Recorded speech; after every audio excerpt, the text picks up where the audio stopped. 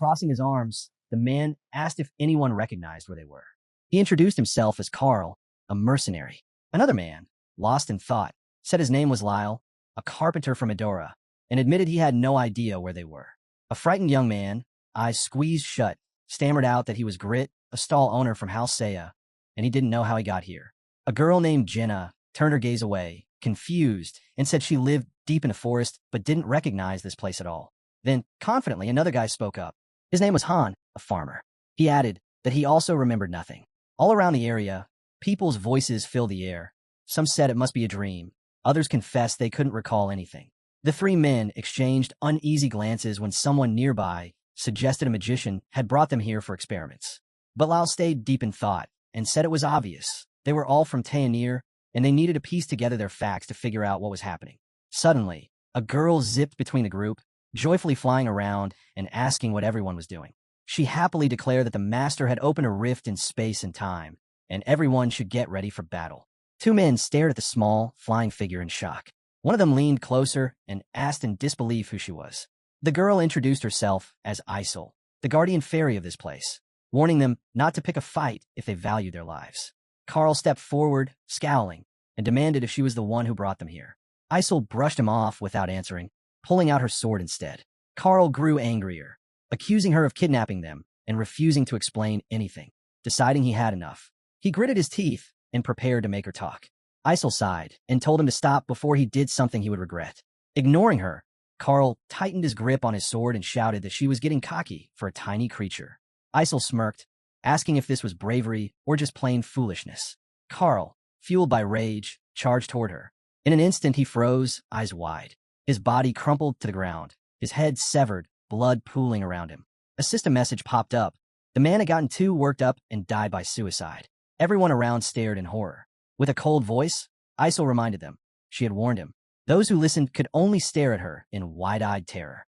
The fairy faced the group, warning them not to even think about raising a hand against her, or they'd meet the same end. She said it was simple self-defense. As everyone stood frozen on the field, panic suddenly broke out. People scattered, screaming in disbelief that the mercenary was truly dead.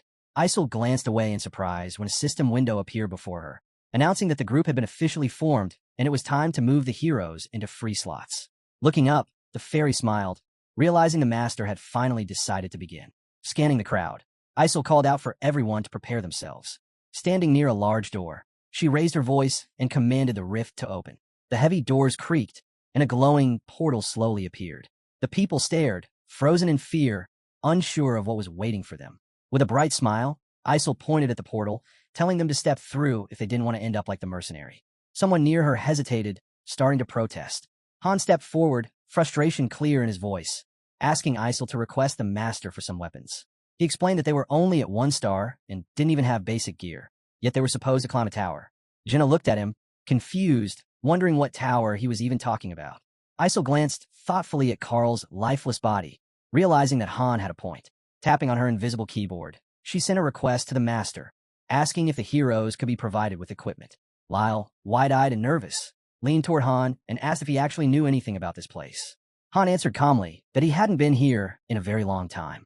Moments later, system windows popped up in front of everyone, announcing that swords and bows had been distributed. Watching Han carefully, Jenna finally started to realize how serious this was. They needed to be ready. Pointing toward a nearby house, Han shouted for everyone to head to the arsenal and grab their weapons because things were about to start. People chased after him, desperately asking what battle he was talking about and what beginning he meant. Panic filled the area. Everyone shouted that they weren't ready to fight, that they couldn't fight at all. Inside the arsenal, rows of weapons were lined up. People frantically grabbed whatever they could, trying to prepare for the unknown. Moments later, everyone came out of the arsenal, now fully equipped. Isol, grinning, stood beside the portal, pointing straight at it and shouting for the group to move forward. Someone hesitantly reached out, hand brushing against the glowing portal. The others, tense and nervous, stared at it in disbelief until the fairy barked at them again to hurry up. Jenna watched in surprise as Han grabbed a flimsy shield. Deciding it was better to stick together, she walked over to him and asked if he knew what was waiting behind the gates and why they needed weapons in the first place. Han let out a frustrated sigh, eyes dropping to the ground. He said it was too many questions at once, but all they needed to know was that they were being sent into an arena to fight enemies, and the rest didn't matter. As they hesitated, a system window appeared, announcing that one woman had already left their world. Seconds later, more notifications popped up. Almost the entire group had died.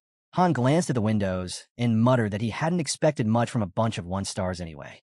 Isol frowned as she saw the notification confirming that one group had been completely wiped out. Even Han was a little surprised it happened so fast.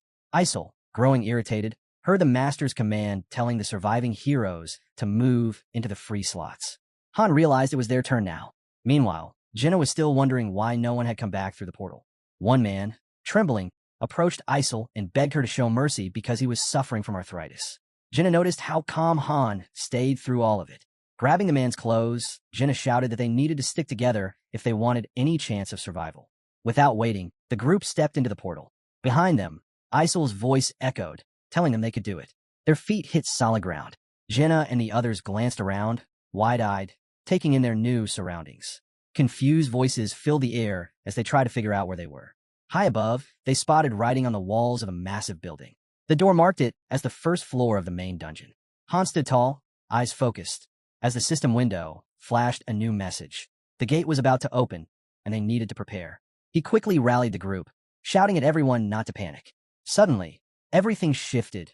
The light grew brighter, and they found themselves standing in a completely new world.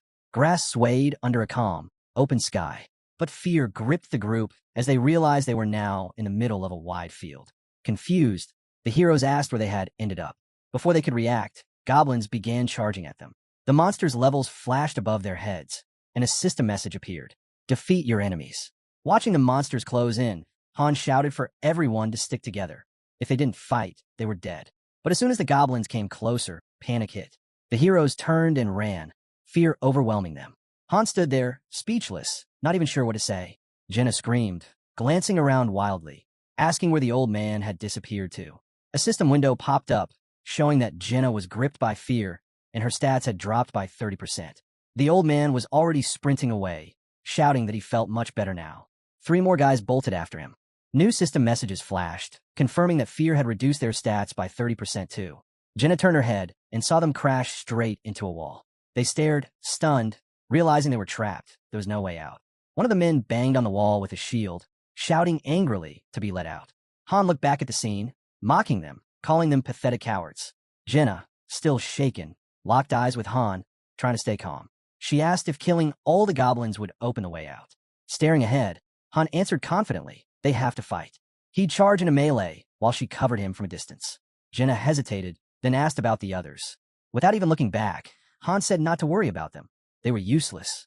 The goblins opened their mouths wide, rushing toward the group with terrifying speed.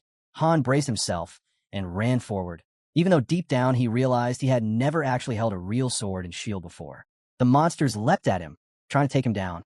Facing them head-on, he gritted his teeth and said his name out loud, Han. He and Jenna fought back, dodging and blocking, doing whatever they could to stay alive. Han knew exactly what was happening now. He was trapped inside a game that depended almost entirely on luck. The portal behind them was sealed shut. The loading screen of game Choose Me flickered in his mind. A mobile game played by millions. The goal was simple: climb to the 100th floor of the tower. Players crafted items, strengthened heroes, and carefully planned their moves to clear each stage. Up until yesterday, Han had been just another player, sitting on his couch with his phone in hand, staring at a new event called the Paranormal Dungeon. He remembered thinking that the highest rank in the game was 7 stars, and he had terrible luck. He had opened thousands of cards and never once pulled a 7-star hero, even though everyone else already had them. Sitting there, he had realized that this game was brutal, unlike others. In game Choose Me, heroes had only one life. An urgent warning flashed on the screen. Clutching his phone tightly, Han couldn't understand why his players were all panicking, each one marked with the fear status. Watching calmly, Han noticed his own fighter trembling in fear. Then, out of nowhere, a boss with a level of 999 appeared and started wiping out his players one after another. Confused, Han stared at the phone, thinking it must just be some glitch. Before he could react, the level 999 monster attacked so fast that his players were dead before he even saw the full attack. Suddenly, a dark shadow burst out from the phone, roaring that it had finally found him. Han froze, fear creeping up his spine. This couldn't be happening. The game had just ended, hadn't it? Darkness swallowed everything around him. A system window flickered in the darkness, telling him to create his account. A message appeared, asking Han to choose a name. Without even touching the screen, his nickname was automatically set, and the game world began to load around him. One system window after another welcomed him into the game. Then a new message popped up asking if he wanted to start his training. If he accepted, there would be a reward. Standing there, sword in hand, Han looked into the distance, heart pounding. The system's voice echoed, explaining that in a small, unremarkable town lived a boy named Han. Hayam territory, it said, was a region where people lived side by side with slaves. The window flashed again. An unknown enemy had invaded these peaceful lands. If Han wanted to save this world, he would have to climb to the top of the tower. Gripping the edge of a nearby wall, Han stared out into the distance, fear tightening his chest. Another system message appeared, ordering him to destroy the goblins that had attacked the city. Still half in disbelief, Han watched as a goblin lunged straight at him. There was no time to think anymore. Gritting his teeth, he gripped his sword tightly and swung it with all his strength. Pushing his fear aside, he attacked again, cutting down the monsters. Swing after swing, his body moved on instinct. Screaming loudly, Han struck at the goblins, refusing to stop even as exhaustion gnawed at him. He couldn't believe it. He was actually killing living creatures. Dragging himself forward, barely able to lift his arms, Han noticed a system window pop up. The task was complete. Han stared into the distance, stunned. Slowly, it started to sink in. He was standing in the main square inside game Choose Me. Mouth hanging open, he shouted into the empty space, demanding to know what was happening. At the top of his vision, a system window appeared, instructing him to summon new players from the main menu. Suddenly, a door in front of him creaked open, pouring out a bright, blinding light. Inside one of the nearby buildings, the shadowy outline of a new player took shape, the first summon he had called forth. Still in disbelief, Han watched as the silhouette became clearer. The girl stepped out and headed toward him. Looking directly at Han, she asked bluntly if he was the one who summoned her. Her name was Shay, she said, and she introduced herself as a knight. Without wasting time, they plunged into the dungeon together. Unlike Han, who still fumbled with his sword, Shay moved with ease, cutting down goblins like it was second nature. Exhausted, the heroes glanced up as a system window confirmed the mission was complete. Han checked their stats and immediately noticed a gap. Shay had 3 stars more than him. Not long after, another system message popped up for Han, telling him to tap on Synthesis, a way to strengthen his heroes. Grinding his teeth, Han realized with growing frustration that he was completely outmatched. Meanwhile, Isol buzzed around him, urgently pointing toward the door and shouting for him to hurry. The master was waiting. Still confused, Han looked up at the little fairy. He loudly asked if her name was Isol. The fairy paused, surprised. She asked how he even knew that. Standing near her, Han calmly introduced himself. But as she scanned through the player cards in the system, her frown deepened. There was no record of anyone by his name. Glaring at him, Isol snapped that he didn't seem like a player at all. Han stayed calm and explained that he was Han, from Seoul, not Tayanir. The moment she heard he was from Earth, Isol's face twisted in anger. Flying up, she yelled that this was insane, that it shouldn't even be possible. They started to argue, Han shouting back that he wasn't going through that door because he would die if he did. Ignoring him completely, Isol shoved him forward and screamed for him to get inside. Shay, standing beside the man, calmly explained that he had barged in loudly, and now his hands were absorbing magic. Han stared at his body in horror, muttering that this was the start of a synthesis. In this brutal process, one hero sacrifices themselves to empower another. As realization dawned, he looked away bitterly. Shay was a 4-star hero. He was only a 1-star. No sane player would ever choose to sacrifice someone like her for someone like him. The knight silently stood off to the side, eyes closed, head lowered, jaw clenched. Han shut his eyes as well, frustrated, knowing what was coming. He was about to be absorbed. But then, a system notification flashed before him. Synthesis complete. His eyes flew open in shock. Shay's form began to dissolve into radiant light. As Han looked on, stunned, he asked her why she was vanishing. She lowered her head, voice steady. This was her fate. The system had chosen him. Smiling softly, Shay gave him her final words. Good luck. Moments later, he was left completely alone. He stared ahead, unable to grasp what had just happened. Grit suddenly let out a furious scream, and from a distance, Han's voice rang out as he fought alongside Jenna. Don't lose focus. If we run, the monsters will catch us. Amid the chaos, while slaying goblins, the man clenched his jaw. He had survived. That's when it hit him. Synthesis was essentially digesting another hero. It wasn't easy to decide who to merge, and once you did, you had to drag them into it. Turning away in disgust, Han scowled. The only reason they were still alive was because the game's master was unbelievably clueless. This whole world was garbage. Jenna, sprinting beside him, yelled that she'd taken one down, but the second was still coming.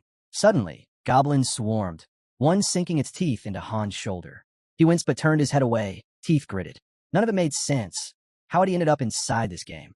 But one thing he knew, Han had been summoned by a one-star hero. As his shield slammed into the goblin with full force, he remembered. A monster, level 999, had locked eyes with him and then simply walked away. Now, with blood on his hands and enemies surrounding him, the hero began to understand. He had crossed paths with someone he should never have messed with. Jenna ran over to the wounded guy, who sat frozen in fear. Ignoring her concern, he muttered that the wound would heal once they got back. Sitting in the field, clutching his side, the hero quietly reflected. Players here didn't really control the fighting. The AI handled all of that. Still, despite its flaws, the game had over 1 million downloads, and all because of one thing. Han glanced up at the sky and saw it, the eye. In this world, someone was always watching, like a god looking down on their creation. With a bitter laugh, he raised his head and called out to the sky, asking if the watcher was enjoying the show. Slowly rising to his feet, Han came to a harsh realization. He was a player too. He knew how it worked, crafting gear, building strategies, leveling up heroes. Turning aside, he thought to himself, whoever's watching, they better be paying close attention. I'll make it to the end. A system window blinked into view. Floor cleared. Soon after, battle rewards popped up. The MVP card displayed Han's name. The card showed countless others who had fallen, their names etched beside the words. All perished. Only 2 cards remained lit, Han and Jenna. That meant they were still alive. As he began training again, Han accepted the truth of his situation. There was no room for complaining. That was for the weak. If he wanted to keep going, he had to push forward. While running, one thing was clear. This world wasn't real, but he was living in it as a one-star hero. Yelling off into the distance, he reminded himself. In this place, there were only 2 ways to die. On the battlefield, or through synthesis. 1-stars had no value. They were throwaways. But Han wasn't ready to be discarded.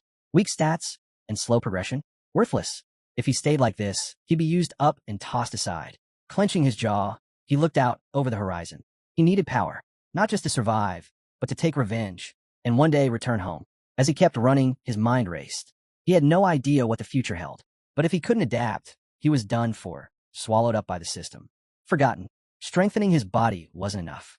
He had to build up his resolve too, his willpower. Fighting stuffed training dummies, he pushed through the exhaustion. Somehow he was used to it. He'd grown up this way alone. No one ever looked out for him. And now, nothing had changed. The guy dropped down and started doing push-ups. Watching him in confusion, Jenna asked what he was even trying to do. But when Han snapped back with a rude reply, she calmly said she was just trying to find him. A moment later, she silently picked up her bow. Still facing forward, she told him she'd been thinking all night about their next move. Drawing an arrow, she added that her father had been a hunter. He was the one who taught her archery. She didn't believe anything would change by sitting around and crying. The arrow whistled through the air and hit the scarecrow square in the head. Wiping his face, Han asked how skilled she really was with a bow. Watching her technique, he quickly realized she'd gained 4 stat points the day before. And while she might still be weaker overall, her accuracy was the real deal. No wonder she had no trouble with the goblins during her first fight. He looked at her again, realizing how fast she had bounced back from losing her allies. More than that, she had clear goals and a plan. That was enough for him. He extended his hand. Jenna smiled and took it, saying her father always told her that having strong connections was one of the most important things in life. And for once, he was absolutely right. Han glanced at their joined hands just as a system window appeared. Relationship bonus granted. Then, the hero suddenly glanced around, shouting for Isol. Flying in with an annoyed huff, the fairy snapped that she was busy. Glaring at Han, she said she wasn't answering any questions, and if he needed anything, he should climb the tower himself. Jenna raised an eyebrow as she heard Han ask if he was the only one who could see the pop-up windows. Looking away, Jenna shrugged him off, saying she had no idea what he meant. Staring back at Isol, Han commented that she was level 257. The look on her face confirmed it. She wasn't saying it out loud, but the answer was clear. Only he could see the system messages meant for the master. Curious now, he asked what would happen if the master just stopped playing. As the question hung in the air, he began to piece things together. The synthesis with Shay, it had been a major mistake. He'd absorbed a 4-star hero and wasted her potential. All because the player controlling him had carelessly clicked. The account was tied to a phone. That meant no reset, no do-overs. And last time, the master hadn't even logged in again for a full week. With that realization, the weight of it all began to sink in. The hero stepped closer to the fairy, asking if time flowed differently here than on Earth. But Isol, clearly annoyed, snapped that she wasn't answering anything else. Still grinning, Han studied her reaction. That told him everything. Time here was different. Looking at Isol's irritated face, he understood something more. She couldn't actually stop him. Fairies could only act when directly commanded by the master or in self-defense. That meant he could keep asking questions, digging for answers, and slowly uncover the rules of this world, unless the master shut it all down. Standing beside Jenna, Han explained that their goal was to climb all 100 floors of the tower. Jenna glanced at him, and he waved his hands, adding that all their missions came from the master, relayed through Isol. Whether they liked it or not, they had to follow those orders. But if they could reach the top, then maybe they could escape. To do that, they'd need to train. A lot. And fast. Walking up to him, Jenna asked if it would be just the two of them. Han shook his head. The master had the power to summon more heroes. So no, they wouldn't be alone for long. Still, every move from here on out had to be calculated. Standing in the vast square, Han realized something chilling. Their fates still rested in the master's hands. After a full day of non-stop training across the massive grounds, Han made an interesting discovery. Inside the house, he noticed that essentials, food, supplies, were automatically restocked every day. More than that, if you imagine something specific, it would just appear by the fireplace or tucked away in a closet. But it only worked for basic needs. Game-related items like weapons, currency, or gear. No such luck. Still, as training continued, he found something even more surprising. The lessons he was learning here weren't things he ever grasped while playing the game himself. It went deeper. He realized that even among one-star heroes, there were standouts, those who showed raw talent. And yet, their strongest trait wasn't talent. It was relentless effort. While training didn't directly raise levels or stats, it did help unlock new abilities and sharpen hidden skills. And the more battles they went through, the more patterns emerged. Han began to understand how the master judged heroes. First, fortitude, because panic on the battlefield was a death sentence, and Shay had proven that. Second, skill. Higher-ranking heroes came with abilities already unlocked. One-stars had to earn them the hard way. And finally, physical training, which was exactly what he was grinding through now on the third full day of pushing his limits. The moment the master logged in, Han stared into the distance and called out to Jenna, telling her to get ready. The master was back. He quickly checked his status. 2 skills. That was all he had for now, and he knew that was his current limit. As they stood in the square, a system window popped up. The master is initiating a summon. Han immediately understood what that meant.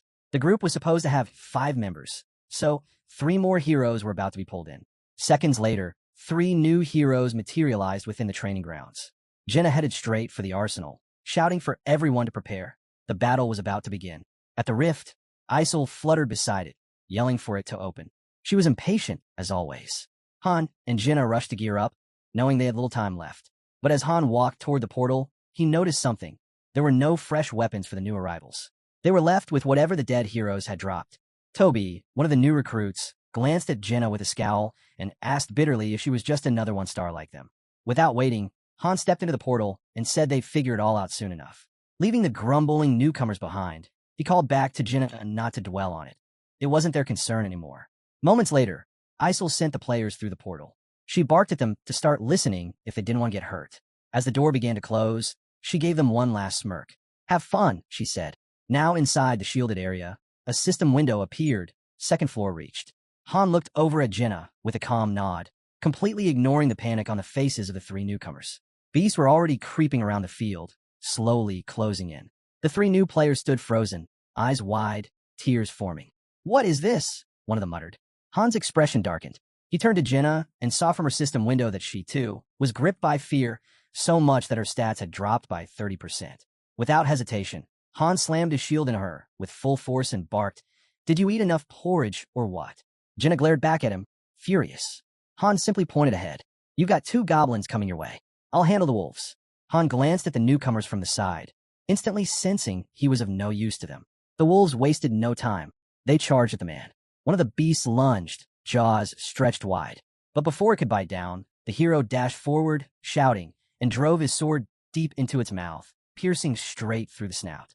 Watching the gruesome strike, Han realized the weapon was powerful, but one blow wasn't enough. He whipped his arm around, swinging the sword in all directions, slashing through more wolves.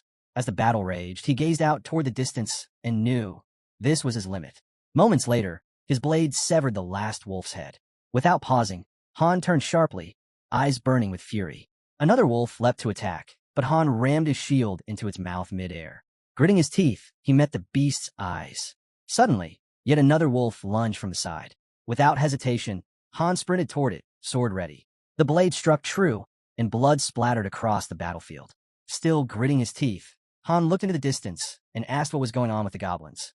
Oddly, the monsters all carried weapons. Approaching the goblins, he turned to the girl beside him and asked in disbelief how many times she had shot them. The heroes stared at the pile of corpses, every one of the monsters already defeated.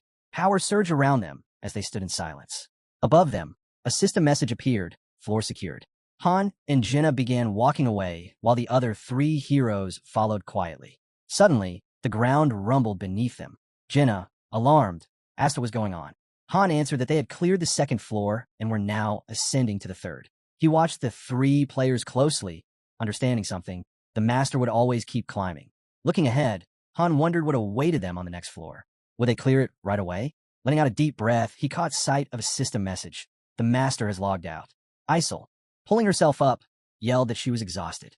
As Han turned to the portal, a thought hit him. They were clearing 1 floor per day. And if time moved 3 times faster here, that meant the master would return in just 3 days. He returned his shield to the arsenal. Han began to realize something. His intelligence had dropped by 1 point, but his strength had gone up by 2.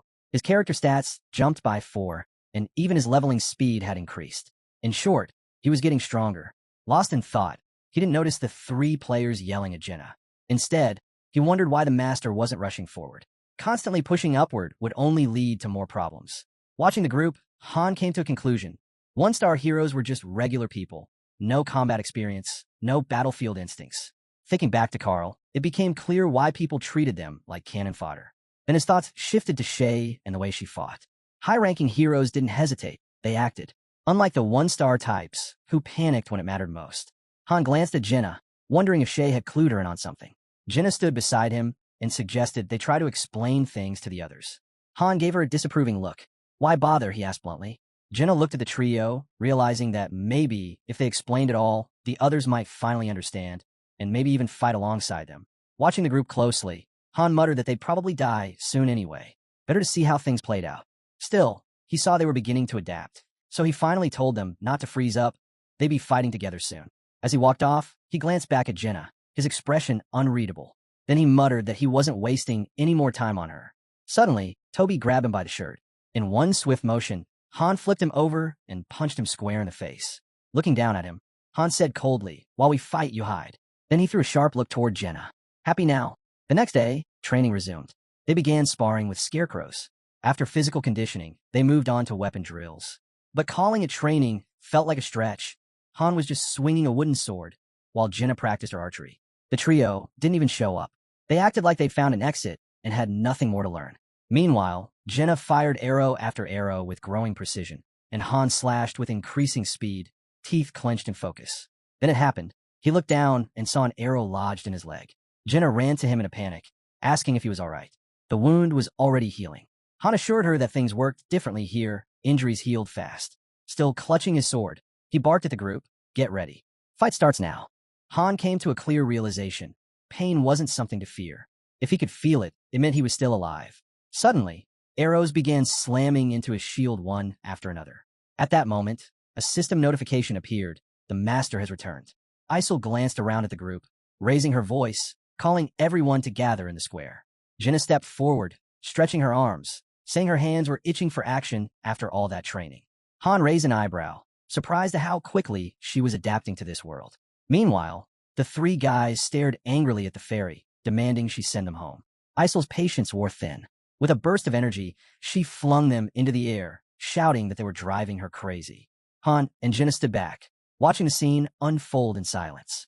The 3 landed hard, now quiet, while Isol barked at them to get inside. Just then, a system message appeared. 3rd floor initiated. New monsters deployed. Han took his stance, turning to Jenna. "We've gotten stronger," he said firmly. "Let's use what we learned in training." Moments later, he charged into the goblins, cutting through them one by one. Fighting side by side with Jenna, he muttered, "This is starting to get boring." Jenna glanced at the 3 others with visible irritation. They're just standing there. Again, Han looked up and spotted a tip in the system. Send uncooperative fighters to restart. Jenna caught his eye and nodded. They couldn't afford to let their guard down just yet. Suddenly, the scene shifted. They were back on the 1st floor. Looking around, Jenna noted it wasn't so bad. Facing the monsters again, the group realized they hadn't changed. Jenna, grinning, raised her bow and swiftly took out the last of them. Glancing upward, Han saw it. The master had chosen to repeat the first floor. Together, he and Jenna pushed forward, floor by floor, slaying every monster in their path and collecting rewards as they went. Jenna, now barely able to stand, gave him a look. She clearly hoped they wouldn't be thrown in a battle again so soon. Eventually, they stepped out of the rift. She walked ahead, muttering that she was tired of protecting everyone. Han followed calmly, stating that the master probably didn't care about weaklings. At the center stood a large building. Its doors opened slowly, and a system message appeared. Synthesis process initiated. The three other heroes stared at it, confused, trying to figure out what it meant. Han glanced at the others, noticing a system window on the screen. It was asking the master to drag certain heroes in as sacrifices. Watching the players closely, he realized something. They'd never once taken the opportunities given to them. The map displayed every location in the game, marking where players had been throughout the day. Just then, gates opened in front of them. Han stared ahead, his thoughts grim. They had chances, maybe more than one. In his mind, he pictured the game world. Even if the small details weren't always visible, the master still had a general sense of what was going on. He could see which players were earning achievements, who was fighting, and who just stood around doing nothing. Reaching out her hand, the fairy instructed them to head to the synthesis chamber. Han calmly told her not to worry. Nothing would happen to her. One of the men behind them hesitated and asked, "What happens to us in there?" Without turning around, Han answered, "You get what you deserve." A second later, the man screamed, mouth wide open, insisting he'd been brought here against his will. Han turned to him coldly. "No one cares what you think." The fairy nodded. "For once, I agree with him." Facing the trembling man, Han went on. "You've always hid behind others. You don't fight. You never tried. That alone was enough." The fairy, clearly done with the excuses, added, "We're all tired of babysitting you. Now get inside." Suddenly, the gate slammed shut behind him. A system message appeared. Synthesis initiated. From inside, a terrified scream echoed. "Let me out. You can't do this." But it was too late. The room erupted in blue flames. After a moment, a girl with red hair emerged. Synthesis complete. Looking around, she asked what just happened. "That guy. He disappeared." Han, eyes still forward, replied flatly. "That's what happens to useless heroes." Then he turned to the group behind him, curious. "So, who's next to learn a lesson?" The fairy pointed at them. "Move it." One of the guys stared ahead, frozen, his face going pale. Han didn't move, his head lowered. As the next guy stepped forward, he suddenly laughed. "You're sending me home." "That's right. I'm finally going back." Han, still looking down, replied quietly, "Believe whatever helps you sleep." After a while, a system message popped up. Synthesis complete. In a flash of bright light, the player vanished, gone without a trace. Moments later, Han completed his own synthesis. His level rose, and he unlocked a new ability, cold-bloodedness. As he walked past one of the guys, he remarked flatly, "You're lucky." The girl turned toward him. "So, if the master decides we're no longer needed, we just disappear in that room." Han glanced back. "Why so shocked? You were the one who said you were tired of them." Her body trembled. "But what if I become unnecessary too?" Han turned away. "Then that's that. Every floor we climb, the monsters get stronger. So does the hero the master brings. We either die fighting or disappear in synthesis." Lowering her head, she replied quietly, "So you knew this from the beginning." Still facing away, Han answered, "Maybe you should have listened more to what your father told you." She averted her gaze in silence. "Sticking with the right people," Han added, "is the only way to survive." The scene shifted to the next day. With her head down, the girl shouted, "I'm counting on you." "What's the point?" Han replied dryly. She lowered her hands. "You said, if I stay by your side, I'd survive. So I want you to know, I'm trusting you now." Han shot her a cold look. "Then follow orders. Do that, and you'll live." Just then, someone clenched his fists and stepped forward, asking to join. The tall guy, voice shaking, looked straight ahead and confessed, "I was an idiot. I made things worse. I was scared. I didn't help. I left everything to you, but I want to change." Hearing this, Han asked sharply, "And why should I trust you?" The man lowered his head. "Then let me kneel, if that's what it takes to be forgiven." The girl spoke up. At least he understands his place now. Han picked up a stick and stared at the guy. "Ever fought a monster?" The man didn't answer at first, clearly unsure. Then Han tossed him a wooden sword. "Then show me."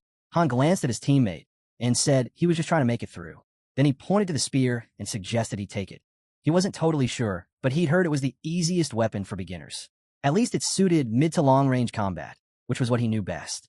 The girl smiled, folded her arms, and chimed in. She had close range covered with the sword, mid-range with the spear, and long-range with the bow. With that, they had all distances secured. Holding the sword in his hands, Han nodded. For a group of 3 with 0 prep, this was probably their best setup. Then, frowning, he snapped, asking what the guy was still standing around for. He needed to get ready. The nervous one looked forward, clearly shaken, and asked if maybe someone should teach him first. Han shot into the air and landed right in front of him, yelling that no one had taught him either. He had never used a spear before in his life. He was figuring it out on the fly, so the guy should just copy him. He launched into a flurry of attacks, saying at least the guy had someone to train with. He himself only had a scarecrow. The boy gritted his teeth, shut his eyes, and swung the spear, only to get kicked by Han, who barked at him to never close his eyes mid-fight. Clutching his stomach from the hit, the guy groaned. Han looked at him and said that even with holding back, this was all he could manage. If it had been a real monster, he'd be dead. From behind, the girl asked if it was the guy's first time. Maybe Han shouldn't go so hard on him. But Han coldly replied that he didn't care. He didn't need dead weight. He wasn't about to waste time on someone who couldn't even keep up. Walking closer, he asked if the guy had any family. The boy muttered that he had a younger sister waiting for him.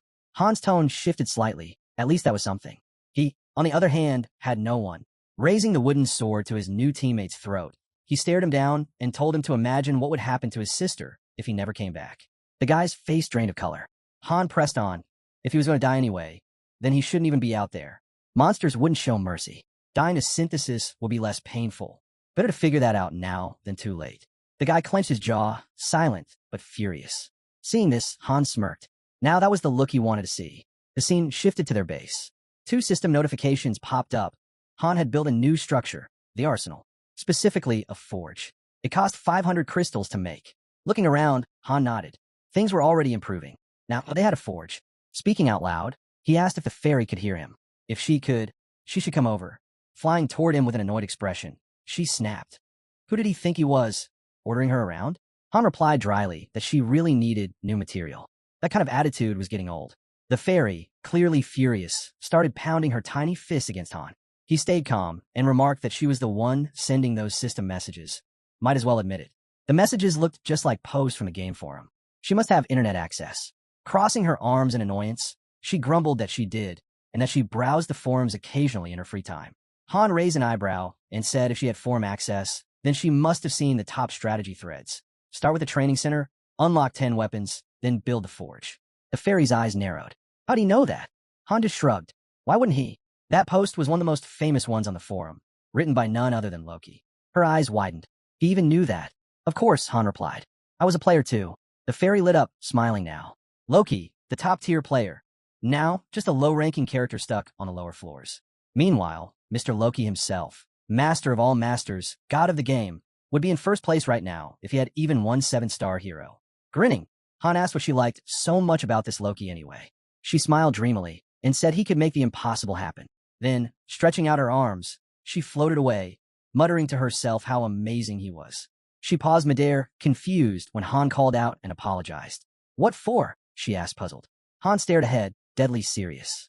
Because I am Loki. A system interface popped up showing a list of building upgrades. The fairy froze, then zipped back, yelling that this had to be some kind of stupid joke. Han calmly stated, account number, 46,631,900. His expression darkened. Only the player and the server admins know that. Check it yourself, or give me another email. The fairy, eyes wide, punched in the number and gasped. This can't be real, she whispered. Her voice trembled as she lowered her head. Then, suddenly, her cheeks flushed, and she shot up screaming for him to sign an autograph. If she got one, she'd be the star of the Loki fan club. Han frowned, completely lost. What fan club? The fan club. Loki, master of all masters, she shouted. If I get your autograph, I'll become a top-tier member. Still glaring straight ahead, Han muttered that he'd never even heard of it. The fairy trembled. I really said all that to the real Loki. Sighing, Han signed whatever she handed him and said dryly, Great. I'm a 1-star hero now. Big deal. Suddenly the fairy shrieked. Wait, you can't just disappear. What'll happen to the settlement? Han shrugged. No idea. The scene changed. 30 floors of a towering fortress, big enough for 20,000 people. Most of the buildings were maxed out to level 22. Incredible infrastructure, but none of it mattered now. He was the dungeon master. The fairy, staring at the fortress with fear in her eyes, asked quietly, What's going to happen to all those people?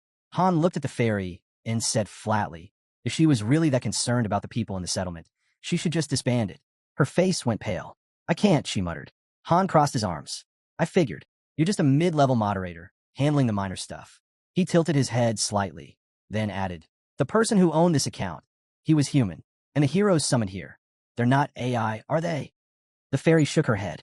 No, they come from different worlds. But every single one of them is real. She went on, explaining that the creator himself didn't even know. To him, it was just a game. He treated the heroes like expendable tools, throwing them into danger without a second thought. Hearing that, Han turned away, his expression hardening. So, if I reach the top, can I go home? I don't know, she replied quietly. Still frowning, Han asked again, then tell me, who brought me here? The fairy shook her head. I can't say. As she began climbing higher, Han folded his arms and asked what exactly her permissions were. She explained that she could give advice to the account holder, manage buildings, offer choices here and there. But that was the extent of it. Han glanced toward the imagined layout of the settlement. Do the other masters' cities look the same? More or less, she said. There are differences, but the structure is similar. Han's mind raced. He pictured a massive number of floating islands, millions of them. Then came the faces of countless heroes, the system that generated them. He had believed it was just a randomizer, creating endless combinations of skills and traits. But it wasn't. These weren't artificial. This wasn't just quantum AI. The whole thing was a lie. The heroes were alive. The infinite content system, the near-limitless worlds, he now realized they were real. As he stared at his phone and pressed a button, it finally sank in. Everything happening inside the game was reality. All those careless choices he made before, he'd sent actual people to their deaths.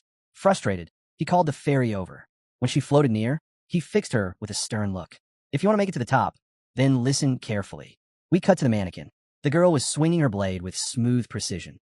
Watching her, Han thought to himself, she was something else.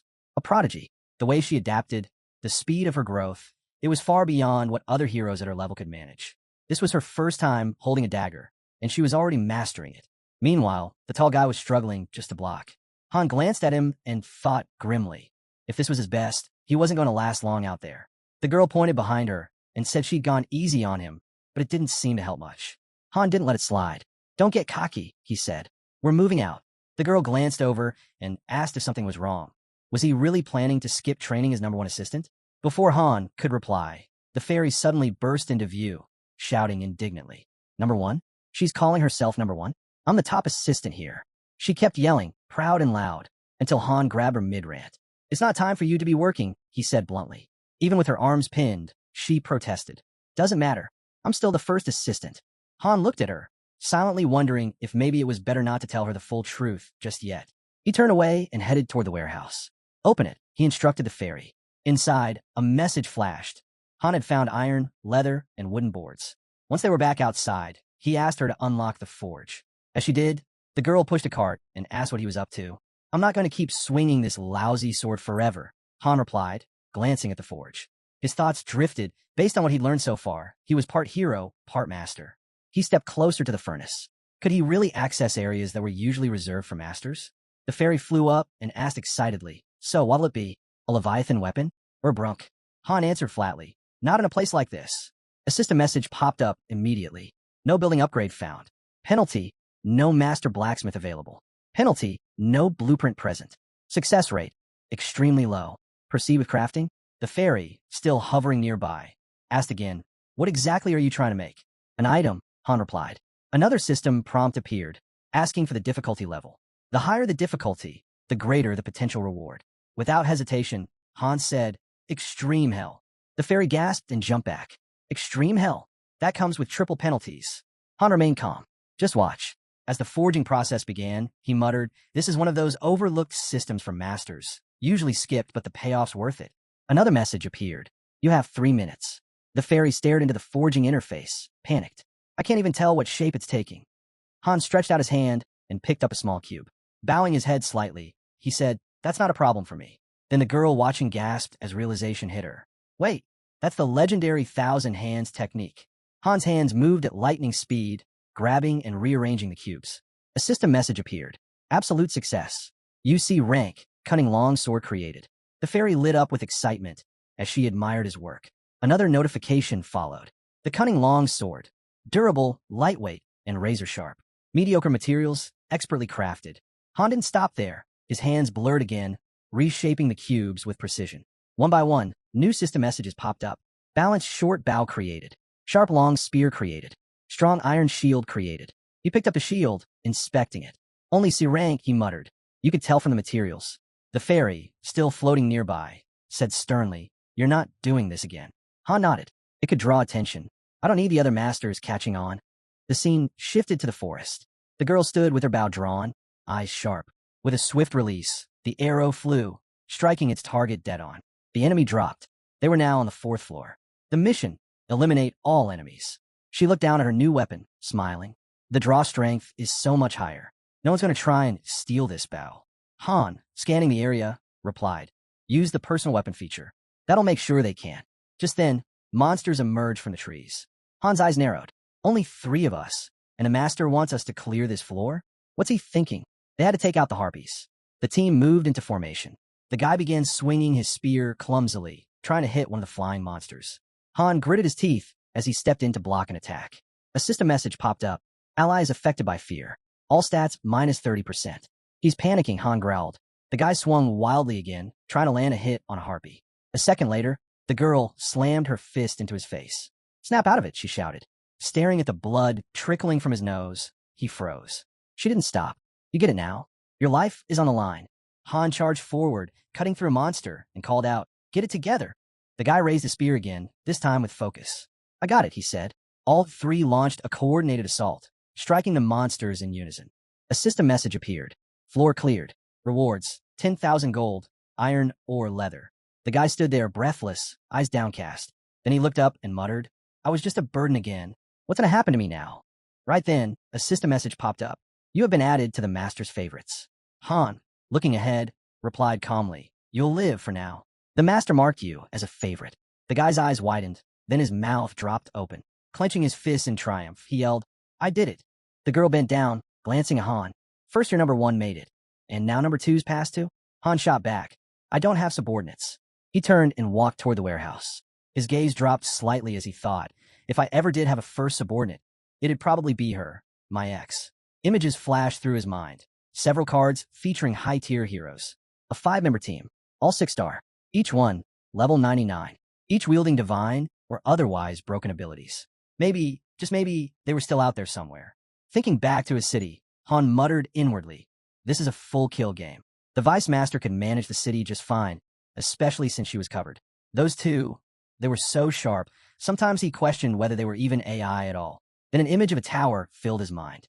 The truth hit him again. They weren't programs. They were real. We cut to the tower. A girl looked at her companion and asked, "You're really leaving?" Her friend replied, "Every minute matters now." Clad in white, the girl said quietly that she wouldn't be able to help with this part, so the research was in her hands now. There was a pause. Then, watching her friend walk away, she added softly, "I hope you find the master." Back at the house, a system message appeared. Living area upgraded to level 2. Hero limit increased. Dining room completed. Higher quality meals now available. We jumped to the training ground. Training area upgraded to level 2. Training efficiency increased. Next, near a smaller building, another message popped up. The forge, carpenter's workshop, and metalworking station have merged into one structure, equipment workshop. Finally, settlement territory upgraded to level 2. Watching all this unfold, the girl stared with her mouth hanging open. "What is happening?" The guy next to her added, "This master's some kind of wizard. How's any of this even possible?" Han glanced around and casually said he'd just invested some money. Seemed like he really enjoyed the game. Staring at the new building, he admired how lively the heroes acted and how realistic the battles looked. To him, it wasn't just animations. The characters felt like actual people. Then he mentioned that the higher they climbed, the better their living conditions would get. Eyeing the fairy, he commented that the user played only at set times, probably someone with a day job. Not only did that player explore the game, but they also spent money on it. His girlfriend chimed in, saying they were lucky it wasn't some broke college student. After all, the guy had shelled out $65,000 for a gear set. Smirking, Han lowered his head, thinking how unlike other games, this one didn't hand out crystals for completing quests. Earning them was tough. He added that finding someone willing to spend real money like that was a huge stroke of luck. Suddenly, his expression changed as a system alert popped up. The master is summoning 10 new heroes. The portal lit up. The guy turned around, surprised, and asked if this was actually summoning. Han replied that the renovations were done. It was time to celebrate. Inside the newly built house, Han pictured the hero cards in his mind. He knew there were 2 summoning options, one using gold and a more advanced one using crystals. Obviously, the second was far more powerful. The game had to find ways to push players into spending real cash. A shocked crowd suddenly appeared in front of the gate. One old man looked around, confused, saying he'd just been at home a moment ago. Han listened to the growing murmur of complaints. Without warning, he pointed his sword at the old man. Startled, the man asked who they were. Han stepped forward with a stern glare, telling everyone to shut up. There would be no explanations yet. First, they had to survive. Whoever made it through, then they'd get answers. At that moment, a fairy raised her arm and shouted for everyone to pay attention. She asked if there were any carpenters. If so, they needed to move over there. Scanning the nervous crowd, she added that they also needed a blacksmith or anyone who could work with metal. Any cooks, she called out. The crowd kept grumbling in confusion, and a girl nearby asked in disbelief, "What exactly are you trying to do?" Han, eyes closed, calmly explained that the fairy was assigning roles. New positions had opened up. The fairy, pointing at the portal, kept speaking to the crowd. Watching her, Han muttered that if those who had died earlier were summoned now, their fate might have been different. This settlement, it was changing fast. Before them stood the beginnings of a thriving city. As he looked around, a system message flashed. To create a group, drag your chosen heroes into available slots. Han stepped forward, saying they had to give it everything they had. With only a few stars, they couldn't afford deadweight. Those who were useless wouldn't even be worth a raw potato. He went on to say that the master would decide who was valuable. One-star recruits would be thrown into the dungeon. Most wouldn't survive long. Just then, the fairy gestured to the portal, telling them to move quickly. It began to glow as another system alert appeared. A fighter couldn't return. His spirit will be remembered forever. Han narrowed his eyes. That happened fast, he said grimly. The girl beside him asked if it wouldn't be better to at least explain things properly. But Han cut her off. There was no point wasting time on those who couldn't even make it through the first floor. Peering into the portal, he added, 2 are already dead. Only 2 made it out. The crowd stiffened, fear spreading as they stared ahead. One man backed away, panicked. I can't fight monsters. I won't make it. Suddenly, one of Han's comrades stepped forward, voice firm. Then I'll go with them. But the fairy quickly snapped back. Don't meddle where you're not needed. The girl chuckled, asking if he'd always been like this. Han replied that he might as well join in. His skills weren't far from a rookie's. Let him help, he said. Then, shooting a hard look at the man, he added, I'm glad you want to help, but don't get in the way while they gain experience. The girl, throwing her hands up, blurted out that she just wanted to go home and eat a real meal. All they'd been fed lately were potatoes. Han glanced at her, realizing she'd completely shaken off her fear. Lifting his gaze to the sky, he quietly said it looked unusually bright, almost like someone was watching them. Turning back to her, he added that it was like a god, seeing and hearing everything. With a grin, Han told her not to worry. No way someone up there cared about every little thing they said.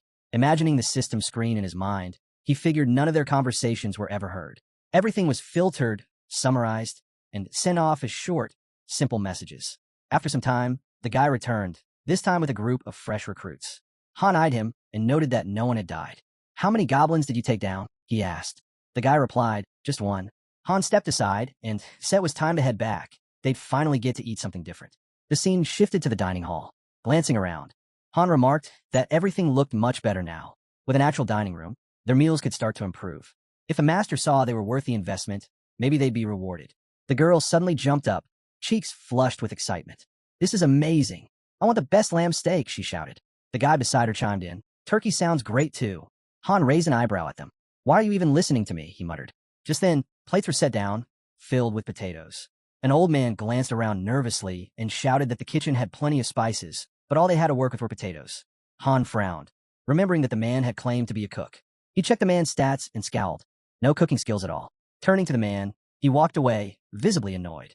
Maybe someone else has the skill, he thought. He looked at the girl and asked for her name. You're the new cook, he told her flatly. The girl dropped her gaze, clearly nervous. The man, hearing this, shouted desperately that he could try making something else. Han looked at him and said he was quick to adapt, but if he was going to lie, he'd better know he'd be caught easily. Then, after a short pause, he added, I'll let it slide this once. Soon after, the table was filled with a spread of dishes. The girl took a bite and gasped. This is incredible. I had no idea you could make so many things from potatoes. She explained that the kitchen had tons of spices, and that made all the difference. Han stabbed a piece of potato with his fork. Eat and listen up, he said sternly. I'm not repeating this. He closed his eyes and added that the newcomers needed to hear the same message. Their survival depended on it. Night fell, and a group of people gathered, eyes wide with disbelief. Is this really true? Someone asked. The girl smiled and said, I'd never fought before coming here. So don't worry. You can handle it too. The fat man, staring forward with a hard look, asked what would happen to them now. Just because he'd been made a cook, did that mean he couldn't help in other ways? Nervously scanning the room, he blurted out that he could also work as a carpenter. Han shot him a cold glance. If you lie again, he said, you'll be the first one up for synthesis. Honestly, you'd be perfect for it. He turned to face everyone at the table. Jobs in the settlement are safer, yes, but don't get too comfortable. Space is limited. If someone with better skills shows up, you'll be replaced and sent into combat. He paused, picturing the growing settlement in his mind. The next day arrived, and the quiet routine was already over. Outside, Han looked at the small group in front of him. Only 3, he asked sharply. His eyes scanned the faces of the few who had shown up. The girl explained, looks like the rest got scared. Probably hiding somewhere. Han sighed. I'm just tired of the usual sparring, he said. Time to try something new. He challenged the newcomers to a fight and easily overpowered them. The stat gap was massive, about 7 or 8 points. In real-world terms, it was like an adult taking on a child.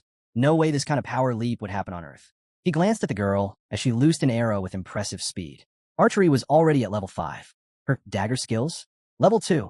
Then he turned to Han's comrade, who leveled a spear forward. Spear mastery, also level 2. But it wasn't rising anymore. Even though he trained harder than anyone, his growth had stalled.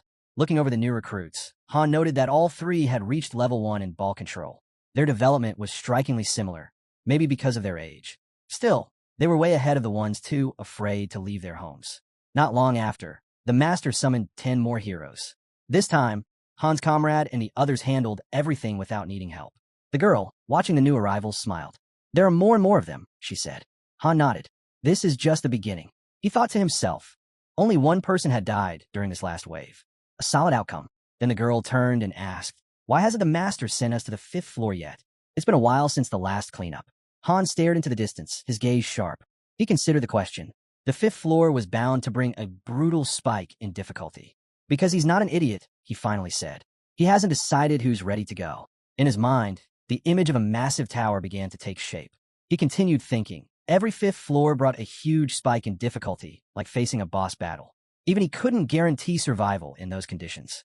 The image of a storm looming over the city filled his mind. No matter how much they trained or screened recruits, many would still die. And just how steep the difficulty climb would be, even his girlfriend had no idea. Cards of combat heroes flashed before us, all marked with just 1 star. Then came the support hero cards. The scene shifted to the 4th floor. The heroes stood ready in formation. Watching them, Han said, right now they're just shields. No need for them to charge ahead. We've got spears and bows backing them up. With a shout, the team charged forward. One guy blocked a harpy's attack. Someone yelled, even weaklings have their own path to victory. Another knight parried a blow from a monster.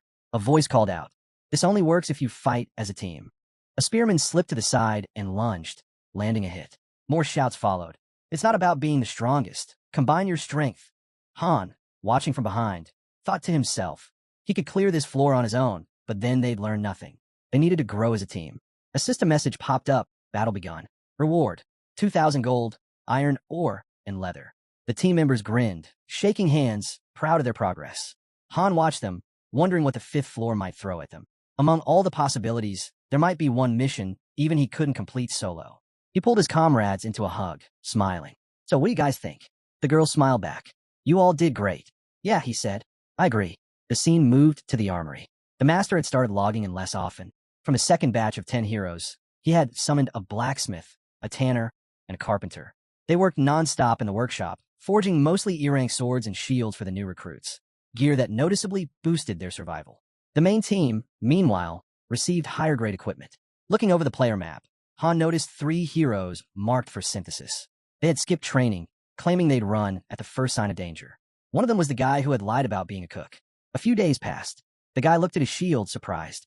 We're heading back to the 4th floor today, he asked. I want to go higher. Han stared straight ahead, his tone sharp. So we're not heading to the 5th floor today? The fairy responded, most likely not. The girl, catching on, asked, wait, are we actually going up? He stepped forward, voice firm. This won't be a regular floor sweep. Don't panic, but don't get too comfortable either. One of the guys shouted, got it, just as a blinding light engulfed them. Suddenly, they were standing in a ruined structure, broken walls, debris everywhere. 5 heroes had been teleported to what looked like an abandoned street. Aaron scanned the area. No monsters in sight, he said. Form up, Han ordered. We're heading for the center of the city. Looking around, he noted how eerily quiet it was. No people, no monsters. This isn't a regular clearing. Then Aaron let out a yell. Han, over there. A skeleton lay on the ground nearby. He glanced back and added, this whole place, it's completely empty. The girl walked past slowly. There's only dried blood. This place is nothing like the last floor. There were flowers here before, Han muttered, staring at the tower. We need to head up. The girl stood quickly and scanned the area. Han asked if she'd seen anything. She hesitated, then pointed forward. There's a city ahead, but then she suddenly froze. Her voice dropped. I want to believe I imagined that. Aaron followed her gaze. She saw something. She stayed silent for a moment, then finally whispered, is this really happening? She lowered her head and shouted, there's a massive goblin horde outside the city. They're coming this way. Han's expression hardened. How many? Still staring ahead, she answered grimly, thousands. A system alert appeared. Objective, survive and outlast the goblin horde. Aaron looked up in panic. You're serious? The girl shot back. Do you think I'd joke about this? Everyone calm down, Han ordered. Aaron clenched his fists. What the hell went wrong? Han answered firmly, don't panic. This isn't a floor capture. It's a survival mission. We just need to hold out long enough. The guy ran up to Han and asked, can't we just hide somewhere? Han shook his head. Buildings are off limits. We gotta move now. Without hesitation, they all took off running. Aaron shouted, how long do we have to survive? 10 minutes after the first contact, Han replied, scowling. Based on the pattern from earlier floors, this kind of mission had only a 9% chance of appearing on the 5th. Just their luck. Get off the main streets, he yelled. Into the alleys, now. As they darted through the narrow paths, Han kept thinking. Low-level cities lacked safe zones. Players often complained that heroes in those areas were wiped out too easily. The guy behind him asked, isn't there a better spot? They'll break through no matter where we go, Han replied. And we don't have time to search. They stopped and quickly formed a circle. We're holding here, he ordered. The passages are narrow. They can't flood in at once. Even if there are 10,000, they won't break through in a wave. The guy nodded, determined. All right then, we'll give it everything. Han turned to his team. Guard the passageways. We'll rotate fighters. Use every moment of rest wisely. His gaze locked onto the girl. You stay in the middle. Conserve your arrows. Fire only when I say. The guy stood ready, eyes locked ahead. Han barked. Barricade everything before the goblins reach us. If they break through even once, we're finished. Han narrowed his eyes. 30 minutes. Is that game time or real time? He wondered. The timer starts the moment they make contact. Then he saw it. A small goblin creeping through the passage. It froze and stared at them, grinning. The countdown began. Han shouted, we don't even have a barricade up. He rushed forward, slicing down the goblin. More came charging right after. They're coming. Han yelled. His voice rose with intensity. Forget the barricades. Use their corpses instead. He took down another and another. But for every goblin that fell, more kept pouring through the passage. The girl watching the fight yelled out that she was firing on cue. Han, eyes locked forward, stayed focused. His strategy was simple. Block, then strike. Without hesitation, he barked out that these things were idiots. Let them live up to their name, goblins, he snapped. The creatures, mouths gaping, kept swarming in chaotic waves. One of the spearmen spun around and shouted that they wouldn't last more than 10 minutes. Head low, Han replied calmly. When have I ever lied to you? The goblins just kept pouring in, squeezing out from every crack in the walls. Watching them flood the battlefield, Han clenched his jaw. We're not dying here. Not today. As the first light of dawn crept in, one goblin charged, jaws wide, only to have a blade sink deep into its neck. Han didn't even flinch, just stared ahead and shouted, Ed, rotate out. Ed let out a long sigh and said he could still fight. Han snapped at him, just shut up and move. Still watching the front, Han thought to himself, he was running out of stamina. Then his eyes landed on a soldier barely standing. It's not just about level, their form is sloppy. He's burning out too fast. One hit was all it took. Sword drawn, Han reminded himself. One strike, one kill. That's the fastest way. Block, strike, repeat. These are just like the weaklings on the first floor, he shouted, cutting through another wave. Still, they just kept coming. The battlefield was teeming with them. Someone yelled if these things even knew fear. They just kept charging, reckless and wild. Han turned again and commanded another rotation. His comrade, eyes ahead, nodded firmly. Got it. Han, surveying the field, spotted a flaw. This is our weakest point, he thought, then turned to the girl. Shift position. Try intercepting with their own arrows. She didn't hesitate. Spinning around, she loosed an arrow and yelled, I'm done waiting. It flew straight into a goblin's eye before it could break through. Aaron raised his arm mid-swing and shouted. Han said 10 minutes.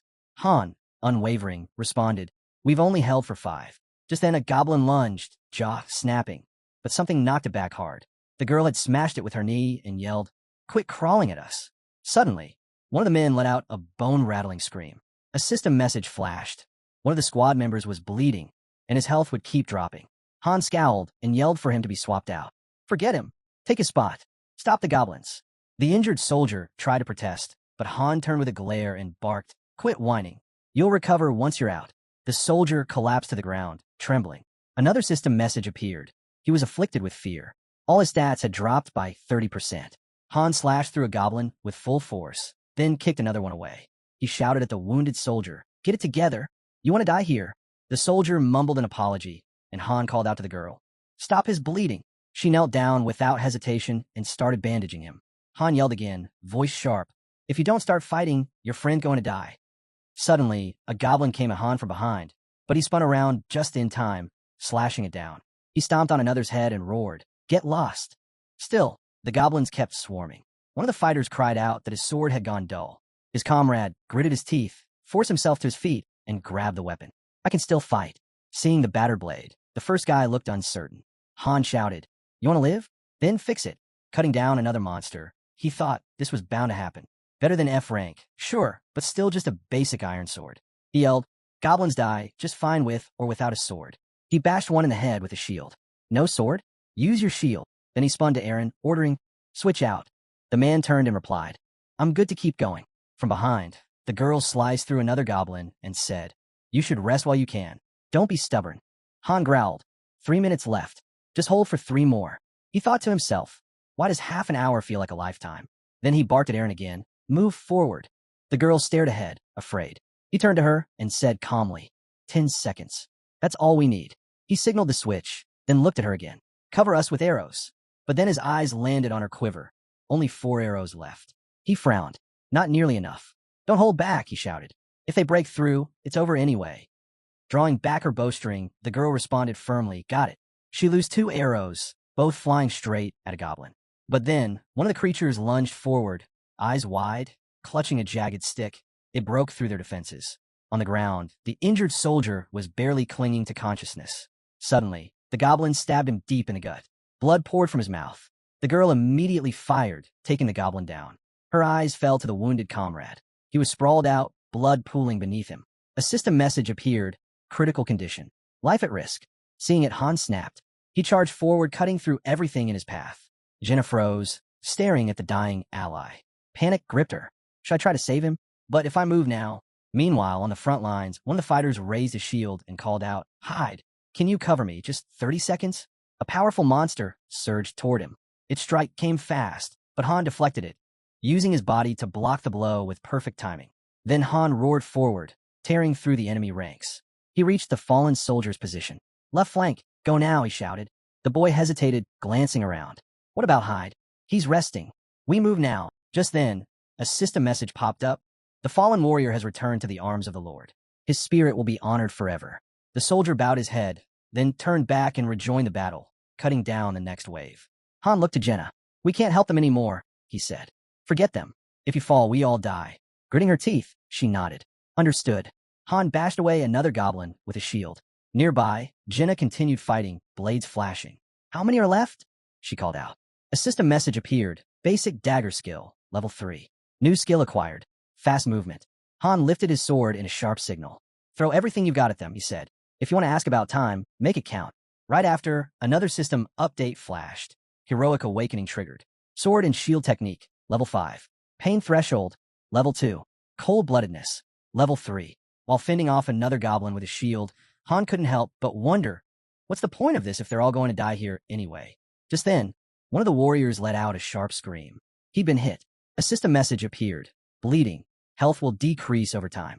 Surrounded by crazed goblins, the wounded soldier raised a trembling hand and cried out, "Han, help me. I don't want to die." Tears welled in his eyes, fear written all over him.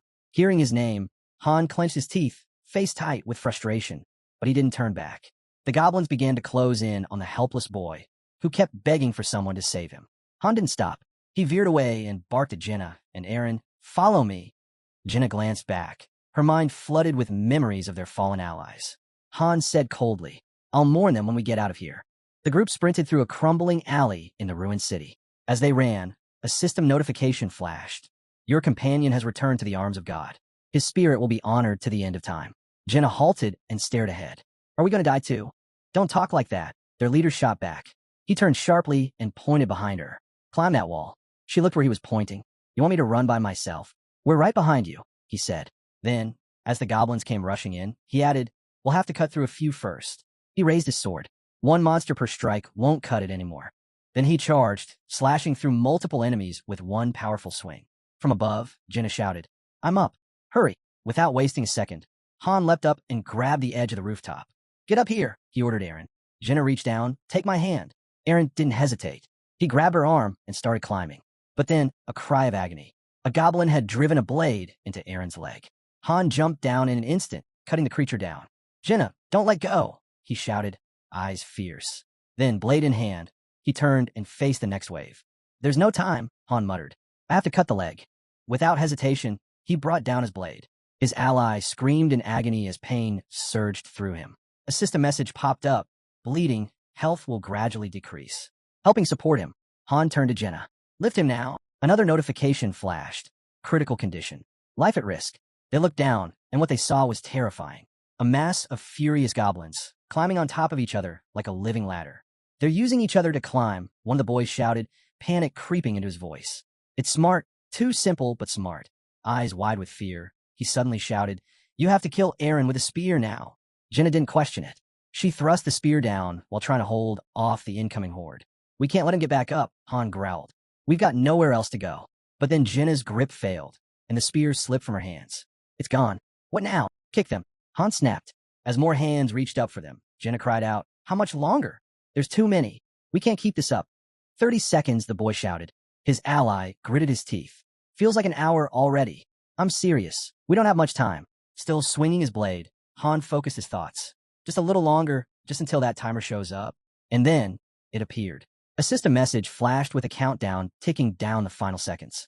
Suddenly, a goblin lunged, its hand snapping forward and grabbing Han's shield. With a vicious pull, it yanked it down. Han didn't flinch. He raised his sword, ready to strike. But another goblin plunged a blade straight into his stomach. The creature grinned, sly and smug, its eyes locked on him. Han's body trembled. He clenched his jaw and growled, you bastard. Then the goblin twisted the blade and yanked it free. Pain shot through him like fire. He screamed, barely staying upright. His vision blurred. A system message appeared. Bleeding, health will gradually decrease.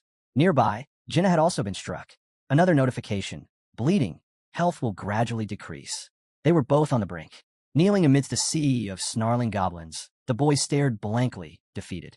So this is it, he thought. This is how it ends. Dying on the 5th floor, such a pathetic place to fall.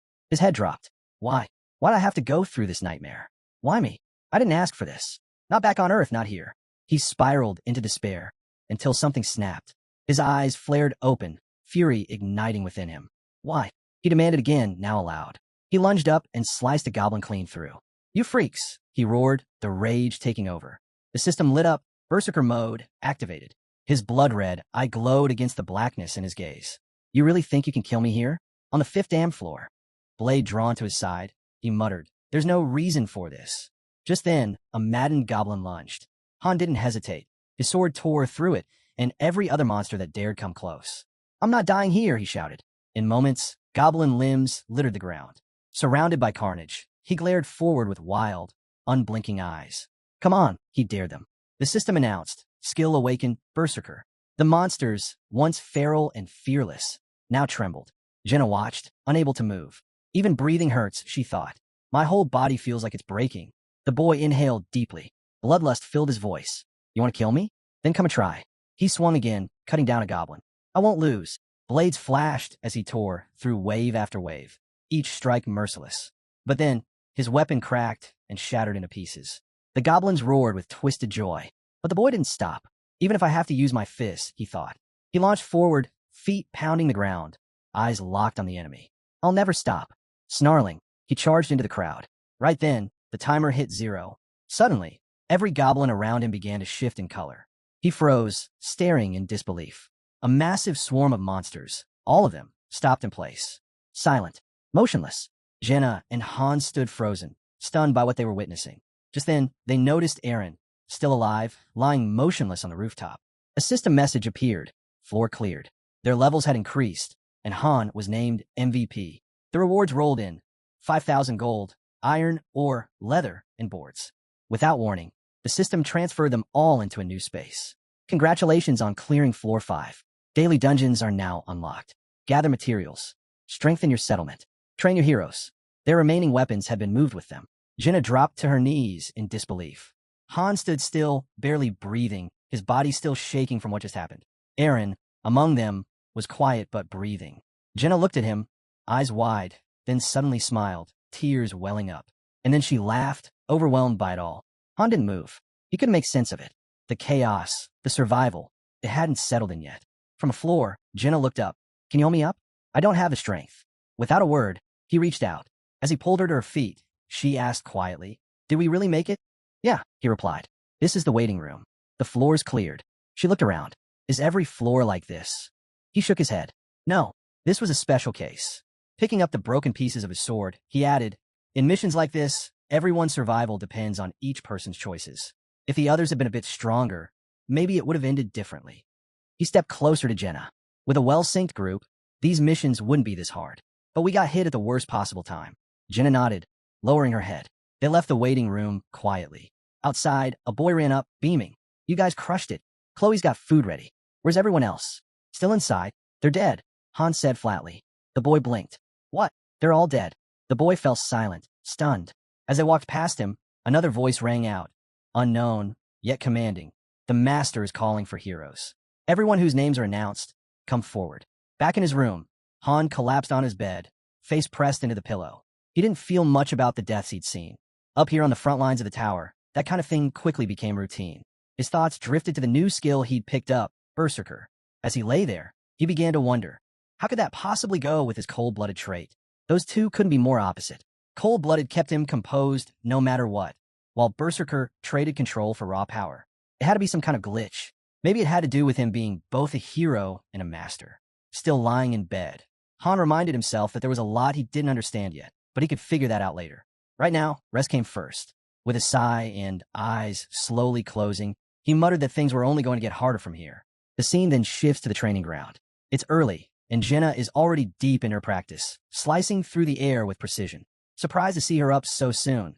She usually slept in. Han asked what brought on the early start. She answered simply, she wanted to stay alive. Watching her fluid movements, he remembered she got a new skill yesterday. She was clearly gifted and relentless. Thinking of Aaron, he realized that despite working just as hard, the guy never got anything in return. Still balancing on his hands, Han figured his current limit was skill level 5. Pretty standard growth for a 3-star hero. Then, a system notification popped up. His level was 9. He studied his stats. Just one more level to go before he'd need to upgrade to 2 stars. Right then, Jenna leaned in and poked his torso. He looked down and asked what she was doing. She commented that his pose looked cool. He told her to knock it off. After a light smack to the head, she pouted and said his muscles didn't even look worn out. As he threw on a shirt, he quietly admitted to himself that she kept catching him off guard. He couldn't believe how quickly she'd bounced back from yesterday. Holding her head, Jenna then said Aaron hadn't shown up. Han told her to leave him be. He probably needed space.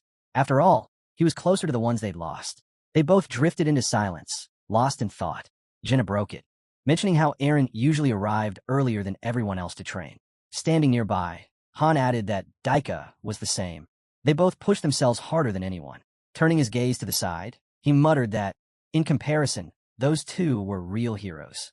Watching the others scattered around the training field, Han noted how they always pretended to be busy with something just to avoid synthesis training, only showing up when the master was around to keep an eye on things. With a look of quiet frustration, he remarked that those guys did have potential, but they never had enough time to prove themselves. Maybe it would have been better if one of them had died back on the 5th floor. Jenna, standing beside him, didn't argue. She just suggested they get back to training. Just then, a voice called out, apologizing for being late. It was Aaron, and something about his expression seemed off. Concerned, Han asked what was wrong. Aaron replied that if he'd been just a bit stronger, maybe things wouldn't have ended the way they did for those two. Han met his eyes with a flat look and said plainly they died because they were weak. Nothing more, nothing less.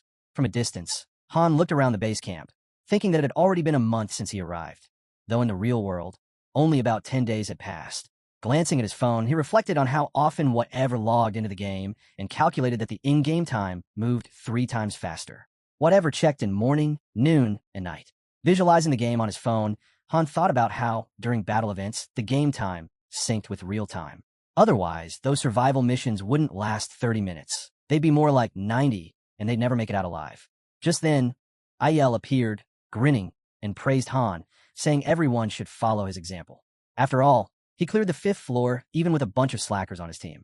She went on, boldly calling him the master of all masters. Jenna leaned over and whispered, asking what Han had done to make Aiel act like that.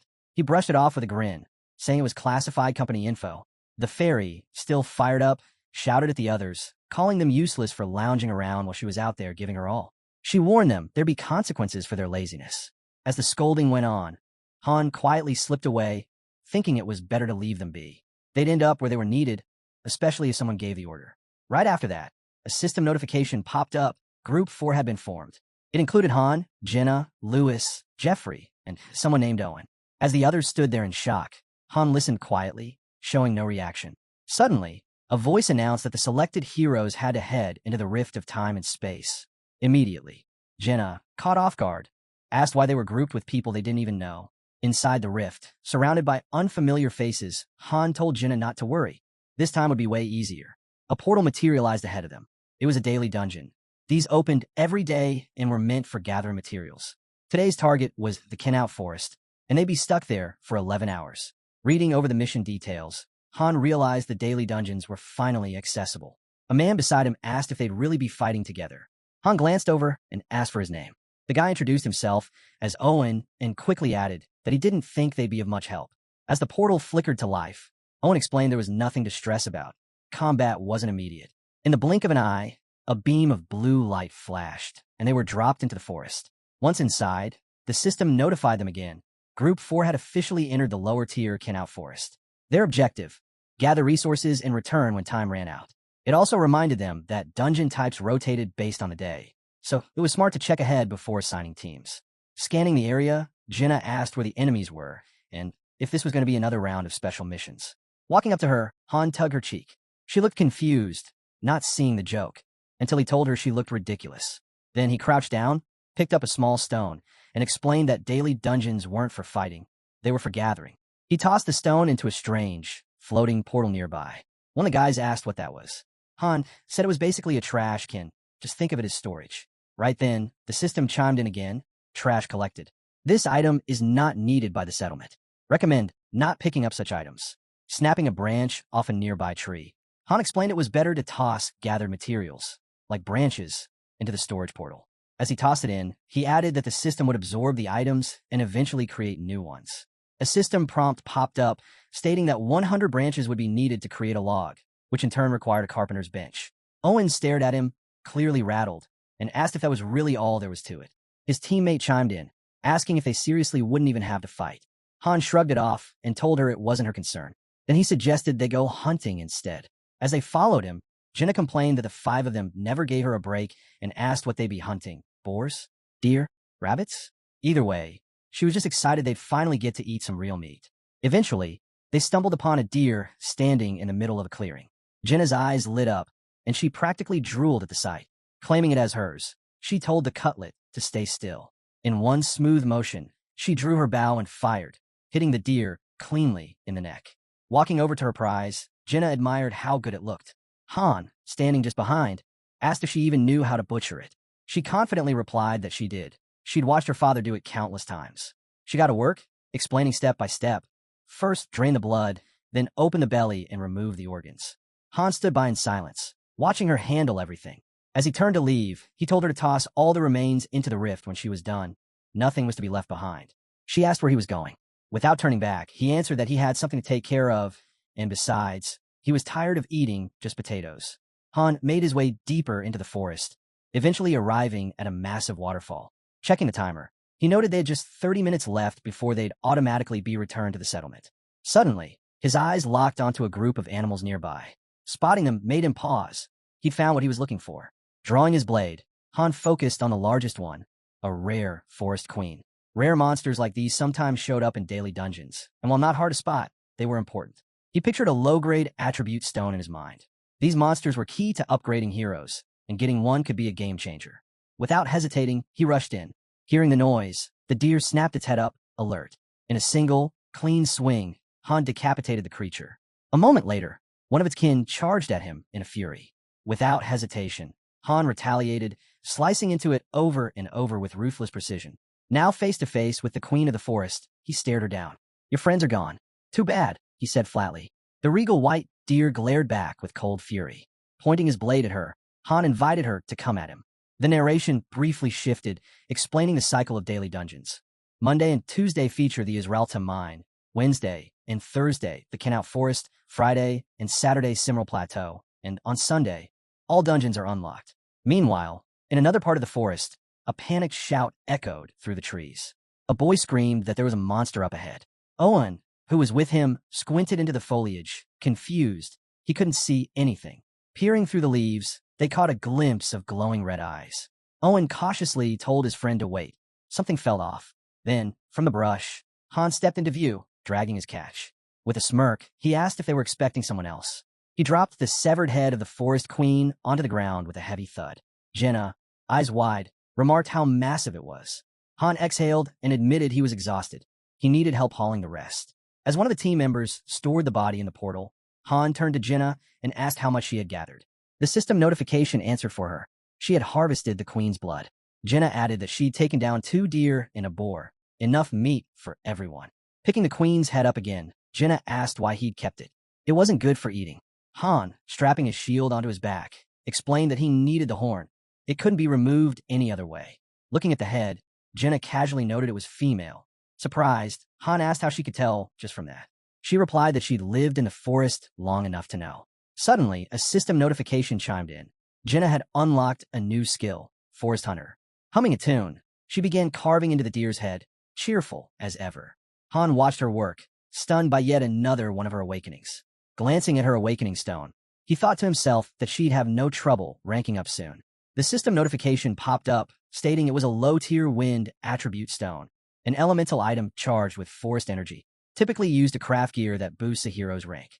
As the narration ended, the scene shifted to the tavern at the hero's main camp. A table loaded with roasted meat filled the air with mouth-watering aromas. The people inside lit up at the sight, clearly overjoyed at finally getting some real food. Jenna walked over with a cheerful grin and told Han that everyone had devoured an entire deer. He casually replied that if she was done eating, she should come with him. He began thinking about all the dungeons they could access. Today, the Simral Plateau was open, one of the daily changing dungeons. It also happened to be a good place to farm attribute stones. Soon after, the two of them entered the dungeon. Another system alert appeared, confirming that a temporary 2-person team had entered a low-tier Simral Plateau instance. Looking around, the girl asked if this place could really help them get stronger. Her companion explained that attribute stones were the key, and now they just had to find them. Jenna stepped slowly toward the cliff's edge, gazing out at the stunning landscape. The breeze swirled gently around her. Just then, Han spotted something, clusters of live flowers growing near the edge. That caught him off guard. He stared at them, certain he'd seen them before. They were the base ingredient for health potions. He made a mental note to collect some later. Suddenly, the sound of combat echoed across the plateau. The pair were now locked in battle with a massive wolf. After a fierce fight, they managed to bring it down hard. Watching their victory, Jenna smiled and said one wolf wasn't much of a challenge. As he slid his sword back into its sheath, Han warned her that more beasts might come, drawn by the scent of blood. Jenna nodded and quickly began dissecting the wolf. She asked what to do with the fangs and claws, and he told her to cut them out. While he examined a low-tier water attribute stone, the system pinged again, identifying it as a water-type skill stone charged with plateau energy, another ingredient for crafting and ranking up. Still working, Jenna remarked how peaceful it was here. Han shot her a look and told her to save that kind of talk for her after he was done draining the blood. Jenna smiled and said if things could always be this simple, just hunting and gathering, they'd have plenty to eat and a safe place to stay. It would have been paradise if not for the master. Her words caught Han off guard. He suddenly remembered that he used to think the same way when he played this role. She quietly wished the master would never return. As he glanced at her, Han wondered if the people of Nibelheim also thought better of him without the master's shadow looming over them. Holding a low-grade attribute stone, the girl explained she didn't see the point in fighting forever. The threat of synthesis was gone. Closing her eyes, she asked what he would rather do for her. Something quieter, perhaps? Han admitted it was possible, but everything still depended on the situation back at the settlement. Then Jenna asked him directly, why suggest something peaceful if he had no plans to step away from the front lines himself? Her words left him speechless. He simply closed his eyes and gave a soft smile. The story then jumped ahead a few days. Deep in a forest, the group was teleported again. A system alert confirmed they were now on the 6th floor, and their task was reconnaissance, scouting an unfamiliar area. The system also notified them that Daika had joined Group 1. With confidence, he declared they could count on him. Aaron, clearly uneasy, pointed out this wasn't one of the usual daily dungeons. The group leader noted that recon missions were rarely typical. Scanning the area, Aaron commented that things seemed quiet, too quiet, like on the 5th floor. But he was quickly hushed. No talking, no peeking out, came the firm reply. Following that, the whole team dropped to the ground in silence. One confused teammate whispered that lying flat wasn't necessary, but Han looked over at Aaron and calmly explained that things were different here. If they followed instructions, they could get through it smoothly. Aaron nodded and followed his lead. A while later, they spotted 3 goblins, each level 8. They figured the enemies wouldn't be a problem, but then Han noticed something, a horn hanging from one of the goblins' belts. That meant reinforcements weren't far off. Looking up at Jenna perched on a branch, he asked if she saw anything. She confirmed there was a goblin settlement up ahead. As she descended, she added there were a lot, about 100 of them. The moment he heard that, Han realized it was a setup. If they engaged, they'd be surrounded in no time. Analyzing the battlefield, Han quickly issued orders. Jenna was to take out the goblin on the right, while Aaron would go for the second one once they were distracted. Aaron gave a quick nod, ready to strike. Turning to Daika, Han drew his blade and instructed him to cover them if anything went wrong. Daika agreed without hesitation. In the next instant, Jenna loosed her arrow. It pierced straight through the goblin's forehead. At the same time, Aaron leapt out of the bushes, driving his weapon clean through his target with a swift thrust. Seeing his comrades fall, the last goblin reached for the horn at his waist, but Han was already there. He told the creature it was too late for help, then cleanly decapitated it with one smooth strike. The system flashed with a notification. The floor had been cleared. MVP Han. He was rewarded with 5,000 gold. Moments later, the group was teleported out. Daika, surprised by how quickly it ended, asked if that was really it. But Han replied that it wasn't over yet. They still needed to scout the area. Taking off in a sprint, he thought to himself that there had to be clues about the next floor. Recon missions often offered hints about what was coming. While most events were randomized, subtle patterns could still be uncovered. Eventually, he reached the fortified goblin settlement. Inside, goblins were keeping wolves chained up. Peering through the fence, he was struck by the sheer size of the village. Suddenly, a goblin turned towards something odd, only to see a faint trail of vanishing blue particles. Just then, the entire group was pulled into the waiting room. Standing beside him, Jenna asked why he had suddenly bolted. He explained he'd just been scouting ahead. Lost in thought, he began piecing things together. Main dungeons often dropped subtle hints, and recon was just the beginning of a chain of quests known as the Flow. Whether those clues meant anything depended entirely on the master's awareness. He didn't know if the others had seen what he did, and that uncertainty gnawed at him. The pace of events was picking up, faster than he had expected. That's when Chloe ran up, breathless. She warned him of a problem. Strangers had appeared, she said, and they weren't just any travelers. They were armed, and something about them felt off. The moment Han heard this, his expression shifted. He understood immediately. In his mind, he pictured high-ranking heroes. Right after, system notifications appeared one after another. A mercenary group, called the Wolves of Destruction, had arrived. The alert also indicated a powerful link between 5 summoned individuals. It was a rare event. When summoned heroes shared a connection, their strength increased dramatically when fighting as a team. Han turned to Isel as she appeared and asked if their master had made another investment. Beaming, she replied that he had purchased a beginner's set for 50,000. Han immediately calculated. That translated to 25,000 crystals and 50,000 gold.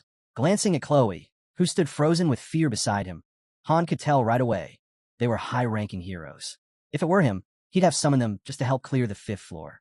He then told Chloe to head back to the kitchen, reassuring her that nothing would happen to her. These people were just different. As Aaron passed by, he casually remarked that their group could take it easy for now, but in the grand scheme, nothing would really change, even with new arrivals. The scene shifted to a nearby building, where a stunning black-haired girl stood. Jenna, spotting her, hurried over and greeted her enthusiastically. Taken aback, the stranger returned the greeting and asked her name. Introducing herself as Edith, she hesitated slightly before returning the question. Jenna, meanwhile, imagined the striking man behind Edith as Han. He looked intimidating, but was actually kind. The man hushed Jenna as he took a closer look at the new girl, checking her status window. She had a class. Immediately, he recognized her as a 3-star hero, a classic thief type. Low in strength and health, but with high dexterity. She clearly favored daggers over a bow. Staring her down, Han asked again for her name and whether they could talk in private. They moved into the tavern, and Jenna brought them water. Edith then asked if he truly knew anything about this place. He replied that he knew a bit, but not everything, and turned the question back on her.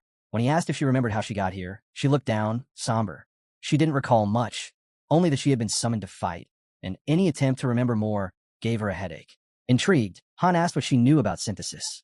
The moment the word left his mouth, Edith's expression darkened. She explained, synthesis was the act of growing stronger by absorbing others. That revelation made Han think. Knowledge clearly varied by rank. Judging by her gear, he figured she had once worked as a mercenary. Propping her head on one hand, Edith quietly revealed she had been part of the Wolves of Destruction. Jenna beside her perked up, saying the name sounded pretty cool.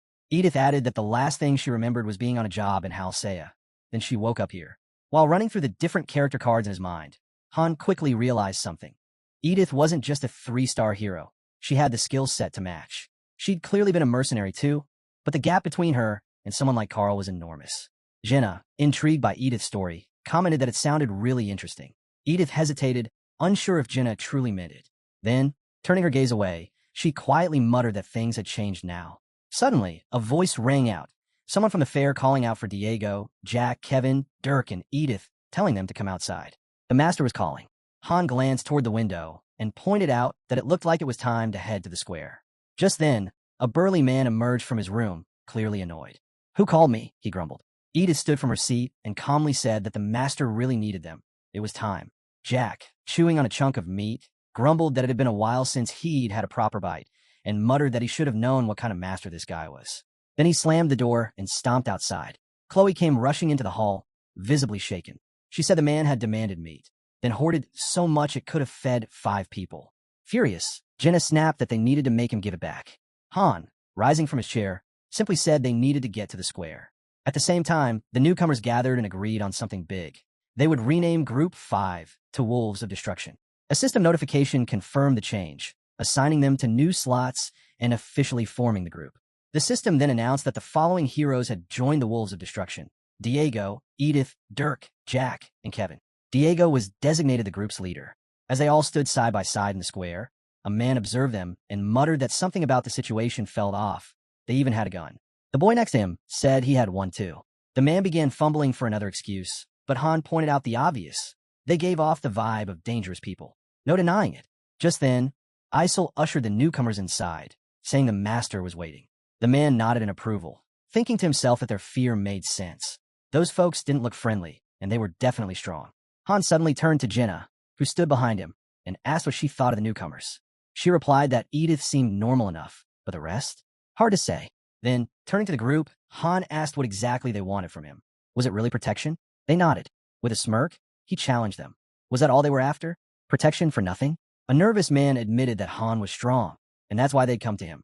Staring at them with a cocky expression, Han scoffed. You all skip training day after day, and now you're here begging for help from someone stronger?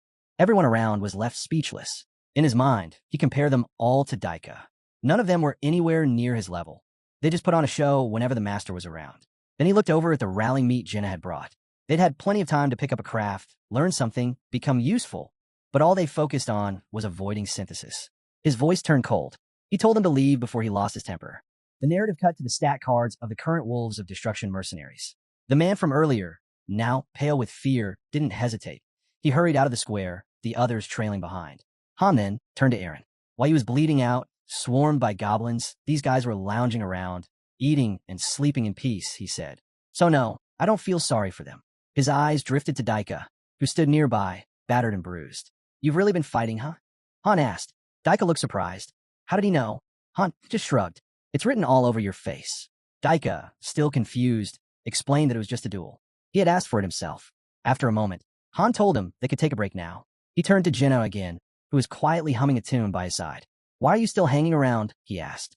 Not long after, a system message flashed. The floor has been cleared.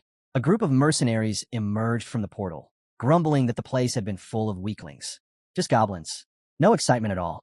Then Djax stepped forward, his eyes locked straight ahead. Who the hell are you? He demanded. Han just smirked. With a casual wave of his hand, he replied, Why does it even matter to you? Jakin, clearly annoyed by Han's response, stepped forward angrily, demanding to know just who he thought he was.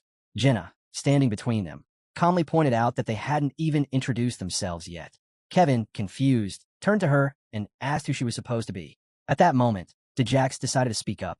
He introduced himself as the captain of the mercenary group, the Wolves of Destruction, and said it was time for proper introductions. Han, sitting beside him, still relaxed, smiled, and said his name was Han. Seeing that Han carried a weapon, Djax assumed he must be a mercenary. But Han, still in his seat, simply replied that he was nothing more than a farmer. Djax stared at him in disbelief, clearly not buying it. Letting that slide for now, Djax gripped the hilt of his sword and asked if the locals usually gathered in the square during conscription. Han confirmed that they did, then asked why he wanted to know. The mercenary captain didn't answer directly. His glare made it clear he understood the situation all too well. Suddenly, the system issued a notification. The master is summoning 10 heroes. They all waited to see who it would be. Han was surprised. 10 regular summons at once? He couldn't help but wonder what the master was planning. As the gates opened, another message flashed. The master has begun synthesis. Heroes must be moved to free slots to proceed. Once used in synthesis, they will be lost. A group of bewildered people stepped out of the portal, looking around in panic, having no clue where they were or what was going on. The fair, watching this unfold, sighed and said the master had summoned yet another batch of nobodies. Isel stepped forward, calling out several names and ordering them into the synthesis room. The newcomers, terrified, had no idea who she was or how she knew their names. She silenced them coldly, saying the master gave the order and they were to follow it. Suddenly, Jakin stormed over to one of the new arrivals and grabbed him by the neck, accusing him of being the one responsible. In a strange twist, the man's value started to rise. Jenna, watching in horror, muttered that this couldn't be happening. Her ally next to her simply replied that anything was possible. After all, they had just arrived. Meanwhile, Djax reminded his subordinate not to forget about the second target. The subordinate, still stunned, asked who was next, mouth hanging open. Once he located the last person, he dragged both of them toward the synthesis gate. Watching it unfold, Han couldn't wrap his head around it. Was this how all heroes summoned with real money ended up? Beside him, Jenna muttered that it was all wrong. They weren't even given a chance. Han stayed quiet, but he knew she was right, and was making a huge mistake. He couldn't help but think. Even among all the one-star trash, there were hidden gems. But the master didn't bother to check. He just threw them all into synthesis. Then, a muscular man glowing with golden light stepped forward. He shouted triumphantly that he'd grown stronger. The system confirmed it, a level up. Right after that, the fair announced another list of names. Screams rang out across the square. The newly summoned heroes, terrified, pleaded for their lives. But it was no use. Drawing his weapon, the mercenary leader gave a cold order. Don't let anyone escape. His subordinates obeyed instantly, blades drawn and ready. Djax glanced back and saw Edith just standing there.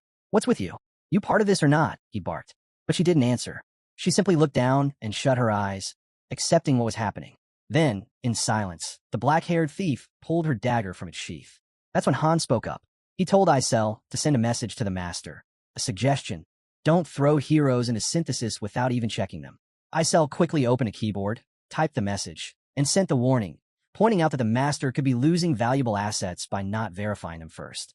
Han closed his eyes, his thoughts drifting. Since arriving here, everything had changed. This really was a new life. Jakin, now fuming, stormed over to him. You better stay out of this, he growled. Still smiling, Han replied calmly, I'm not interfering. I just gave the master a little advice. With a smirk, he turned to the glowing warrior nearby. Doesn't feel so amusing now, does it? That hit a nerve. Enraged, the warrior ripped out his axe and swung it furiously. You damn bastard, he shouted. Just then, an arrow whistled past Jakin's head, stopping just short of hitting him. Joanna stood ready, bow drawn. The next one's going between your eyes, she warned. Jakin clenched his teeth in fury. You scum. Djax raised his sword, pointing it directly at them. Did you just attack us? He demanded. Edith quickly stepped forward, urging him to stop and just talk it out. But Djax brushed her aside and barked at her to stay quiet. Turning his blade toward Han, he demanded, Do you even know who we are? Han didn't flinch. Of course I do, he said calmly. Then, with a smirk, he looked up at them and declared, You're just trash. Right then, a system notification popped up. Hostility detected toward 4 heroes of the Wolves of Destruction. Feud status has been triggered. Monitor inter-hero relations closely. The mercenaries all turned toward him, eyes sharp, ready to strike. But before anyone could move, the fairy flew in and raised her hand to stop them. Heroes aren't allowed to fight each other, she warned. Unless you want the master to punish you. Han looked at her coolly. There's no rule like that. The fairy hesitated. She couldn't argue. Han's tone turned serious. Let's stop pretending, he said, facing the group. You call yourselves mercenaries? Djax narrowed his eyes. That's exactly what we are. Just regular mercs doing a job for a reward. Han laughed coldly. No, what I see is a bunch of bandits. Djax's expression darkened. I've shown you patience, he growled. And that's how you repay me? You really looking to die? Han ignored the threat and looked up at Isel, who was still floating nearby. These so-called heroes? They'll just drag us down. Rank means nothing without character. They'll stir up trouble and ruin everything. Deadweight. Isel stared at him, stunned and speechless. Then, with a sly grin, Han raised his hand and said, Let's start with a duel. Then, a system notification popped up. Han had issued a duel challenge to Djax. It explained that duels were a formal way for heroes to settle disputes, and that special terms could be added. Djax's commander, the mercenary leader, looked at him in disbelief and asked if he'd lost his mind and what had gotten into him. But Han, staring him down, said he could think of him like a wild dog biting anyone in sight. Recalling their past actions, Han said he'd seen enough to know exactly what kind of people they were. He asked if all the residents were gathered in the square. Once the mercenaries realized there weren't any real powerhouses in the settlement, their fear vanished completely. With his hand moving to the side and his eyes closed, Han muttered that the new recruits wouldn't be enough to stop them. Djax raised an eyebrow and asked what he meant. From behind Han, Jenna looked confused, unable to make sense of his words. Han clarified. If he wins, he absorbs Djax. If Djax wins, the same happens in reverse. That was the deal. The mercenary leader let out a wicked grin. Right then, another system message popped up. Djax had accepted the duel. Both heroes agreed to the special condition, synthesis. The system asked if they were ready to begin. Han, envisioning a blade forming before him, smirked. This was going to be fun.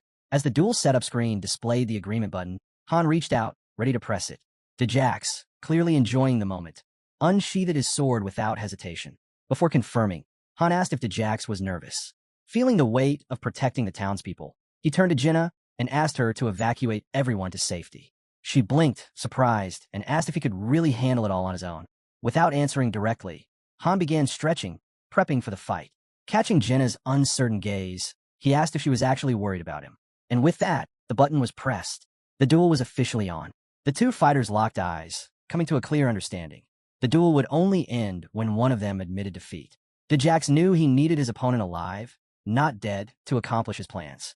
Han turned to Isel, asking her to make sure no one interfered. But before the request had even settled in the air, Djax lunged forward in an aggressive strike, frustrated that Han hadn't even drawn his weapon yet. Han quickly assessed the threat. Djax's power was nearing 20, and his swordsmanship had reached level 3. He wasn't to be taken lightly. Then, without warning, Han slipped into a berserker state. His eyes flared with a vivid red light. Djax's earlier confidence began to crack. He'd underestimated his foe. Han dodged with precise, effortless movements, appearing behind Djax in an instant. He grabbed his arm, then seized his head and slammed him into the ground. Djax hit face first, skidding across jagged stones and collecting painful gashes. Wasting no time, Han drew his sword and spun it easily in one hand, making his dominance clear. He then drove the blade deep into Djax's body and commanded him to surrender. Djax let out a scream, writhing from the pain, but his cries drowned out his own voice. Han, unsatisfied, pushed the sword in even further, demanding that Djax repeat his defeat loud and clear. Just then, Kevin stepped forward, pleading for Han to stop the torture. Han turned to him, his voice cold. Djax and his crew wouldn't hesitate to wipe them all out. This wasn't some harmless conflict. Kevin hesitated, thrown off by Han's unwavering stance. He believed both sides shared similar goals. Han didn't back down. His icy tone held no room for doubt. If he said it, then that was the truth. Djax, now bloodied and broken, looked down at the ground. Tears streamed from his eyes. His voice shook as he asked why. Why Han hated him so much. They had agreed to the duel. Wasn't it up to them how it ended? Before Djax could get the words of surrender out, Han suddenly clamped a hand over his mouth, cutting him off. He declared that since the enemy was silent, the fight was still on. Turning to Kevin, Han announced that Djax was now his prey, and only he would decide what fate awaited him. With that, he yanked Djax close, locking him in a firm hold. Dirk and Adis watched in stunned silence. unable to hide their discomfort at the sight of their comrades' humiliation. One of Djax's allies shouted a warning at Han, promising that this wouldn't be forgotten. He reminded Han exactly who they were and threatened that he'd regret every bit of this. But Han didn't flinch. He tightened his grip on Djax, ignoring the threats completely. Then his gaze shifted to Adis. Calmly, he asked if it was true they were mercenaries. She couldn't even meet his eyes and gave a faint nod, admitting it was true. They'd worked as mercs in the past. Han smirked, cutting her off mid-sentence. To him, they weren't mercenaries, they were bandits, plain and simple, even robbing the ones who paid them. Then he asked her directly, why was she still with them? Caught off guard, Adis stammered. She said she only stayed because her father had asked her to, and urged Han not to be so quick to judge. Still holding Djax down, Han looked her straight in the eye. He asked one more question. Did she really want to stay with him? Or was she ready to join his side? Adis stood frozen, clearly torn. Behind her, one of her comrades exploded in rage, shouting that she had no right to even consider such a betrayal. Meanwhile, Djax quietly reached for his sword, trying to break free in the chaos. Her partner kept yelling, threatening Adis with the consequences of turning her back on the group. Just as Djax's fingers brushed the weapon, Han reacted instantly. He drove his sword through the man's hand, pinning it to the ground without blinking. He didn't take his eyes off Adis. His voice was calm, unwavering. There was only room for one more on his team. Her partner screamed that she would pay dearly if she left them. Adis trembled, her body tense, then closed her eyes. After a moment of stillness, she made her choice. She walked away from the wolves of destruction, slowly, but without looking back, straight toward Han. Han felt a deep sense of satisfaction. Adis's decision had shifted the balance. This was the turning point. Her former comrades burned with fury, their faces twisted in anger and betrayal. But Adis stood firm, unmoved by their emotions. She told them to disappear, brushing off their threats like they meant nothing. Meanwhile, Han tightened his hold on Djax, forcing him harder into the dirt. Djax gasped, struggling to breathe, tried to squeeze out a surrender. But Han wasn't buying it. He asked if Djax truly meant it, or if it was just a ploy to escape a final, humiliating defeat. Djax snapped back with venom, saying Han would regret everything. Then he screamed for help, calling out to his allies. That was the trigger. Adis's former team charged at Han in a blind rage. But before they could reach him, Isel materialized in their path. Her eyes glinted with cold authority as she warned them. The duel was still underway. No one had the right to interfere, but they didn't care. Blinded by fury, they barked at her to step aside and kept moving, ready to tear Han apart. Han noticed them charging and simply chuckled to himself. He knew Isel wouldn't stand by and let them break the rules. Her eyes gleamed with a wild light. She stared down the attackers and said one last time that they had been warned. In an instant, the air filled with screams. Bodies were flung in all directions like ragdolls. Blood splattered midair, and Isel, calm and composed, lowered her hand without a flicker of emotion. She stood amidst the chaos and reminded them she had given them fair warning. Now their fate was sealed. They had returned to the hands of death. Djax watched in horror. His body shook, eyes wide, realizing he was caught between two overwhelming forces. Isel floated back to Han, as serene as ever, and asked if she'd done the right thing. Han, clearly pleased, praised her without hesitation. She handled everything perfectly. At that moment, Djax finally broke. In a faint whisper, he admitted defeat. Han heard it, and at the same time, the glowing symbol in the air shifted, signaling the end of his berserker mode. His hair swayed gently in the breeze. Han felt a faint throb in his head and quickly realized using that mode again just wasn't worth the strain. He made a mental note to be more cautious the next time he activated it. Turning to Djax with a slight smirk, he remarked that if his opponent truly understood the system and the consequences of this duel, he would have never gone through with it. Floating above them, Isel issued a warning. The master had been tapping the screen repeatedly, clearly irritated by how things were unfolding. Just then, a glowing card flashed before Han's eyes. It showed his skills had leveled up. He wasn't shocked, but Isel looked on with alarm. She feared the master, frustrated by the events, might abandon the game entirely, especially after spending a hefty amount on a hero he'd barely used. Han, however, remained calm. If the master was that easily discouraged, he would have quit long ago. After synthesizing the 4-star heroine, Han rose to his feet, a flicker of disappointment in his eyes. He recalled how many summons had gone to waste, all leading to this moment.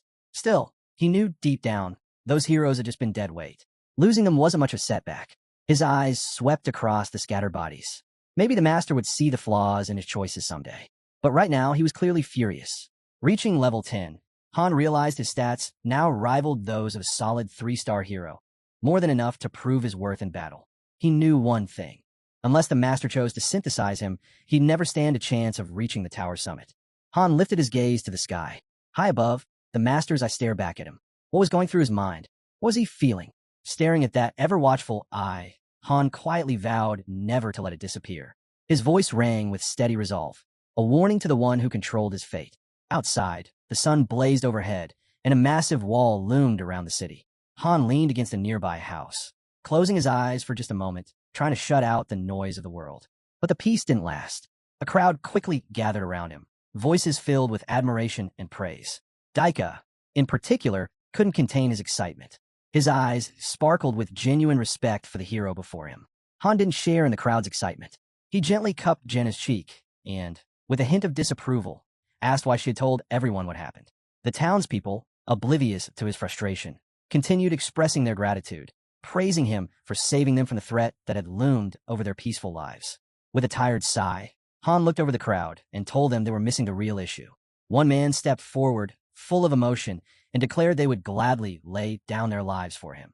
After all, he'd saved them from certain death. But Han's expression turned cold.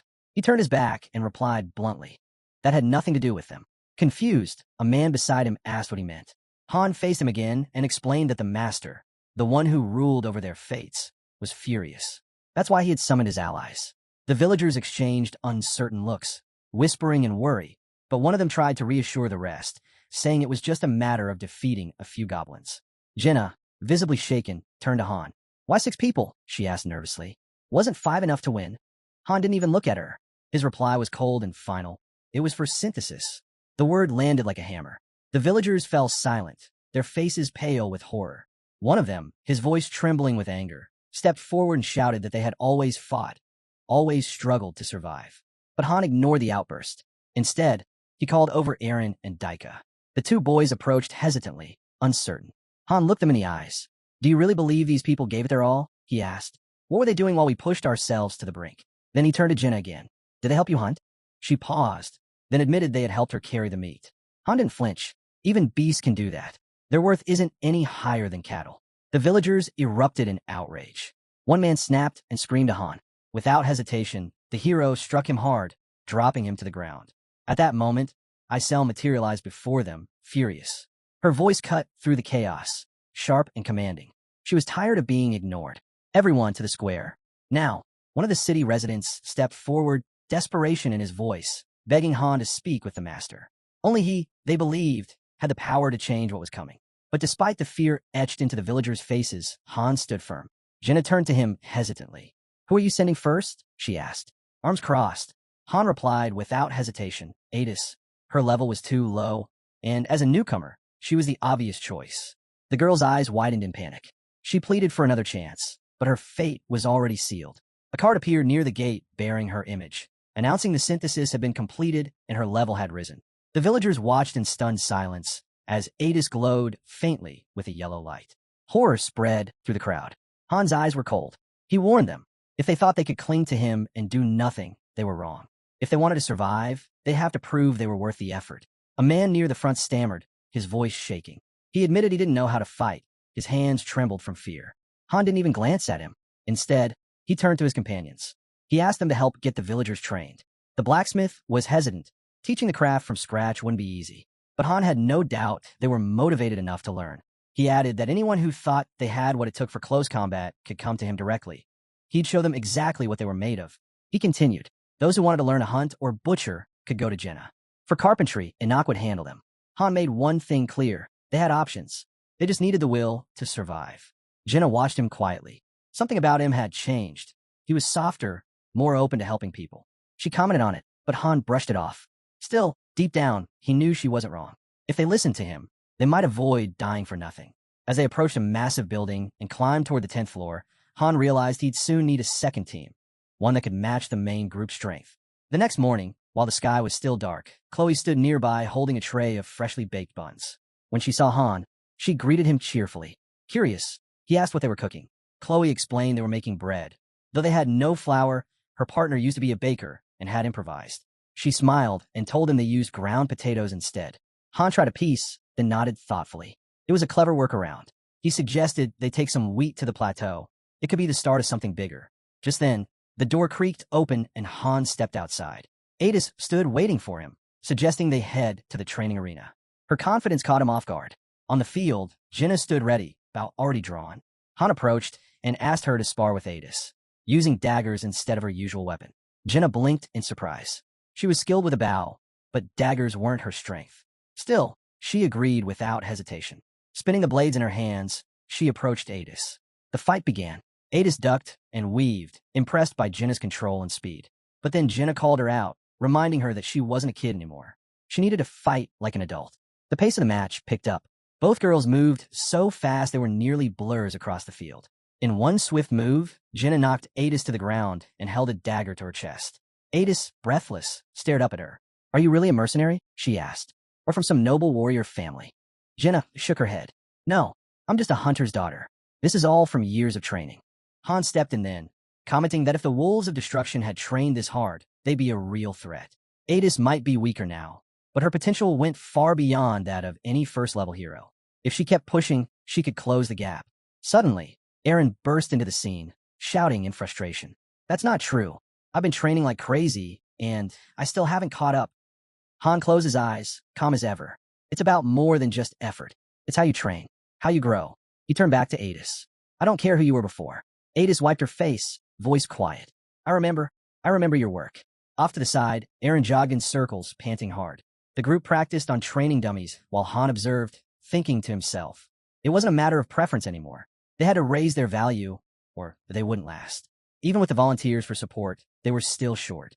Only 2 spots remained, and someone, inevitably, would be chosen for synthesis. Han's gaze shifted and landed on a guy standing off alone, hands buried in his pockets. He walked over. "What's your name?" he asked. The man, drenched in sweat, answered, "Usher." "That thing, Master, brought us here to fight." Han picked up a club from a nearby barrel and gave Usher a quick once-over. The guy was in decent shape. "So," Han asked, "who were you before all this?" Usher explained that he used to work as a porter for mercenaries, carrying their gear, standing guard, and setting up rest stops. Han raised an eyebrow, noting that Usher fought surprisingly well for someone in that role. Embarrassed, Usher admitted he had always hoped to become a mercenary himself one day. A grin tugged at Han's lips. Without saying much, he pulled out his club and told Usher to attack him. He wanted to see what the guy was really capable of. Nearby, 2 angelic figures were carved into a stone, a symbol marking the beginning of the weeding process for the new recruits. That evening, the Master's indifference became clear. He didn't care who volunteered for support or who didn't. Despite Eren constantly throwing himself into battles, he was overlooked again. 2 people were chosen and didn't make it. They were used for synthesis. Usher's card lit up with a bright glow. The result? He leveled up, now a level 3. The rest of the group was dispatched to the daily dungeon. Terrified, one of the newer recruits sprinted from a monstrous enemy. Meanwhile, we learned that the mine holding fire-attributed stones remained sealed off. Under the night sky, calm but tense, the settlement slept. At dawn, a crowd gathered on the street. Arms folded, Han stood at the front, surveying the group. "Any guesses why I brought you all here?" he asked. The expressions around him shifted instantly. Daika tentatively raised his hand. "Are you picking the new team?" Jinna blinked in confusion. "Isn't that up to the Master?" Han shrugged. "He listens to suggestions. I'm making mine." Holding up a glass filled with folded slips, he announced, "We're drawing lots." The group murmured in surprise. With a sly grin, Han continued, "We're splitting into 2 teams. 6 of us. 3 per group." Daika frowned, unsure. Han reassured them, "Relax. There are no losers here. Each team gets a leader. One team has me. The other," he said, glancing over, "has Adis." Adis blinked. "Me? Not Jinna." Han looked down and replied flatly, "I don't like Jinna." Adis hesitated. "Why split up at all?" "Because it's risky to invest everything in one team," Han said.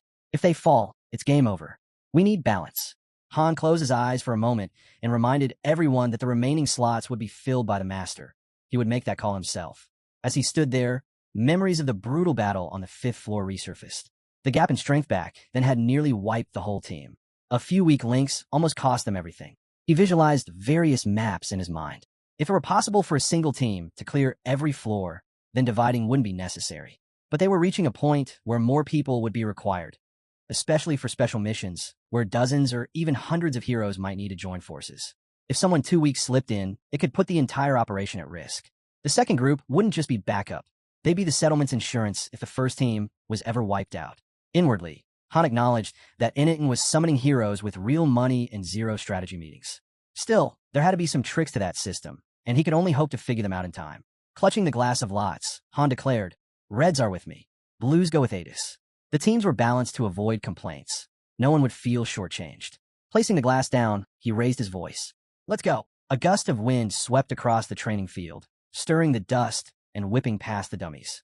Jenna and Aaron held red slips in their hands. Adis glanced at her new teammates. Judging by their expressions, they clearly didn't believe in her. Daika didn't even try to hide it. "We don't," he blurted. Adis just smiled. "I'm new, barely experienced." "I get it." Han watched from a distance. Everyone knew their skill levels varied wildly, but that couldn't be helped. Not yet. With a smirk, Han looked at Adis. "You'd better catch up fast, unless you want to be left in the dust." Adis's eyes gleamed as she answered. "After yesterday's synthesis, we won't lose that easily." The moment both teams appeared, rain started pouring down. From all directions, furious monsters began gathering in the forest. A system message flashed. This was the 7th floor. Their mission: wipe out all the goblins. Despite the downpour, Han and his group stood their ground, surrounded. Aaron, with a grin, shouted that they were in luck, and this would be easy for him. Drawing a blade from his back, he readied himself. But Han stepped forward, telling them all to stay back. He was taking this one alone. As the goblins lunged at him in a frenzy, Han took a deep breath. A message popped up. He had activated Berserk mode. In an instant, his body glowed with a red aura. Han tore through the goblins like a storm. Lightning fast, he raced around the battlefield, slashing down enemies left and right. His onslaught was relentless. Soon, only one terrified goblin remained, trembling. With his blade resting on his back, Han stood silently. Jenna walked up behind him and asked if he wanted to finish it. But Han shook his head. There had to be clues about this floor, and it might be better not to end the mission just yet. He told Jenna to let the goblin go. It wouldn't pose any threat, and that they needed to scout the area. Looking up at the heavy rain, Han made his way to the river. There, he spotted a shattered dam. As he examined it, messages appeared, floor cleared. Their reward: 10,000 gold, iron ore, and leather. Once outside the dungeon, Jenna mentioned she was going to wash up, while Aaron said he'd head to the arena for some training. But Han suddenly paused and called out to Aaron, asking him to wait. Another message appeared. Master had selected the double beginner's pack. He received 5,000 crystals and 100,000 gold for just 90,000 won. Turning to Jenna, Han told her seriously to bring the lot from his room. Then he looked Aaron in the eye and instructed him to go bring Adis. A message confirmed the payment had gone through, and the rewards would arrive by mail. Gazing at a nearby building glowing pink, Han remarked that new players would be showing up soon. Smiling to himself, Han thought it was no surprise. He was the type to rarely buy anything, but once he started, he couldn't stop. He recalled how, back when he first signed up, the level of artificial intelligence had blown him away. Watching the heroes in action was always entertaining.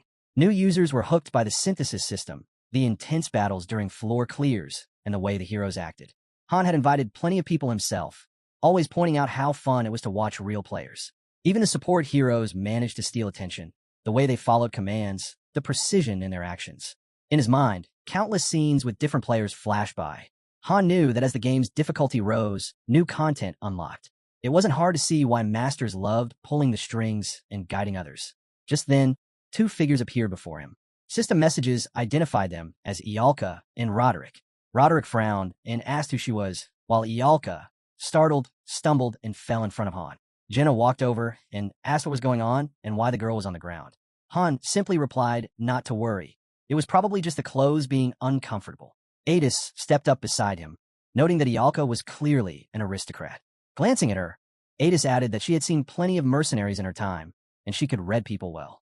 She was curious. What was a noblewoman doing in a place like this? Sunlight poured over the walled settlement as Han reflected on what he did know. He understood the ideas of master summoning and synthesis, but things like levels and skills were still a mystery to him. He was just a city guardian, really. Looked ordinary, aside from a deeply rooted sense of duty. Roderick, looking uneasy, muttered that he had this strange feeling, like something was controlling him. It was as if an enemy was standing right in front of him, and he couldn't shake the urge to act.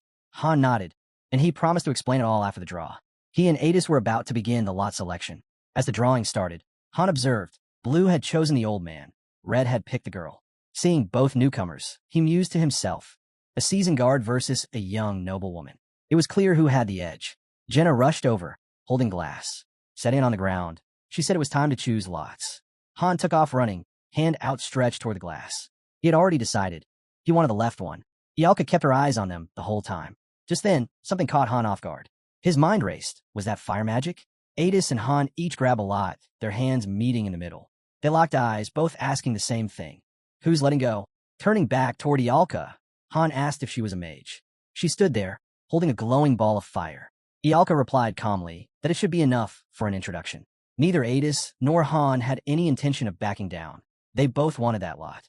Watching Ialka silently, Han thought to himself, warriors, thieves, and others could be recruited in countless ways. But mages? They were a whole different story, extremely rare, only available through donation summons, and even then, the odds were dismal. Ialka, confused and visibly overwhelmed, asked why they were treating her like this, as if she'd done something wrong. Suddenly, Jenna exploded. She realized they'd peeked at the lot and shouted that it was cheating. Grabbing the glass from them, she yelled that this kind of thing should come down to luck alone. Ialka, bewildered, asked what they were doing. Han replied they were simply deciding who would get her, pointing out she had moved slower than the old man. Still stunned, Ialka asked how she was supposed to understand anything. It all happened so fast. Roderick told her to think carefully, then turned to her and asked if she had claimed the lot. Covering her mouth, Ialka said the whole thing was disgusting. Jenna, arms crossed, said this time, no more tricks. It had to be fair and square. Han looked at Adis and said it was time to draw properly. No hard feelings. The boys picked their lots. Holding them up, Han grinned and declared it settled. He turned to Ialka and told her she'd be in his party, sending her the invitation. Just then, a hand grabbed the other guy. Isel dragged him away. Looking back, the guy gave Han a frightened stare, saying they promised no harm would come if they worked hard. Han looked at him and calmly said he just couldn't handle support skills. Then he turned to Ialka and warned her. If she didn't want the same outcome, she should listen to Isel. Han's expression hardened. Ialka's card lit up, and messages popped up. Synthesis complete. Her level had increased. With eyes closed, Han said this would happen to her too, if she didn't keep up. Watching Isel take the others away, Han muttered that synthesis was unavoidable in this case. Better to stay on track than be forced into it. Standing beside Roderick, Han told him he'd be up next, casually noting that the others were just synthesis material. As he scanned the settlement, a message popped up. Roderick had leveled up. At the gate, Isel raised her hand and called out to open the space-time rift. Watching closely, Han thought to himself, this was all part of the rookie trial. Isel then announced that Team 2 was to enter the rift. Turning back with a smile, Adis said she'd be leading Roderick. He'd be the hero of this round. Han glanced at Ialka and asked her directly what kind of magic she used. Arms crossed, she snapped back, asking why he needed to know. Frowning, Han demanded she answer.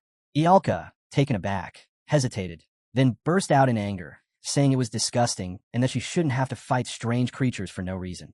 Coldly, Han told her that disobedience would only lead to sacrifice. Fear flashed across Ialka's face. Han, standing firmly in front of her, asked again, what kind of magic did she possess? Sitting on a bench, Ialka finally replied, she used fire magic. The strongest spell she could conjure was a third circle flame. Han, arms crossed, asked if she could teleport or use support magic. Ialka answered that any third-rank mage could learn support spells. Then, smirking, she claimed her skills would blow him away. Looking at her, Han thought it was unfortunate. He could only hope her power lived up to her confidence. Unlike offense, defense magic was far more versatile, and that's what he was really looking for. Ialka remained seated, while Han reflected on why he had asked. She had no skill window. Maybe she hadn't awakened fully yet, though the chances were slim. With a serious expression, he asked if she understood that from now on, she'd have to fight. Just then, Adis and her group emerged from the rift, all smiling. From the look on Adis's face, Han guessed Roderick had impressed her. Turning to Jenna and Aaron, he said it was their turn now. Time to get ready. Isel called out, announcing that Team 1 would now enter the space-time rift. Han smirked and said it was time to move. As the group stepped into the dungeon, he calmly guessed they'd land on the 4th floor. He introduced the types of monsters ahead. Nothing advanced just yet. The next stage wasn't unlocked, so it would be enough to test Ialka's magic here. Harpies and goblins roamed this level, more than enough to figure out what kind of mage she really was. With a satisfied look, Han said that once the battle began, they'd hang back. This was about testing her abilities. Turning, he added that each of the 3 of them could clear the 4th floor solo anyway. Ialka hesitated, unsure of herself, prompting Han to recall how just moments ago she had confidently claimed he'd be blown away by her magic. Now, as she pointed a finger forward, she urged him to wait, assuring him he'd be amazed. Isel, blinking in confusion, waved her hand and smiled. Suddenly, a message appeared. The door would open in 10 seconds. Still stunned, Isel wished them luck. As the door creaked open, Han couldn't help but think their master was insane. Before them stretched a dungeon, and not just any level, but the 8th floor. Alarmed, he yelled for everyone to ready their weapons and stay alert. Clenching his jaw, Han questioned if this was payback for their earlier misstep, suggesting they should consider retreating. Ialka glanced around, recognizing the area. Han abruptly shouted for everyone to hit the ground. His eyes darted to Ialka, who was frozen in confusion, until an arrow came flying toward her. Quick to react, Han tackled her to the ground just in time. The arrow zipped past them, trying to piece things together. Han recalled something and confirmed it when a new message appeared. This was indeed the 8th floor. Their objective, eliminate 27 level 9 goblin riders. Out of nowhere, goblins came charging. Jenna raised her bow and loosed an arrow, striking a goblin and knocking it from its wolf mount. Shield raised, Han barked at Eren to engage. As the enemy closed in, Han turned toward Ialka to speak, but Han's sudden movement caught his eye. He just blocked an explosion with a shield. Han stared, stunned, but a goblin lunged at him from the side. Han evaded, blade flashing as he cleaved the monster in two. More goblins advanced, and their wolves went straight for Han, who called out to Eren. Eren responded, thrusting his spear into a goblin. The creature, clutching a crossbow, managed to fire. The arrow hurtled toward Eren. Han shouted for Ialka to start casting. Caught off guard, she asked what exactly she was supposed to do. Han reminded her. She called herself a mage, and this was the moment to prove it. As he moved to intercept the goblins, Han demanded to know how long she needed to prepare her spell, dodging another attack in the process. Han, now visibly frustrated, yelled at Ialka to start casting already. With a flurry of sword swings, he slashed through another goblin. Ialka closed her eyes, and glowing runes shimmered into existence around her. A dense sphere of mana began to form in her hands. Meanwhile, Han barked at Eren to intercept the bolts aimed at Jenna so she could keep firing. Eren spun his spear, acknowledging the command without hesitation. As the goblin horde charged toward Ialka, Han stepped in front of her. He realized their main goal was to take out the mage. He could stall them, but he knew he couldn't hold them all off. Han leapt back, muttering that a magic shield would be essential soon.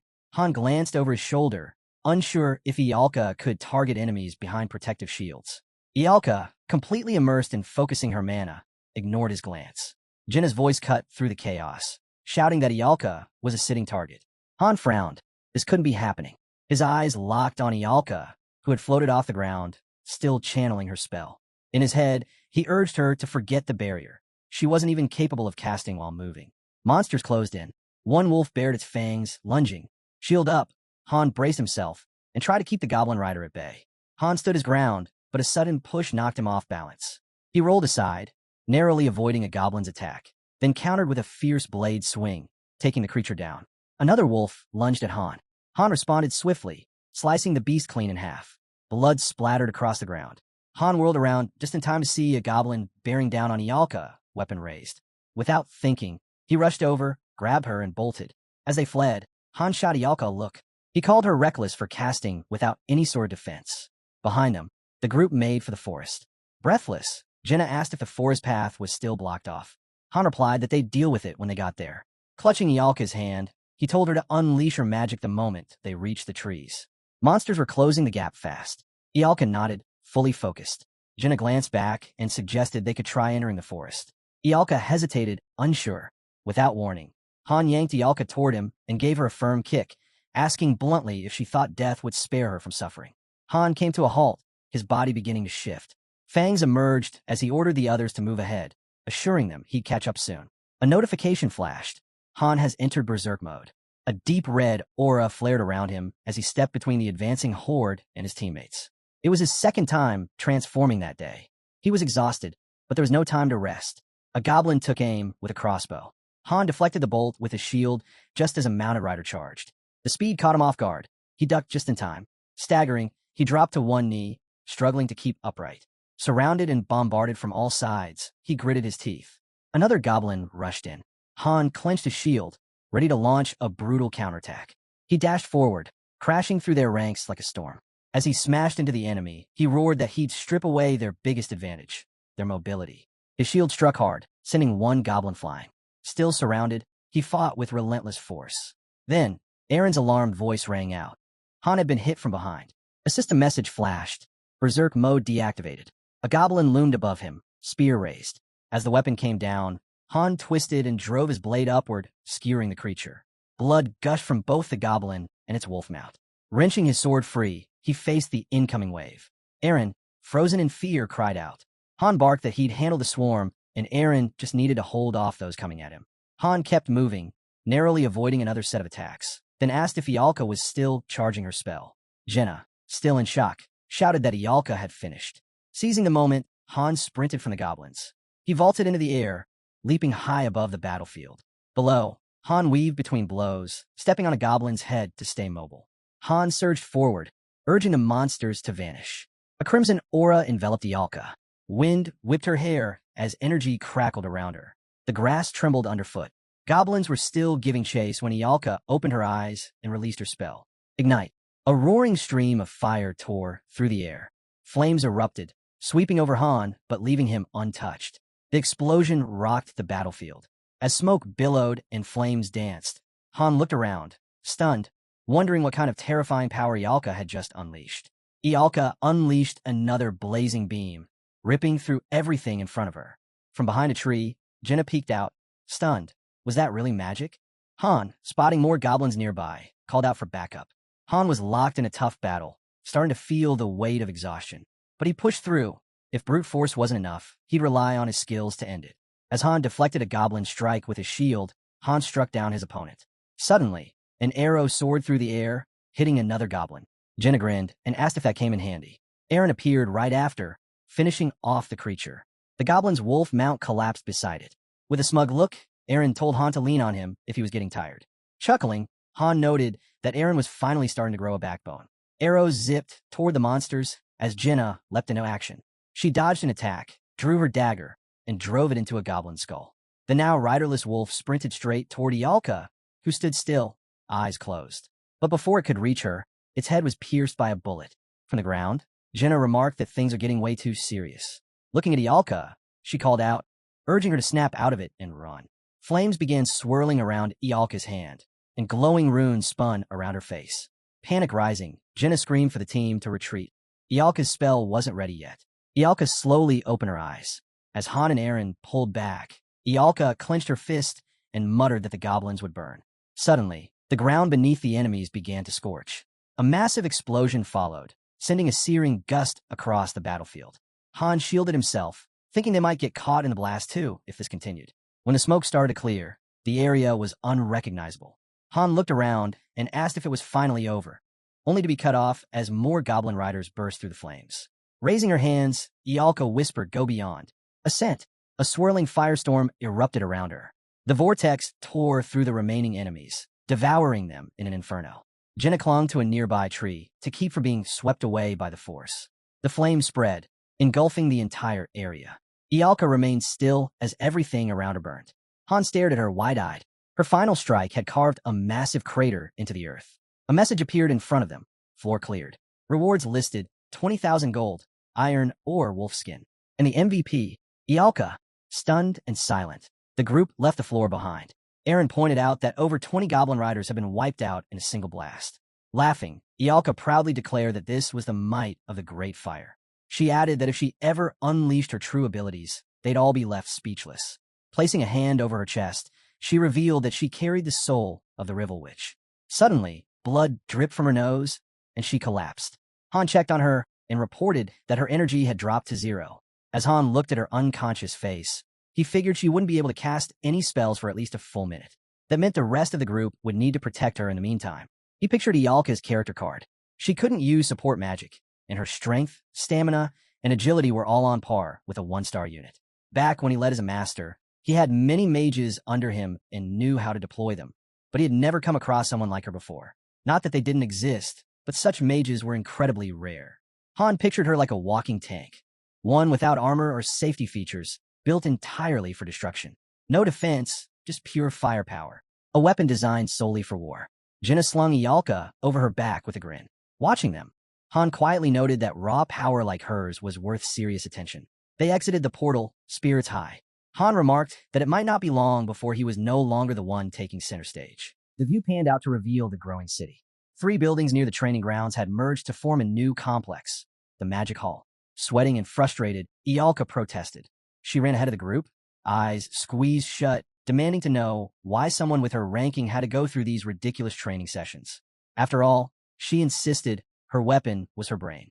Han realized that more than anything, she needed to improve her dodging skills, even when casting spells. Meanwhile, Han began pulling ahead, calling out for her to pick up the pace. He teased her for talking too much and reminded her that stamina was key in real battles, especially with weapons like swords and spears. Running ahead, he glanced back and said it was way better seeing her in training gear than in that stiff dress. Han brought up that the dress in question was custom-made by her family. It wasn't just any dress. It was a magical item that boosted fire-based powers. Han kept running, calling out that even though this was called endurance training, it was barely anything, just 3 laps without weights and at a slow pace. Compared to his own training, this was easy. With a grin, he sprinted forward and joked that she must want potatoes for dinner. He'd make sure to tell someone. Then he turned to the guy, watching from the side, chuckling that he was just standing there doing nothing but observing. The scene shifted to Han introducing the city's magic hall and a map of Ialka. The building was a lucky break. They'd managed to get a mage on their team just as they neared the 10th dungeon floor. He checked the dungeon access map, thinking how the newly opened Israelita mines let them gather all the materials from 3 weekly dungeons in one sweep. He pictured a dark room, imagining all the loot now sitting in their storage, ready to be used. It was time to start crafting consumables, things like potions. Just then, a system notification popped up, ending has logged out. Jenna, still running, raised her hands with a smile and encouraged Ialka to push through. Han explained that potions were usually made by top-tier pharmacists and alchemists, but just like gear, anyone could craft them using a minigame. Han stood in the middle of the magic hall, thinking about his own avatar. It looked like he was holding a book, though he couldn't read it. Looking over at a cauldron, he said it was time to begin brewing. Han tossed in some flowers and fangs, activating the minigame system. Han quickly tapped through the game interface as healing potion notifications started popping up. He glanced down at the glowing test tubes filled with vibrant liquids. Standing beside Icel, he thought about the 6 healing potions and 2 magic ones he had made. Someone might get suspicious, but it was better to be prepared than to risk dying. As night fell over the city fortress, Han stood by the cauldron with his team. He announced that a mage had officially joined their group. Turning toward a brazier, he asked if they could guess why he had brought it there. Han smirked, gave a casual wave, and told them to pay close attention.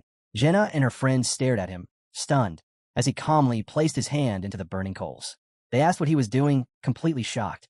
Han just smiled and said that since Ialka used fire magic, the rest of them needed to adapt too. With a crazed grin, Han kept his hand in the flames and began counting aloud. The others watched in disbelief. Then, suddenly, he yanked his hand out, revealing a charred palm.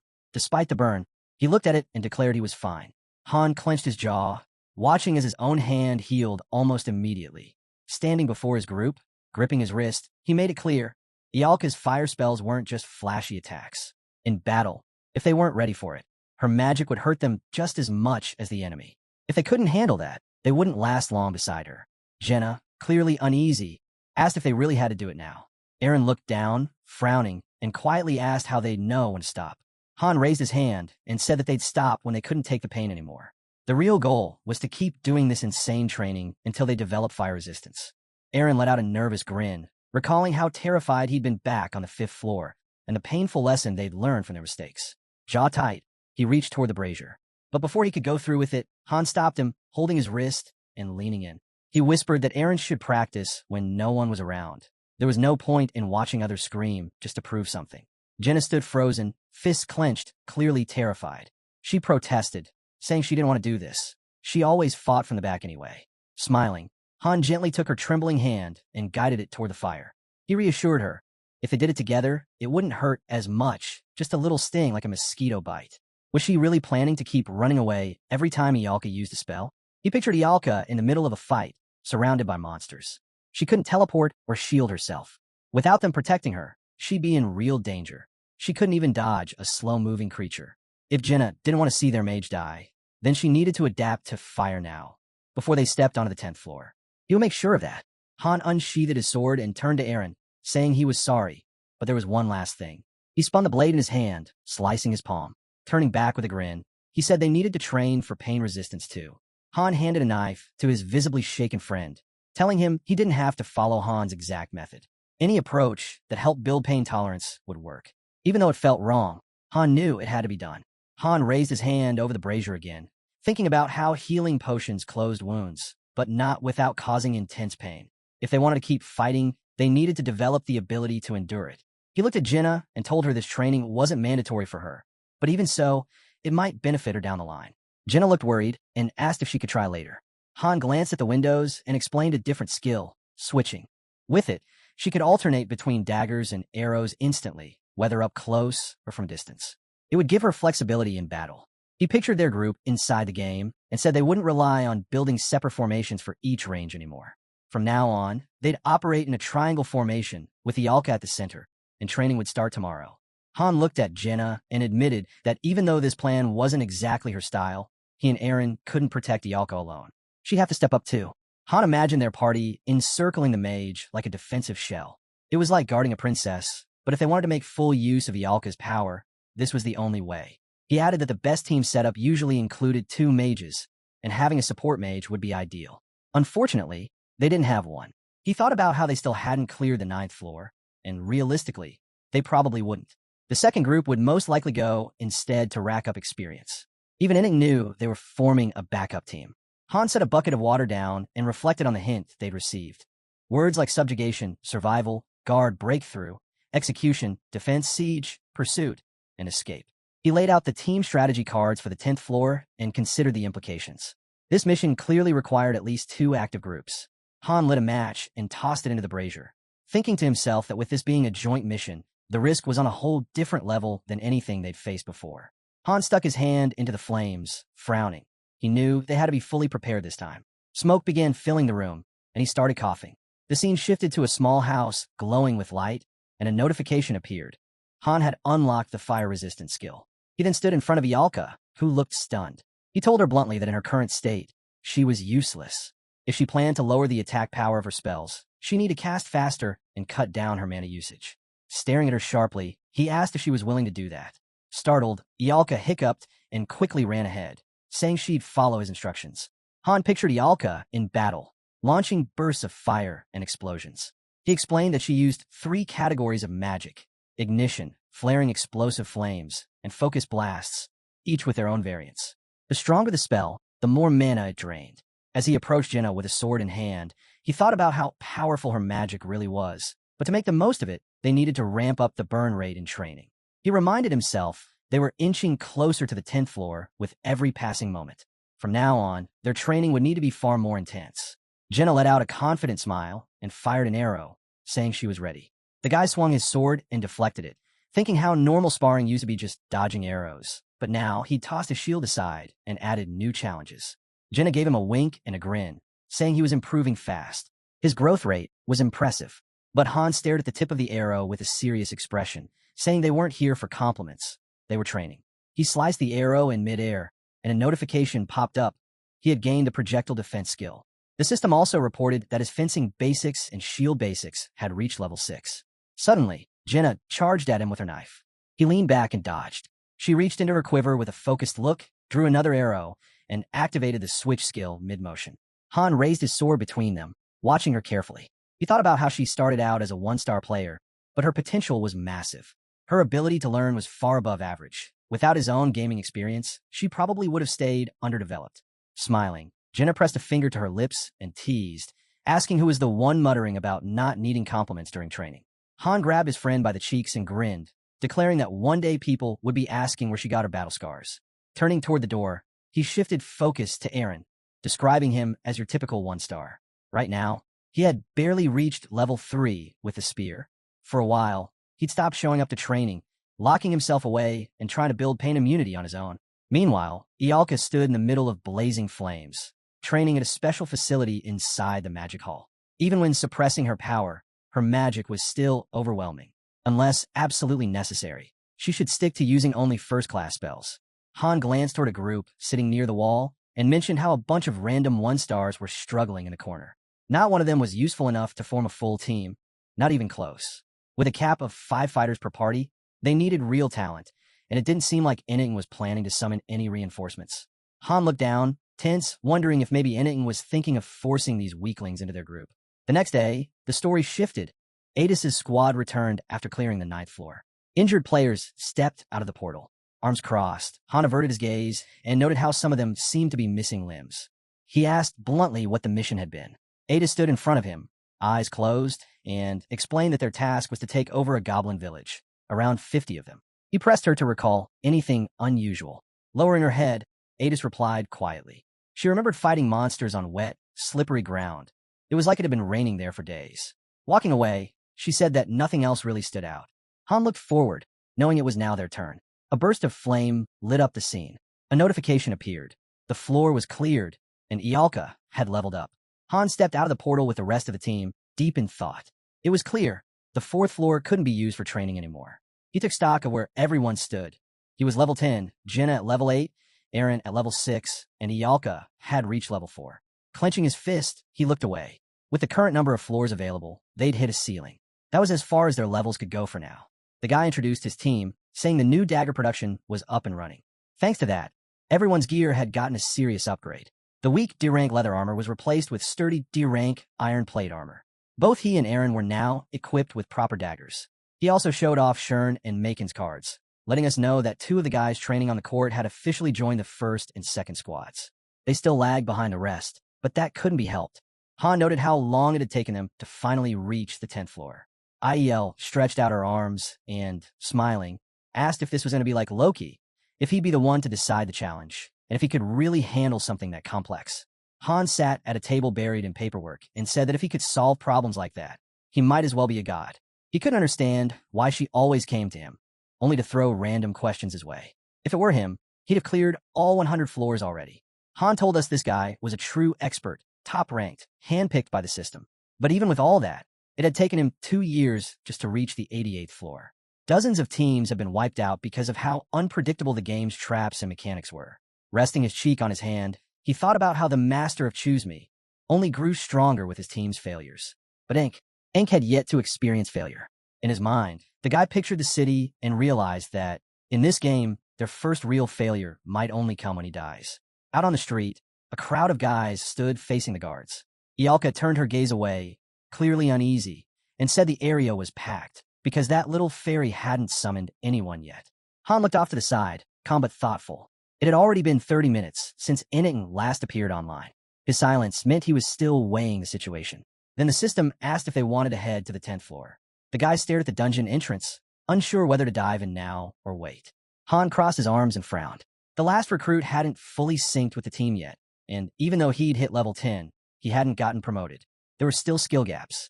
If they waited another week, they could max out everything they had. He looked at the confirmation button and said that would make their 10th floor challenge way smoother. But knowing how Inning usually operated, that just wasn't going to happen. Icel soared above the portal and triggered the rift of time and space. Han scowled as he looked forward, thinking to himself, this was life or death for them. But for the Master, it was just a game. If they were wiped out, he'd simply summon more heroes. Shern glanced at the guy, clearly worried. When it came time to fight, they were told to hang back and stay out of it. Han knew his swordsmanship was still at level 1. At his current level, just 3, he'd only slow everyone down. He figured it would have been smarter to join the team a week earlier. Then the system chimed in. This was a critical mission. 2 full groups were required. If they didn't have enough people, reinforcements could be summoned for free. And with tactical stations available, heroes could be assigned specific tasks before the mission started. Han stared at the wall, thinking that he probably didn't even know how to operate those tactical stations. They were way too complex for someone just starting out. Crossing his arms, he told Icel to grab what they needed from storage. The system confirmed there were consumables stocked, and if a hero had the right item at the right time, they could use it mid-battle. The guy recalled that they had 6 healing potions, 3 for each group. Adis grinned, holding the potions up proudly and saying everything was ready. Han pointed out that the magic potions were reserved for Ialka. He stood before her with his arms crossed, reminding her they'd likely be split across different areas once inside. If that happened, they'd need to regroup fast. He instructed her to head toward the center of the area. If she couldn't figure out where that was right away, she should climb high and get a better view. Icel, clearly annoyed, extended her hand and shouted that no one should get in Han's way. She'd be watching him. Han told her not to bother. Then he turned and smiled, saying the fairy didn't need to worry. He would climb that tower. A flash of light burst around them. Suddenly, a man was kneeling in a yard, clutching his head and sobbing. He kept repeating that they were all going to die, that there was no way to win, that no one would be spared. Han responded by kicking the panic man aside. The stranger sat there on the ground, confused turning around to ask who they were. Jenna watched him with concern and said it looked like he couldn't see them at all. She asked if he could see them and wondered if maybe he was just an NPC. Han stood outside near the panicked man, thinking to himself, NPCs showing up during missions wasn't unusual. Sure, interacting with them could be glitchy, but that was just part of the game. He turned around, scanning the nearby buildings, and remarked that the city looked oddly familiar. Aaron stood nearby, tense, and said he recognized this place too. It wasn't exactly the same, but something about it felt familiar, more Western in style. Han gave Aaron a surprised look, thinking that couldn't be right.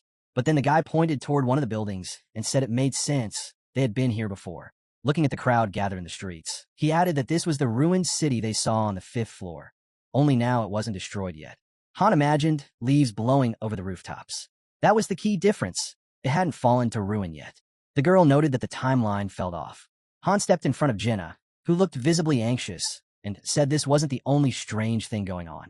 They'd go over the details later. He faced the team with arms crossed and reminded them. They'd already been summoned, and surviving meant completing the mission. One of the guys spoke up, pointing out that the battle hadn't started yet. They still had a bit of time. It'd be smart to use it to gather intel.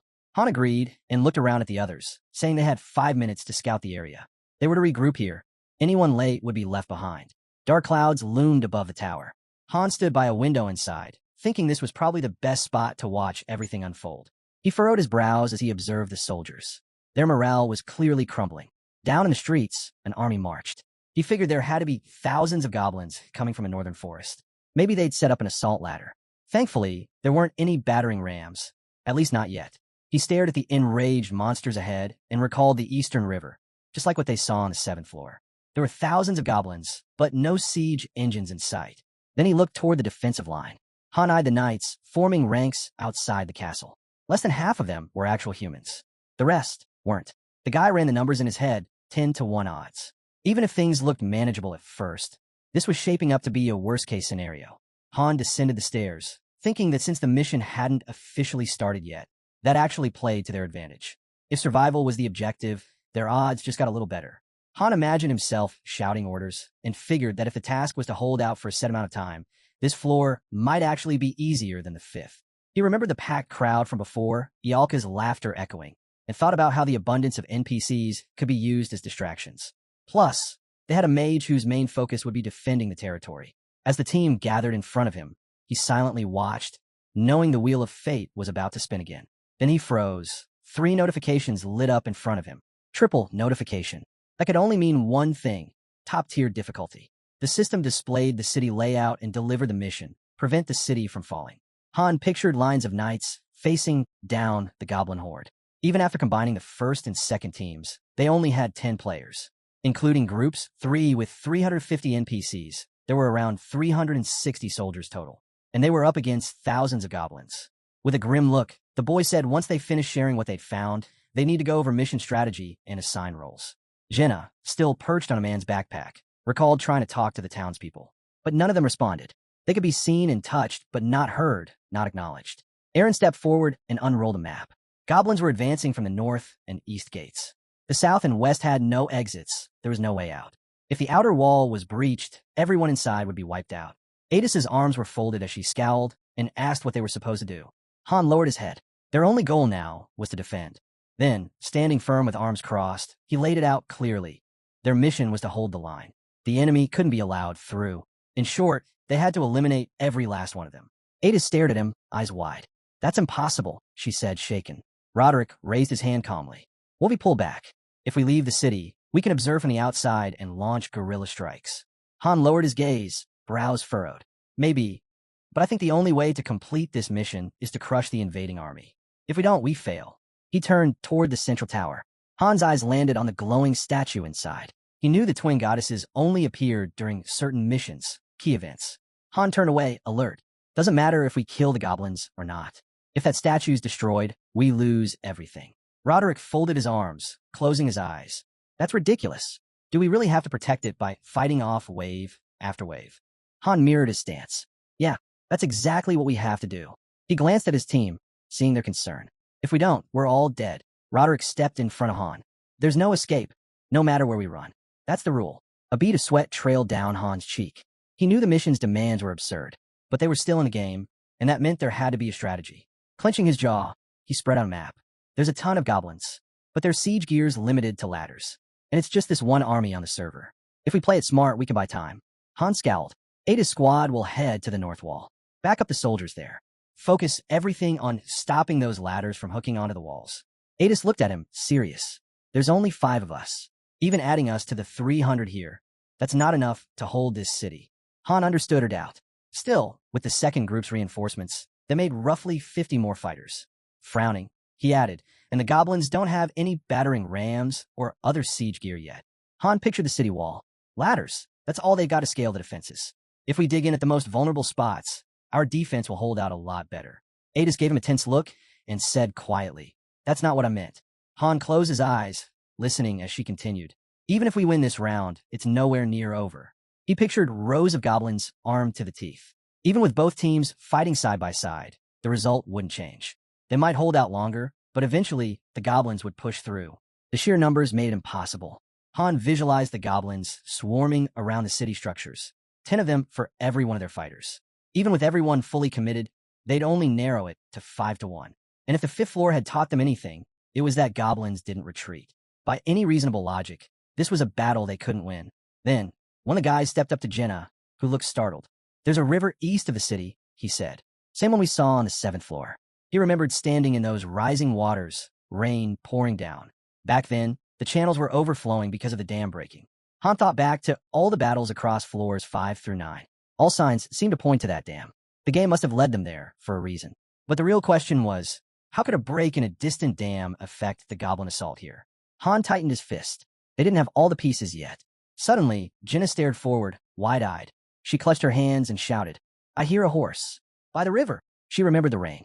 In her mind, she saw it again, an army gathering on the opposite riverbank. Han turned to her in shock. Now it all made sense. Adis froze, her gaze locked ahead in disbelief. Han grabbed Jenna's face, frustrated. "Why are you only telling us this now?" Han looked at Adis, then away. "Buy us as much time as you can," he said flatly. "If the outer wall falls, retreat to the inner defenses. Use whatever you need, soldiers, even refugees, to slow them down. No matter how cruel it sounds, shut the gates and hold out." Then he turned back, a small smile on his face. "We've got a tougher job ahead, and when we return, I don't want anyone thinking we couldn't handle it." Adis turned back with a confident smile. "We'll give it everything we've got." Jenna looked at the commander, startled. "Wait, this is the whole plan? Isn't it too reckless? What's our role in it?" Aaron spun around, clearly uneasy. "Why are we heading outside the walls? There are thousands of goblins out there. It's suicide." Han narrowed his eyes, lifting his head. "If we stay, we're done anyway." He imagined the soldiers standing by the river. Back on the 7th floor, the dam had already burst. If what Jenna heard was a reinforcement unit, then the reason we lost the city on the 5th floor was because those reinforcements never made it across the river in time. Han rolled out the battle map. "Our mission is on the east bank. We kill the goblins. And we stop the dam from collapsing." One of the girls glanced over with concern. Han unsheathed his sword and growled, "We're moving out. It's time to strike." Han charged forward, yelling, "This is just the inner wall. The real fight's still waiting." As they neared the gate, Han turned to Jenna. "Get up there, scout the area." Then to Aaron, "Be ready to pull the gate." He turned again. "Yalka, prep a spell. The moment that gate cracks open, hit them with 2nd-level magic." Han caught a glimpse of Shern standing nearby. Aaron started pulling the rope. A group of knights rushed toward him, shouting that they had to stop this madness. Up above, Jenna called down. "A ton of goblins are already massing outside. If that gate opens, they'll flood in." As Yalka focused, fiery mana circled around her hands. The gate groaned open. Through the narrow crack, an arrow flew. Han snatched it midair, just before it could hit Yalka. Goblins peeked through the gap. Han hurled the arrow straight back at them. Jenna leapt off a corner and stomped another soldier down. Rain started to fall, splashing against the ground. Han tilted his head up, staring at the sky. The rain. He looked over at Ialka again. Han muttered to himself, "Is it true that water won't snuff outer flames?" Aaron suddenly screamed as the gate creaked fully open, and a flood of monsters surged through. They charged straight at Ialka. In response, she raised her hand and cast Ignite. Flames burst outward, engulfing the goblins. Streams of fire shot from the gate, tearing through the incoming horde. Dozens of monsters were reduced to ashes as the entrance turned into a wall of flames. Jenna and Aaron broke into a sprint, glancing back at Ialka, who now held a potion in her hand. Han urged her, "Drink it. Every time you cast, got it?" His eyes locked on her. Han added, "Can you keep going? We're just getting started. Ialka stepped away from him. Who do you think I am? Shern stood there, speechless. Han raised an eyebrow and smirked, still thinking about tagging along. Suddenly, a system message popped up. Shern was scared. His stats dropped 30%. Closing his eyes, Han said, "Go find Adis. She'll tell you what to do. And if you live through this, she might just hear your confession." Han glanced at the knights. The gates were closing again. As the group stepped out, Han barked, "Lock all the bolts now." Han's voice grew stern. "The exit's gone. Only way now is forward." Facing the oncoming army, Han declared, "Then I'll kill every last one of them." He moved ahead, giving commands. "Everyone, take your positions." Han turned to Yalka. "Use first-level fire magic. Keep it weak, but spread it wide. Burn as much ground as you can." Han looked up. The rain's picking up. They'll push right through the fire. The monsters charged. Han calculated. 20 seconds till Ialka's next spell.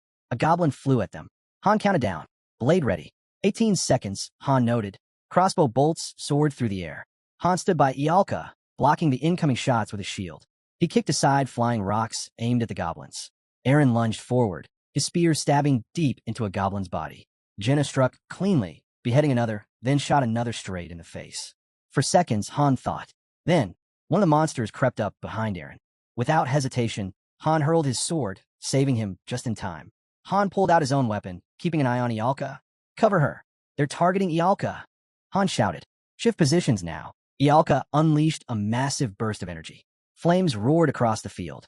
Goblins screamed as they burned alive. Han turned to run. "We're charging straight through Geo." As they sprinted across the scorched ground, Han remarked that the heat seeped through their armor, but it was tolerable. And, thankfully, Ialka was part of their team.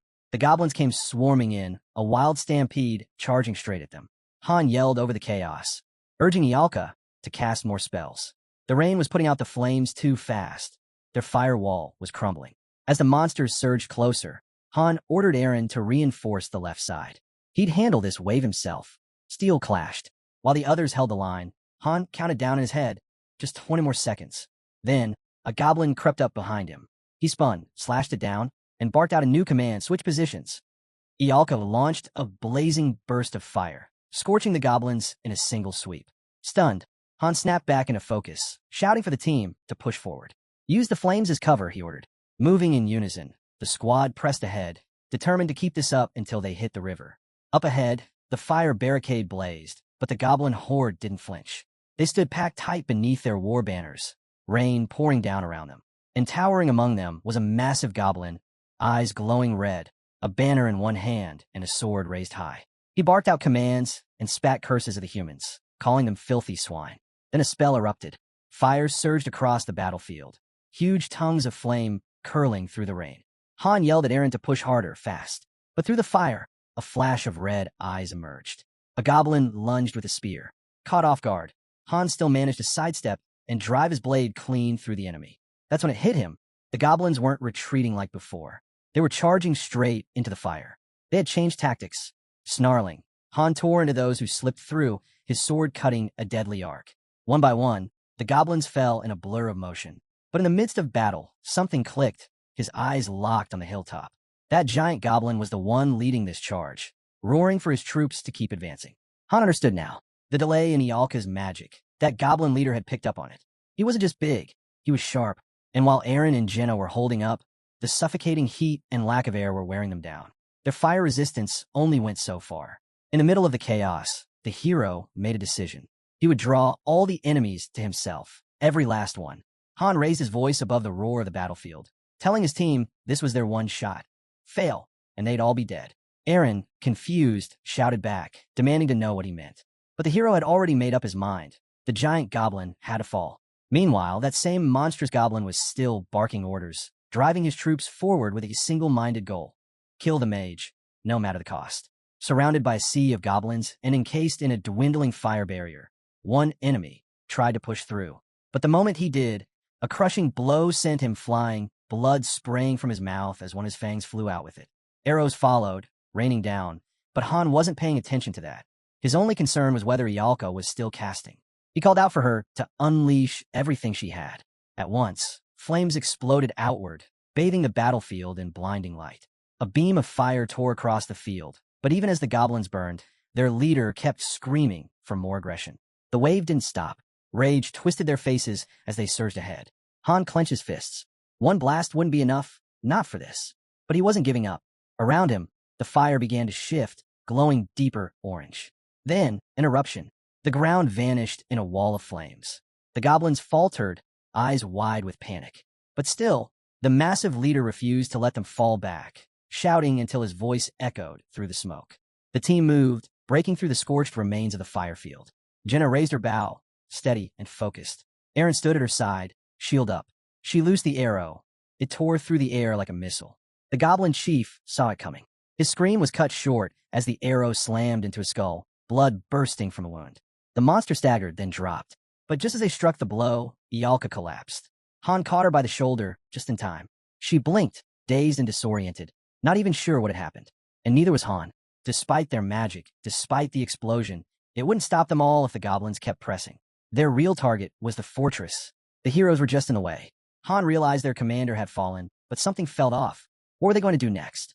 Then, one of the goblins began backing away from the flames. Others followed, slowly pulling back, falling into formation, just out of reach. Han watched as the goblins shifted direction, clearly setting their sights on the fortress instead. The wind whipped across the field, waves of tall grass swaying under the pounding rain. The heroes had pulled back closer to the forest, now ignored by the enemy. Han realized why. The goblins had left them alone only because their commander had fallen. They were alive by chance, not victory. He told everyone to take healing potions and recover. The brief pause was a blessing, but it wouldn't last. In the distance, the goblin army had begun storming the northern wall. This was only the beginning. Ahead of them stood a massive wooden pier. Goblins marched forward again, stomping angrily through the soaked grass. Han knew rest was no longer an option. A new fight was coming, and fast.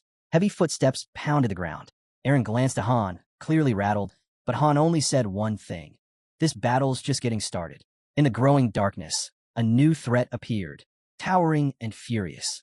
A level 23 ogre glared at them, its eyes burning. Han reacted immediately. He gave out orders. Ialka was to raise a firewall, and Aaron was to defend it. But the ogre wouldn't be stopped by flames. They needed more. He urged Ialka to hurry. He'd take the monster himself.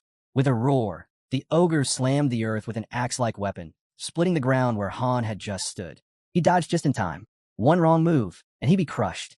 As the beast swung again, Han realized shields were useless. The only option was a full assault. The fire helped keep lesser goblins at bay, but inside the burning circle, it was just him and the ogre. The size difference was overwhelming. Still, Han lunged in and slashed the creature's leg. Arrows suddenly rained in, Genis. They hit the ogre's back and lodged deep. The monster bellowed in pain. They were finding their rhythm. Jenna observed that the ogre's size made it an easy target. Its defense might be high, but it couldn't dodge. That gave him a chance. But after watching her arrows barely pierce, she quickly changed her mind. Han yelled that only weak spots would do real damage, but they had to find them fast. Then Jenna's voice cracked with alarm. Another ogre was coming. Han's eyes widened. He hadn't seen that coming. Han quickly realized that their formation had crumbled. Aaron was too tied up fighting off goblins, and their battle plan was falling apart. The longer this dragged on, the worse it would get. With no time to think, Han took a gamble. He raised a shield and braced for the ogre's attack. The impact was crushing. The force slammed into him, nearly knocking him off his feet, but he didn't back down. Gritting his teeth, ignoring the pain, Han charged forward, sword in hand, eyes burning with determination. Suddenly, the ogre let out a howling scream. Han had struck it right between the legs. That reaction told him everything. He found another weak spot. Furious, the ogre began smashing the ground in a frenzy, but Han was already on the move. He leapt up, climbed the monster's body, and drove his sword into its neck. The blade didn't sink deep enough yet.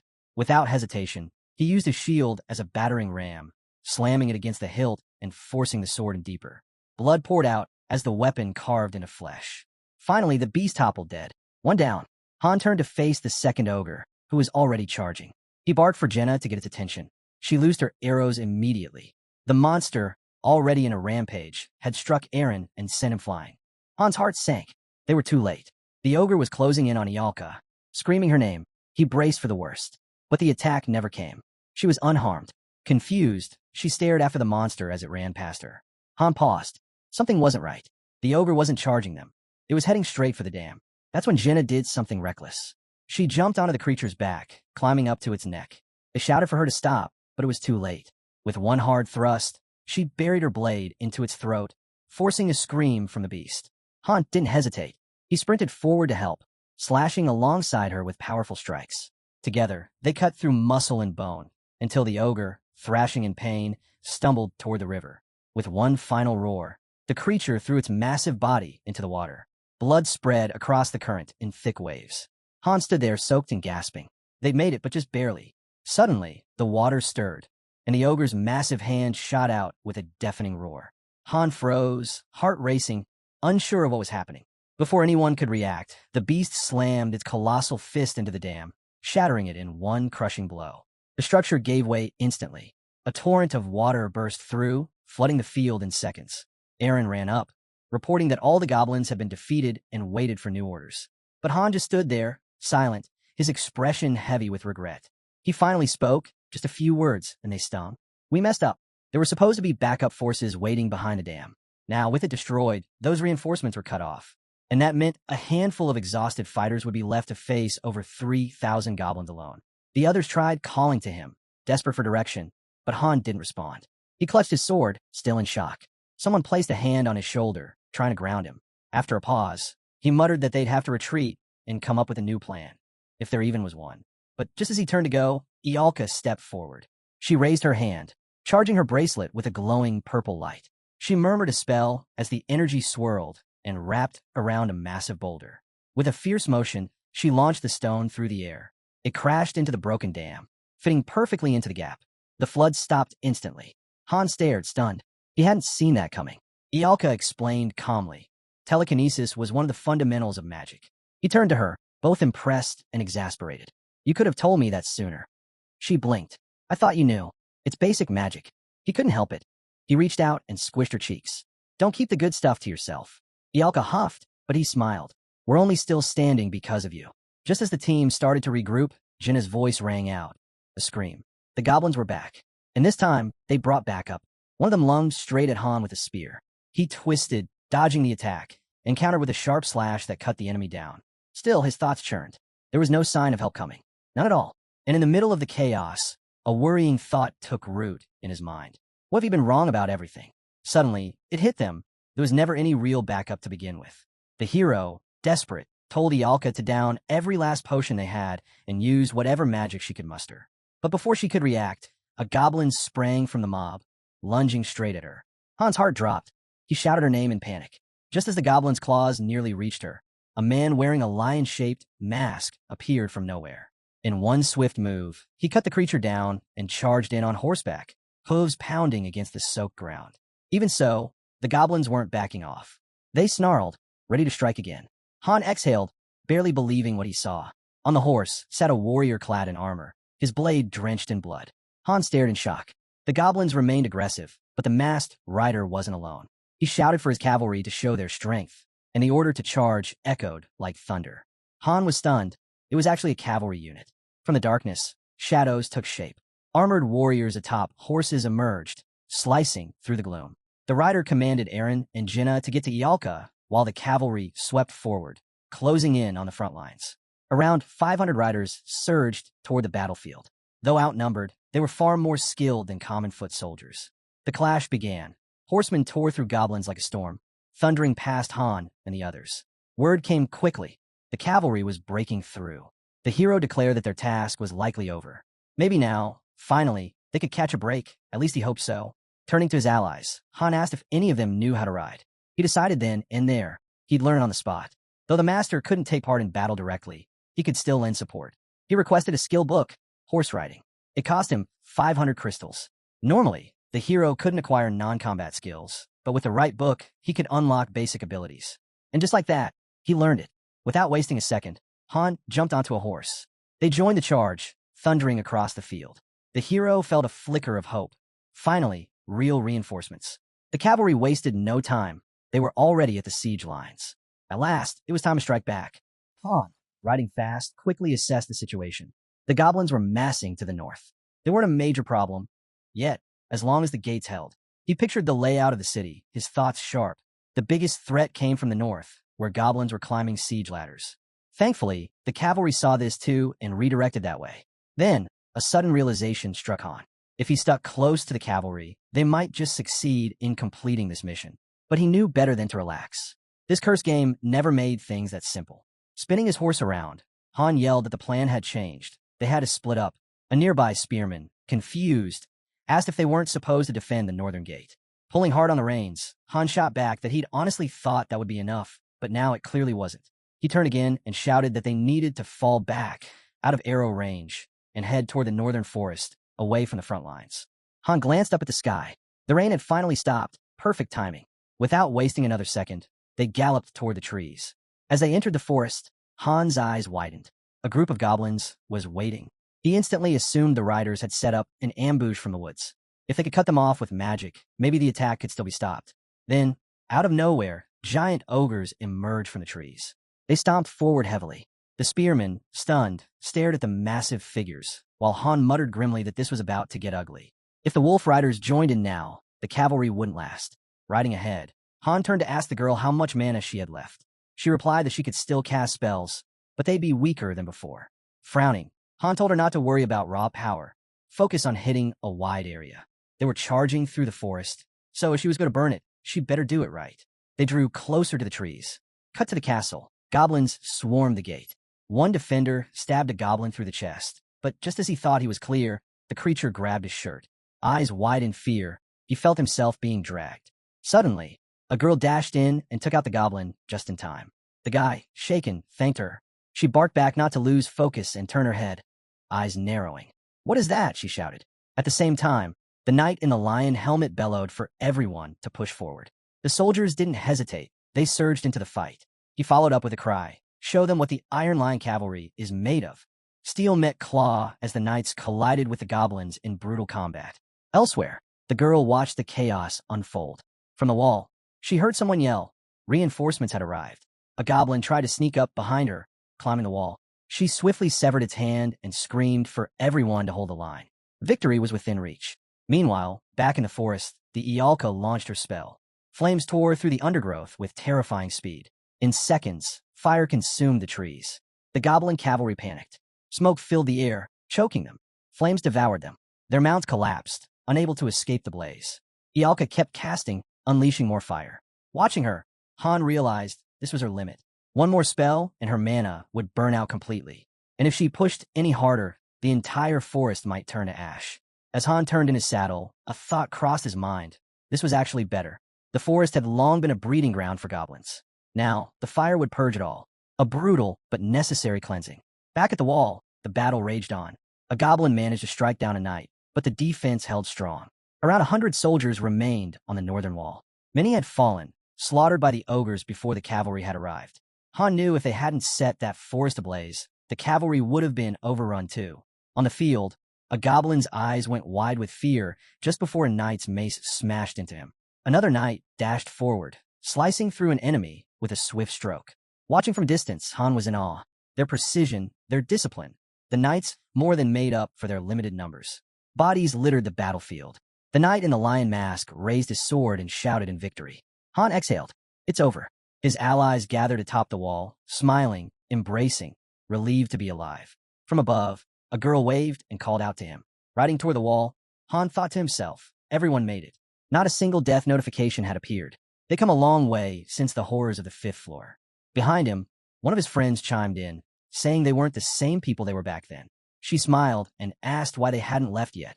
Wasn't the mission complete? Suddenly, Han's smile faded. His eyes widened. He whipped his head forward, then spun around again. A memory hit him. He'd crushed a massive goblin. His companion had set the woods ablaze. He pictured all the fallen enemies, the victorious knights. But there was still no system message. No notification. No confirmation. No sign that the floor had been cleared. His chest tightened. Wasn't it over? His thoughts spiraled. There's nothing left to do here, right? But something was off. Then time stopped. Everything froze. And then a system notification popped up. Loading. Han clenched his jaw, spun around. On the knight's shoulder, another message appeared. System recovery. Confused, he looked around. Another warning blinked into view. Error. Disconnected from server. He turned to look at the smiling girl nearby, but she was still, frozen mid-movement. He glanced at his comrades. No one moved. His blood ran cold. And then, he heard a voice behind him. Turn around. Han turned around slowly, his breath catching. In the distance, a shadowy silhouette stood still, its shape barely visible through the haze. And then he saw it. A max-level creature, cloaked in a sinister dark aura, stood before him. Han froze. That face, it was burned into his memory. He'd seen it before, back when he used to play. His eyes locked on the terrifying figure. Dread crept in. It's him, he thought grimly. The same bastard. The scene shifted. Elsewhere, a team of elite 6-star characters appeared in a settlement. They were legends. The first in Korea to conquer the 88th floor, ranked 5th in the world. Now, Han was logging back into the game, mind racing. It was always a mix of luck, strategy, and raw combat. He could issue commands, sure, but the characters made the final calls. They chose which skills to unleash. Many times, they failed, not because of weakness, but because something simply didn't align. He visualized their cards, running through scenarios in his head. Still, if fate alone decided everything, he never would have made it this far. It wasn't just luck anymore. This game had gripped him entirely, his progress, his fate, tied to it. If he had the skill, even hell couldn't stop him. Back in the present, he stared at the looming dark creature. It's him, he thought again. What level is this monster? Even if a creature reached 7 stars, it shouldn't have appeared here. Clenching his teeth, Han suddenly found himself standing in what looked like a store. Another figure materialized beside the dark creature, cloaked and unreadable. Text floated above him. Level 15, Dark Apostle. With a grin, the figure looked straight at him. I'll be waiting, he said. Han's eyes widened.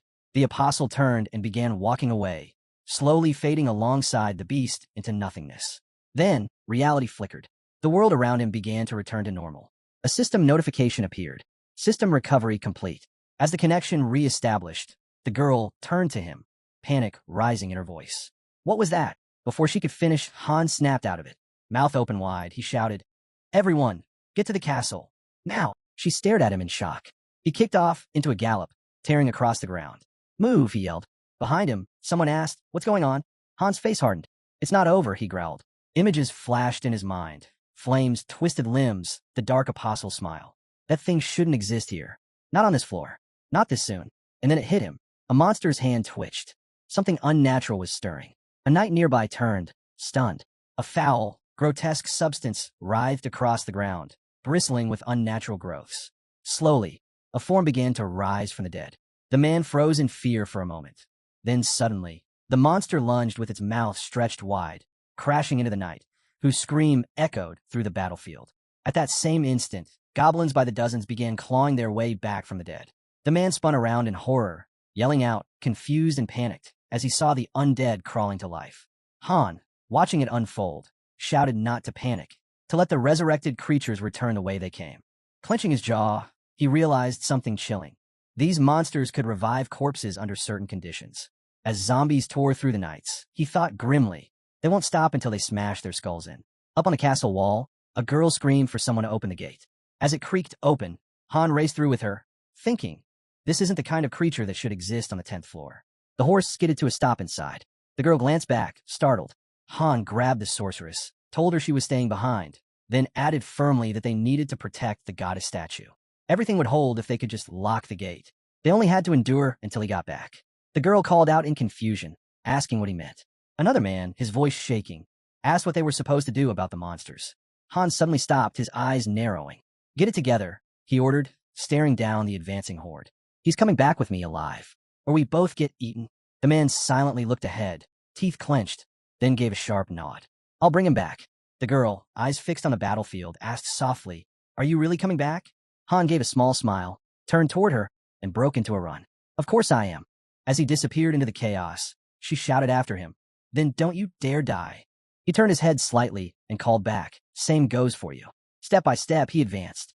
Gripping his sword, his gaze locked onto the undead. Disgusted by their appearance, he told himself it wouldn't be hard. Charging forward, he struck the first one, splitting its head open. He'd take them down one at a time. If they all rushed him, it'd be over.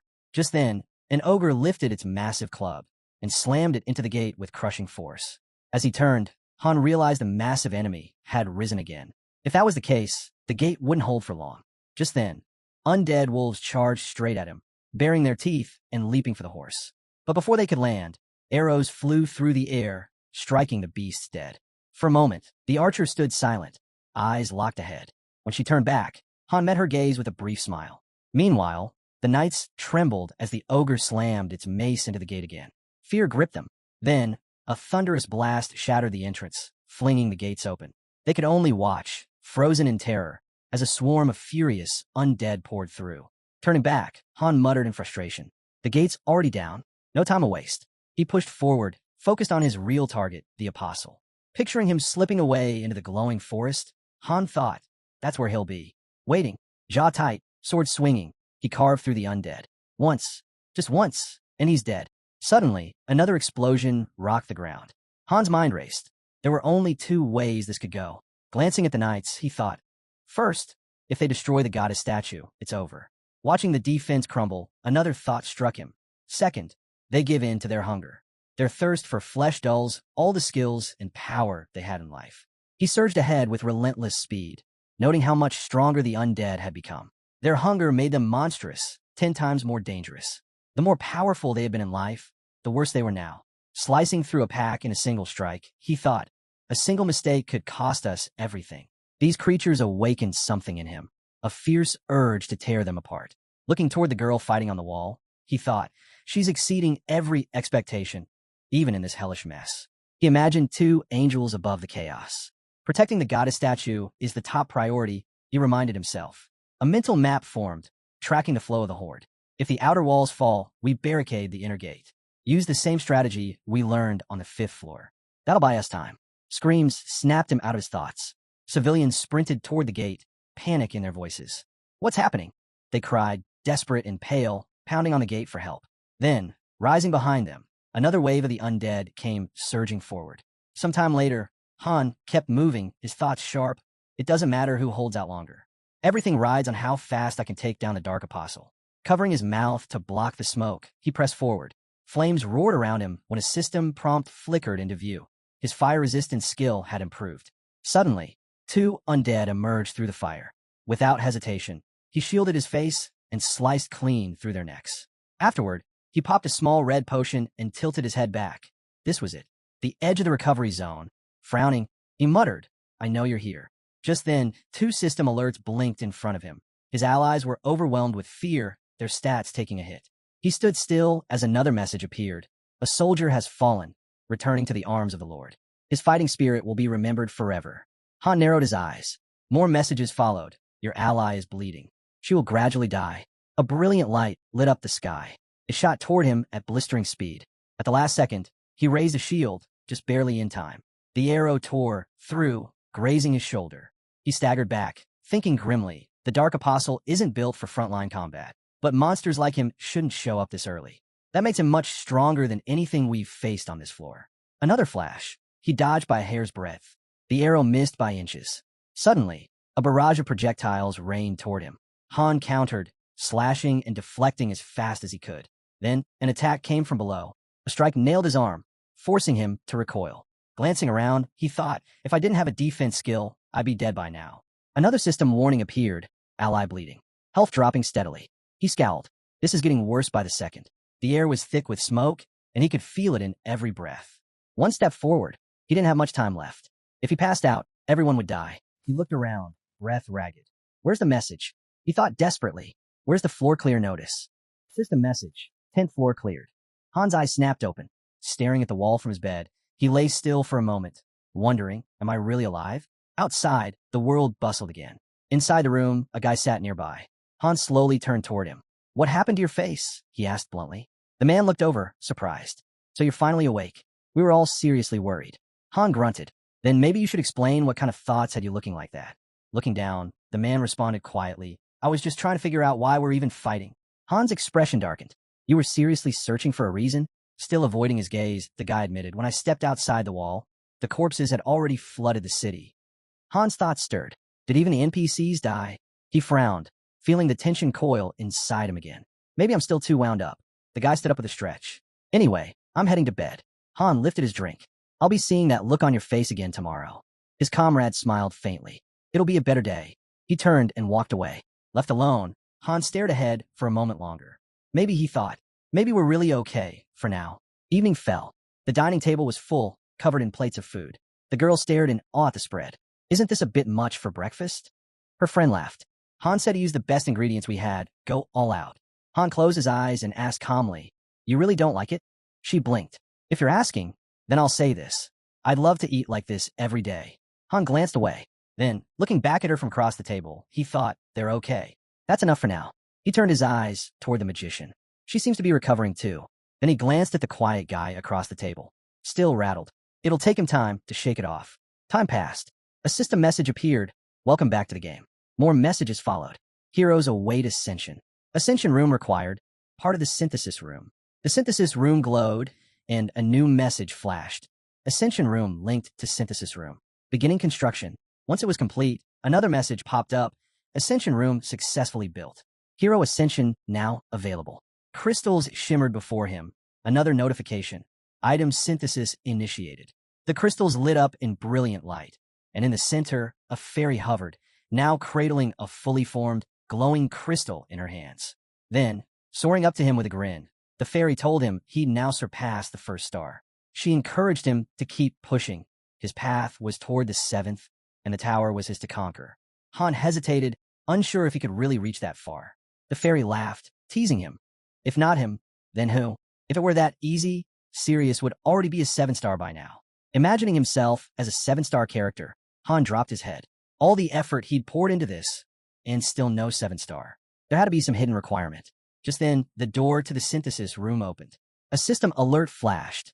Master initiating ascension. So that was it. The new upgrade to the synthesis room. It was an ascension chamber. Han stepped in, thinking maybe entering would automatically grant him 2 stars. It looked like a stairway leading to the next level. He figured ascension was a feature even the master's interface couldn't fully access. Gazing ahead, he guessed that with the right materials and a hero, something would eventually happen here, something the master wouldn't be able to monitor. Approaching the altar, he placed a crystal. Instantly, a blinding light burst forth. A massive magic circle lit up the ground, and a beam of energy shot into the sky. Squinting against the light, memories surged into his mind. Someone sitting in a chair, cradling a child. Han grabbed his sword and demanded to know who the man was. Reaching out, he hit an invisible force field. He couldn't get close. So he just watched. He fixated on the baby. He had no family of his own, but this child wasn't him. Looking closely, he realized the kid was the one meant to be here, not him. Wandering through unfamiliar rooms, confused, Han knew he couldn't afford to dwell on it. Time was ticking. When he stepped outside, the space was empty. Nothing. No buildings in the master's lobby. Then the gates creaked open. A fairy stepped through. Staring at her, Han noted she seemed smaller than before. He asked, was she expecting him to enter the rift of space and time? Han came to a halt before a towering door marked extreme difficulty. As he looked up, a system alert flashed. Advent Dungeon initiating. Suddenly, a crushing invisible force slammed him to his knees. Alarms blared across his vision.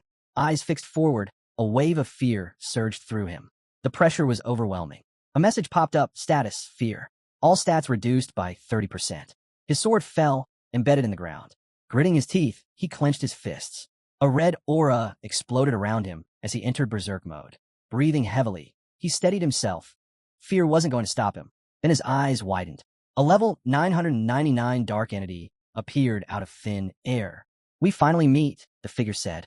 Drawing his sword, Han glared. Why was this thing here? Was this the monster that pulled him into this world? He burned with the urge to strike it down, but one glance at the level told him it was pointless. This was the creature that had wiped out his top-tier party. Heroes with memories, 6-star strength, gone in under 10 seconds. The entity stared him down. Why aren't you attacking? Don't you hate me? Jaw clenched, Han fired back. If you drag me here just to run your mouth, might as well throw me back. The entity chuckled. That's more like it. If you didn't have this much control, you would have died already. A sudden burst of pain cracked through Han's skull. He clutched his head, groaning. This is how hero ascension begins, he muttered. The entity stepped closer. Wrong. You're different. You're special. Dark energy coiled around the room, drifting toward Han. This place is my gift to you. A new pair of legs stepped into view. A human figure. This stage, the voice continued, was crafted for the great ranker himself. Han stared, trembling. Who are you? A girl's face appeared, smiling sweetly. She looked like a fairy. He stared in disbelief. She reminded him of the one from earlier, but aged. She spoke lightly. I don't even know how to introduce myself. Still tense, Han muttered, just call yourself disgusting. Her grin didn't falter. With a flick of her hand, a chair materialized behind her. Now that's just rude, she replied, sitting down. Looking straight at him, she added, you thought I looked like the fairy, huh? I didn't copy her. I was made to look like her. Tapping her own chest with a finger, she smiled. I'm just one of her replicas. Number 100,479. Extending her hand, she asked playfully, isn't that the same number as the game's downloads? Han pulled out the CEO's business card and stared her down with clear disdain. What's this? Some kind of joke, he asked coldly. The girl just smiled. I go by plenty of names. Depends on the mood, really. I just pick whatever suits the moment. Han stomped the ground, his glare sharp. She let out a chuckle. That was a bit bold, wasn't it? His voice turned icy. You're one of the ones who dragged me into this mess, aren't you? Still smiling, she nodded. You really do hate me. Funny thing is, I never meant for you to get pulled in. Total accident. Like hell I care, Han snapped. Send me back. Now, or you'll regret it. The girl tilted her head and grinned. Are you threatening me? You're just a weak little one-star. Han's eyes burned with intensity. That won't last much longer. Her expression darkened. She splashed her foot into a puddle and muttered, maybe I should have just killed you when I had the chance. Without warning, she launched a magical projectile. It slammed into him, cracking his armor, then froze in place, hovering inches from his chest. The girl snapped her fingers. Didn't even flinch when the spear hit your heart. You've got nerve, but that doesn't mean you're invincible. Han slid his sword back into place. So what do you really want? He realized something. She'd had plenty of chances to finish him off, but didn't. That meant she had another reason. She stepped closer. It's nothing dramatic. I just want to talk. Then she looked him straight in the eye. You're Loki, right? The indomitable, unbreakable, fifth-ranked master. I'm a fan. She smiled, almost fondly. You don't know how many times I was blown away watching your plays from headquarters. We even had surveillance on your city. How could I not come meet you? Her smile deepened. I came to tell you the truth about this world. She paused. Tell me, what do you really think of the game story? Her gaze dropped slightly. Most players don't care about the story in gacha games. It's all about the content. She raised her hand and added, the plot? It's cliché, flat, predictable. A snap of her fingers, and the space behind her warped. Most masters forget about the open world stuff once they climb a few floors, she continued. Take a good look. You know this place, don't you? Han glanced around, realization dawning. Arms crossed. Han replied flatly, I don't even want to know. The girl glanced away, then said with a shrug, sorry, I tend to get carried away. She pointed at the distorted space around them.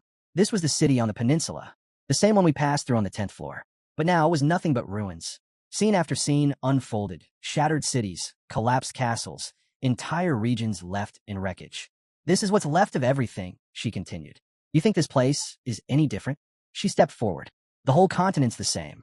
More than 100 million worlds have ended like this. A gate flickered in her mind as she spoke. There's a book.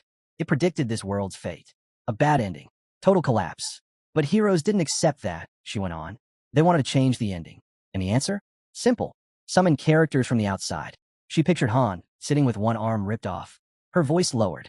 Force the story to shift, even if it breaks the rules. Even if space and time get twisted. Then she looked directly at him. When a higher level being watches, even that can bend history. That's what this game is really for. Han stared for a long moment, then smirked. That's it? I was expecting something more dramatic. Looking at her, he asked, why tell me all this? She extended a hand. Because I want to offer you a deal. Before she could finish, a dagger pierced her head. Han reached for his sword. I was curious where you were going with this, but it's just insane. Still smiling with a hint of menace, she responded. Then think carefully. Was that a yes or a no? He narrowed his eyes. You dragged me into this nightmare, made me suffer through hell, and now you want to cooperate. He took a stance. There's no way I'd ever team up with someone like you. Go ahead and kill me if you want, but I'll make sure your head hits the ground first. The girl stepped forward, laughing. You're so intense. Honestly, it's kind of rude. Staring at her, Han thought to himself. Sure, she could keep spewing nonsense, but there was no way he could take her down. Not now. Not as a lowly one-star at level 10. He still had a long way to go before he could even think about defeating her. He finally spoke. I'm done talking. Just send me back to where you pulled me from. The girl gave a slow, menacing smile. Now that hurts. I went through so much trouble just to bring you here. She looked out into the distance. You know, I value you more than anyone else. More than any other master. Rankers, real, top tier.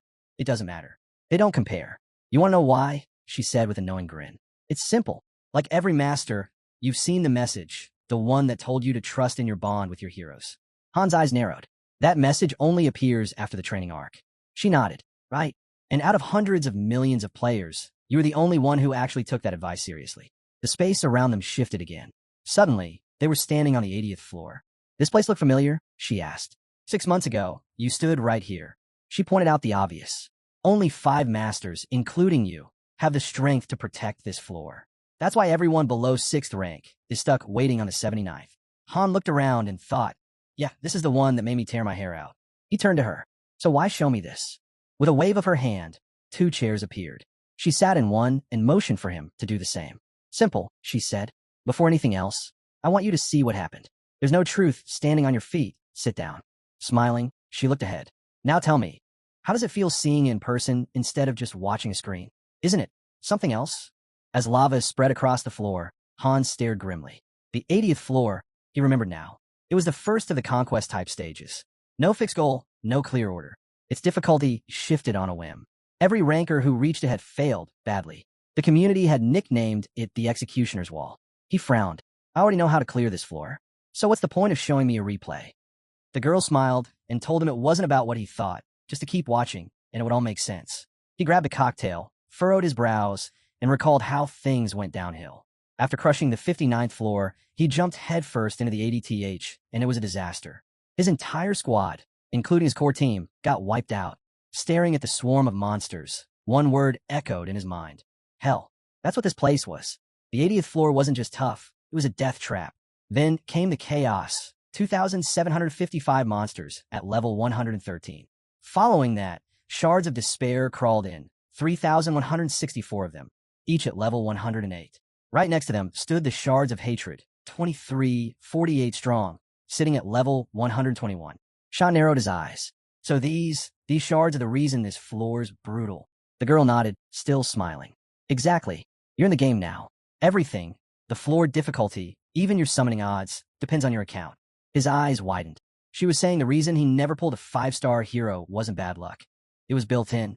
She pointed at the chaos crystals. Massive, pulsing at level 322. There's a reason. In your world, there are no heroes left to summon. Then she turned toward a monstrous, one-eyed beast.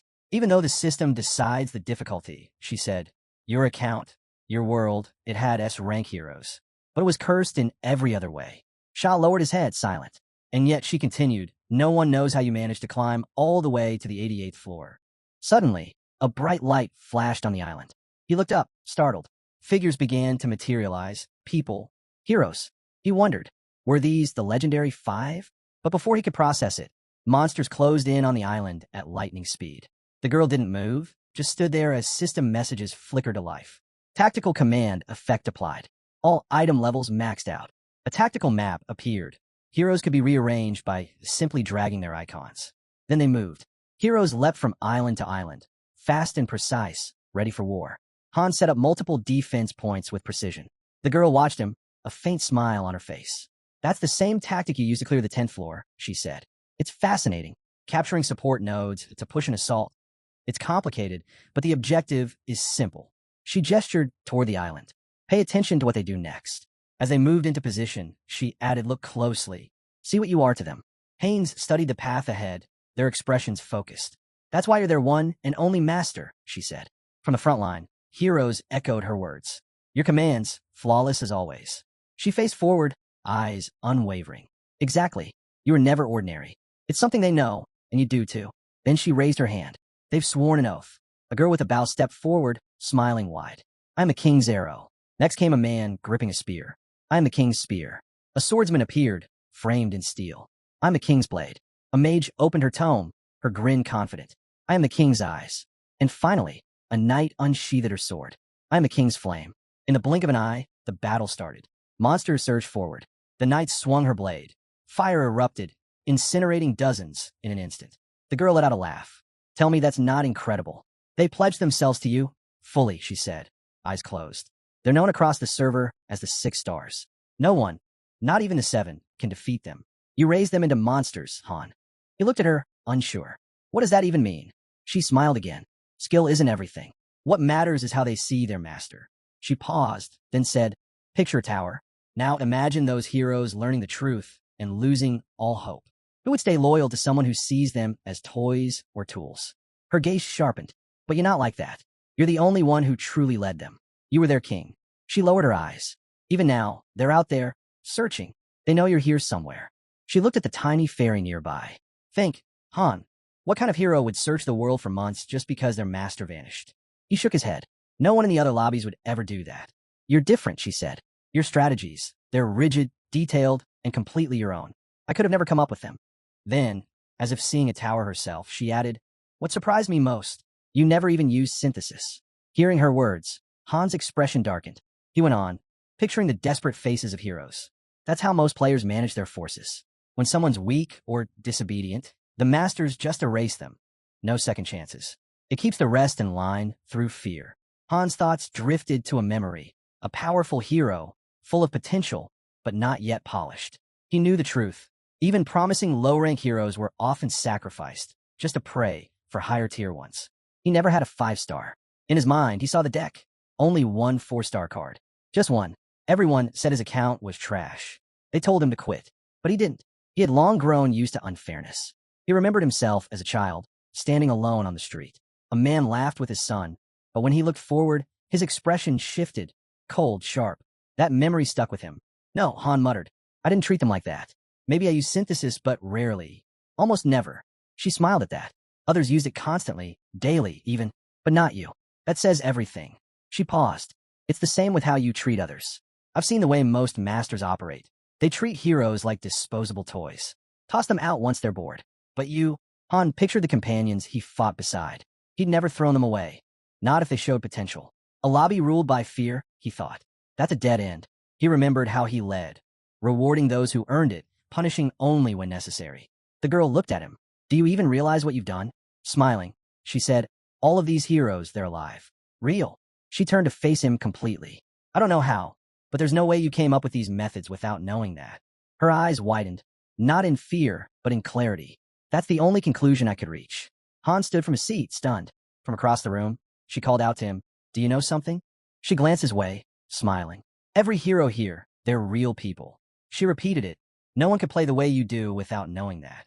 He turned, disbelief in his eyes. She looked at him coolly and said, that's just my theory.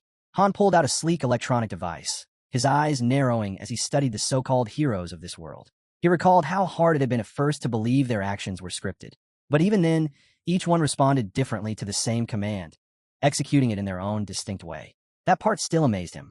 The system was brilliant, and yet it never crossed his mind that they could be real people. Back then, all he cared about was perfecting his strategy. With his arms crossed, Han turned to her and asked if that was why she was drawn to him. She admitted she had really wanted to meet him face to face, but on Earth, that had been nearly impossible. He understood immediately and offered a gentle smile, saying he felt the same. Then, in a sudden shift, he changed his tone completely, joking that if that were the case, maybe he'd just go dig her up in some nearby forest. But the moment twisted. Han's demeanor darkened.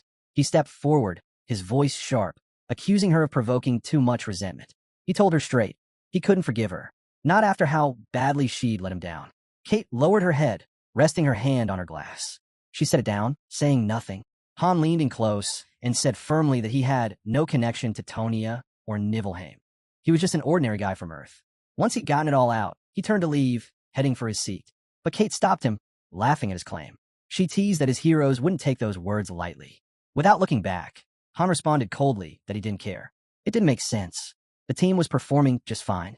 They'd reached the 88th floor with barely any losses. There was no reason she would have summoned him here, just to climb the tower. He had no interest in cooperating. Fury flared in his eyes as he spun back around, ordering her to back off before he lost every last bit of patience. But Kate didn't flinch. She opened her arms and said she saw something in him, a potential to become Han Mobius needed. Then she shrugged it off, saying all she really wanted was for him to reach her floor, and if putting up with this attitude was the price, she'd pay it. Han shot a piercing glare at Kate and demanded to know, was the appearance of the Dark Apostle on the 10th floor her doing? She met his eyes with a look of disdain and calmly countered. And what if it was? What would you do then? Crossing her legs, she tried to ease the tension, asking him not to be upset. She claimed she had planned to stop interfering after the 15th floor anyway. According to her, Tonia would have welcomed him warmly without her involvement. Leaning her head in her palm, Kate gazed at him and remarked that this place was just as tough as Nibelheim. No matter what he did, she said, there was a 90% chance the master would abandon everything. But if he accepted her help, that could all change. Han stayed silent, waiting for her to continue. Then she reached out her hand. She swore on her own name. If he climbed to the top of the tower, she'd send him back to where he came from. Not just that, she promised him half of her Mobius holdings. With that, she said, he could become one of the most powerful shareholders in the entire corporation. She offered him the chance to become a majority stakeholder and asked if he was ready to make it official. Han gave her a sharp look. He warned her not to push him and brought up her earlier promise to send him back and not empty-handed. He didn't trust the deal. It all sounded too good to be real, and he was sure there had to be a trap hidden somewhere. Kate was taken aback by his hostility. She asked why he still hated her so much, but Han didn't answer with words. He hurled his blade straight at her head. She didn't even get the chance to finish her sentence. That was his answer. He believed he'd find his own way forward. More clues, more answers, and he wasn't about to rely on someone like her. That was the end of it. He'd make it back home on his own terms. Kate calmly pulled the blade from her head. Her body flickered with pixels as she regenerated. She commented that without that kind of resolve, no one could ever reach the tower's peak. She repeated herself again and again. She forgave his arrogance. Then she decided to show him exactly what she meant. At her signal, a massive golden door materialized nearby. She called it a true prologue. The doors creaked open, revealing something radiant beyond. Kate turned to him with a faint smile and said she'd crafted this ending just for him. Then, with a sharp glint in her eye, Kate warned him, threatened him, with the glow itself. In the blink of an eye, Han's surroundings shifted. The scene before him transformed. He now stood in a world where humans and non-humans lived together in harmony. Children, towny as children, ran around laughing, playing without a care. Kate's voice broke through the moment. She explained that this once thriving continent had been shattered by a sudden invasion. Dark forces had torn the land apart. The peace was gone. She turned to Han and asked if he understood why this ending was so difficult. The truth, she said, was that this war had already been lost. To fix it would mean changing the very course of fate. But even now, she insisted there was still a sliver of hope. Kate pointed to the Master and told Han that if he wanted to save this world, he had to conquer the tower. Word was, many heroes would stand with him. He just had to trust in the bonds he'd forge along the way. She reminded him that the future of this entire world rested in his hands. His strength alone could shape what came next. She showed him more heroes, countless lives that now depended solely on him. Then came the warning. She revealed the enemies ahead. Formidable, hidden deep within unexplored lands. Could he really face them? Could he endure the path to the top? Han's frustration boiled over. He didn't trust any of it. But Kate pushed again, urging him to climb, promising her support. She showed him the road forward and said they could reach their goal together. She vowed to wait for him at the summit. Han turned away and told her to leave him alone. Just then, a message appeared before him. He had awakened memories of his forgotten hero self. A dark system prompt confirmed that his card had evolved. His rank had risen, 2 stars. He tilted his head, eyes locking onto the pedestal at the center of the pattern. Relief swept over him. It was finally done. The system chimed in again, congratulating him on leveling up and unlocking new abilities. Aaron, who had been waiting nearby, looked away with a quiet smile. His traveler had finally returned. He asked Han what he had seen. Han gave a short answer. It was just another stage of growth, one Aaron would go through soon enough. Then Han asked him for an update. Aaron replied that everything was the same as always. Han nodded, remembering that Aaron had a little sister. He wanted to make it back to her. That goal hadn't changed. He would keep climbing. He would reach the top, and he would return to Earth. Exhausted, Han lay down for the night, staring up at nothing. Despite everything, nothing had really changed for him, except his mood. As sleep crept in, he made himself a promise. Whoever dragged him into this world, no matter who they were or what name they went by, would pay for it. The next morning, he woke to a glitching system message flashing in front of his eyes. It was an apology, an official one, blaming a severe server error that had happened days ago. Han recalled that the lower-level masters were still experiencing disconnections. This apology was meant to explain the chaos. To him, it only confirmed one thing. The Dark Apostle's appearance on the 10th floor wasn't a coincidence. It was tied to this glitch. Without a doubt, a new message popped up. This one mentioned compensation, 50,000 gold. Not bad. Isel appeared, cheerful as always, congratulating him on his promotion. But then she paused and frowned, noticing the look on his face. Something was clearly off. What happened to you? She asked. You don't look happy at all.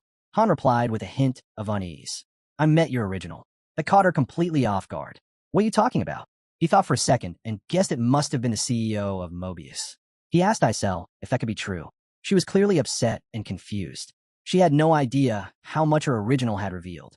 Han, however, dismissed it. It didn't matter. He wasn't here to dwell on it. He was just venting. All that mattered was climbing the tower. And for that, he needed her help. Isel nodded and agreed, ready to support him. She handed him a gold coupon, surprising him. He hadn't even known such a thing existed. She was stunned by his ignorance. You really don't know what this is? It's a gift card. You can exchange it for anything. Han eyed the coupon suspiciously and asked who sent it. She told him it came from a master himself, because even he was impressed by Han's achievements. It was a reward for heroes who excelled, and the value of the coupon matched the gift's worth. Han had heard about these cards being given out during events, but this felt different. Maybe the master was just shocked that heroes had managed to climb so far without his help. He handed the card back to Isel. I don't need it, he said. Give it to someone else who does. Isel's eyes widened in disbelief. You're really turning it down? This card lets you get anything you want. But Han just shook his head and reminded her 10,000 gold means nothing in the item shop. Then he glanced at her, tired and clearly done with the conversation. Do you have anything else? If not, I'm going to sleep. Isel held him back for a moment. Suddenly, the system flashed a new notification. Han had made a purchase using the gift card. Confused, he looked up as Isel pulled a small horse statue in front of her. He read the system message, a gift from a hero you admire. Frowning, he asked what it was and what he was supposed to do with it. Isel simply said it was a gift from the master. Disgusted, Han dropped the wooden trinket to the ground with a thud and kept walking. Gifts should mean something, he muttered. As he walked, he thought about the other heroes. How unfair it would be if only he received something while everyone else got nothing. It would have been better to reward everyone who had proven themselves. Staring down at the broken horse statue, he figured most people wouldn't even want something so meaningless. If a gift had no use, then it wasn't worth having. Later, Han lay on his bed, lost in thought. Even he knew what kind of gifts would actually make heroes happy. But then he caught himself. What was he even thinking? That wasn't like him. Soon, he stood before a massive portal, not the least bit surprised. Voices around him called for the rift in time and space to open. He quickly assessed the situation. His low level wasn't a problem anymore. What mattered now were the enemies hidden within. He sighed, disappointed, and told the others to wrap this up quickly. As he stood there, his thoughts drifted to the master. How recently he'd entered the game and how much power he already held. Just then, Han noticed Ialka. She looked tense. Understandable, he thought, given all her training and what she endured back on the 10th floor. She turned to him and asked where they were heading next. Han knew that, at this pace, they wouldn't make it through the coming floors.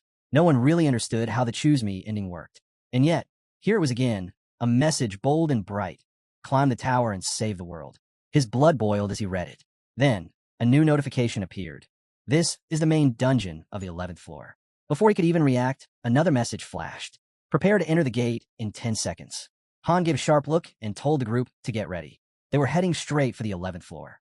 Ialka glanced at him, clearly caught off guard by the sudden decision. Meanwhile, Han recalled a phrase often thrown around by some players.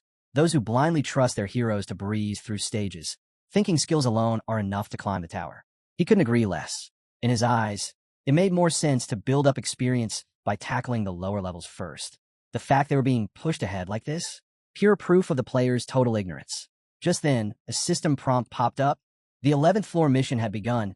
Objective: wipe out every enemy. Han was seething. The player acted like a pro, but didn't have the slightest clue.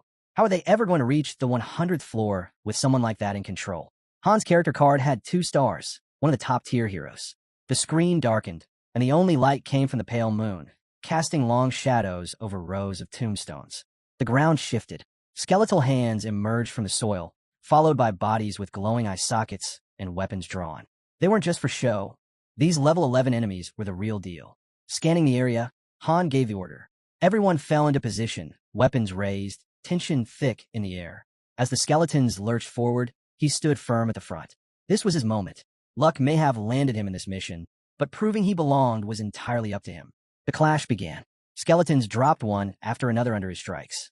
But it quickly became clear, if the enemies got any stronger, this climb would be a brutal one. The skeletons exploded into flames as they fell. The sight sparked a memory. The first time he faced a 4-star enemy, and how the master had merged it with him. He also remembered the 5 heroes he'd received last time. Only one survived. Still, that didn't mean the master had failed. Nearby, Jenna fought off a skeleton with a sharp kick. She looked irritated. These foes weren't just tough, they were infuriating. Han kept swinging, fighting off wave after wave, his mind drifting back to the start of it all. Back when the master actually tried, building structures, training heroes, crafting gear, and following the strategies Han himself suggested. But that didn't last. After the 5th stage, something shifted. The master began acting on impulse instead of logic. Beside him, Aaron moved in perfect sync, parrying a skeleton strike. Their teamwork was seamless. As the battle raged on, Han remembered the mission where all hope was supposed to be lost, and yet they pulled through. But after that victory, it was like the master lost his compass. Ialka closed her eyes, drawing in energy. A glowing fireball formed in her hand moments later. Watching her, Han couldn't help but reflect on how many missteps the master had taken. He summoned heroes 5 separate times without meeting the right requirements, then threw them straight into the 10th floor with no upgrades or preparations. Even so, somehow they'd survived, standing now amidst piles of charred bones, their bodies worn but spirits high. They had beaten the odds again. Their breaths were heavy, but they were proud. Still, Han couldn't ignore the root of the problem. The master had made the fatal mistake of confusing his own worth with the power of his heroes. He relied too much on them and forgot his role. But this time, it wasn't the master who led them to victory. It was Han. He had proven himself. A radiant glow surrounded him as his level surged upward, power coursing through him. He had finally taken a real step forward. The night remained still. Wind whispered through the trees. The dim lanterns outside the stone house flickered softly. Han leaned back against the wall, arms folded, and called out. In an instant, Isel the fairy appeared, her voice crisp and clear. Locking eyes with her, Han asked if she would always come when summoned. Isel nodded, replying that she would. Then she asked why he called her. Serious. Han told her he had questions. Isel hesitated, clearly uneasy, and warned that there were limits to what she could reveal. But Han wasn't fazed. He just wanted the closest answer she could give. Flustered, she closed her eyes and yelled that she'd answer, but this would be the last time. Without delay, Han asked her the name of the original fairy. Caught off guard, Isel paused, hand to her chin, thinking deeply. She finally answered. The director had many names, over 100 million, and each time she entered a new world, she chose a different one. In Tonia, she had gone by the name Kate. Han repeated the name Kate under his breath, figuring that in Nibelheim, she probably went by something else. He started piecing things together. After clearing the 10th floor, each master is assigned a personalized lobby, and the world's name shifts with each rating. If what Isel said was true, then the destiny of every world hinged on its master. And with over hundreds of millions of worlds already in existence, and growing, that truth was staggering. He moved on to his next question. What is Mobius? He asked. Isel paused, looking unsure, and asked him to be more specific. Han clarified. He wasn't talking about a company. He meant the spiral galaxy, the one said to hold an infinite chain of worlds. Listening closely, Isel eventually confirmed that each master is indeed given a unique world, one that never repeats, even among heroes. Looking her in the eye, Han said he knew Kate. He wanted to know who she really was. And did she ever hurt the master? That's what he truly wanted to understand. Isel responded carefully. No one could become a master unless they had once lived on Earth. But that wasn't the part Han cared about. What mattered to him was whether Kate had ever wronged the master. Isel fell silent, unable to give a straight answer. But her hesitation spoke louder than any words. Hearing Han press the issue, she grew visibly upset. The idea that someone like Kate could have caused harm clearly bothered her. She told him to wait while she checked the information and vanished. Alone now, Han lay back on the bed, hands behind his head, staring at the ceiling. He knew chasing answers about Mobius or its problems wouldn't change anything right now. The fire in the hearth crackled, occasional sparks dancing in the air. He let himself relax. Eventually, Isel returned. She stood tall and declared that the master was just a regular user, nothing more. There was no danger. Han, still unsure, asked again if she was absolutely certain. She nodded, saying she had confirmed it with another director. Everything was fine, but she also added that such interference carried serious risk and had to meet strict conditions. Han leaned back, sinking into the pillow. He understood now. The wind howled outside. Nearby, training dummies stood against the wall. Usher shouted, calling for the duel to start. As the fight began, Han landed the first hit. In that moment, he knew. The master's failures weren't some grand mystery. They were simply the outcome of poor choices. Just then, Roderick's weapon came flying at him, but Han dodged in time. The attack confirmed his suspicion. His teammate was going all in, but Han was ready. He raised a shield to block the next blow. That's when it hit him. The master was infected, blinded by the delusion that he was the best. Usher launched into a flurry of attacks, moving faster with every strike, but Han kept evading. Still, he could tell, if the symptoms of that arrogance grew worse, things would spiral out of control. Another strike came in, Usher again, but Han blocked it just in time. Then Adis appeared behind him, her daggers flashing. One of them sliced across his face. 3-on-1. No way to win fairly. But Han wasn't just thinking about the fight. He knew the master's condition was still in its early stages. If they acted quickly, there was a chance to reverse it. Another enemy approached, and now Jenna and Aaron moved toward him with purpose. Heroes clashed, attacking, defending, testing each other's limits. Amid the chaos, Han realized the truth. To cure the master, they had to eliminate the one hero he leaned on most. And that hero was him. With that, Han charged forward to rejoin the battle. Later, the sun cast its glow across the city. Han and his companions walked down a quiet road. Jinna turned to Aaron, asking if she'd heard right, that they were heading straight to the 12th floor. It felt like they were rushing. Aaron, a little uneasy, admitted he thought it was too soon. From Han's spot behind them, he couldn't believe it himself. They'd cleared the 11th floor just yesterday, and by Earth's time, not even a full day had passed. Suddenly, Isel appeared in front of them and requested that a rift in space-time be opened. The gateway to the next level began to materialize. If they pushed forward now, they'd be clearing more than 2 levels in a single day. Jinna stopped in front of the glowing entrance and turned to Han. "You coming?" He closed his eyes, then looked toward the ferry. "Which floor did the master choose?" Isel hesitated before answering. "The 12th. Han narrowed his eyes. "I figured." His companions looked at him in confusion. Han knew they had a choice. They could speak their minds or ask the master directly for guidance. But he made up his mind. Arms crossed, he turned to the ferry and said, "I'm not going." Isel froze, clearly stunned by Han's refusal. But he met her gaze, cold and unflinching. "I'm not joking," he said.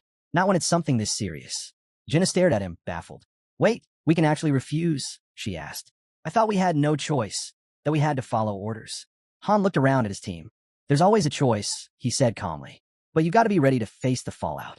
Jinna frowned, remembering stories of those who tried to resist being forced in. Didn't others get dragged in any way? "They just didn't know the rules," Han replied. Isel, clearly irritated now, raised her voice. "You need to reconsider. This is dangerous." Han cut her off. "Dangerous?" he asked. "Throwing us into the dungeon without a second thought. That's not dangerous." The fairy tried to argue, but Han didn't let her finish. "I already know what you're going to say." A brilliant blue light pulsed from the gate. Han understood the line he couldn't cross. Refusing to enter was one thing, but he couldn't reject synthesis. If the master got angry, he could easily sacrifice him to a more obedient hero. Still, Han stood firm. "I'm not going," he said again, this time with finality. Ialka's voice rang out, angry and hurt. "So you're just leaving us? Making us fight on our own?" "That's your decision," Han replied. "I won't stop you." The team stared at him in disbelief. Aaron gripped his spear tighter. "If he's not going," he said, nodding at Jinna, "then I'm out too." Jinna stretched, her voice cool. "I'm disappointed in you, Han. You could have told us we had this choice sooner." She stepped back. "I'm not going either." Her partner looked shocked. Then Ialka, now nervous about being left alone, followed suit. "I am not going either," she stammered. A glowing message appeared before them. "Group deployment denied." Sometimes, heroes may refuse to obey. The master may choose to listen or to punish. Han stared at the message, then smirked. "Let them try." Isel was completely shaken. This isn't in the script," she whispered. Jinna turned to Han. "So what now?" He looked away at first, silent. Then a small smile tugged at his lips. "Now we wait." A massive eye opened above them, the player watching. "And see how he reacts," Han finished. Heroes lifted their eyes to the sky, where the all-seeing gaze of the master loomed above. In that moment, Han realized something critical. The master likely had no clue that his creations could choose not to obey. It seemed just as likely he'd never even read the manual, and that oversight had brought them all to this point. Sensing the heavy mood, Isel summoned the rest of the team. Han's allies soon gathered. Adis glanced at them with interest and asked why they'd been called over. One of the guys replied simply, they weren't going on the mission. Adis blinked in surprise. Why not? Outside, the sky was cloudless and the sun beamed down. Han sat calmly on a bench, responding to Adis's questions without flinching. She grew frustrated, quickly grasping the danger they were now in. If Han couldn't prove his worth, there'd be consequences. Still composed, the guy admitted he understood the risks, and that his decision might cost him his life. Their talk went on. Adis voiced her doubts, warning that the player probably wouldn't take kindly to Han defying commands. Han narrowed his eyes and fired back. Would she just follow every order the master gave without question? He reminded her that they weren't fighting to serve, they were fighting to survive. His words struck a chord. Adis turned to her teammates, trying to make them understand. Han watched silently, the truth dawning on him. Loyalty wasn't what kept them together. It was survival. Adis turned to Han and told Aaron they were going ahead anyway. They needed to get stronger. She added that she had no desire to be synthesized. The group moved toward the portal, leaving Han and Jenna behind on the bench. Jenna sat beside him and quietly asked what would happen to them now. Han gave it to her straight. He didn't know. Everything depended on the master. If he ended up synthesized, he told her to surrender, to save herself. Jenna stared at him with quiet pride. You'll outlast all of us, she said. Aaron agreed, and Ialka added that if nothing else, Han had more resolve than anyone. Han closed his eyes with a faint smile. His friends had come a long way, grown stronger, wiser. Then, suddenly, a message flashed in front of him. One of his partners was bleeding out. Another alert appeared, then another. Each one carried the same warning. The 12th floor was a different beast. From the gate, his allies emerged, battered, barely standing. Wounded and weak, they leaned on each other as they stumbled toward him. Han turned to Adis and asked how she was feeling. She stayed silent for a moment, then quietly said his name. Her gaze shifted to the others, sharp and direct. How can you just ignore an order like that? Han grinned. Simple. You just do. Right then, a new notification popped up. Adis had officially declined the mission, and because of that, the second group could no longer be deployed. Adis's team stood barely upright, leaning on one another for support. Watching it unfold, Isel was stunned. Panic began to creep in. Things were spiraling fast. But Han only gave a short laugh. He pointed out that with both primary teams now inactive, the Master wouldn't be able to enter either the main weekly or the exploration dungeon. He turned to his allies and calmly said they'd keep training like nothing had happened. No reason to tip the Master off that they were resisting. They needed to restock potions, and Jenna and Aaron could start soloing daily dungeons to level up. He'd join them there. Isel was furious. If you keep this up, the Master might just leave for good. Han looked up, unbothered. Then he was never going to make it to the top anyway. Isel, trembling, shouted that the player could decide to synthesize him. But Han shrugged. I'd take a clean death over that. Besides, if anyone gets synthesized, it'll be the one who stirred up this rebellion. Isel lowered her head, hair falling over her face as she struggled to hold back tears. Han kept going. He mentioned that while the Master's stress level might spike and his spirit might drop, it could have the opposite effect on the team. They'd start paying attention, maybe even trust him more. He reached out a hand to Isel. The Master can still fix this, earn our trust, lift our morale. With that, Han and his allies turned and walked away. As they left, he threw out one final thought. Our player isn't exactly a genius. Isel watched them leave, anxiety written all over her face. The following day, the team made their way to the weekly dungeon. Their goal, to collect elemental stones for ascension. The portal clearly displayed the objective and the location. Han decided they'd split up to cover two separate dungeons, and from one of them, they secured a standard fire elemental stone. Jenna and Aaron headed toward the forest path, while Han and Ialka made their way to the ravine, where glittering crystals lined the cliffs. Afterward, they resumed their training. Han's skill with a sword and shield reached level 6, but he realized that any further improvement would require tougher drills or opponents on his level. He weaved around his teammates' strikes and assigned Ialka a new goal, focus on unlocking telekinesis. Ialka wasn't thrilled. But I'm only good at fire magic, she protested. Han smirked. Then I'll make sure your diet consists of nothing but potatoes. The skies had turned gray, wind sweeping through the area in heavy gusts. That day, and the next, the Master didn't log in. Leaning gently on Han's shoulder, Isel whispered her fears. What if he's gone for good? Han took a slow sip from his mug. No idea. Just then, a notification flashed before them. The Master was online. Isel lit up with relief. He didn't forget us. Adis joined them. Maybe he's finally come to his senses. But Han remained cautious, sipping again from his cup. If the Master's condition was that easy to fix, he wouldn't have been sick in the first place. Setting the mug down, he noted that the Master's intentions were obvious now. He figured the player would likely use the compensation currents to change up the raid lineup. A moment later, a message confirmed it. The Master had initiated an advanced summon and pulled in 3 rare cards: Stein, Mazel, and Tazur. Adis turned to Han. If they're anything like us, we'll have to draw lots. But Han stood up and turned away. No need. None of them are joining this party. Adis looked puzzled. Why not? You'll see, he said calmly.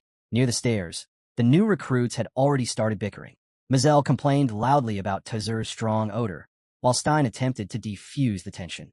The man suddenly snapped at her, accusing her of showing off and turning hostile. Mazel didn't back down and shot right back at him. Things got heated fast. Just then, Han walked over and noticed that the two had barely logged into the game before starting a fight. Stein saw Han and rushed over, asking if it was true that he'd arrived before them. Han confirmed it. Meanwhile, the 2 new players behind Stein were still going at each other. Stein introduced himself as a knight in training and asked Han to do something, since the arguing pair wouldn't listen to him. Tazur, standing nearby, scoffed and said he had no intention of listening to a weakling. That made Han pause.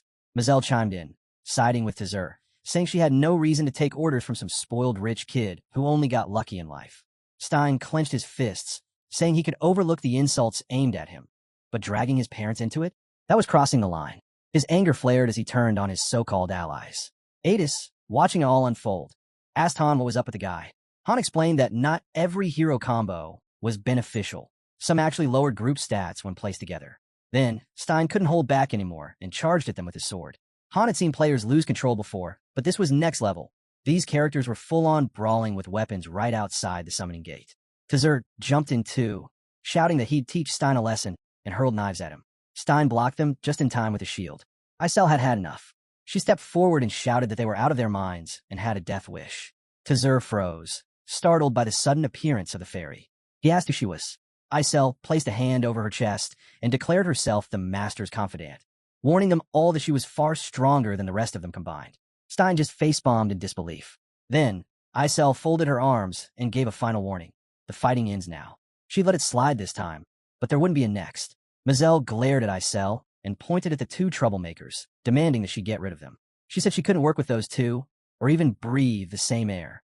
Then she turned her sword toward Han and declared that if she had to be in a party, she'd rather join a real hero. Isel met her gaze and firmly replied that party selection wasn't up to any of them.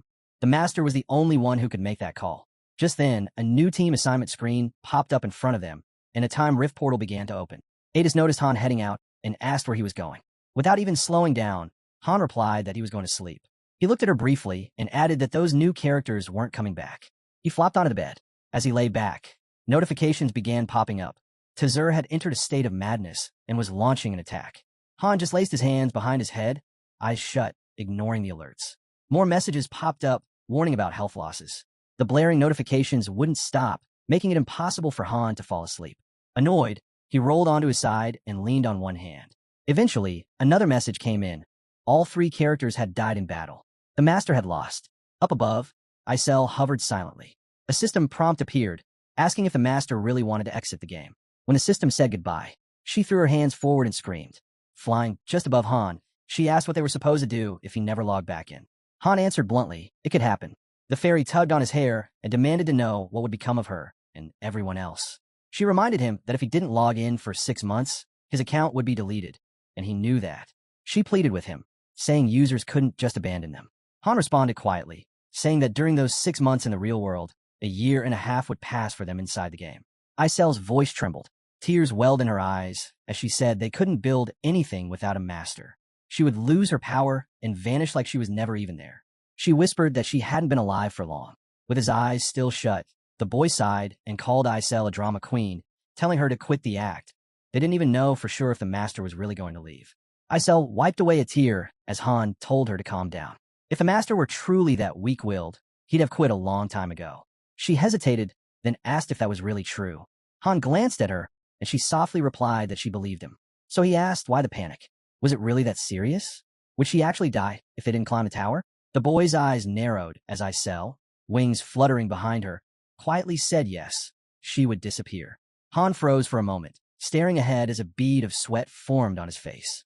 Half a year. He turned his eyes to the window, thinking about Niflheim and how little time he seemed to have left.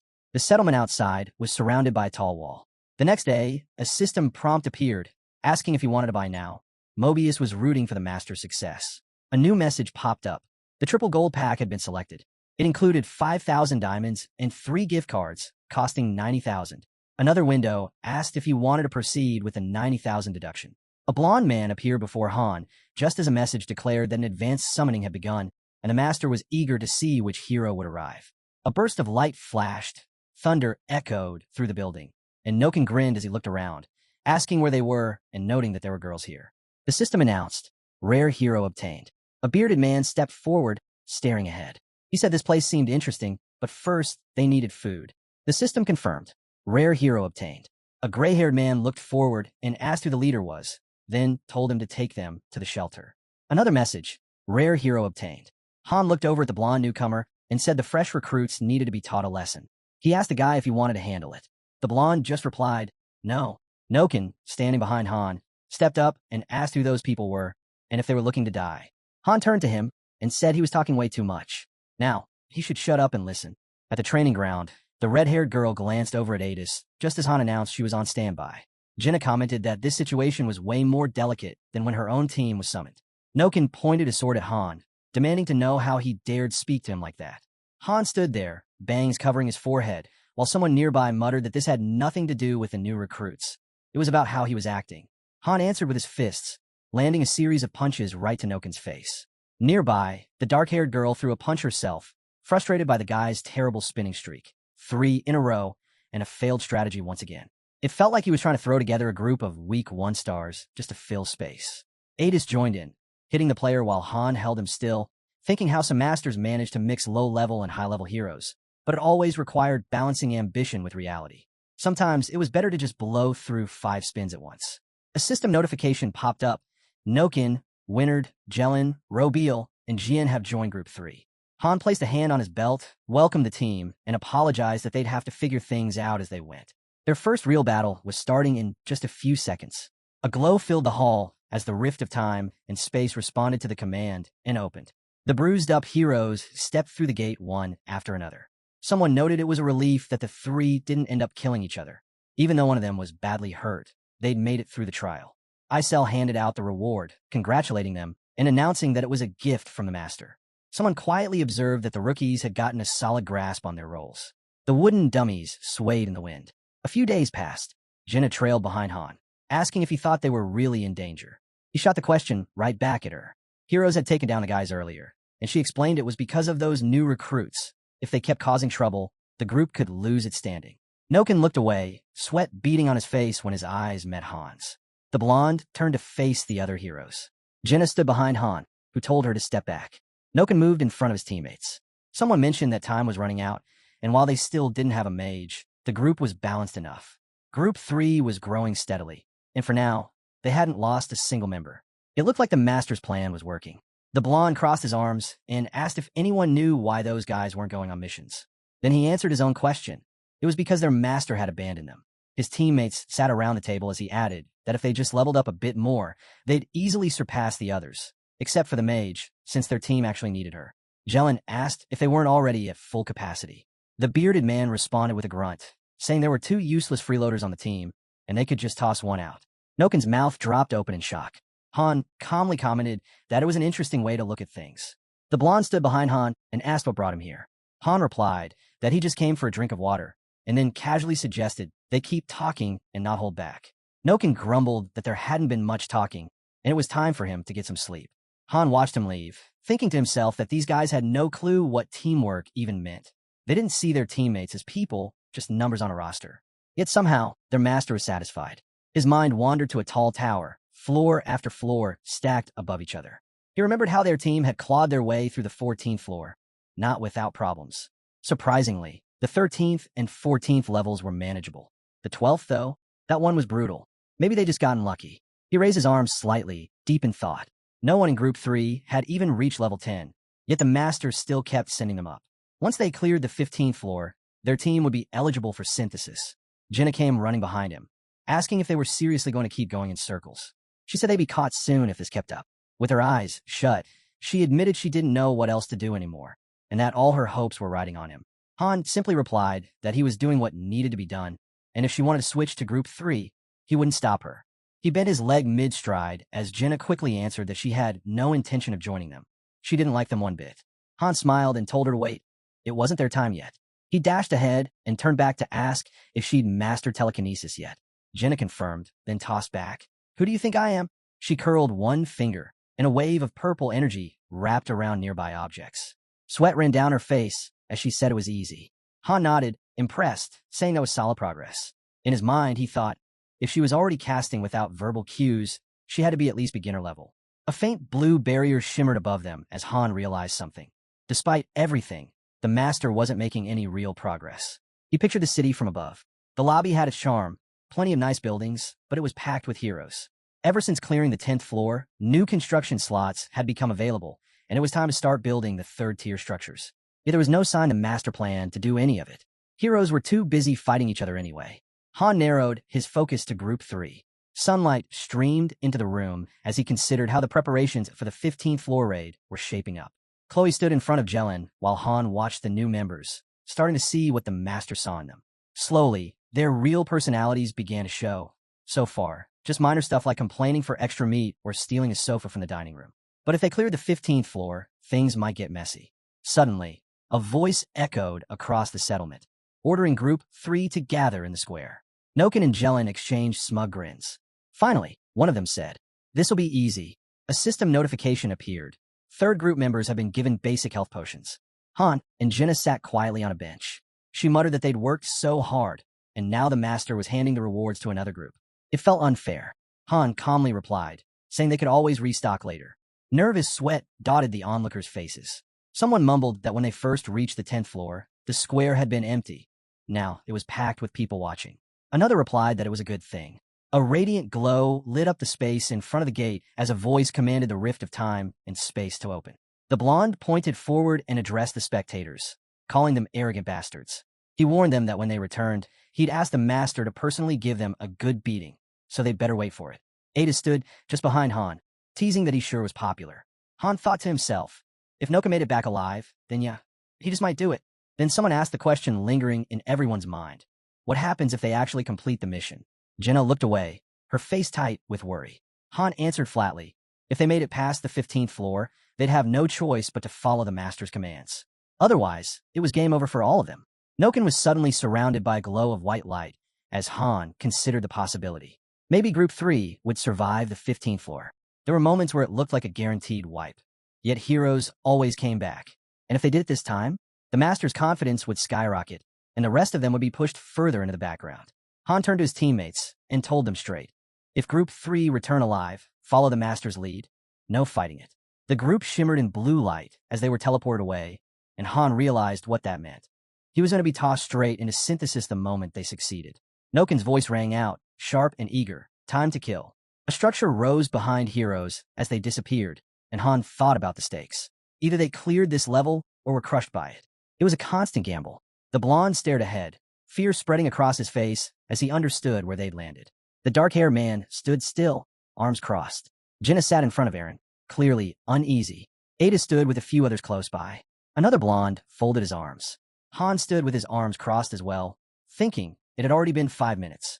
No alerts. Maybe that was a good sign. Then his eyes widened. A system message flashed across his vision. Mission failed. Group eliminated. Noken, Winard, Jelen, Robiel, and Jian have returned to the embrace of God. Their fighting spirit will be remembered until the end of time. Han stared blankly. Winged beings loomed near the gate. He wondered, did everyone in Group 3 just die? Another message answered him. Group 3 has been destroyed. The master has failed. Han froze, stunned. This had been a special mission. It hadn't even lasted 5 minutes. Jenna stood beside him, eyes wide. What's going on? She asked. A new prompt blinked into view. Does the master wish to exit the game? Icel's voice cracked with panic as she reported. The master. Through the phone. Then came the system's cold farewell. Goodbye, user. Icel yanked at Han's clothes, eyes wide with fear. This is bad. What do we do? Han, still calm despite everything, looked around and said, everyone's watching. Let me go. Han stood up beside Jenna and suggested they head back. There was nothing left to see here. Jenna hesitated, then asked about Group 3. They're gone, he answered plainly. Aaron glanced at Han as Jenna quietly said they had just entered. Han thought to himself that the team had been wiped out before the real fight even began. They hadn't scored a single point for that floor. Then he added out loud, just proves how weak they really were. Night fell over the settlement. A scream rang out from the wooden dummy field. Someone was gripping a weapon tightly with both hands when Han heard his name called. Icel stood behind him and asked, what are we supposed to do now? What should we do? Han didn't look back. I'm training, he replied. You should go get some sleep. Shields and swords were scattered across the ground. He added simply, life goes on. We'll wake up, eat, train, eat again, train more, and keep going until dinner. Icel's jaw dropped. It's been 10 days, she shouted. The other 1-stars are already slacking off. She pictured them sitting lazily around the table and explained that they thought they could do whatever they wanted now. No master, no synthesis. There was nothing holding them back. Only a handful were still even bothering to enter the weekly dungeons. Han raised a hand to his chin. 10 days in the lobby. That meant only 3 days had passed in real time. Just then, a system message appeared. Download complete. Time to take action. Welcome back, user. Icel's eyes filled with tears of joy. She spun toward the source. Master, she cried. Han looked up. He's really back, he whispered. A bright flash lit the sky. Han cracked one eye open as a new system notification popped up. Screenshot captured. Save the gallery. Then came another message. Would you like to exit the game? And finally, goodbye, user. Isel glared ahead and demanded to know if he really came back after all this time just for that. The fairy, looking uneasy, asked if he was seriously planning to quit the game. Han replied that the master's appearance wasn't random. He even took a screenshot. Turning away, Han asked how he knew that, then guessed it must have been for memory's sake.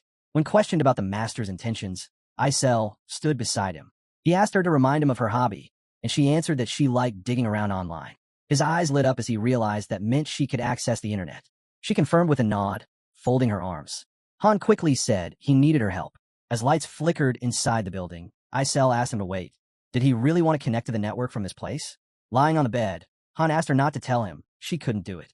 The fairy snapped that of course she could. Isel looked his way and said meddling with another dimension wasn't simple. There were consequences. When asked why she was reluctant, the fairy closed one eye and explained they'd have to account for every lingering trace of the master's influence. If Han only watched, they'd have an hour. But if he posted or commented, time would drain faster. Han leaned back, hands behind his head, admitting it sounded like a pain. Isel muttered that it always annoyed her, and she hadn't even visited Ragnar Loki's blog in ages. Sitting up, Han said he still had to go through with it. When asked if he'd handle it solo, he answered yes, if it was even possible. Sweat trickled down the fairy's face. Slapping her cheeks, she let out a shout. Isel threw on a dress, shouting that this was just for Han. A laptop's silhouette flickered into view as she summoned her power. Looking at Isel, Han heard her apologize. She couldn't maintain this for long. He asked if she really had to hold that posture. She said she needed to focus. It helped her concentrate. Floating over the screen, the fairy urged him to hurry. He told her to keep quiet if she was getting tired. He was moving fast, staring at the computer screen before him. He realized it had been a long time since he'd last visited. On a plain white background, a flood of game info filled the screen. Han scrolled through until he landed on the help board, and a sly smile crept across his face. A post with the screenshot clearly showed the master's username. As Han reflected on how he had suspected this all along, he eyed the player's card, wondering if that was supposed to be his portrait. Had he really ended up inside the game? Who even drew that? Was it an AI? Dozens of comments cluttered the thread. People were clearly passing judgment on the master. Isel raised her arms as Han realized time was running short. The fairy was already pushing her limit. He placed his hands on the keyboard and thought that if he could upload all his game data from the cloud, maybe things could shift. A cursor blinked on the screen. Comments started flooding in under his post. Isel threw her head back and let out a yell just as Han realized. He probably should have posted anonymously. The fairy collapsed onto the bed. He told her she did great, that everything was set. She looked over and asked if it really worked. Han answered that it all depended on how the master would react. Isel looked drained as she asked if he'd actually sent something. He nodded. It was his game logs. Her hair tied back. Isel looked puzzled and asked again, clarifying if he meant a heavenly book. Steam puffed from her nose as she explained a rumor. The public strategies weren't complete.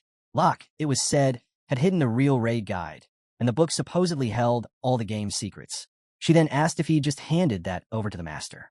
Han asked her to give him a break. Sitting behind the fairy, he admitted she was partly right. What he sent was 2 years' worth of playthroughs and deep analysis. It was practically a thesis.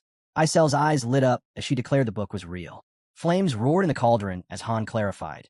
It didn't hold everything, but it did contain everything he'd documented. Pages spilled from a slot while he wondered if the master would even bother to read it. The volume was massive and never meant for outside eyes. Reflections shimmered in the window as he thought. If the master actually reads and understands it, this could get very interesting. A sly grin tugged at Han's lips. The lights in the house windows glowed as he wondered. Would the master lose interest and disappear for good? Or would he return and try again? The settlement sat protected behind a wall when a system notification popped up. Download complete. Tap to proceed. As he reached out, the system greeted him. A dagger twirled midair. Han sat calmly, hands before him, thinking he was finally back. A fairy appeared, floating in front of him, holding a small horse statue. She said it was a gift from the master. Another system alert blinked. Battle Comrade statue purchased for 5,000 gold, granted to the user. The boy held out his palm and asked for it. She hesitated. Was he going to break it again? Han took the statue and said that before sending his message, he made a small change to the ending. Gazing at the horse with contentment, he explained. He'd added a note suggesting the master gift the Battle Comrade to a hero he truly favored. A new system notification followed. The user was pleased with the gift, and the bond had deepened. Taking a step forward, Han realized the master had read every single word. Above him, a massive eye appeared. Han thought to himself, he didn't need a careless master. If this one really intended to reach the tower's peak, then he had to be equal to him, or better. Anything less, and control would be impossible.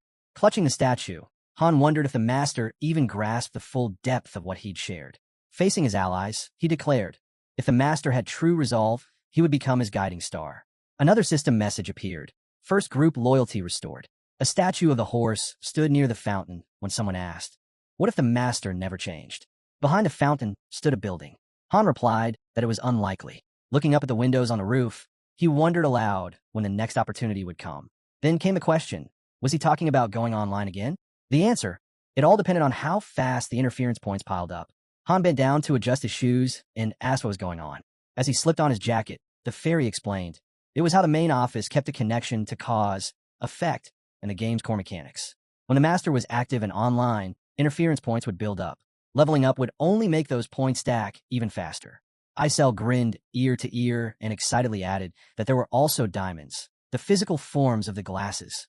They were precious gems infused with the power of creation. With his back turned, Han asked if that was the same power tied to spending real money. The fairy answered that human cash carried enormous weight. Virtual currency was fine, but actual money? That was way more potent. Plus, if you deposited real money, the system gave a 1% bonus. Han took a step and scoffed, just 1%? Sounded pretty stingy to him. His teammates turned to look as he told them to stretch their limbs. Their joints were probably stiff with dust by now. Walking ahead, he declared they were taking back their refusal to fight. System notifications popped up. The first group was now available, and the master was impressive for shifting Hero's outlook. Jenna and Aaron followed behind.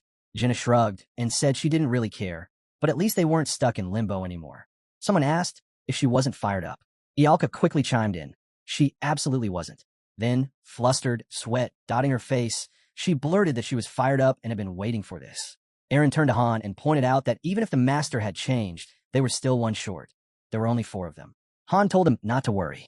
The dark-haired girl looked away as someone said the master had instructed her to temporarily join the first group. Adis came down the stairs and asked if they'd seriously canceled their refusal. Han told her to see for herself. Adis then asked about the master. She was told she'd find out soon enough. Another system alert came through. The second group was now available. Adis smiled and said that if he said so, that was good enough for her. A final message appeared. She had officially joined the first group. Then, in front of them, a white light burst into view as the rift through time and space began to open. Adis told the group not to expect her to stick around for too long. Han replied that he never asked her to, and reminded her that she'd be leading the second team again once they made it past the 15th floor. Suddenly, a system alert flashed in front of them. It announced that the current challenge was on the 8th floor. The gate would open in 10 seconds. A bright light flared, and a cityscape materialized behind them. Another system message confirmed. This was the 8th floor, and their mission type was Conquest. Wipe out every enemy. Aaron echoed the obvious. 8th floor, huh? Han answered, time to show what our training's done. Then, a monstrous beast stepped forward, planting its paws firmly on the ground. A wave of goblin riders charged, shouting as they charged. Ialka raised her hand and gave a command. Spin them.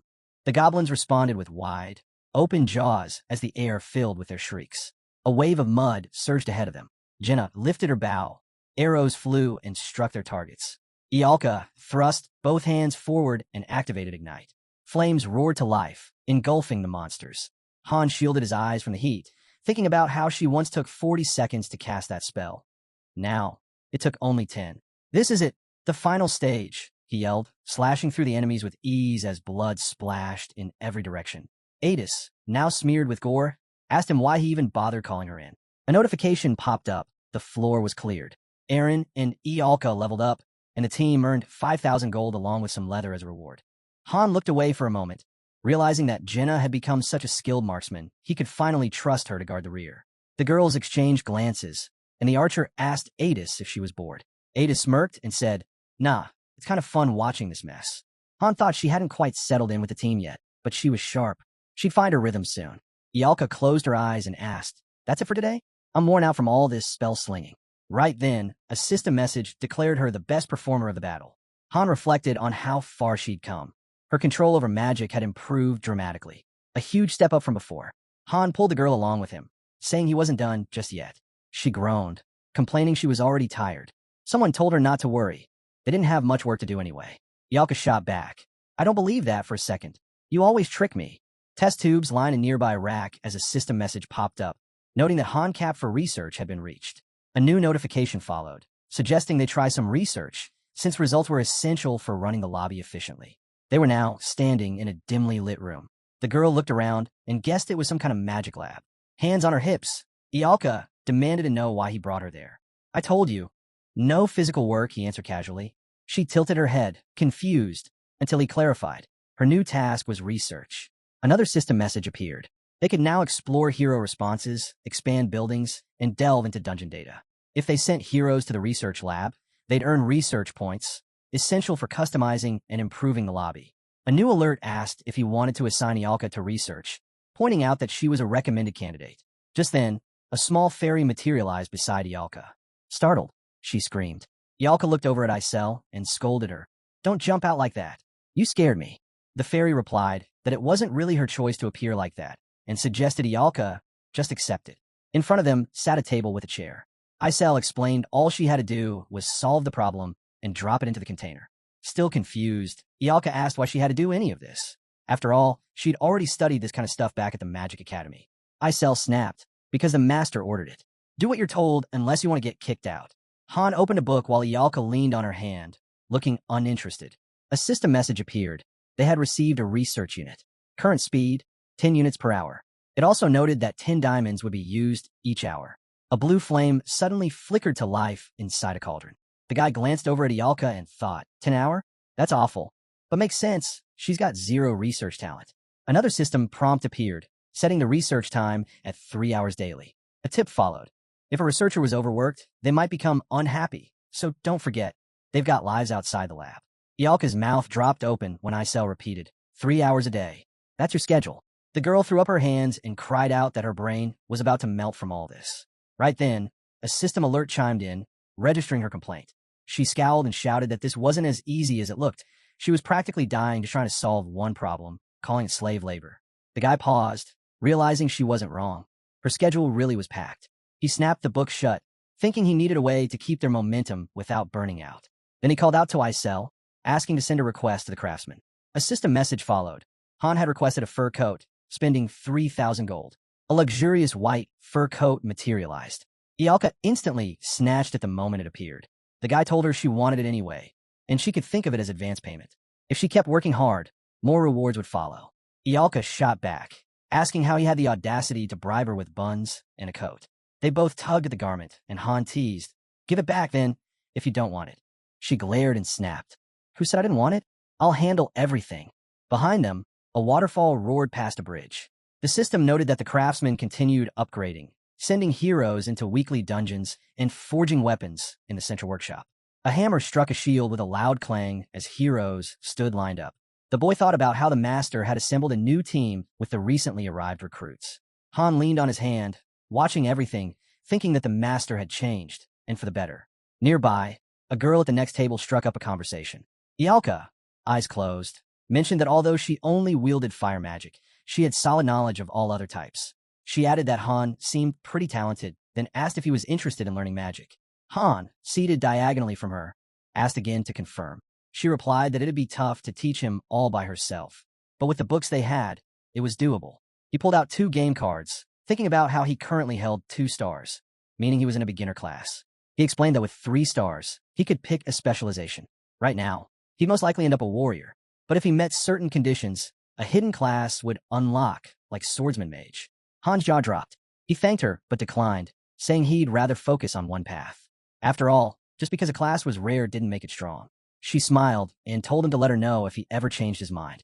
Ialka's mouth dropped open when someone asked if she was only bringing it up because she didn't want to make the decision alone. Offended, she snapped. What kind of ridiculous assumption is that? The guy smirked because it was right on target. She lowered her gaze, looking defeated. Han, sitting beside her, asked about her past, what life was like before all this. She quietly replied that he used to be a farmer. Ialka scoffed. That's a lie. No one would believe that. A lamp flickered beside the window as someone reminded Ialka to focus. Pen in hand, she sat quietly while Han explained that she came from a renowned family, but lost her relatives in the war. Suddenly, her pupils narrowed. Han's eyes widened as a faint glow formed above them. Ialka asked, "What is that?" He looked up, eyes lighting up. It's the beginning. The air above the table shimmered, and a system message announced that hero reaction research had reached level 1. Sparks burst across the room as another message followed. The goddess had blessed the lobby. Ialka stared at the glowing particles in shock. The boy pulled out 3 game cards, explaining that the research offered 3 paths, and a master had invested 30 points in a hero reaction research. Ialka slumped down onto the table, saying she didn't feel well. Han glanced at her and suggested she check the statistics window. A screen popped up in front of her. She screamed in surprise. Han looked over and said he figured she could see it. All her skills were now broken down into numbers. He pictured players gathered in front of a building and remembered how the third group had been wiped out because they never understood the mission's true objective. They didn't see system messages, but hero reaction research solved that. Ialka looked nervously at the system window. Han asked if she could see her stats: strength, intelligence, HP, agility, and skills. She nodded, saying she had a mid-level spell called telekinesis. He told her those were her core abilities, then got up, telling her to follow him. He needed to inform the others. Ahead, a loud scream rang out, someone shouting about a ghost. A glowing spark hovered in front of a blonde-haired boy, who panicked and shouted that a strange ghost orb was chasing him. Han grabbed him from behind. "Don't be an idiot. That's not a ghost." "Then what is it?" the blonde asked. The spark floated closer to his chest, and a pink flush spread across his cheeks. Jenna stood in front of them, narrowing her eyes at Han. She guessed what he kept staring at and added that she'd caught him muttering under his breath a few times. So she just started mimicking him. Lights glowed in the windows of the nearby building as the group sat around table. The girl pointed out that apparently there were things like levels, stats, and skills, and that these helped them grow stronger. She added that after some battles, she could actually feel a sudden rush of strength, which must have come from leveling up. Ialka frowned, saying that was hard to believe. Even the most powerful mages couldn't pull something like that off. She turned to Han and asked how he figured this out, since none of them had ever heard about it before. He casually replied, "By accident." Ialka crossed her arms. "Seriously? That's the best you've got." Jenna jumped in, explaining that he'd been there longer than anyone else. Ialka gave Han a skeptical look when he claimed he had enough experience. She shot back that it still sounded shady. Sitting across from Jenna, she finally shrugged and said he could keep his secrets. Everyone had something to hide. Either way, his advice had been useful. The archer nodded in agreement, saying his tips were spot on. Aaron, seated beside her, chuckled when Ialka called Jenna a master flatterer. Jenna grinned and said, "It's called survival." Han sat between them, silently thinking that if they could hold on until the very end, he'd tell them everything. After all, they'd already been through so much together. He smiled softly, eyes closed, realizing that when the time came, it'd also be the moment to say goodbye. The next day, morning light spilled over the building as news of the stat window spread across the lobby. System screens appeared in front of heroes, although most could only see fragments of their stats, likely because of the low research level. Some couldn't access them at all. On the training grounds, shadowy figures moved through drills. A hand gripped about tightly as Jenna fired shots. Han deflected them with fluid swings of his sword. Jenna held up an empty quiver and asked, "Is deflecting all of that really a skill?" He tossed her a fresh quiver and answered, "It is." She sighed. "That's not fair. I can't even block one." Han smirked and asked, "Well, did you ever think, if there's a skill for reflecting attacks, maybe there's also one to counter it?" The girl turned her gaze, startled, and asked him again. The guy suddenly leapt, landing behind Jenna. She swiftly sidestepped his strike and shouted, demanding to know if he was trying to kill her. Han grinned, mouth wide, and told her not to worry. He wasn't aiming to kill with one hit. After all, they were still in the lobby. He added that they wouldn't get stronger unless their training got tougher. When Jenna was told to act more decisively, she spun away, dodging another strike. She raised her bow defensively when someone questioned whether their old training wasn't thrilling anymore, especially now that they were using real weapons and fighting without any rules. Han fastened a shield to his arm and raised his sword, announcing that from now on, their training would push them to the edge, literally. They'd fight until someone was nearly beaten unconscious. A sharp sound rang out near the wooden dummies. The men nearby turned to watch, marveling at the guy's power. One of them wondered aloud if the rumors were true. Had he really been a farmer? A fierce fight played out before the onlookers. Another voice dismissed the rumor as nonsense. Jenna crouched low, touching the ground, and asked what kind of training this even was. Han looked ahead, determined, and asked if she was giving up already. Then he added that Aaron was waiting. Han thought about the idea of training them all together. The blonde stood beside the girl and reassured her he'd be patient. She nodded, saying she'd give it another shot. Jenna glanced around quickly. Han charged forward, shouting, "Here I come." A dagger's tip flashed toward his eye. He parried it with a quick swing of his blade. The girl bent her arm in front of her, a glowing red mark appearing in her eye. She let an arrow fly. A system alert popped up, skill acquired, exposure weakness. Han blocked the incoming arrows with difficulty. The girl across from him dropped to the ground, exhilarated, and cried out how amazing it was. Someone asked her how she even managed to learn it. The archer gave a light smile and said she just wanted it badly enough. He'd mentioned there was a skill that could counter his defense, so she simply focused on it, and it came to her. The guy stared ahead, puzzled but impressed. Had she really mastered skill just by wishing for it? It was strange, but interesting. He asked if she wanted to go another round. Jenna drew her bow again and warned him it wouldn't be easy this time. As Han dodged her shots, the girl began thinking strategically. Make him evade the first arrow, then aim the next one, or the third, at a weak spot. Maybe throw in a few fakes. A glowing mark returned to her eye. She focused on how deception and archery could make dodging far harder. Han's pupils narrowed just as a system alert popped up. Jenna's basic archery skill increased to level 6. A flurry of arrows tore through the air. Han, caught off guard, asked if her skill had really leveled up mid-fight. Han batted away the arrows, noticing how rapidly she was improving. The girl with the glowing mark smiled while he silently questioned if this was the moment he'd actually lose. The spectators looked on, stunned. One of them asked if they were even human. Another nodded, saying both the guy and Jenna were insane in their own ways. Sweat dripped from Han's face. Aaron turned away, saying it was incredible, and that Han had real potential. The veins on Aaron's arm stood out as he clenched his teeth, frustration bubbling up. His hand trembled. Nearby, the wooden dummies stood untouched. Jenna loosed another arrow. Han swung his sword to counter, struggling to close the gap. Han raised his blade, deciding the shield would be his last resort. After all, this was about pushing boundaries, about unlocking new abilities. As he dodged, he realized tracking a target wasn't enough. He needed to go beyond. Arrows kept flying. One of them glowed with a red aura. Han wondered, what if he could sense the shot before it was fired?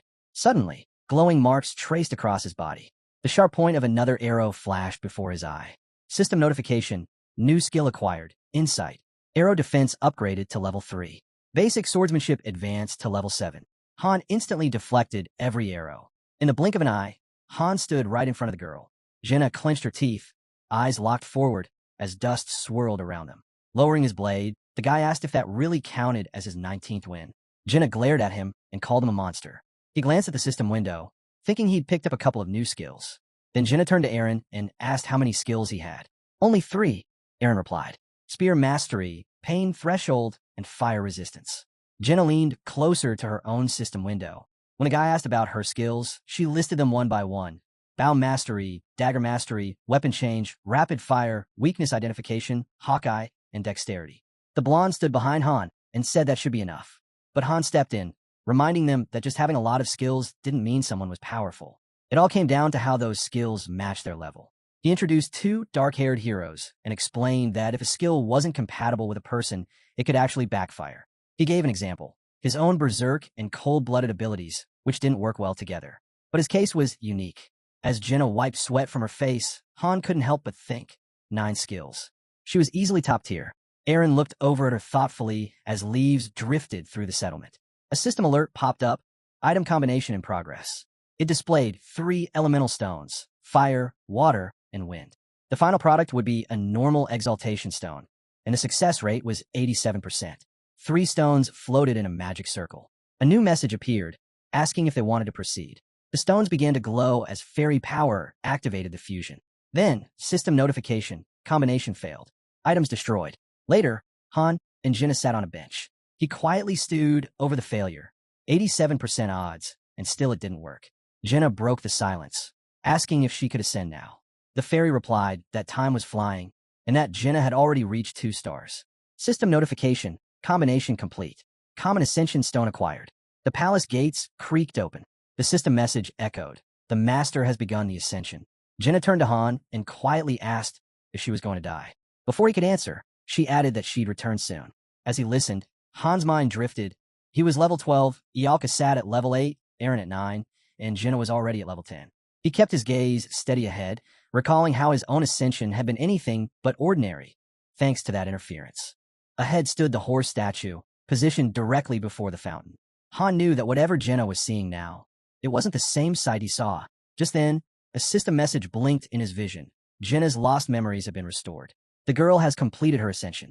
She now bore 2 stars. A game card bearing her image materialized at the temple's entrance. Jenna slowly walked toward Han. Her eyes dropped to the ground as she said she'd had a strange dream. Her old forest, the one near her childhood home, was engulfed in flames.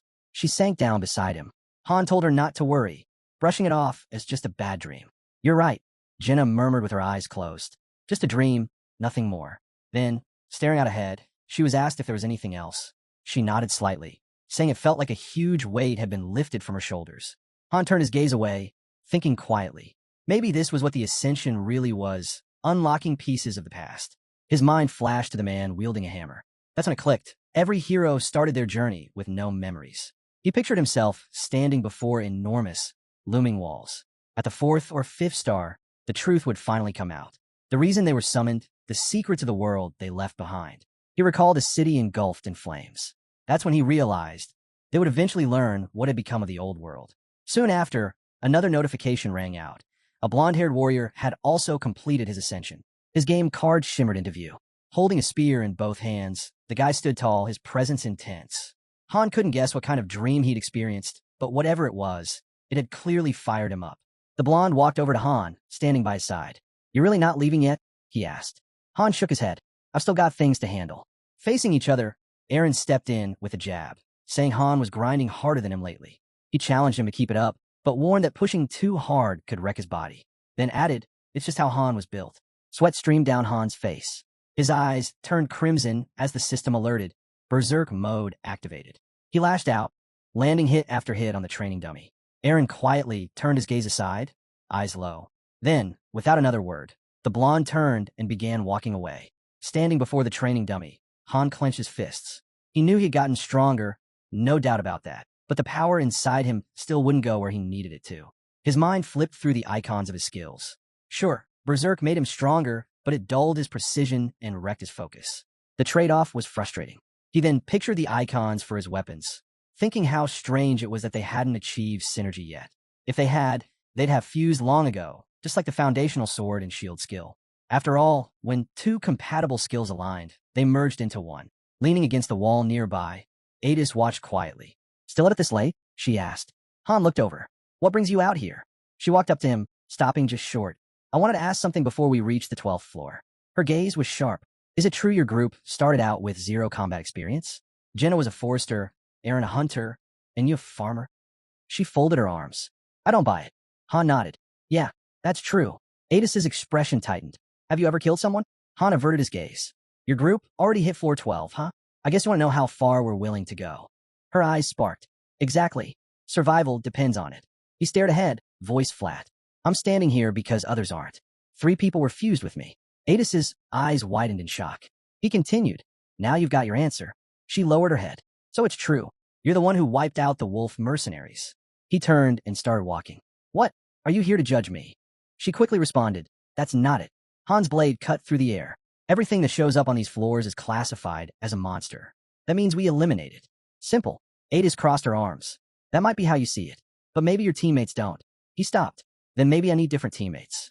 Night had fully settled over the settlement. The sky a deep black. Han looked up. I know them better than you think. You don't have to worry. Adis hesitated, then nodded in agreement. Just then, a blinding white light surged in the distance as a fairy's voice echoed through the air, commanding the rift of time and space to open. The group trailed behind Han as they moved forward. Jenna glanced up. Are we heading back to the 11th floor again? Han shook his head. We've done enough there. The 12th should be opening any minute now. Right then, a system message flashed. Prepare yourselves. The door to the 12th floor of the main dungeon will open in 10 seconds. Standing at the front, Han faced the archer. No matter what happens, just stick to the plan. Do your jobs. I got it, the girl replied quickly. Han added, then do it better than usual. You know what's at stake. A brilliant light exploded around them. A soft blue glow wrapped the team as another message appeared. Mission type, suppression. Objective, eliminate all enemies. Jenna turned, scanning the space. Wait, where are the enemies? We're supposed to suppress something, right? She stopped suddenly. Her eyes widened. Raising her hand defensively, her pupils tightened. Han's voice rang out. Hold it, everyone stop. A line of warriors holding spears stood ahead, shouting, drop your weapons. State your identities. A message hovered over their heads. Level 11, human soldiers. Sweat trickled down Jenna's face. What? What is this? The soldiers halted, facing them squarely. Adis looked away, irritated. Jenna seemed frozen in disbelief. The squad of soldiers stood still, tense and ready. Han narrowed his eyes, studying them. His team's focus shifted, all eyes on the standoff. Eren finally blurted, "They're not monsters. They're people." Standing behind Han, the blonde leaned forward. "You're not planning to fight them, are you?" "I didn't say that," Eren answered. "But we should at least try to talk." From the back, Ialka nodded. "He's right. Maybe they know something. We can't just start attacking blindly." Han turned toward her. "You really think that?" She nodded again. "We should avoid pointless bloodshed if we can." Han turned to Jenna. "What about you?" She stayed quiet, her expression uncertain. Images of armored warriors flashed through her mind. These weren't like NPCs. They could see them. That could only mean one thing.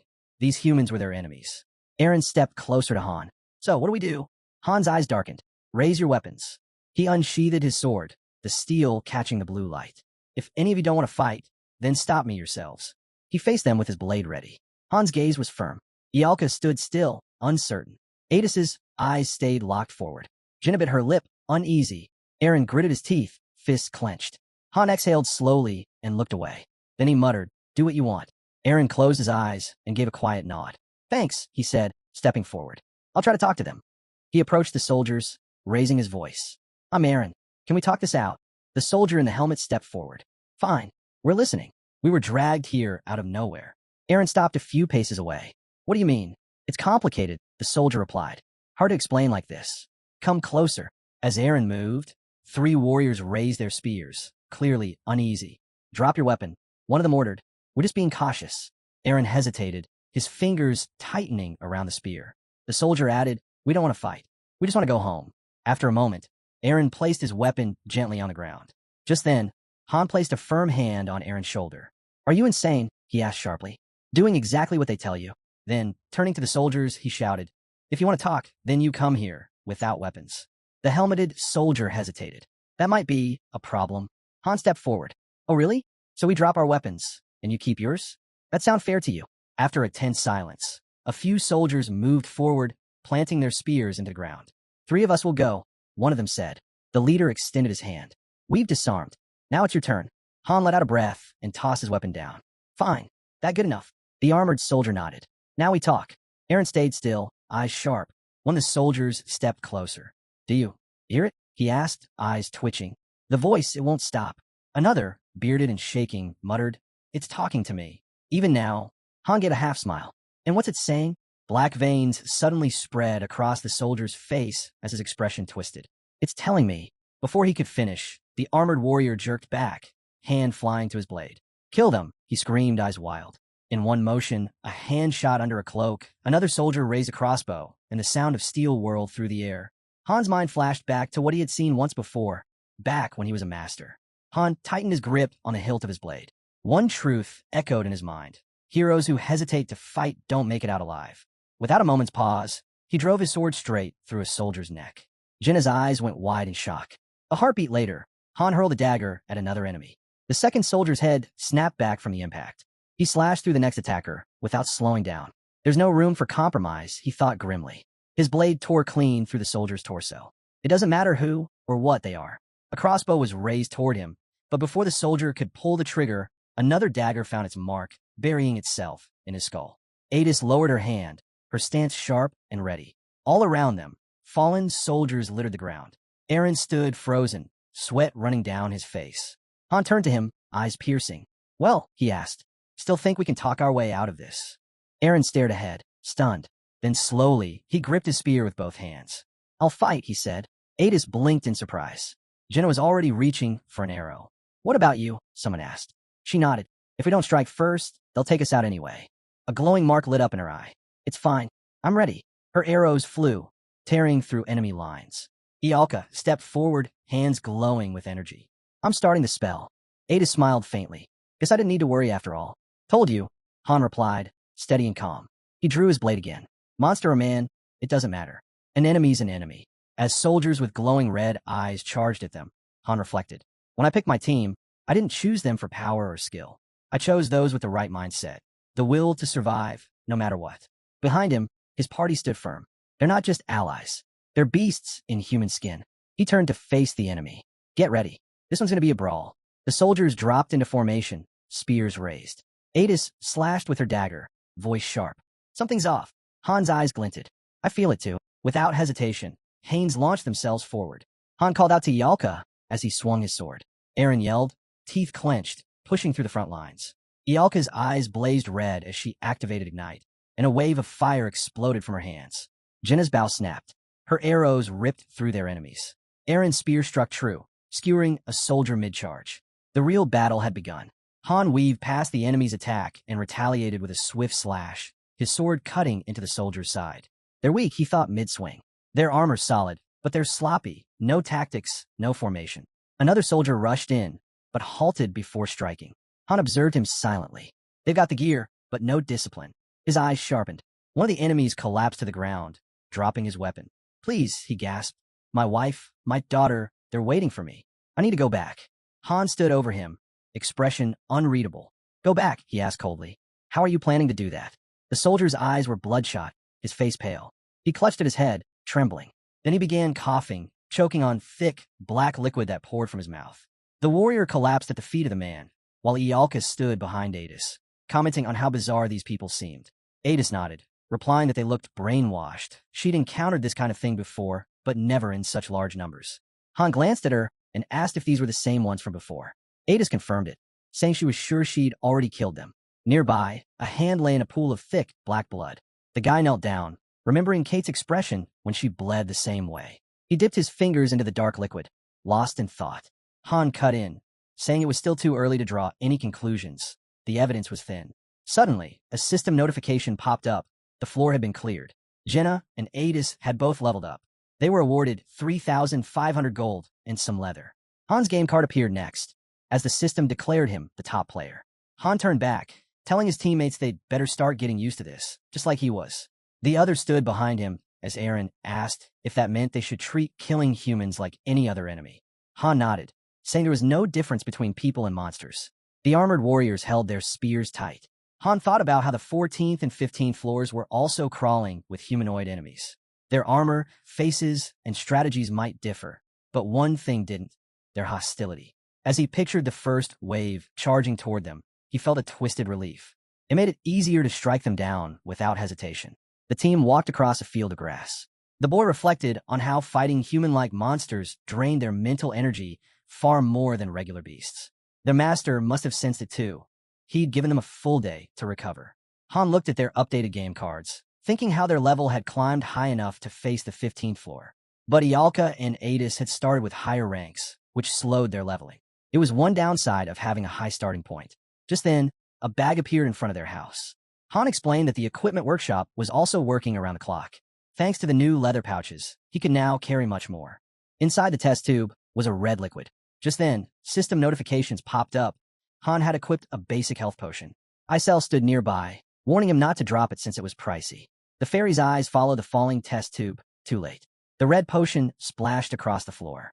The system chimed in, noting the potion had shattered and reminding him that items could sometimes break during handling. Han looked away sharply, repeating that the fairy had just said it was expensive.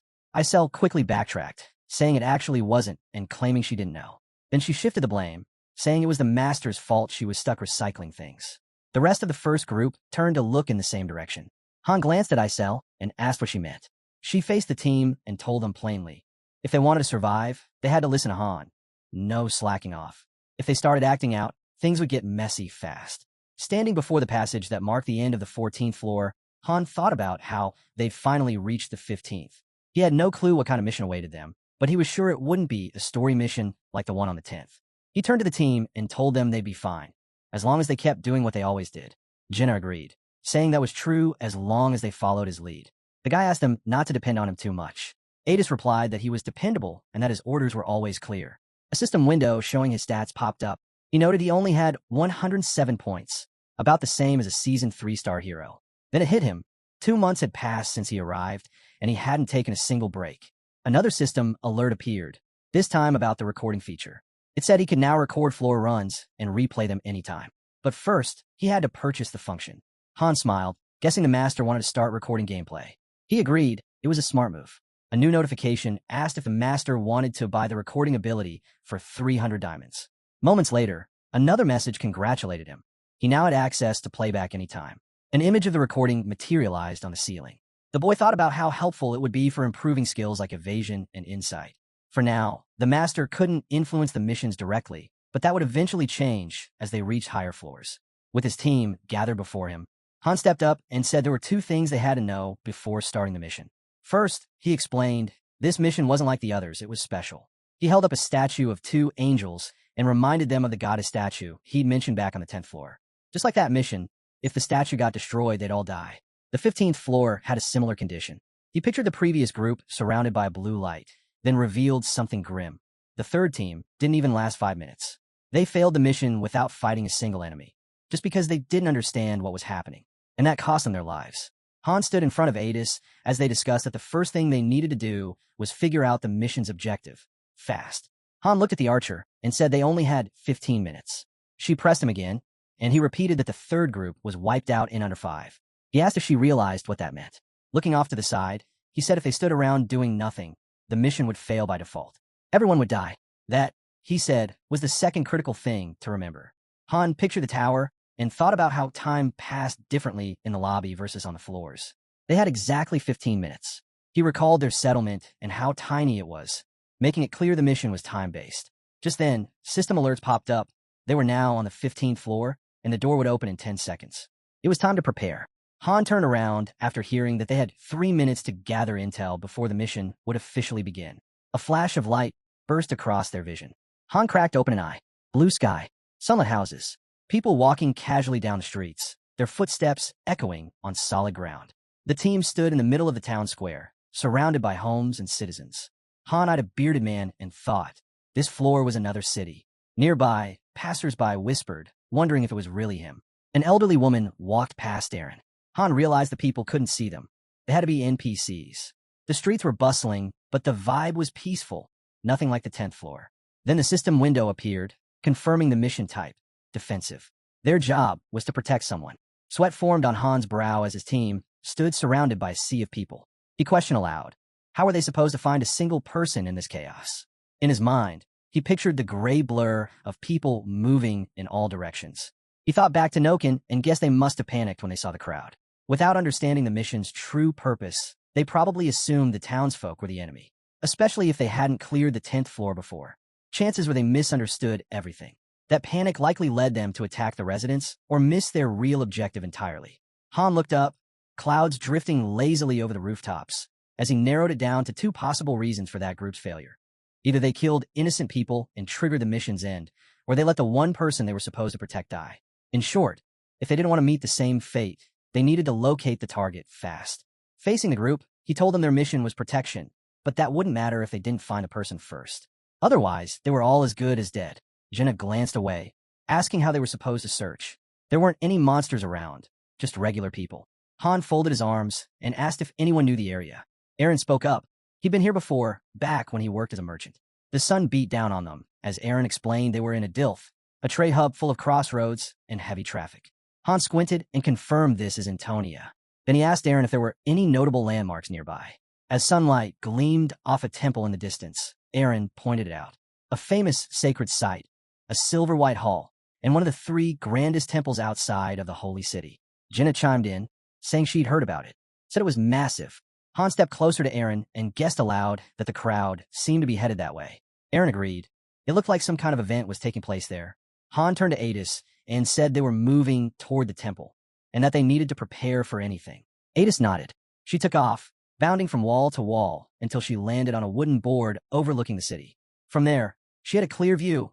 People packed near the temple gate, guarded by men holding spears. Something caught one of the guard's attention just as Han approached. The guard began to speak, saying they couldn't enter, but he never got a finish. Han struck him mid-sentence. His fellow guard looked on in horror, cursing just before Han slammed a shield into his face. Han grabbed the enemy by the head just as Aaron rushed over, trying to stop him. Han let go of the man and calmly asked if Aaron even understood what was happening.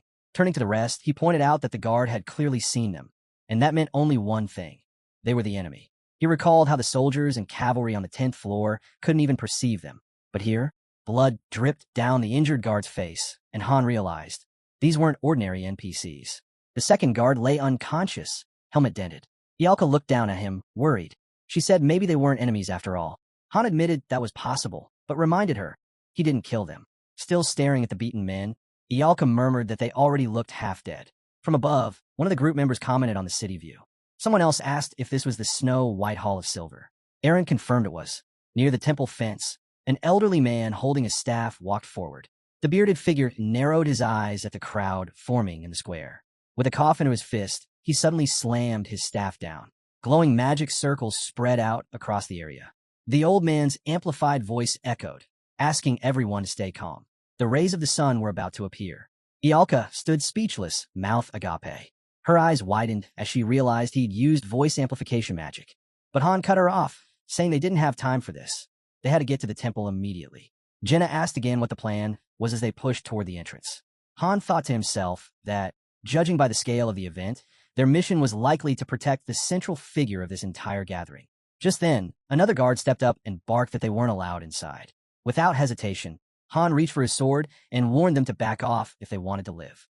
The guard hesitated, noting their weapons. Then, eyes wide, he demanded to know if they were heretics. Han allowed a sharp smirk, stepped forward, and kicked a nearby statue. The sculpture shattered instantly. The guard's eyes flared. He yelled for the others to kill the intruders. The rest of the guards charged. System alerts flooded the air.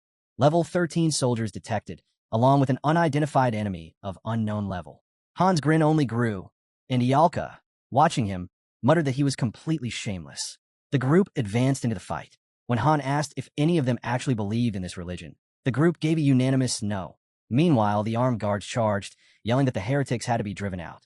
Han turned to the team and laid it out clearly. They were pushing through, no stopping. Their objective had to be inside the temple. There was no turning back.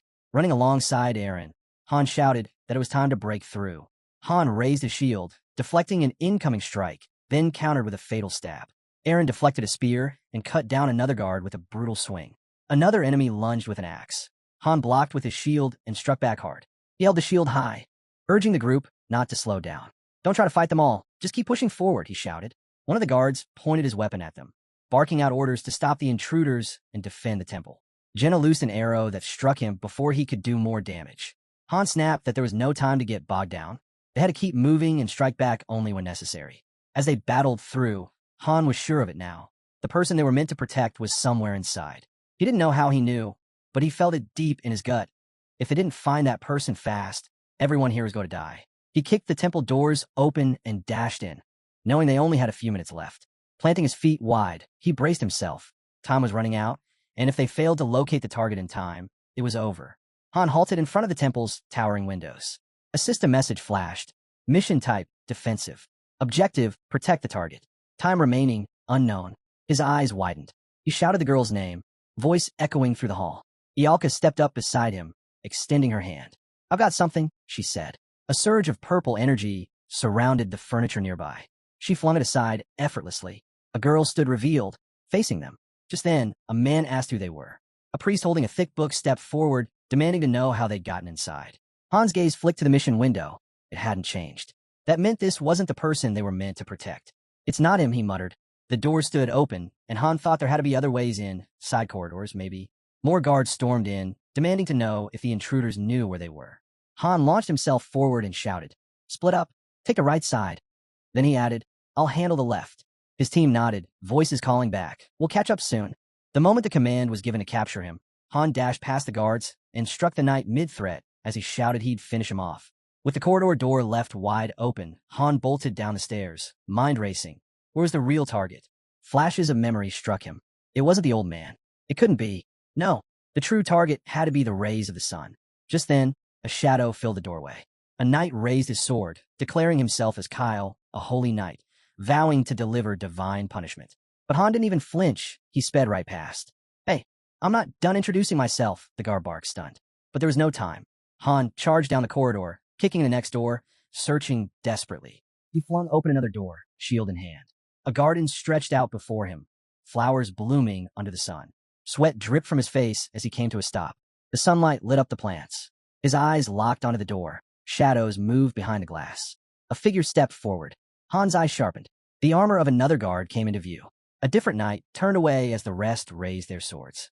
One of them pressed the blade to his forehead and coldly pronounced, "The heretic must die." Sunlight poured through the glass. A girl stood with her back to it when someone spoke her name. An old man appeared behind her, mentioning the townspeople had gathered in the square. Friases turned and asked if something had gone wrong in the garden. The bearded man scowled, replying that intruders had entered but would soon be dealt with. No reason for concern. Back in the garden, Han raised a shield just in time to deflect a blow. He clenched his teeth as blood stained the flowers around him. He was up against 3 guards now, skilled ones, far stronger than the ones he'd fought earlier. He stepped on one of their feet and drove his blade into the enemy's shin. The knight staggered. Without wasting a second, Han broke free and dashed away from the clash. Han swung his sword with brutal force, severing the enemy's head in one clean strike. Gritting his teeth, he blocked an incoming attack and then hurled his shield straight into the knight's face. Without pause, he lunged forward, driving his blade into the guard's skull. Another knight charged at him, intercepting with a sharp counter. The two clashed, steel against steel, as the enemy unleashed a flurry of strikes. Han, jaw clenched, absorbed the hits and retaliated. His sword slashed through the air, locking again with the knight's blade. Sparks flew. The knight staggered, struggling to block as a crack split across his sword. Han pulled his arm back, teeth bared, and with a swift swing of his second sword, he beheaded the knight. The body dropped. Meanwhile, a girl stood before a gathered crowd. She spoke with conviction, saying she was grateful for the chance they'd given her, promising she'd never forget. An older man with gray hair nodded solemnly, saying even the goddess would be pleased. Elsewhere, Han eased open a door. The old man inside spun around sharply. Bleeding and bruised, Han stepped in and was immediately called an invader. The bearded elder grabbed his staff, demanding to know how Han had slipped past the guards. With a furious swing, he launched an attack. Han flinched, startled, as the gray-haired man roared a death spell. Friases turned her head at the commotion. The old man's staff was pointed not at Han, but at her. In a flash, Han darted forward. The gray-haired man twisted to react, but it was too late. Han's blade came down hard, severing his head. He stood over the lifeless body, the staff still clutched in its hands. A red beam of energy burst out from the balcony above. Chaos erupted. People screamed and scattered. Han, sword and shield in hand, thought to himself. He hadn't come to harm a heretic. He turned and saw the girl, terrified. It was her. She was the one they needed to protect. He stepped in front of Friases as she asked who he was. He answered simply. She didn't need to know. She tried to understand, asking if he had come to kill her. Before he could respond, the blonde screamed. Han raised his shield, blocking an attack as arrow shards scattered across the floor. She looked up at him, confused, asking what was happening. He told her to stay down. Across from them, assassins stood perched on the rooftop. More enemies advanced toward them. A hooded figure hurled something. Han's eyes caught it midair. A coney. Friases watched the blades closing in, heart pounding. Han shielded her, keeping her behind him. He glanced at the coney and knew instantly. It was laced with poison. As one of the assassins lunged straight for Friases, Han realized without a doubt she was their target. The assassin raised his arms, then was launched backward by the force of blow. On the rooftop, a girl stood poised with a bow. Without hesitating, Han surged forward, his blade piercing clean through his enemy. Another assassin thrust his hand out. Something shot from his sleeve. Han raised his shield just in time, blocking the projectile, then swiftly ended him with a sharp strike. Behind him, Adis landed with a thud. That wall was insane, she muttered, brushing herself off. Took forever to climb. She glanced over at the girl and added, there were 2 more, handled. Then her eyes narrowed as she stared at Friases. Wait, who's the kid? She looks kind of familiar. The blonde's eyes widened. Who are you people? You can't just barge in like this. This is a noble's estate, not a place for commoners. An arrow zipped past her, making her flinch. Just go back the way you came. Han leaned down toward her. You sure? He asked calmly. If we leave, you're dead. Confused and panicked, she tried to make sense of the situation. Another assassin reached for an arrow. Han didn't wait. Come with us if you want to live. Stay and you die. Your choice. He looked at her with a faint smirk. So what's it gonna be? Sweat beaded on her face. She closed her eyes. All right, I'm coming. A system notification flashed. Mission complete. Special NPC has joined the party. They stood together on the balcony, surrounded by fallen enemies. A new prompt appeared. Mission objective updated. Escape. Escort the NPC out of the city. Han gritted his teeth. Of course it wouldn't be that easy. He picked up a crossbow and turned to Adis. Get ready, we're heading down. He took aim as the others shouted that they were out of time. Soldiers were already closing in. Han gave a half grin. Look at her face. Remember it. She's the one we're protecting. I'm not a child. Friases snapped. He chuckled, and she hates being called one. Ialka pointed toward the blonde. Jenna blinked in disbelief. I never thought we'd run into her here. Friases frowned. Who even are you? How do you know me? Han, loading another bolt into the crossbow, replied flatly, doesn't matter. Adis knotted a rope and secured it. We're going down this way. It's the safest route. She glanced over her shoulder. Left side's got the fewest guards. It's a tough climb, but perfect for staying hidden. We'll follow right behind, the guy answered quickly. Han scanned the group and laid out the plan. We move in order. Ada's first, then Aaron. I'll go next with Friasis. Ialka and Jenna follow behind. He turned to Ialka.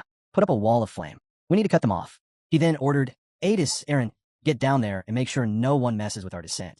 Flames burst up as Ialka cast the spell, and guards scrambled away, shouting to take out the mage first. Adis swung herself over the edge. I'm heading down, she called. Aaron grabbed the rope and started climbing. Han looked at Friasis. You're with me. Stay close. They began their descent, Han holding the rope firmly. Don't let go. Hold on tight. Arrows flew past, and Friasis squeezed her eyes shut. Han, gripping the rope, told her off now. We're almost clear. He glanced up at Ialka and urged her to hurry. On the ground, Aaron fended off guards with his spear, roaring as he fought. Then he staggered. A blade had pierced his side. Friasis' eyes widened. The guards, faces twisted with pain, pushed through the fire. System alerts flashed. Aaron is bleeding. Aaron is poisoned. Health will decline over time. Han looked over stunned. Aaron, he shouted. I'm fine. Aaron grunted, refusing to fall. Flames lit up the space around them. He clung to the rope, panting. Han uncorked the potion, silently noting that Ialka's barrier wouldn't hold for long. Their pursuers would catch up soon, and if they got boxed in, things would turn ugly. Ialka clutched the flask tightly. The hero added that if she could push her magic to tier 3, they'd be able to move forward. Their mission still had a shot, as long as there was an emergency escape. Han turned to Aaron and asked about his injury. Aaron gave a crooked grin and muttered something noncommittal. The hero didn't look convinced. His eyes locked on Aaron's hand, still pressed against the wound. Aaron admitted that the pain hadn't eased even after taking the potion. Jenna asked if there was any way to heal him. Aaron looked down in silence. A voice then asked Friasis if she had any useful skills. When she asked what kind, the reply came. Healing would be ideal. Some NPCs have rare traits. If she had anything like that, she dropped her gaze and apologized. Han stared at her for a moment, then sighed and said it was all right. Everyone turned toward Aaron. Adis wrung her hands. Jenna's eyes widened. Ialka pressed her lips together. Han lowered his head, deep in thought. A chilling realization struck him. This wasn't a regular wound. It was poison. Standard potions wouldn't work. Aaron probably had 10 minutes of mobility left, if that. They had no antidotes, and there were no NPCs nearby who could help. Aaron trembled as he spoke. If he couldn't keep pace, he'd leave. And now, it seemed that moment had come. He stood and said he'd buy them time. They had to move on without him. Johann covered his mouth in disbelief. Jenna, her voice laced with fear, pleaded for them to escape together. Aaron shook his head. There was no way. A flash of memory crossed the hero's mind, something blurring past him. Jenna pulled back her bowstring, a faint smile on her face. Aaron's body trembled. He clenched his jaw, swallowed hard, and shut his eyes. I'm just not strong enough, he admitted. Han looked to Ialka for guidance. She averted her eyes and said quietly that it was his call. If they wanted to go with the most logical choice, they'd have to leave Aaron behind. Han stared at the ground. Their target couldn't fight, and carrying Aaron wasn't an option. Protecting one injured person was already a stretch. Protecting two was nearly impossible. The hero shut his eyes, then suddenly popped open the flask. He took a long drink and handed it to Aaron. Aaron hesitated, holding the flask. What's this? Drink it, Han said. Aaron shook his head. Potions won't help me. They won't fix it, the hero replied. But they'll stop it from getting worse. He turned to the others. Get the supplies ready. One of them held a bag. Han added, 1 dose every 10 minutes. Aaron stared at the bag. That's a waste. I've made my choice, the hero said firmly. Then the voice chimed in. They have to split up. Han nodded. Group 1 will be me, Adis, and Friasis. We'll get her out of here. He continued. Group 2, Ialka, Jenna, and Aaron. Protect him until Friasis is clear. Jenna's voice cut in. So we're just helping Aaron? Han's expression hardened. They're after Friasis. If we draw them away from her, she has a real shot. Aaron's voice broke. Wait, quiet, Han snapped. Adis turned to him, concerned. That route's going to be packed with soldiers. Reaching the exit like this will be nearly impossible. Han shook his head. We're changing tactics. The voice asked, what do you mean new tactics? He began explaining. Originally, our goal here was to locate the target, rescue them, and escape. Now, our mission is just one thing. Make sure the target escapes. He paused, then muttered, fine. They won't let us come. Someone mentioned waiting for nightfall. A thought crossed Han's mind. The team had lost combat strength by splitting up, so fighting their way out was off the table. But there was a benefit. Smaller groups meant stealth. If we don't fight, he reasoned, we won't need a mage. Fire magic will just draw too much attention. That meant Ialka couldn't go with them. Jenna and Aaron, however, will be able to adapt and think fast if trouble came. Han told them to head for the outskirts. Search teams would be combing the area all night. There was no time to hesitate. Just take Aaron and run. Aaron hung his head. I'm sorry, he muttered. Don't fool yourself, someone told him. We're not saving you for your sake. Then Han looked at the girls. If it comes to a point where you can't protect Aaron anymore, leave him. No second thoughts. Your lives come first. That was the end of the break. Group right. We'll go left, Han ordered. The girls guided Aaron in one direction while the rest headed off the other way. As they walked, Han brought up shelters. Adis answered, saying there were a few, mostly hidden among the winding park alleys. Some buildings could be entered too. Did you already try those? He asked. I checked earlier, she replied. As she walked, Adis noted how different this floor was from the fifth. Not necessarily worse, just unfamiliar. They passed a man sitting blankly on the pavement. Adis averted her eyes, keeping her pace steady. Friasis glanced back. The man reached toward her. Are you lost, little one? She flinched, letting out a startled hiccup. He rambled. Ran away from home. Didn't you? I'll walk you back. Adis shoved him down by his legs. A sharp yell followed. She turned briefly to the collapsed man. These slums reek, she muttered, but it's a good place to hide. Twisting streets, too many buildings, perfect. She moved forward again. I'll scout ahead. Find a hiding spot. A mission tip floated to mind. Long missions could include hidden dungeons, stretching the objective. Even if the master logs off, Haynes keep going. Han thought about that. Long missions meant downtime, something a master wouldn't enjoy watching. But this girl, scared as she looked, kept a steady head. She clearly understood that things weren't so simple. If she were just a normal kid, she would have refused to go with them. But she hadn't. The blonde knew sticking with them was her best shot at surviving this chaos. The setting sun dipped low in the distance. Han nodded toward a building. Found a solid spot. There's a back door. Good in case we need to bail fast. Ada scowled. We'll stay hidden here until night. I'm setting a trap by the entrance. Tell them to tread lightly. Friasis let out a breath. So we just wait now? Adis glanced back. I'll be right back. Han asked if she was heading out again. With a smirk, she replied that she had her own responsibilities, and that he alone was more than capable of keeping her safe. She promised to find them a way out. As she left, Han sank into a chair, wondering if Jenna might have been a better fit for his role. In this situation, he felt powerless. Suddenly, someone called out Friasis' name. Han turned toward the voice. She repeated herself, clarifying that it was indeed her name, and that she was second in line for the imperial throne. He asked again, not sure he'd heard right. She confirmed it, then added that he clearly didn't care. Her gaze lingered on him as she asked where he was from. Han shut his eyes and answered flatly. It wasn't her concern. Friasis pointed out that she'd shared her identity, so he could at least return the favor. But he replied that even if he told her, she wouldn't understand. She asked if he was being serious. Was he saying they came from a place she couldn't even imagine? Maybe, Hans said. Friasis nodded slowly.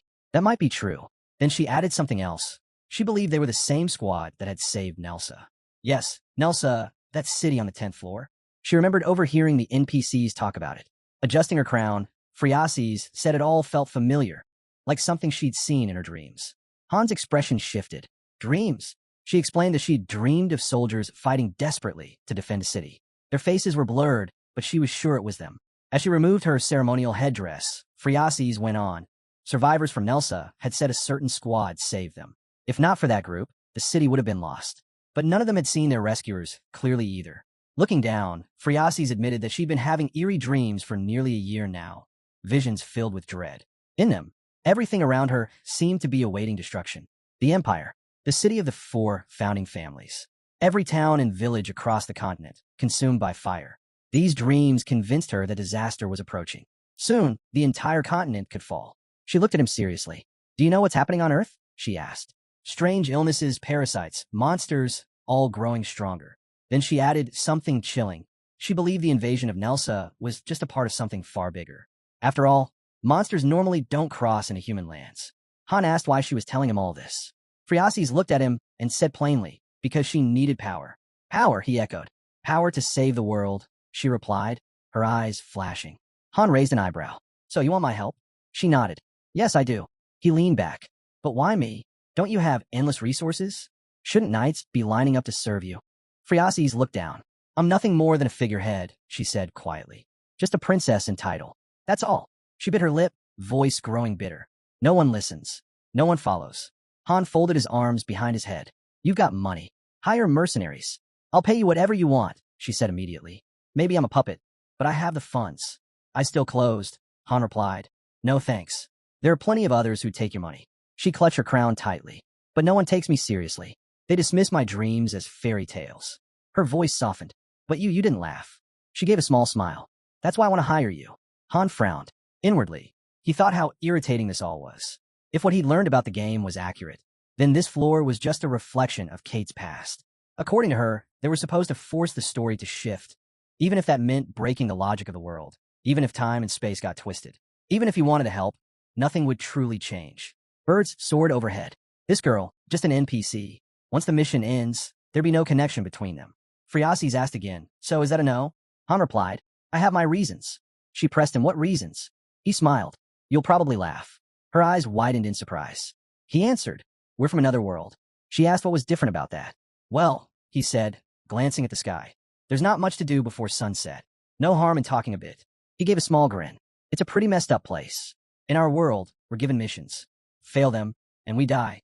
Han said that this time, their mission was to protect a specific person. They didn't know who it was at first, but eventually, they realized it was her. He looked directly at her. If we fail to protect you, we die. Friases paused. Wait, so you and your team came from another world just to complete this mission? Yeah, Han nodded. Once it's done, we're pulled back to our world. That's why I can't stay to help you after. She raised an eyebrow, her tone a mix of amusement and doubt. Another world? That's quite the excuse. Are you lying just to turn me down? Han shrugged. Believe whatever you want.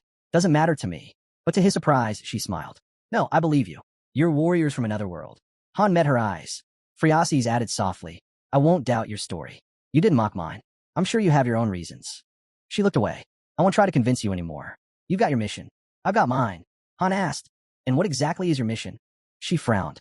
Isn't it obvious? I won't let my dreams come true. He studied her for a moment. So, you're the one who gathered everyone in the square? She tilted her head. You mean the Hall of White Silver? He nodded. Yes, she confirmed. I'm giving a speech there. Why? To gain more influence, she replied. Right now, I'm nothing compared to my brother. Han thought about it. This girl, who would already be dead without their help, was trying to rally power. If these choose me missions had meaning, then maybe it was this. Friases was an NPC worth saving. He turned his gaze to the distance, then stepped out of the room. My name's Han, he said. Friases' eyes widened slightly. Han. A soft smile appeared as she repeated it again. Han. Thanks, she said. If it weren't for you, I wouldn't be alive right now. We're not done yet, he replied. I understand. Do you have any idea who wants you dead? He asked. She shook her head. No clue. Han handed her something. She blinked, surprised. You stand out too much, he told her. Like a walking notice board. Notice board? She asked, picking up the clothes he gave her. She looked at them, confused. You want me to wear these? And what about what I'm wearing now? Han told her to toss her old clothes. There was a trash can right outside. He asked, What, you don't want to? Friases hesitated. No, that's what I thought at first. Then she quietly asked if she could be alone for a bit. Han looked a bit taken aback. Then he frowned and turned away. As he walked off, his thoughts lingered. She was crying. Even if it was just words, she was still a princess. Probably around 15. It was no wonder she was struggling to accept everything happening to her now. She changed into the new clothes and remarked that the fabric felt strange. Han picked up her old clothes. Yeah, probably because the fleas love them, he said. The girl let out a furious scream. He tossed the clothes in the trash and added, I was joking. That was a horrible joke. Friases shouted. Han dropped into a chair. We're moving in 2 or 3 hours. Get some sleep. She didn't respond, just turned away in silence. If something happened to Eren, Han knew the system would notify him. For now, they still had some time. Hopefully, Eren could hold out. The moon hung quietly in the sky. Friases closed her eyes and drifted off to sleep. Han sat quietly, watching her. He let out a long breath. Maybe he'd said too much. Just then, Ada stepped into the room. She's out cold, she said. What about the exit? Han asked. I found one, she said. But there's a small problem. There's a level 21 knight stationed in the square. Plus regular human soldiers, level 11. Han's thoughts raced. Over 24. That was too many for their group to handle. Try another gate, she offered. He shook his head. We just waste time. It's probably the same there. He looked over at Friases and considered something. He could try breaking through himself, but he wouldn't be able to keep her safe at the same time. And the mission would only count as a success if she made it through the wall. He glanced again toward the square. That knight was at least 5 levels higher than any he'd fought before. He was running out of options. Turning to Adis, he asked, Do you know where Eren's group is? She shook her head. No. Han pressed on. Do you at least know the city layout? She nodded. He met her eyes. Then go back to the shelter. You'll find a dress and a crown there. Find Jenna. Make her wear them. His expression darkened. We're using her as bait, he said. Based on Adis's intel, there was no other way out. If they had more time, they could have analyzed the situation better. But with Eren barely holding on, they couldn't afford the luxury. The voice suggested that if Jenna showed up dressed as a princess and stirred up some trouble, some of the soldiers might be drawn away. Jenna snapped back, saying fine, she'd go. Han figured he'd have to ditch the shield. The shine might give them away. He told her they had less than an hour, no later. She needed to stay put until he gave the signal. Friasis blurted out that he could get hurt. He replied calmly, even if it cost him his life. She turned, hesitated, and said this might be their last moments together. He gave her a quiet smile and agreed. It probably was. Their eyes met in silence. Suddenly, something darted past. The windows had long gone dark. Eren wiped blood from his mouth. Ialka asked in a shaky voice how much longer they had. At this rate, he wouldn't make it. Jenna bared her teeth, called out to Han, and told him to hurry. He knew right then they couldn't wait anymore. Adis glared at the outfit tossed in the trash, then slipped slightly on the ground. Han's eyes sharpened. If they moved fast, they could still get out before sunrise. Houses loomed like ghosts in the ruins. The girl panted heavily, her head hanging low. The guard didn't move. Han peeked out from behind a plank, sword gripped tight. He realized Jenna and Friasis had similar builds. It'd be hard to tell who was who in this kind of darkness. Then the shock hit. Eren had been poisoned. And not just any poison, but something lethal. Han surged forward. A notification flashed. His health would drop for a while. He was getting weaker. Eyes forward, he thought. If Jenna got exposed, the soldiers would swarm her, putting them all in danger. They needed to create a distraction and protect Eren at the same time. It was risky, but there was no other choice. His vision burned with resolve. If he didn't act now, it'd be too late. Suddenly, a system alert blinked. His skill had awakened. Han had unlocked stealth movement. The guard stood still, torch in hand. Blood had been wiped from the guy's face. The girl glanced at him and asked how much longer they had. At this rate, he'd fade away. Clenching her jaw, she muttered, "Please." Just then, someone stepped up beside her, holding out a dress. She told him to change into it. Sitting against the wall, Han thought this kind of skill, usually it's thieves who master it. Still, luck seemed to be on his side today. Eyeing the guard, he counted 22 enemies. He had no clue how many would follow once Jenna began her act. His eyes flared blue. Worst case, I'll have to take them all on. For now, he'd wait for the signal. He glanced to the side. A massive typhoon had formed beyond the fortress. Looking up, a man shouted, asking what was going on. A knight ran over, pointing off in the distance. "We found her," he said. "White dress, gold crown, just like you said." The captain raised his sword high and yelled, "We're moving out. Give her cover." The knights thundered behind him, charging in formation. Han watched them go. 2, 3, 4, 10, 15, 18. For left. He spotted a knight still stationed there. That could be trouble. Still, the odds were better than he expected. He broke into a sprint. One guard glanced up in surprise. Too late. Han's blade sliced clean through. Another knight raised his weapon, but Han struck before he could react. The guard's eyes widened, then more heads rolled. Standing among them, Han stepped forward. "Back off, and I'll spare you," he said calmly. But the last guard didn't budge. He grabbed his weapon instead. Han frowned. "This won't work. Not with my current strength." His blade couldn't pierce that armor. He'd have to aim for the gaps. But those were few and narrow. Suddenly, he dashed forward. His eyes lit up, no time to think. A countdown appeared, 20 seconds. He focused on the knight's hand. The guard blocked his first strike. Han followed up with a powerful slash. Light burst from the impact. Blow after blow rained down, but the knight parried every single one. Han jumped back, gritting his teeth. Eyes locked ahead, he muttered, "This bastard." He noticed something strange. The guard wasn't attacking. Twice, he'd left himself open on purpose. And yet, he didn't counter once. Resting his sword on his shoulder, Han muttered, "That freak knows he doesn't need to win. Just stall me long enough." Then he growled, "Fine, let him come." A system alert popped up. "Jenna is bleeding. Her health will drop over time." The knight smirked. Another notification followed. "Eren is critical. Life signs unstable." Drawing his blade forward, Han snapped, then let him die. Rage began to surge through his body. He was entering a berserk state. With a sudden burst, he leapt into the air, delivering a vicious blow. My strength, it's up by 40 units, he realized mid-strike. If I can't slice through that armor, I'll just smash it apart. His train of thought was broken when he caught wind of a new message. Ialka is entering mana frenzy. His eyes widened. Damn it, we don't even have a full minute left. He turned toward her. An alert explained. Mana frenzy is triggered when a mage overuses their magic. Ialka suddenly sprinted forward, her footsteps loud against the stone. She charged toward the knight. Han yelled, "Don't focus on anything else. Just run. Get through the castle gates, straight down the road."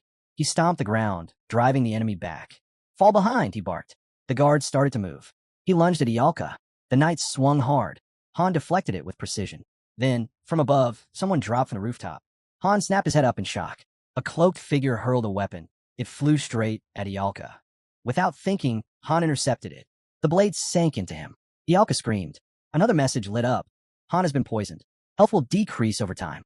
Through clenched teeth, he shouted, "Don't stop. Keep running." The system flashed more alerts. The group is in critical condition. Immediate danger. The weapon stuck deep. Blood began to flow. Han is bleeding. Health loss imminent. The knight swung again. Han met the attack with another parry, eyes burning. Then the guard slammed a foot into the ground and launched forward, slamming Han to the floor. Pain racked his body. Lying on the ground, Han gasped. If it weren't for the breastplate, my ribs would have been shattered. With a pained grin, he muttered, "Guess I gave him just as much damage." The knight clutched his own head in pain. Han asked coldly, "What's the matter?" That hurt. His moment of grim satisfaction was cut short by another message. Adis is poisoned. Her health will steadily drop. No time to deal with this, Han thought. The cloaked man raised his weapon again and fired at Ialka. Han lunged. His sword rammed into the attacker's face. He stared him down. "What are you looking at?" The knight swung his blade, but Han shot up, legs coiled. In an instant, he slammed into the knight, sending him crashing to the ground. The guard scrambled to grab his sword. Eyes locked forward. The knight froze as Han lifted his weapon overhead. Outside, the girl was sprinting from the castle. Han brought the sword down with force. Metal shattered. The knight's armor broke apart, and the blade clattered to the floor. Slumped against the ground, Han coughed up blood. The poison spreading too fast, he realized. Propped against the wall, he muttered, "This is hell." Peeking around the corner, he watched the girl run. Then he shut his eyes and whispered goodbye. A soft blue glow began to wrap around him. Staring forward, he thought, "I'm so tired." Jenna was surrounded, guards closing in. She bolted, knights chasing. Ialka clutched her head in panic. Still slumped, Han cracked his eyes open. Jenna kept running, wide-eyed, not slowing down for a second. Then, the crown on her head slipped. She stumbled and fell. Suddenly, a blue aura engulfed her completely. A notification flashed. Target has escaped the city. Best player, Han. A player card appeared. Floor cleared. Jenna, Aaron, Ialka, Adis. Reward, 100,000 gold plus iron ore. Light shimmered around the team. Looking away, the girl muttered bitterly, "I thought I was going to die. You're the one who made me wear that ridiculous outfit." Han, still on the ground, asked, "What? You didn't like it?" She answered, "That's not the point. At least you knew the soldiers were out for blood." He replied casually, "No one died, though." A message popped up. Recording complete. Video saved. Save to gallery. Shareable with other players. Han nodded. "We did good. Everyone's alive." Floor cleared. Another prompt appeared. Exit game? Yes was selected. Adis smirked. "Well, I gave it everything I had. Without me, you'd be toast." He looked at her. "You're right." She waved him off. "I just did what I had to. Anyway, I'm off. Back to my squad. I wasn't planning on staying long. I'm sure the master's already lining up someone new." Han watched her go.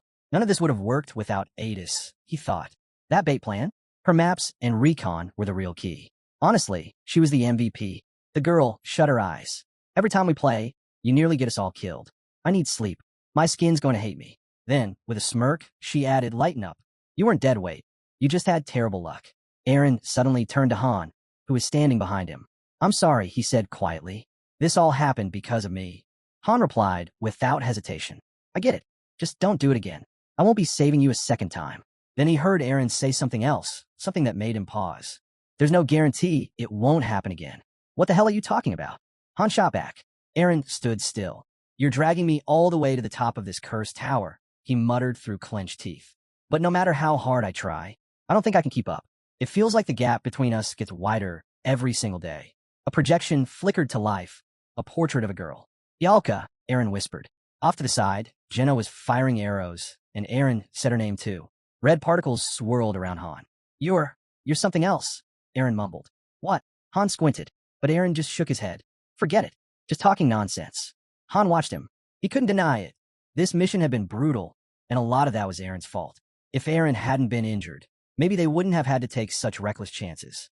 But still, it had been his choice to save him. Maybe that was the real mistake, acting without thinking. Aaron was level 14. On paper, same as the others. But the difference in stat growth was staggering. Han or Jenna gained 5 to 6 points per level. Aaron's barely moved. And his skill set? Barely passable. A few good basics, but nothing special. And he wasn't even good at using what he did have. Han glanced back at him. For now, we can still manage, he thought. But this gap, it's only going to grow. Eventually, Aaron would fall behind. Whether it was from low stats or lack of skill. He'd either be left out or die in the field. As Han stepped through the portal, one thought lingered. There's not much time left with him. He wasn't keeping Aaron around out of sentiment. It was just that they'd grown up together. But Han wasn't stupid enough to drag dead weight along forever. Leaves drifted in the breeze as he stared ahead. If Aaron couldn't keep up, he'd be left behind. That's just how it was. How it always was. The camp came into view. A girl greeted him with a grin. You're not seriously planning to feed me just potatoes, right? I didn't skip training for that. Standing in front of her, Han gave a short nod. Already said, yeah. She gave him a mock glare. So I've been lied my whole life, huh? For now, he replied. Just train however you want.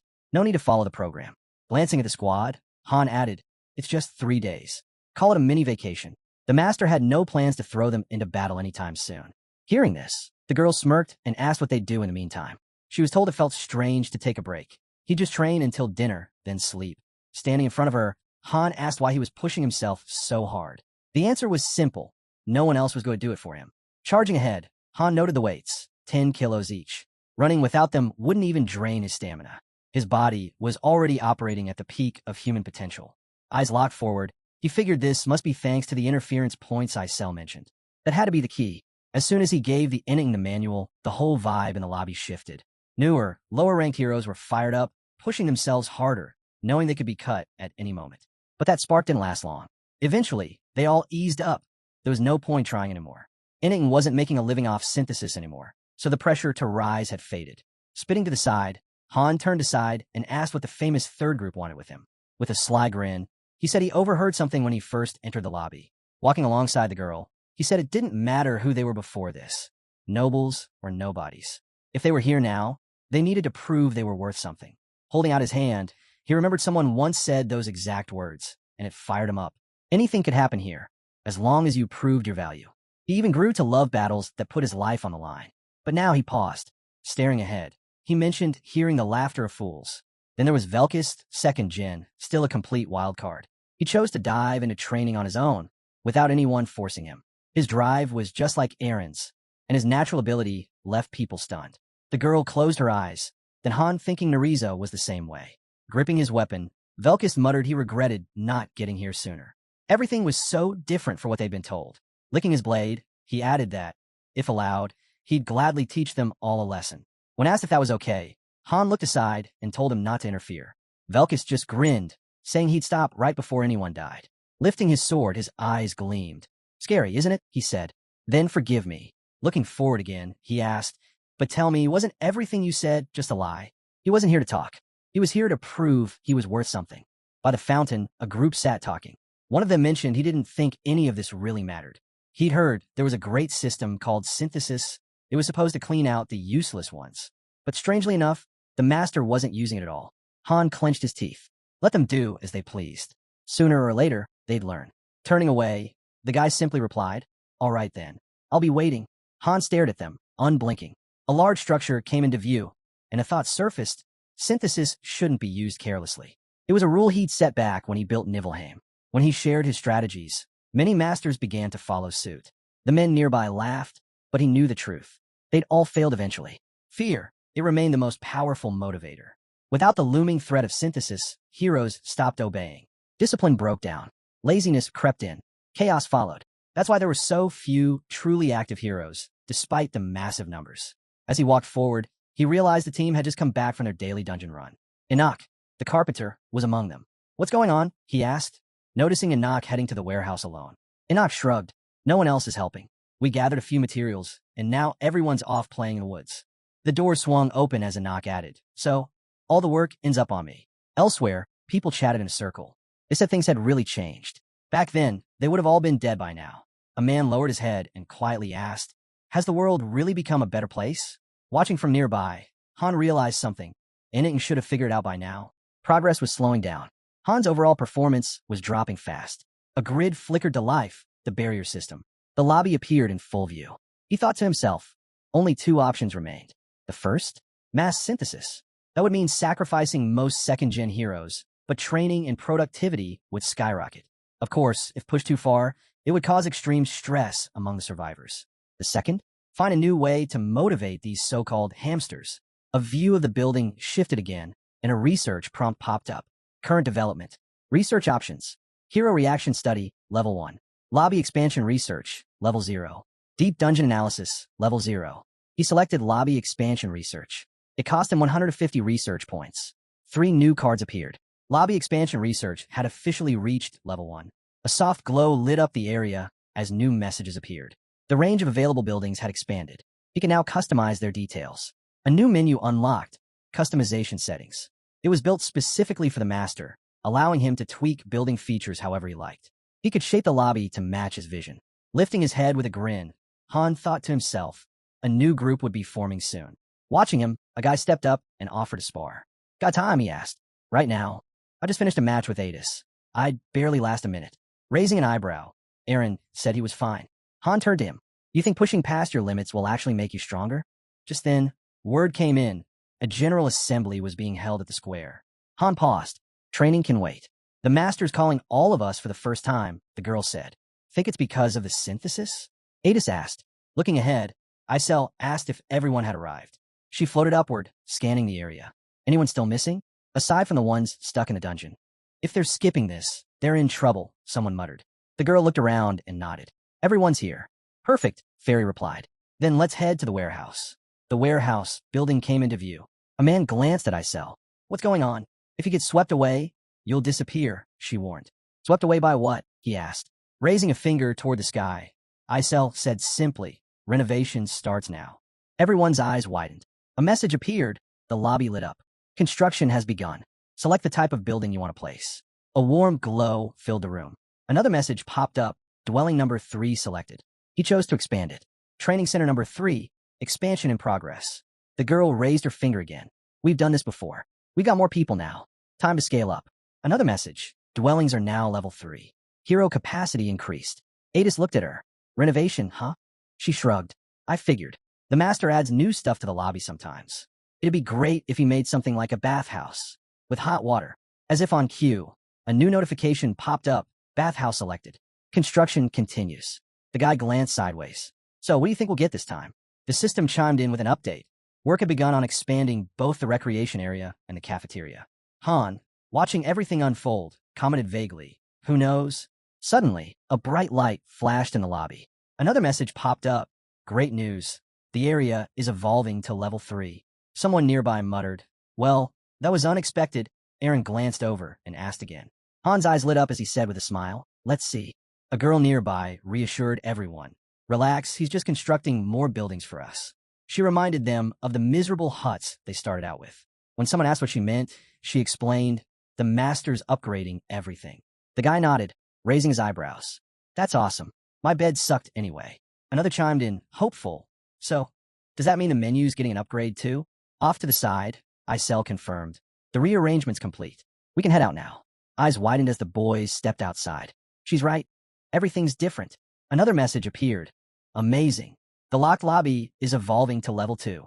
The new lobby appeared before them, now with 2-story buildings. Where does that staircase lead? Someone asked. It was clear this was their new home. Way more space now. A sweeping view of the island stretched before them. A message said the floor count had increased, giving him access to new areas. External cartographic data confirmed that building locations had shifted. Fresh structures dotted the cityscape. Another message followed. A bathhouse has been built.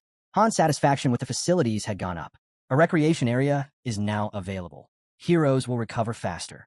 The cafeteria has reached level 2. Better food is now being served. The girl leapt up, excited. A bathhouse. Adis echoed. No way. Aaron grinned. Let's go check it all out. A new residential building had appeared, this time fully furnished. Glancing toward the lobby, one of the guys asked, wait, what about the sofas? No decorations? No carpets? He looked puzzled. Even the fireplaces are gone. They walked into an empty room. There aren't any beds either, someone said. Are we supposed to sleep on the floor? Jenna placed her hand on her face, frustrated. What now? Han just grinned. Sure we can. A staircase appeared again. See that? We got a second floor now. Let's go check it out, he said. The girl let out a cheer and ran ahead. A new room came into view. Unlike the ones before, this one was clearly much nicer. It was so appealing that everyone immediately wanted to stay there. But the question quickly arose, how would they split the rooms? Inside, a bed stood ready. No way he's sleeping on the floor now, someone commented. As they explored further, the dining room came into view. Voices echoed. If he starts whining, the others will too. So who's staying downstairs? The table was already set with food. One suggestion came up. Why not just move the beds to whoever really needs them? Another voice added, but how are we supposed to divide up the rest of the space? Then a bathroom appeared. Someone claimed, I need to be upstairs. I take a bath every day. He was immediately challenged. You saying the rest of us don't wash? Arguments broke out. The girl interjected. What does the master think about all this? Overhead, Isel flew past and scolded them. What kind of nonsense are you all going on about? A man tried to follow up with another question, but a woman cut in. Room assignments are serious business. Turning toward the second floor area, the fair calmly stated, the General Assembly is up there. The master will assign everything. People gathered in the designated area. A system initiated detailed adjustments to each object. The fair opened a large book and declared, we'll review it now. Just 35 pages. The master's orders are as follows. She read aloud. Housing, Building 2. Dining room, Level 2. Bathhouse, Level 1. Rest area, Level 1. Managers, Chloe. Food inventory, meat, potatoes, fruits. A message appeared. Settings confirmed. Changes saved. Wait here. The fair instructed as Isel closed the book. I'll announce who's living where. Han stood with his group. You're all assigned to the second floor. Choose whichever room you like. Looking over, a man smirked. Knew it. Mr. Han's definitely on the second. The guy smiled back. The same rule applied to the second group. Plenty of rooms for them to pick from. The girl grinned when she heard they were on the second floor too. Then Isel extended her hand and added, the rest of you are assigned to the first floor. Confused murmurs filled the room. What? Wait, what does that mean? We don't agree with this. Velkus groaned. What meeting did we miss? We were out hunting. Someone told him flatly, doesn't matter. The master already made the decision. The girl glanced at Han. What is going on? Everything's getting weird. He replied calmly, no, this is what normal looks like now. A display of room assignments appeared. 13 people per floor, she announced. Looking ahead, one of the guys asked, so, the third group is downstairs too? The crowd erupted. There are so many rooms upstairs. Why shove everyone below? What a waste. Until now, things had always been equal among heroes. Everyone received the same, no matter their effort. But clearly, that was starting to change. The fairy clenched her jaw the moment she heard the complaints. There's room for at least 30 people on the second floor, she muttered. This kind of management works fine when there are only a few heroes and the master uses synthesis, but if he wants them to grow stronger, he has to split them up. Jenna raised her hand. Do we really need to divide them like this? Isn't there another way? The answer came fast. It's simple. Nobles and peasants. Fanning herself casually, another girl chimed in. It's the easiest method if the master wants full control. I don't like how they've been acting anyway. This setup is for the best. Hearing that, another girl echoed. Nobles and peasants, huh? Han's teeth clenched. He should rethink this. She wakes up at dawn, trains nonstop, fights in dungeons daily, and still helps on missions. Jenna smiled slightly, hearing the truth. More than half the meat everyone eats? She's the one who hunts it. The people protested loudly. And what about us? Staring directly at them, the girl said coldly. You've done nothing. She's been pulling the weight alone. Simpleton, someone muttered. Gritting his teeth, Adis demanded. What's going on here? Instead of synthesis, now we've got a ranking system. People were shouting in frustration over the room assignments. How are we supposed to sleep without beds? Our backs are going to snap. At the beginning, building customization had been just a fun way to make the lobby look nice. That was before the masters realized heroes weren't just stats and pixels. They had limits, routines, habits. They were human. Inning's model from the launch of game had all its flaws, but it worked. It reduced the need for synthesis by adding structure. Isel's fist clenched hard. They tricked me, she growled, and slammed her hand into the ground. A man clenched his teeth as she screamed. Do they even realize what they're doing? A month ago, they should have all been synthesized. Her voice rose to a furious pitch. Do they even know how lucky they are? A guy tried to push back, but she snapped. What? No. You want to find out what my nuclear strikes feel like? Everyone fell silent. The fairy, voice sharp, yelled, enough whining. Let's move on. As they looked ahead, someone said they noticed another floor behind them. A girl blinked. There's a second floor? Yes, came the reply. You'll be handling food service there. One guy raised his hand. Wait, how are we supposed to eat? Isel didn't flinch. Figured out. That's your problem.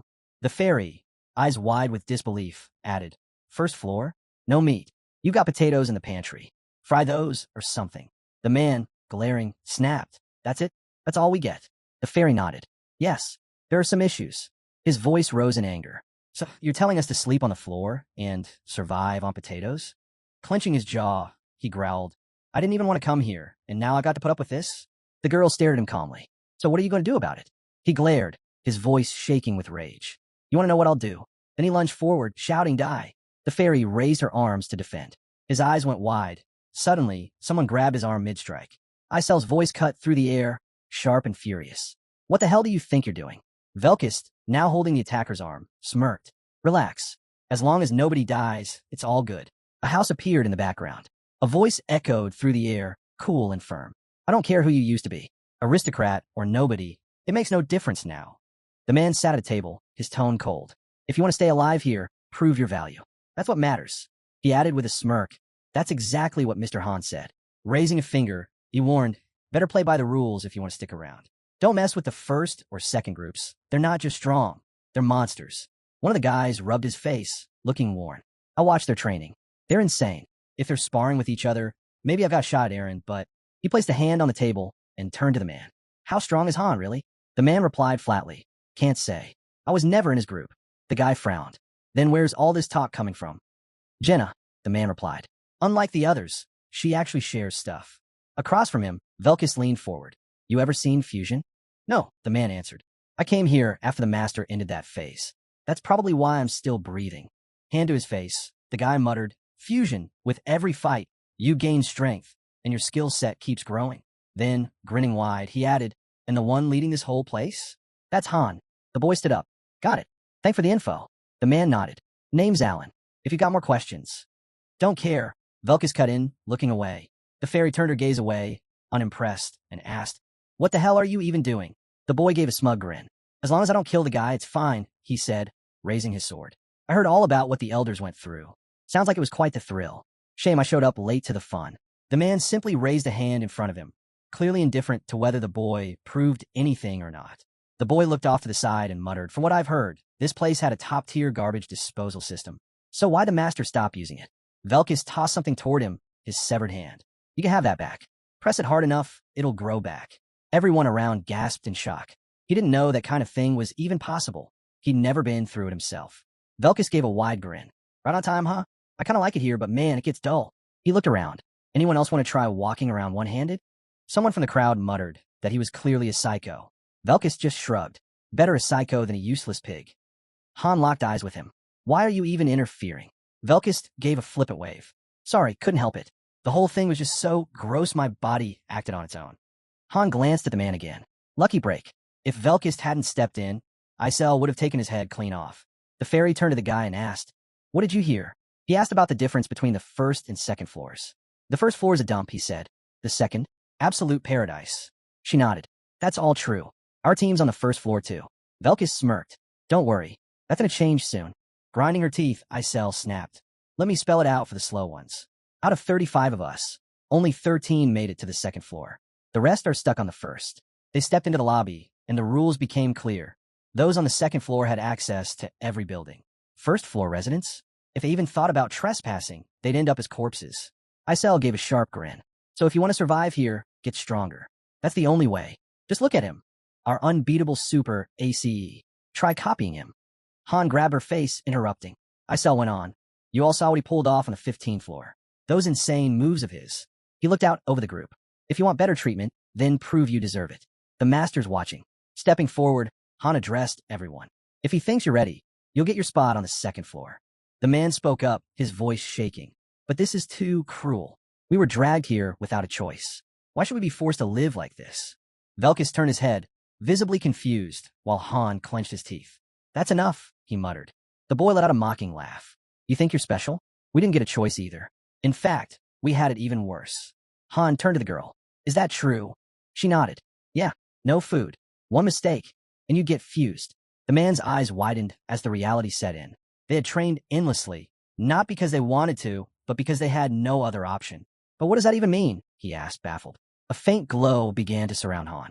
You expect them to fight like that? Han shut his eyes and responded calmly. At the moment, we don't really need more support or gathering roles.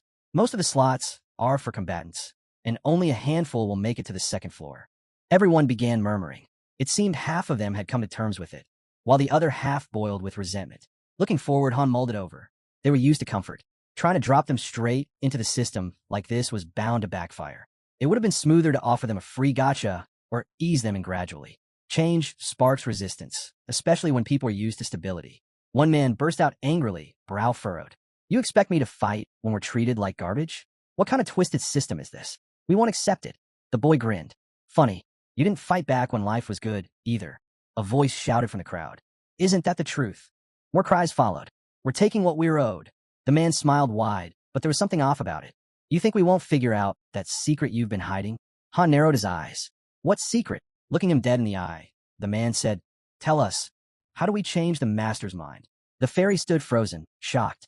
So he knew that monster couldn't harm them. He'd done everything to keep it hidden, but now they were onto him. The man spun around. What's the point of fighting and risking everything just to live the way we used to? Someone confirmed coldly, he's right. People began raising their hands in protest, shouting, We're not fighting. A message blinked into existence. Sidhan has refused to participate. Group 4, inoperative. Group 5, inoperative. Han shut his eyes. 10 people refused. He opened them again, voice low. Looks like they don't know their place. A system message flashed across the air. Mass strike initiated. Haynes had gone on strike. A sword hit the ground with a heavy clang. One of the men stared down at it. His expression twisted in fear. Then the weapon began to spin on its own. Teeth clenched. Han spoke coldly. I'll cut off a hand from each of you with this sword. The man, still nursing his own injured hand, murmured bitterly. It's mine, after all. Sidhan turned pale as he realized what Han meant. You're seriously letting them live after that? Han gave a calm smile. If words don't work, we move to the next step. It's a steep lesson, but they'll learn. The man clenched his fists. That's not a threat. That's underscore. They already know they don't have to follow the master's orders. Standing before them, Han nodded. Yeah, they've got the right to disobey. Isel can't touch them, unless certain conditions are met. Adis extended a hand to the side. You all need to get your heads straight. Refusing orders? That's risking your lives. Sidhan frowned. And how is that any different from fighting? The risk is the same. The girl looked at him coldly. You don't get it. Not even close. Han chimed in, but that attitude you've got, that's what gives you the guts to take the risk. Raising his hand, Sidhan snapped. Don't tell me what to do. Isel stepped forward. Names. A door creaked open in the nearby building. A voice urged them. Move. Go through. Now. Velkis glanced away, startled. The man beside him stared ahead, stunned. Someone asked, What synthesis? Isel responded without hesitation, stretching her hand to the side. That's it. The fairy added impatiently. Get in. Quit wasting time. The man repeated, What is it? Synthesis, the guy said, eyes turned away. Han overheard the murmurs. First time seeing him, and they're stuck like statues. Move, or she'll kick you straight in. He chuckled. They know their rights, but this is the first they're hearing of synthesis? The girl sighed. I did tell them. They just didn't take it seriously. Fear spread among the crowd. Whispers flew. Synthesis hadn't been used in ages. Most of them weren't even alive back then. The entrance lit up, and people dropped to the floor, overwhelmed. One of the men muttered, This is impossible. Another message blinked into view. Synthesis initiation ready. Velkis turned his gaze. Oh, him? Alan. Good to see you again. Appreciate the help last time. The guy placed a hand on his face, puzzled. Didn't he say I could ask him something? Then he grinned wide. Well, forget it. Doesn't look like I'll be getting any answers now. The man yelled out, his voice cutting through the chaos, as a building suddenly formed before them. A system message popped up. Synthesis complete. In a flash of radiant light, 2 figures vanished. Velkis' level increased, and with it came a new skill. As they descended the stairs, a guy exclaimed how incredible everything felt, his eyes gleaming.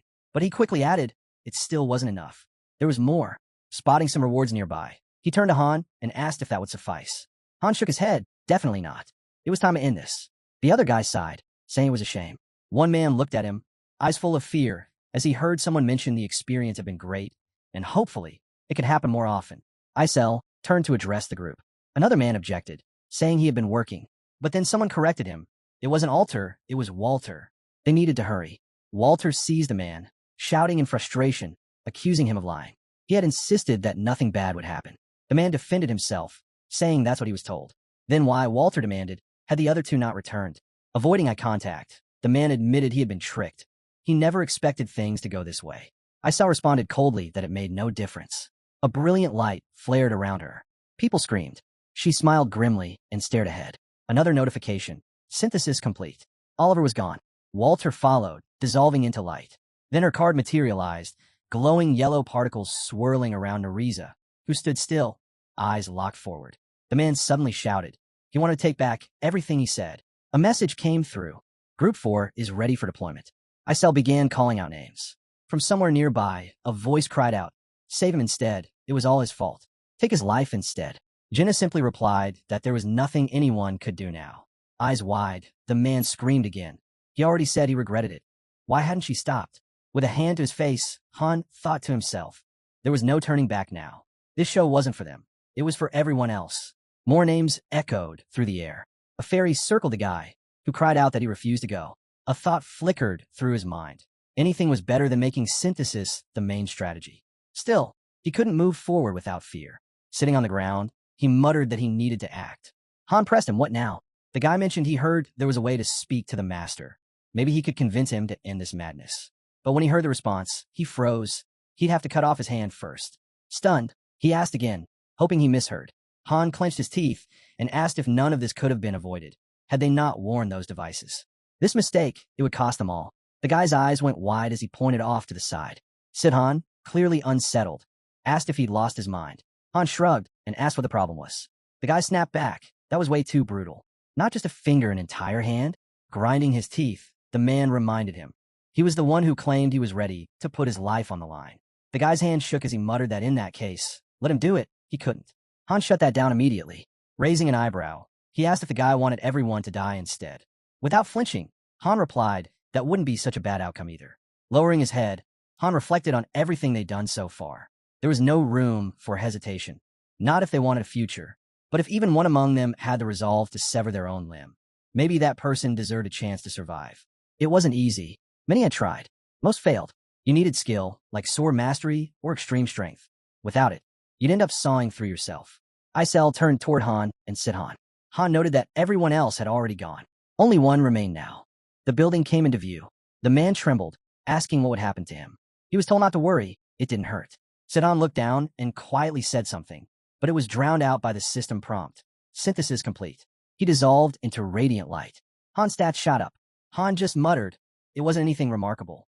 He paused, then said there were 25 heroes left. Suddenly, someone shouted, "They're not people. They're monsters." Velka spun around, asking who had said that. Han told him to back off. Clenching his fists, the guy muttered there was still one last lesson left. Not everyone knew their place. Han asked why he was so worked up. The guy told him to stop smiling. He called him too soft, said if it were up to him, he'd have wiped them all out right then and there. That would have been the end of it. Looking away, he added that they were moving on now. They'd meet again on the second floor. A deep purple glow filled the space. Notifications flickered in. The master has begun summoning 10.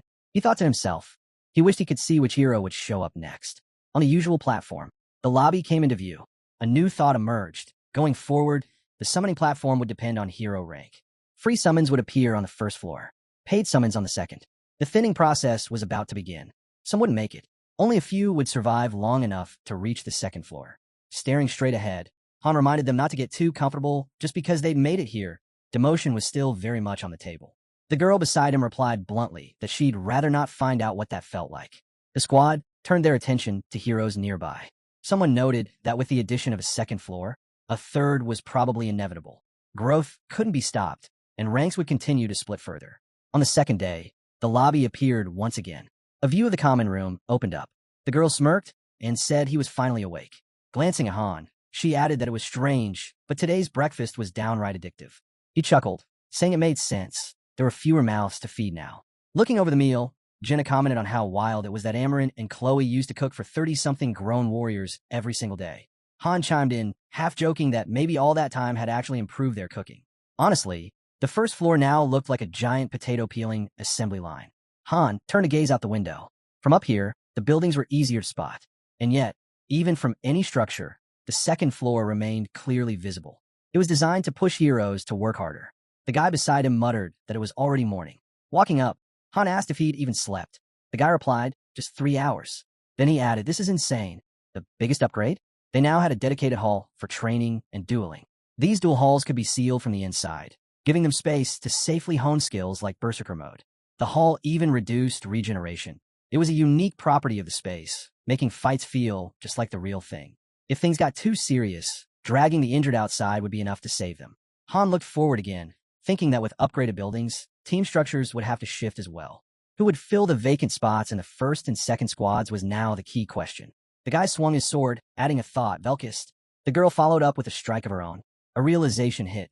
Nariza and Velkist were still in their barbarian phase. Velkist was fearless, yes, but incredibly skilled too. The ability he unlocked yesterday? It was extremely rare, only a 1% drop chance. a passive that turned negative status effects like rage into raw power. Combine that with the status deviation skill, and you'd have insane energy output. Nariza wasn't quite as strong, but she was smart, composed, and excellent in stealth and recon. She might not have his brute strength, but she had her own kind of potential, just as valuable. Han watched the guy in silence, hand pressed to his face, thinking to himself, there was no hope for the rest of them. Suddenly, Velkus turned toward him with a wide, toothy grin. Han scoffed and called him an arrogant bastard. The battered group nearby averted their eyes. Grinning, the guy strode forward confidently. He asked what Han planned to teach him, adding mockingly that this place was full of nothing but pigs and dogs scared of blades. Standing firm, Han asked if that meant he didn't like pigs and dogs. A glow burst around the guy as he declared that, in his eyes, they were all just animals. Raising his sword high, he said that training meant nothing without real consequences. Han smiled. Velkus' eyes gleamed. Without warning, they clashed. Group 1 had shown up, while Group 3 stood with only 2 members. The guy charged in, swinging his blade fiercely.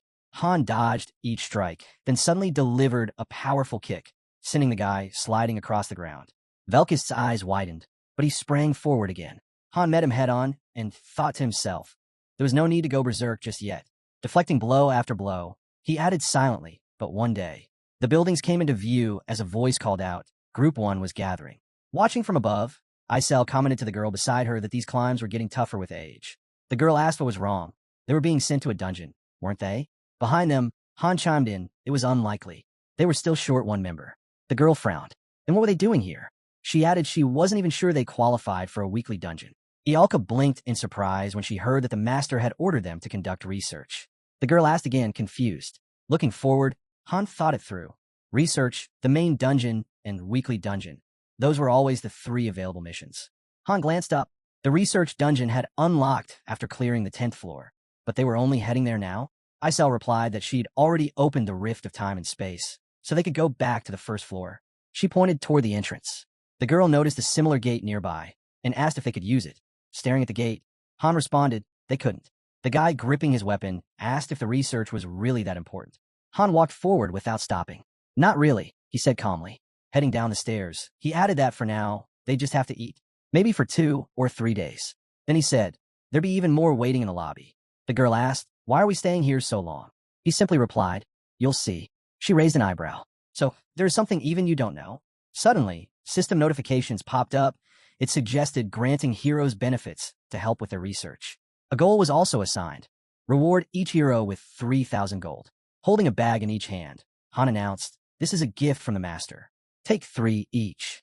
Lifting her arms, Jenna exclaimed, gold? We're about to be loaded if we take these with us. But Han warned, don't get too comfortable. There's still fighting ahead. They gathered in front of the research dungeon. A new message flashed. Research had officially begun in Heim's zone. Time until return, 48 hours. A side note mentioned that staying longer was possible if they ventured into deeper dungeons. Heroes could also be tasked with gathering rare materials. As the research dungeon loaded, the girl muttered through gritted teeth, here we go. A scenic view spread out. A winding river, rolling hills, and a castle in the distance. Someone called out, Nelsa? Jenna's eyes widened. Isn't this the same place from the 10th floor? Yeah, came the reply. It's strange. Last time, everything was in chaos. Burned forests, so many deaths. Ialka placed a hand on her face and whispered, now it looks perfect. I've stopped trying to be surprised. Turning his gaze, the guy asked, so what's the plan? Hunt down the enemy? Han frowned. No need to rush. Let's explore first. Unlike the main or weekly dungeons, this research one didn't have a set objective. Sometimes heroes left empty-handed. Other times, they found rare treasures. Peering ahead, Han wondered if the NPCs could see them this time. A guard stepped forward and raised his hand. Entry permit. Han handed him a coin. What's this for? The guard shrugged. Didn't say I was charging a fee. Han chuckled. I'll head to the northern gate then. The man nodded. Fine. Just don't cause any problems. Jenna clenched her teeth. These guys are idiots. He responded flatly. Money's worth more to them than their own mothers. Before they cleared the 10th floor, Nelsa had already started to weaken. The enemy had broken into the inner castle, yet there were no signs of a fight. A new system notification popped up. Group 1 was now exploring Heimer. Time until return, 47 hours, 48 minutes, and 22 seconds. So, we just wander around? The girl asked. Aaron followed up. What kind of info are we supposed to gather? Han shrugged. Just go with whatever feels right. Jenna blinked in disbelief. Wait, what? They all stared, surprised at the suggestion. Yeah, Han confirmed. Roam around, gather intel, relax. You got money from the master. Go enjoy something good, breathe some fresh air. Jenna asked again, you're serious? Ialka leaned in. So we can actually do whatever we want. Their eyes lit up when they heard the confirmation. Exactly. Just enjoy yourselves. I'll handle everything else. Looking away, one of the girls said she was heading outside the city and warned him not to get in her way. She was going far. Han smirked. Just remember, you're still responsible for your condition. No breaks until we hit the 20th floor. Keep that in mind. She grinned. So I can go? I want to see the ocean. He nodded. Sure. As soon as the 2 days are up, I'll teleport everyone back to the lobby. Walking ahead, the guy muttered, well, since I brought it up, Jenna chimed in. I'm coming with you. But Han immediately declined. Han turned away, hearing that his planned raid was off. They'll have to call it off, he thought, frowning. Weird. There's a ton of mercenaries here. He turned his head toward a notice board. As he read the posting, Han realized it was about that girl. The wanted poster listed everything imaginable. Heresy, demon summoning, insulting the imperial family, murder, arson, robbery, assault. They just dumped in every crime they could think of, he thought, grinning. It even stated that her royal status had been revoked for such severe crimes, despite her imperial bloodline. Someone nearby asked, so you're after the witch too? Without turning, the guy replied flatly, keep dreaming. Everyone's chasing her, and none of them found anything. If he's really a bounty hunter, he should already know that. Gritting his teeth, Han demanded to know why the man had called the girl a witch. The man shrugged and said, well, she did rip out babies' hearts for sacrifices and messed with forbidden dark magic. That caught someone's attention. He raised his hands and asked, wait, dark magic? Yeah, the guy nodded. She summoned 4 forbidden beasts. No idea what that even means. Han glanced over at the notice board. Tell me more, he said. The man brushed him off. Busy, he replied, flipping him a coin. Han didn't back down. Keep talking. The guy grinned. Fine, I got all day. A building came into view. Her name, he said, was Phreases. Though stripped of her title, she was now just Phreases, the rightful heir to the throne. Seated across from the man, Han asked for his opinion. The guy explained that those announcements started popping up about a year ago. Right, Han nodded. That was when the decree was issued. He pointed at the notice. What do you make of this? Han folded his arms and thought back. Just a year ago, barely a week had passed since they'd first met Phreases on the 15th floor. He'd seen that same seal in other places, on the armor of enemies he'd fought and defeated. Putting it together, it all made sense now. The purge had started right after Phreases escaped the city. She had to be nearby, and still alive. At the table, Han asked, this city, was it attacked by monsters? The guy replied, yeah, Goblin Horde invaded a couple years ago. The Order handled it fast. Then, extending a hand, he leaned in. Rumor is a witch triggered the whole thing. Goblins don't swarm like that on their own. Han narrowed his eyes. They were framing her, blaming her for everything. As food arrived, Han pressed for more. Well, the guy continued, there was an epidemic. Monsters went berserk. Weather turned cold. But the most shocking change, he said, was the dungeons. Han tensed. Dungeons. An entrance appeared nearby. Apparently, a couple of years ago, places started revealing strange inner spaces, almost like ancient ruins. The guy explained that these structures had begun showing up all across the continent. People called them dungeons. But here's the thing, he added, they're bizarre. Normal people can't even get inside. Looking at him intently, Han asked what it meant. Who were these unusual ones that could enter? The man grinned. Exactly the kind you're thinking of. Han's brows drew together as he listened. There was a rumor, the man said, about a strange stone deep inside the dungeon, one that could grant power. Han immediately thought, that had to be it. A glowing stone flashed in his mind, the Stone of Advent, the source of his third skill. Josh was stunned. Wait, there's supposed to be one here too? It all fits, he muttered. Still seated, Han mentioned that bands of mercenaries were crawling all over the region. Then he smirked, saying all the chatter wasn't worth a coin unless the guy could prove it. If he really wanted payment, he'd have to earn it. Nearby, a man with a missing arm lay on a stretcher. Josh glanced over and admitted, that's why I didn't want to come. Han spoke up. The dungeon's inside the city, isn't it? He looked ahead at the towering temple, right in the city center. That's where it must have appeared, right after the invasion. Iron fences now surrounded the entrance. Josh pointed out how something like that wouldn't just be ignored. And if they'd posted guards, there had to be a reason. Han observed the gate. It looked ordinary at first glance. A handful of adventurers were already in conversation with the guard. Josh explained that dungeons held all kinds of loot, gold, gems, rare gear. And with the crowd forming, it was obvious this place was a treasure trove. But treasure or not, people still died trying to explore it. The guard handed a square tablet to one of the adventurers. Josh added that the Order had full control of the dungeon. They raked in gold by selling entry passes and claimed a cut of anything brought out. Scammers, he muttered, turning away. The guy figured he'd earned his share for the day. If you need me again, he told Han, you'll have to come find me. How will I do that? Han asked. Not my problem, the guy called back, already walking off. But next time, bonuses. Now alone, Han watched the crowd gathered at the dungeon gates. Judging by their gear, they were clearly ready to stay in there for days. Han scowled. He figured he'd check the place out later. Most of his crew had gone to rest, and he had nothing lined up. He noticed how cautious the mercenaries were.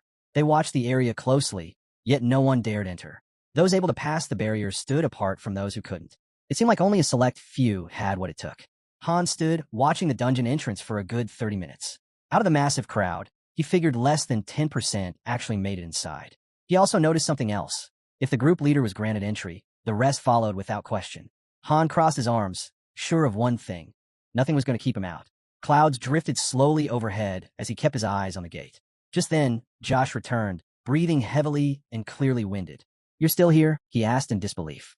Han looked at him, equally surprised. I thought you left for good. Josh explained between breaths that he'd run off to appraise the coin Han had tossed him earlier. Turned out, it was worth way more than expected. Something ancient, maybe even rare. Han narrowed his eyes. You weren't planning to steal from me, were you? He asked over his shoulder. Because you're not getting anything else. Josh threw up his hands, offended. What? No, I wasn't asking for anything.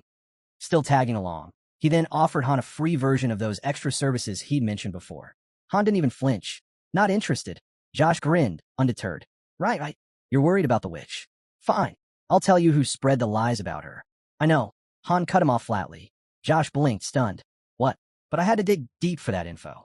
Ignoring the protest, Han glanced up at the rooftops around them. Trying to stay useful, Josh suddenly offered to give him a tour of the city. Said he used to be a guide. I know a few spots with amazing food. Han gave him another sharp look. I said I don't need it. Why do you keep following me? Josh didn't answer right away. Then he shouted after him. You remind me of the younger one. That made Han stop. He turned around slowly. The younger one?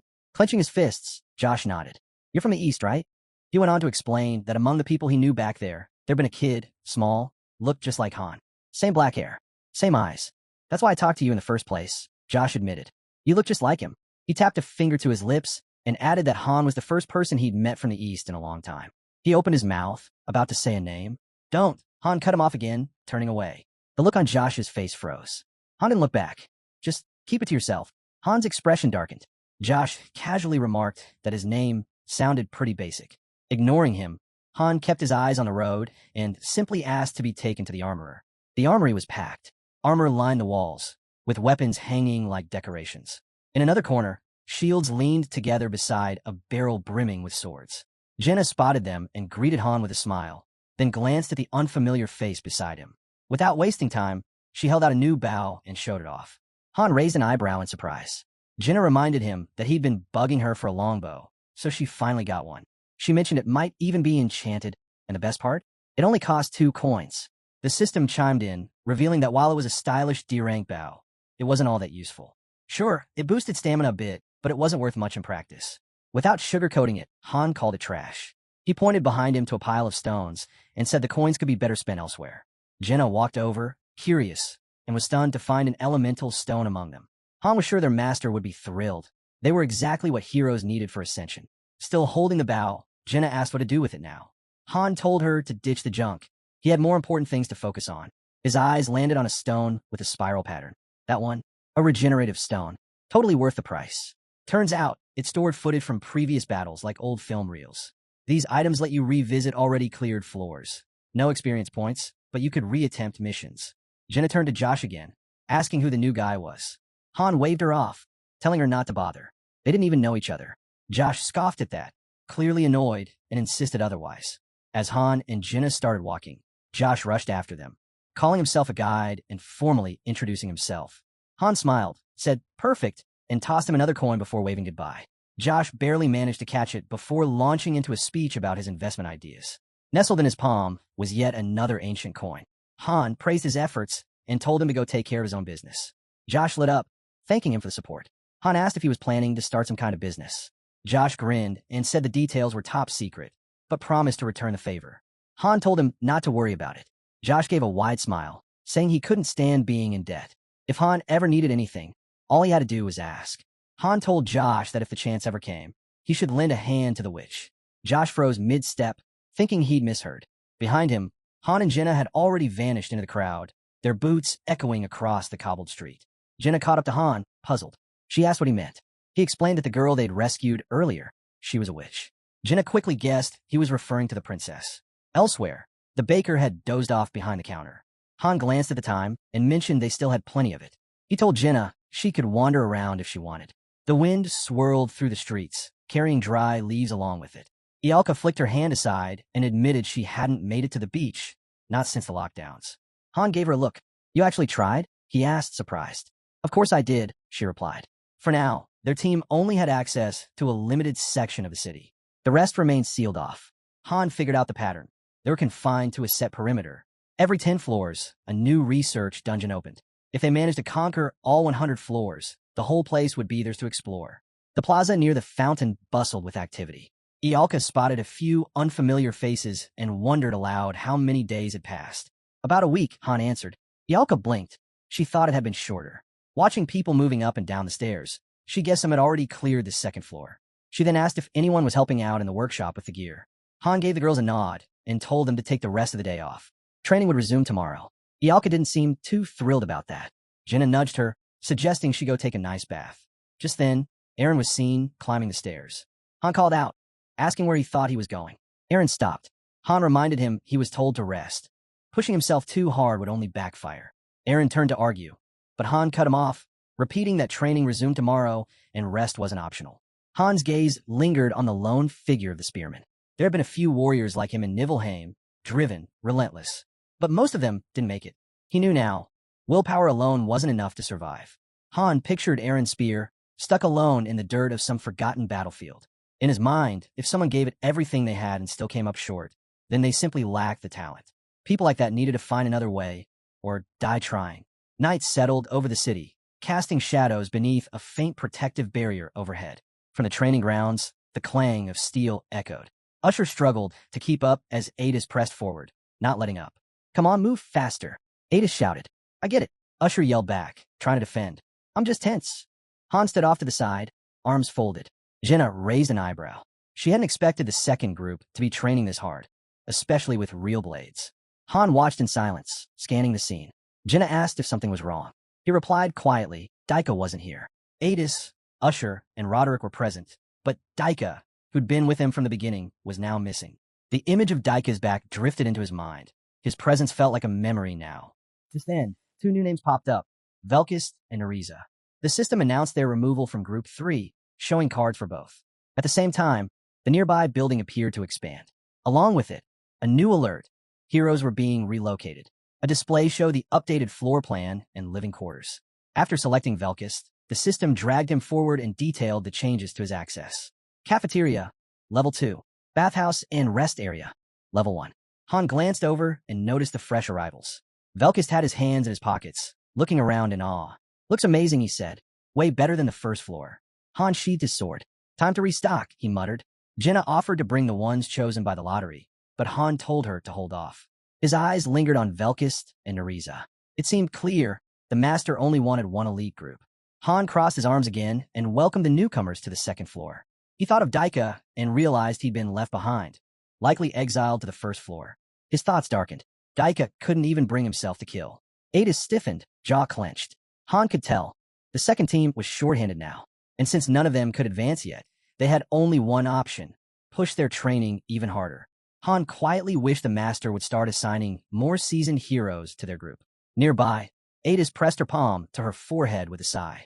But Han didn't think that would happen anytime soon. His thoughts stayed focused on the current team. Velkist gave a slight smile and asked why Han looked like he was ready to murder them. He had only come over to say hello. Neriza, on the other hand, was cold and direct. She made it clear she wasn't here to make small talk. Han didn't move, still standing with arms crossed. Neriza assumed she'd probably end up in either the first or second team. Han dismissed the speculation as a waste of time. But Velkist was caught off guard when Neriza confidently said she wanted to join the first group. She was sure she wouldn't slow anyone down. He grit his teeth, clearly irritated, and told her she was out of her mind. Then he warned her not to get cocky. Neriza shot him a sharp look and calmly said that strength wasn't everything.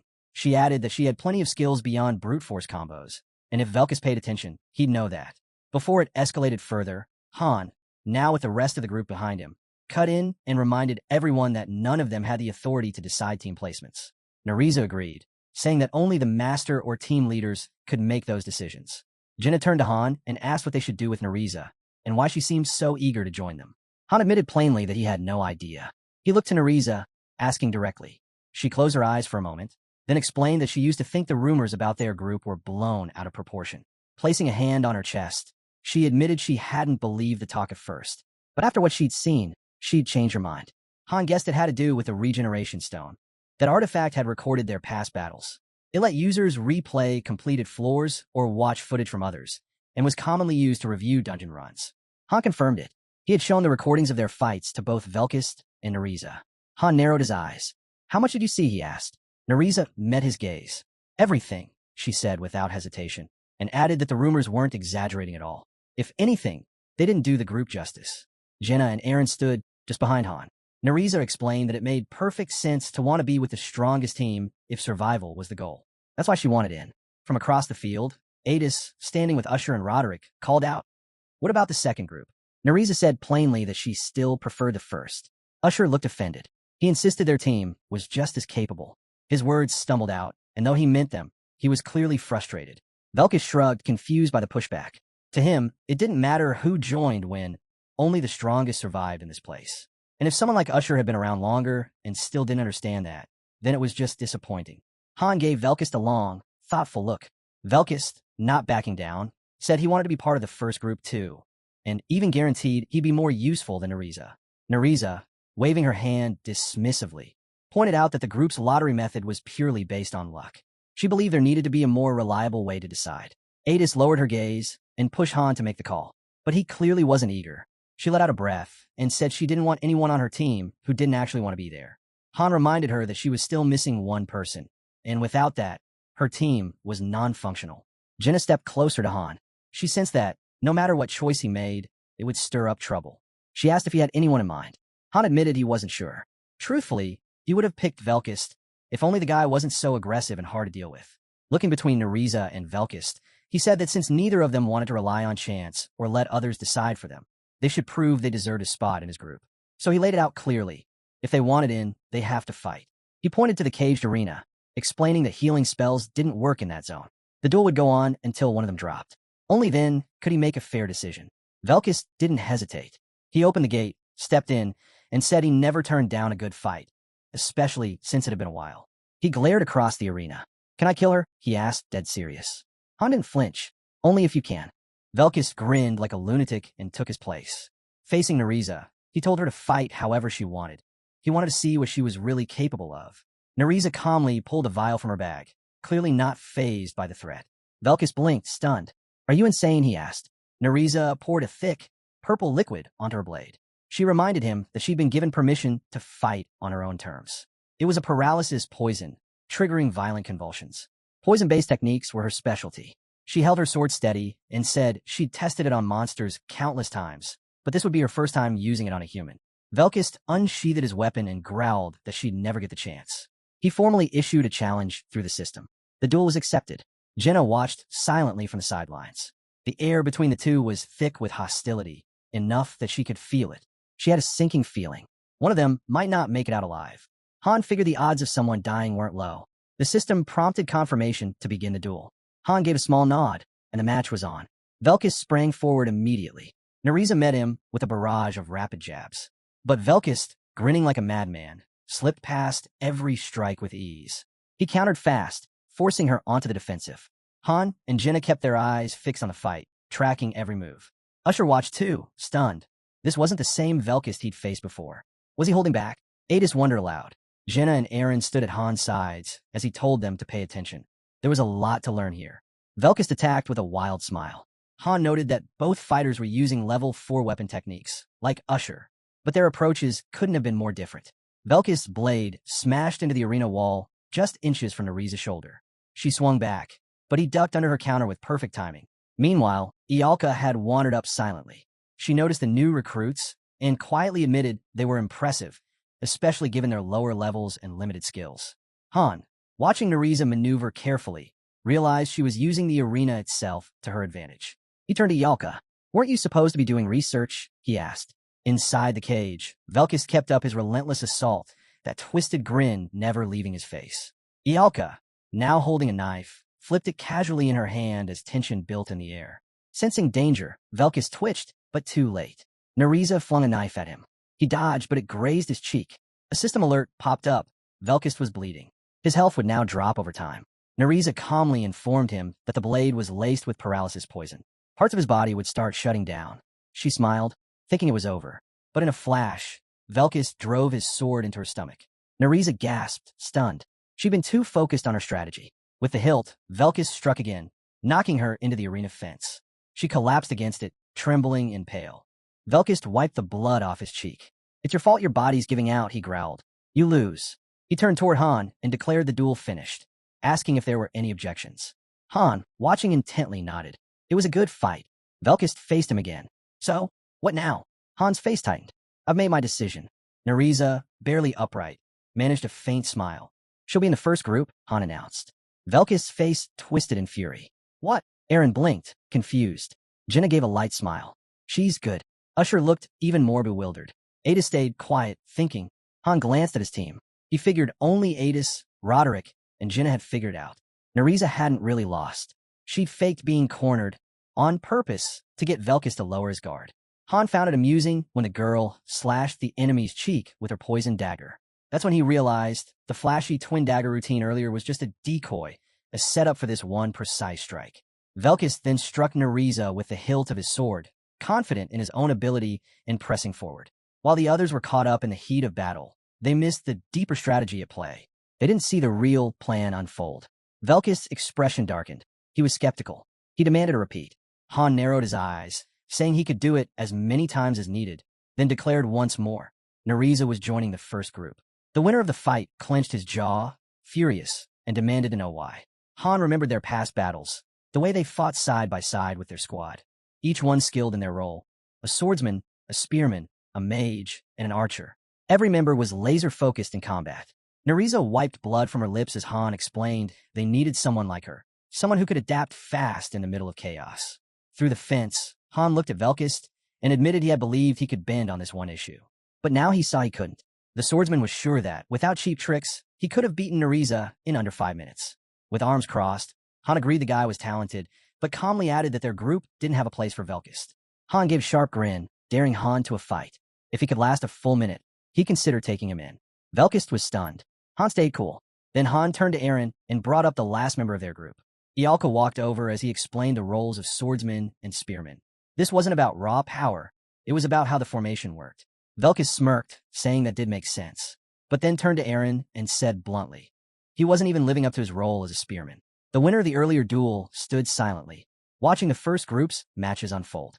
He admitted he was genuinely curious. The swordsman stared at the injured Aaron and started to question whether they really needed a spearman so badly they'd overlook his flaws. He ended by saying Aaron was dragging the team down. Jenna rushed to Aaron's defense, yelling for Velkis to stop spewing nonsense. Aaron was doing just fine.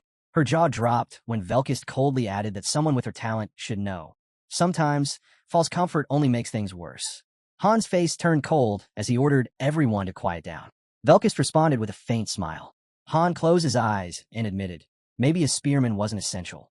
If a skilled swordsman joined, the formation could still work. Jenna looked disheartened. Velkis stepped out of the arena and began to heal. Meanwhile, Han turned to Velkis and asked if he really believed he could contribute more than Aaron, even if he was technically the better fighter. Velkis answered plainly. He wouldn't have brought it up if he didn't believe it. The swordsman then pointed his blade at Aaron and challenged him directly. The arena went still. Jenna and the others said nothing. Nariza glanced at Velkis, but kept her thoughts to herself. Han's expression darkened again. He asked Velkis if he was really ready to stand by his claim. Han stepped up and reminded Velkis that Aaron had been around far longer. But if Velkis was confident enough to challenge him outright, he was willing to reconsider. Velkis gave his word. If he lost, he'd join the second group without complaint. Aaron remained silent. Han told him he didn't have to go through with it. He still had a choice. Han watched Aaron, who asked for a moment to think. He looked up at the sky. Han could sense it. Aaron had been pushing himself hard lately, and he feared it might be too much. Aaron gripped his spear tightly. Even so, Han still believed Aaron brought more to the team. Years of teamwork couldn't be ignored. He admitted Aaron had fallen behind, but insisted he could still carry out his role. Then Aaron straightened up. He agreed to the duel. Han felt it, that spark. It was the push Aaron needed to rise to the challenge. Velkis looked pleased. It was finally happening. The system confirmed. Both fighters had officially challenged each other. Aaron climbed the steps into the arena. Han laid out the condition.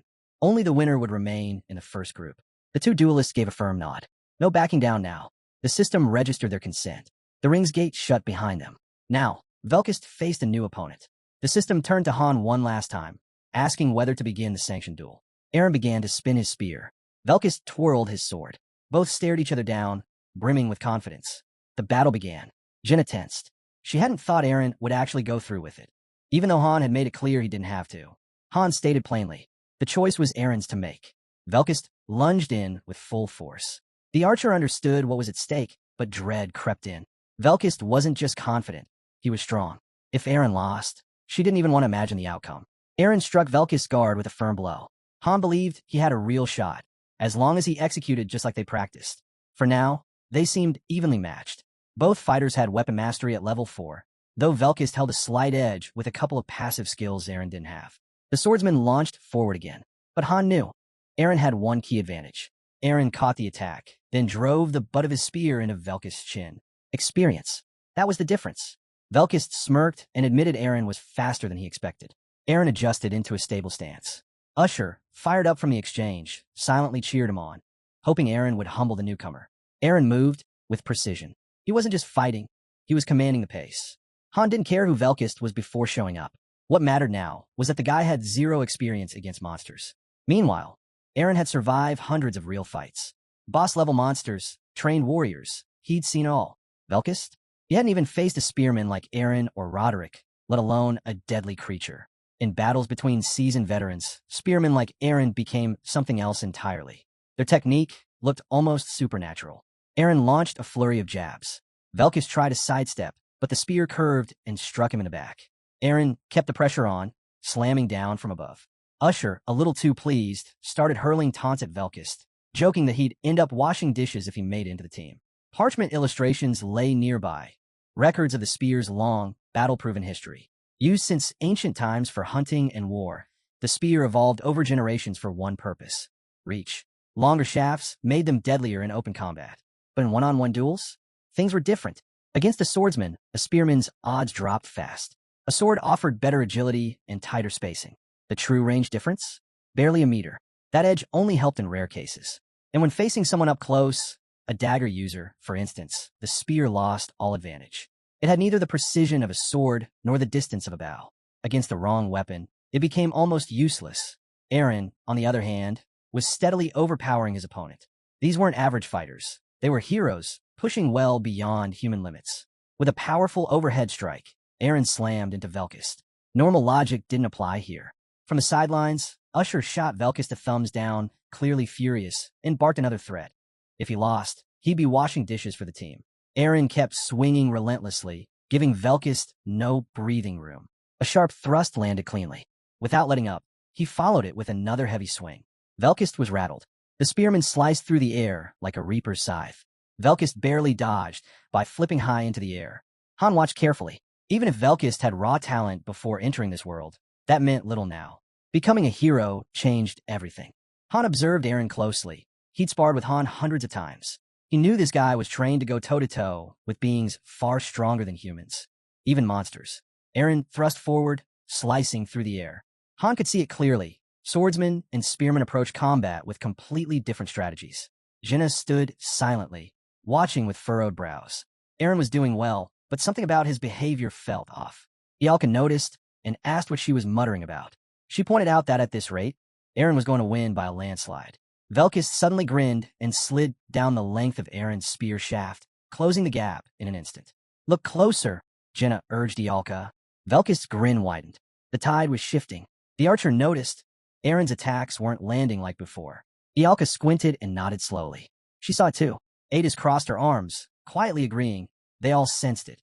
Velkis landed with a thud and called the fight boring. Aaron tightened his grip, but stayed focused. Han acknowledged that while Aaron's strikes were precise, they lacked variety. Predictable patterns were easy to read. That was the real danger. Velkis' perception was sharp. He'd already figured out Narisa's techniques in a short time. Clearly, his observational skills were advanced. The swordsman stepped in close, closing the gap even more. Han had a hunch. It wouldn't be long before Velkus developed something like the spiritual eye. Velkus scowled and asked if Eren was even trying. Eren, dripping with sweat, answered steadily. No joke. The fighters leapt apart. Velkus landed near the edge of the arena, eyeing Eren with suspicion. Why aren't you going all in? He asked. Are you holding back? Eren stayed silent, a deep frown on his face. Across from him, the swordsman raised his blade and remarked that he'd heard rumors. The first group trained like they were out for blood. But this felt different. The spearman tensed. His mood darkened when Velkus questioned why Eren was avoiding obvious weak points. Han was clearly annoyed. To him, Eren had lost his edge. Watching closely, Han studied the spearman's back. His movements were too predictable, and Velkus was adjusting faster than expected. There was only one solution. He called out Eren's name. The spearman looked stunned when Han asked him, when did he start worrying about his opponent's life? He couldn't believe Eren had gotten so strong that he could afford to hold back. Han's eyes lit up. He demanded Eren stop messing around and show his true strength. Velkus gave a faint smile, as if he'd been waiting for that moment. Eren looked down but nodded. He twirled his weapon and warned his opponent. If he died, don't hold a grudge. The swordsman lowered himself, one leg forward, declaring that this was how he planned to end it. Both sides readied themselves. The final phase had begun. Eren tightened his grip and charged. Velkus met him head-on. The spear's tip grazed the swordsman's nose. Eren unleashed a flurry of swings. Velkus clenched his teeth and barely deflected the next hit. Then came a lunge. Velkus was exposed. Eren thrust forward, but Velkus dodged just in time, countering with a series of rapid strikes. Still smiling, Velkus weaved through each jab. Eren shifted his stance, lifting his weapon behind his back, and swung with full force. Velkus had to throw himself to the ground. The spear shattered the ring's edge. The clash echoed through the city. Jenna watched anxiously. Usher stood frozen in disbelief. Explosions of sound rocked the arena. Ialka turned her face away. Roderick shut his eyes. Then, one final blow. A silence followed. Blood stained the arena floor. Velkus, bleeding heavily, admitted the blood loss was making him nauseous. Eren collapsed to his knees. The swordsman declared victory. Usher stared, stunned. He couldn't believe it. Eren had the upper hand. He glared at Velkus, accusing him of cheating. There was no way, he said, that this was a clean fight. The swordsman just blinked and said he had no idea what Usher was accusing him of. But Usher wasn't backing down. He leaned forward and called Velkus a liar. Before things could escalate, Roderick stepped in and stopped him. Just then, the system confirmed it. Velkus had won. Ialka frowned, uneasy. It didn't sit right with her. She had been sure Eren would win. Jenna looked just as troubled.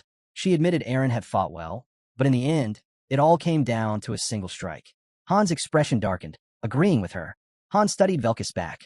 There was something hard to explain, something more than skill in the way he fought. From the very start, Velkus had picked up on Eren's patterns. That was the truth. And as the fight progressed, he adapted quickly, defending better and shrinking the distance between them.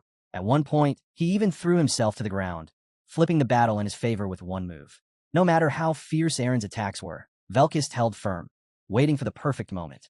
He looked like a lunatic who knew exactly what it would take to win, just one shot. That was all he needed. He took hit after hit, calculating the timing. And then, when the moment came, he pounced like a mad wolf, seizing his chance without hesitation.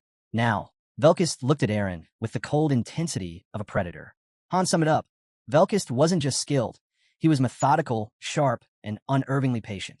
He'd measured everything, including his odds of victory. As the swordsman passed by Eren, he said it was a real shame, because the match would have been a lot more thrilling if Eren had gone all out from the beginning. Holding his bleeding shoulder, Eren quietly agreed. Narisa crossed her arms, clearly dissatisfied. She didn't think Eren was ready yet. Han's expression hardened slightly, but he stayed true to his word. No one objected. Velkus exited the arena. Han announced he'd be joining the first group. Eren, who remained kneeling on the ground, had been eliminated. The system chimed in, reporting that Han had proposed a new team lineup. Eren's heart sank. The updated first group: Han, Jenna, Ialka, Narisa, and Velkus. Then the system asked, did Han approve of Eren's exclusion? The answer was yes. Eren dropped to his knees, overwhelmed by disappointment. Han explained it clearly. Eren had lost not because of strength, but because of something deeper, and he knew Eren understood that. Usher, however, refused to accept it. He believed Eren had held back to protect the team, not because he wasn't good enough. Han cut through the tension, demanding that everyone stop making excuses. This wasn't about friendship. They weren't here to play nice. Usher's face darkened, but he couldn't argue back. Han stepped in, reminding them all of the brutal truth. They were here to survive and to win. Anyone who didn't understand that would die. Jenna turned to speak, but Han didn't let her.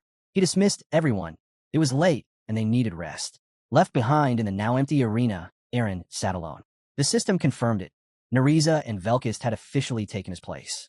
The swordsman smiled, clearly amused. Neriza said she was looking forward to working with the new team. Standing before them, Han admitted he was puzzled by one thing. Did they really believe being in group one would make things easier? He warned them. It was the opposite. The missions they'd face were far more dangerous than anything Group 2 would ever see. Velkist, still flashing that unsettling grin, said that's exactly why he wanted in. He was here to grow stronger. As the others began to leave, Han walked over to Eren, who was still in the arena. He told him bluntly, sitting there wouldn't change a thing. Eren admitted he didn't want to leave. Han was now climbing the stairs, watching from above. Eren added that it wasn't anything complicated. He'd just gotten weaker. Han pressed him. Why hadn't he aimed for Velkist's weak spots? Eren slowly stood. Han reminded him. He had the upper hand at the start. So why let Velkist back in? Eren's answer was quiet. They weren't supposed to kill each other. Han turned, staring at his back. Since when did Eren start caring about that? He was sure he hadn't raised someone so soft. Eren lowered his head. He confessed there had been a moment, just one, where he thought Velkist might have chance. And besides, he never saw himself as particularly gifted. In the heat of battle, he was convinced he could beat Velkist. But deep down, he feared something worse. That if he failed, Velkist would return stronger, more dangerous. A wild, unstoppable wolf. Eren's face darkened. He realized he didn't have the right to take out someone who burned brighter than him. Looking at Neriza and Velkist now, it hit him. Everything he'd done, the time, the training, the struggle, none of it mattered. Not when it all came down to talent. Han looked at Eren and asked flatly, was that the reason he handed the fight to Velkist? Eren replied he couldn't hurt his master. He believed both of them were more important than him. He was stuck in a haze that wouldn't lift. He couldn't see in himself what he saw in Han or Jenna. It felt like he was frozen, stuck in place. Han tilted his head slightly. It was clear Eren was cracking. Then, almost offhandedly, he mentioned something unexpected, an open instructor position. Eren's eyes widened. Han shifted his gaze toward the training grounds. He explained that the first floor was used to train new recruits, and someone like Eren or Daika would be a great fit. Instructors didn't fight on the front lines. They guided and trained others safely from the sidelines. Han added that competition for this role was usually brutal, sometimes dozens of candidates for one slot. But he was ready to recommend Eren and Daika himself. Eren stared at the ground, silent. His shadow stretched across the blood-stained arena floor. Han asked him directly, what was he hesitating for? What was his real goal? He already knew. Eren didn't crave power like Velkist did. He wanted something else. He wanted to go back home.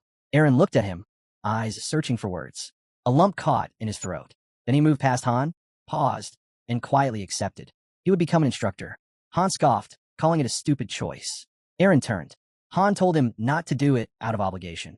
Not if his heart wasn't in it. He recalled another spearman he'd once known. Someone just as untalented as Eren.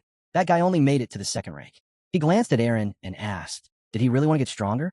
Eren froze, fear flickering across his face. Han turned away, assuming the answer was no. But then Eren collapsed to his knees. He shouted that he didn't want to be this weak anymore. Tears welled up as he confessed. He wanted strength, not out of pride, but because he was tired of thinking like a failure. He didn't want to live in fear of himself anymore. But he didn't know if someone like him could ever reach that kind of strength. Eren finally calmed down after Han told him something and gently wiped his tears. The main character told everyone to hold tight. There was a gate behind the arena, and he said they should wait for the right time. As they moved closer, a faint design started to appear. Looking toward the ring's exit, he told Eren he'd take him to Niflheim when the time came. The spearman asked where that was. Han gave a knowing smile and said it was a great place. The area fell quiet. Jenna reached out to the newcomers with a friendly gesture, introducing herself. Neriza and Velkist averted their gazes, still uneasy. The protagonist noticed their discomfort and recalled there were some basics every newcomer needed to know. Han broke the silence by saying their group was currently fighting inside fire. He figured Velkist and Neriza already realized this since they'd used the regeneration stone, but he warned them that they'd need to adapt quickly. Neriza clasped her hands behind her back and asked if he was referring to fire resistance. The protagonist confirmed and said it was essential for them to learn this ability fast. He asked if they had any idea how. Velkist responded that it involved grabbing the flames. When the swordsman muttered that it sounded ridiculous, Han just grinned and said, ridiculous or not, it worked. Arms crossed, Velkus declared he'd master it in 4 days, then glanced at Nereza, expecting hesitation. But Nereza replied that if that was the case, she'd do it in 3. Then the protagonist turned to Jenna, saying she'd be taking Aaron's place. She looked puzzled. How could she manage that with a bow? Han turned to Velkus and reminded him they were close-range fighters. He warned him not to overextend and encouraged him to fight where he could rely on backup. He added that if Velkus planned to go solo, then maybe he wasn't the right match for their team. The swordsman gave a light smirk and said he understood. Han's gaze shifted to Nereza. She had a wide range of talents, swift with a sword, deadly with daggers, and skilled in other weapons too. She had stealth, speed, and advanced senses. On top of that, she could use poison and pull off an ambush with ease. Still watching her, Han guessed that before arriving here, she was likely an assassin. Nereza admitted she had done something similar before. That made Han frown. He figured that in her case, something more unconventional might be needed. The protagonist believed she didn't quite fit into a single role. She sat somewhere in between. He assigned Nereza to the central position, explaining that her role would shift depending on the situation. Sometimes she'd be needed on the front lines, other times to protect Yalka and Jenna. He also didn't rule out the possibility of sending her deep into enemy territory. Nereza closed her eyes and promised to remember all of it. Han then added that she'd also be in charge of gathering intel when ordered. The protagonist watched her closely. He knew people like her could say all the right things without truly committing. If she wasn't fully on board, it could lead to serious trouble. He also suspected that her time on the first floor might have left her with a few bad habits. Yalka suddenly stepped up, pointing at herself and asking what her role would be. Han told her to focus on running and reminded her about the sandbag training. Yalka left, clearly disheartened. Adis let out a long sigh. The protagonist could see she was still short on teammates. Han crossed his arms and said they'd probably always be understaffed. After all, the master wasn't using Gacha to summon more. He told Adis that if she couldn't find anyone useful here, she should check the first floor. That caught her off guard. Han explained that if she paid attention, there were promising people even down there. He mentioned that Daika had chosen to become an instructor on the first floor and advised Adis to ask him to focus only on those with real determination. In his view, that was her only shot, at least until more summons arrived. Not far away, a girl with blue hair was busy practicing sword swings on a dummy. Han glanced over. Everything with the free gates was going according to plan.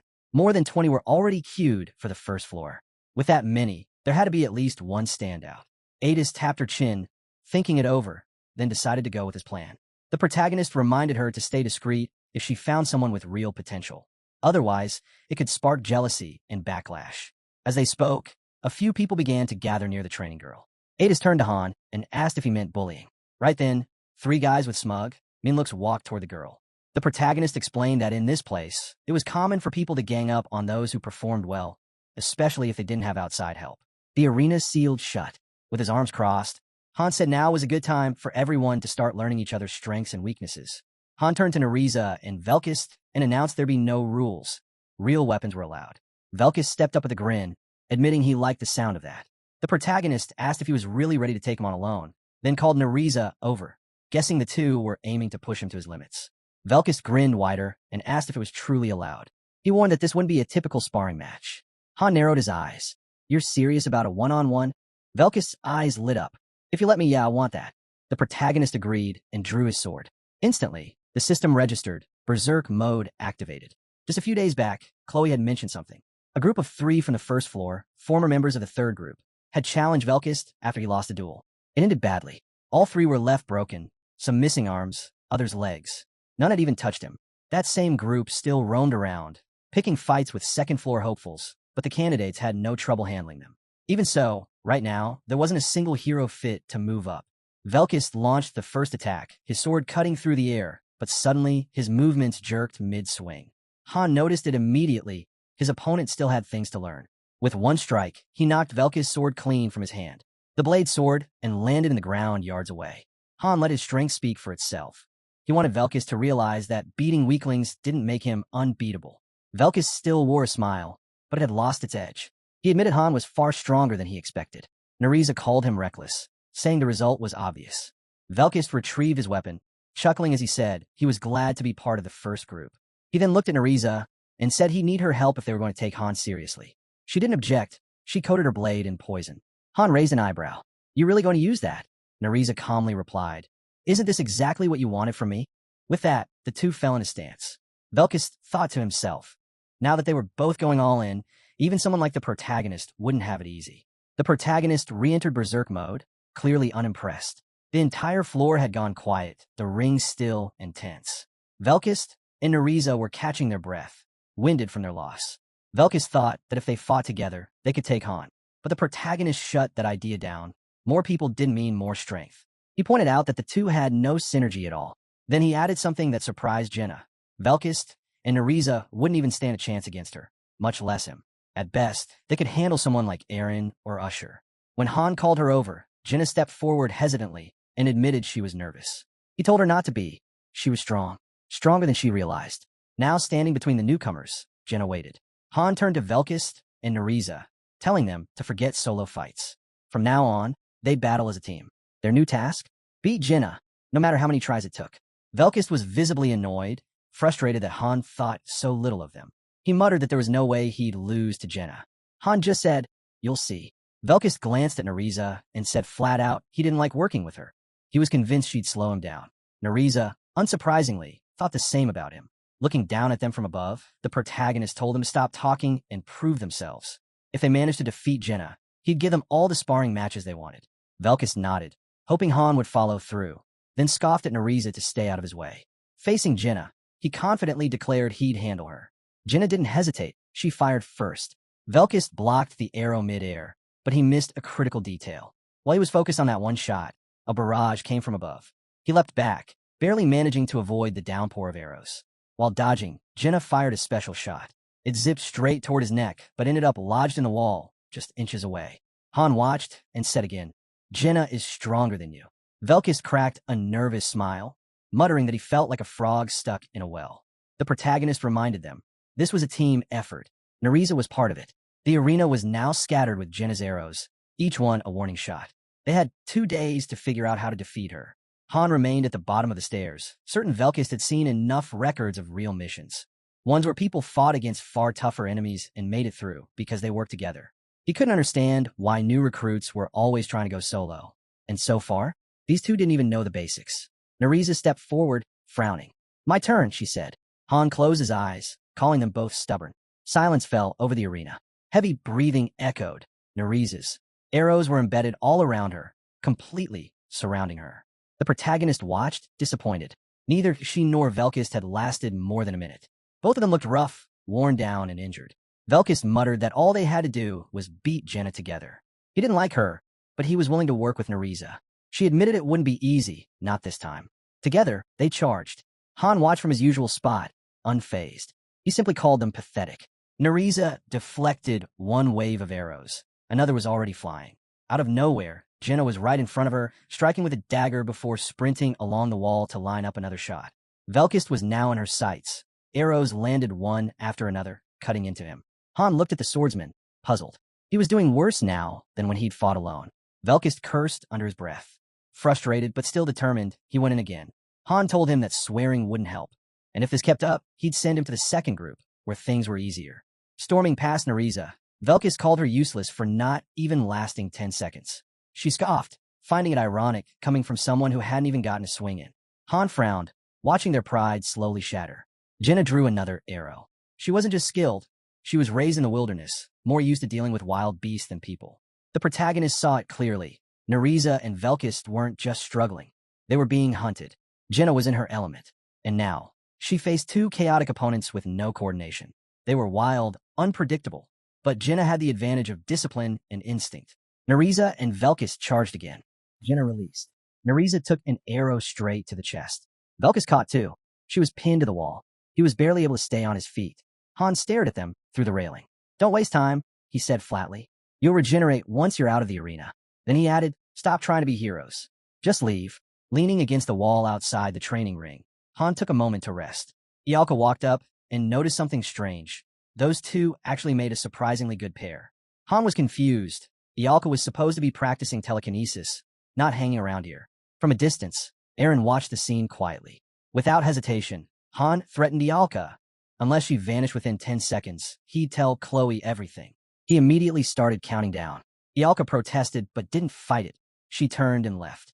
Velkist flexed his muscles, clearly itching for another round. Jenna wasn't so sure that was a good idea. Meanwhile, Han was gathering arrows and quivers. He called it a day and told everyone to try again tomorrow. Nerissa didn't seem too worried. She figured they still had time. Jenna held the flask, visibly frustrated. Han spoke up, saying that thanks to the rookies constantly challenging her, she'd missed out on her own training. She asked them not to waste others' time and made it clear.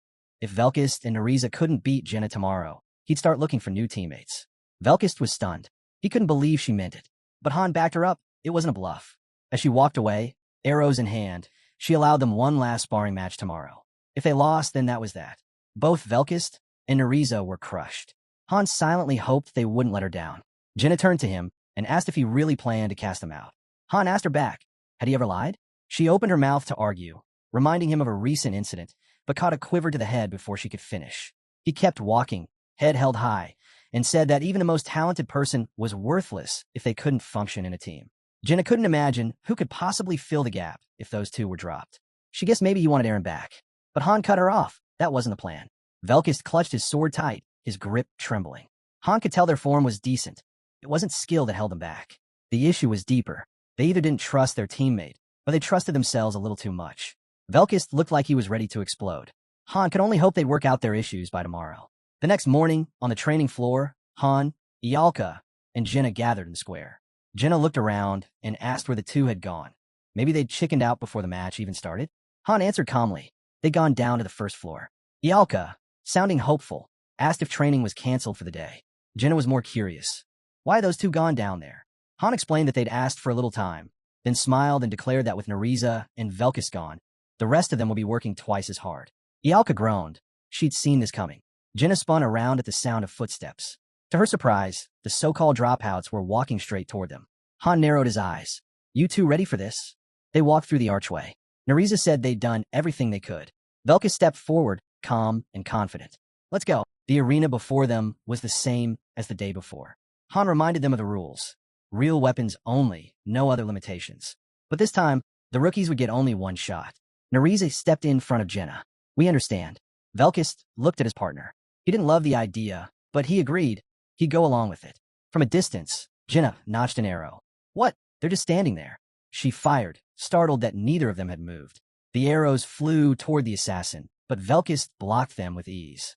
Nerissa hurled her dagger. Jenna dodged, regrouped, and let another volley loose. Velkist smiled, excitement in his eyes. I can see it now. Jenna was stunned. He was cutting through her attacks, and not charging in blindly this time. The system suddenly triggered. Velkist's skill awakened anti-projectile defense. Without wasting time, the two charged her. Jenna fired again, but saw they were still too far to land a clean hit. Nerissa, Velkist, and the arrows closed in on each other. Velkist moved up front, knocking away arrows from the ground, while Nerissa stayed behind, hitting those raining from above. Then they split off in opposite directions. Jenna was flanked, attacked from both sides at once. She jumped into the air as their blades carved through the earth below. But that was when Nerissa's dagger came flying straight at her. She barely managed to rebound off the ceiling to avoid it, and landed right in front of something wild. She turned. Velkist stood there, radiating killing intent. He thrust his blade forward without hesitation. Jenna barely dodged in time, flipping into a spinning assault to push him back and gain distance. Jenna suddenly felt a presence behind her. A blade touched her throat. Nerissa stood behind Jenna. The assassin calmly declared this was the end. Jenna groaned, realizing her loss. Velkist just smiled, saying it had been too easy. Han seemed satisfied too.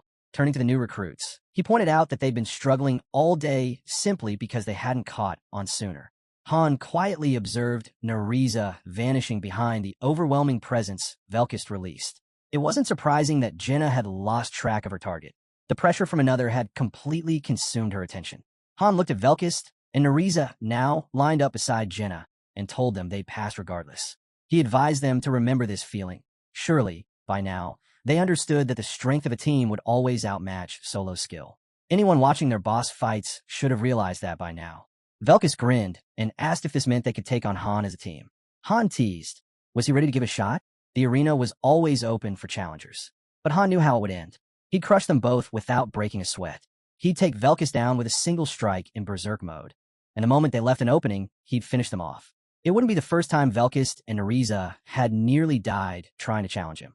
The gates hadn't opened yet, so Han figured there was still time before their next climb. It seemed even Anhwa Details wasn't rushing to throw them into the next fight. Han guessed The master wanted to give the newcomers time to sync up and build some chemistry within the group.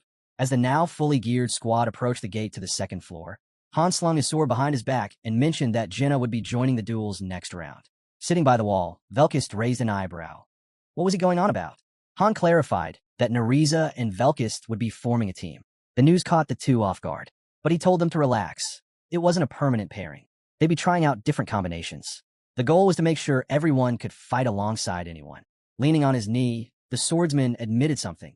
He'd always thought this group fought solo. After all, during the battles on the 5th, 10th, and 15th floors, it had mostly been Han carrying them. He hadn't expected the rest of the members to be this strong. Velkist turned to Han, questioning the point of training in teams like this. Han quietly thought his eyes must just be for decoration. He recalled their past fights. None of it could have been done alone.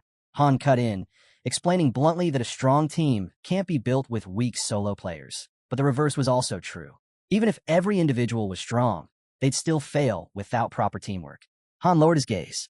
Sure, someone powerful enough could carry the group, but he wasn't confident they had anyone like that. And he certainly didn't see himself that way.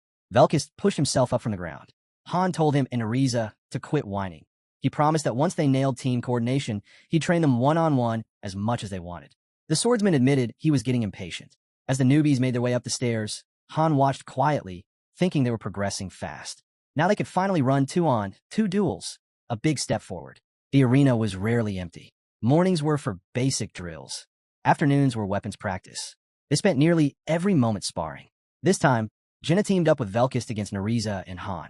The lineups kept rotating after each match, though there was one consistent outcome. The team with Han always came out on top. Slowly but surely, everyone began learning how to fight together. A week later, Ialka joined the rotation.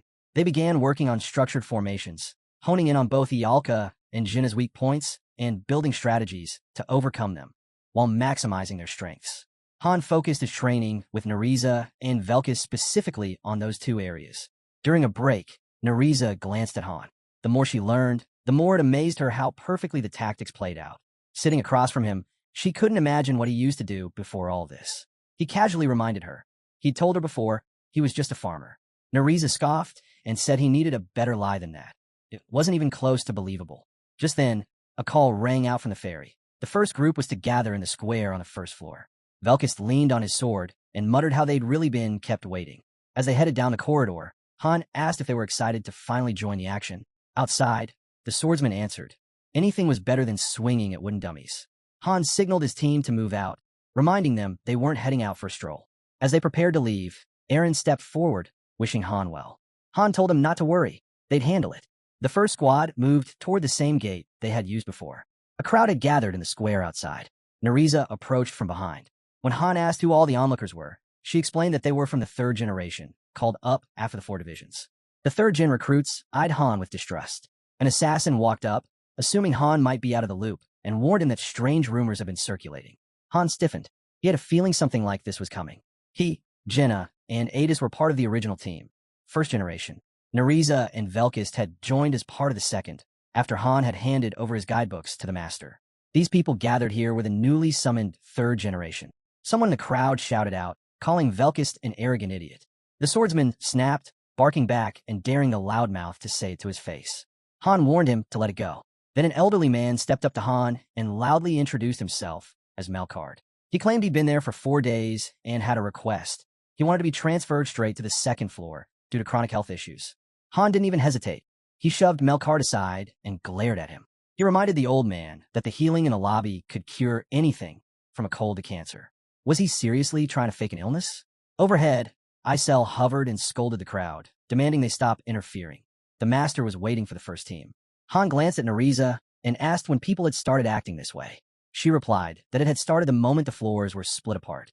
As the gate in front of them began to dissolve, Ialka questioned what had caused people to become like this. Han answered that it was just a side effect of the separation. Ialka nodded, admitting it was definitely strange. But Han pushed the thought away. It didn't matter now. They had a mission. That's all that mattered. Just then, the system alert echoed. It was the entrance to the 16th floor of the main dungeon. The doors would open in 10 seconds. Han turned to the team, his tone sharp. He expected everyone to follow his orders during battle. Then he asked if anyone had a problem with that. Velkist and Nariza responded with confidence. No complaints. A flash of light hit, and the group was gone entering the 16th floor. The system announced that this was a reconnaissance mission, an exploration of an unknown area. Velkus frowned, admitting he'd never done anything like this before. Jenna recalled a similar mission back on the 6th floor and shared her experience, mentioning how they had to scout an area during that walk. She gave Han a hopeful smile, saying she hoped this one wouldn't be too hard. But Han wasn't so sure. He pointed out that this mission on the 16th floor wouldn't be anything like the 6th. They need to assess the place carefully before making any assumptions. The place they landed in reminded Han of an old castle, or maybe a mansion. Nariza immediately stiffened, clearly uncomfortable. Han turned to her and asked if she recognized it. She wasn't sure yet, but said she'd speak up if something came back to her. Han stepped up to a large door, figuring that the exit to the next floor had to be hidden somewhere nearby. He knocked, and a metal grid slid open, but it was no surprise when it turned out not to be the exit. In fact, this door wasn't even within the mission zone. Han moved away from the zone's edge and told Nariza to go ahead in stealth mode. Her task was to scout silently and report anything that looked out of the ordinary. She nodded and vanished into the shadows. With that, Han drew a sword and gave the order. They'd move in formation. Dim lamps lit the walls, and statues loomed silently from stone pedestals. The hallway stretched on endlessly, and Velkus took up the rear. Ialka glanced around, uneasy. She guessed this had to be some kind of haunted mansion. There was no other explanation for how empty it felt. Han pointed out that the place was surprisingly clean. That meant someone had to be maintaining it. It clearly wasn't abandoned. Whatever was going on, they'd find out soon enough. Han tested a few doors. None would budge. Ialka looked around in disbelief. The space was enormous, seemingly infinite. Velkus commented that the floor plan was all wrong, and the halls were way too big. It made the place feel warped, like something was off, even from the outside.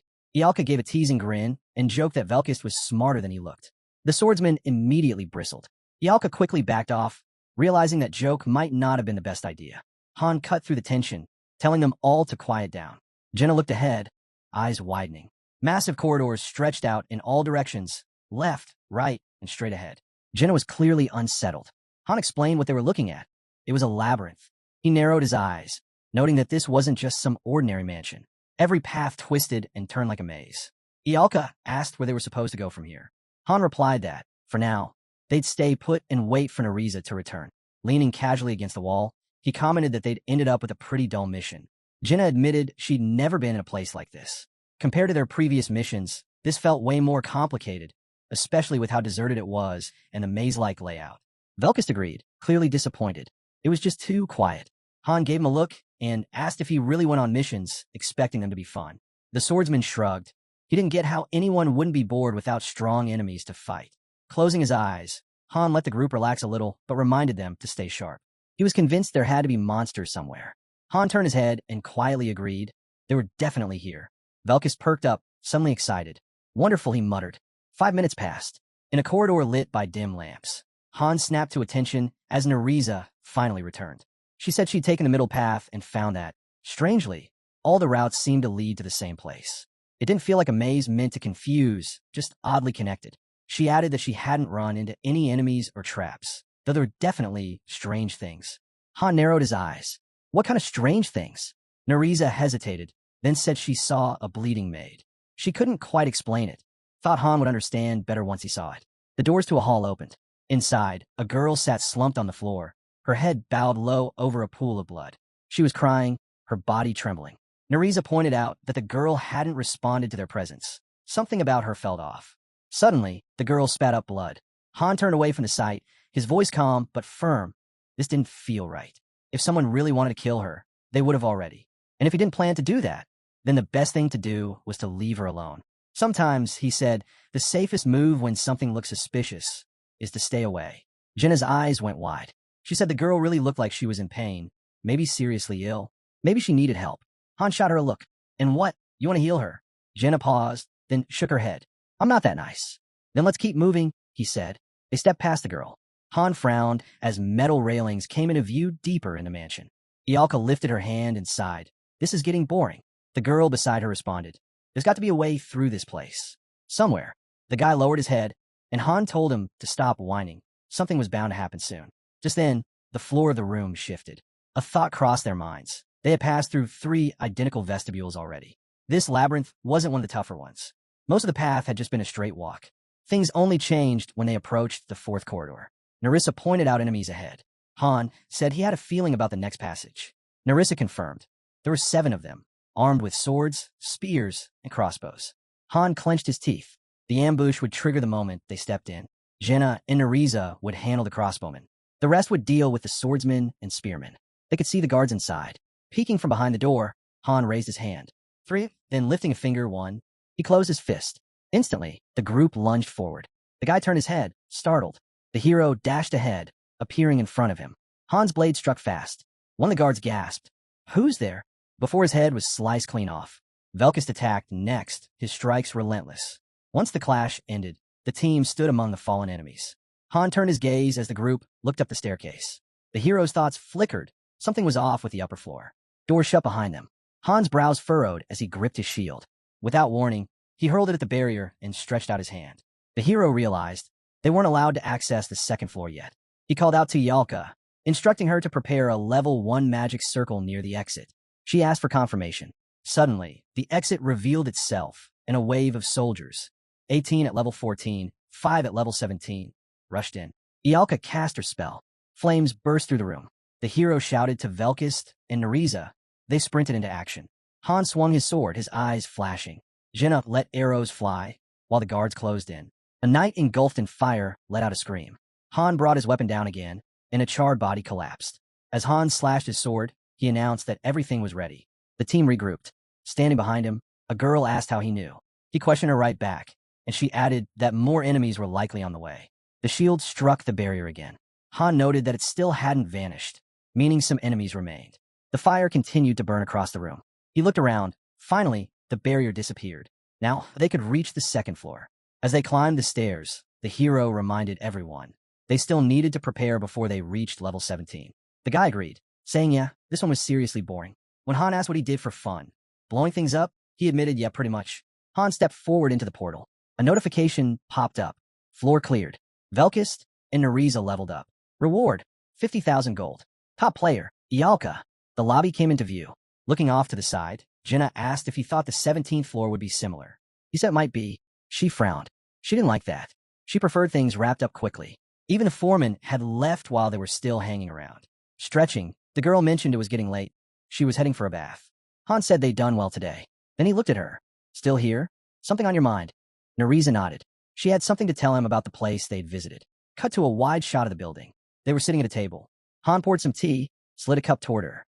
So, what's up? She took a sip, then set the cup down. Gritting her teeth, Narisa said she recognized the mansion. Han looked ahead, narrowing his eyes. Narisa added she hadn't just recognized it. She had worked there. Han clenched his teeth. What are you saying? Why now? She leaned forward, hands on the table. Because I think you got a shot. A real one to survive this to the end. An emblem shimmered into view. She continued. The mansion was called the Golden Manor, home to the Haljan clan, one of the most powerful clans out there. Han let out a slight grin. I wouldn't know. I'm just a farmer. Narisa rolled her eyes. Seriously? No one buys that. From her, he learned that the continent, Tayanir, was ruled by a single nation, known as the Empire. Within it, major clans existed, each with power that rivaled even the imperial family. She sat back down. Even the emperor doesn't mess with them. He asked if the mansion truly belonged to the Haljan clan. Blueprints of the place appeared. She said it was just her theory. She couldn't say for certain. The entrance matched, but the interior layout was off. Something didn't add up, and she had no idea why. Narisa looked away and said she didn't know why they'd been assigned that mission, but something about it felt off, like it was linked to them. She was certain after checking the mission records. Han clenched his jaw. What are you saying? She replied, the mansion had 5 floors in total, and the bloodlines of the 4 clans, they weren't normal. Each one carried the blood of monsters. He stared at her. Monsters? Narisa nodded. Yes, but not just any kind. I can't confirm it, but I've heard rumors that dragon blood runs in their veins. Han lifted the cup to his lips, lost in thought. Dragons? What does that even mean? Then, the 20th floor. A huge milestone in Pikmi. It's what separates rookies from real contenders. Only those who cleared are seen as true masters. Why? Because the layout of that floor is the same for everyone. Han stared straight ahead. There wouldn't be any common monsters like ogres on that floor. They were about to face something entirely different. Some elite, one-of-a-kind boss that counted only for their progress. The first major wall in Pikmi was the 5th floor. About a third of players dropped out there. The next, reaching the 20th. Only half of all users ever make it that far. Narisa sat across from him. She mentioned seeing him save the Imperial Princess on the 15th floor. But what she couldn't wrap her head around was why the Golden Manor showed up right before the 20th. Han said he didn't know why it was there, or what she was doing near it. But if there's something you want to say, now's the time. Nerissa smirked. I'm not going anywhere. Those people, they're all scum. Every last one of them deserves what's coming. She stood up. That's everything I know about that place. I hope it's at least a little useful. Han closed his eyes. Not far away, hidden behind a wall, Isel listened in. She stepped out. So done talking? The fairy smiled. So you noticed me, huh? He looked at her. Noticed what? She laughed. Well, I thought I could blend in, but I guess I was too sparkly for that. He looked away. What is it? She paused. Nothing. Just, it's nice we've been making steady progress in the tower. But I guess I'm a little nervous. Han clenched his jaw. This is where it truly begins, he muttered, eyes locked ahead. The 20th floor loomed near. As the game's interface flickered to life, a fairy popped into view and confirmed it. This was real. Even the game's official fan group was buzzing with complaints. The pinned posts about grinding strategies were swamped with angry comments. Lowering his head, Han murmured, yeah, this is where things get serious. For anyone. Isel turned to him. Did Nerissa tell you anything helpful? He kept his gaze down. If I piece her info together with what I learned earlier, the whole picture is finally starting to make sense. Just then, a system notification flashed across the screen. There's an order, he continued, and they're targeting the key NPC on the 15th floor. Somehow, it's linked to the Haljan clan. Most of the order's funding comes from them. He paused. I don't know everything about this group, but what I saw back there, they're definitely tied to the goddess in some way. Isel looked taken aback. Wait, you're saying the floors are actually connected? That's right, he said as he turned to leave. And I found out two major things from Nerissa. A map of the labyrinth flickered into view. First, he explained, the golden estate that forms the base structure of the labyrinth has 5 floors. And the layout? It lines up perfectly with the 16th through the 20th levels. He gazed out the window. The people living on the 5th floor of the mansion, they've got dragon blood. Isel blinked. Wait, are you saying? Han's eyes gleamed. Exactly. The boss on the 20th floor is going to be a dragon. A wicked grin spread across his face. They're monsters. Nearly invincible. Good thing I'm not a pureblood. Isel shook her head. Pureblood or not, a dragon is still a dragon. Han's fist tightened. Then we prepare. That's all we can do. She stared at him, nervous. He looked out again and spoke firmly. We're finishing this quest. Just back me up. The fairy's hands curled into fists. Got it. Suddenly, the scenery shifted. Buildings appeared outside the window. In the square below, figures gathered under a glowing blue light. In an instant, the squad materialized indoors. They had arrived on the 17th floor of the main dungeon. A grand view of towering arches spread out before them. Glancing around, Velkus pointed out, 5 exits. Definitely better than the 16th floor. Han nodded. Stay sharp. If this really is the same labyrinth, we'll be here a few days. Gritting her teeth, one of the girls asked, we won't get lost or starve in here, right? Han gave a half smile. Don't panic. Just follow the rules. It's all manageable. But inside, he wasn't so confident. The difficulty level on this account was far from normal. Suddenly, a trap triggered in front of the girl. The group sprang into action, clashing with a wave of guards. Moments later, a system message popped up. Floor cleared. Reward, 50,000 gold. MVP, Velkus. Exhausted, but steady. The team kept moving down a long corridor. Han sketched a floor plan onto a sheet of paper. Another floor cleared. This time, they'd made it to the 19th. Out of nowhere, the girl charged ahead, slashing through the guards. Again, the floor was cleared. A massive archway emerged before them. Jenna smirked. That's it? Reaching the 19th wasn't nearly as bad as you made it sound. You talked about starving. Nerissa chimed in calmly. There were a few rough spots. Han narrowed his eyes. We repeated the same route over and over. That's why we got through so easily. Just then, a message appeared. He was allowed to build. A construction prompt asked him to choose a building. He picked Level 1 storage. Ialka tilted her head. What are you making, master? Things have been getting noisy around here. He looked at her. A storage unit. We'll need a place to stash everything. She blinked. Isn't that just another warehouse? A soft glow surrounded the new structure. Han's gaze sharpened. No, this one's different. He clenched his fists. It's a tomb. Surprised, the girl stared at him. A tomb. The construction finished. The vault now stood complete. Looking back, he saw the names and images of fallen heroes, those who had returned to the goddess's side. Their dates of death were listed in an album viewable from the vault. The massive gate to the vault stood tall. The squad now gathered in the central square. Staring down, Han spoke. The masters finally brought the second team up to the 16th floor. The new teams needed to be developed, and the master knew it. Overhearing, some of the others whispered, the third group's going to try next, huh? They all understood. One way or another, they were heading to the 20th floor soon. The girl glanced off to the side, catching wind of new instructions. She was now to focus solely on training with a tight bow. She could ask others for additional weapon advice, but her main priority was mastering tight string bow skills. Ialka stared ahead, absorbing her own task. Raise her fire magic to the fourth circle, if possible. The fourth? She echoed. That's no small feat. Nariza, gritting her teeth, declared she'd tackle the weekly dungeon. But this time, she wouldn't be using paralytics. She planned to craft lethal poisons, though it would take time. Velkus grinned. Let's spar again, with real weapons. Standing across from him, Han asked, morning work? Velkus shrugged. Time doesn't matter. Han smirked himself. What a strange one. Keeps going, no matter how many times he gets knocked down. He's wired completely different from Nate and the rest. Just then, a girl stepped closer. I want to train too, she said. He looked at her. I thought you didn't want to be involved. I've changed my mind, Maria said quietly, eyes shifting away. I'm not exactly excited about that creepy vault either. The vault entrance loomed before them, its doors carved with engravings. She clenched her jaw. What exactly is this place? Han replied. It looks like the master is getting ready for the 20th floor. She frowned. By building a tomb? That sounds terrifying. Why call it a vault? Inside, torches flickered, casting shadows along the stone walls. Someone mentioned it was more like a crypt, a space to hold the items the heroes used before their deaths. Bodies couldn't be retrieved, but at least there would be something left to remember them by. One guy turned his head. What kind of structure is that? A place to grieve? I'd rather have a new training ground. Jenna smiled. I like it. It shows the master cares. Ialka crossed her arms. All right, enough. Now, I'm starting to think someone is going to die on the 20th floor. The girl beside her pulled her into a hug. Don't say that. With Han around, we'll be fine, just like on the 15th. Ialka pulled back. Fine. We nearly died back there. Jenna chuckled, placing a hand on her shoulder. Relax. No one's dying, not this time. Nariza let out a grin. You know, I'm actually a pretty tough girl. The hero shot back. Without someone who thinks like you, Jenna would have never made it this far.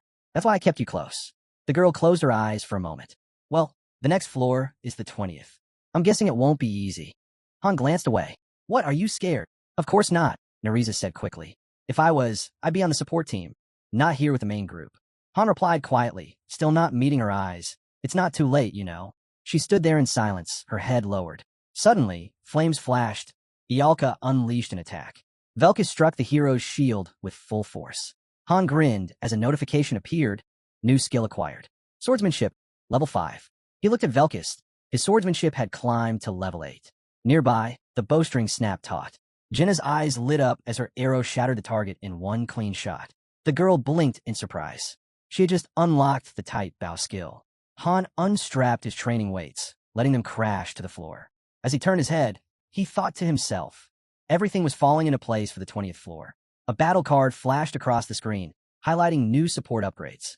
More skilled recruits were assigned to the second floor. An apothecary capable of crafting healing potions had been sent to the magic hall. Tom, now an instructor, had returned upstairs and even thanked Han for recommending him. With the 20th floor drawing near, support became vital. Interns were added. Their blacksmith had leveled up, too, now able to forge weapons of D+ rank and higher to meet growing demands. Meanwhile, the third group pushed steadily through the tower. Word was, after this run, they'd be fully added to the second floor roster. No longer just potentials. They were on track to become official walkers. The armory came into view, now fully stocked with supplies. The scene shifted to the house. Sitting at the table, Han mulled over how brutal the 20th floor was. Even if you checked how much my party suffered when I was the master. My teams have been wiped out 3 times. No room for error. Not on the 20th, and definitely not on anything that followed. A massive gate stood in front of them now. Eyes forward, Han spoke firmly. Take care of everything you need before we go. Whatever it is, do it. He paused. And if anyone leaves behind a will, he clenched his fists. If you die, I'll personally rip your last words to shreds. The girl smirked. Ialka's definitely the one scribbling. The guy chuckled. Scribbling what? She shot back, clearly annoyed. None of your business. Nariza stood still as they prepared to move forward. Han stepped ahead. We're all making it out of this. Have I ever lied to you? Ialka rolled her eyes. Only 1,000 times. A system warning blinked. 3 groups required to complete this mission. What is this? One of the girls asked. A boss raid? Possibly. But it sounded like only one enemy would be waiting for them. Another notification appeared. Teams can choose when to enter the battle. The girl's eyes widened. Then I'm going all out. A hint popped up. Subsequent teams may only join once the current team reaches a certain condition or after a set time passes. Jenna raised an eyebrow. So, this is basically war? Han nodded slightly. Strange, right? A mission like this needing multiple groups. That's when the tremble hit. It was announced someone had already gone ahead. A scout, a sacrificial lamb, sent alone to the 20th floor to gather intel. This started back on the 16th, he muttered. Didn't you know? Icel snapped. So what? Why was he sent in alone? Let him go. He barely lasted minutes. Han grinned. It's our turn now. A message flashed. Group 1 selected to go first. As the portal shimmered, the fairy hovered above the scout. Listen what Han tells you. Stay alert. The guy groaned. Still sucking up to him, huh? What did he do to deserve that? Grinning, the girl waved him off. Go on ahead. We'll catch up. Han locked eyes with her. Then, the entrance appeared, the 20th floor of the main dungeon. The portal flared to life, glowing bright. A message displayed. Mission recording active. Progress will be saved. The squad stepped through. Han's expression darkened. Once we pass these doors, it begins. Do as you've trained. He pushed them open. Warning screens flared. They entered a bleak, shadowed square. Mission type, suppression. Objective, eliminate all hostiles. The girl looked around, unsettled. Another weird place. Lowering her gaze, Ialka started casting. Suddenly, a chilling laugh echoed. A man screamed in rage. It's all because of you. All of this. Han locked eyes with him. He's burning. Jenna released a shot, just as Ialka's spell ignited. The flames surged. A blast hit the man directly. He was completely engulfed in fire. Han's eyes lit up. Keep firing. We'll flank it. The squad surged ahead, slicing through the flames. Then, without warning, a level 42 half-black dragon emerged from the fire. A system message blinked. Unique monster detected. No time to be shocked. Han barked. The girl pulled back her bow. Red energy swirled around the string. She loosed the arrow. It streaked toward the dragon, struck the barrier, and bounced off. The dragon glared at them, enraged. A message flashed. Monster is resistant to physical attacks. Ialka stepped forward, palms out. Burn! Flames erupted, spreading across the battlefield. But the dragon only smiled. Another message appeared. Monster is resistant to magic. Even second circle fire magic had no effect. Han rushed in and struck. The blade clanged uselessly against its body. Gritting his teeth, he realized it was resisting everything. Velkist's eyes lit up. Neriza's glowed blue. They attacked in sync, but the dragon took no damage. The beast lifted its head. Back off now, Han shouted. The dragon curled tightly into a ball, then unleashed a devastating burst of energy. Han leapt to block the blast with his shield, but grunted as he turned to see Neriza bleeding. She began treating the wound. It's fine, nothing serious. Jenna knocked another arrow. I'll aim for the eye. She fired, but the arrow shattered against the same invisible barrier. Wide-eyed, she gasped. Why isn't anything working? The guy smirked bitterly. Swords, arrows, magic.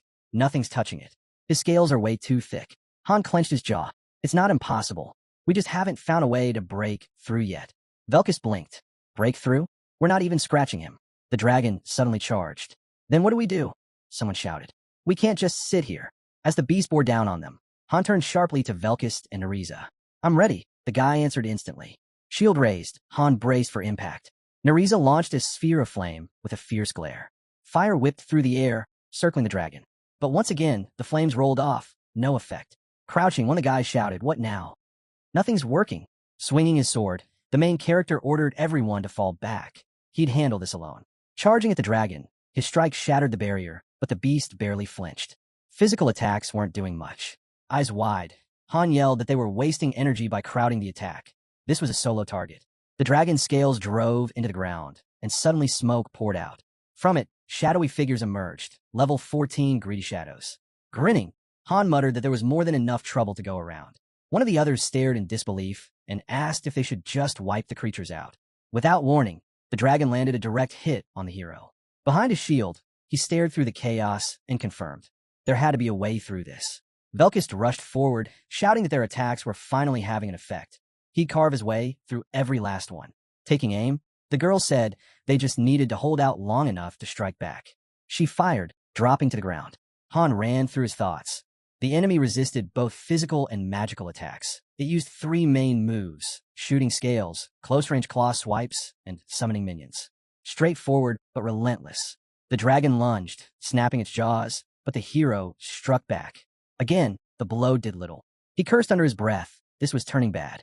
A new wave of shadows arrived. and Han's eyes burned with resolve. He lunged, slashing at the dragon, but it hurled him away. Blood poured from Han's wounds.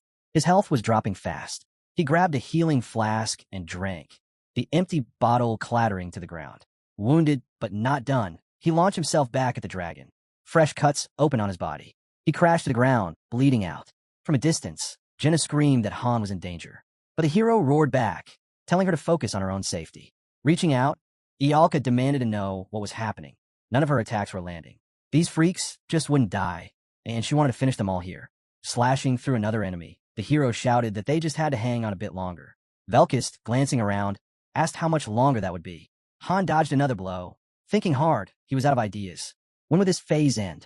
The dragon lifted its head, summoning more shadows. The enemy was invulnerable and endlessly spawning monsters. It felt like a battle with no exit. Han glanced at his wounds. High on the walls, the guards were watching. When did they even get there? Why weren't they helping? Just then, the dragon slammed into the ground, its claws closing in on the spirit. Velkist yelled out that he could feel it, just like when he watched Han's earlier battles. But this time, this mission was actually fun. Standing before the dragon, the hero heard someone say he'd definitely take the monster down. He scoffed in reply, saying the guy had gotten even better at spouting nonsense. Suddenly, a glow pulsed around the dragon. The battlefield formation had completed. Now, the rear guard could be deployed. The tower lit up. An official offer to support the front line had been made. Rear guard selection began. Turning to the side, the girl asked who those people were. The master had chosen Group 2. They stepped forward and declared their arrival. The girl looked over at the hero, confused. The boy beside her shouted Han's name. Gritting his teeth, one of the men questioned why they weren't allowed to go down there. The boy responded that it looked like their role differed from Group 1. The guard's eyes gleamed. Soldiers at level 18 and 20 advanced. Sparkling particles swirled behind them. The statue began to glow. One of the men frowned and questioned why they had to cut through these enemies and secure the object. While the hero clashed with the dragon, it became clear the vanguard was holding the boss while the rear guard had to capture a key point. This was a multi-objective operation. Han braced his shield, wondering if they'd really pull it off. From behind, someone shouted at him to take out Jinna's first. The girl confirmed she was on it. Slashing her blade, Adis yelled for everyone to hold position. She'd break through fast. The second group launched into battle. The boy swung his sword, and the rest followed. Glancing away from the dragon, Han yelled that all the minions had to be cleared before Group 2 reached the altar. They needed to ready third circle magic. Looking at him, the girl asked if something would change once they arrived. As the first group pressed on, she seemed to understand and began preparing her spell. The dragon howled under the pressure. More monsters charged. Ialka cast her spell. Flames surged forward. Reaching out, she shouted for the fire to consume everything in their path. The blaze spread, and she swore they'd push through. Jenna handed over a potion, urging the hero to drink. Lowering his head, he realized they'd finally cleared out the last of the minions. But then his eyes shot to the side. In a flash, he slashed his sword. Light exploded outward. Blood splattered across Han. His blade shimmered brightly. The dragon lifted its head as the second group successfully captured the altar. Power surged from the structure. The goddess's blessing had begun. A message popped up, asking the master to swipe the screen and unlock full power. At once, the hero's weapons were infused with holy energy. The girl glanced away while Jenna stared at the glowing weapon, stunned. Velkist flashed a wide grin. Smirking, the hero declared it was time to beat this monster into the ground. Group 1 reappeared. A display showed the current setup of Group 2. Facing the dragon head-on, Han said their attacks were clearly landing now. They needed to split up. One subgroup would focus on the boss while the rest handled the shadows. He'd lead the first team. Velkist and Nariza would form a second. Jenna and Ialka would make up the third, providing support from behind. The dragon began to coil, and Han warned that it was about to launch a barrage of scales. Everyone had to be ready. Suddenly, the dragon unleashed its attack. Then it froze. Without hesitation, Han and Velkist dashed in, weapons swinging. They landed hit after hit. The dragon howled as Han's eyes lit up with determination. One of the scales struck the ground, releasing smoke. From it, a corrupted level 14 shadow emerged. Looking to the side, the hero shouted that the boss fight was intense. When he was healed, he'd jump back in to deal with the shadows. For now, Group 3 would cover him. The girl let her arrows fly, striking the enemies. Jenna took out more monsters, but then she froze. Her quiver was empty. Seeing this, Han's eyes went wide. She was out of arrows for the short bow. But then, he had an idea. Charging ahead, the hero shouted for her to switch to the longbow and focus fire on the boss. He'd handle the rest of the minions. Jenna's eyes widened. She reached into her pack, pulled out the longbow, and fired. The arrow flew straight toward the dragon. Blood splattered on the floor as the monster staggered. The hero stepped into the crimson puddle, eyes glowing. He lunged forward and struck again, shield raised. Then he called out. Subgroup 2 needed to rotate in. Once he returned, they should immediately start pouring in potions. A blade hurtled toward the dragon. Han snatched it midair and drove it into the beast. The dragon shrieked and flung him away. Adis yelled from the side. She couldn't hold on much longer. As he jumped to his feet, Han thought grimly. Group 2 could only keep it together for a short time. The guards scrambled up the wall, and someone shouted that they couldn't keep blocking the enemy much longer.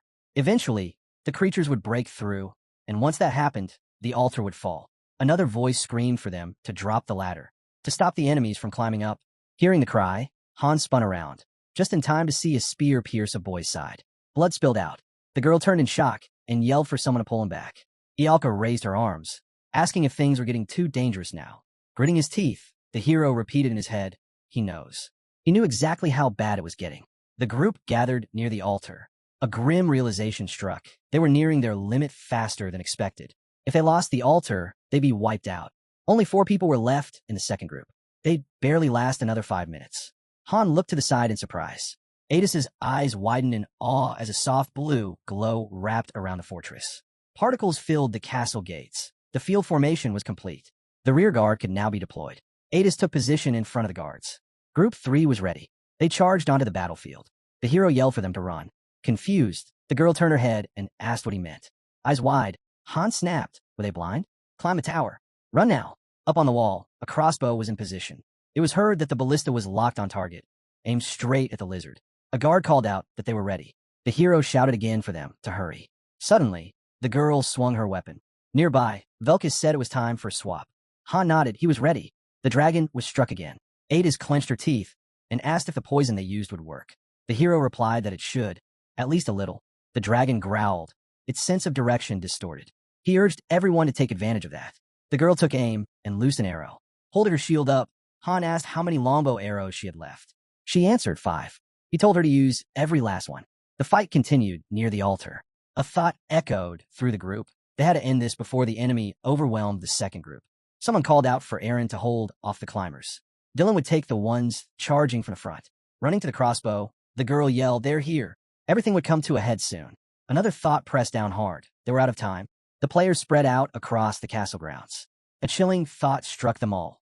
If they lost control of the altar, the monster would regain its immunity, and their chance of victory would drop below 1%. The girl turned in shock when she heard someone was already seated at the ballista while the others were blocking the door. She asked how to even use the thing.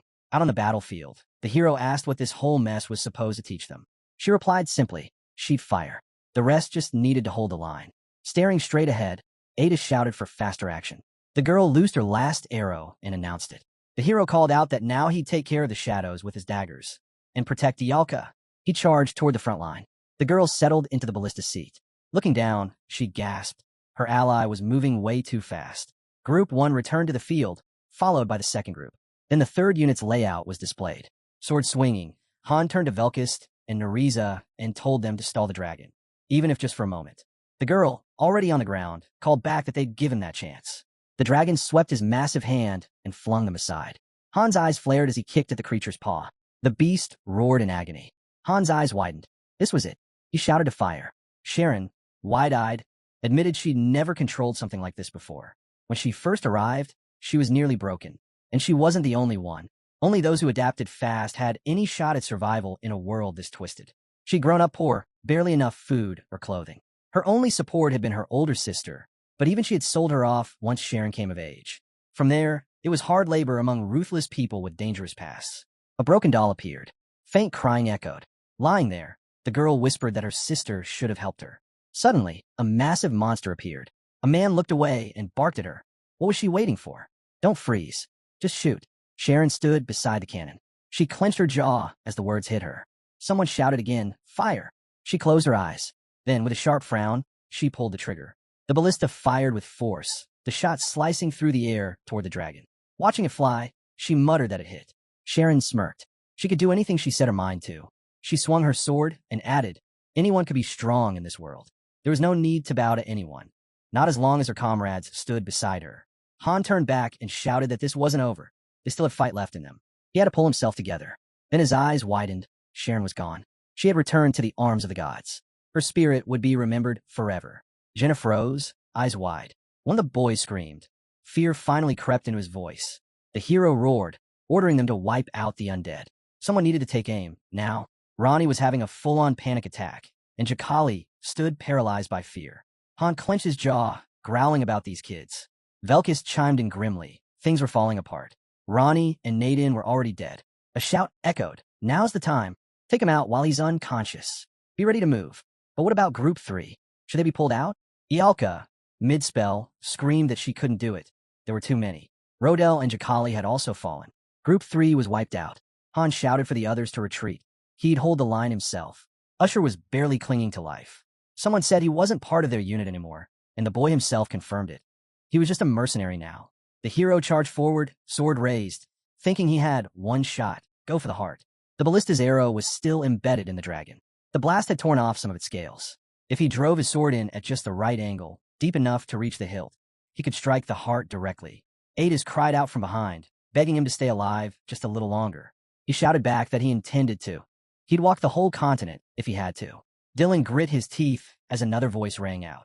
When he gives the signal, storm in. Adis, just hold out. Han, hurry. Then, suddenly, a blade pierced him. Blood poured from the boy's side.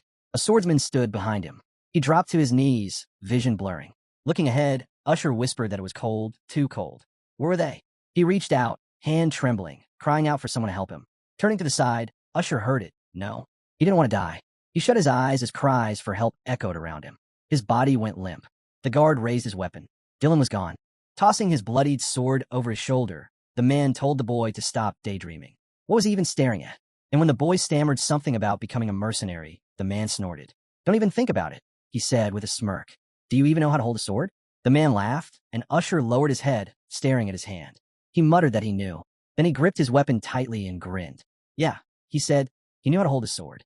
Han dodged a series of attacks, eyes lighting up. Suddenly, he struck the dragon, but his sword shattered on impact. The monster still resisted every blow. The girl, sitting on the ground, apologized. The altar had fallen. The goddess's blessing was gone. Usher was dead. The corpses of the heroes lay scattered. The grim realization hit. The third group was completely annihilated. The ballista was useless now. Soldiers stood by the altar, helpless. The second group was in just as bad a state. It was unclear how long it would take to retake the altar. For now, it was out of reach. Han stood, panting, trying to figure out a way forward. Glancing at the dragon, he acknowledged the harsh truth. Their whole team was wounded. 2 members from the second group were dead. The third was gone. The dragon attacked again. The hero blocked the blow and was knocked back, sliding across the ground. From behind, Jenna spoke up, saying something like this had happened before, on the 5th floor. What should they do now? Recapture the altar? He told her no. Moving the second group would just wipe them out. They needed to stay put. Turning to Velkist, Han asked for his sword. Velkist hesitated, then handed it over. The girl asked what was going on. The reply came, light it on fire. Han turned to her again. Could she create sticky flames using her hands? A purple glow lit up around her palm. She said she'd try, using psychokinesis. The sword began to shine faintly. She looked down, noting that with the goddess's blessing, the fire could be manipulated, but it wasn't strong enough to fully reforge the blade. However, she could cast a more powerful spell, one that would strengthen the blessing. It would just take some time. Smirking, the hero said that was good enough. She asked if a 4th circle spell would work. Looking at her, he replied, if he can land the hit, it will. Turning to another, the guy asked what his role should be. Han told him, protect Ialka. Don't let anything near her. A glow surrounded the hero. You think you can? Someone asked. I know I can, he answered. The girl closed her eyes and began the spell. Han dashed toward the dragon. Its eyes glowed in response. And at that moment, a single thought ran through his mind. It knows. It's hunting his weak spots. The hero suddenly leapt into action, landing a hit on the monster, only for it to hold firm. A barrier flared up around it. He realized then, his blessing wasn't enough. No matter how hard he tried, he couldn't break through its anti-attack defense. Near the altar, the girl stood still as he vowed to reclaim it. He fired the ballista once more. The monster's next strike came fast, but the hero countered. His only hope was to hold on until blood loss did him in. But even then, the creature's strength remained overwhelming. Teeth clenched, Han could only think of the worst. He unleashed punch after punch, cursing that he didn't have time to figure out a real plan. He'd just have to keep trying anything and everything until something worked, until he killed that damn thing. Off to the side, Velkis looked away and muttered that even now, he was still as badass as ever. Nariza shot back, asking if now was really the time to be distracted. The hero dashed in again. Suddenly, his eyes widened. He caught sight of the dragon bleeding. A thought struck. He could lock onto the wound using weak spot detection. Without hesitation, he sprinted beneath the dragon. Han landed a sharp blow as the monster glanced away. Just as he hoped, no invulnerability message appeared. The blessing had worn off. This was his chance to tear open the wounds and finish it. As the dragon moved toward him, the hero raised his shield and struck. His shield flew aside from the impact, and the monster's eyes flared. Then, Ialka's magic burst forth, pulling the beast's attention. Han's eyes went wide. The dragon launched a furious attack, scales flying in every direction to break away from Ialka. The hero's gaze sharpened. He began slashing at the airborne scales. An attack came his way. He took a hit. Blood poured out. Jenna rushed to his side, asking if he was okay. Still bleeding, he told her to worry about herself and keep protecting Ialka while he kept the shadows at bay. Flames danced around the girl as screams rang out, warning the enemies to stay away. The dragon howled, suddenly shifting into berserk mode, and Han matched it, bursting into his own frenzy. He shot upward, the dragon's eyes lighting up as their gazes locked. A flash of light ignited between them. The dragon lashed out with its tail. The hero skidded across the ground, sword in hand. He swung, but cracks split through the blade. It shattered on impact. Without hesitation, he called out to Nariza.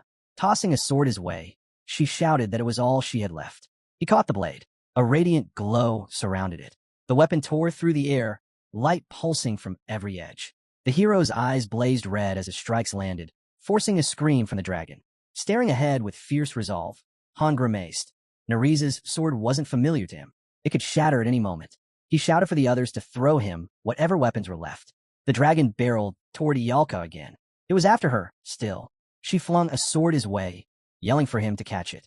He did. A brilliant light erupted as he launched himself forward, though he felt his legs grow heavy. His vision blurred, his body begging for rest. Flames raged around Ialka. A single thought pressed on him. If he let go now, if he surrendered everything. The blade split into two. It met the enemy's strike. Gritting his teeth, he held on. Suddenly, the light shifted. Blue flames roared to life, growing bigger and hotter. The dragon was almost on Ialka. With a cry, the hero slashed his sword at the beast. The battlefield was a mess. Group 1 was badly hurt, Group 2 had lost 2 members, and Group 3, completely wiped out. Bloodied and battered, Han unlocked a new ability, Indomitability. His soul surged past its limits. Scales pierced his body as the berserk skill jumped 2 levels at once. He raised his glowing sword high. A blue beam shot out, then another, and more still.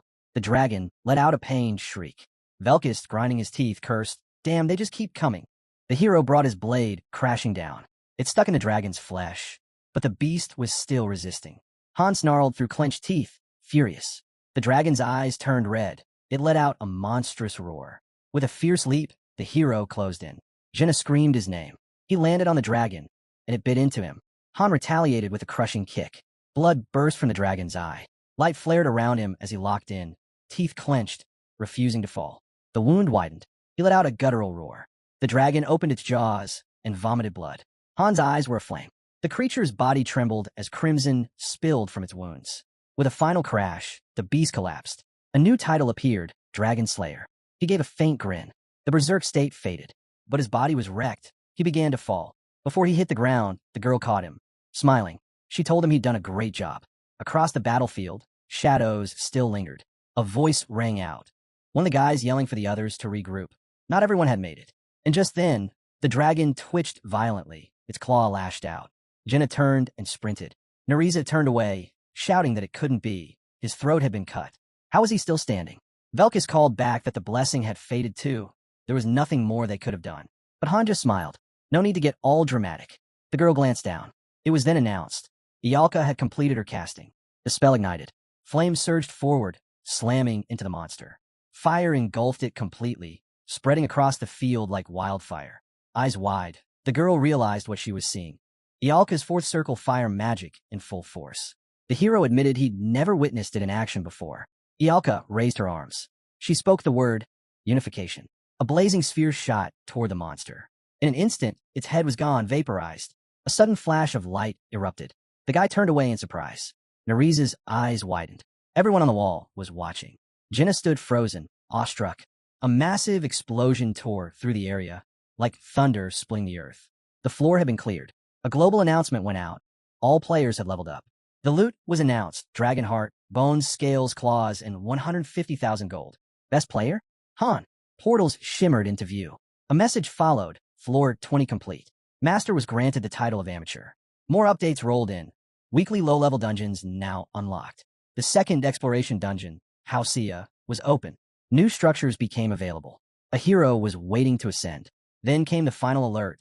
The dimensional rift could now be opened. With a smirk, the girl remarked, "No one died." Velkist replied dryly, "Well, none of us, at least." Han, sitting beside her, said, "You can let go now." She chuckled and nodded. Standing nearby, a guy stared at him. "You're really human?" The hero tilted his head. "What are you talking about?" Velkist jumped in. "Yeah, I've never seen a human take down a dragon one-on-one." Han scanned what was left of the team. 5 from the first group made it. The girl looked at him. "Forgive them. They didn't fulfill their roles properly." He replied. 3 made it from the second group too. Grinding his teeth, he asked, "What are you even saying?" "We got through because of them." He turned to her, adding, "Take care of your team. Don't fall apart over something like this." She nodded. "Got it." Narisa stepped forward. 15 heroes went in. Only 8 made it out. Han added, "The entire third group's gone. Sure, it's better than losing everyone, but we've lost key support now." He placed his hands on his hips, then said with a grin, "Still, we did great. Let everyone rest tomorrow. Do whatever they want." The guy suddenly spoke up, saying he wanted a duel. The hero just waved him off, telling him to relax. A soft blue glow shimmered as Isel stepped forward, holding a statue with both hands. With a serious tone, she praised them for clearing the 20th floor, saying they were truly remarkable. Handing over the statue, she added it was a gift from the master for their dragon slayer. The hero looked at the statue, wondering what he was even supposed to do with it. A new scene opened. The girl stood quietly at a doorway. Adis let out a long sigh. Her eyes shut for a moment, then opened again. She stepped forward, glancing around the room. "I'm back," she said. "Made it through again." Adis dropped to the floor. "Only you, just you again." A sudden scream echoed through the house. Back at base, it was confirmed 2 had died from the second group, and the third group was completely wiped out. Han looked away and muttered, "Didn't I tell everyone to take the day off? So why are you here?" The girl stood with her hands on her hips. "Was thinking of checking out the storage room," she replied. Then, closing her eyes, she added, "Too tired to train anyway."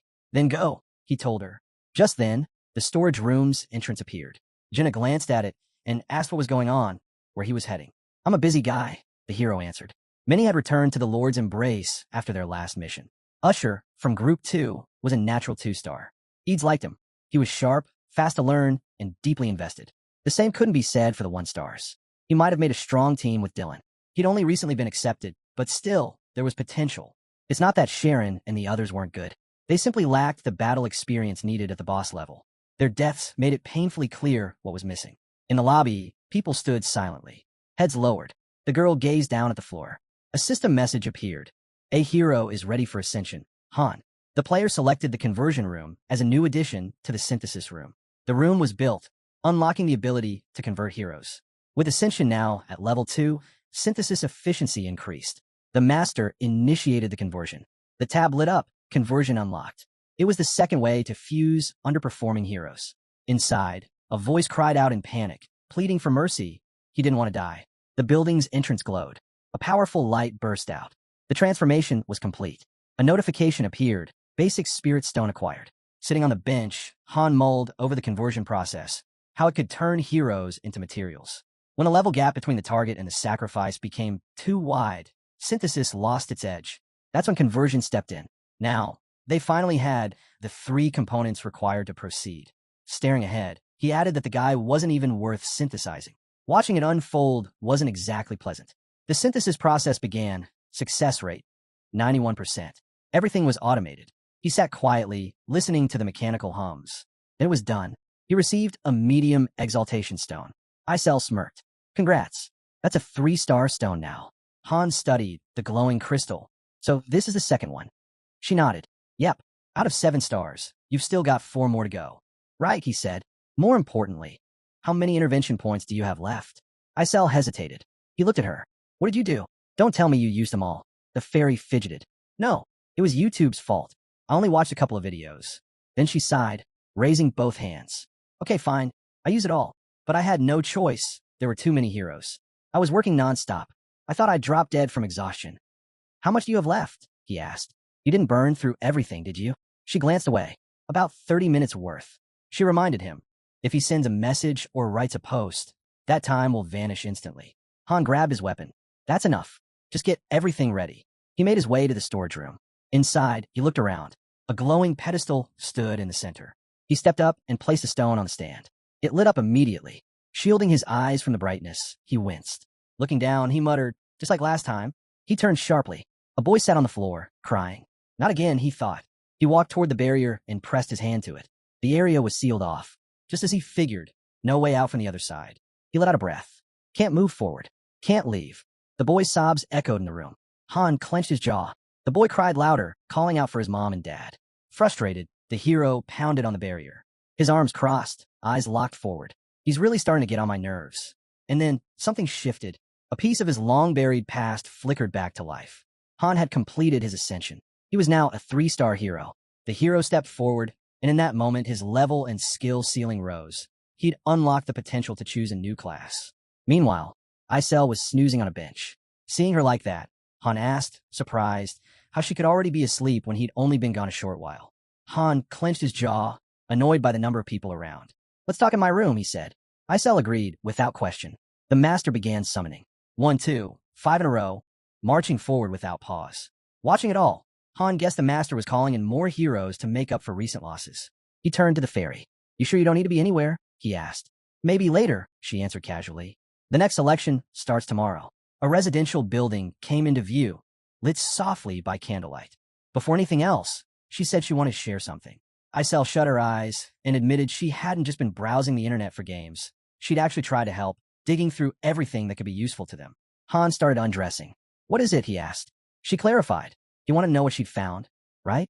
Because it was something huge. With a small motion, the fairy held out her hand and declared.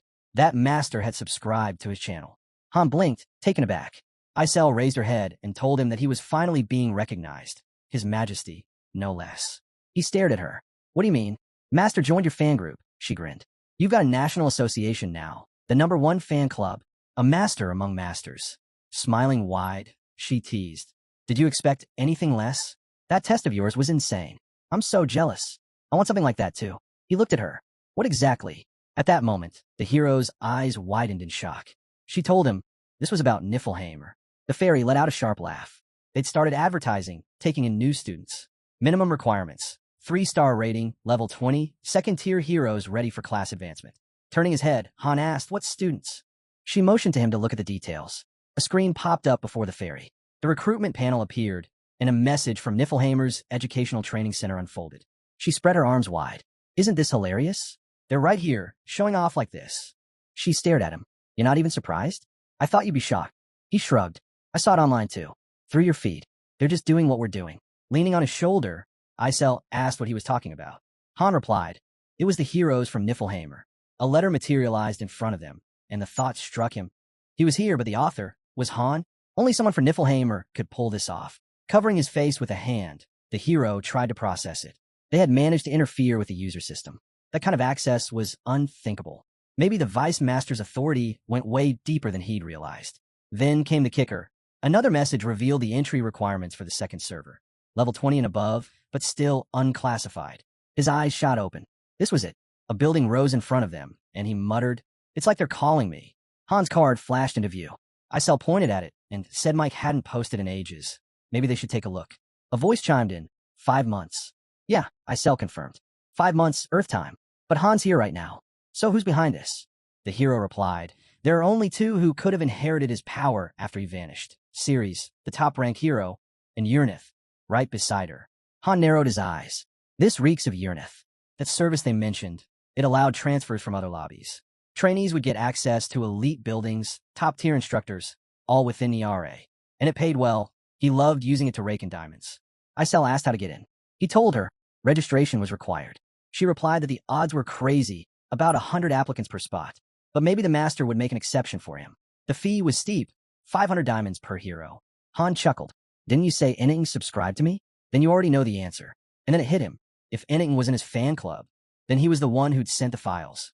Turning to the fairy. The hero asked if he could send a letter. She gave a quick nod. Then she lifted her arms and shouted, "Power of the fairies!" A magical computer shimmered into existence beside her. Isel trembled from the strain, and Han thought back. There'd been no reply to the last message. No greeting, no sign-off. Just silence. He had nothing left to say.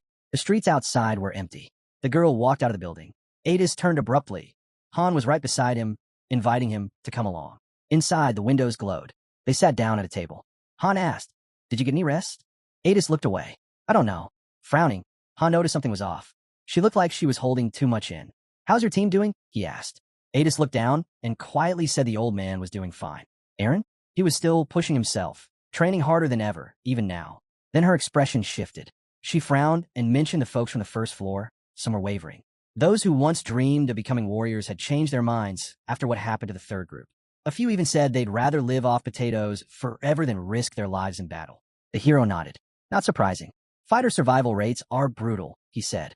The balance between frontline warriors, support units, and backup groups is all over the place right now. Adis asked if there was any way to fix it. Han shrugged. I don't know.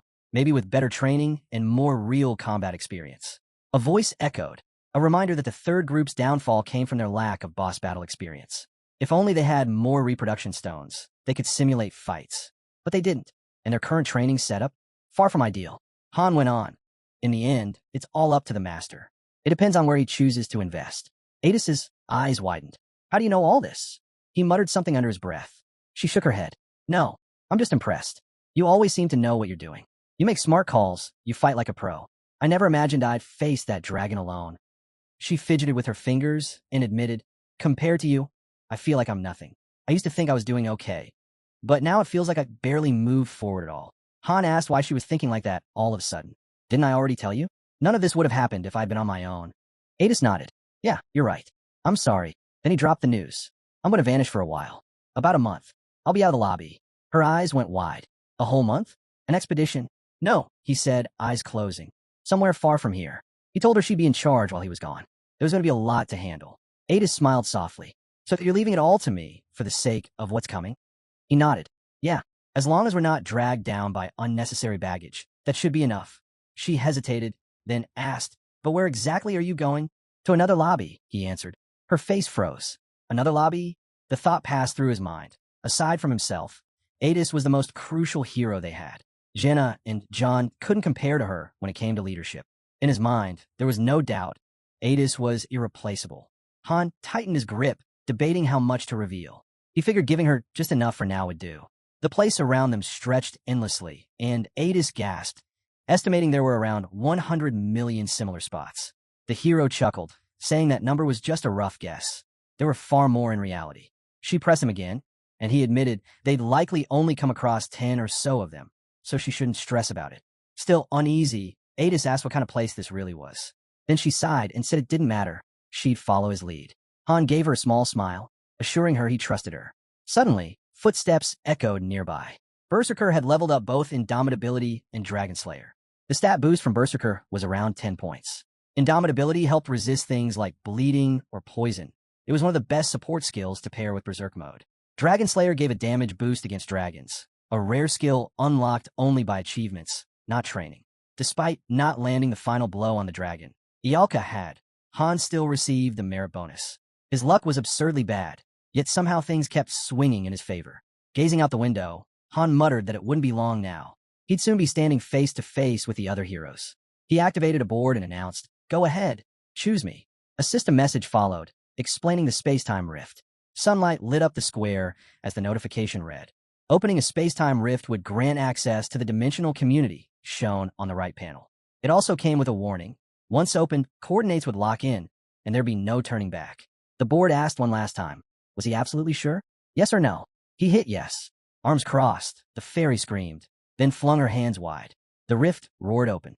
The message popped up. Space-time rift successfully activated. Option added to menu. Departure.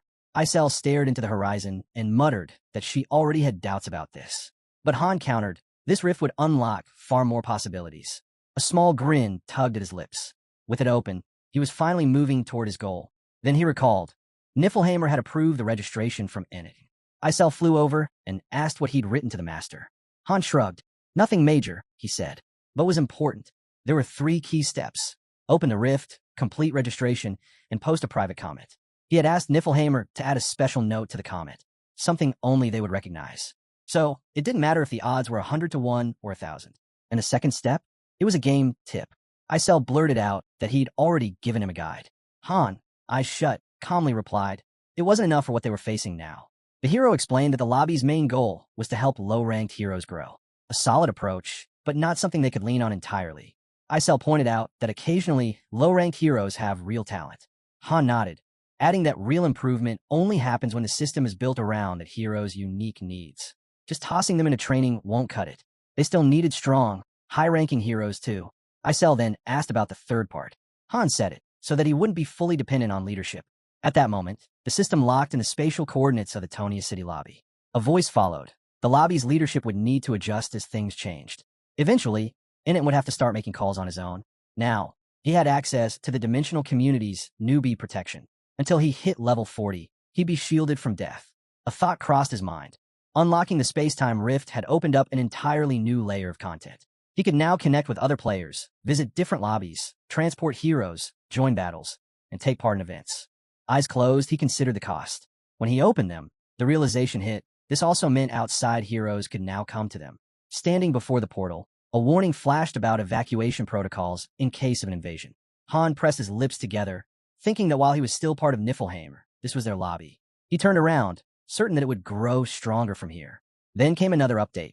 To fully experience external content, a flying ship was required. Sunlight gleamed off the shutters on the fence. A massive gate loomed above the steps. Below, chaos. Velkist, eyes wild, slashed furiously with his weapon. Eren blocked him with equal fury. The blade sliced through the air. Eren ducked low, snarling as he launched a flurry of strikes. His spear flew fast, aiming for Velkist's eye. But Velkist jerked back just in time. The strike missed. A split second later, his own blade hovered dangerously near Eren's throat. Velkist smirked and taunted, asking what was happening. Looked like they were just relaxing. Han called out to Eren, asking to speak with him. The man moved in silence, cloaked in black. From his side, a girl cheered. It was finally over. Ialka clutched her head. Han looked around and asked curiously if they even had chess here. Jenna turned and shouted out that they did, and that he actually knew how to play. He and Ialka had never met before. The girl blurted out that she'd never really played seriously before. Jenna raised an eyebrow and asked how that was possible. Hadn't she lived her whole life in the woods? This was her first time even seeing the game. Han cut in, saying he needed to speak with both Jenna and Eren, since no one else was around. I'm here, you know, Ialka shouted. A voice joked that she could step out for a bit. It wouldn't take long. Ialka rolled her eyes, but agreed and stepped away. Han took a seat and motioned for Jenna and Eren to join him. Once they did, he told them straight they needed to prepare to leave. Both of them froze, eyes wide. Sunlight streamed through the windows, the doors sealed tight behind them. Jenna asked in disbelief, all 3 of us? To another lobby? Han nodded.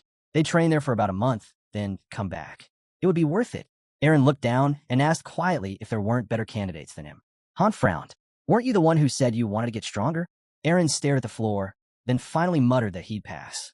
Han simply said that made things easier and turned to Jenna, asking for a minute alone with him. Eren suddenly called out, asking if this was the place Han had mentioned before. Han nodded. It was Niflheimer. For them, it'd feel like a month. For him, it might be forever. Jenna paused at the door, turning back. Han added that he might never return. Eren's eyes widened. Do you get it now? Han asked. What I'm offering. He went on. The instructor roles were still vacant. Daika couldn't manage it all on his own. Eren didn't have to fight. There were other paths he could take. He told Eren he'd give him more time to think. No need to push through every thorn right away. Eren tried to say something, but the words caught in his throat. He clenched his fists. Then, with resolve, he said he'd go. Han nodded, eyes closed. Good. Ask Adis. She'll let you leave the group. Your training, it won't be a month. It'll take a year. A year. Eren echoed, stunned. Han explained that while a month might be enough to grow stronger, changing one's belief took longer. But here, the wheel of fate turned 3 times faster than in their world. Velkist, puzzled, asked why he couldn't go too. Where are you all even headed? Ialka shouted. And what about me? Han calmly said he'd send for all of them when the time was right. Nereza agreed, saying she'd been thinking the same thing. Han told everyone to listen to Adis, especially Velkist. With a grin, he added that Velkist needed to relax a little. Nereza glanced at him and asked if it was really true, considering his past. Velkist took another bite and turned to Han. You sure you're coming back? Han raised an eyebrow. What do you mean? Velkis said seriously. Are you planning to stay there forever? Han didn't dodge the question. He'd thought about it. But no, he assured them he was coming back. No reason to worry. Ialka looked at him nervously. Just then, a system alert chimed. Niflheimer's flying ship Rangrid 07 is requesting landing permission. The board lit up again. A second flying ship from another account had made a landing request. It was temporarily docking in this lobby. The display showed a rift opening in time and space to receive the ship. A trade request came in, 1,500 diamonds. The captain was initiating it. Han asked, "Everyone ready?" Jenna and Aaron both nodded. Adis and Roderick stood nearby, watching. Adis asked if they were really leaving already. Roderick added that things were going to be boring without them. Velkis grinned. "Have fun out there." Ialka turned away. Nariza spoke gently, saying they'd all be waiting. Han chuckled. What a dramatic send-off. Suddenly, Isel's voice rang out. She flew over and shouted frantically that she'd heard a strange rumor. Was it true he wasn't coming back from Niflheimer? Han asked who'd started that nonsense. Jenna smirked and told him not to worry. She'd make sure he came back. The fairy panicked, yelling not to let them steal it. They're all a bunch of thieves. Han tugged her cheek and admitted it was probably his fault. She quickly clarified it wasn't him she meant. They shook hands, and the fairy told him, no matter what, he had to come back. Promise me. Han sighed. Enough with the whining already. Isel screamed. You promised. Aaron, chuckling, said Han was the only one she ever talked to like that. The group headed toward the portal. Energy spiraled around Han as a voice commented on the incredible sight ahead. Everyone turned their eyes forward, full of awe. A flying ship hovered before them. Jenna gazed at it, completely taken in. Someone asked if she knew much about flying ships. Only stories from my father, she replied softly. Han watched too.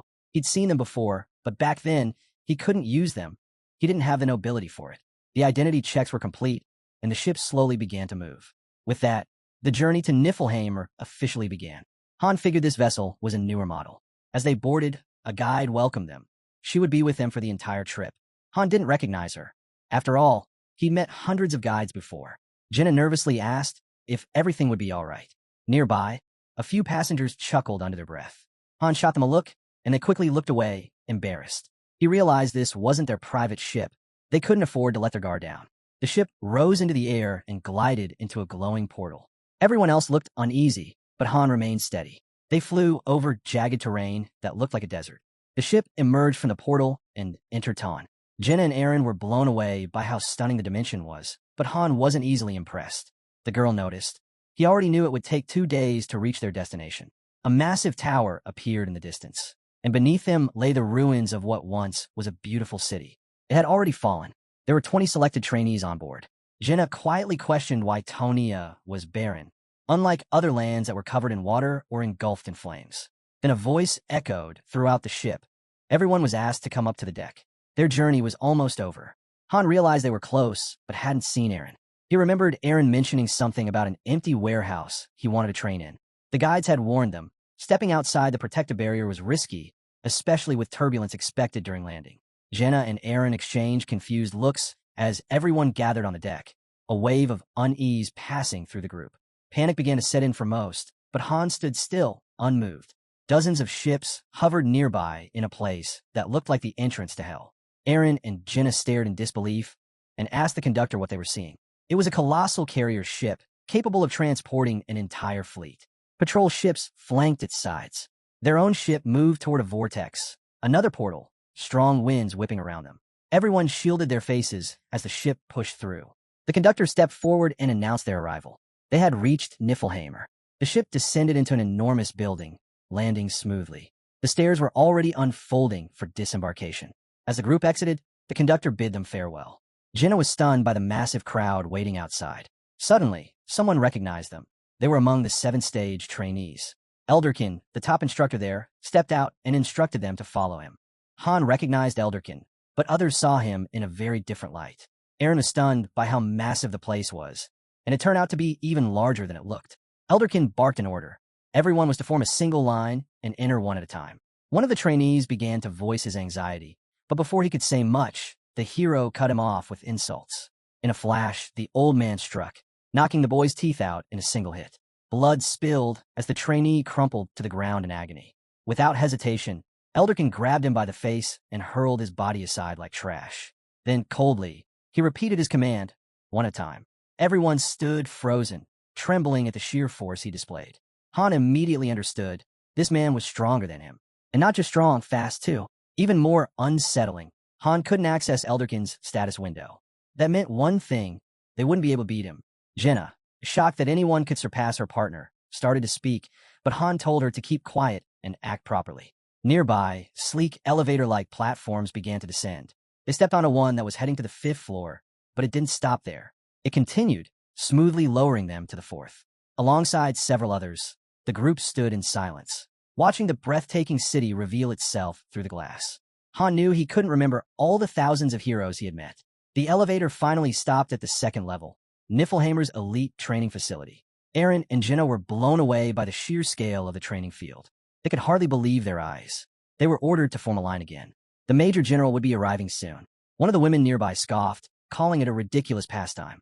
But her mockery didn't last long. Terror seized her face, and she collapsed to her knees in front of Elderkin. Han recognized it as a fear-inducing skill. He stood behind her, watching in silence. It was clear now. These people were leaders, and in this place, power was the only authority. Elderkin warned the woman not to act out again, or she'd be beaten half to death.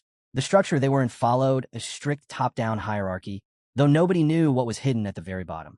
One trainee whispered if it was really possible to improve under such brutal conditions. The answer came quickly. If they followed orders, they wouldn't regret it. Perfection wasn't required, only discipline. Han was growing tense from everything happening around him when suddenly, a woman stepped forward and addressed the group. She introduced herself as Aklet, head of training at the facility. Calmly, she explained that it was entirely their choice, train or don't, but if they decided to grow stronger, everything would work in their favor. She welcomed them as guests, just like she once had been. Then she pointed to a random man in the crowd and asked how many ships his world had. 2, he answered. Aklet replied that they had 427. The man snapped, accusing her of mocking him. Aklet didn't flinch. She simply stated they were 3,000 times stronger, and that their masters were watching closely, expecting results. Then she looked over the group and asked if they were prepared to die for their masters. Jenna and Han exchanged confused looks. They didn't understand what she meant. Aklet continued, asking if any of them truly believed their masters could stand beside someone like Loki. That's when it all clicked for Han. He finally understood the scale of this place and why there were so many people here. Aklet laid it out bluntly. 90 out of 100 would be useless. Most would become nothing more than discarded tools. But here, everyone would be rewarded based on what they earned. Then she raised her voice, declaring that this was their shot to become part of Niflheimer. She explained the 2 main reasons newcomers were recruited. The first was diamonds. The second was to attract more fighters. Their master didn't care about anyone's past. Aklet herself used to be their enemy. Han remembered fighting her, taking her lobby, and bringing her over because they were short on people. Jenna looked puzzled, but Han clarified. The top 3 performers would be accepted in a Niflheimer. That meant their lobby affiliation would change. All those present were handpicked by their masters. This place was made to shape them, and the higher-ranked individuals would eventually receive invitations. The price varied, but with around 1,500, you could obtain at least a 3-star hero. That was why Isel had been so anxious. Aklet urged them to think it through. Niflheimer would take responsibility for their future. Elderkin then stepped in, ready to begin assigning classes. Warriors were given red, and bandits blue. Han explained that by the end of training, everyone would receive their class. Jenna ended up separated from Han and Eren, having been placed into the bandit class. Not far from them stood an impressive building, resembling a palace. Elderkin ordered everyone to line up. It was time for skill evaluations. Based on their performance, the trainees would be sorted into one of 4 levels, a system that Han himself had designed. Eren was placed in a lower rank due to his weak spear skills. It was finally Han's turn. Elderkin checked his data and paused, visibly impressed. It was far above average. His assistant took a look and reacted the same way, clearly surprised. Elderkin told Han they need to speak privately and instructed him to step aside. He added that Han was free to choose his class alignment, though it seemed he'd already made up his mind. Han began to wonder what this personal conversation would be about, but Elderkin revealed it wouldn't be with him. The Major General wanted to speak to him directly. Elderkin, like Han, had also been born a 1-star, but he had panicked during his very first battle. Han felt uneasy. The heroes he had once trained were now out there, moving on with their own missions. Just then, a woman arrived and said she'd received a port. Aklet entered and eyed Han carefully. "Are you Han?" she asked. He gripped his sword immediately, sensing this wasn't just a friendly visit. Without warning, Aklet lunged at him with blazing speed. She deflected his attack and confirmed she wasn't here to chat. The next second, Han had her sword at his throat. This was an interrogation. Eclet remarked on how fit he was, but made it clear he wouldn't last against her. Han knew she was right. She demanded information, but Han didn't even know what she meant. Then Eclet's demeanor shifted, her eyes wild, as she asked how he knew Master Loki had vanished. She threatened to kill him if he didn't talk. Who even are you? She demanded. At that point, Han stopped playing along. He muttered that someone should probably step in, and suddenly, a powerful gust of wind swept through the area. Footsteps echoed. Someone was coming, someone important. The presence was overwhelming. Then a figure stepped into view. It was Uranith, dressed in a flowing white robe. Han narrowed his eyes as she approached. She greeted him formally. Uranith was the second highest in Niflheim, and she had 6 stars to her name. The surrounding city gleamed, fortified by massive walls. A man named Gilbert stepped forward next, offering a handshake with a friendly smile. He introduced himself as an instructor and seemed genuinely pleased to meet Daika. Despite his young appearance, his authority was clear. Gilbert admitted the place was brutal. Anyone who couldn't adapt would be crushed. Daika was taken aback by how young the instructor looked, but Gilbert just laughed it off. He came from the mountains, where it wasn't unusual to learn from a child. The man quickly reminded everyone that he'd arrived here long before any of them. He explained that this place played by different rules. If you surrendered yourself to it, you could surpass even him in strength. But if you didn't, suddenly, he clutched Gilbert's hand with crushing force. Gilbert let out a wild scream. The pressure didn't ease as the man warned them. Otherwise, they'd all be dead. A voice called out nearby, interrupting the moment. The young man turned, curious about why she had come. She said she was looking to appoint someone as an instructor. He replied that lately, many ambitious people had shown up. He recommended 2 men for the job, noting how often teams were reshuffled. And with that, their chemistry constantly changed. He thought back to some guys who worked well together, despite being quiet types. The 3 of them, he believed, could make a solid team. Just thinking about it sparked a slight unease in him. He also remembered Raymond.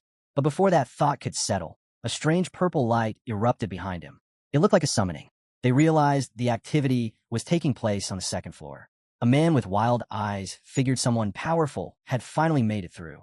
Then, lion-like legs stepped out of the light. The girl's grin echoed a lion's fangs. Above them loomed a massive structure, floating among the clouds. It had a lower level, set apart from the rest, a world of its own. The scene shifts to Niflheim, where Uranith approached and greeted her master. Han, injured at the neck, told her there was no rush. She apologized, saying she'd been waiting for him. Someone told Eclet that she'd hurt the master, but she instantly denied it, shaken. Uranith expressed concern for the hero's condition, but he insisted Eclet needed help more. Her rage was overwhelming. Uranith then asked the hero to pass a message to Master Loki. She regretted pointing a sword at him and speaking harshly. Tears welled up as she begged forgiveness. Han stared at her, eyes stern. He asked how she planned to atone for her actions. Fear filled her face. She held the sword to her own neck, but Han could tell she didn't even know who the real enemy was.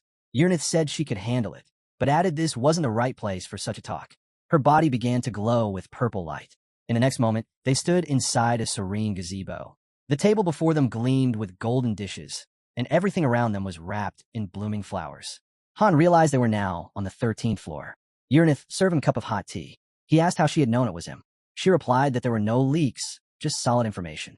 But Han cut her off, quickly realizing that only she could have known for sure. Still, that wasn't enough. Uranith explained that the moment he vanished, she was certain he'd been pulled into Mobius. She listed everyone aware of his presence and offered to summon the other residents. She was confident they'd all be thankful to see him. Lisa was out on a mission, and Uranith herself was on standby. But what caught Han's attention was Ceres. Something clicked. Responsibilities had been reassigned, and someone had moved the residents outside of the original location. But it was strange. Ceres should have been there. For the secretary, meeting the hero was a huge honor. Han, however, believed they resented him and had expected him to be quietly eliminated. Uranith asked if this was about how he had used her as a pawn. She said she never could hate him, not after everything. He had always given them hope and led them to victory. If not for him, this place would have collapsed long ago, taking them all with it. To them, Han was more than enough. They had even prepared a mansion just for him, his own place, right at the heart of the 13th floor. But Han turned it down. He said he didn't need luxury. Uranith, surprised, asked if he was planning to go back to the 2nd floor. She had invested so much into welcoming him back. But Han refused all of it. No parties, no special treatment. She offered help in different forms, but he rejected each one. He had training scheduled, and she could come afterward. Uranith even proposed sending all the students back, but he refused without hesitation. She then offered to replace the instructors, but he denied that too. Desperate, her ideas became more erratic, yet he remained unmoved. Crushed, Uranith whispered that he was surrounded by greatness. Han corrected her. There was no such thing. Looking completely distraught, she turned toward her servant. Han decided it was time to go. He ordered a discreet portal to be opened. A small portal appeared at the entrance. He acknowledged that Uranith had done an incredible job without him and asked if she still saw him as her master. Shocked, she nodded and bowed deeply. Han smiled faintly. Suddenly, a voice rang out, someone shouting about finding the master. It was Elderkin, crashing through the barrier, desperate to see him. Uranith warned that time was short.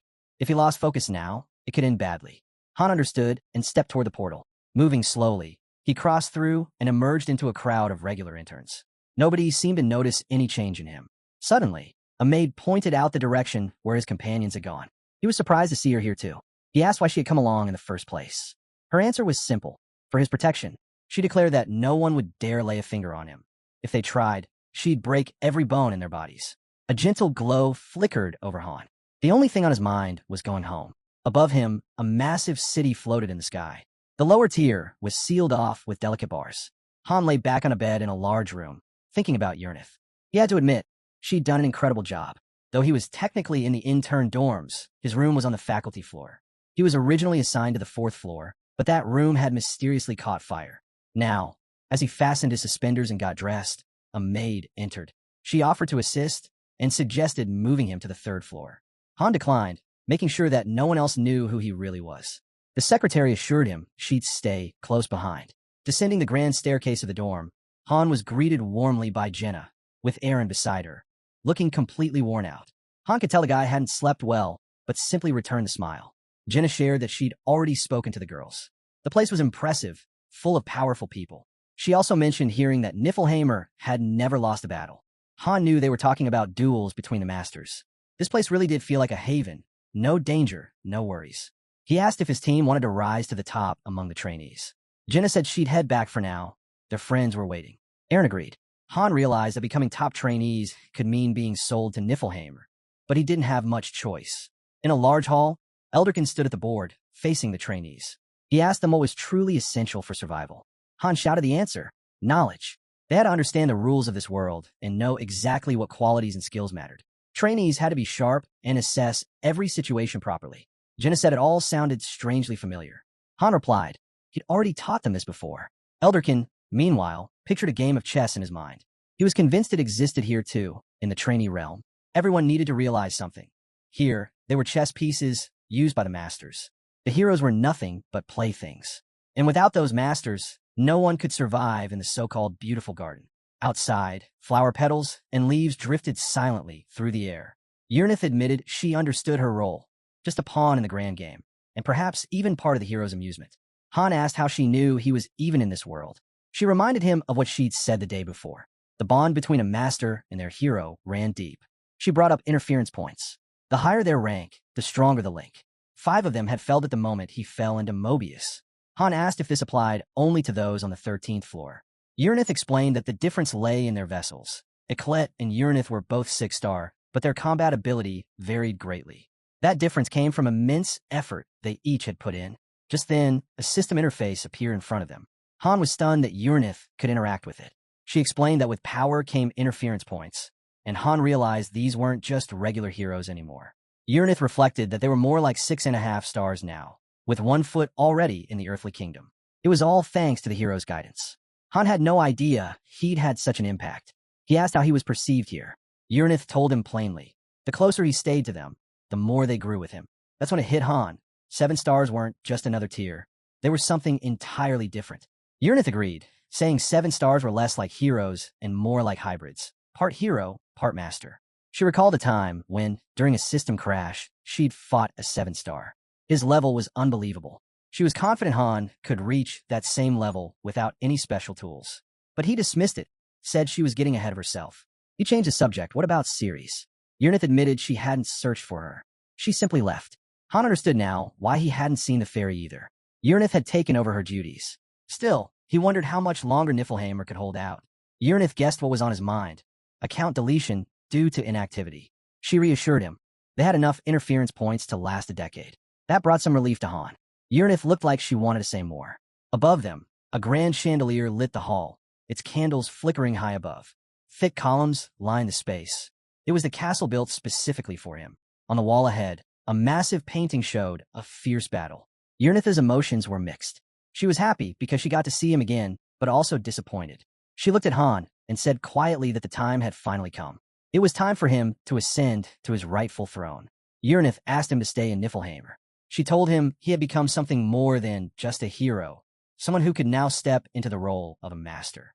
Kneeling before him, she offered to hand over all authority. They needed him, she said, needed his guidance, his presence. Light poured down on them, on Han, standing still, and Yurnith kneeling at his feet. A system notification appeared, giving him the option to accept or reject the title of Vice Master. It stated that Yurnith was transferring her rights and awaited his decision. As the man in the hat bowed before him, Han frowned and said flatly that he was no longer a master. The girl smiled gently. She promised their full support and mentioned that Tonia would be under their protection. There was nothing he needed to worry about. Yurnith grinned, confident, and asked again to confirm. But Han hit no on the Vice Master option. Yurnith looked surprised. He turned his back as she tried to reason with him, saying if anything was missing, they could fix it. But he cut her off. It wasn't about them. Han turned around, eyes steady. He said he was simply too weak right now. She insisted that with time, they could build him back up. But he declined again. He was going back to Tonia. Framed by the doorway, he added it didn't mean he hated them or disliked the place. He asked if that was really so hard to understand. The girl rose slowly. She said she understood, but also made it clear they wouldn't give up on him. Her expression softened. Then she asked, what would he do if he couldn't return to Earth? Han didn't answer right away. He looked toward the curtain and finally said, if that time came, he would do whatever she wished. A faint, aching glow lingered in the space behind him. He turned toward her. Someone asked what kind of trick she was pulling. Yurnith revealed a copy of him, an exact duplicate. She said she'd concluded that training was pointless for someone like the Master, so she fused several spells to create a substitute.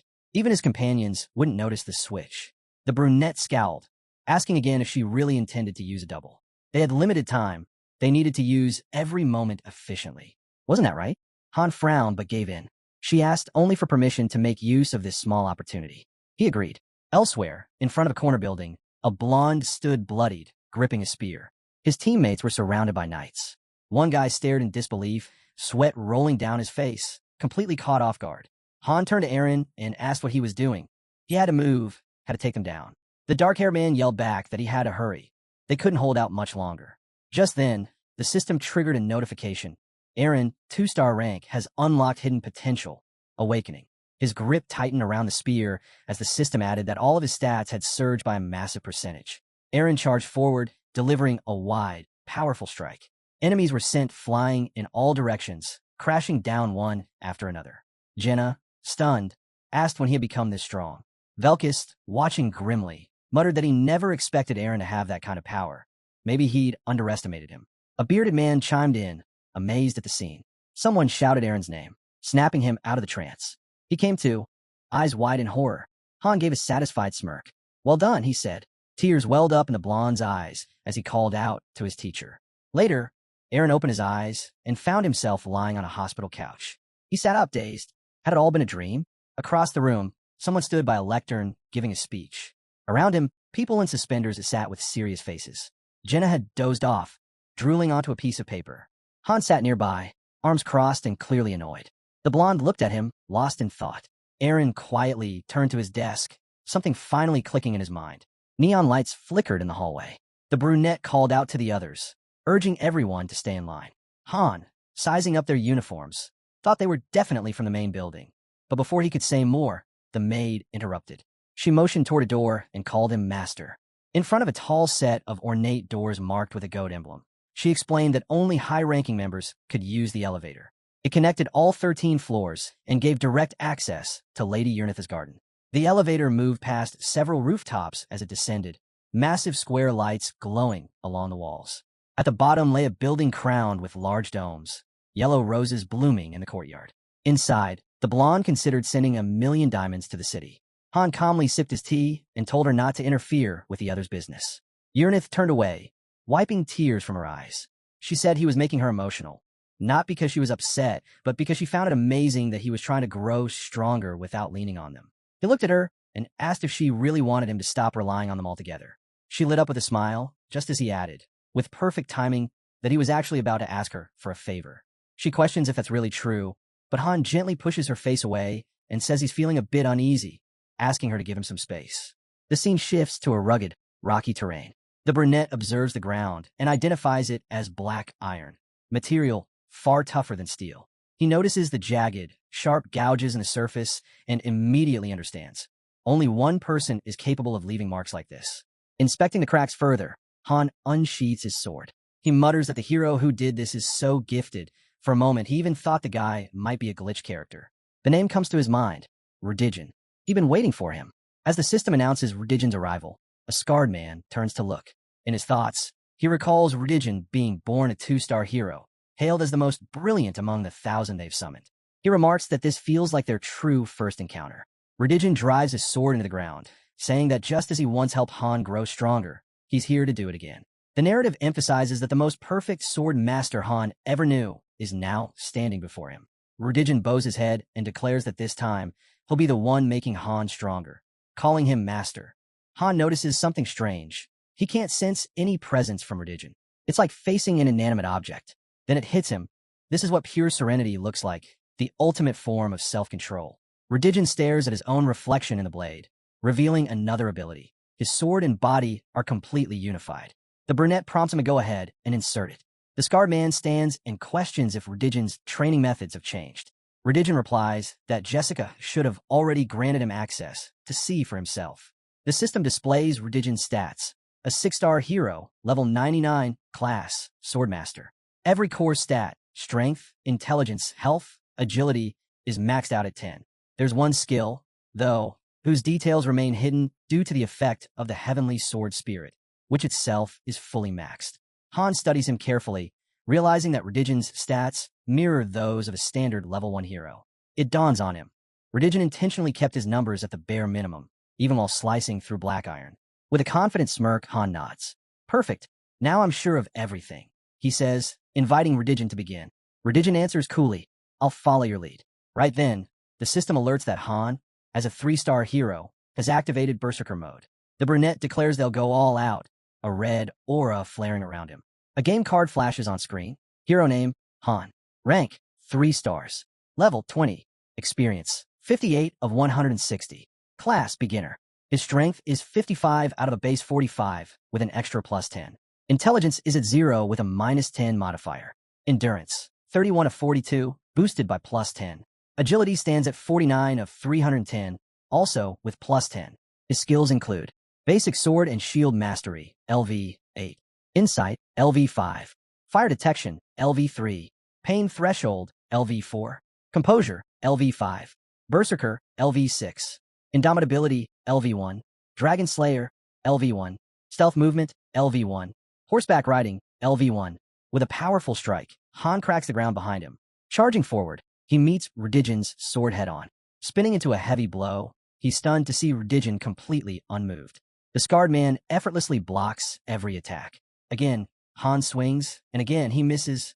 Rudigen remains unshaken, watching the sparks fly from their clashing weapons.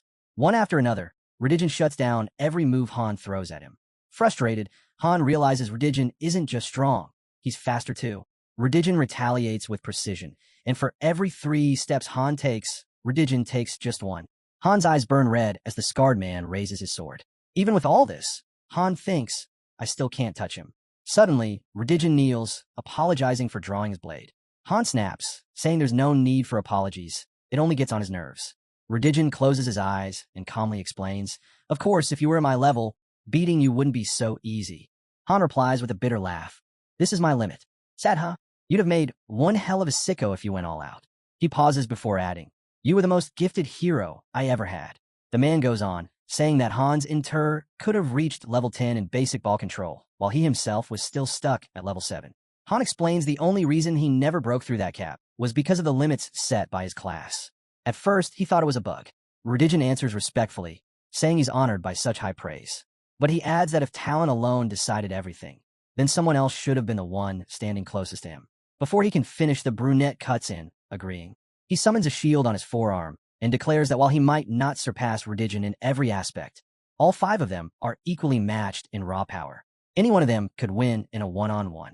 Han's berserker mode ignites once more. He urges Rudigen to keep going. He's not stopping until he's had his fill of the fight. Meanwhile, the scene shifts to the cafeteria. The girl scans the room, then looks at Aaron, asking if he's noticed their brunette friend acting odd lately. Aaron, chewing his food, asks what she means. She gestures toward him, noting how he's been distant and quietly observing everyone. In another corner, a man with long hair boasts that no warrior in this place could match him. He mocks the others for having to train alongside idiots, then asks if there's anyone more gifted here. A guy with a red mohawk retorts, asking if the loudmouth plans to actually fight or just keep running his mouth. Before either of them can act, Han drops them both with just his left hand. Aaron watches the scene and shrugs. Honestly, seems pretty normal to me. A girl with a ponytail storms in, asking what they think they're doing. She warns that if they want to get kicked out, they're on the right track. Trainees are strictly forbidden from fighting one another. She reminds them that if there's a conflict, it needs to be resolved another way. One more fight, and she won't let it slide. Jenna suddenly stands up and admits she doesn't see anything wrong with Han. The blonde turns to her again, pressing. Then what are you getting at? Then, a bald guy steps forward, points to himself, and says it's perfect because real value can only be proven in battle. He challenges Han to try him, claiming he only needs one finger to take him down. Han instantly slams him in an arm wrestling match with a single blow. Aaron, still watching, comments, I really don't know what my red-haired girlfriend's so worked up about. To me, he's acting exactly like he always does. The scene shifts once more to a windswept, rocky terrain. The wind grows harsher as Rudigen stands tall, waiting for the next strike with a sense of grandeur. The brunette charges at him from above, fury in his swing, but Rudigen blocks it effortlessly. Han is thrown off. Why didn't Rudigen parry as expected? Why the sudden change in technique? He swings again with force, but Rudigen blocks it once more. In the middle of the clash, Rudigen thinks to himself, objectively, he's among the top 1% of all players. With 10 abilities under his belt, including ones with incredible synergy like cold-blooded, berserker mode, and indomitability, he's a high-value asset. He estimates his worth to be over 5,000 diamonds. He'd pay that much to hire someone like himself. But then, bam, he takes a sword hit to the temple. He realizes that his opponent's value can't even be measured in diamonds. Rudigen narrows his gaze, his blade just inches from Han's neck. Holding the tip of the weapon in his hands, he mutters that only real players understand what it's like to lose. He urges Han to fight him again, because in this city, he's never experienced a proper defeat. They clash again, swords flashing, blows landing. As they fight, Han reflects on his journey. Even among high-ranking heroes, none had ever truly bested him. But this is different. His weapon gets knocked from his grip, Rudigen has the upper hand. Until now, Han had only ever battled weaker opponents. This time, he's the one being outclassed. Rudigen, holding the sword he just intercepted, notes that his opponent is on a completely different level. He adds that despite the short time they've spent, Han has already achieved enough to soon reach an average level in weapon proficiency. Just a bit more effort is needed. Han smirks, acknowledging that he's facing a monster, someone entirely beyond him. Then he asks, what about the power sword? Last time, you showed me a smooth one. Its stats didn't seem to limit you at all. Rudigen responds by launching a spinning sword at him, asking, so what do you think I'll show you this time? Han frowns and grabs the weapon midair. It slices through the air in front of him, but he realizes it won't even leave a scratch. Even though he only has 40 out of a possible 100 strength, it's still not enough. Rudigen blocks his counterattack and explains, just because I'm strong doesn't mean my sword hits hard at the same rate. Taking the sword back, the scarred man continues, even if someone cut me here with a sword that had 10 units of strength, I wouldn't flinch. Han grins wide and goes in again. The blonde remains calm, blocking each blow without budging. Han grins and asks, so what's the strength stat on that sword? Rudigen responds calmly, about 8 units. Then with a slight pause, he adds, for me personally, it's around 3 times my actual stat. Landing from a step back, Han addresses him by name. You really are as strong as I imagined. Rudigen replies, it's an honor to hear that from you. They both charge forward. Han strikes, blocked again. The scene cuts to a corner building. A man in gloves knocks at the door, but pauses. Inside, a cloaked figure watches the door remain shut. A girl thinks to herself, it's been days since she's seen him. She knows she can't just call a trainee who's deep in training. Their schedules never align anyway. She smirks, wondering how she could even reach out, considering how rude she was last time. Suddenly, someone off-screen yells, calling for their master. Back in the rocky area, the scarred man speaks again. Even if he trained here for half a year, or just one, he'd end up many times stronger than he is now. Han, now attacking in fury, admits the man's right. His opponent takes the hits, noting, your fighting style, it's different from mine. Rudigen blocks with precision, analyzing. You've got solid base weapon proficiency, enhanced by multiple skills. You fight more like a swordsman. He adds, I'm more of a generalist. I can adapt to any kind of situation. Han unleashes a savage series of blows, thinking to himself that even if they scoured the entire game world, they'd only find a handful of 3-star heroes who could match this man. Redigen twirls his blade, saying, if you keep growing at this pace, you'll be the strongest. Han catches his breath. It's not as easy as it sounds, he says aloud. But inside, he's convinced this guy is the only hero with a shot at defeating that man. The scarred man looks ahead, silently, while Han continues his thoughts. He's a specialist in small-scale combat. And duels between people? He's almost unbeatable if the enemy's human. Aloud, he adds, my edge right now is being able to activate Berserker mode without losing control. He calls him Master, assuming that's the only reason it's possible. He's half hero, half master, he thinks, while rage boils in the background. Then he reflects. Redigen is somehow balancing cold-bloodedness and Berserker mode, two skills that shouldn't be able to coexist. No doubt about it, he concludes, he's a bug character, one who broke past the system's limits. Redigen glances over and says that right now, he's probably more suited to a 7-star rank, since all of them are above level 100. Then, looking directly at Han, he adds that it probably applies to his abilities too. The way incompatible skills are combining, skills that normally couldn't merge, proves it. Han narrows his eyes and says that kind of thing disrupts the balance. It's basically cheating. Redigen shrugs and counters. If the number of skill slots really is unlimited, then it changes everything. Then the scarred man adds that from what he's discovered, the 7 stars come with another unique trait. Han raises an eyebrow and asks what that trait is. Redigen answers, and Han is taken aback. The 7 stars have insanely high efficiency. Redigen explains that in a regular synthesis, more than 90% of the hero's data is lost. So, even if a hero with 100 strength is sacrificed, the new hero only gains about 10. The brunette jumps in to clarify. So it's different for 7 stars? Redigen nods and points out that the guy, Han, seems to be getting special training in swordsmanship. He adds that this kind of development didn't happen back on Earth. A girl watching asks if Han's a rookie since he seems weak. He replies that it's his first time here. Then, analyzing his moves, he says he sees traces of nighttime swordsmanship in Han's style. That's when Han puts it together. She must be the 4-star heroine who was synthesized with him. That's where the sudden skill surge is coming from. Still, he asks if this new talent is only because of that synthesis with a higher-ranked hero. But Redigen answers that if it were just about that, Han's sword mastery would look very different. Sure, it plays a part, but it's not the whole picture. Redigen continues. Based on what he's seen, Han's swordsmanship is currently at an average level. Then he asks if Han is able to use the sword technique of that other hero. Han grips his sword. The reflection of Redigen appears on its blade. I'll give it a shot, he says. The brunette closes her eyes. In his mind, the girl's voice speaks. This is fate. They chose him. She smiles and wishes him luck. Suddenly, a flash of light shoots across the distance. Han opens his eyes. His body surges with speed as he charges forward and slashes. Redigen doesn't flinch. The system chimes in. It's an awakening. Han's basic swordsmanship, currently a 3-star skill, has leveled up. Midair, Han spins and goes for another strike, aiming straight for Redigen's chest. Redigen blocks with ease, but acknowledges the improvement.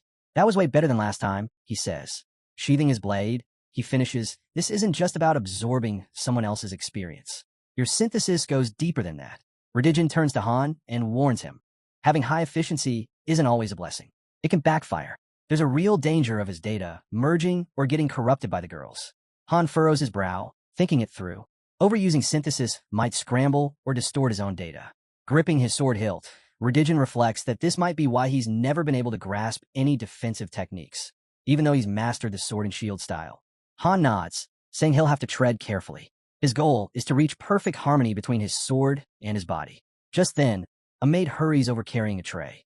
She sets up a table, chairs, and stacks of neatly prepared food along with utensils.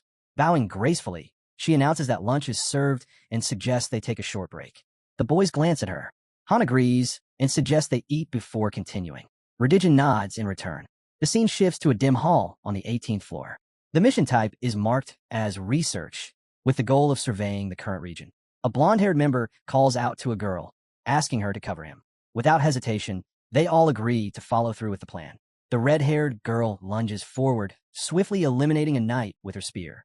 The leader then instructs Colt to aim at the knights taking cover. Theo, the blonde, observes that the enemy knights are trained in proper swordsmanship and warns the girl to be careful. She responds that she already figured that out. Suddenly, someone yells for everyone to duck.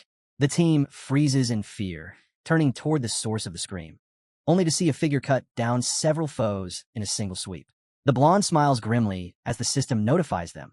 The floor is now secured. 2 members, both 3-star characters, level up. Each team member receives a bonus of 50,000 gold. Ryman is named MVP. He commends the group for staying focused, even when facing human-type enemies. One of the girls replies that she adapted back on the 12th floor. Survival depends on it. Rosa gives Lilani a shout-out for her performance. Lilani nervously responds that it was all thanks to her guidance. Meanwhile, on a rooftop, a dark-haired girl stands silently. Voices from nearby echo. Someone mentions that the 3rd group was immediately transferred to the 2nd floor when they arrived. Another voice says they should push themselves so they can move up too. A third agrees, grumbling that he's sick of eating the same old potatoes. Another teammate jokes that their meals would probably taste better with a different cook. Someone chimes in, saying they heard Julia has 3 kids.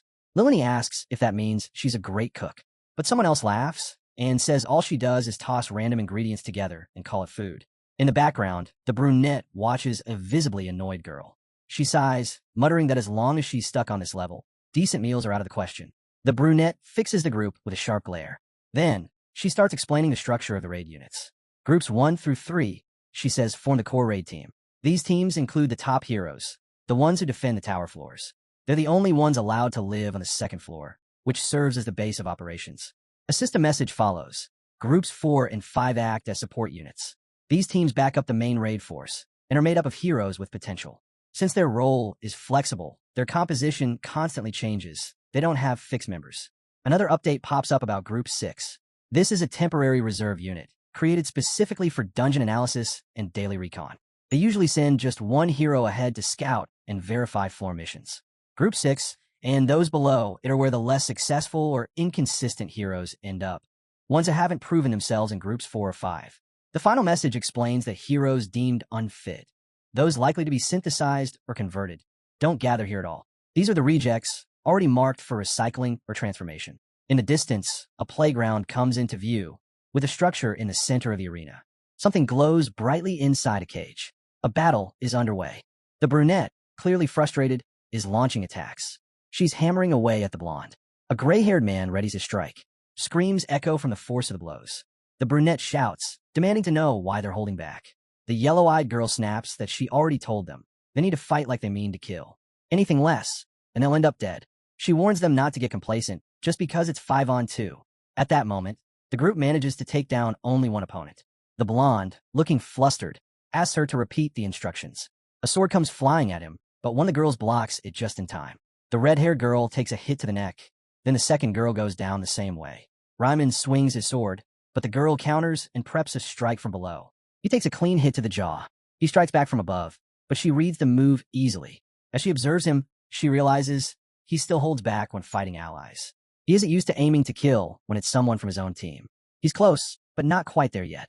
Still, it's not a total loss. She already has 5 candidates in mind for the second group. Later, in a cozy 3-story house, the team gathers around a table overflowing with food. The brunette asks how the meal turned out. The others cheerfully praise the meat dishes. It's delicious, and everyone's enjoying it. She smirks, then she drops the bomb. They'll be joining the second group. Surprised and confused, the team stares at her. As they start to react, she rises from her seat, ready to hear and deal with any objections. The guy shakes his head in response to her declaration. He's not thrilled. Sure, moving to the 2nd floor sounds great, but it comes with a cost. He admits it would be a huge deal for him, finally having a shot at living on the 2nd floor. The archer tells him not to be so dramatic, but the red-haired girl chimes in, pointing out that life on the 2nd floor means way more dangerous missions. She even heard someone died not long after getting transferred. The girl continues, saying she was scared the moment she set foot there. For someone like her, making it into the second group is already overwhelming. The dark-haired one suggests she just stay behind on the 1st floor. But the yellow-eyed girl cuts in solemnly. Either way, she says she's going to die. Whether she fights or hides all her life, the end won't change. She's already watched people die. Slicing into her meat, she goes on. She could be assigned to solo recon missions or even be used as a test subject. That's just the reality. Everyone settles back into their seats. She casually praises herself, saying the mood in the lobby has shifted ever since the 3rd group was formed. They've already cleared the 14th floor. She's confident they'll hit the 18th soon. Once that happens, competition for the second floor will get even fiercer. The longer it takes, the slimmer the chances of anyone else making it. She stares down at the stake in front of her and says she needs to make a smart decision. Night falls. Faces grow tense. Rosa folds her arms across her chest in frustration. Lilani watches her, clearly concerned. Someone claps a hand on the blonde's shoulder. It's Ryman. He congratulates him on being chosen for the second floor. All around, people exchange looks. Off in the distance, a warrior without eyes sits silently as leaves swirl in the wind. Suddenly, the system announces that the master has begun a transformation. A column of light blasts from the building, shooting straight into the sky. A young man, left behind, throws out his hand in desperation. He begs to know why he was excluded. He insists he tried so hard. You said I'd make it if I push myself, he says, voice trembling. What am I supposed to do now? Let me out. With the beams still glowing behind him, he pleads for another chance. Please help me. The system responds coldly. Transformation complete. The user has received the main spirit stone. Then comes another notification. Synthesis of items has started. If the main spirit stone is combined with the main enhancement stone, it will yield a mid-level enhancement stone. The success rate is 91%. The process will be automatic. Cheers erupt. Someone's thrilled. The system confirms. Synthesis complete. The user has received mid-level enhancement stones. Then, a second wave of announcements. The blonde 3-star hero has been promoted. A new image has been created for his card. The brunette's level has increased by 3 stars, and her card has also been updated with a new image. And finally, the third team member has successfully leveled up. She, too, now bears the 3-star rank with a brand new image of her own. The man looks around and asks where the 3 have disappeared to. He's told simply, they'll finish eventually. But another voice chimes in, saying that with his current skills, there's no way he'll make it to the second floor. Suddenly, the blonde takes a hard hit to the solar plexus and is sent flying. The man with the bandage scoffs, reminding him, wasn't he the one who said he'd only survive by becoming stronger than even him? And now, time's running out, even for someone like him. Wiping blood from his face, the guy nods. That's right, he says, and congratulates him, adding that the master will probably place him in the 4th or 5th group soon. The bearded man smirks and turns to the brunette, asking if she's now a candidate for the second floor. Then he nods toward the guy again, noting that he reached the 11th floor just 2 weeks after arriving, clearly proving his worth. The man looks away, but the grin on the bearded one grows wider. The story shifts outside the tower, onto the rocky grounds. The battlefield is littered with shattered stones. Swords of all colors clash in fierce combat. Redigen calmly absorbs the strikes from his master, while Han watches with a grin. He thinks to himself, once he hits level 10, he may have no choice but to start sharing what he knows. In his mind, he pictures a chessboard. A voice says, if basic weapon proficiency is the battlefield, then intermediate proficiency is a full-blown war. A piece moves a pawn. Another voice responds, saying that intermediate level is where strategy comes into play. It's about protecting your domain as much as defeating enemies. Another piece advances, a knight. The opponent declares this is the heart of intermediate weapon mastery. Glowing zones appear on the board, marking claimed territory. He continues, mastery is the tool to wage war, and he's already secured his ground. The knight shifts again. It's not over, he says. The other player places the queen. Redigen observes. He must build impenetrable walls, fortresses that enemies can't cross, let alone survive. The queen radiates energy across the board. The system flashes a notification. Sword and Shield Mastery Level 10 awakened. Basic Sword and Shield Mastery has reached max level. Skill can now evolve. New development possible once conditions are met. Han landed a solid hit, but Redigen only grinned. Incredible, he said, effortlessly deflecting the blow. Han staggered back as green energy flared around him, the rocky terrain behind them rumbling with power. Redigen, calm and confident, declared, once I master the art of ball completely, I won't even need to swing the blade. I'll cleave through mountains just by existing. As shards of rock exploded outward, he added, but none of that is really needed to win a fight. Meanwhile, under a barrage that felt like a meteor storm, Han clenched his fists.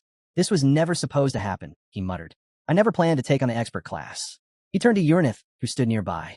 Sweat dripped from his palm as he asked, how far have you come in your training while I was gone? He began getting dressed, then instructed her, open a portal to where that person is. I need it ready by tomorrow evening. Do you mean Dimension 0584? She asked for confirmation. Han nodded. His thoughts drifted to a certain blonde man. I've got something I need to send over there. The scene shifted to a grand estate. A knock echoed on the large front door. After getting Han's permission, the maid answered. Master's already awake, she informed the visitor. Inside, the boy spotted Niall cleaning rapidly. Is all this really necessary? He asked.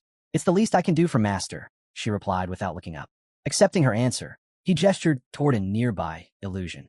Uranith, get rid of that. We don't need it anymore. The system chimed in. Are you actually heading to training now? Yeah, Han responded, already fading out of sight. I need to check on everyone and talk to a few people.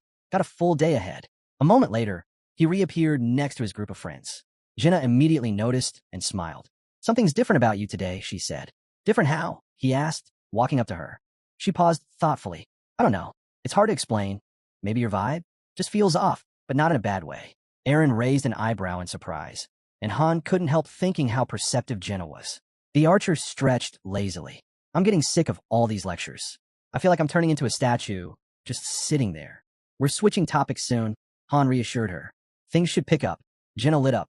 Still weird, though. Every lesson lines up with stuff you've already told us. You're like a walking prophecy or something. Han was taken aback. She's really sharp. Even someone with half a brain could see he didn't fit the mold of a typical hero, not with everything he'd done. He turned to the spearman nearby. When you're done here, meet me in the backyard, he said. Without hesitation, the spearman nodded. Got it. The story quickly shifted to the Academy's training hall, where armed heroes stood ready, anticipating battle. A voice rang out across the room. It wasn't time for theory anymore. Today was all about action. The heroes wouldn't be relying on teammates. Everyone was on their own. Their opponents stood prepared as well. The instructor's voice followed, stating that anyone who'd paid attention in class should be able to handle themselves. With that, the signal to begin sparring was given. From a stands above, Han watched silently. His thoughts locked onto Jenna. Her growth is unreal, he thought. To go from 1 star to this. She let loose a volley of arrows in the blink of an eye, her movements fluid and sharp. Her agility was off the charts. Every skill she used seemed perfectly tuned. As the two teams clashed on the floor below, Han noticed something else. Her teammates, all at her level, couldn't keep up. If she used one of them as a distraction, she could wipe out the entire opposing team by herself, he noted. His gaze then shifted over to Aaron, engaged in a one-on-one fight. Without warning, the scene transitioned to a long corridor within the academy. Han led the way as Aaron followed behind, confused. Where are we going? Aaron asked. You'll see. Just follow me. Han replied without turning around. Suddenly, Aaron froze, eyes wide. Right in front of him was something unexpected, an open portal. Han glanced back, smiling. Go on in. Still stunned, Aaron stood there, trying to process what was happening. After a pause, he stepped forward and entered the portal. They emerged into a vast garden. Looking around in awe, Aaron asked, Where are we? Nild, who had been walking behind them, answered calmly, This is the 13th floor of Niflheim, the Misty Gardens. Aaron's expression shifted. Wait, isn't that where the strongest elites gather? Without a hint of emotion, Niall nodded. Yes. Just then, a cloaked girl appeared before them. She placed her hand on her chest, smiling warmly. I'm Uranith. It's a pleasure to meet you. I serve as the right hand of our master. Niall's brow furrowed. The right hand of the master? But that's Ceres. At her words, Uranith cast a cold glare in her direction. Confused, Aaron turned to his friend. What's going on? He asked quietly. Uranith raised an eyebrow. Did you just call him your friend? Ignoring her surprise, Han asked casually, The portal to Muden. Is it ready? Of course, his subordinate answered. It's already open. Aaron glanced at the girl, noticing how she seemed to light up in Han's presence. But he couldn't make sense of it. Then Han turned to him, his expression suddenly serious. Didn't you say you wanted to get stronger? He asked. Well, this is me helping you do just that. Aaron stood frozen, unsure how to respond. If you're not ready, it's fine, Han continued. You could stay here, learn to become an instructor instead. Teach others when you're ready. Before Aaron could answer, Uranith spoke up, her tone firm and her eyes sharp. I'd actually recommend it, she said. I've seen plenty like you. People who had no natural talent and had to work twice as hard just to stay afloat. Aaron listened quietly, head lowered. You'll hit a wall, she went on. And when you do, you won't be able to climb over it. Han looked back at his subordinate. Don't take it personally. That's just how it usually goes, he said. But then Uranith added, though, there was one fool with even less talent than you. He made it, reached our level. Aaron's eyes widened.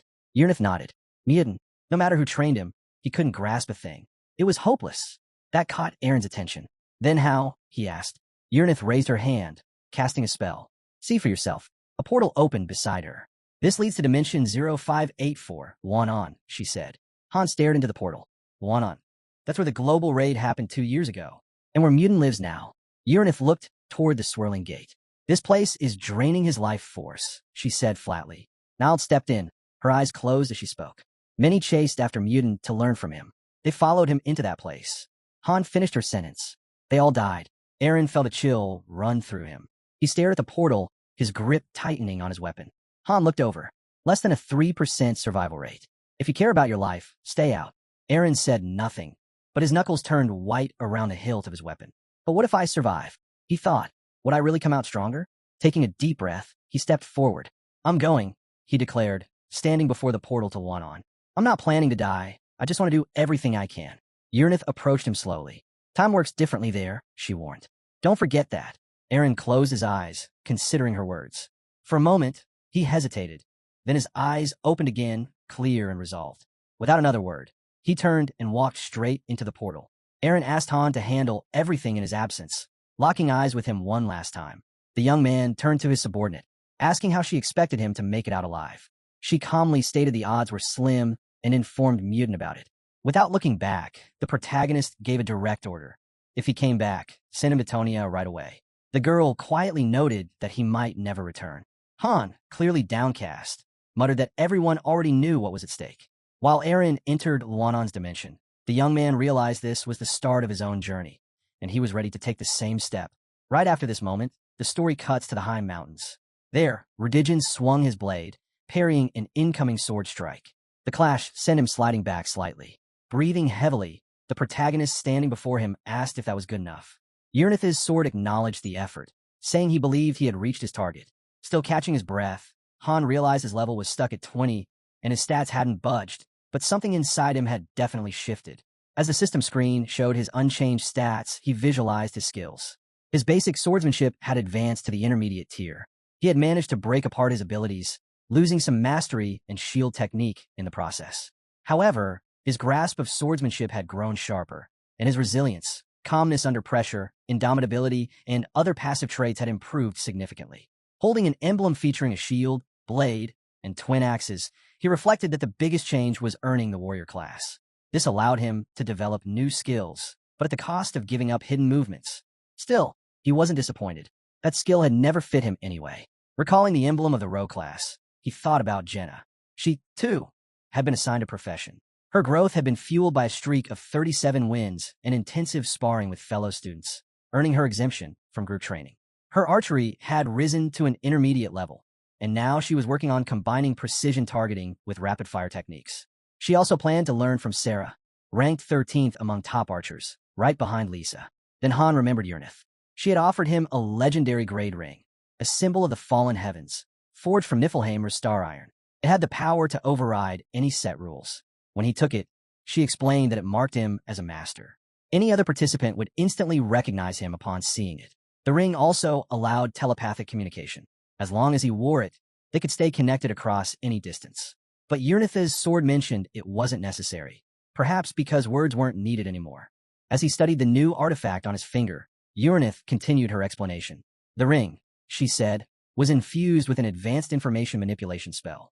It could influence elemental data, modify stat displays, and even tamper with system logs. Still examining it, Han asked how long the ring's effects would last. Just then, the system notification appeared, labeling it as a Ring of Darkness, surprisingly, with a very low rank.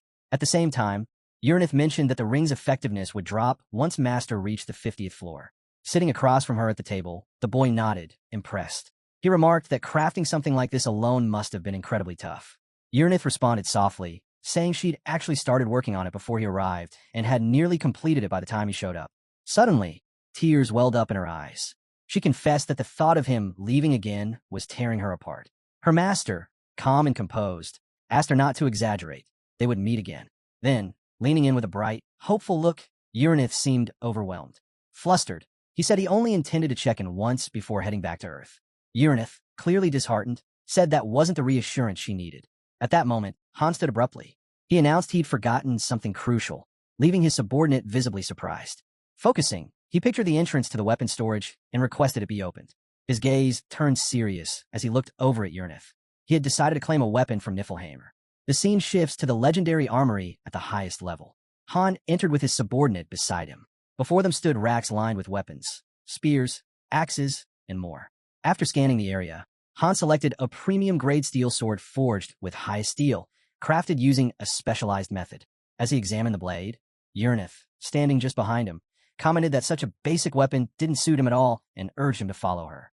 They walked through the armory's hallway, eventually arriving at a massive door embossed with a ram skull design. Stopping before it, Uranus turned to the man standing behind him.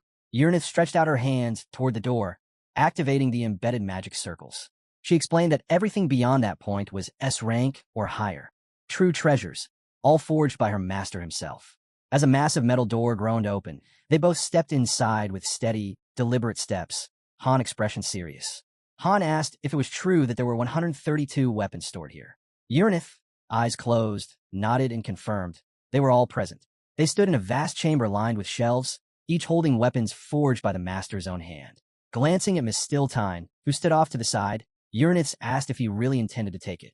The blade in question, she said, could pierce even the most advanced defensive barriers, an essential asset for ascending the tower. A system notification popped up, detailing the weapon's specifications. Lifting the dark blade, Han examined it closely. He recalled the black dragon that had appeared on the 20th floor. It had helped him bypass the dragon's formidable resistance to both physical and magical attacks.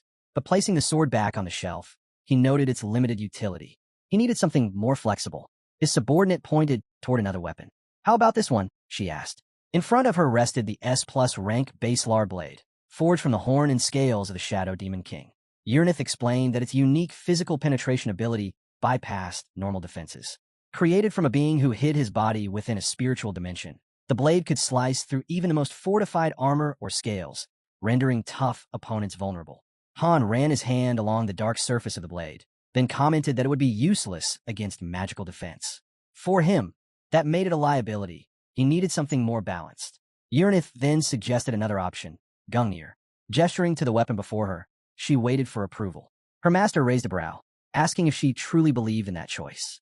She nodded, saying he didn't need any specialized spear training to use it effectively. Han noted that it was also compatible with the early model of Bryanak. He could potentially wipe out dozens of enemies from a distance with a single throw. With a proud smile, Uranus looked at her leader and declared that he had every right to take all of these weapons. After all, he was the one who created them. Han gave a faint smirk at that. No, he said, he didn't do it alone. Without their help, the best he could have crafted was maybe an A-rank weapon. Their efforts made the S rank and above possible. Looking around the secret vault, he added that many of these weapons were already in active use. He couldn't just take everything on impulse. And besides, he didn't believe the one weapon he truly wanted was even here. After those words, Uranus smiled, concluding that while the treasures here were powerful, none of them truly measured up to his expectations. Then, without hesitation, he turned toward his subordinate. She immediately locked eyes with him, standing at attention, ready for whatever came next, her gaze unwavering. He announced with certainty he would forge a new weapon. Without hesitation, Uranus opened a portal to the forge and respectfully bowed to her master. Through the swirling gateway, the glow of molten lava flickered. Once through, they stood beside the primary blast furnace at the highest tier facility, as confirmed by a system notification. Staring down at it, Han solemnly asked for all preparations to begin. Uranus, placing her hands on his shoulders, nodded in agreement. Then, the protagonist activated his verification skill. Black lightning erupted from the ring on his finger, flooding the entire forge. Watching the surge, Uranus silently communicated that the rite of Niflheimer's master was now in motion. A moment later, several bright pink system notifications appeared before him. He now had permission to craft his own custom weapon. Reading the system's query, Uranus mentally asked what type of weapon his master wished to create. After thinking for a moment and choosing the stats, he responded, "One that grows." Immediately, the system warned him. The casting method he had chosen carried risk. A failure would come with penalties. Han confirmed the selection anyway. The next prompt asked for ingredients, and a detailed list appeared. He quickly chose the suitable materials, received the system's approval, and the storage portal opened, releasing all the required resources into the molten forge. As magma splashed violently, Uranus signaled that all materials and furnace preparations were now complete. The workers will be summoned. A plump, elderly man stepped through a portal she had opened. Confused, he asked Uranus why she had brought him there. She simply stated it was the master's order. The blacksmith, baffled, insisted the master wasn't present. But then he looked up and instantly froze. There stood a boy who could see the system notifications. Realizing what this meant, the old man was left speechless. Uranus calmly stated that this gathering was to initiate the first class, and all blacksmiths of that rank or higher were required to attend. Staggered by the revelation, the old man quickly agreed. Standing above the furnace, Uranus turned to the team and called them to give it their all. At that moment, the system window confirmed. This was the highest grade equipment forge, and if the right conditions were maintained, a weapon of exceptional power could be born. Urnith raised her voice again. Step 1 was about to begin. As soon as she gave the word, a flood of rare materials poured into the blazing furnace.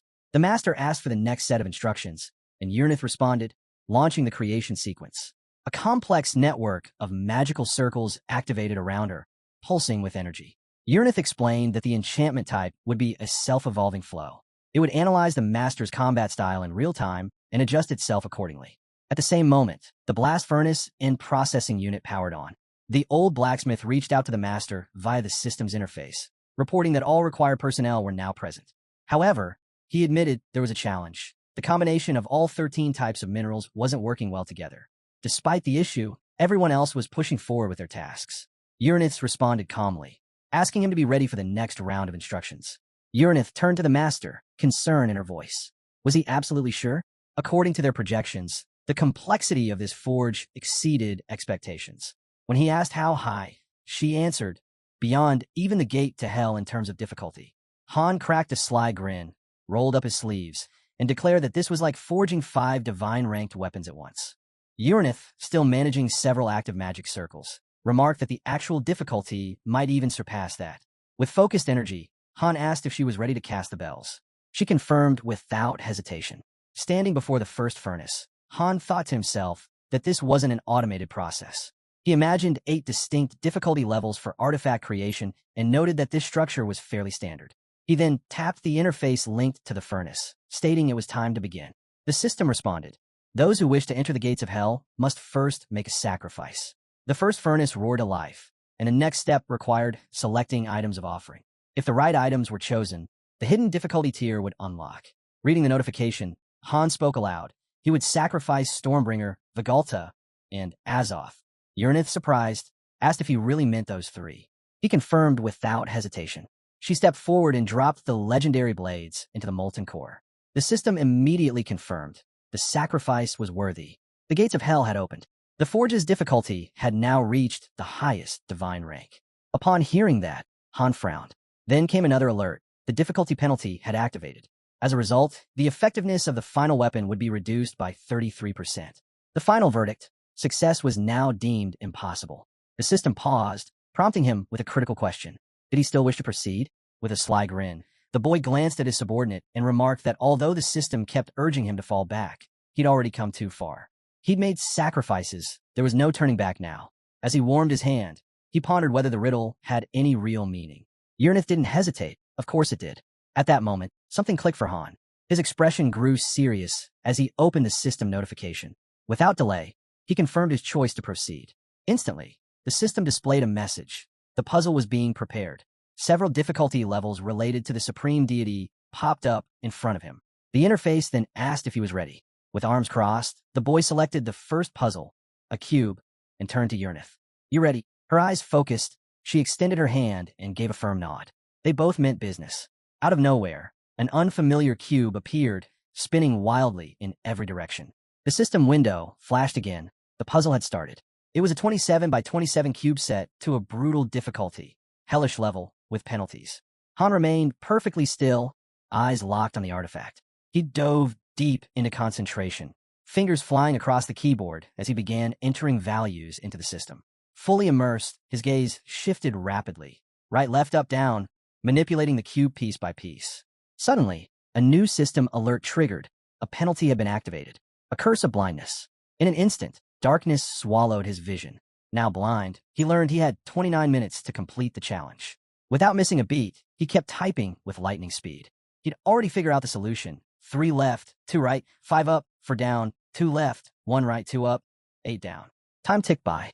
Finally, the cube clicked into place. The system declared the test complete. Time taken, 14 minutes. Accuracy, 100%.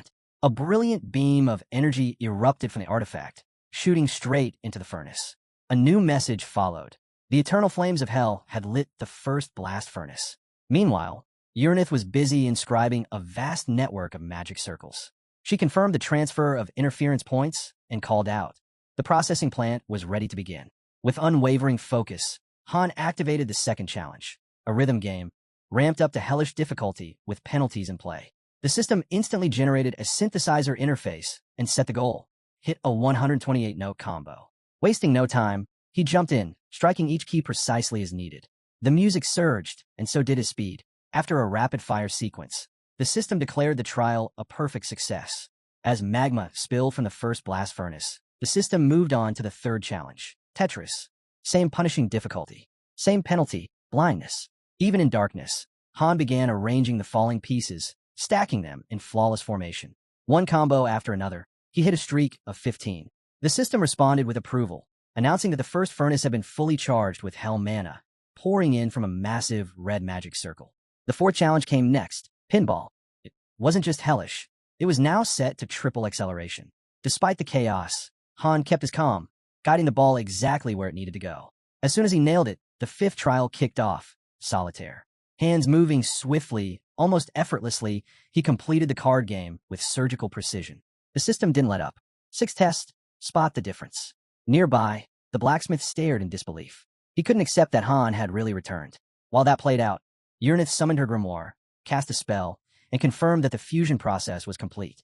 She then began tossing new materials into the blazing furnace. Back on task, Han swiftly identified every single difference in the images. The system praised his accuracy. No break. The seventh trial launched, Mosaic.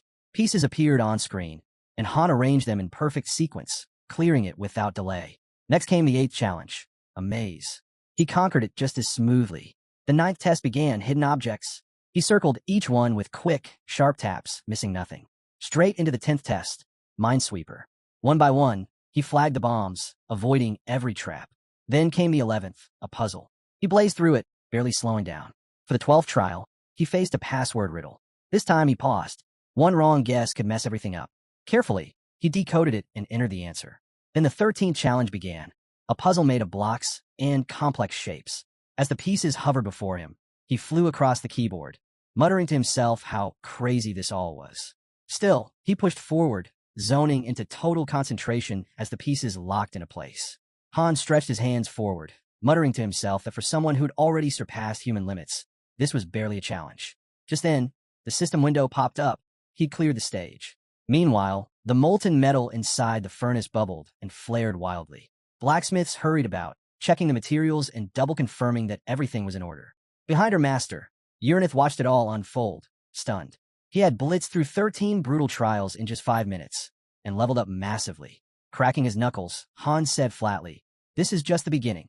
Almost immediately, the system triggered the next stage. Trial 14, a massive 35 by 35 cube puzzle. Hellish difficulty. Double penalties. Right before him, the enormous cube took form, its countless pieces spinning in every direction. Han narrowed his focus. This had to be a secret divine-level trial. Wasting no time, he launched into it, his fingers hammering the keyboard with speed and precision. Left, up, down, right? Over and over. The logic was the same, but now he had to handle twice the pressure. Eventually, the cube clicked into place. The system acknowledged his feat. The first blast furnace was now filled with the spirit of hell, pouring directly from the solved cube into the molten core. As the blazing alloy began to take shape, the sword's outline slowly emerged. Uranith called out. The molding was done. They were ready for the next step. Then came the 15th trial, a labyrinth with only 30 minutes on the clock. Time passed. The system finally confirmed the test completion. The first blast furnace in history had now been infused with eternal hellfire. Magic circles blazed to life, enchanting the sword with automatic regeneration, special mastery, and incredible power. But before he could catch a breath, 2 more system windows appeared at once. Trials 16 and 17 were starting. A dual test, 100 by 100 find the difference, and Mosaic. Han was shocked, 2 tasks at once. Stealing himself, he zeroed in and launched into it, moving at breakneck speed to piece together the mosaic while scanning for every tiny difference. This wasn't made for humans, he thought. Still, he pulled it off. A crimson lightning bolt tore across the sky overhead as several more magical domains activated around the sword. These enchantments layered on new properties, self-growth, vegetative judgment, and overwhelming attack power. Now, barely hanging on, pushed to the limits of his endurance, Han received yet another system alert. Trial 21 had begun. A rhythm game, this time with 7 keys. This is bad, he thought. His focus was already slipping. Just then, the sword's handle began to form. The system declared it immortal, the first furnace-born weapon to be cursed with the wrath of hell itself. Uranith raised her grimoire and called out for the entity to appear, commanding it to reveal and manifest, its presence wrapping around everything as the book's pages turned. Eyes closed, she whispered that this would be the final spell. Behind her, her master stood trembling, barely able to stay on his feet. Then, the system made its final announcement. The last phase had begun. Every riddle from the previous trials was now combined into one massive challenge, all to be solved within 5 hours. Suddenly, an overwhelming number of system windows opened before Han. Without hesitation, he dove in, fingers flying across multiple keyboards at once. One test after another, he knocked them out. After a few completions, a blue magic circle formed around his sword. He kept at it. More keystrokes, more rapid calculations. A green magic circle followed. His body ached. He gritted his teeth, trying to ignore the exhaustion setting in. After clearing another test, an orange magic circle wrapped around the blade. Still, he pressed on.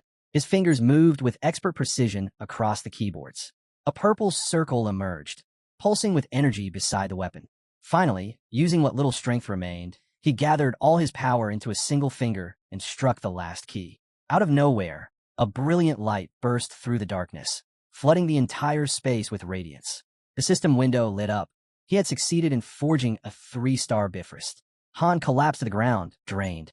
Behind him, Uranith completed her final incantation, gently closing the grimoire. Her breathing was heavy. Lying there, Han turned his head and asked, "Did I mess up?" With a faint smile, she shook her head. "No, look for yourself." There it was, right before him. A black blade, the Bifrost of an unknown rank. The system described it as a long sword forged from the eternal flames of hell, holding limitless potential. 3 notes followed. Reading the info, Han was confused. Why was this connected to the proof of the fallen heavens? Uranith turned her gaze away, almost guilty, and admitted she had simply been worried about him leaving. Han stared at her, stunned. So that was it. She confessed she had added something extra, without telling him. It would allow him to move across dimensions and summon any weapon from Niflheimer. He stood and took the sword, now fitted with a scabbard, into his hands. He'd never seen or heard of an enchantment like this before. Looking down at the weapon, he said one thing. "This blade is beyond powerful." Uranith, standing behind him, remarked that while he might excel at everything else, foresight wasn't one of his strengths. Just then, Han cut in, boldly claiming he actually could see the future. As his cloak rested on the ground, Uranith stepped forward, asking if she could leave Niflheimer to follow him. She feared that if he died, she'd have no one left. While the protagonist examined a new sword to match his sheath, Uranith warned him the weapon summoned from Niflheimer would only save him 3 times. Turning to her with a serious glare, Han confirmed he'd call on his own world's weapon 3 times and demanded to know what other limits there were. Uranith's gaze softened, silently apologizing. He admitted his power was somewhat restricted during the main mission. Imagining how the skill functioned, Uranith explained that due to the great distance, the blade could only be summoned once unless further permission was granted. Meanwhile, from above, people near the forge observed the mysterious boy. The boy reassured her not to worry. No error or bug report would matter once this weapon was revealed, though he'd avoid using it unless absolutely necessary. Looking down at his old weapon lying nearby, he declared it obsolete. His subordinate asked if it should be disposed of, and at his nod, she tossed both sword and shield into the molten furnace. In that moment, Han said he was starting to miss his master too. He slung his new sword over his back, casting one last smirk before the scene cut to a system message. It displayed the stats of the Bifrost blade, a long sword forged from the eternal flames of hell, packed with limitless potential. The screen also introduced a legendary item, calcium, proof of the fallen heavens, made from Niflheimer's star iron. It could nullify any law, but required powerful magic to wield. The scene shifted to the training arena. A black-haired girl launched a kick, her blow crashing into the stairs. The stairs' weapon responded instantly. A bandit dodged to the side, just as a spearman suddenly emerged from behind her, spear aimed and ready. From above, Han and Jenna observed silently. Watching the students spar, the girl mused about what they'd learned in their final class. She wondered if Han saw the same thing she did, though she couldn't keep up with their speed. The spearman entered a combat stance and instructed that wielders of long-range weapons must always maintain proper spacing. Never allow the enemy to dominate in close combat. At that moment, Veselin hurled her sword into the air, advising her classmates to aim for vulnerable spots like the neck and to keep shifting their movements, making it harder for enemies to predict their actions. Suddenly, a swordswoman chimed in. She reminded them that their instructors would personally train them to overcome their flaws. Until then, they should stand by and wait their turn. After some time, It was the archer's turn to face her mentor. As she stepped onto the field, Jenna charged forward, swinging her blade at the black-haired girl. But the girl dodged effortlessly, a faint smile playing on her lips. She weaved around Jenna's attacks, silently noting how most students backed away once they realized her strength. Yet this one didn't hesitate to close the distance. As the instructor kept evading every strike with ease, her thoughts drifted to the man who had entered the same lobby with her. Meanwhile, across the field, Han sent his own mentor flying with just a single blow. The observing students gasped in disbelief. He had actually landed a clean hit on his instructor? That couldn't be real. Stunned, the swordswoman stared at him. A level 20? Managing that?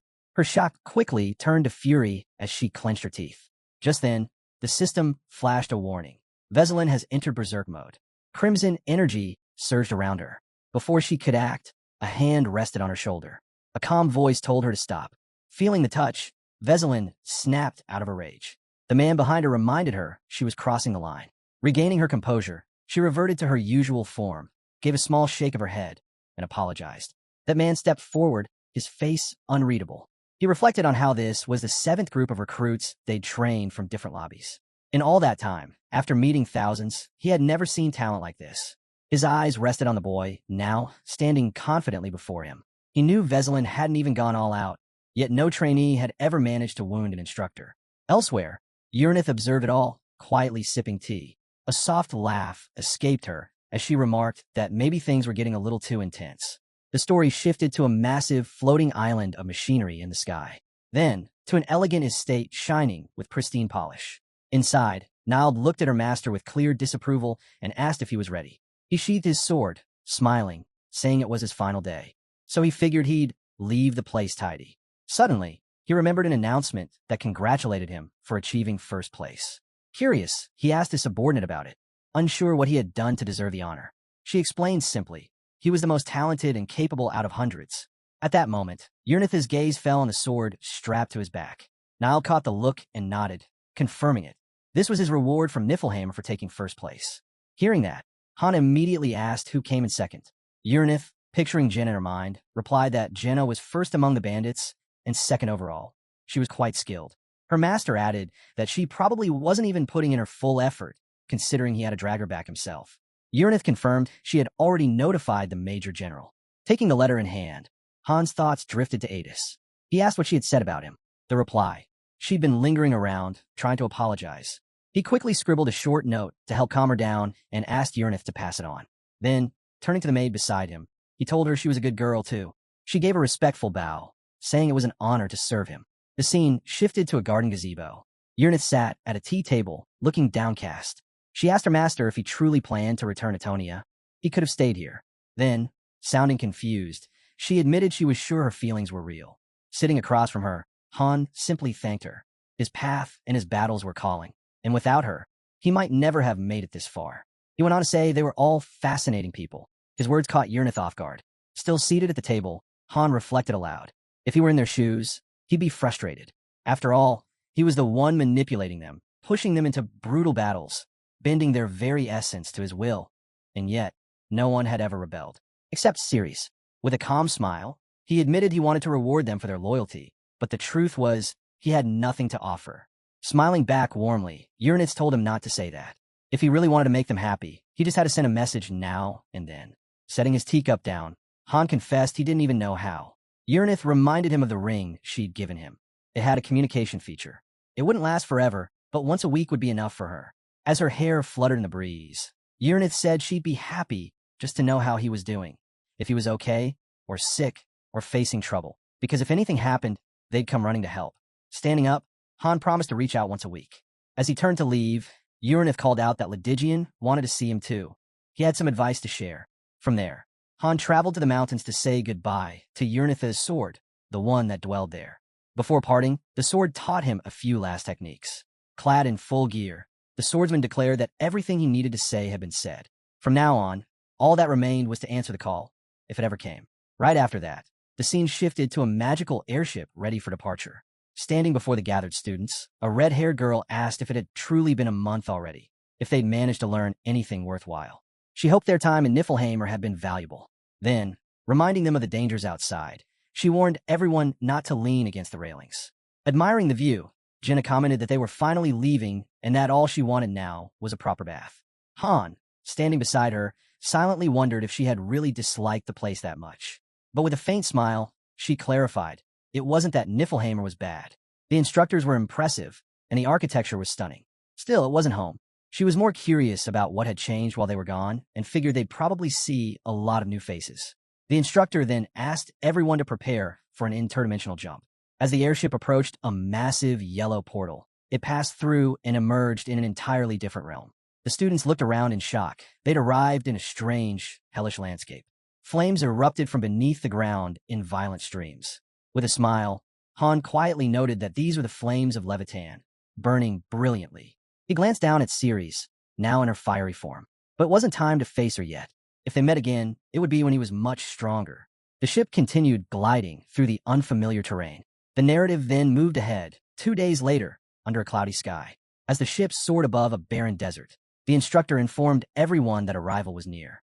If this was their destination, they didn't need to head up to the deck. A system message appeared. Now entering dimension 1935 Tonia. The ship floated toward a towering structure. A girl approached 2 students preparing to disembark. She told them they were the top trainees, first and second place.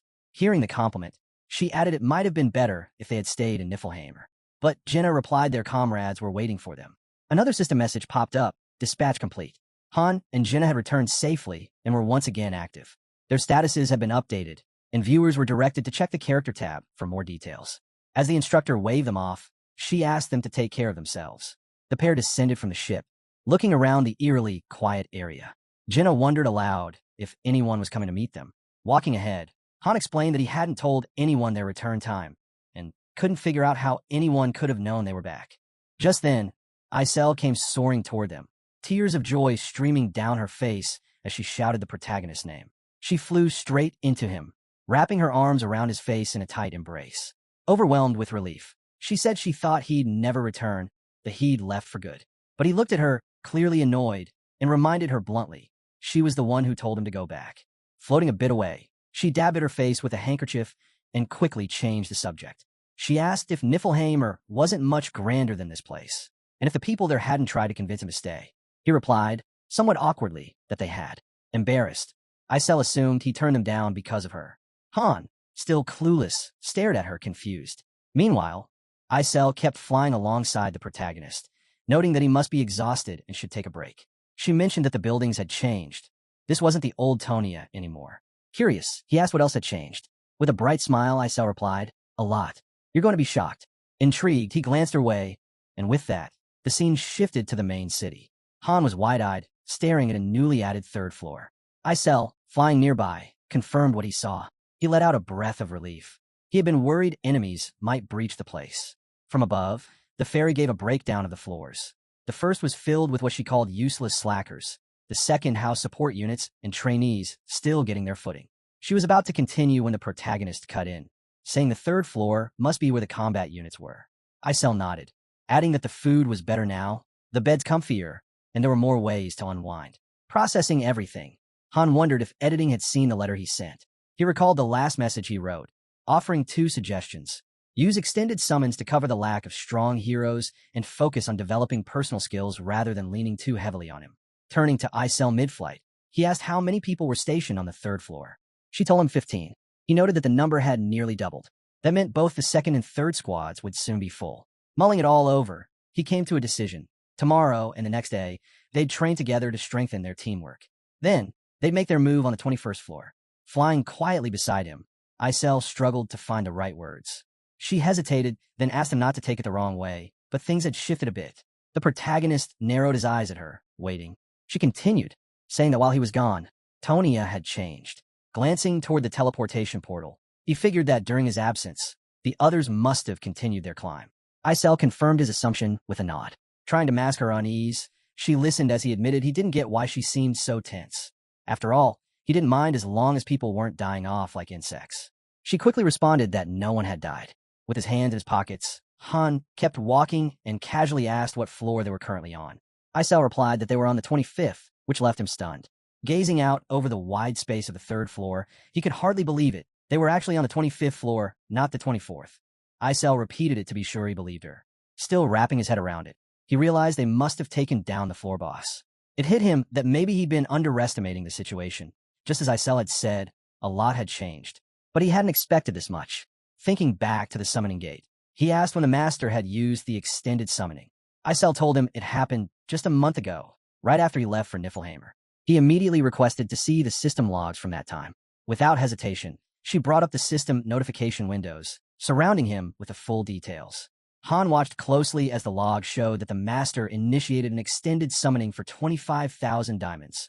5 consecutive times, no less, burning through a hefty stash of resources. Isel added that he also bought the promo pack that came with it. Then something caught his eye. Buried in one of the system alerts was a notification about a super rare pull. The master had drawn a 4-star hero. Staring at the screen with clear irritation, the protagonist muttered that this was Eniting's second 4-star hero. Lucky bastard. With only a 1% drop rate, pulling 2 4-stars was unreal. Thinking about those heroes, he figured he could have easily taken them down if they were summoned recently. But by now, they were probably much stronger. He asked if those were the ones who cleared the 25th floor. Isel explained that they had collected enough recording stones. If he wanted, he could ask the master to watch their raid videos tomorrow. Grinning now, Han said he couldn't wait to see what those guys were really made of. Right after that, the story shifts to the training grounds, where a mannequin clad in metal armor stood silently, until it was suddenly struck hard. The blow came from Velkist, who was intensely practicing with his blade. Just as he focused for another strike, the protagonist approached. Velkist paused, glancing over sharply as Han asked what he was doing out there so late. With a grim tone, Velkist muttered that Han was finally back after a month. Han calmly pointed out that yes, he had just returned, and asked if something had happened. Velkist brushed it off, saying he was just training. But Han noticed the blood on his hand gripping the sword, and remarked that it looked more like he was venting on the dummy. Velkist readied himself again and said he'd finish up in a minute, then asked if Han wanted to spar. From behind, Han replied that he was heading to bed, but Velkist didn't drop it. Letting out a deep sigh, he asked seriously just one match. Han didn't respond. He just stood there, quietly watching his student. Velkist raised his sword, gaze locked forward with sharp focus. Then, with a sudden burst, he slashed at the mannequin, his blade moving at incredible speed.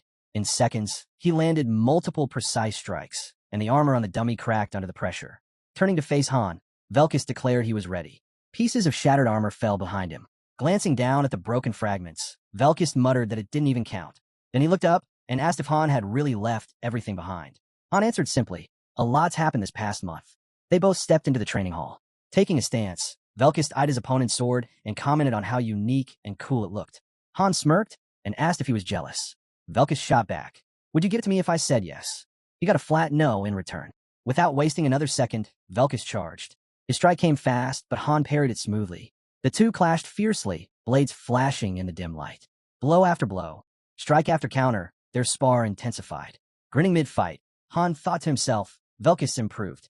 He might already be at sword mastery level 9. He was fighting like someone with something to prove. As if reading his mind, Velkist swung again and, while dodging smoothly, confirmed it. He was fighting angry. At that moment, Han's expression sharpened. With a swift motion, he swung his sword toward Velkist at incredible speed, a grin still on his face. Velkist raised his blade just in time to block the strike, but the impact was overwhelming. He was sent flying straight into the wall. A harsh cough escaped Velkist as pain surged through him. Standing still, Han casually rested his sword on his shoulders and remarked that if Velkist really wanted to fight, he should at least wipe the sweat off first. He wouldn't last long if he was already worn out. Still pressed against the wall, Velkist let out a breath and admitted that Han had become much stronger. He asked what kind of training he'd gone through. As he slowly walked back toward his master, Han simply said it was a commercial secret. He added that at one point, it didn't even feel like a person was attacking. It felt more like getting hit by a battering ram. Just then, a new voice echoed through the training hall, commenting on how unpredictable the world had become. Appearing behind Han, the speaker admitted he never imagined he'd lose so badly to some boy.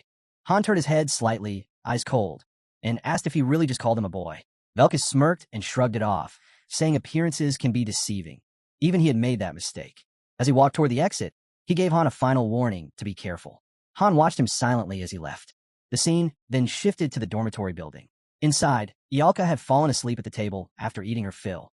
Passing by and spotting her, Han paused in confusion, wondering why she was sleeping there instead of in her bed. Continuing down the hallway, he thought about how the new dorm was arranged. 3 corridors, each with 5 rooms.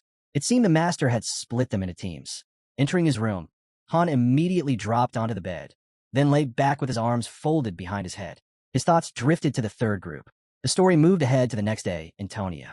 Entering the meeting room, where a candle-lit chandelier hung from the ceiling, Han noted that it had been a while since everyone had gathered together. An upset voice cut through the silence. Ialka said she wanted to see him, especially since he vanished without a word. Han admitted she was right and apologized for not waking her. Looking at him, Ialka asked why they didn't celebrate his return. After all, they now had a third floor and better food. But Han calmly turned her down. There wouldn't be a celebration. Training was starting. Hearing that there would be no celebration, Ialka pouted and said that was just cruel.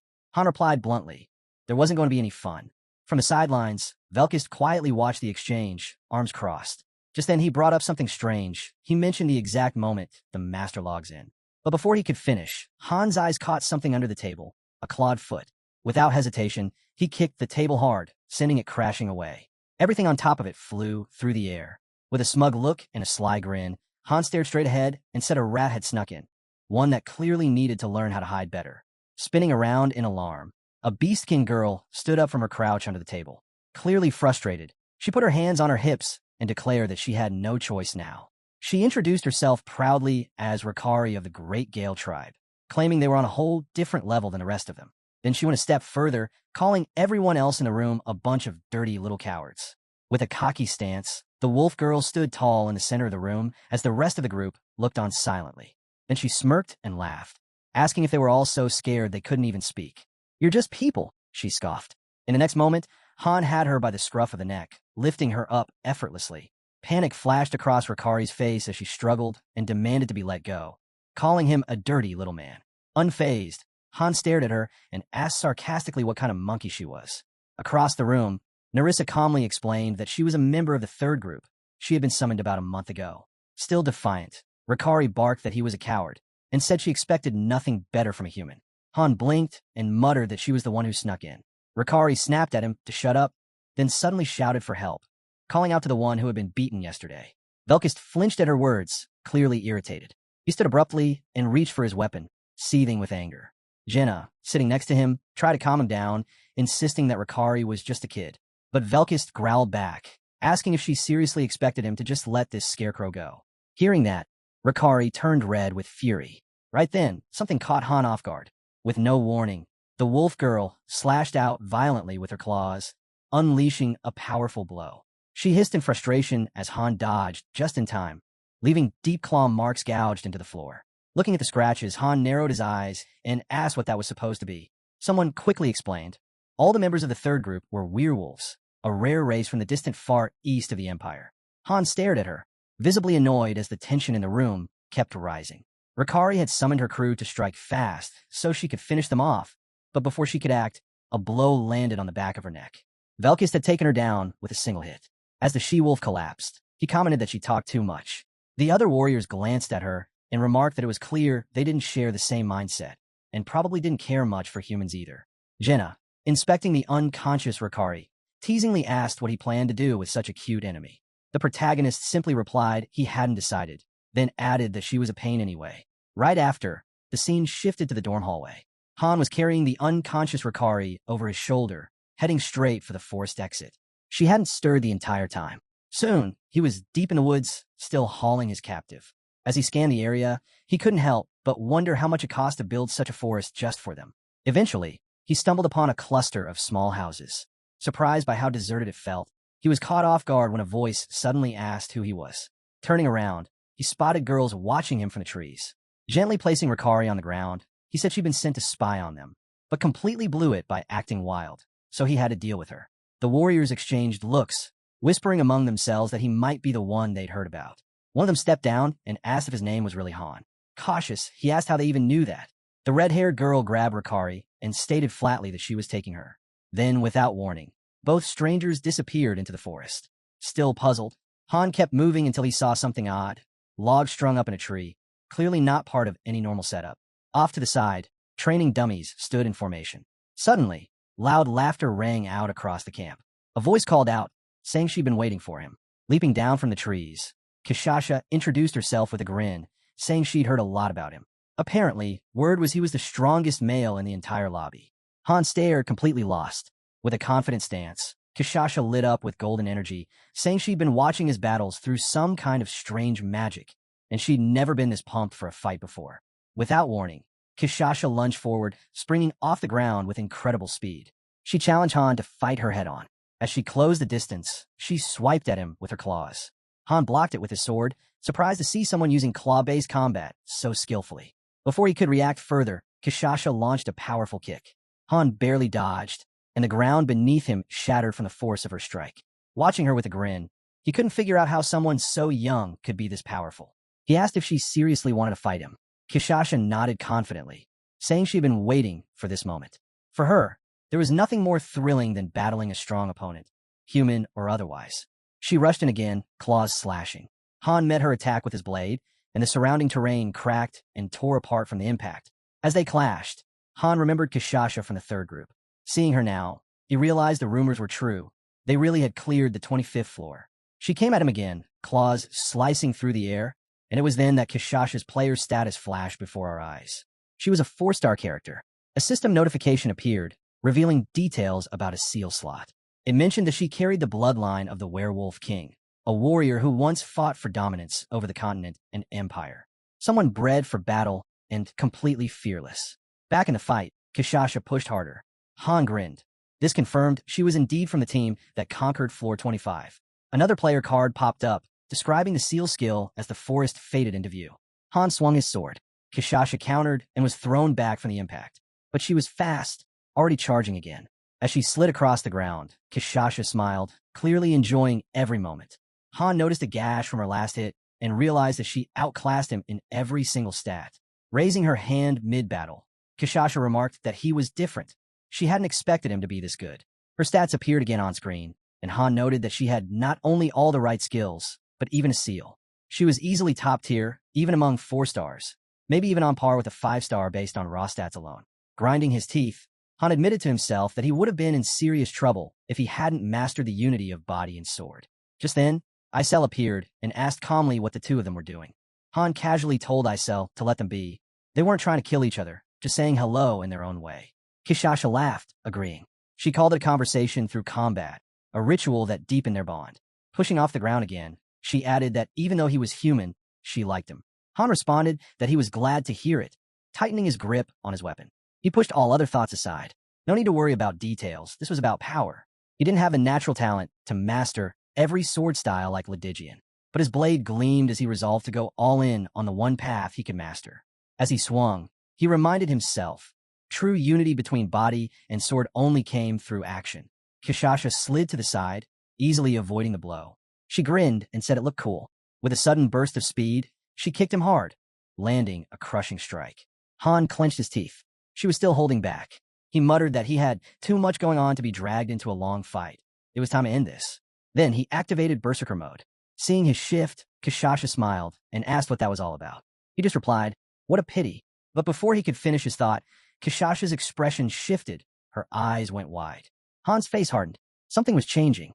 In the next instant, a massive shockwave burst around her. The trees were scorched, leaves burned away. Looking at her now, Han realized this was her real form. An exclusive skill, imprinting B+, the heir to the Werewolf King. Now it made sense why they were called werewolves. A beast lunged at him from within the explosion. Elsewhere, the guard stood frozen as another attack ripped through the area. Velkus stepped in front of a training mannequin, shielding it. Narissa, walking nearby, asked why he'd shown up early. Wasn't he still in training? Velkus snapped that it was none of her business. Narissa closed her eyes and smirked, saying his pride must have taken a hit after getting labeled a weakling.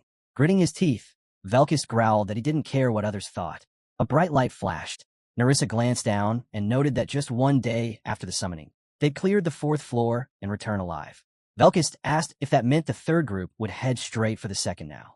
Narissa shrugged. She figured everyone usually struggled on the 1st floor first, according to local tradition.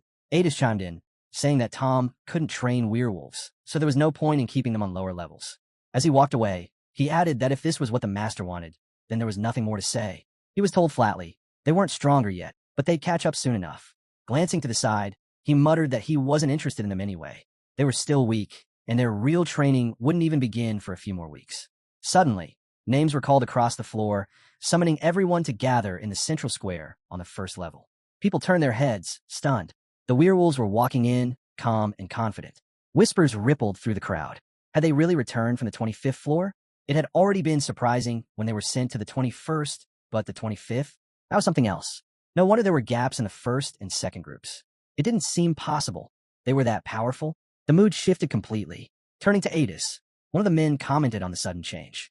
She admitted that even she hadn't expected the werewolves to pull it off. How could she explain that to Han when he got back? Arms crossed. Another man murmured, "So that's the level of strength it takes to move to the second floor, huh?" The nearby fairy grinned and said it was time for everyone to head to the storage room. The view shifted to the glowing lobby. It extended up to the third level. Watching it unfold, Velkist asked if they really built an entire forest just for the third group. "Not bad," he added sarcastically. Narissa rolled her eyes, accusing him of always whining. "Why don't you complain to Isel instead?" she shot back. "Though who knows what she'd do to you if you did." Looking down, she added that she'd only come to see what people liked about this place, even though it looked miserable. Then she smiled, asking aloud what was up with that girl. Her attention shifted as she asked if Velkist was supposed to be the strongest one here. Velkist didn't respond at first. He just looked at her and smirked. "Yeah," he finally said. Nearby, Rikari was lying unconscious on the ground, and Dory had already slung her over her shoulder. Velkist was still smiling when something made his eyes suddenly widen. His jaw tightened, and he took a step forward. Kishasha turned toward him. "What's that supposed to mean? You're not the strongest human around, you know." She added that she'd heard the strongest one was someone else, a black-haired guy. Flames flickered around her hair as she said the strength she'd seen wasn't bad, but still not good enough. Standing in front of him now, Kishasha told Velkist flatly he wasn't allowed here. A blast shot toward the dummy Velkist had been guarding. He raised his hand to his face, deep in thought. He had once believed he could take on monsters, but now, seeing the real thing up close, he knew there was no way he could ever defeat a beast like that. He gripped his weapon tightly, frustration bubbling inside. Like this, he didn't stand a chance. He wasn't strong enough, at least not yet. Turning away, scowling, he bit back the anger. The protagonist leapt up, catching a snippet of conversation. It sounded like things were about to escalate. He cracked a smile. Rumor had it, if the dragon slayer who took down the true beast ever spoke, the monster itself would rise to fight. Velkist clenched his jaw. "I'll be strong enough to beat them all someday," he growled. Han unsheathed his sword and asked, "So what is this beast, anyway?" The creature's eyes glimmered. Raising its weapon, it sneered, "Looks like you need to be broken in." Their full squad emerged. The assault on the forest had begun. Trees shook and laughter rang out. Crouched low, a girl chuckled. "It's been a while since I've had this much fun. Worth coming out here." Eyes closed, the protagonist listened. Someone asked if he was all right. He simply replied, "It's nothing." Injuries weren't new to him. He was told, of course not. He was a seasoned warrior. But as he looked away, a thought crept in. 10 more seconds, and it could have ended differently. His body might have been ripped apart, or Kishasha's head lying lifeless on the ground. No, more likely he'd have gone down first. Luck was on his side today. The girl reached out. Her combat skills were impressive, far beyond average. She could even shift form.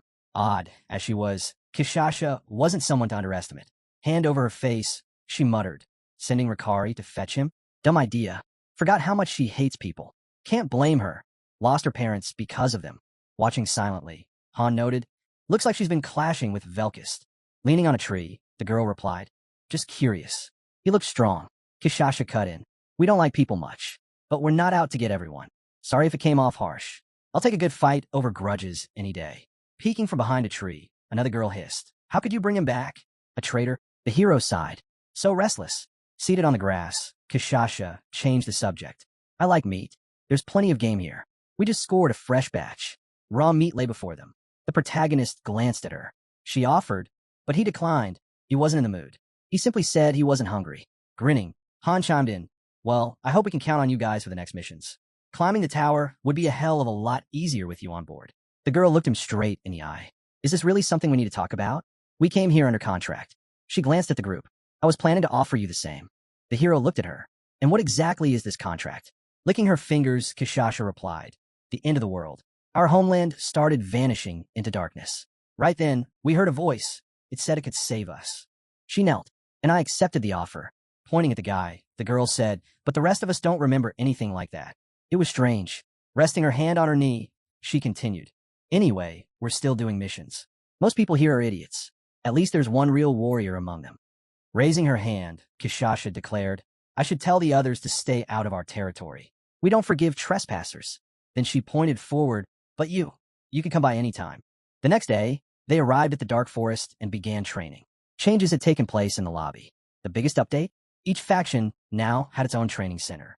No more awkward overlaps. Things would be much smoother now. Inning finally logged in. A familiar house materialized before her. A notification popped up. One unread message. Training results flashed across the screen. He'd earned a high-grade spirit stone, 2 exaltation stones, and a hefty sum of 300,000 gold. Players around him also got rewards. Isel looked over surprised. The master gave me another gift. The protagonist glanced at her, confused and underwhelmed. He turned to the fairy. Tell her to stop sending me this stuff. She blinked. But I thought you liked them. He shrugged. Would rather get something I can eat. The fairy nodded. All right, hold on a second. A tip appeared on screen. If the protagonist doesn't like the gift, try giving him something else. Then a white horse statue materialized. A message followed. Han was extremely disappointed with the white war horse statue. Without a word, the protagonist tossed it aside. It shattered, fragments scattering across the floor. He looked around the lobby. About 100 people were gathered, but he still had control over everything. Then he turned and said, let me review the mission logs from the 25th floor. Use the replay stone. Isel gave a nod of approval. Han then requested access to the 25th floor mission replay. Standing in the center of the hall, the protagonist received a notification. He had chosen to activate the replay stone on Han. The replay began. He shut his eyes, then quickly opened them again. Now he stood on the edge of a cliff, staring out across what looked like a vast desert. The mission type still hadn't revealed itself. Kishasha's team had already cleared the area. A city soon emerged in the distance, and he figured the objective might become clear if he explored further. Suddenly, shouting erupted. A crowd charged forward, yelling to catch someone. A man barked orders to seal off every exit. Not even an ant gets out. Glancing aside, he ordered someone to prepare a wanted poster. I knew it, muttered a bystander. The girl was cornered against a wall. Eyes wide, she pleaded, please let me go. I'm looking for something. I won't cause trouble. One man unsheathed his sword. Looking for something? My son caught your plague. He's dying. More voices joined in. She's the reason the monsters went berserk. It wasn't me, she cried out. Shut up, came the harsh reply. The girl froze as someone called her a traitor. Friasis turned, folding her arms.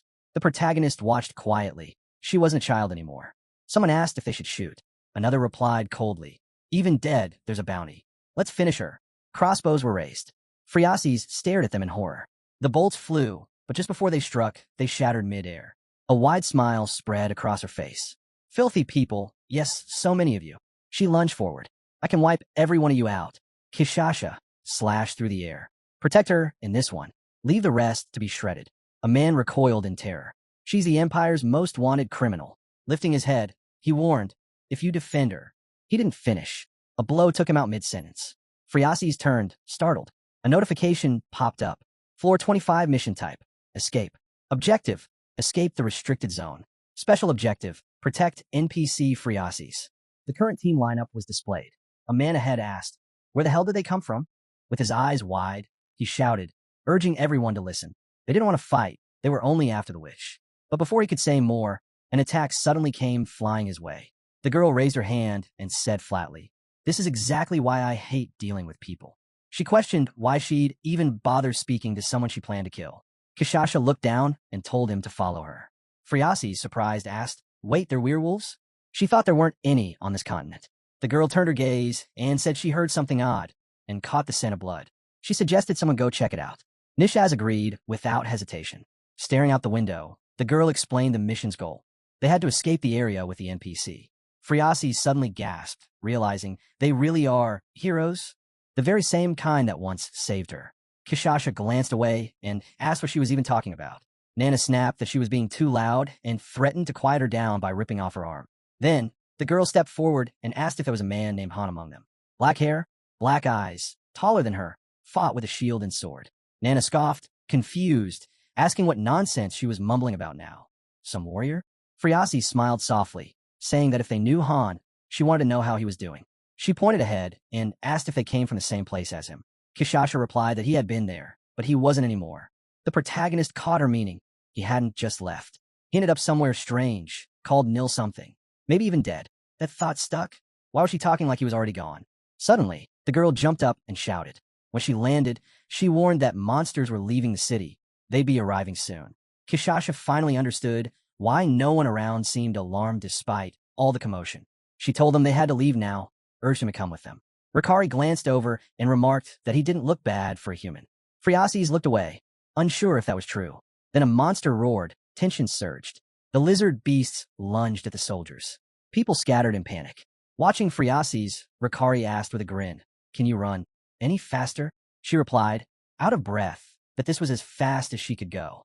Kishasha, glancing away, said they didn't have a choice. They need to slow down. Suddenly she shouted, "Dory!" Just then, Dory leapt across rooftops and landed in front of them. Without meeting their eyes, Dory said she was there. Quickly, she asked for an update. Gritting her teeth, she explained. There were 3 exits, west, east, and north. Monsters were flooding in from the west. Civilians were evacuating east. The north was clearer, but slow-moving groups were guiding camels that way. That meant the others, including Means, were heading east too. But the monsters would reach them any second. Dory feared it was already too late. Monsters were already surrounding the area. Hearing this, he knew they'd have to escape north. When last checked, there were about 30 of them. Just then, Kishasha turned, saying he should wait. She had something to say. The girl was gasping for air, but spoke up. "Can't we save them?" She raised her head. If they had just 5 more minutes, just enough time, the people could get out. Kishasha heard her. The girl knew she had no right to ask. They were the ones who saved her. But those villagers, they were innocent. Ricari grabbed her, snapping. "Why do you even care if they die? Weren't they the ones who destroyed everything?" The girl gritted her teeth and said yes. They did, but they had no other choice. Kishasha stepped in, pulling Ricari back. "Enough. Don't hurt her." She only asked. "You could have just said no." Then Kishasha turned to her, looked straight at her, and said, "I'm sorry, but we can't." Phreaces quietly asked if she'd reconsider. The crowd had gone silent. Kishasha answered firmly, "No." The girl clenched her teeth, staring at the ground. Phreaces pulled back her hood. Kishasha's eyes widened in shock. A system notification appeared. Conflict created. Special NPC Phreaces requests assistance. She tightened her fist. A branching side quest activated. Evacuate the civilians. The system noted the master could assign heroes to quests, and it showed each hero's stance toward the request. The girl shut her eyes. Kishasha said softly, "Open them." The quest had been denied, and Kishasha added, "I'm sorry, but it's just too dangerous." Kishasha's eyes blazed as she declared she wouldn't sacrifice her own kind just to save humans. Despite the tempting experience points, gold, and bonus rewards, Kishasha turned down the rare opportunity. Phreaces, frustrated, muttered that she still felt so powerless. Given how rare Kishasha's group was, losing even one of them would be devastating. They were nearly impossible to replace. Stepping forward, Phreaces warned that the monsters would arrive any second. Smoke began to blanket the city as creatures surged forward. The girl's smile stretched wide as she launched into the fray. Phreaces weaved through fallen bodies, her jaw clenched tight. Meanwhile, the protagonist moved steadily forward, thinking this mission wasn't difficult at all. It felt more like a break, just an escort quest with an NPC. Not even 100 lizard men had attacked. No boss monster either. From what he could tell, the 25th floor was no harder than the rest. He glanced to the side, noting that regardless of how the floor was cleared, Kishasha had clearly been the MVP. Standing in the room, a system notification popped up, recording complete. He received the full experience of the 25th floor. Looking at the screen, Han realized the quest had split into a branching type, something that allowed re-entry to face the boss, which hadn't been possible before.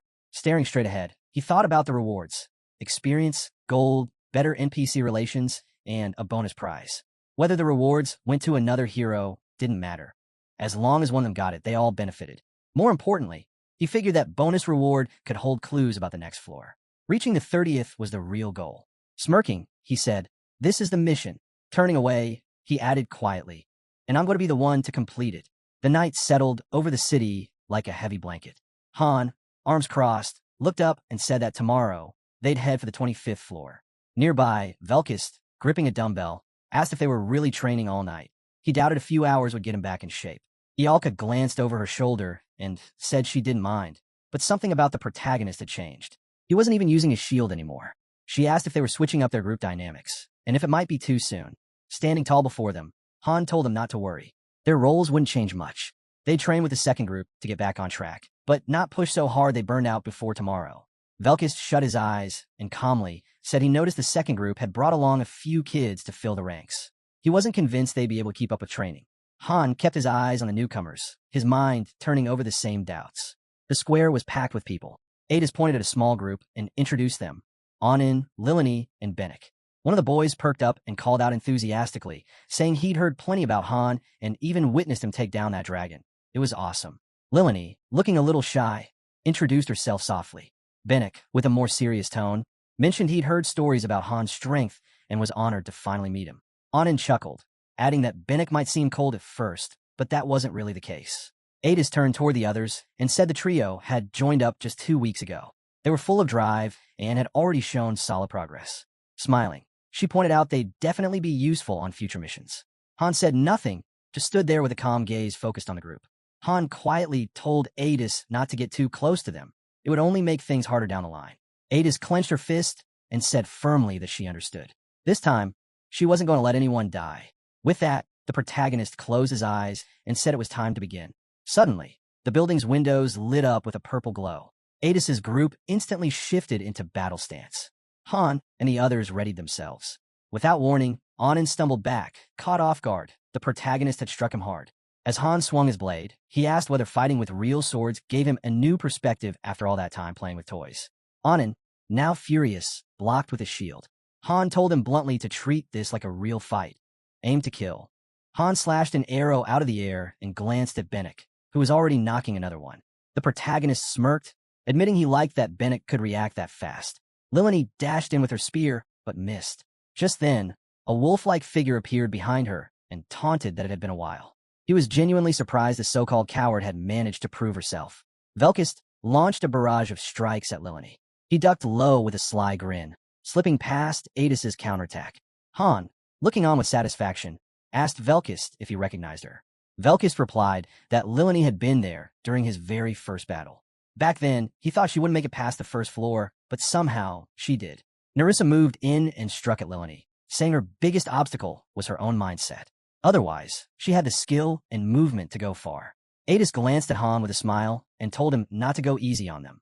What they needed right now was a tough lesson. The overwhelmed rookies were barely holding up under the relentless attacks.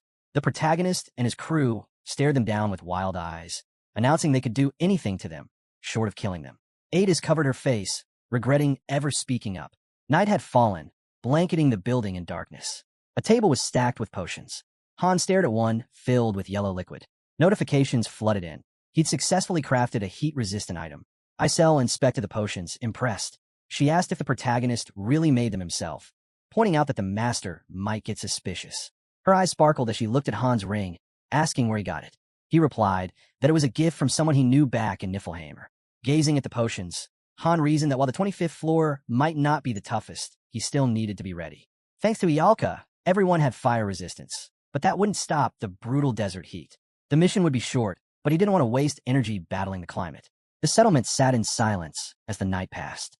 When morning came, a notification popped up. Han, the leader of the first group, had submitted a raid request for the 25th floor. Suddenly, the space-time gate cracked open. A message flashed across the screen. This was the main dungeon, and the goal was to climb the tower. A bright light poured out of the portal. Out of nowhere, Phriases appeared, kneeling. She gritted her teeth and slowly opened her eyes, startled to see Han in front of her. Confused, she asked how he got here. The protagonist calmly asked how she'd been. Phriases looked around, asking where the werewolves that had been there had gone. Han told her they were at home resting. No need to worry about them now. His companions figured Phriases must be here to ask for something. Still in shock, she asked if this was some kind of magic. Lifting his blade, Han said this wasn't the time for talk. They had work to do in that direction. Wide-eyed, Phriases asked if he really meant he was going to help. Without another word, the group downed their potions and headed out. The protagonist said they were already on the move. Jenna asked if the point was just to buy time for the others, and added that it sounded like a solid mission. Stunned, Phriases got a notification. The leader of the first group had sent a request to complete a side quest. Her eyes shut tightly, and she started to shake. Then, smiling through tears, she began to cry. Chaos broke out. Lizard men were tearing through the area, slaughtering everyone in sight. Just as one was about to strike, it suddenly collapsed. They turned to see Han standing over it, the monster's head lying at his feet. The enraged lizard men turned their focus toward the protagonist and his squad. Surrounded on all sides, they calmly reported. Only 17 enemies remained. Drawing his blade, Han gave a clear command. Wipe them out in 10 seconds. Jenna unleashed a volley of arrows, mowing down several in an instant. Narissa drove her blade straight through one of the beasts, finishing it cleanly. Another wave charged toward Ialka, but she raised her arms and released a torrent of fire, engulfing them. Ialka remarked that the heat was brutal and, if not for the potion Han gave them, they would have been in serious trouble. Velkist slashed through the creatures effortlessly, a glint of satisfaction in his eyes. Off to the side, a terrified man clutched his head and muttered in disbelief. Were these people even human? While Han continued to cut down lizardmen, he asked if the bystanders could still see them. Jenna responded that the crowd didn't seem eager to run. They were rooted in place. Velkis drove his blade into another monster and said flatly that if the people could see them, they were probably already dead. One stunned bystander stared at the blood-soaked ground and mumbled something about ghosts. Watching them, the protagonist realized they weren't visible. Only the aftermath of their actions could be seen. Phriases rushed over to the crowd and warned them to head to the eastern gate unless they wanted to die. She told them plainly that they were being protected, and only she could actually see those doing the fighting. The people turned to her and asked if these were monsters she had summoned. Phriases firmly denied it. She didn't control anything. She just asked for help. One furious man stepped forward, pointing at her and yelling. He accused her of being a traitor to the Empire, of selling her soul to call forth demons. Without missing a beat, the woman slammed a shovel into his back and told him he talked too much for someone who only helped nobles escape. She gripped the tool tightly and declared that she didn't care who saved them, as long as someone did. The boys ran toward the gate, shouting that they wouldn't forget what had been done for them. Watching them go, Phriases allowed herself a small smile. It had worked out, but Han, expression stern, reminded everyone it wasn't over. The side quest was still active. Phriases stared at the incoming wave and asked, stunned, if there weren't too many.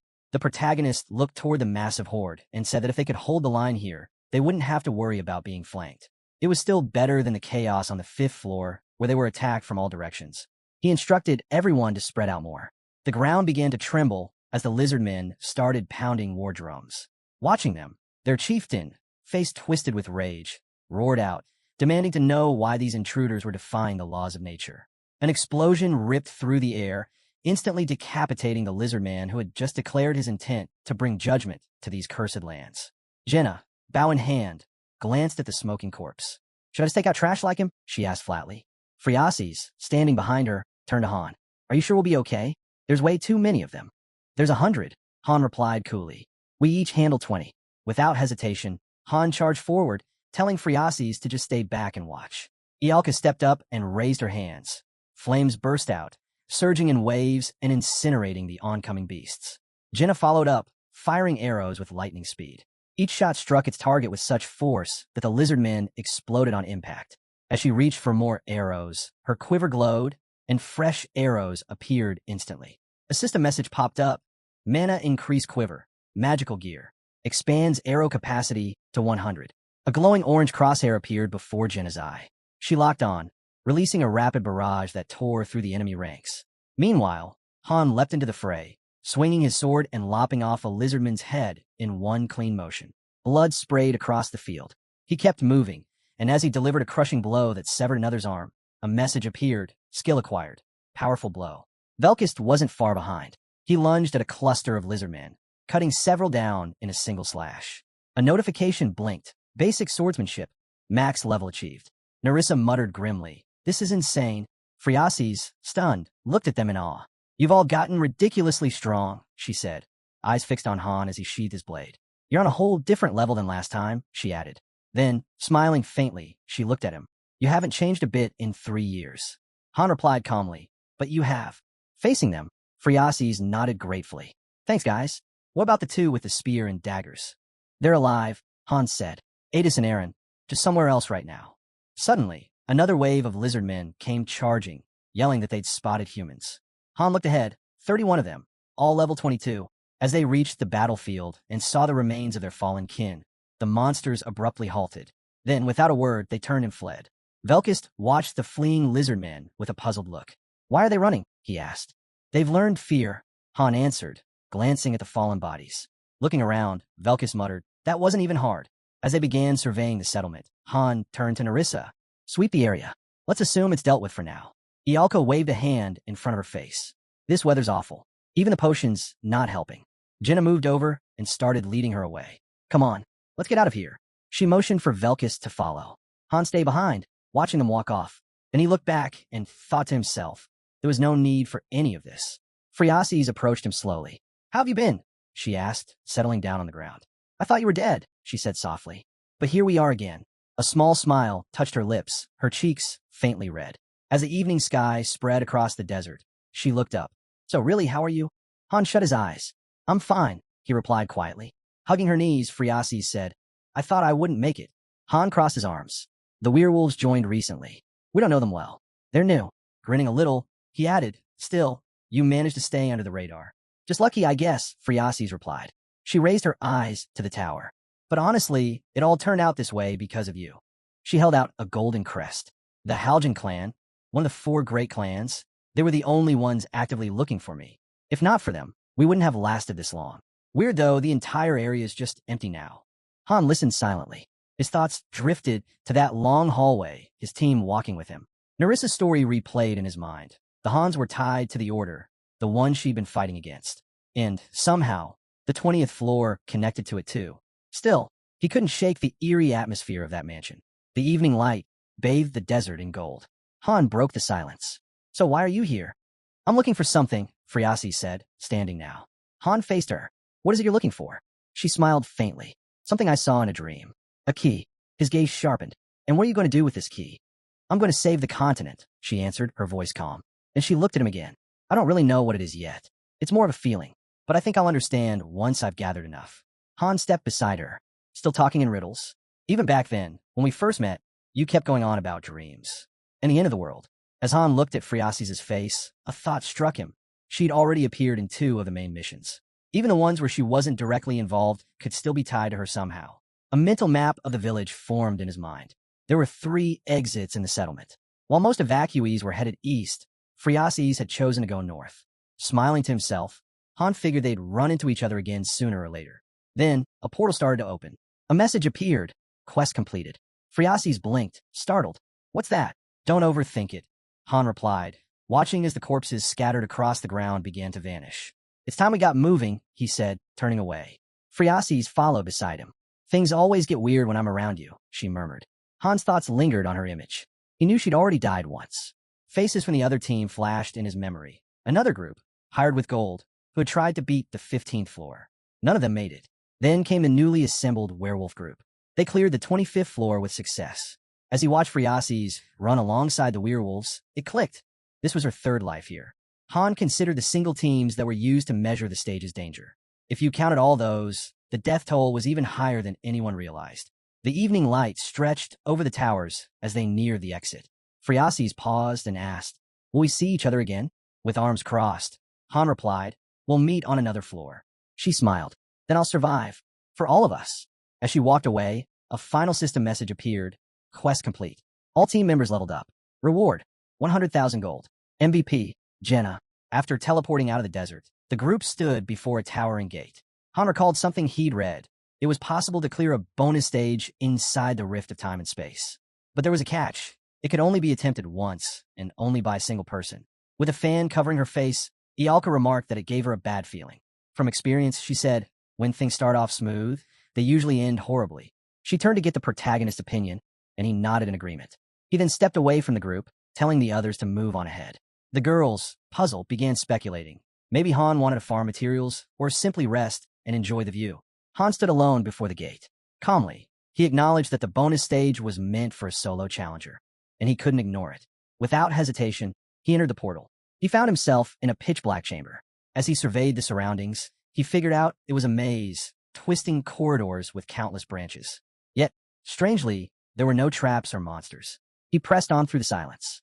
An hour passed. Then, a system message appeared, bonus stage completed. Stroking his chin, Han mused that he had actually expected to fail. Glancing down at a sketch in his notebook, he noted that, either way, the problem of the 25th floor was solved. Tomorrow, they'd move straight to the 26th. As the gate reopened, Han thought to himself, if his hunch was right, then everything that happened on the 25th floor was just the prelude. A warm-up. He chuckled to himself, recalling Ialka's warning. Then an easy start always led to a brutal ending. And she knew this game too well to be wrong. The next day, sunlight bathed the desert in a blinding glare. Phriases trudged across the sand alone, clearly worn out. Seeing her drained, Han asked if she was still alive. He and the others stood before her, completely unscathed. Catching her breath, Phreases admitted she had thought she was ready, but it had been tougher than expected. Han handed her a bag, telling her it had heat-resistance potions, water, and food. Smiling weakly, Phreases joked that she was only pushing herself this hard so she could get their help. Velkus turned to Han and asked what kind of mission they were dealing with. Han responded that it was straightforward. They just had to follow Phreases and keep her safe. Phreases pointed ahead, saying she'd seen all of this before in her dreams. Now, all she had to do was follow the signs.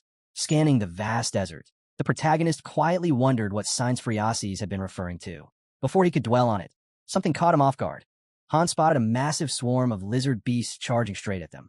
The monsters, wild with fury, rushed in with no hesitation. Without missing a beat, the group grabbed their weapons. Someone shouted that they were better equipped than last time. This would be a perfect warm-up after eating. Blood quickly sprayed across the sand as the battle erupted. Watching the carnage unfold, Phreases, clearly shaken, admitted that even the royal palace guards didn't seem this powerful. As the last enemy fell, Han and the others began fading from view. With a confident grin, they told her they'd see her on the next floor. Phreases met his gaze and agreed. A system message blinked across their screens. The floor was cleared. They were awarded 50,000 gold, a desert essence, and more importantly, the highlight of the floor was the protagonist, surrounded by his companions.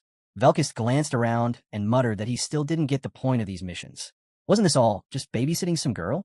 Han cut him off sharply, warning him to mind his words. Velkus smirked, clearly amused, and asked why. Was she royalty or something? A princess of the Empire? Yes, Han replied without hesitation. Velkus was stunned. Wait, seriously? He asked. With arms crossed, Helen stepped in, pointing out that Velkus should have realized it if he'd paid attention back on the 15th floor. Still confused, Velkus admitted he hadn't fully grasped what kind of place this was.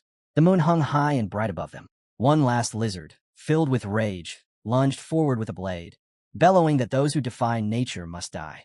Velkus swiftly sliced it in half, scoffing at the nonsense. Stepping past the fallen beasts, Phreases said softly that time was running out. They had to move quickly. Looking to the sky, she revealed that if her dreams were right, they only had 10 years left before the world would end. Han slung his weapon over his back and asked how she planned to gather the keys when she didn't even know what they were for. Placing a hand over her heart, Phreases answered, it wasn't just a mission.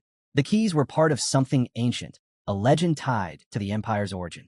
Standing beside him, she declared that if she found all the keys, they would grant her their power. Then, revealing a blue crest, Phreases spoke of the House of Asines, one of the Empire's 4 great families and the strongest of them all. With that, she continued forward, following Han. Phreases told them she had made a vow to prove her worth, and to do that, she'd have to accomplish the impossible. The protagonist frowned and asked bluntly, are you saying the impossible is gathering the keys? Turning to face him, Phreases asked why Han was helping her at all. With her arms folded, she admitted she had nothing to offer, no power, no leverage, just her body. Taken aback by her own words, Phreases was even more confused when Han calmly said he didn't want anything from her. He turned and walked off, casually adding that it just so happened this mission aligned with his own. Grateful, Phreases smiled and thanked him. Behind her, Jenna and Ialka exchanged whispers, watching the two. They giggled about how it felt like a scene pulled straight from the romantic novels they'd read. An imperial lady and a knight, side by side. Suddenly, Han appeared behind them and asked what they were whispering about. Without missing a beat, he grabbed Ialka's cheek and reminded her, with mock irritation, that misunderstandings were his favorite thing. A system message flashed. The floor had been cleared. Phreases turned to Han and asked if they'd meet again on the next floor. He clenched his fist and said no one could be sure. They weren't the only ones involved anymore. Her brows furrowed in confusion. At that moment, Isel spotted several others emerging from a portal and was caught off guard. The protagonist imagined a massive dragon looming ahead. He figured the 30th floor required multiple groups, so it was unrealistic for just one party to handle everything alone. He recalled what happened during the 20th floor raid. The entire attack squad had been thrown into chaos because of another team's blunder. He was certain Anakin had witnessed it. If Anakin hadn't learned from that mess, then he really was a fool. The scene shifted to the settlements. The narrator explained that by the next evening, the 3rd group had already been dispatched to the next floor. Staring at a band of werewolves, Han noted that they would now be escorting Phreases. He didn't like their personalities, but Gwen was competent, and that counted. Looking up at a tall structure, the protagonist mused that a training center had been built in Niflheimer while he was away. Though its features were still basic, it was a smart addition. For now, it offered only foundational lessons, but it was a solid start. Watching Velkist and Helen in action, Han pointed out that both of them had reached 3-star ranks, warrior and thief. Their growth was visible in every strike. Elsewhere, Adis and her squad were covered in blood. The narration confirmed that the third group had successfully completed the raid on the 28th floor. The next day, the second group was deployed to tackle the 29th floor. While they managed to complete the mission successfully, the three newer members clearly struggled to keep up. Standing before the next gate, Han reflected. What awaited them now was the 30th floor, a boss-level stage. Given how easy things had been back on the 25th floor, they knew this one wouldn't be forgiving. The protagonist mentally went through all three groups and their members. Altogether, 15 players from the third floor, including himself, would be entering this challenge. But the truth was glaring. None of them were truly ready. Everyone was underleveled for what lay ahead. To even attempt the 30th floor, the recommended level was 30. He pictured a tower rising above them and decided they would rerun the 28th floor to grind experience and earn his promotion. Other floors were currently locked due to connected quests, so editing would send them in right after the second group. As they battled through the 28th floor again, slaying hordes of lizardmen, the protagonist noted that Friasis wasn't with them. This time, it was all about gaining XP by eliminating every creature beyond the desert hills. But then, everything shifted. Night fell over the settlement. Studying various maps, Han discovered something troubling. Some people back on the first floor had secretly plotted to steal loot from the weekly dungeons. Instead of sending their rewards through the dimensional inventory portal, they kept them hidden in their personal storage. Suddenly, a purple glow radiated from a nearby building. Half of those involved were instantly dragged into the synthesis chamber. The rest, sent off to faraway prison zones, their fates uncertain. As the gate opened, the warriors stepped through into the unknown. The story revealed that later that night, editing dispatched a group of thieves to the 30th floor to scout ahead. They never stood a chance. Frightened and unprepared, the thieves arrived on the floor. A message immediately flashed. This mission required 5 full parties. Any empty spots could be filled by summoning backup, either for free or at a cost. But it didn't matter. They all died within 5 minutes. That alone made one thing certain. The protagonist envisioned the tower once more. The 30th floor wasn't just tough. It was going to be a nightmare, especially for Tonia. Since it demanded 5 complete teams, Enning had sent 5, each with a designated leader. As the night sky cloaked the buildings, Han suddenly heard Urnith's voice. It came through his ring, her tone echoing in his ears. She said she had expected him to call her the moment he arrived. But he hadn't, and that hurt. Looking down at the ring, Han's expression grew serious. He shut his eyes and sighed. Jokes like that, he said quietly, aren't good for the heart. Seated at the table, the protagonist mentioned that he'd soon be heading to the boss floor. He figured it was best to let Urnith know, just in case. She looked at him and asked if he was trying to say there was a chance he could die. Glancing at his notes, Han replied calmly, it was possible. Urnith urged him to use the ring without hesitation if things went wrong. He looked at it with a faint smile and agreed to her request. As he returned to writing, Urnith offered to send Nahaku to help if he wanted. But Han quickly shut that down. It wasn't an option. Satisfied, Urnith leaned back and told him to take care. His life wasn't his alone anymore. Still sitting in the gazebo, she listened as Han told her they'd talk again later. Eyes on the table, she asked him not to die, no matter what. He promised to contact her when he returned, so she wouldn't have to worry. Hearing that, Urnith closed her eyes, finally a little relieved. Han touched the ring gently, raised his head, and let out a slow breath. He turned back to his notes. The 30th floor was a complete unknown. If this were a standard run, he'd expect a raid, a recon mission, or a forced escape, but Townia's missions always flipped expectations. Studying the layout of the maze, he noted that the labyrinth from the bonus stage was bound to show up again. Everyone needed to memorize its paths. With pen in hand, he crossed out sections related to the party breakdown. From a synthesis of the 5 captured thieves, they'd learned something crucial. This mission required a full roster of 25 people. As he moved too fast, his arm knocked over the ink bottle. Han stared at the spilled ink, watching it soak into the paper. The scene shifted in his mind. Under a sky slowly turning gray, Kishasha lifted her hand with a sly smile and delivered a deadly kick, driving her attack straight through an enemy. Nishaz dashed ahead with her ally, grinning as she charged into the swarm of monsters. The others narrowed their eyes in disbelief and swung their blades, tearing through the opposition. In his thoughts, Han saw the battlefield littered with corpses. To speed up their progress, he had made the third group repeatedly run the 28th floor to gain experience. He recalled one fighter who struck out in fury, pushing beyond his limit. Now, all that was left was to raise the levels of the remaining teams. That's why the fourth and fifth groups have been called in more frequently. He pictured a sword dripping with blood and said that they had been sent into the desert zone, specifically to hone their combat strength. Han recalled the moment that sinister girl signed the documents, then shifted his thoughts to the intense preparations underway outside the battlefield. Ialka had been sent off to the magic hall, working non-stop, 18 hours a day, solving complex problems until she finally mastered high-speed research. In all of Tonia, she was still the only one capable of doing such research. A man introduced Night City and explained that the hero's reaction rating in the lobby was just level 3. For their reaction research to be useful, it needed to hit at least level 5. There were 5 separate research teams working toward this. Han remembered how exhausted yet cheerful Ialka had been. After 3 relentless days and nights, she was finally freed. Just then, a system window popped up displaying a card. The hero's reaction research had reached level 5. The lobby received the goddess's blessing, and a new communication feature was unlocked. Now, the groups could easily stay in touch. Leaning against the wall with arms folded, the protagonist mentally noted that long-distance communication was finally possible. Grinning at a surprised girl, he spoke through the radio, explaining that due to the current low reaction levels, communication still had limits. The range maxed out at 1 kilometer, and only team leaders could use it. Adis shut her eyes, pressing her fingers to her temple as she focused. This function would be crucial on the 30th floor. She needed to inform the others. Jenna walked up to the guy, hand on her hip, teasing that it had been a while. He'd been swamped with work. Han glanced at the fighters in the distance, noting they'd been at it since morning. There was a sense in the air, something new was coming. He turned to look at Velkist, eyes fierce with energy, and commented to his friend how impressed he was. Velkist was pushing himself harder than even Eren, putting his life on the line instead of just going through the motions. You could feel it in every clash during sparring. Watching the fight, Jenna remarked that they were training hard, but from what Han said, it seemed they still held back during regular practice. Nariza clenched her teeth, swung her sword with force. The blade spun through the air and landed behind her opponent, buried in the ground. Velkist scowled and ordered her to pick it up.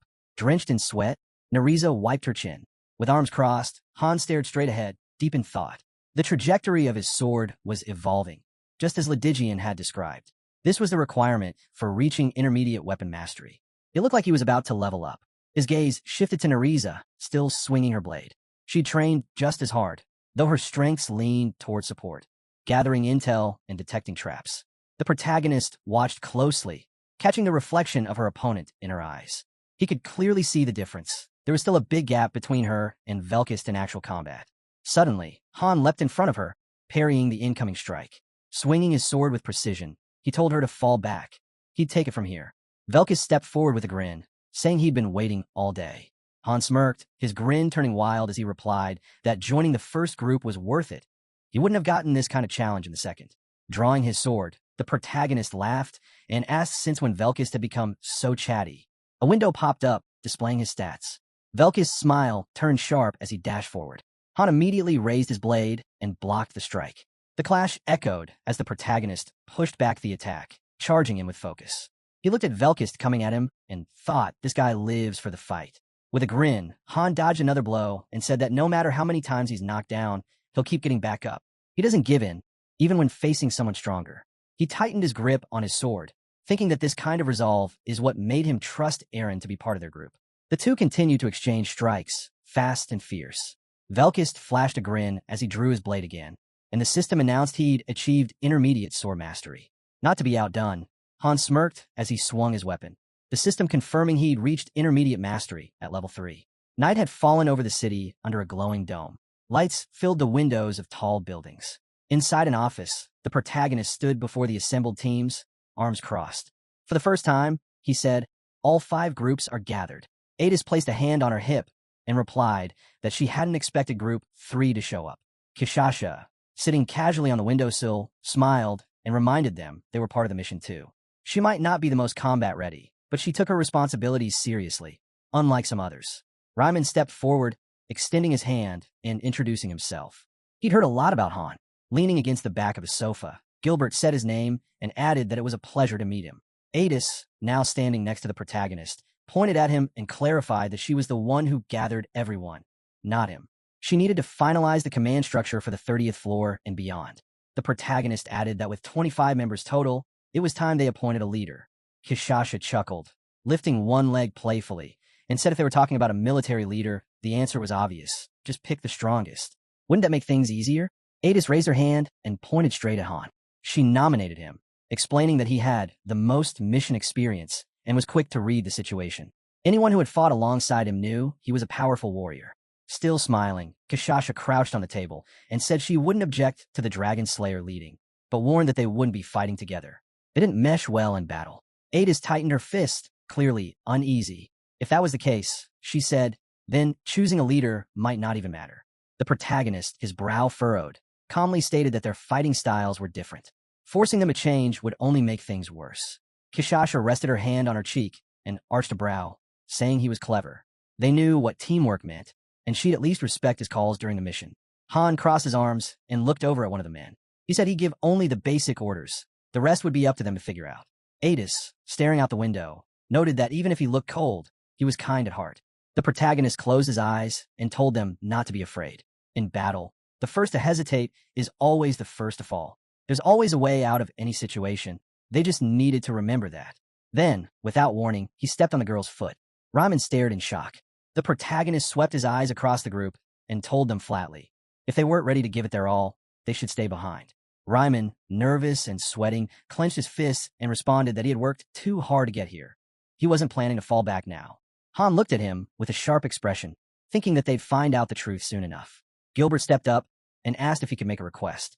Turning around, he said he didn't mind Han leading. Everyone already treated him as the de facto leader anyway. Looking ahead with a serious face, he explained that the 4th and 5th groups had gone through a lot to make it to the 2nd floor. Just when they did, the 3rd floor was built. He asked if Han could get them moved up, assuming they proved themselves in the mission.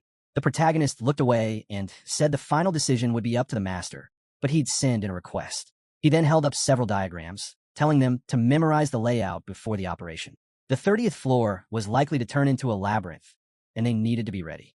Gilbert sat back on the couch, watching quietly. So young, yet already their leader, he thought. They were all here under the pretense of choosing someone to lead, but deep down, everyone had already made up their minds. If this whole setup was just to highlight the gap between the 2nd and 3rd floors, he mused, then they were all just pawns. Still, he smiled to himself, deciding to bide his time. It won't be long before I'm the one in charge here, he thought with a confident grin. The city shimmered under the morning sun. The protagonist drew his sword from its sheath and asked if everyone was ready. Han gripped his hilt and nodded. Ialka adjusted her bracelet and jokingly asked if anyone had written their will yet. Velkist raised his blade and asked her the same. Jenna, holding her quiver, replied calmly that no one was dying today. Han would lead them to victory, just like always. Han stepped ahead, muttering that they were relying on him way too much. Still, the entire squad marched forward through the streets, their resolve unshaken. Ada stood firm in front of her group. Kishasha stood before her team with a light smile. Ryman, frowning, led his unit with determination. Gilbert's group waited outside, weapons in hand, ready for what was to come. Suddenly, a system window popped up, confirming the formation of an attack unit made up of all 5 groups. In front of the dungeon entrance, the gathered forces stood in full strength, 25 heroes in total. The system listed Han as the recommended leader of the operation. Adis glanced at him and said that this time, she'd make herself more useful than she had back on the 20th floor. Ialka, standing behind, looked uneasy. She mentioned how each new boss level seemed to demand even more manpower. At this rate, they'd have 100 people running missions before long. She looked at Han, who stood silently in front, pretending not to hear her. Isel chuckled, placed a hand on her head, and reminded them that this was the 30th floor. They needed to stay alert and not get in Han's way. Velkist glanced over at him with a grin, teasing that Han was becoming popular. He was even getting a little jealous. The portal began to hum as it activated. A system voice announced that the gate would open in 10 seconds. A message flashed, 29 floors cleared. Climb the tower. Save the world. Jenna turned, gave a confident smile, and said that everything would go smoothly, as long as they stayed careful. A blinding light burst from the portal as waves of energy rippled out. Sunlight pierced through the clouds, and the surrounding space shifted, suddenly filled with swirling sand. The group found themselves in the ruins of a city. Ialka held her hood down against the wind and asked if they had just arrived in some kind of city. Han scanned the area and noted that it looked ancient. Frowning, he reached out to Adis over the comms to confirm their location. She responded that it was a strange place, covered in sand and scorching hot. Han glanced at his own surroundings and replied that it looked the same on their end. They needed to regroup. He told the others to head for the center of the city. No need to explain where that was. As they moved down the crumbling streets, Han told Ryman they should head to the center too and to try getting in touch with the other groups. It was too spread out to rely on luck. Trailing behind the girls, Han frowned. This wasn't good. Everyone was scattered. Pulling his collar up against the stinging wind, he instructed the group to make their way toward the center and let Nerissa take point. He also asked them to keep watch for Friasis. She might be somewhere in this area. Nerissa nodded and took the lead, running ahead with purpose. Han reminded them that Nerissa would report anything she saw, but they couldn't afford to drop their guard. The group moved through the sandstorm, eyes sharp. Jenna looked forward with concern and mentioned that the silence was unsettling. It was always quiet right before something happened. Han furrowed his brow and called out to the second and fourth group leaders through the radio. Gazing up at a worn statue of angels, he told them they'd rendezvous at the large central building. Through the haze of dust, he spotted the silhouettes of the girls pushing forward. In the background, he could hear Ryman relaying updates to the other groups. Weapons were drawn. Everyone was on alert. Suddenly, Nerissa emerged from the storm, carrying someone on her shoulders. "I found the princess," she announced. She was unconscious in the middle of the road. Han moved next to her, eyes fixed on a girl. "What are the odds this is a trap?" Ialka narrowed her gaze, her eyes glowing faintly as she scanned the body. "None. She's clean," she confirmed. Han uncorked a flask and brought it to the girl's lips. "What was she doing out here?" he muttered. Friasis drank the potion and slowly opened her eyes. Her voice was weak as she whispered his name. Still holding the bottle, Han told her the elixir would help her deal with the heat. Lying against Nerissa, Friasis clutched the flask and murmured, "I just wanted to find the keys." Han gave her a sharp look and asked if this was really the place. The girl glanced at the statue-topped building and nodded, saying it matched exactly what she'd seen in her dreams. Looking down quietly, she added that the keys were here. Suddenly, a window popped up. Mission info. On the 30th floor, NPC Friasis had to survive. Han's brows furrowed as he stared ahead. The main character was already walking off, telling the others to stay close to Jenna. If anything went wrong, she was their best chance to hide. He tapped his temple, calling Adis over comms, asking if she'd seen a mission window too. She replied, saying she'd gotten data on scouting and NPC survival. Han scanned the buildings and told her not to bother searching. Friasis was with them already. He told her to alert the other teams and head their way. Ialka turned with an annoyed glare, brushing sand from her clothes and muttering how much she hated this place. Han looked up at the tall building again. "You're sure it's here?" he asked. Suddenly, a swirling wind of sand wrapped around the statue on the rooftop. Han stood before the building, eyes fixed above, lost in thought. As a kid, he remembered standing in front of a door, part of a completely normal family. Gilbert, meanwhile, pictured himself in the middle of the city, thinking how average his life had turned out. He remembered standing guard in armor at the fortress, knowing only a bit of swordplay. Then he imagined a terrifying beast, jaws wide open, and realized just how far his life had spiraled.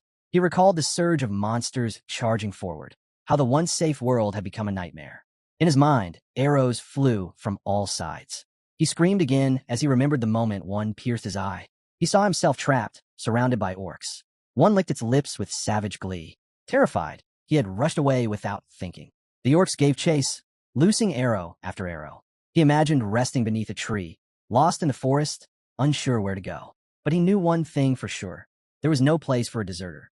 Gilbert remembered the moment when 3 boys found him resting under a tree.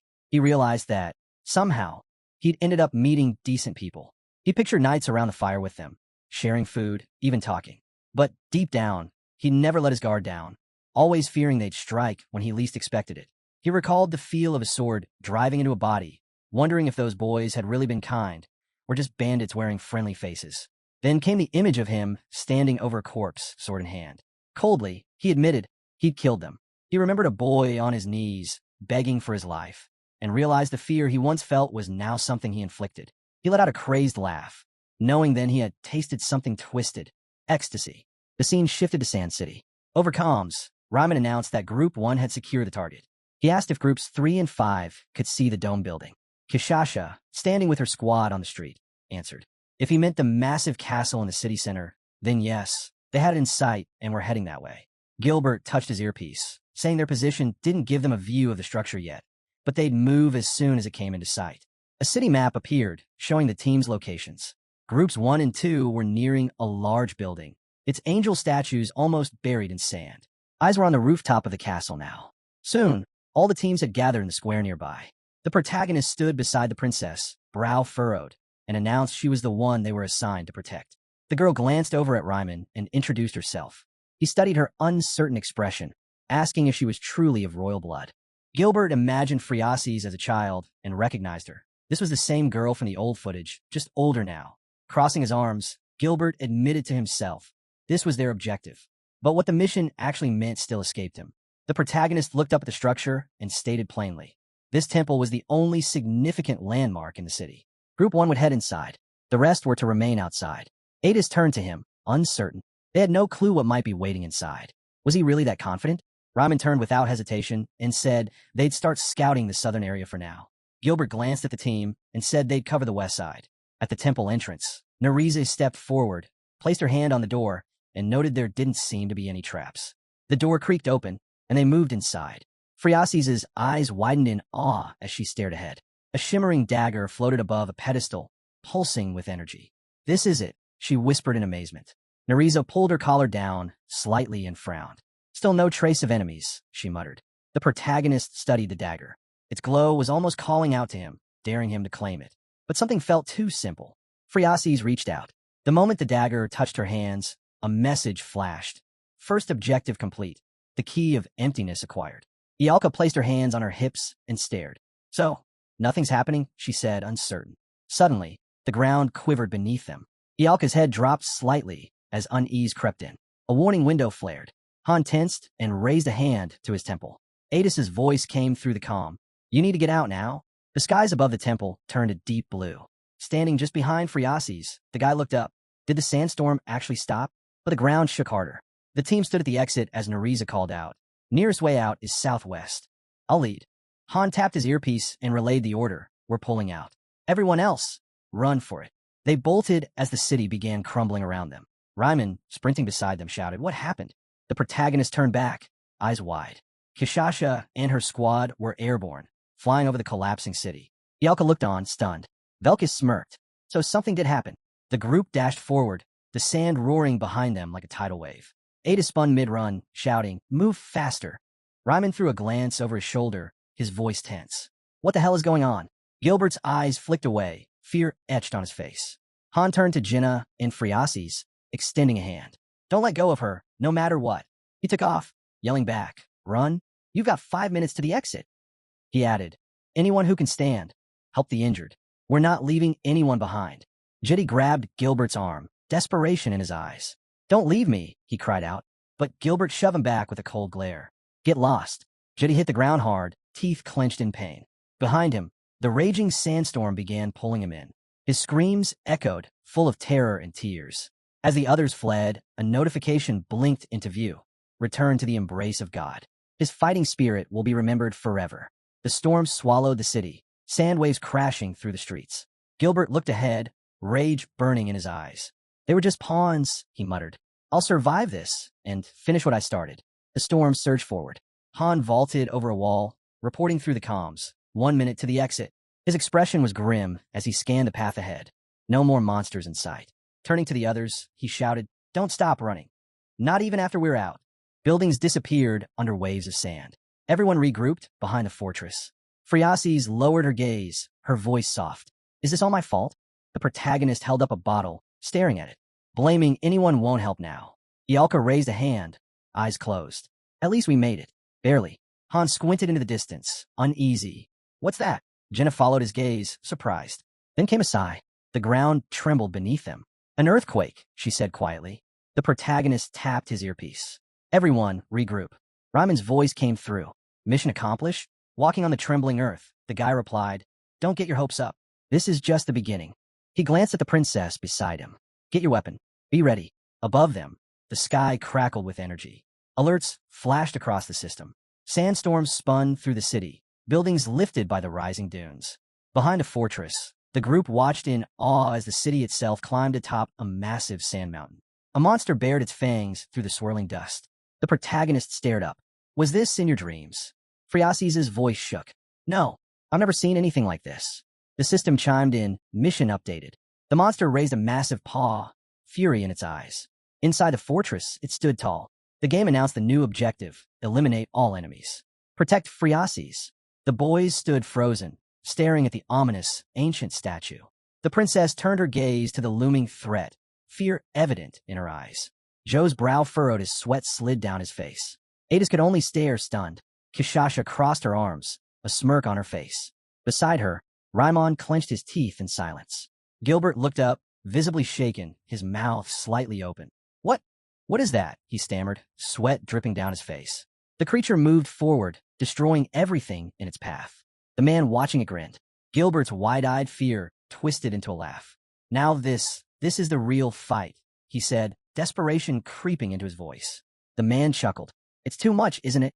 Gilbert's grin stretched wider, bordering madness. "You saved me just to throw me back into this?" Again, his mind drifted. Smoke, flames. He remembered the forest burning. He remembered the horror, murders, arson, looting. He imagined himself sitting atop a mountain of gold, holding the proof of all he had taken. But still wasn't enough. He needed more. Fire consumed the trees around him. He yelled out, spotting knights turning back. A man on horseback shouted, "We've been betrayed. Ride harder." The horse stumbled on a rock. Both man and steed went over the cliff's edge. The boys surrounded a fallen captain, his injury severe. "He won't make it," one said. "We leave him, or we're finished." A young man looked at his severed hand in disbelief before screaming in agony. Gilbert remembered it all, himself on the ground, sword in hand, shouting furiously at the group.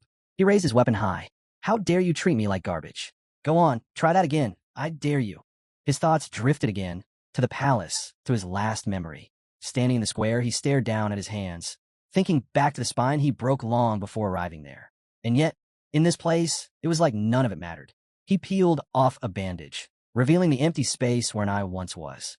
Oddly enough, here, illnesses faded. Old wounds stayed, but no sickness took hold. He bent over in front of a mirror, deep in thought. Those who lived on the higher floors seemed to know more about this place. If he could reach the second floor, he could learn too. A sly grin curled on Gilbert's lips. He had been born with 2 stars. That made him better than the simpletons around him. This was his opportunity to rise. He recalled a moment, sitting across from the protagonist, remembering what he had been told, that the leader was a man named Han. A 1-star birth. A mere farmer. Sitting casually on the couch across from him, Gilbert thought coldly, "Nothing stopping me from surpassing him." The monster slammed its foot into the ground, shaking everything around it. Gilbert instinctively raised his hands, trembling.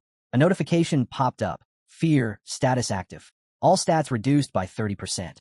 He looked down, terror-struck. "I never stood a chance," he muttered. His eyes flicked back to the walking statue. It was just like before, when the knights were wiped out. No hope, no way to win. They needed to run. The others stood frozen, staring ahead in horror. Screams broke out as the system echoed. All members of Groups 4 and 5 are affected by fear. Stats reduced by 30%. Ryman, drenched in sweat, turned away and asked, "What is this madness? Shouldn't we run?" Gilbert spun around, panic taking over. "An ant can't kill a giant. Not even if it's armed," he shouted. Velkist folded his arms, smirking. "Who let this much start barking?" He scoffed. "Actually, calling you a dog is unfair to dogs.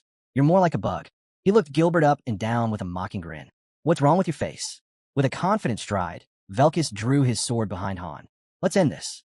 Gilbert turned to the group, fear gripping him tighter. "What do we do? How do we escape this?" The protagonist stared up at the towering statue. "Seems like you've forgotten how this works. We don't leave until it's dead." He raised his sword and faced the others. "Get ready." Gilbert's breath hitched. He's lost it, he thought, eyes locked on a massive enemy. The fear clawed back into his chest, stronger than ever. He thought he'd buried this kind of terror, this hopeless despair. But the guy wanted to fight, right here, in this nightmare. Han lifted his sword higher. "Prepare for battle." Gilbert pointed at the statue, shouting, "Are you insane? This is suicide." Another alert popped up, panic attack triggered. All stats reduced by 50%. Eyes wild, Gilbert stared at the boy. "You want us to fight that thing? Do you seriously think we can win?" Suddenly, a severed arm flew past him. His gaze followed it, stunned. Velkis stepped beside Han, sword still in hand. "Why'd you stop me?" he asked, calm and ready. "You were about to do the same anyway." A system alert appeared. Gilbert is bleeding out. Health will decrease gradually. The protagonist turned to the trembling boy nearby. "What's your name?" The boy glanced at the severed arm on the ground. "Riken," he muttered. "You're now leading the 5th group," the protagonist said flatly. Another notification flashed. "Leadership transfer proposal. Gilbert, Riken." Riken's eyes widened. "Me?" The system's voice echoed in his head. "Choose, die, or fight." Han looked over his shoulder. "In this place, you fight anything that moves. That's the only way to live." Ialka rested her hand on her forehead, eyes shut. Of course it wouldn't be easy. Jenna raised her fist, grinning. But we always pull through. And we'll do it again.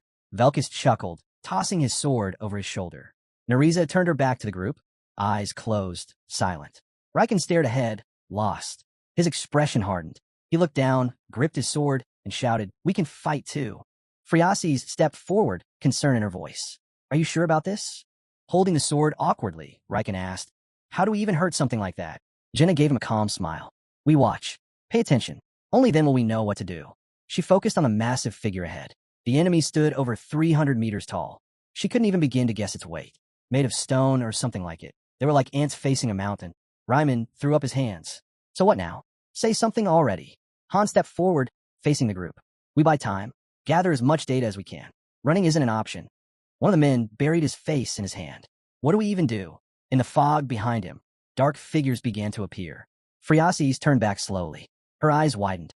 Out of the pink mist, a horde of monsters surged forward. Bloodthirsty lizards rushing toward them. "First wave incoming," the system announced. Han stood firm, sword at the ready. "They'll be here any second," he muttered, eyeing the second wave of lizard beasts advancing from the west. A system alert flashed. This was the second phase of the monster wave. Adis shielded her face from the swirling dust. Kishasha darted ahead of her squad with a grin, calling out, "Leave these little pests to us." Han glanced at Raimon and Adis. "Ignore the third group for now. The second wave is coming straight at us. The fourth and fifth will trail behind." He addressed the team, introducing himself and the others to the enemy. "Our job is simple. Protect the target and figure out how to take down that giant. Don't let any of the monsters reach us." He turned his eyes toward the towering statue and scoffed. "It's clear who that thing is after. As long as we stay clear, it won't bother with us." The squads fell into formation as ordered. Raimon stood up front, gripping his sword. "Han," he shouted. "They're coming from the east." Another alert rang through. The third wave had begun. The main character scanned the battlefield, trying to piece together the monster's pattern. "This floor, it's trying to wipe us out." Jenna turned, worry etched in her voice as she called his name. All eyes locked onto the feet of the colossal statue. It stomped down, sending sand flying in all directions. The team scattered, barely outrunning the cloud of debris. Han narrowed his eyes, fingers to his ear. "Everyone spread out. Keep your distance. Don't draw that thing's attention." He sprinted ahead, yelling, "Friasis, stay close." Adis's voice crackled over the radio. "We got too many incoming. Some are heading right for us." A wave of furious lizards charged forward. The main character sliced one down, steady as ever. This was bound to happen. Stay sharp, focus on the distant group. More enemy silhouettes emerged through the haze as the game triggered the fourth wave. Riders came thundering in atop lizards, marking the beginning of the fifth wave.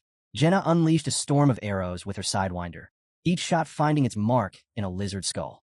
Ialka, eyes narrowed, raised her hand. Flames swirled into a vortex, launching the monsters skyward in a blaze of fire. Friasis stood frozen, arms outstretched, spinning in place as panic took over. Han reached toward her, shouting, "Run, Friasis!" But she stayed locked in fear, eyes wide as the monster loomed closer. The creature's fist crashed down. Friasis instinctively shielded her face with her hands. At the last moment, the main character dove in, shoving her out of harm's way. "Are you hurt?" he asked quickly. Han glanced up at the giant's face. "This thing's got power." Just then, waves of lizard men surged into view. The protagonist messaged Adis, "We're holding on for now, but if they keep coming like this..." A system notification popped up. Another wave was inbound.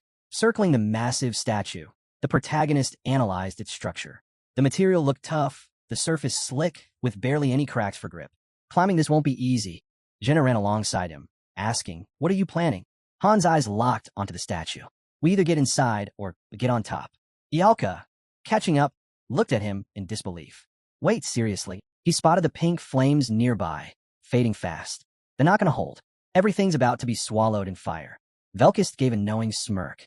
"Told you, only one way out. But how do you plan to get up there?" Han replied calmly, "It's all about finding the right angle." With a hand to his earpiece, he asked, "Anyone seen the goddess statue? Forget the flames. Just focus on what's in front of you." Someone replied, asking if he meant the strange carving of a woman. His face turned serious. "That's the one. It's poking out of the sand." Spinning around, Han barked, "Everyone, head west." "Friasis, you've got the key." Stunned, Friasis looked down at the key in her hands. "It's not reacting. We still can't activate it." Dashing across the dunes, the protagonist called out to Kishasha, "Touch the goddess statue." Han backed away, waiting for something, anything, to change. But nothing happened. Then, another wave hit. More lizard men charged straight at them. Ryman's voice rang out over the chaos. Group 4, fall back. Link up with Group 1 now. Riken scowled. The other teams are on the move. We should go too. But then he froze, eyes locking on Gilbert sprinting away. Gilbert, get back here. Riken shouted, alarmed. But Gilbert was too shaken, tending to an injured hand. I didn't even see the blade. This isn't right. His mind replayed the guy's warning from before. Once you enter this floor, fear and panic will mess with your powers. And sure enough, panic was clouding everything. Anin ran after him, yelling, wait, take me with you. The monsters watched, eyes burning, as the boys charged toward the flames. Nearby, Theo cried out in shock and pain. Ada stood over him. Hey, breathe. Don't lose it. Drink the potion. Roderick, his face grim, added, only 2 of the 5th group are still standing. If this keeps up, that whole team's done for. 2 already fled. Adis glanced at Roderick. I've seen that look before. That madness. My old squad had it too. The warrior lifted Theo onto his back. Come on, stay with me. Suddenly, Theo's expression changed. His eyes locked on the corpse of his comrade, impaled on a spear. Meanwhile, crossing the burning sands, Han felt the pressure building. We're near our limit, he thought. He visualized the battlefield, noting how the ring of flames was closing in, shrinking their maneuvering space. The lizard horde kept growing, endlessly replacing its losses. In this chaos, formations were useless. Looking toward the wall of fire, he declared, only Friases comes with me. Everyone else, help the others regroup. A small grin crossed his face. Giant monsters? That's my thing. His gaze shifted to the statue of the goddess. It stood above the palace where the key had once been kept. But that entire area had vanished when the monster showed up, wiped clean. He remembered how the werewolves had guarded the statue. It clicked. The second statue must be in the area where Kishasha was still battling. And her being there? No coincidence. Another alert rang out. Another monster wave was coming. Suddenly, a figure soared above. Dory, flying straight at the enemy. She slammed down with a massive impact, blasting the lizard men apart. Red energy flared around the monster's arms. The werewolves rushed in at blistering speed, tearing through the lizard commander like he was nothing. Kishasha's communicator lit up. Han's message came through. We've got the stone brute. Pull the 3rd group back. She turned just in time to spot him. Han, racing straight toward her. The monster took a heavy swing. Kishasha bolted, clutching Friases in her arms. All right, fun's over. We're out of here, she yelled, running as fast as she could. Watching them go, the protagonist muttered that Kishasha could really use some combat training. Meanwhile, the monster was winding up for a massive strike, its fist hurling straight at Han. Nearby, the statue observed everything intently. With a thunderous slam, the golem smashed the ground, sending up a thick cloud of dust. A golden glow wrapped around Friases and Han, who lay motionless at the statue's feet. Suddenly, light burst from the angels, followed by a loud explosion. A message flashed. The artifact's power had activated. Divine energy from the goddess surged, locking the ancient statue's arm in place. The radiance began crawling up the monster's limb. Behind it, warriors continued to battle fiercely. Ryman, startled, asked if the giant statue had just stopped moving. Seizing the moment, Han climbed onto the monster and shouted to all teams, commanding their attention with his raised hand. The protagonist agreed. It was time to scale the creature. A system prompt floated near the tower, asking the team leader who would go first. Ialka closed her eyes, extending her hands, and began to cast a spell. Her magic ignited flames that swept across the entire battlefield. On the tower, a group yelled for everyone to hurry up. Adis thanked the hero for the assist before beginning her climb to the top floor. Han turned to a weary girl beside him and asked where Roderick was. She told him Roderick had gone to support the 5th team. Meanwhile, a weapon struck deep into the monster's face. One terrified fighter leaned on his sword, catching his breath, and heard a man call out, "Hold formation, then pull back." Roderick was slashing rapidly, striking with brute force. Watching him, Riken gasped, calling it unbelievable. The hero stared forward with quiet determination, lost in thought. Recalling his early days, the man said this now felt more like a vacation than a battle.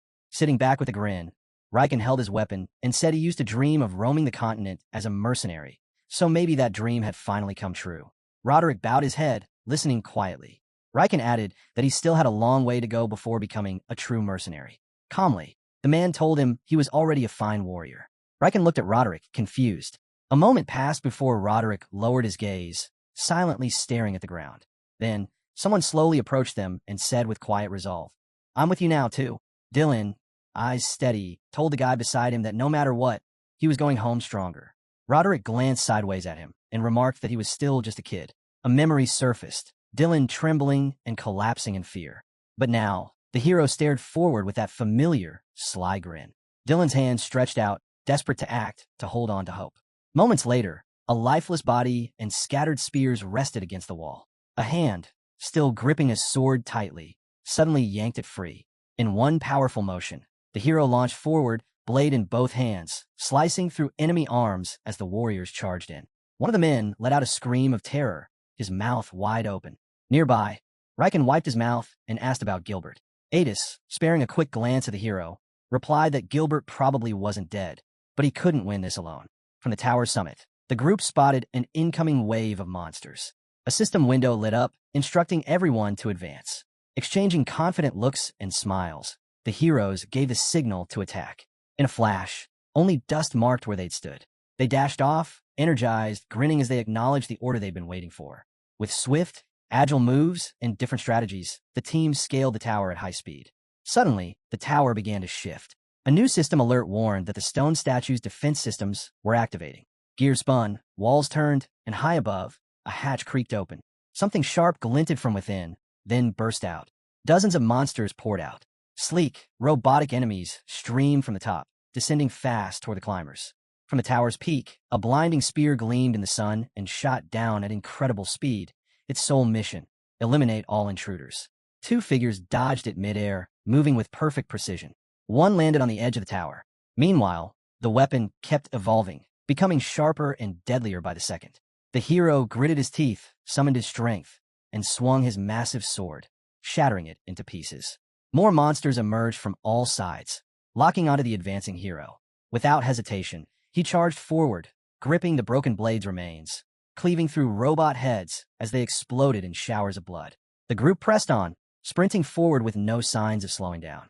The heroine and the man beside her moved in sync, spears outstretched, driving them into the enemy with deadly precision.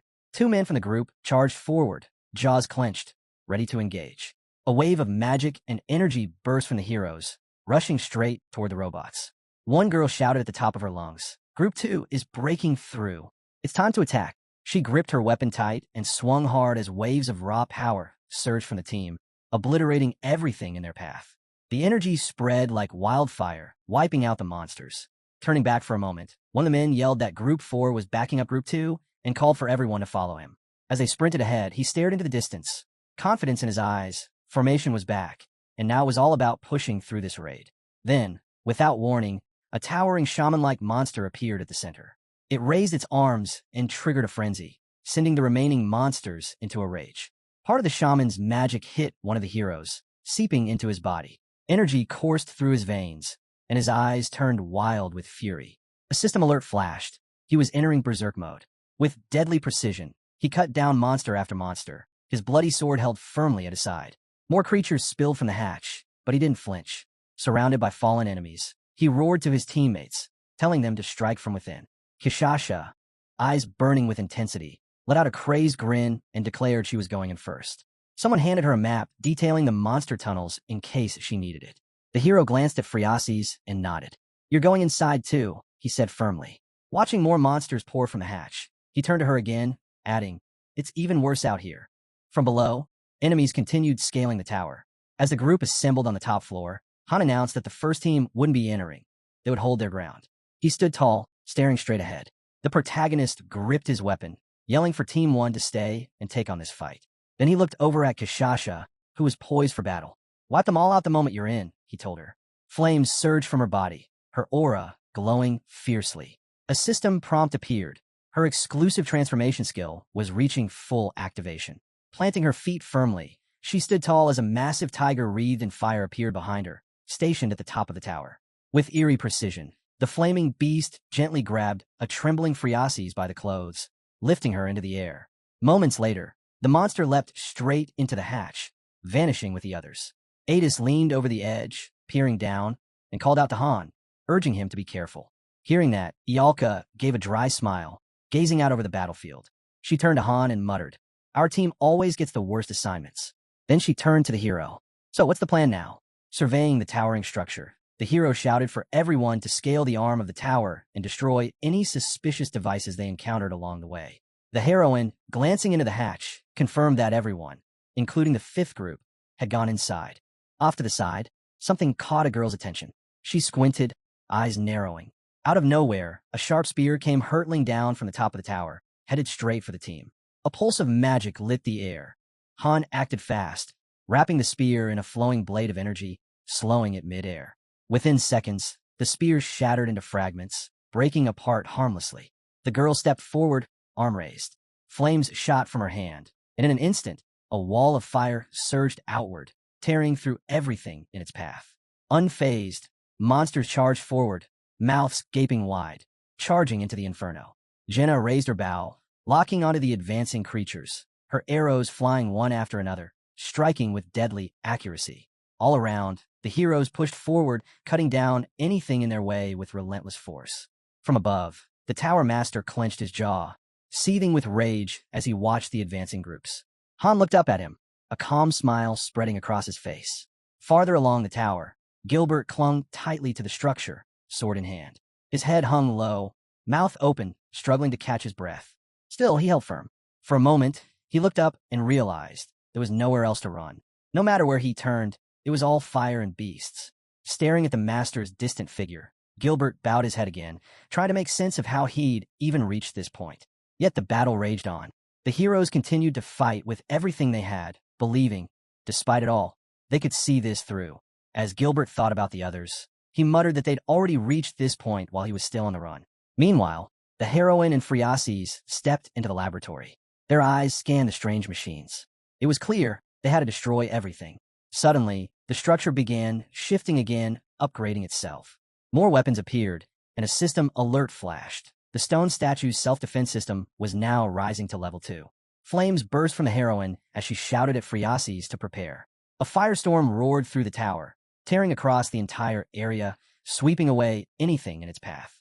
A lizard man stood frozen, overwhelmed by the chaos, unsure of what to do. Ialka stared ahead, unwavering, and triggered a massive collapse. The heroine's blazing magic engulfed the battlefield, annihilating every monster in sight. Then a colossal foot slammed down. A towering ogre emerged from the tower. In an instant, several spears struck the beast in the eye. Han watched the entire battle unfold. Another system notification confirmed. The second device had also been neutralized. Moments later, the ogre's head tumbled off the tower, followed by its body crashing below. Han stared ahead, dazed as a voice responded that the third device had been found, though not without trouble. From atop the tower, the hero heard a confused voice announce that the device was running. Eyes on a crystal encased in a glass chamber, Han heard Kishasha declare that it was near them and they'd handle it. That meant the rest could keep moving forward. Grinning, the two heroes turned and heard Han shouting from above, "Take that thing out." Monsters howled, jaws open wide, blocking the way. But the two heroes pressed on, cutting through with magic until they reached the crystal, guarded fiercely by the creatures. With a confident smirk, the hero rushed forward. Sword in hand, he drove it through the glass. The crystal shattered, shards scattering everywhere. The Tower Master's expression grew darker. The system now reported that the statue's defenses had reached level 3. Sparks shot from the Master's eyes, then burst into a blinding glow that lit up the sky. The heroes looked up, shielding their eyes, trying to grasp what was happening. Every time a crystal was destroyed, the defense systems escalated. They quickly realized the pattern. Level 1 had ballistas and lizardman guards. Then came the ogres at level 2. Now, they braced themselves for whatever horrors level 3 would unleash. With a quiet grin, Han looked into the distance, already preparing for the next phase. A massive surge of magic erupted from the tower's peak, launched straight at the heroes by the Master himself.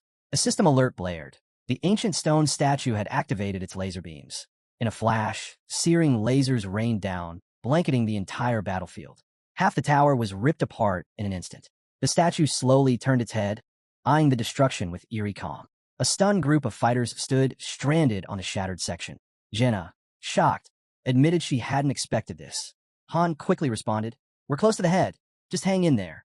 Below, an ogre let out a deafening roar. While Kishasha's team battled the creatures, Han shouted over the chaos, "Quit smashing the devices and start focusing on the monsters." One man glanced aside, saying nothing, eyes firm with resolve. Two heroes screamed in fear, dodging the deadly lasers as they flew past. Han heard Ada shout back that some strange magic had started pulsing near the lasers, instantly vaporizing nearby monsters. Realizing the attacks inside were intensifying too, the man gripped his spear tighter and broke into a sprint. Han pushed forward, determined to destroy the laser-emitting device. Power surged from him as he ran, his magic blazing a path ahead. Without slowing, he launched his spear into a device on the tower. It shattered with a flash. Ada's confirmed over the comms that their section was finally clear and they could keep moving. Elsewhere on the tower, Kishasha cried out. They'd taken down the fourth target. In one of the fading laser beams, two silhouettes could be seen, a pair of angels embracing, looking skyward. Moments later, the light faded and the angels were gone. The statue's giant hand gently lowered them to the ground. A system message roared to life. The ancient statue no longer held the goddess's power. The effect was removed from the object.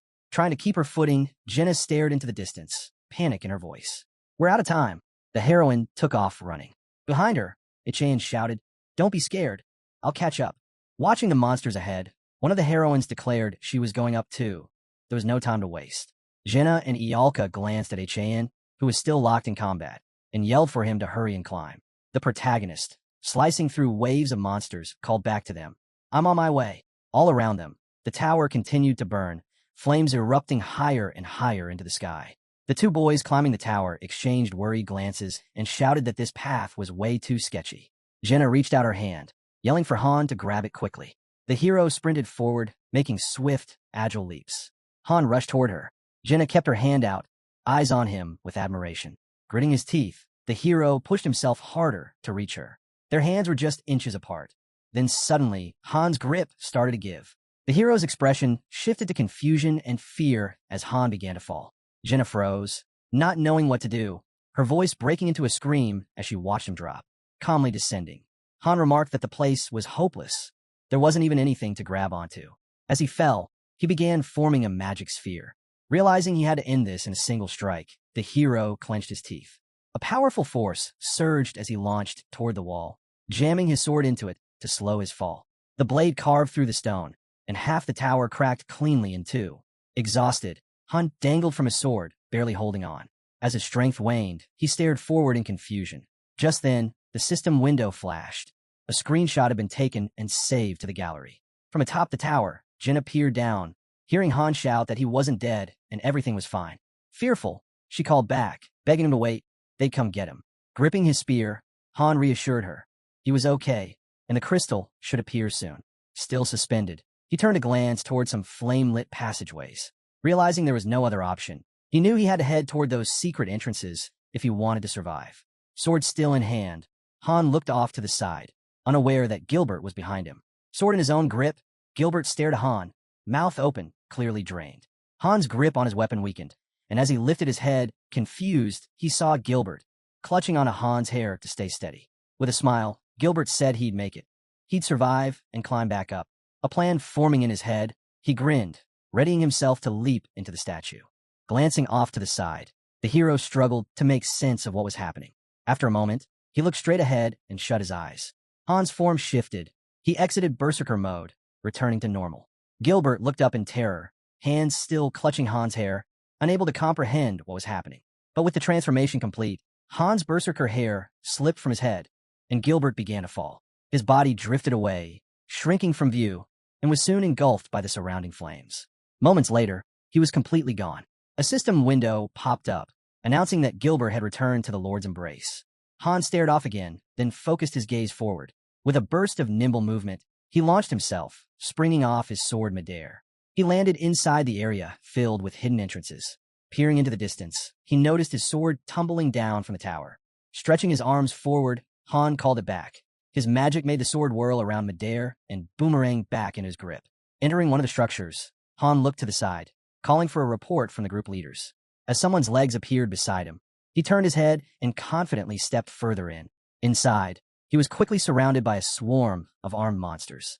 One of the lizard-like creatures bellowed that he was the strongest. But with a swift flick of Han's blade, the monster's head flew clean off. Then came a flying spear. Han instantly recognized the area. He had already been here during a bonus scenario. While others had to rely on maps to remember the layout, he had the upper hand. He could navigate straight to the top, dodging traps and enemies without getting lost. As countless spears flew past, Han called out to the group leader, asking where they were. He heard the girl reply that they were inside some strange circular room filled with odd machinery. Listening closely, Han told her he'd destroy anything blocking her path, including the machines. Near a glass test tube containing a crystal, the heroine cried out in frustration. She was missing the fifth device. Meanwhile, Ialka and Jenna stood off to the side, eyes locked on the statue's head. They spotted another crystal on its far shoulder, but there was a problem. The statue's head was blocking the shot. Moments later, the entire building began to shift. A system window popped up, announcing that the stone statue's defense system had been upgraded to level 4. From a newly opened doorway in the tower, a massive golem mage emerged, its arms completely transformed into razor-sharp blades. The hulking monster suddenly surged forward, charging straight at the group. At the same time, the statue's head began to rotate, activating new magic. Beams of light fired toward them, weaving together to create powerful spells. Seeing the threat, Ialka moved to intercept and halt the spell. But just as the golem's blades came dangerously close to her face, Han leapt in, intercepting the attack with his weapon. He struck fast, stopping the monster in its tracks before it could touch her. The golem, enraged, began spinning violently. But Han knocked it down and raised his sword, driving it down with force, try to pierce the monster's core. His weapon flared with fresh energy, channels of Han's power erupting and flowing in all directions. He thrust his hand forward, channeling even more energy. With a fierce push, one of Han's hands broke through the golem's body, pulling something out. Meanwhile, the statue's mouth opened wide, releasing laser beams with blinding speed. Han stood firm, eyes locked on the statue, and told it to bring everything it had. Suddenly, his sword surged with a unique energy, sparks dancing along the blade. At the same time, the statue unleashed a torrent of laser beams from its mouth, destroying everything in its path. Han leapt high, unflinching as he faced the incoming blast. As the statue's magic clashed with his sword, the collision shook the tower. Still, Han refused to back down, holding his ground as the power surged around him. The force pushed his legs backward, but he dug in, gritting his teeth. Gradually, he started to push forward, step by step. The two forces collided, then began to blend. Finally, Han's energy overwhelmed the statues, and his power surged ahead, tearing through everything in its way as it advanced on the target. The heroes standing behind Han watched in stunned silence as everything around him crumbled and shattered. Turning back with a grin, Han looked at the main character and said he was late. They'd grown tired of waiting. Ialka, both furious and frightened, yelled at Han not to scare her like that. She'd thought he was dead. Glancing at the group, Han chuckled and told them to stop being so dramatic. After all, he was the only one who almost died. Their eyes drifted to the mighty sword in Han's hand. One of them muttered that they wanted one just like it. Without missing a beat, Ialka sent a torrent of fire magic surging across the distance, blasting every crystal in the way. Jem watched in awe as Ialka shook off the flames. She looked at Han and told him he was insane. No one else could have lived through that. But Achan ignored her. Gripping his weapon, he called out to the heroine, telling her to follow. She stared at the statue's gaping mouth and asked if they really had to go inside. Ahead, a group of people sprinted, trying to escape a massive hand reaching from the statue. It pulled back toward its shoulder, attempting to grab them. The group kept moving, now nearing the statue's head. Suddenly, gears within the building kicked back to life. From a dark chamber, another armed golem mage began to rise. Spears and explosions battered its body as Jenna darted around with rapid strikes, hitting the monster's shoulder, sides, and stomach.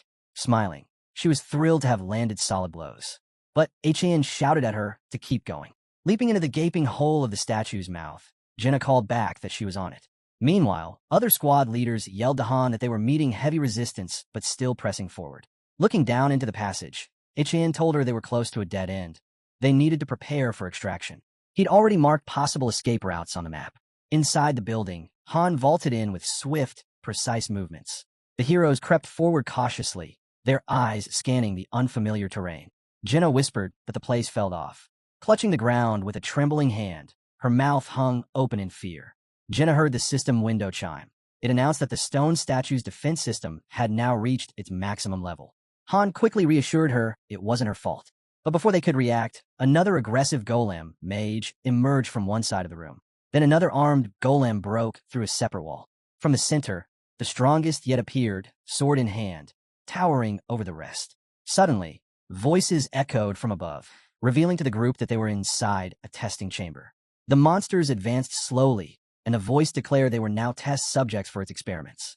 One of the creatures extended sharp needles from its hand. Meanwhile, robotic parts fused together, forming an entirely new kind of monster. Jenna, studying them closely, asked Han where their weak points were, but he had no idea. The voice introduced its latest creation, a level 46 high golem mage, far more powerful than anything they'd seen before. The new golem stepped forward, and the protagonist thought to himself, level 46? That might even outmatch the halfling dragon. Just then, the gate swung open. Without hesitation, the protagonist charged ahead, his weapon slicing through the space between the doors. As they moved, the golem sneered, questioning what such tiny creatures could possibly hope to accomplish. Watching Jenna, Han said it was time for him to go, and she replied it was good to see him again. The golem shouted at them to halt, but the hero simply answered, "We'll meet again. Wait for us." An ammunition magazine popped open, releasing glowing baton-like lights. Jenna raised her head, asking what the strange glow was. The protagonist told her to ignore it. The beam streaked forward. Someone cried out that one of the 7 ancient statues had taken major damage. Kishasha glanced sideways and said they'd reached a dead end. There was no clear path forward. But Han told her to head up the stairs and take a right. If they followed the forks midway, they'd find the exit. They just needed to wait there. As the protagonist walked down a corridor, Jenna asked what he planned to do. He replied, simply, that they'd take out the statue's head before escaping. She commented that he always seemed to take on the hardest jobs. Then she suddenly turned, saying it felt like something was behind them. Looking at her, the protagonist said it must have already broken through the door. The golem suddenly roared, stretching its arms forward and shouting that they dared not underestimate his ultimate creation. Without warning, he unleashed a barrage of attacks. Arrows flew toward Velkist, who clenched his teeth, smirked, and muttered that they'd meet again right here. Ialka shot him a glare and demanded to know what he was talking about. They should be fighting together. At that moment, a notification flashed. Binnick was bleeding out. Ada's message that the number of enemies had suddenly skyrocketed. Han asked how many. Her answer, over 1,000. She was pushing toward the exit. Placing a hand on his forehead, the protagonist muttered that he understood. Even if he had to hold the line alone, he wouldn't let Friasis die. Adis replied she'd give it everything she had. Turning back, Nariza said 3 of them would be enough to keep going. If 2 could hold the enemy back, she'd use her magic to make sure they stood a chance. Han gritted his teeth, urging them forward, asking if she really didn't believe in them. She averted her gaze, but didn't respond. The protagonist told them to run if they got the chance. No unnecessary losses. As he sprinted ahead, he shouted not to die on him. Ialka yelled back, "Easy for you to say." Running beside him, Jenna asked if he'd be all right. Han responded that they had to trust each other. They hadn't trained all this time for nothing. The battle against the golem erupted. Chaos filled the room. Fear crept in, but the fight continued. A strike smashed into the monster. Off to the side, someone shouted for a girl to hold on. She groaned that her head was pounding and to stop yelling. Ryman grinned. The mission was almost over. It seemed impossible, but they were nearly through. If she could hang on just a little longer, they'd all make it back alive. Rose looked at him, her voice trembling. "We'll really make it back?" The golem's eyes flared. A question hung in the air. Would this nightmare ever truly end? Blood spilled from Velkist, and Rose fell. The hero winced. It hurt more than anything. Then a massive monster emerged. The thought struck, this challenge was brutal, and only a rare few could survive. It was almost like the creators didn't even want players to finish it. Gritting his teeth, the protagonist recalled it was the same with his own account. The girl turned to him, concerned. He simply said not to worry. They'd clear this floor, no matter what. A steel door suddenly appeared, then burst open with a crash. Someone had knocked it clean off its hinges. Inside, a figure sat calmly on a chair, muttering about how foolish people could be. The protagonist stepped in, frowning. The creature slowly turned in the chair, locking eyes with him. "So, you finally made it," he said with a smirk. Then, with a mocking tone, he asked if the hero even knew what the girl he was trying to protect truly wanted. "She's trying to defy the very laws of the universe." The hero flung his blade without hesitation. "You're wrong," he growled. Just then, the girl let loose an arrow, her shot tearing through the air. As the strike hit, the monster stumbled. Han glared at him and snapped. "What nonsense are you even going on about?" The creature collapsed to the floor. The hero turned to the girl and told her they needed to destroy every last one of the strange devices scattered around. "Leave nothing behind," he said. She nodded in agreement. Suddenly, the golem's eyes lit up again. Velkist and Nariza scrambled to avoid its attacks. Velkist clenched his teeth, thinking how fast and impenetrable the creature was. Every strike it launched seemed impossible to counter. He grimaced. How was he supposed to defeat a dragon if he couldn't even handle this? The hero entered a new room, his eyes fixed ahead. There at the center stood a massive crystal. Drawing his sword, he told himself this had to be the last one. With a swing, he slammed his blade into it. At first, nothing happened. But then, cracks began to spread, and shards exploded outward. A notification flashed. The ancient statue could no longer hold up. Mission type updated. Escape. The new objective, get out of the current region. Bonus objective, keep NPC Friasis alive. Looking over at Jenna, Hans said this place was done. They had to leave now. She hesitated, asking about the others. We'll meet them along the way, he said. You're coming with me. Smoke poured out from the statue as the hero relayed the update. The final crystal had been destroyed. All the doors should now be unlocked, and the flames would vanish. Find the exit, he urged them.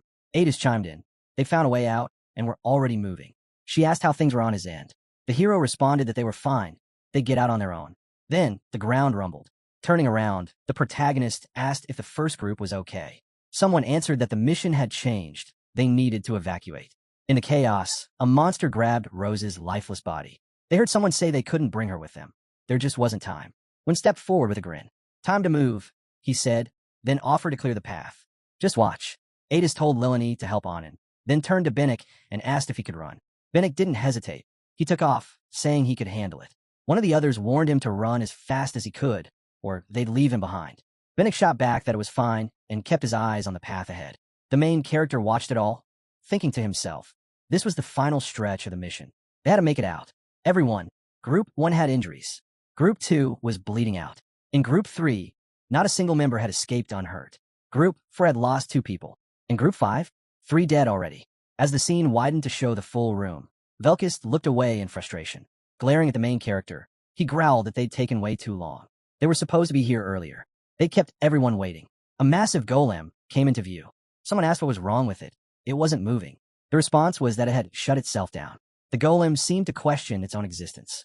Han, off to the side, warned that the entire place was on the verge of collapsing. There'd be time to explain later. For now, they needed to move. Despite a visible wound on his leg, he urged them to follow.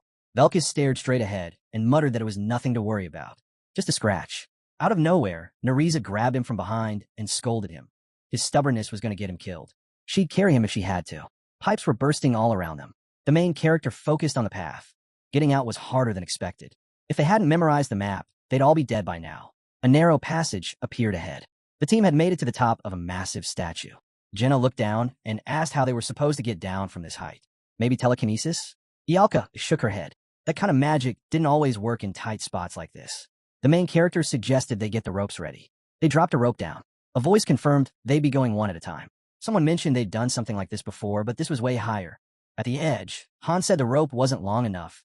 They'd have to drop the last part manually. No more time to think. They had to go. Nereza volunteered to go first. She ran quickly down the corridor. Spotting the opening, she shouted that this was the exit. They were ready to jump.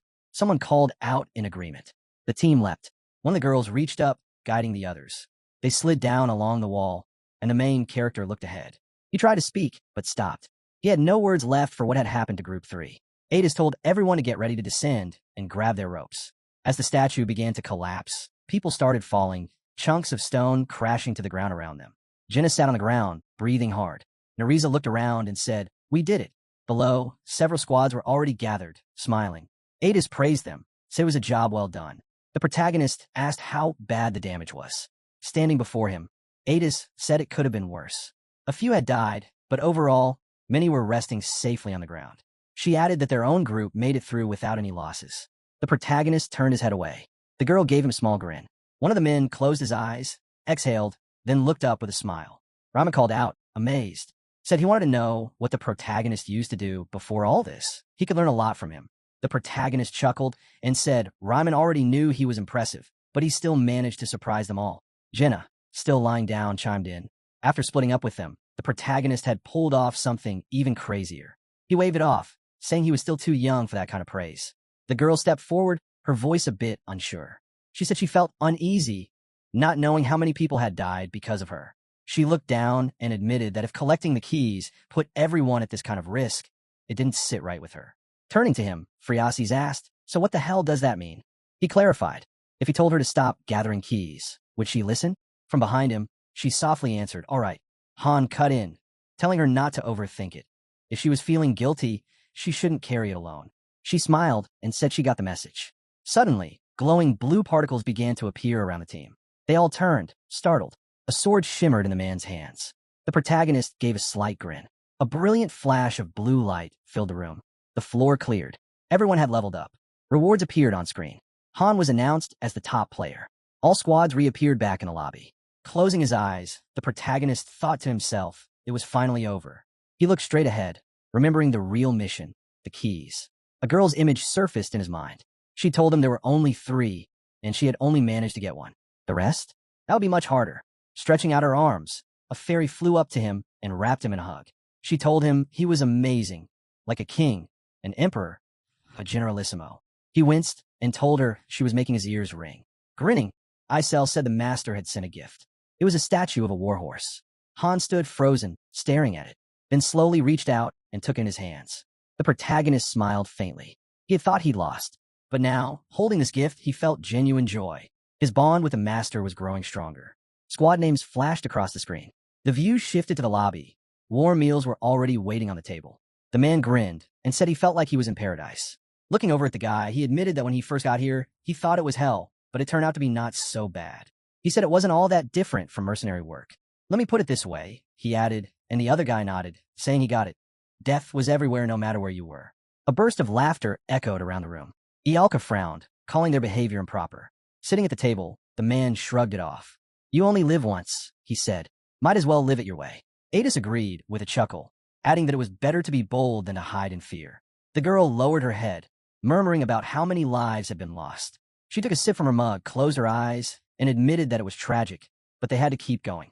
Adis smirked and said they'd honor the dead, but they also needed to toast the win. That was the mercenary way. The girl nodded and smirked, glancing away. Nearby, the guy clenched his jaw and asked when things would wind down. He was itching to get back to training.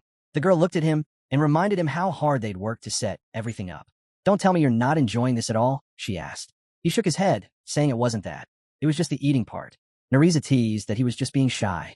Velkis jumped in, asking if she was against having a little celebration to lift spirits and blow off steam. That kind of thing stuck with him from his days in Niflheim. Sure, this wasn't as grand, but it still mattered. The protagonist glanced around, surprised that someone had put this all together without him even asking for it. It helped him feel a little more at ease. Plates of food were spread out when someone suddenly pointed out, "Isn't he the guest of honor tonight? What did he do before joining us?" "I was a farmer," he replied, drawing laughter from the group. "Now look at him, living large," someone joked. With a sigh, Han grumbled to himself about how irritating it all was, but he couldn't just storm off. A girl next to him said they'd only been here about a month. Out of nowhere, Isel burst in, shouting about something urgent. She spun toward the hero, and he asked what was going on. "You're too loud," he said. "Once is enough." Grabbing his shirt, the little fairy insisted she had something to tell him. Frowning, he asked if there was another battle, but she shot back that he should stop worrying. They'd all drop dead from drinking before any enemy got to them. She added that if it weren't for Han, they'd be done for already. He smacked her lightly, looking away. Some of the guys chuckled as she complained her wings were too sensitive and told him to be more gentle. He just muttered for her to shut it. The view widened, revealing the structure ahead. Standing near the fairy, he asked what it was. The fairy replied with a teasing grin, saying he was in for a surprise. A glowing website popped into view, and she proudly declared it was all thanks to fairy tech. Covering his face with his hand, the protagonist muttered that it looked like something straight out of it. A video of the 30th floor raid began playing, one that had racked up an impressive number of views. The fairy beamed as the footage rolled. As he scanned the comments, the hero noted that the reactions felt a lot like the feedback he got when he posted clips back in Niflheim. Reading through the messages, he thought the ones he ignored didn't count. The fairy grinned and asked how it felt to be a rising star, both a respected master and a celebrated hero. With a half smile, the protagonist admitted he was actually thrilled. A notification popped up about a monthly limited pack, 4,500 diamonds, 300,000 gold, plus a daily reward of 150 diamonds and 10,000 gold, all for just 50,000 won. Han raised an eyebrow, surprised that Ineton was spending so much. The protagonist admitted he had never spent that kind of money before. Isel nodded, reminding him that the video had pulled in over 50,000 views. He added that he'd used the donations from the videos to fund his in-game purchases. She told him that was a smart move. Then came a new alert. 3 unread messages. Han narrowed his eyes, suspecting his account name might have been leaked. Still, he shrugged it off. As long as no one had their coordinates, it wasn't a big deal. The lobby loaded on screen, and he muttered that if anyone did track them down, other players might try to crash their party. Noticing his expression, Isel asked if something was bothering him. "What makes you think that?" he asked back. She replied that he didn't exactly seem thrilled. The window closed, and he admitted he wasn't in the best mood. Funny, considering the video had drawn a ton of attention from other players. But in the end, he was just a guy punching above his level. Real top rankers wouldn't be impressed. They'd just see through the act. Hands in his pockets, the hero said to keep him posted when the next video dropped. She promised she wouldn't forget. Just then, a man returned with a grin, saying he'd been gone a while and asked what he'd missed. Han replied casually that nothing much had happened. They'd just been talking. Setting his mug down, Ryman raised his own and said he wanted to share a drink with him. The protagonist hesitated. He wasn't a fan of alcohol, but this felt like a moment worth making an exception for. Starting tomorrow, things would get hectic again. Just then, the lobby interface reappeared, flashing a new message. "Congratulations on clearing the 30th floor. Several new weekday dungeons have been unlocked. Israel to Mine, Kindred Forest, Simul Plateau. The third research dungeon, Kaya, was now available. New buildings had also been added. Tonia Lobby had been upgraded. Every 10 floors, the master sector would shift. This was how the system kept low and high-level players apart. And with each new sector level, more content would become accessible. For the 30th floor, a new area called Ancient Ruins had opened up. If they could send a team there on a flying ship, they'd return with rare materials and valuable gems, stuff you'd never find in regular weekly dungeons. But to build a flying ship? That wasn't easy. It required expensive materials, advanced research, loads of money, time, and top-tier specialists. Not to mention a magic engineer with at least 4 stars. For now, it was out of reach, even for Enid. Still, the company had already started looking into renting one. Problem was, the rental fees were outrageous, and any damage meant even more costs. Not really worth it. The protagonist held his sword, thinking how amazing it would be to actually own a flying ship. A guy nearby asked what he was staring at. He simply said he was thinking about getting in some training. Taking a step forward, Han thought there was no need to rush. They'd get a ship eventually. Then he called out to the guy. Suddenly, the protagonist froze. A message alert flashed. He had an unread chat in one of the channels. Looking away, he realized he hadn't even checked it before leaving earlier. But it hadn't felt important at the time. Velkis groaned that if they didn't get started soon, the whole day would be over before they even began training. A light flickered in the building. Rubbing her eyes, Isel asked what was going on.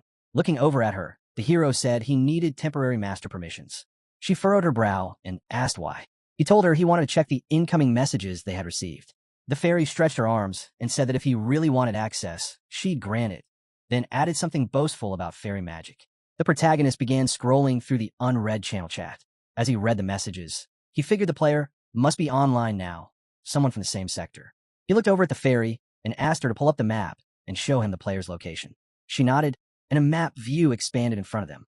The protagonist noticed that most of the map was gray. Isel explained that the gray zones belonged to masters who hadn't logged in for a long time.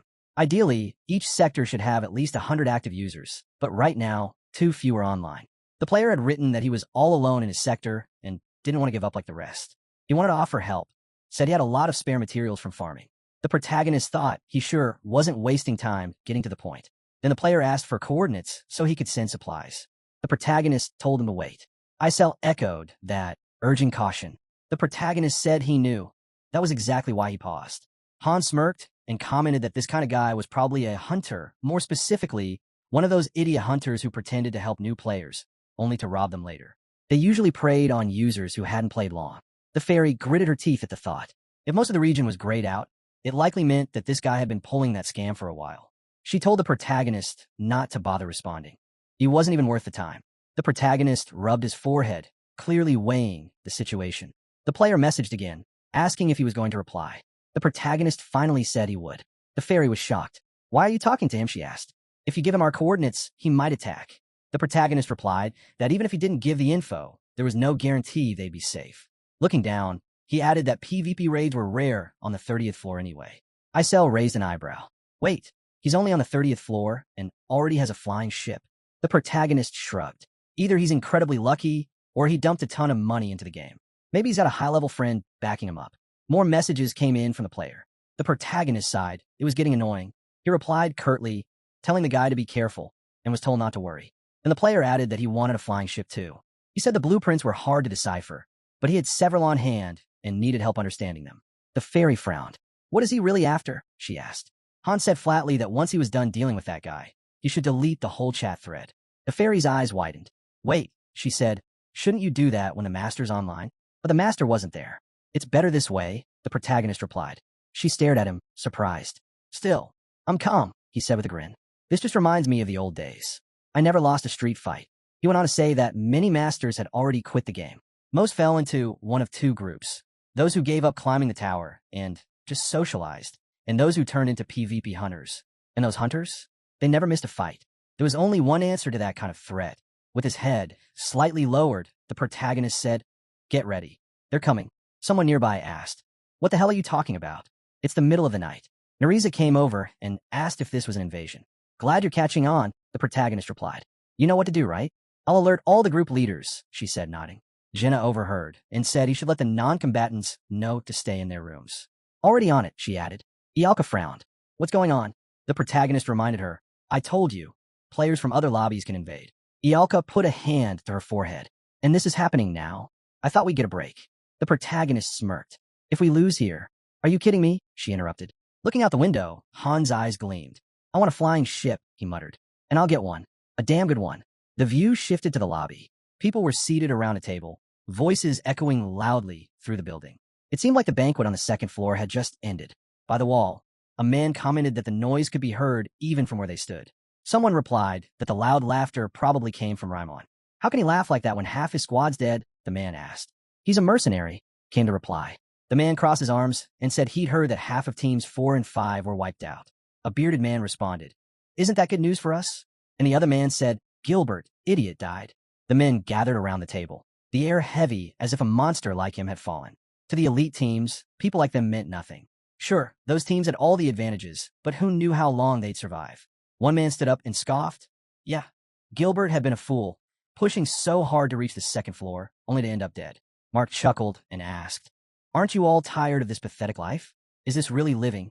Another man pointed at him and asked, "What's that in your hand, Booze?"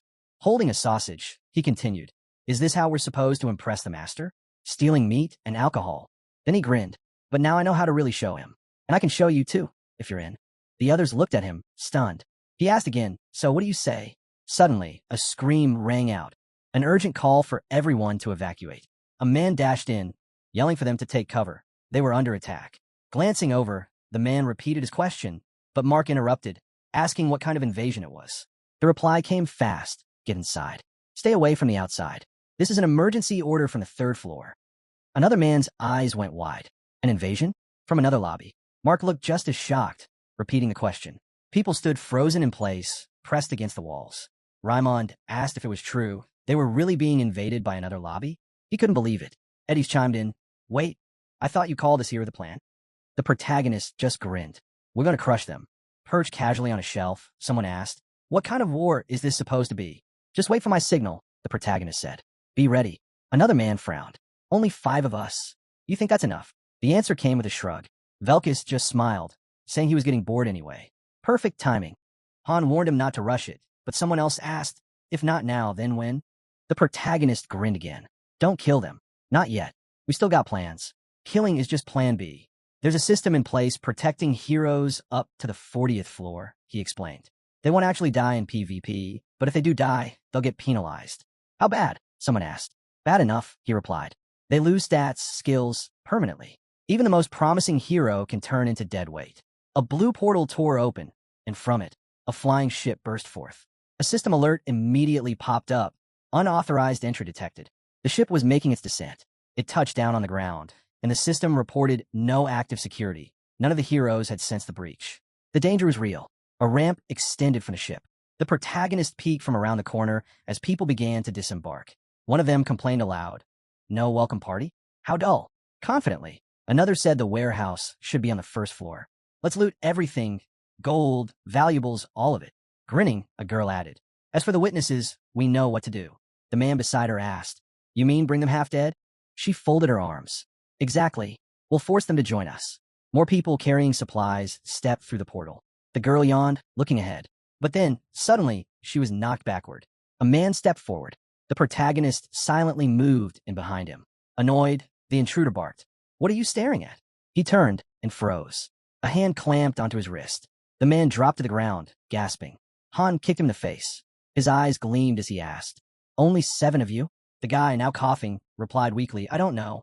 The protagonist tightened his grip. "You better talk, unless you want that hand broken." Spitting blood, the captive finally gave in. 7.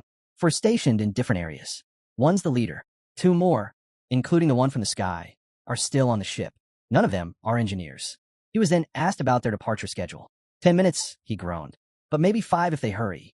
Collapsed on the floor, the man watched as the hero jotted something down. "It's me, Han." Eddie's messaged in, asking for a status update. Han replied coolly, "Handled. Give it 10 minutes, then we can sleep again." Grinding his teeth, the protagonist messaged, "Don't wait." "What do you mean?" came the response. The system controls were locked out. Everything was running on auto. It irritated him. He couldn't interfere. Tied up intruders sat near barrels as a new warning came through. Enemy raid on warehouse in progress. Items were being stripped away. The protagonist realized they were taking only the most valuable goods. His gaze shifted. One of the intruders beamed. "We scored big today." Another laughed. "Plenty for women, booze?" And this place didn't even put up a fight. "Idiots," someone muttered, watching them celebrate.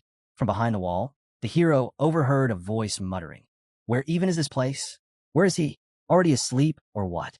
The speaker sounded irritated, thinking they trusted someone unreliable to stand guard. Just then, a flying ship came into view.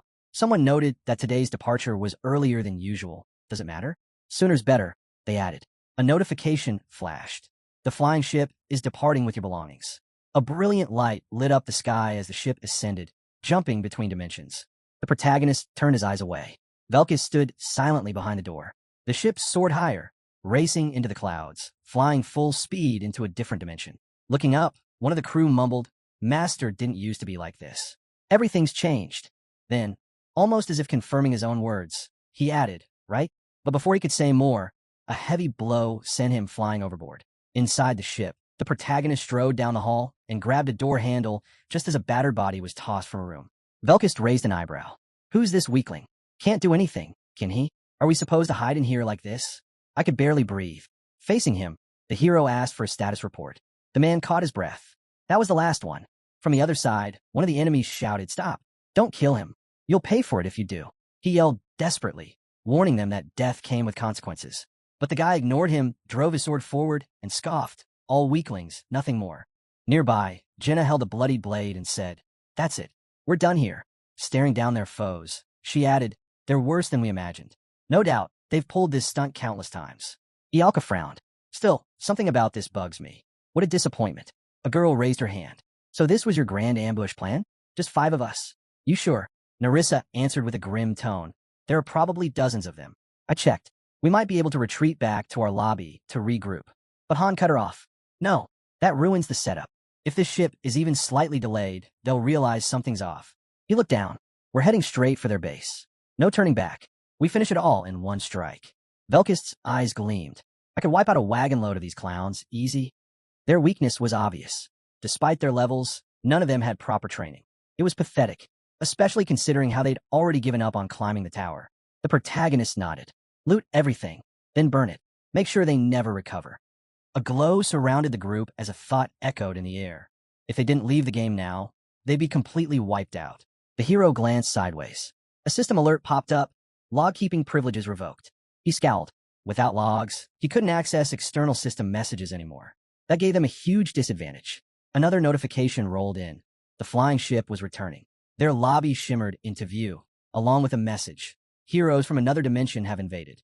Standing in front of the landing ship, one man commented, "Back already? Did you at least bring something useful this time?" With a grin, he added, "It's been ages since we got anything good. The master's gonna want to look." He trailed off, eyes widening, too late. The protagonist struck him with his sword. Death protection activated. Their souls were severed. Healing systems in the lobby were disabled during PvP. Bodies hit the ground. A red light pulsed across the lobby. Danger alert. Jenna turned to the hero. "Looks like we've been spotted." He didn't flinch. This is only the beginning. Just then, another dimensional lobby manifested nearby. The hero and Jenna charged forward. Seeing them, one man yelled, "What's happening?"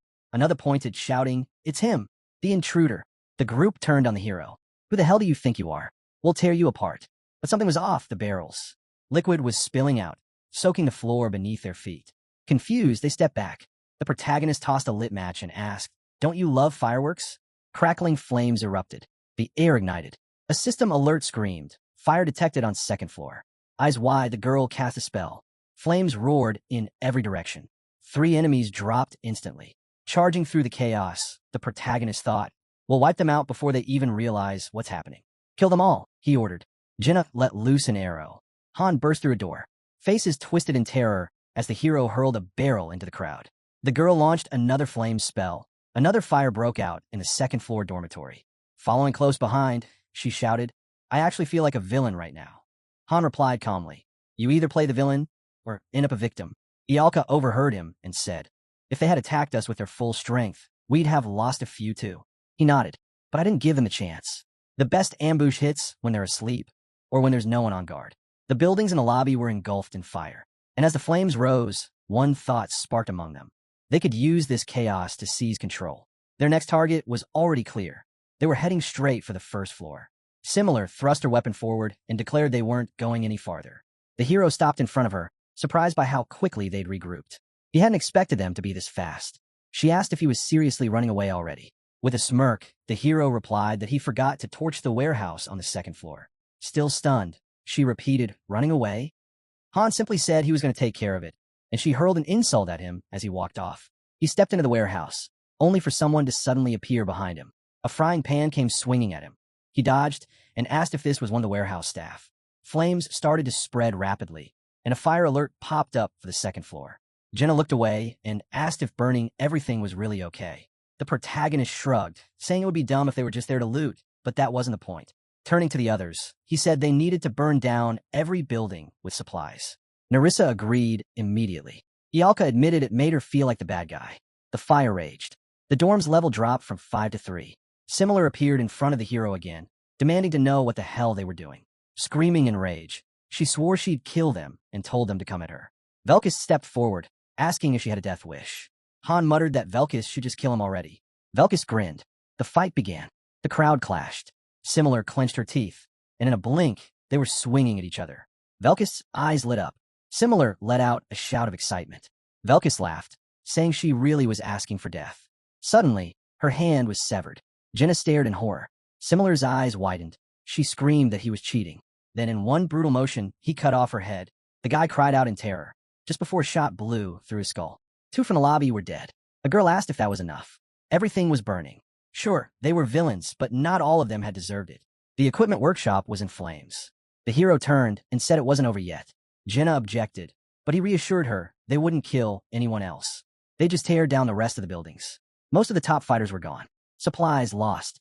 Warehouses reduced to ashes. The weapons workshop engulfed. The central square devoured by fire. The dorm half ruined. The equipment shop out of commission. Everywhere fire raged. And then came the thought, burn it all. The whole lobby caught fire. The hero muttered, it was burning so bad. Even the game master would want to quit. A notification popped up. The hero glanced at it and muttered, "Send him." The man panicked. Clenching his fists, he shouted for them not to come any closer. If they fought with everything they had, maybe they could win. Han responded calmly. He just had one question. If the guy answered, he'd live. The man dropped to his knees and said he could ask anything. Standing before him, the protagonist asked where their magic engineer was. The man pointed toward the magic hall. Han gave short thanks. Just then, a small castle appeared. He reached out for the door, and a fairy standing nearby shouted, "No." Clenching her fists, she yelled at him. Why couldn't he stop stealing? Why did he have to burn everything down? Had he ever heard of morals? Ethics? Gritting his teeth, the hero told her to move aside. "No way," she replied defiantly. Suddenly, he shoved her out of the way. Sitting on the ground, the fairy looked up and asked, if he took her, how was she supposed to survive? She mumbled about his dream of becoming the king of thieves. Looking away, she muttered that it had already been half a year since she got stuck with this terrible master. After all that, was he really going to burn it all? Did he not care about her at all? Inside the hall, the protagonist stepped in. Potions were scattered across a table. A girl was sprawled on top of it. He placed a hand on her shoulder, thinking this was the magic engineer, the key to controlling the flying ship. She was somehow still asleep through all the chaos. Rubbing her eyes, she groggily asked who was messing with her rest. She complained that she had worked nonstop for 3 days and nights. Without warning, the protagonist tied her up. He slung her over his shoulder as she groaned in protest. The fairy looked stunned. Han turned to her and asked what the problem was. He was taking her. Standing amid the roaring flames, the hero turned to the people nearby and said if they wanted to live, they should head back to their dorms. The crowd nodded quickly in agreement. Holding onto a cart, Jenna looked over and said, "That's a girl. She's our most valuable target," the hero replied. "Don't let her escape." Jenna asked if this wasn't basically a kidnapping. Han answered flatly, "It is." Gritting his teeth, he said he'd get her to the flying ship himself and finish things here. The girl responded calmly, "That's fine. Just don't waste time." The fairy shouted in rage, demanding to know why he was doing all of this. Murder, arson, kidnapping. How is he any different from a demon? Unbothered, he told her to call it whatever she wanted. She pressed further, asking him why. He explained there had never been room for negotiation. The first time he raided the hunters, they were so desperate he even spared them a few supplies. A month later, they came after him again. And it happened again after that. No matter who it was or what the situation looked like, the outcome never changed. After countless encounters, he had learned that simple truth. Bastards never change, he thought. Clenching her fist, the fairy asked what he truly believed.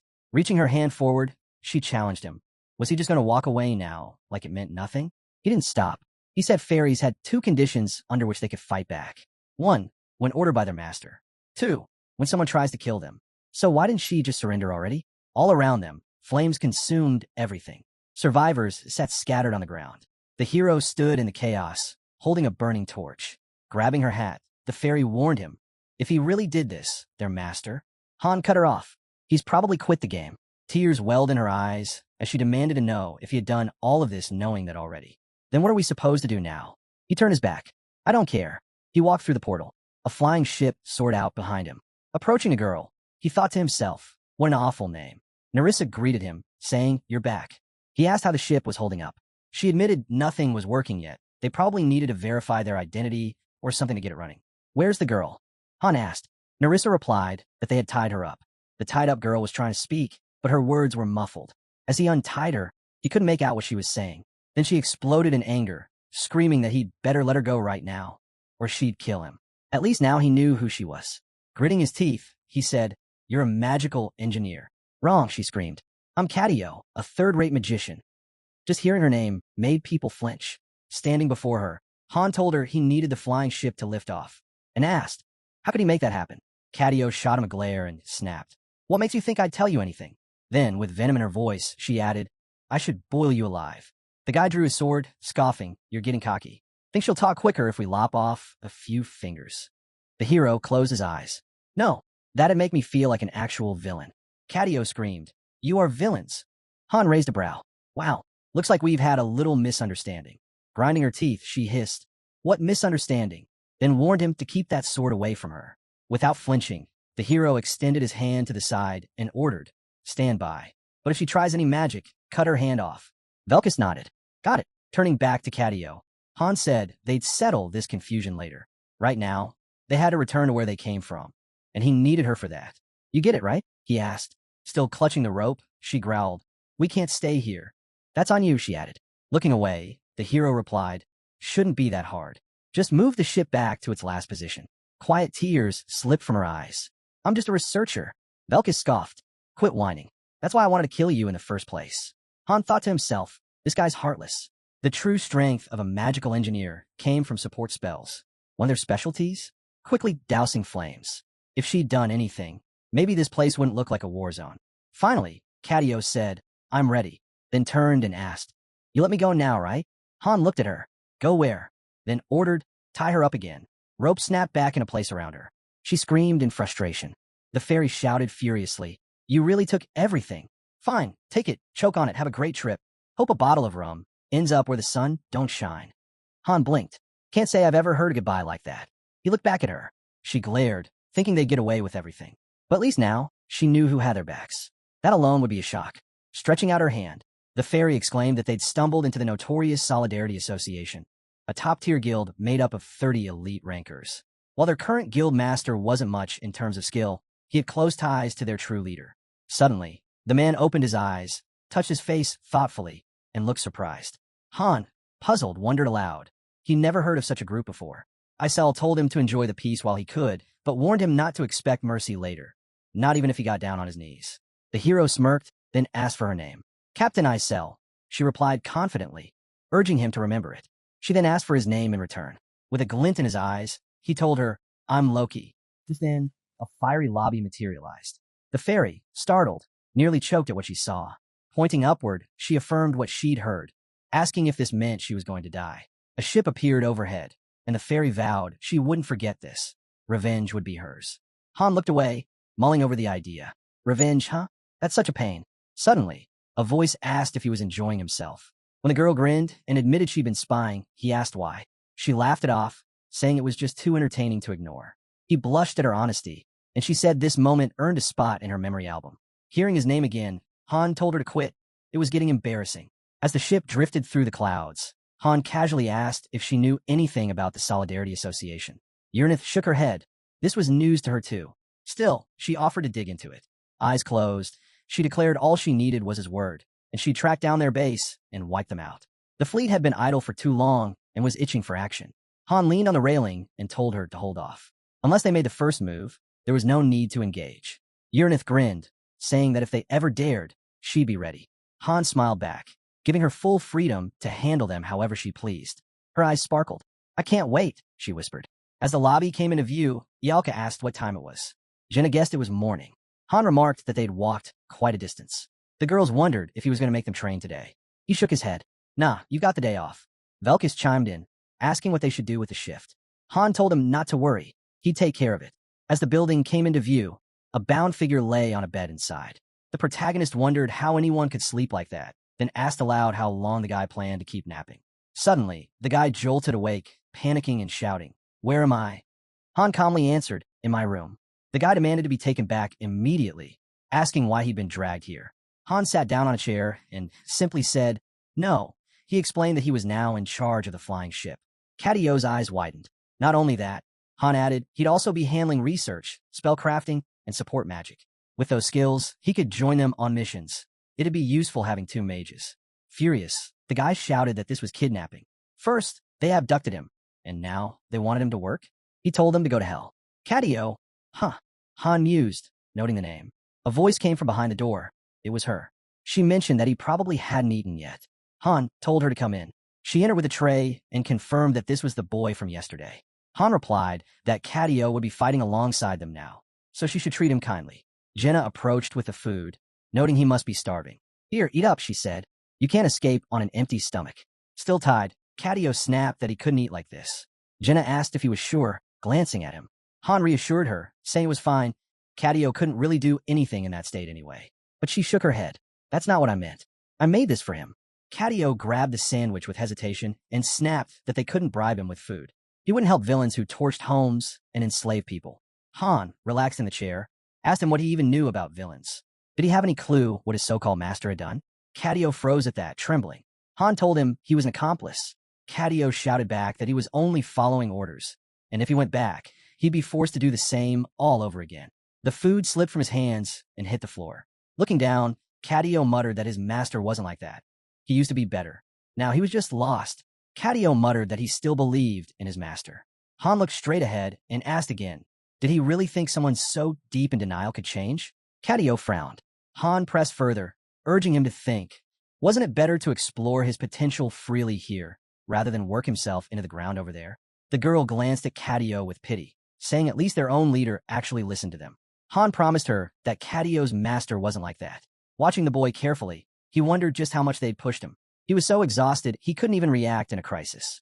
If Catio wasn't so worn down, maybe he'd have tried to kill them all already. Smirking, Han thought maybe he just needed to push a bit harder. If you agree to join us, he said, I'll make you 3 promises. Ialka blinked in surprise. First, Han continued, no overtime. Ever. The girl tried to chime in, but he cut her off. Seriously, we respect work-life balance here. Off hours are yours to do whatever you want. He crossed his arms. Second, we don't go around attacking people's lobbies. Catio scoffed. You just attacked one. Han looked at him calmly. Because your master struck first. It's all in the ship logs. You're free to check.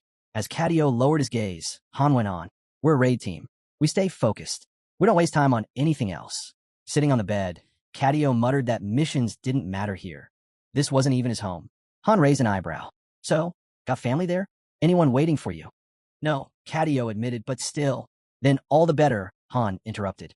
No ties holding you back. A moment later, the third promise echoed through the room. No one here will judge you based on where you're from. Catio stared at him. What are you, some kind of captain? Han held up 3 fingers. Not a captain, but I've got pull. And I mean it, no overtime, mission-focused, zero discrimination. That's the deal. Catio narrowed his eyes. You're absolutely sure about the no overtime part? Han grinned at Catio. There was more to a magic engineer than piloting a ship. With powerful support spells, enchantments, high-grade potion crafting, and research skills, they were top-tier assets. In some places, they were treated like celebrities. Ialka glanced at Han, unimpressed. Wow, you're practically kissing up to him. Why treat him better than me? I'm a mid too. Han shrugged. Because he hasn't agreed to work for us yet. So, since I'm already working my butt off, you don't need to be nice anymore, she said, arms crossed. Han looked away. What's really bothering you?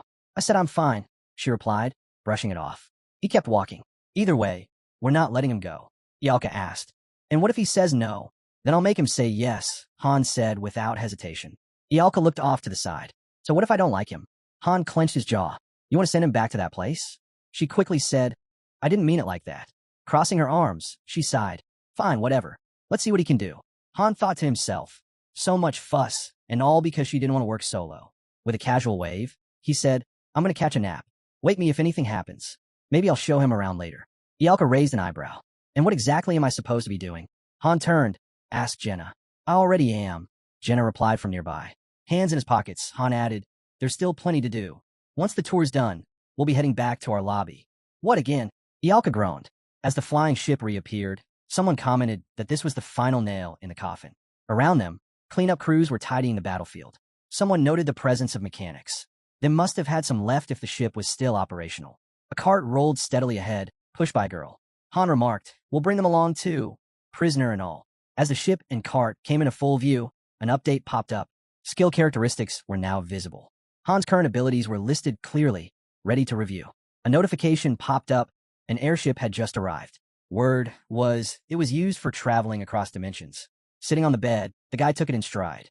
Another alert flashed. A new hero had joined, Catio, a mage. Then came a message. 14 items have been gathered. Isel commented that the master must be stunned. The hero nodded. So much had gone down in just a single day. Turning away from the window, the protagonist muttered that crafting a flying ship takes over a week and eats up rare materials and diamonds. He'd handed the master both a ship and a mage. Of course, the guy was reeling. Isel added that if she tallied up the cost of everything they brought yesterday, it had come out to about 7.8 million gold. And everything was tracked. There was no way the master wouldn't know it was them. He glanced to the side as another alert appeared. Hero Han had submitted a request. He wanted Catio approved. Catio stepped into the room. The protagonist asked what he wanted, but Catio brushed it off, saying he wouldn't be swayed. Eyeing the room, Catio admitted it was nicer than Harura, but insisted he wouldn't fall for its charms. The protagonist froze for a second, then hung his head. Catio shivered at the silence. Well then, he had no choice. He'd have to synthesize it. Looking elsewhere, Han noted the offer was actually solid. He already had 4 stars. Still, he couldn't waste his support on slackers. Catio clenched his jaw, bearing a forced grin. The protagonist said he was kidding. He'd already promised him 3 things. If there was anything else, just say it. Eyes shut, Catio finally said he wanted the March issue of Limogen. It was impossible to get. It only printed in Harura. A new notification popped up. Han wanted Limojani March. The protagonist held it out, ready to hand it over, and asked what else. With a smirk, Catio asked for an Stoat fur scarf. The hero asked again, anything more? Catio's eyes widened in disbelief. How do you even have these things? The protagonist figured Catio probably wasn't used to receiving gifts. Looking at him, he said, all right, one last thing. Han grinned. As he headed out, someone asked where he was going. Without looking back, he said, to get what I want. A notification popped up in the lobby. Han had initiated an expedition. The target? Harura. The mission? Robbery and abductions. As he accepted the task, shovel in hand, the fairy exploded in outrage, slamming into the barrier and yelling, what the hell is going on this time? She ordered them to leave and never return. With arms crossed, the hero calmly said he brought her here for a reason. They were going to make a contract with her. From now on, she was joining their team. The girl gave him a look and said he'd better be sorry. Grinding his teeth, Catio asked how on earth he convinced her. Lady replied simply, she agreed on her own. Looking straight at them, she said she was done with that place. The master never cared if they lived or died. Catio tried to argue, but Ialka turned to the protagonist and asked what he thought. Would he accept? The reply came quick. He should decide already. Today would be the day. As Han turned to leave, the girl asked where he was taking the mage. He said he didn't know yet. He needed to figure that out. The scene shifted to the dorm building. Sitting at a table, the protagonist listened as the girl reported in, she'd finished gathering intel on the Solidarity Association. Raising her eyes, she explained. It was established about 6 months ago. Most likely, this guild had migrated from a major mobile game. From what she gathered, they used to go by the name Blood Alliance and were powerful enough to dominate an entire server. Server L. Han clenched his jaw as she continued. Their recruitment policies were bizarre. Only men over 30 were allowed in, and each member had to spend at least 10 million won per month on the game. He looked puzzled and asked what she meant. She clarified, they literally required their members to spend that much in-game. Hearing this, the hero looked down, thinking they were up against a guild that practically drowned the game in money. Their name even came from the in-game greeting they used with each other. Their mission was clear: take full control of Z server. They kept expanding by raiding nearby accounts, turning them into vassals, and draining them dry. Han's fist clenched. The Free Masters had tried to fight back, but when he asked if they'd had any success, the answer was clear: no. The guild's financial power was just too overwhelming. New players were joining constantly, and the hero asked, what about their military strength? He was told the numbers: 73 natural 5-star heroes and 318 flying ships, with likely even more hidden. The girl closed her eyes, then asked him straight, should she strike first? If he gave the word, she'd launch a preemptive attack. But he told her to hold off, not unless they made the first move. The protagonist let out a breath. It probably was them. She confirmed it with a smirk. First it was the Dragon Knights, then the Ouroboros, now the Solidarity Association. Same story, different name, history repeating itself. Han sat by the window and asked about those other guys, the ones who once bragged about taking over the whole server. They used to say Niflheimer was the symbol of Server 2. But now, they're gone. And unless these new guys were total fools, they knew exactly what needed to be done. Across from him, Cadio looked up and asked, you're not messing with me, right? You're seriously not planning to drag me into some dungeon and lock me away? The reply came easy, of course not. The guy picked up a pen. A flicker of purple flame lit up. A new notification appeared. Han has successfully recruited Cadio. He is now controllable. The view shifted to the building outside. The fairy reached out toward the hero. He told her to keep it quiet. Her ears were starting to fade. She said the master wanted to give him a gift and asked what he wanted. Isel raised her hands and said she figured he'd want to say it himself if he truly needed anything. The protagonist replied that he'd studied the game thoroughly. He could choose now. Looking away, Han glanced at the statues, thinking they still weren't enough to form a full division. A new alert appeared. He wanted 10 warhorse statues. It would cost 50,000 gold. The statues came crashing down. Han picked one up, smiled as he held it, and said they'd collect 1,000 more. New player cards popped into view. The dormitory scene came back. One guy snapped, demanding to know what everyone was staring at. Were they just hanging around having fun? Velkist gave him a sharp glare. With that attitude, he said, it looked like the guy needed a lesson in manners. The protagonist told him not to push too hard. Maybe he just needed some time to adjust. The guy was visibly shaken. Velkist scoffed, saying he still thought the newcomer might be useful. Just not with that kind of attitude. Ialka frowned and asked why they even brought him in when there were already other groups available. Another girl chimed in, pointing out that none of those teams had a mage. Why were they the ones stuck with him?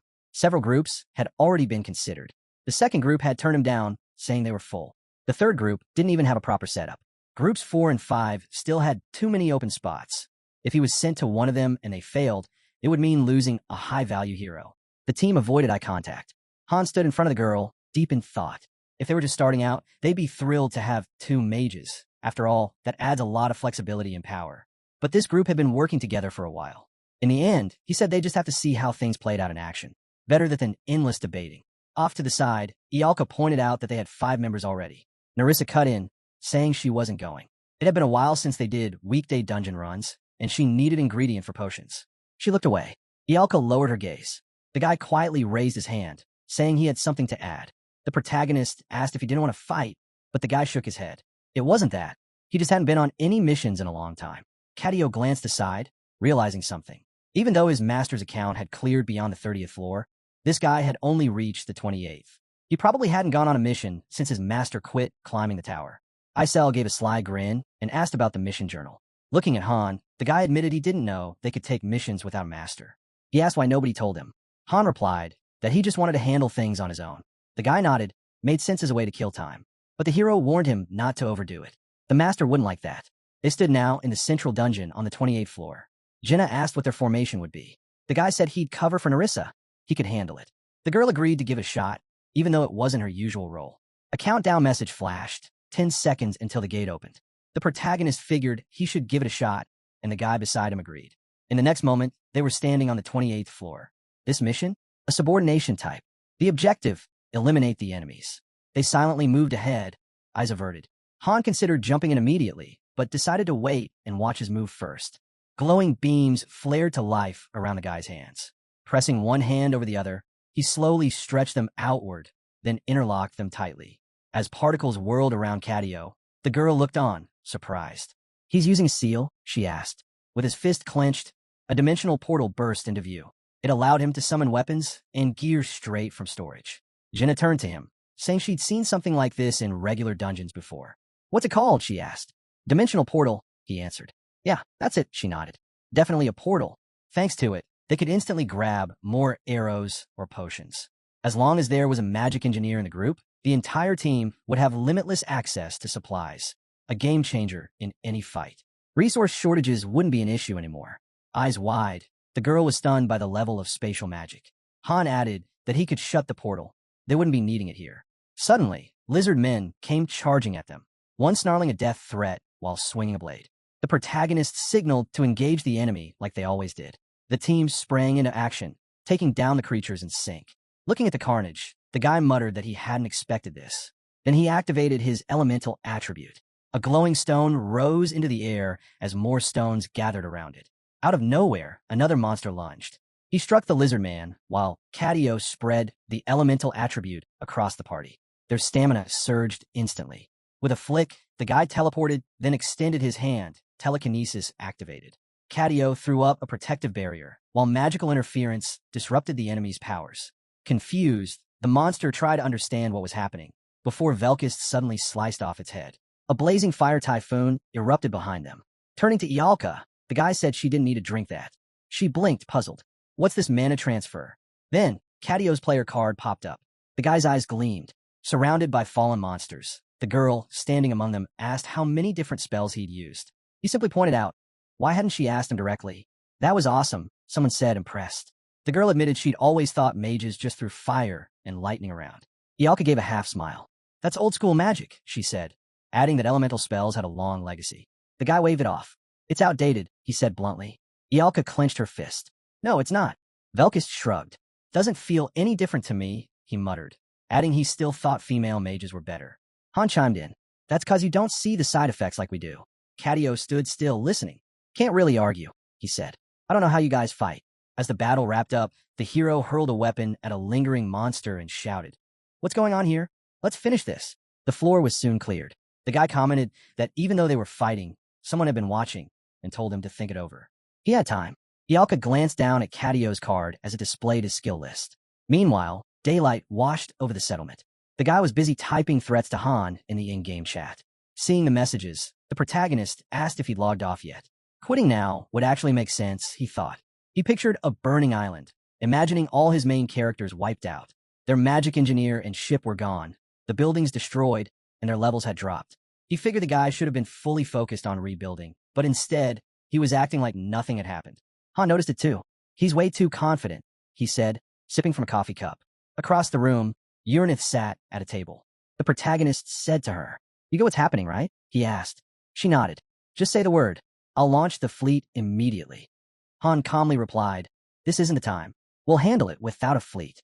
Setting his cup down, the protagonist reassured her. "Don't worry. We've got this." A few days passed.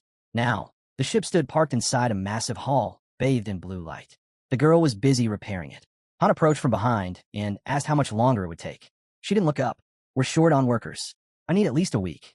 Catio, nearby, turned to the protagonist. "What are you doing here?" Trying to head back to Harura, the protagonist walked up to him. "Can you do it?" Before Catio could reply, a girl's voice came through the ship screen. "This is Captain Isel," it said, "the future king of the bandits." Catio stepped up to the screen, assuming the comms had kicked in. On the other end, Isel exploded with rage. "Traitor," she shouted. "We fed you, clothed you, and this is how you repay us." She stuck her tongue out mockingly. "Hope you all cleaned your necks. Judgment Day is coming." Boldly, she declared she didn't fear storms or hurricanes because she was the king of bandits, reborn time and time again. Expression unreadable, Han asked if she actually needed something. The protagonist reached for the controls. "I'm shutting this off," he said flatly. Before he could, Isel shrieked. "Wait, I haven't even said what I came for." Her tone shifted to bitter pride. I'm here to declare war. The screen shifted, showing a massive display of warships. The Golden Fleet is assembling, Isel boasted. Han blinked, thrown off. You called just a brag? With a smirk, Isel corrected him.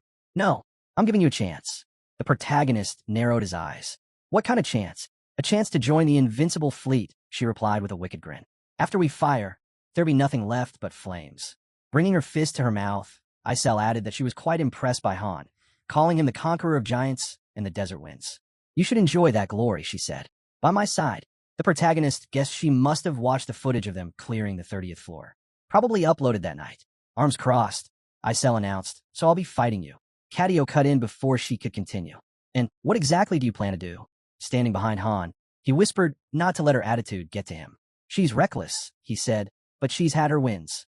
Isel zoomed around the hangar on screen, declaring that their preparations were done and support was in place. If you join us now, she offered, I'll personally request the master to call off the battle. Serious now, the protagonist asked one last time. You're ready? Then he hit the power button. I'll be there soon. Turning, Han gave the order. Jessie, prep the ship for launch. She didn't look up. Still in the middle of repairs, she said. Outer hull's damaged. One clean hit and this thing's scrap. You just need to get him there, he told her. Eyes shut, she nodded. 10 minutes, she said. It's doable. We just have to take him back where it all started. Sunlight bathed the veranda. Uranith, eyes closed, held her teacup. Quietly, she said so. Han's going to use it. As he stepped down the stairs, the protagonist muttered to himself. When will I ever get another chance like this? Glancing at the sky, he added, the master just passed out, and the timing couldn't be better. Han slipped on his jacket. Eddie's looked over. Where are you headed? He replied simply, going for a walk. Passing through the portal, he was met by Lady and Cadio. Lady, hold her head, said some head's done. Coordinates are set. Cadio wasn't impressed. That was a dumb move. One arrow in the wrong spot, and this thing drops. Han gave Cadio a light pat on the head. Thanks, he said with a smile. Let's keep this between us, yeah? The ship lifted off. From the screen, the system confirmed. Transition approved, autopilot engaged. The vessel shot out of the portal into the skies. Han pressed the red button. Isel's stunned face appeared on the screen. Is your master online right now? He asked. Closing his eyes, he waited. No, came the answer. He's offline. Eyes opening. Han responded coldly. Good. Then he said clearly, tell everyone to get ready to die. The skies swarmed with Sinuna ships. Furious, Isel screamed, Han, you arrogant fool. I'm no fairy. I won't be so generous twice. Looking at his battered ship, she scoffed. What even is that thing? You really plan to fight in that condition? Then she turned her gaze directly to Han. Why'd you come alone? She sneered, hovering beside a massive cannon that was charging to fire. Don't bother answering. You're done for. And even if you beg on your knees, I'm not letting you walk away. Calmly taking off his glove, Han asked Uranith, how's the connection between the proof of other heavens and the Bifrost? No issues, Uranith answered. With a faint smile, she added, you can summon as many weapons as your mana allows, and it won't affect follow-up uses. Suddenly, streams of red energy surged from Han's ring. A yellow glow shimmered in his hand as he started to forge a weapon. A blade slowly took shape. Gripping the sword, Han braced himself. Isel's cannon launched. A blinding blast of blue mana roared toward him. Expression locked in focus, he raised the blade. As the cannon's beam barreled forward, winds howled around him. Then, with a single precise swing, Han's sword cleaved through the blast, splitting it clean in two. The blade absorbed the redirected attack, and Isel stood frozen in disbelief. In front of him, the protagonist raised his hand, his ring shimmering, and summoned a new weapon. A mass of purple energy formed in his palm, just as a system notification flashed. A special ability had been activated. The Eye of Argos was now in play. Han placed his hand on his face, and purple energy engulfed his eye. Instantly, the enemy fleet's weaknesses lit up before him. As enemy ships opened fire, he sliced through the barrage effortlessly, every swing of his sword deflecting the attacks. Drawing his arm back, Han summoned weapon number 11. A bolt of lightning struck the ground, and a massive spear materialized in his grasp. Winds whipped around him as another message appeared. Fragarak has finished charging. Automatic defense mode activated. With his eye glowing bright, Han locked onto the enemy vessels. Spear in hand, he asked if they'd ever felt what it was like to be outclassed by overgear. Isel, visibly rattled, asked again, trying to process what was happening. Smirking, Han raised the spear and said he'd show her exactly what it meant. With a powerful throw, he hurled the spear. It rocketed straight into one of the ships, piercing the glowing blue core at its center. Sparks erupted from the core, and the entire ship detonated on the spot. Isel could only stare, stunned. The spear returned to Han's hand. Still smiling, he remarked that even if they tried to take these weapons, they wouldn't be able to use them. He made sure of that. Isel, overwhelmed, shouted that no low-level hero should have the power to destroy a flying ship with a single strike. The blade now spun rapidly around Han, shielding him from every incoming assault. It never left his side. Isel clutched her head, questioning if any of this was real. Meanwhile, Han readied another throw. The second spear launched, zigzagging unpredictably through the sky, weaving between ships before setting off a series of explosions. Isel pleaded for him to stop as another ship burst into flames. Catching the returning spear, Han counted only 2 ships remaining. Isel began to retreat, yelling that they surrendered. She admitted they had no clue who he was, but he could take whatever he wanted.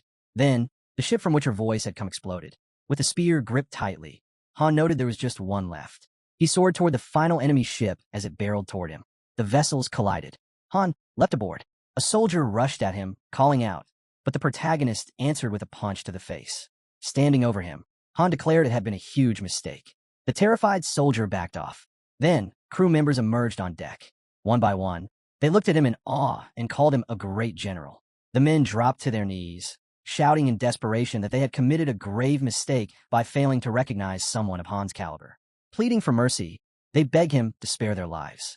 One of them clung to Han's leg, sobbing that if they returned like this, they'd be synthesized. It was basically a death sentence. Without hesitation, Han kicked the man in the face and told him to stop whining. He pushed open the door and walked into a room where Isel was sitting casually, sucking on a lollipop. Without looking up, she said this was the last candy she'd ever eat. Han approached and simply asked her for oil. Caught off guard, Isel blinked and asked him to repeat himself. Floating in front of him, she shouted that she had already told him to go. Hadn't he caused enough destruction? Han replied that his ship was nearly out of fuel and clarified that he hadn't spared her out of pity or kindness.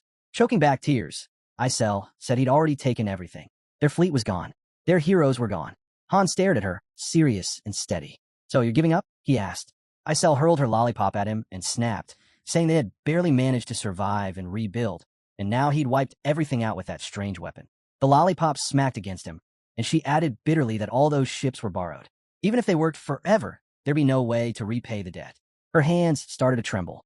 Do you think I had some kind of dream? She muttered.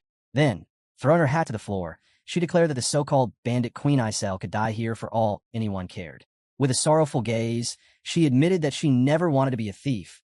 She wanted to be a hero, someone great like Loki, someone worthy of being remembered. Pointing at a hallway, she said the oil was in the second room, down the left corridor. Then she pulled a handful of documents from inside her shirt and added that if that filthy tower master ever changed his mind, they might still have a chance to return. She was willing to take that chance. She tossed the papers at him. Han caught them midair and studied them carefully. It was one of the strategic manuals, his own work from long ago. Isel placed her hat back on and straightened her posture. She said she wouldn't go out like her sisters, defeated and pitiful. No, she would make her exit in style. With her hands on her hips, she shouted that she had already told him where the fuel was, so he could just head back and blow up their lobby again if he wanted to. As Han watched the ferry pull out another lollipop, a thought crossed his mind. Every account had its own ferry. When an account closed, the ferry vanished too. That's why they fought so hard to keep the lobby alive. He remembered Isel, crying and saying their master hadn't logged in for days. Now, standing before Isel, Han wondered what would happen to her master if she disappeared. Would the lobby survive without her? Fairies acted as the master's voice. They carried out commands and managed everything. Without them, the whole system faltered. There was no fairy in Niflheimer to take that role anymore. But Urnith had stepped up to fill the gap. Han sent a message, asking if Isel was still around. With a storm of tornadoes swirling around her, Urnith replied. She said Isel occasionally sent updates from Ceres, but she wasn't really present anymore. Urnith's calculations were grim. The lobby's efficiency would drop by 87% without a fairy. Orders would glitch. Even the simplest tasks would become nearly impossible. Hearing that, Han nodded solemnly. Got it, he said. With his staff resting on his shoulder, he turned to Isel. Go to Niflheimer. There's an opening. Isel froze. Shocked and panicked, she shouted that if she left the lobby, the higher-ups would come after her. Right then, a portal opened beside Han. Out of it tumbled a cascade of sparkling jewelry. As Isel stared wide-eyed, Urnith's voice rang out. She explained that 13 managers had already been eliminated. Above, a massive ship loomed in the sky. Urnith admitted she thought something had gone wrong. She just couldn't shake the feeling. Han stepped out onto the deck and asked how many people were on board. The answer came back, just 2. Isel looked up and gasped. The men on the ground were trembling as they stared at the colossal ship overhead. Isel turned to Han, realizing the truth. "You're Loki," she said, stunned. Without hesitation, Han tossed her aboard the ship. Standing tall on deck, he issued his next command: evacuate everyone from the lobby who might still be of use, but leave behind anyone who had joined the raids. He then turned to Urnith.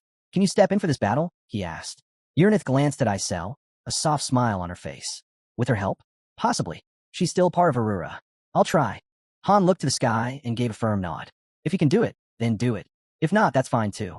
Then he lowered his head, took a deep breath, and shouted with conviction, "I am the greatest hero of them all." As the glow from his weapon faded, the protagonist noted quietly, "Only 2 summons left now." A brilliant light spread across the settlement, with flashes of violet pulsing from nearby windows. Cadio came barreling toward Han, furious. "What did you do?" he shouted. He kept chasing, ranting that he'd seen everything. The invasion had been brewing in Harura, a whole fleet being assembled, and now Han just ran off in a broken-down ship and came back like it was nothing. Without slowing down, Han glanced back and snapped, "Quit talking and start running. If I let a mage with that kind of weak stamina hang around, I'd never live it down." Nearby, Jenna pulled back her bowstring, eyes locked on the target. "Feels like we've been stuck in this game for a week straight and still haven't been deployed," she muttered. Her arrow hit the bullseye dead center. Velkus stood beside the dummy and asked, "You know why Han's hesitating?" Han, wiping sweat off his face and lifting his shirt slightly, didn't answer. Behind him, a spark of fire mana flickered in the air.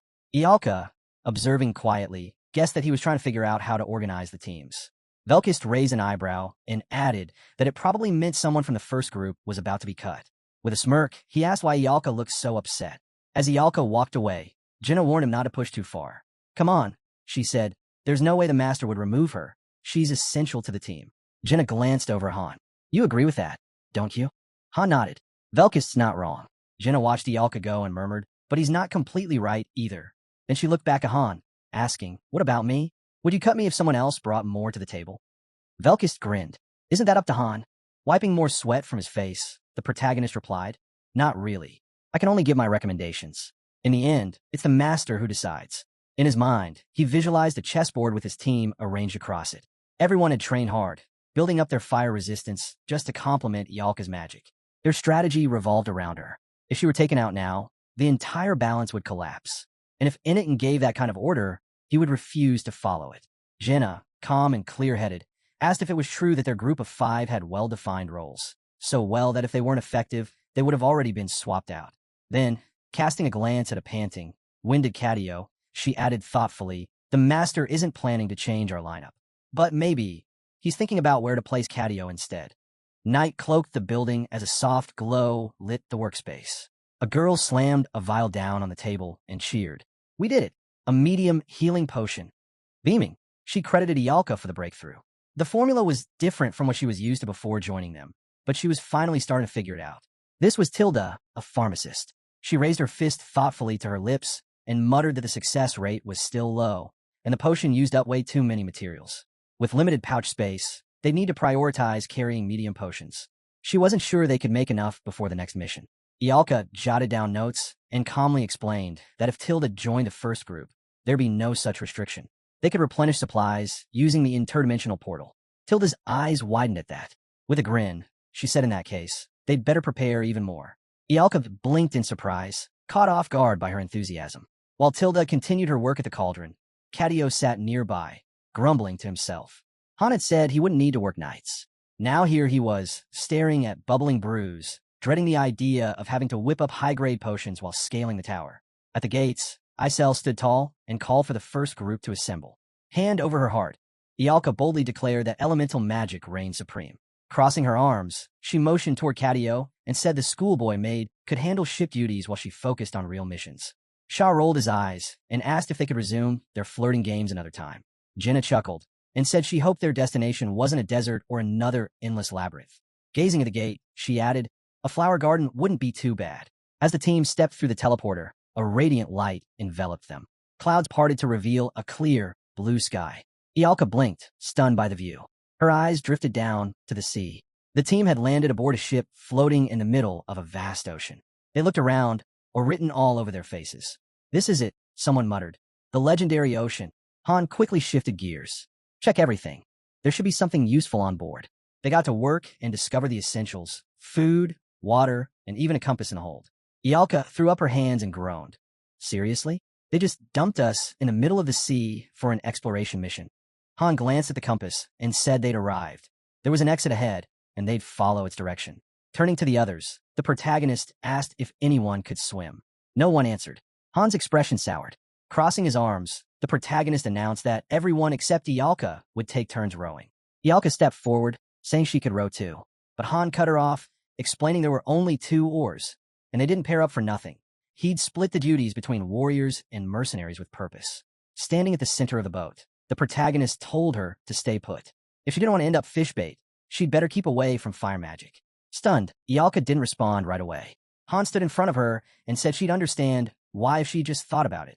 They were surrounded by ocean, and the boat was made of wood. If it caught fire, they were done.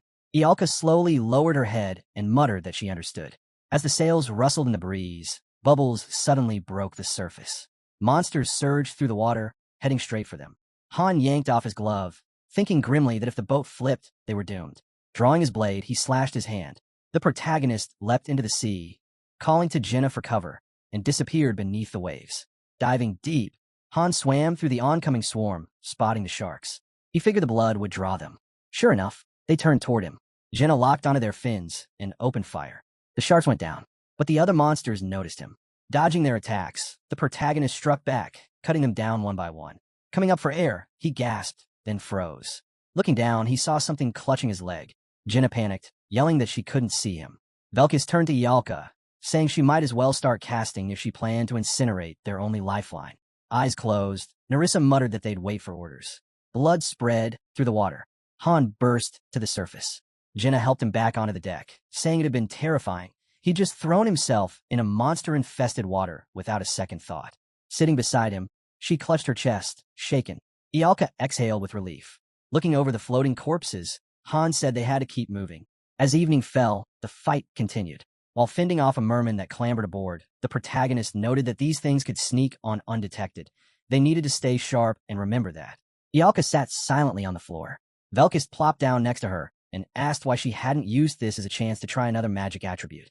After all, she'd been so sure earlier when she claimed she could steer the boat with telekinesis. Velkis gave a crooked smile and told Ialka that if it was too tough, she might as well quit. He added he was eager to get back and resume his training. Just then, a system notification popped up. There was a chance the quest would go on even if the master logged out, and the search might take a while. Above the ship, the sky kept shifting. A message appeared, floor cleared. Han, top hero. As the protagonist stepped out of the portal, he glanced over at Ialka. She walked up to him with a cheerful smile, suggesting they try using wind magic next. But before he could respond, new notifications popped up. Ialka had been replaced by Cadio. She stared in disbelief. Sunlight bathed the estate. A man rested his hand gently on young Ialka's head, telling her that starting tomorrow, she would begin her magical training at the Schutternberg's estate. He told her to ignore everyone else and devote herself fully to restoring their family's honor. Ialka nodded with a smile. Later, at a bubbling cauldron, she conjured a ball of fire. A woman observing her noted that fire seemed to suit her well. Overjoyed, Ialka shouted that she wanted to learn the next spell. Any element would do. But she was told that wasn't possible right now. Elemental mages typically focused on just one type of magic. Those who could handle multiple were extremely rare. Standing before the firelit cauldron, Ialka told herself she was the pride of her family, and she needed to grow stronger. As other children passed by, she noticed many had already mastered the basics, while she still had a long way to go. In front of a desk piled with documents, Ialka made a silent vow. She would surpass them all. She didn't want to lose the purple crest that hung proudly on the wall. At that moment, the teacher sitting behind the desk remarked that although children from various families had been accepted as instructed, none of them showed real promise. Suddenly, flames roared through the hallway. Turning around, Ialka called for her mistress. The woman approached and asked if Ialka was behind the fire. Ialka replied that she had only been practicing. Fawn watched her silently. Ialka lifted her hand, charged with magical energy, and began laughing. The woman responded with streams of green magic, extinguishing the fire in seconds. She turned to Ialka and remarked that it seemed they had a truly talented young witch on their hands. Smiling warmly, she said she looked forward to seeing Ialka's future unfold. Ialka beamed, thrilled by her teacher's praise. Isel twirled around gleefully and shouted that she had surprise. She danced circles around Ialka, then suddenly announced that Ialka was officially removed from the first group and could relax until the master called for her again. Stunned, Ialka spun around and asked how long this break was supposed to last. The cheerful witch replied she'd be resting until somewhere between the 35th and 40th floor. Ialka yelled in frustration. That was way too long. She'd fall out of practice. But the response was firm. It was the master's command, and they had no reason to question it. Still smiling, Ialka asked if there really was no reason. Han looked her straight in the eye and said he didn't like disrupting team chemistry, but deep down, she probably already knew why this was happening. Seeing her clearly upset, the protagonist asked why she was reacting this way when she was always saying she wanted time off. Standing in front of her, Han reassured her not to worry. If they needed her, he'd request her return himself. Fuming, Ialka stomped into the portal, shouting that she was going to start training in another element instead. Watching her go, the protagonist crossed his arms and muttered that maybe the master could whip up her favorite meal or something. Later, Ialka opened the door to her room, still stewing over what had happened. Meanwhile, the ship rested quietly under an open sky. Cadio was wiping sweat from his face with a rag when Han approached. Cadio asked if he was needed. Without answering, Han started dragging him along. They arrived at the gate of space in time. Facing the rest of the team, Han announced that Cadio would temporarily join the first group. He hadn't mentioned it earlier because Cadio had been sleeping all day. Panicked, Cadio yelled that he'd stayed up late working on the flying ship. Realizing there was no arguing, he gave up. Velkist loomed over him, clearly annoyed, demanding to know what Cadio was staring at. Cadio immediately bolted, yelling that he wasn't looking at anything. Watching the scene unfold, Jenna chuckled and asked if they'd all be coming back. Soon, the team boarded a ship floating in the ocean. Standing on the deck, Han told Cadio they'd be heading toward wherever the compass pointed. Monsters were sure to attack, so they had to stay sharp. Cadio, his hand glowing with mana, said that rowing was pointless. He summoned a propeller onto the vessel, and with a burst of speed, the ship surged forward across the water. Cadio casually explained that he'd just made a basic mana-powered engine. Velkist, grinning, said he felt like a fool for wasting so much energy rowing earlier and joked about tossing the oars overboard. With a deadpan expression, Han told him to just pile the oars in the corner. Suddenly, sharks began tailing the ship. Pulling off his glove, the protagonist said they'd stick to the usual plan. He'd draw the monsters while Jenna provided cover. Before he could act, Cadio reached into the water and sent a current of electricity pulsing through it. The sharks froze mid-chase, then floated to the surface belly up. Shaking the water off his hand, Cadio explained he used a magnetic field to attract them. Sharks were naturally sensitive to electrical signals. Velkis stared at the floating corpses in shock, muttering that they definitely should have brought Cadio along last time. As Cadio stretched and went off to sleep, the protagonist recalled that Cadio was known as a magical engineer, but maybe it was time to see what else he could really do. The group continued sailing. Cadio, now standing on the water, turned and said he was manipulating surface tension. Arms crossed, Han watched him from the boat and remarked that if Cadio had been with him back on the 30th floor, things would have been very different. They could have run up walls instead of risking that climb up the statue's hand. Jenna clenched her fist, clearly annoyed, and snapped that Ialka had plenty of potential too. She'd catch up and learn all. Closing his eyes, Cadio climbed back into the boat and calmly pointed out that elemental mages couldn't pull off that kind of trick. Their mana types were fundamentally different. The protagonist gave Cadio a long, serious look, thinking to himself that time would tell. A ship appeared in the distance. Han checked the compass. It was pointing directly at it. They needed to get closer. The other ship was slicing through the sea. Friasi stood on deck, her hair dancing in the wind. As she adjusted it, she looked ahead in surprise after hearing someone call her name. Spotting the crew, she leaned over and asked what they were doing there. Then she tossed down a rope with a smile, saying they never failed to surprise her. As Cadio laughed, Narissa quickly covered his mouth and told everyone they'd go inside and get some rest. The others watched quietly as Han spoke to Friasis, wondering if she might be uncomfortable with their arrival. After all, things could get complicated for a princess with too many unexpected guests. The protagonist stood before Friasis, clearly irritated. He lowered his head and asked if they could go inside. He was exhausted and just wanted to sleep. Friasis clenched her fists but forced a smile, saying she had a lot of questions, like how he ended up on that boat, how he found them, and what he was after now. Turning away, Han scowled and told her this was their current mission, nothing more. She shouldn't expect him to have all the answers she was hoping for. Facing the puzzled princess, he reminded her that when they first met, she was the one offering money and pleading for help.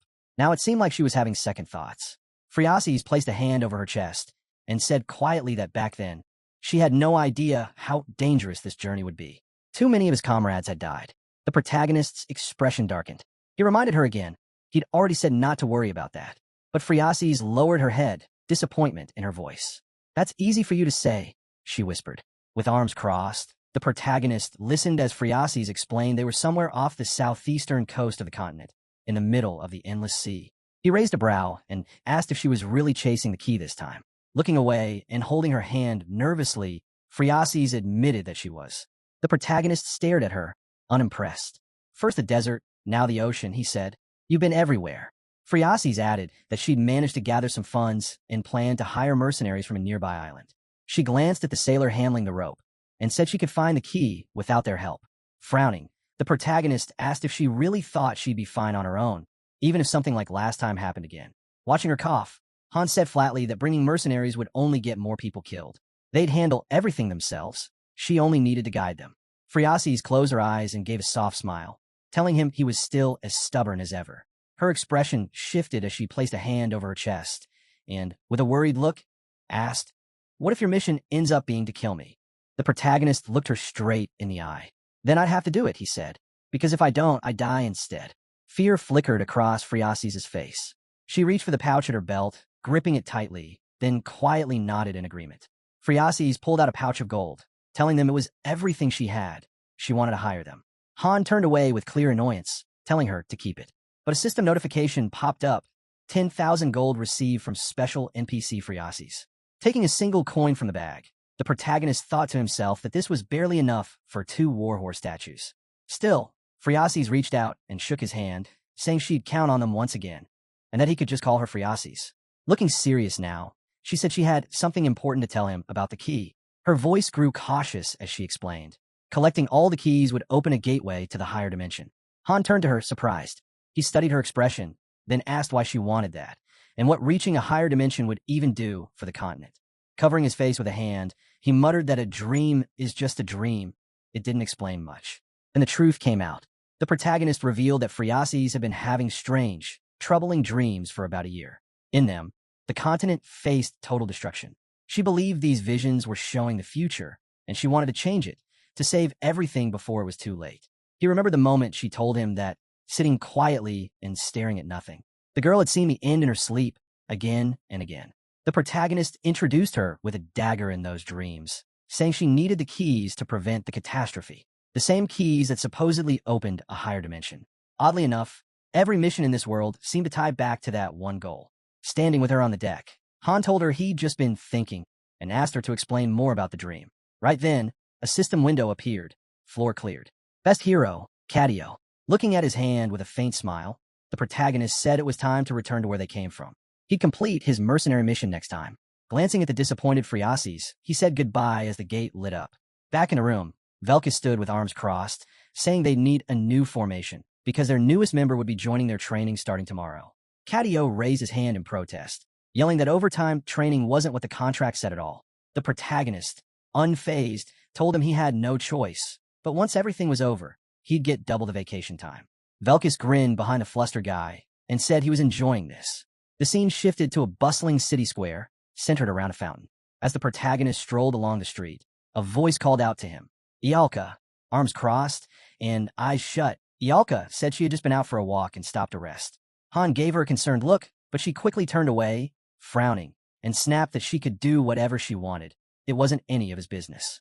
With a small smile, she raised her hand, energy sparking in her palm. She told him that while they were off on missions, she hadn't been slacking. She'd been training.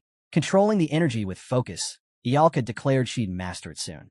Han turned to Isel and asked how many recording stones were left in storage. He told her to hand one over and make a note of it. Placing the stone into Ialka's hand, he explained that it could show footage from past missions, a perfect way to study the mage in action. Ialka lowered her gaze, her expression softening. In front of a glowing portal, Catio extended his hand and released a burst of mana. Their boat surged forward, slicing through the sea as a swarm of electric sharks chased behind. Standing atop the water, Catio grinned. Ialka watched him through a magical screen. Meanwhile, the gate remained sealed. Isel hovered above Han, who sat beneath her, eyes closed. She asked if he really planned on sleeping. This wasn't nap time for kids. Frowning, she crossed her arms and muttered that her only decent spell attribute was power. Otherwise, she felt useless. She thought the boy engineer had her beat. The woman, Ialka, was arrogant too. As she faded into the air, Isel added that Ialka deserved what was coming. Back in the real world, Han sat on a bench in front of the portal, one leg crossed over the other. As the gate began to glow, he turned his head and asked, "What do you think?" Ialka approached, hands stuffed in her pockets. "Still here, huh?" she said. She hadn't even looked at the time. It must have taken hours. Looking down, she smiled and admitted that he was good. At his age, she couldn't do a thing. Life really wasn't fair. Sitting down beside him and closing her eyes, Ialka quietly added that he was still just a kid. If she'd known things would turn out like this, she would have studied much harder. Han turned his gaze away and muttered that he could always switch to another team if he wanted. Ialka's expression hardened as she fired back that she wasn't quitting yet. The other guy folded his arms, watching her in silence. Han mentioned that the same thing had happened with Nate. He too had the option to leave, but chose to stay with the original group. He recalled how Nate broke down, vowing to grow stronger and never again let weakness take over. But now he felt helpless. Ialka stood from the bench, lowered her head, and quietly said she'd still have a chance tomorrow at 7 a.m. They'd see each other then. The guy stayed seated, legs crossed, watching her walk away as the sun climbed over the city skyline. Inside, the walls of the room came into view. Lady tapped away on her tablet, reporting no issues with the lift. Fuel was efficient, and there was no visible damage. It looked ready for missions. Catio, eyes on the monitor, reminded her that until the onboard components and weapons were installed, they didn't even know if the thing could fly. Lady jotted that down, saying since their mission target was the ocean, flight was guaranteed. But she welcomed any extra work on the ship if Catio was up for it. Then, a system notification popped up. The flying ship, Capitalism, was now complete and mission-ready, though not approved for use in all regions. The team stood before it. Catio was on his knees, yelling that he'd been tricked, worked harder here than he ever did in Harura. The system coldly announced that he was complaining and awarded him a warhorse statue. Catio stared at it in disbelief, then tossed it aside with a scowl, demanding how many more of these things they planned to give him. He didn't want them. Another message popped up, confirming his dissatisfaction and noting a drop in loyalty. Han stood beside him, holding the statue. He said Catio had done enough and could take a break. Since the statue had no owner, he'd claim it. He turned to Lady and asked her to scout out any ancient ruins in their sector when she had time. Things were bound to pick up around the 40th floor. The main character walked over to the engineer, who was now standing in front of the ship, listening to its gentle hum, like a butterfly's wings. It wouldn't crash, and it could float on water. Still, it had no weapons or gear yet. That would take time. Meanwhile, Catio was sprawled on the floor, wondering aloud why that sorceress was still hanging around. The team was only 5 people. He remembered Ialka constantly training nearby and noted she was now practicing wind magic out on the field, even though she was a fire mage. The most Ialka could manage was a faint breeze, barely anything. Lying in front of Han with his eyes closed, the guy muttered that elemental mages usually only control a single element. It was unlikely she was one of the rare ones who could handle more. The protagonist's eyes dimmed as he lowered his gaze. The camera pulled back to reveal the entire city. Suddenly, the portal began to activate. The system announced that this was the main dungeon, doors opening in 10 seconds. A glowing message formed across the portal. Climb the tower and save the world. Flying ships are allowed. A blinding light poured out as the gate opened, and a ship's sail came into view. The group stood at the ocean's edge. The system confirmed they were on the 33rd floor and needed to explore the designated area. Phriasis turned, smoothing her hair, and smiled. We're back. A new message flashed on screen. Route update and an extra quest added. The group looked at each other, puzzled. The system clarified. They now had to summon a flying ship as part of this additional mission. Jenna, standing with the others, asked what this new quest was about. Weren't we doing the same thing back in the desert? Han glanced at the princess, unimpressed. You wouldn't get it. The ship sailed over the waves. A prompt from the system asked the protagonist if he wanted the hero's opinion. A screen popped up. Most of the group had no strong feelings either way. Han brought a fist to his lips, deep in thought. This sudden quest to summon a flying ship. It was nothing like anything he'd done before. Despite completing countless missions, this one stood out. He took Phriasis' hand, avoiding her eyes, and asked how long it had been since she left the mainland. He stared out at the endless water. A whole month had passed. They had to be far from shore by now. Suddenly, Catio raised an eyebrow. He heard Isel's voice in his mind. She told him their master had ordered him to summon a flying ship. The look on his face said it all. He knew the consequences of saying no. Han closed his eyes, exhaling. A notification rang out. The leader of the first group was considering abandoning the mission. Jenna turned to him, concerned. Is the ship even ready? The system chimed in. Would she hear him out? The ship kept gliding over the sea. The protagonist stared out and thought aloud. Monsters like mermaids or sharks wouldn't pose a threat to a vessel this size. This mission was more like a short break. He pictured a massive castle beneath the sea and remembered what Phreases had told them. At the edge of the endless sea was an ancient dragon temple. She'd seen it in a dream. Inside that temple, a glowing key was waiting. Jenna lounged in a hammock beside Han, commenting that this mission was surprisingly pleasant. Too bad Ialka wasn't with them. Resting her hands behind her head, she smiled and asked what was on his mind. Eyes closed, she chuckled softly, telling him to relax. This was just a side quest. Nothing serious would happen. They hadn't run into any real danger yet.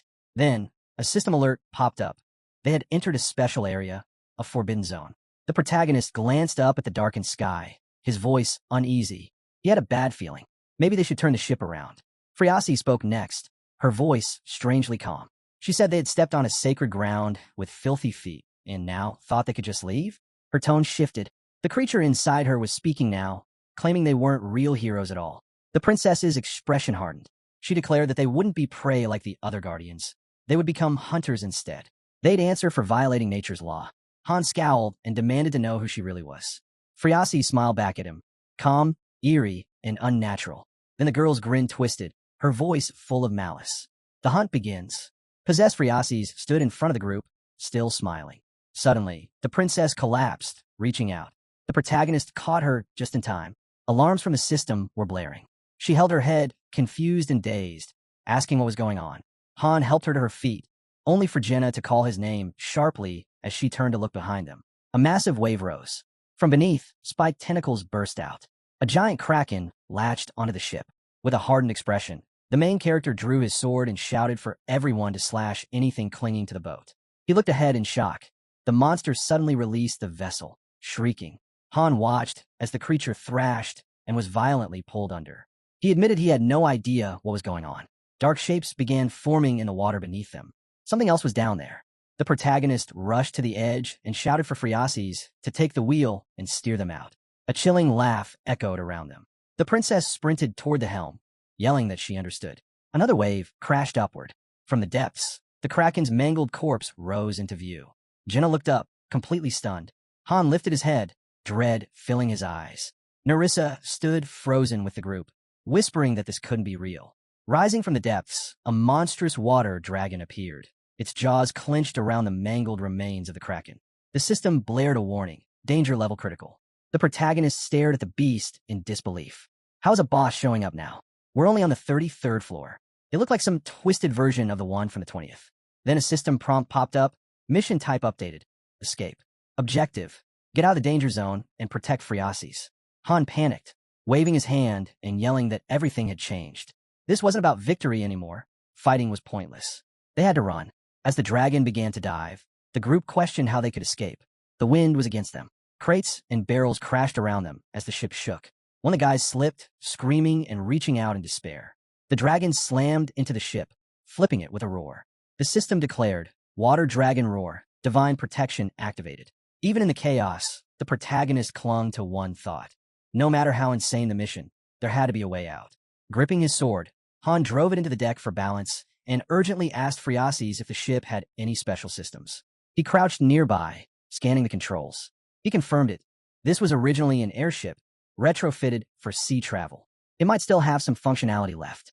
He grabbed the steering base and activated a hidden system. Suddenly, the ship surged forward as the Nautilus high-speed navigation kicked in. The system confirmed it. Nautilus mode. Engaged.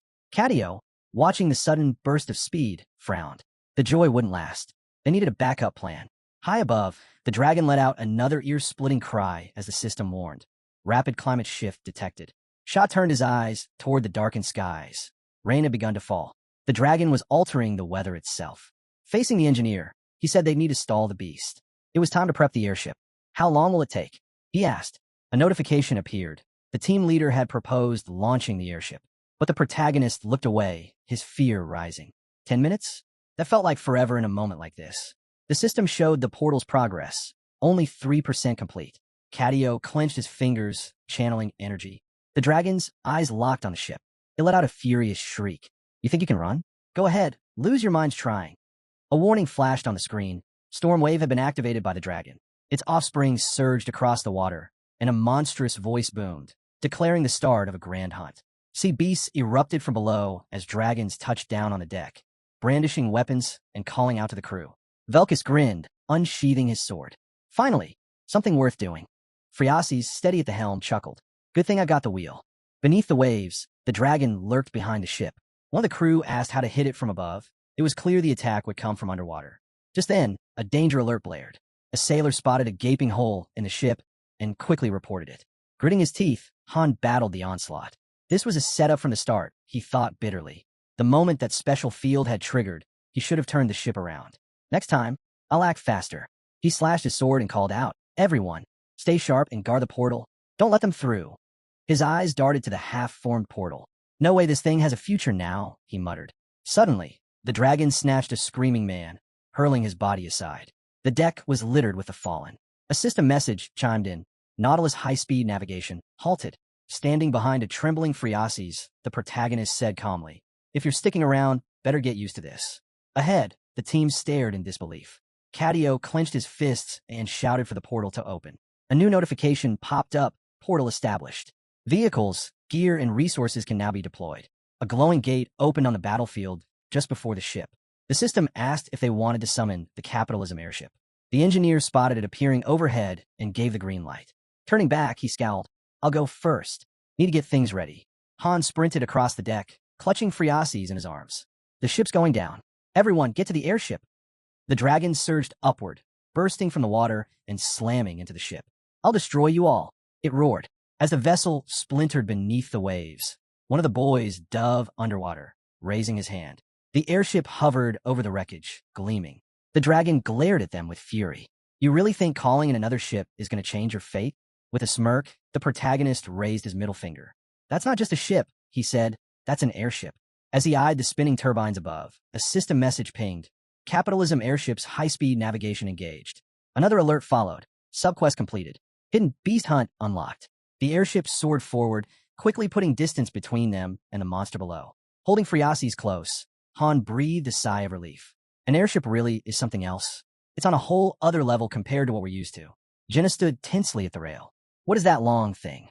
Narissa dashed over, frowning. "I've heard of creatures like this.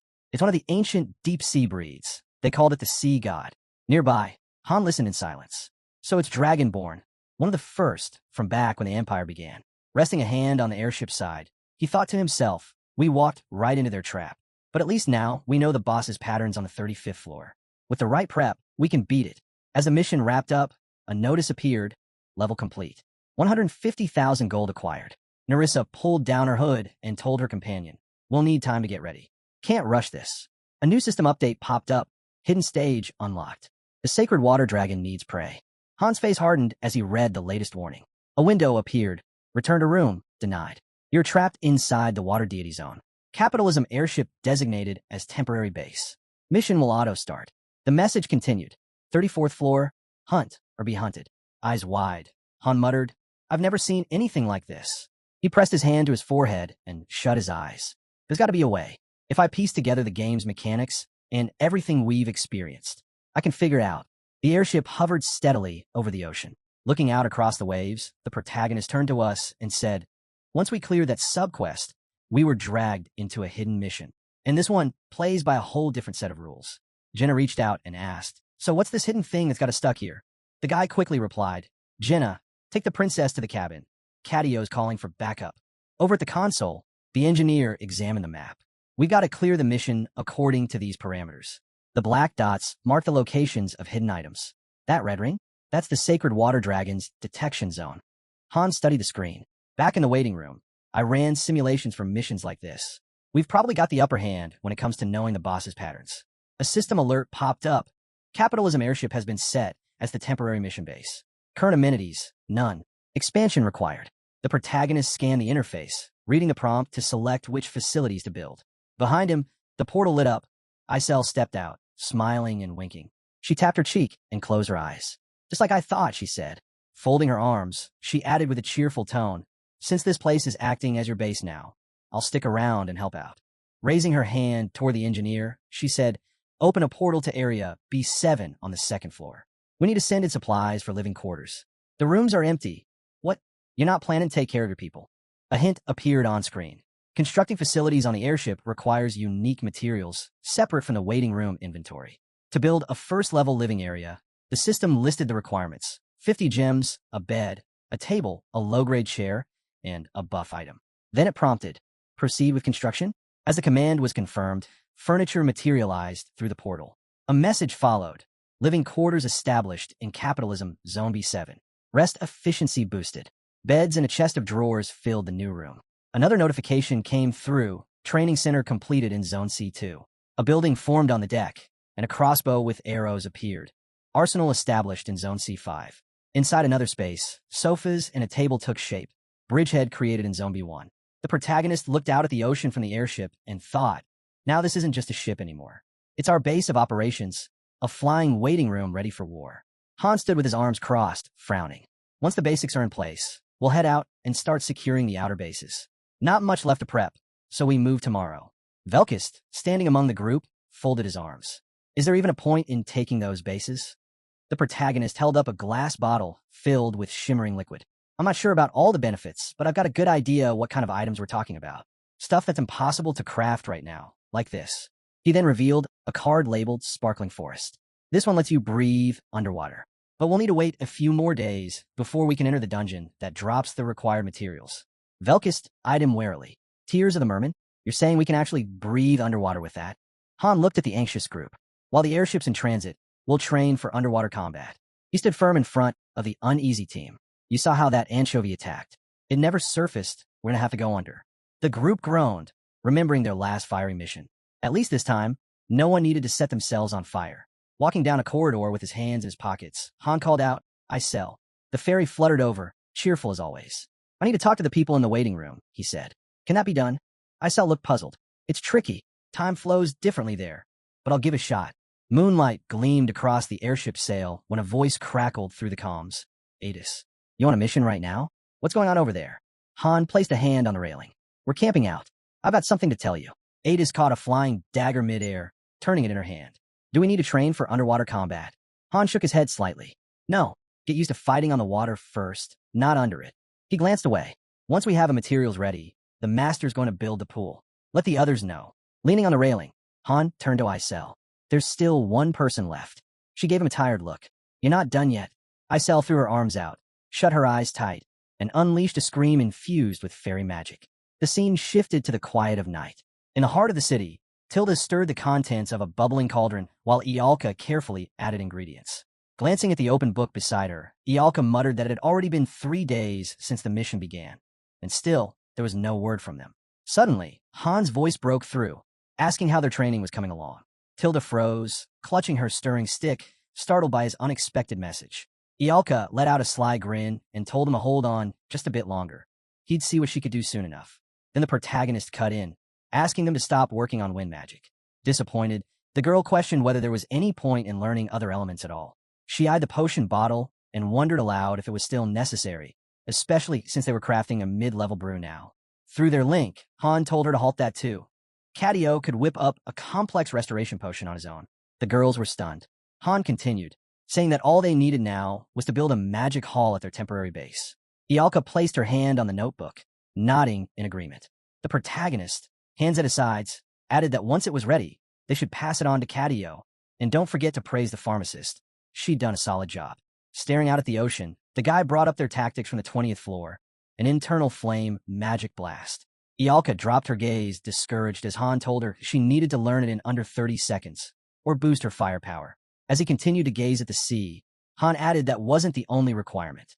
The girl blinked in disbelief when she heard she had to learn how to swim too. Han looked up at the moon, listening to her stunned voice ask if he was kidding. Had someone really dropped out? Standing near the edge, the protagonist replied that this was no laughing matter. He kept his eyes on the ocean, hearing her determined voice say she'd be back. She just needed time to prepare. Ialka gave a bashful smile and thanked him. Han closed his eyes, smiling faintly, then turned and told Isel she did well. The protagonist now faced the fairy, explaining that while only the first group was active for now, the others would need assistance soon. Isel looked at him with worry.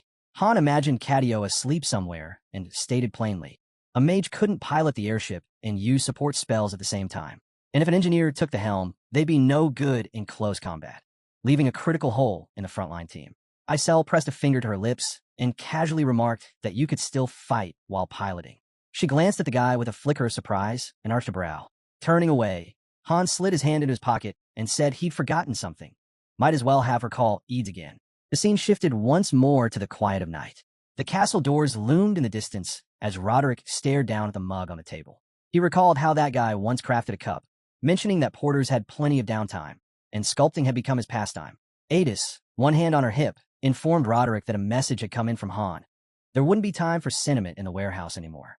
Roderick lowered his gaze, clenched his fist, and told her he understood. He was leaving. Outside, a training dummy stood still. Daika looked over at the group in surprise, confused by the mention of instructor training. Adis stood with her arm extended, explaining they were now selecting and training people across every specialization. Given the times, training quality had to step up. She locked eyes with Daika and added that only a small group was training on the first floor, yet the number had already passed 100. He couldn't handle it solo anymore. Daika stiffened when he realized he'd be joining them on missions. His eyes darted around before he burst out that he couldn't kill anyone. Adis calmly replied that she knew. To move up to the second floor, they just had to get past him. A bead of sweat slid down Daika's cheek as she mentioned she knew about his fight with someone named Gilbert, the one where he'd been beaten. Adis frowned and said bluntly that he was weak. If he wanted to lead others, he needed to level up. That meant joining missions. Someone was going to die either way. She turned and looked over her shoulder at Daika, saying that she and Roderick would handle the main fighting. He only needed to provide cover, at least until they reached higher floors where the lizards came out. Then, he'd have to fight too. With a sharp look, Adis said they were short on time.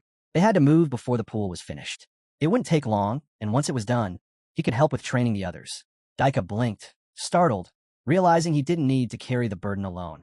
Roderick turned back, his expression firm, and said he wasn't going to die. Daika stared at him, puzzled, then suddenly took off after the group, shouting his agreement. Up above the ocean, the airship hovered steadily. Its turbines spun as the water sparkled below.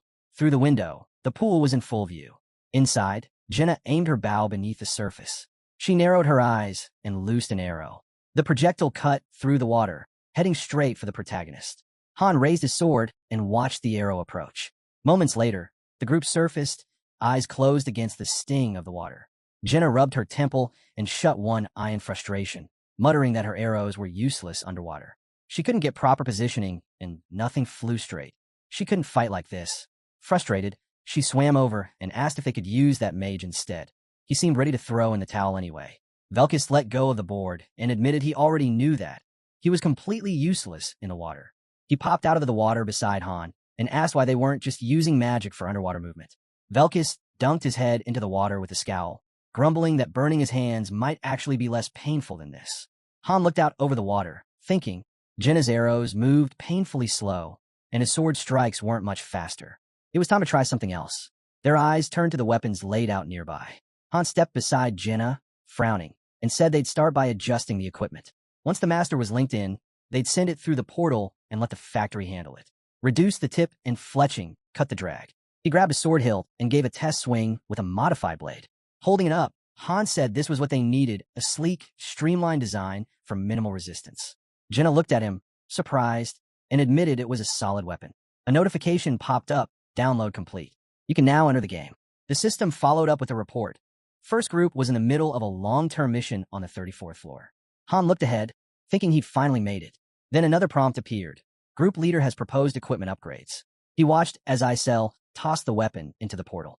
Underwater combat armor was now in production. Until it arrived, they'd train using the weapons available at the center, and they'd keep at it. Above them, the airship sailed smoothly over the ocean. A notification flashed across the screen. Jenna had officially unlocked the underwater combat skill. She narrowed her eyes and let an arrow fly. At the same moment, the game announced Han had reached level 2 in the Divine Sword Union skill. He swung his blade sharply, cutting through the incoming arrows as he swam ahead of Jenna, deflecting each shot with precision. Then came another system message. Han had now mastered underwater combat as well. Glancing at a passing arrow, he explained that the skills he picked up on the second day of their mission had made underwater movement smoother. Still, it was just the first level. He couldn't move at full speed just yet. Meanwhile, Adis stood by the pool with the others as the training center on the 3rd floor opened up. The pool was complete. The second group, along with Iyalka, had begun their training, following after Adis, who already knew how to swim. Han introduced the enthusiastic squad of Raymen, all geared up in swimming trunks. and noted that this mission was shaping up to be significant. Everyone needed to know how to swim. Since the second floor had no pool, even the fourth and fifth groups joined in on the third floor's training. He glanced at the screen and thought about the limitations. The pool was small, but it couldn't be helped. Unlike simple low-level structures, building something like this required materials, specialists, and time. Even with the help of enhancement gems, the biggest issue was transporting the supplies. As the sun began to rise over the ocean, Catio stood on the deck, pointing forward and declaring that they'd reached the first base. A new notification popped up. Capitalism has arrived at the first base. First item now available. Catio pointed toward an island in the distance. In a cave, the boys stood eyeing a box, suspicious. One of them muttered that it could be a trap, or worse, a water dragon might be lurking nearby. Han glanced at the engineer beside him and said the oversized worm should have noticed them by now. Their objective was the item. Without hesitation, he leapt from the ship, telling them to keep the airship ready for launch at any moment. Sprinting across the water, he reached the cave. Facing the box, Han debated, should he go for it and take the risk, or back off and stay safe? With no more doubts, he kicked open the box. The system chimed in. Item acquired, lowest level water dragon tiers. The protagonist quickly tucked the filled vials into his bag. Han's expression darkened as he heard the trigger activate. His gaze shot toward the dragon rising in the distance. The game notified him. Divine protection applied. He gritted his teeth, eyes fixed ahead. He'd expected this. A system window popped up, Tears of the Waterman, a magic potion that grants underwater breathing. No time to waste, he dashed forward. A girl tossed him a rope. Jump, he called out. Scaling the ship, the high-speed navigation system kicked in. The vessel surged ahead. The monster's eyes followed him, then looked away. Han noticed the increased speed. Faster than last time, he murmured. Jenna, watching the chaos, asked, what's with the emergency signal? The monster had already arrived. Where's the girl? The protagonist asked. She's still in the room. I told her not to leave, Jenna replied. The monster drew in a deep breath. I'll rip you all apart, it growled, eyes fixed on Catio. It's on the left, the protagonist shouted. I know, Catio fired back. Suddenly, the dragon unleashed a massive hydraulic shockwave. A system message flashed. Group currently in solo combat. The hero's mind raced. So, that bastard Inning finally joined the fight. But the enemy kept closing in. The gap isn't widening, someone yelled. Another hydraulic shock. A warning followed. Group in danger. Summoning weapon recommended. They needed a mage to do it. Isel said. Master requested a weapon. Again, Catio groaned. I'm a bit busy not dying here. The protagonist yelled. I got this. Just leave it to me. Looking down, he muttered. Once the high-speed mode is on, only I can control it. A prompt appeared. Activate manual control, along with a guide. The monster inhaled again. An icon popped up on the ship's console. Without warning, it spread its wings and struck hard. The acceleration gauge shot up. Perfect drift, someone shouted. The creature's eyes glowed. You worthless tadpoles, it sneered, slamming down a triple hydraulic attack. The boost gauge maxed out. The protagonist's eyes widened. The ship launched forward. A thought crossed his mind. Perfect. The flying vessel soared, steady and fast. With eyes shut briefly, the protagonist thought, Phase 1 complete. Catio turned. How the hell is Master handling this so well? He told them to cast auxiliary magic on the deck. She smiled, a bit surprised. Didn't know Master could pilot like that. That gave them a chance to offload. The mage, now visibly drained, muttered, just leave me alone in this group forever. The protagonist placed a hand over his face, sighing. Then someone mentioned he could make advanced potions. Let him whip something up here in a magic hall. No chance, he replied. I haven't even rested, and there are no ingredients. He leaned against the doorframe and added, we'll need to gather them from the daily dungeon. Han suggested, what if we use a few from the warehouse? Isel said she'd instruct the collectors to prioritize advanced potion materials. Got it, she nodded. Staring forward, the protagonist counted. 3 locations left. Holding the flask tightly, he reflected that the Tears of the Waterman were now in hand. A key item for underwater battles. It granted breathing ability, but only for a short time. Eyes closed, he acknowledged it was a basic version. The effect wouldn't last more than 10 minutes. Hopefully, the remaining locations held something more. Turning his head, he thought, if Master's this capable, we should be able to find all 4 items. The ship flew ahead at full speed. No, we have to. Meanwhile, in the daily dungeon, the team began collecting materials for advanced healing potions. Catio's workload doubled. He had to produce enough to supply 5 full teams. Master tried to help, but ended up wasting 6 bottles because of minigame difficulty. Catio was exhausted, nearly collapsing from the effort, but he secretly pushed out a few more. Nearby, Kishasha let out a sharp cry. She crouched low, muttering, "You'd have to be insane to fight like this." Turning to her, Adis asked, "Are beastmen really that hopeless in water? Maybe we should just cut Group 3 entirely," someone suggested. Eyes closed, another girl whispered, "If I blow the mission because of swimming, I won't live it down." Looking down, someone asked, "What's Ialka been doing lately?" Adis answered, "Leave her be. She's been practicing underwater magic." Ialka extended her hands, casting spells. "It's possible," she said. Han had told her try, so she kept at it. Suddenly, she broke the surface with a frustrated look. Adis sighed. Another failure. Looking ahead, she asked, "By the way, how's the lineup for Groups 4 and 5 coming along?" The man replied flatly, "No one wants to join the main mission." She pressed a hand to her face, frustrated. How did the rumors even reach the lower floors? The real issue was obvious. The survival rate was too low. The guy added, "Rooms on the first floor are so packed, people are crammed together. You'd think that discomfort would push them to move up, but it hasn't." A wide shot of the building came into view. Daika's promotion was now official. He had reached 3 stars. His level and skill caps had been raised, and he was now eligible for class change. Clenching his fists, one man muttered, "Is everything really fine? Wasn't this guy already handed over to 5 others?" Another responded, "I heard Master's trying to take control of the first floor. This promotion is part of that plan." Mark cut in, "Let's just watch for now." The man stood silently, and someone commented, "If we keep this up, Master's never going to send us to synthesize. And what's this guy doing solo on the first floor anyway?" They pamper someone like that, then ship them straight to isolation on the top floor, another scoffed. With a wide grin, one of them said, "Guess I'll start rallying my team. Maybe try finding potential instructors too." Back in the field, the monster opened its jaws wide. Jenna loosed a volley from her bow.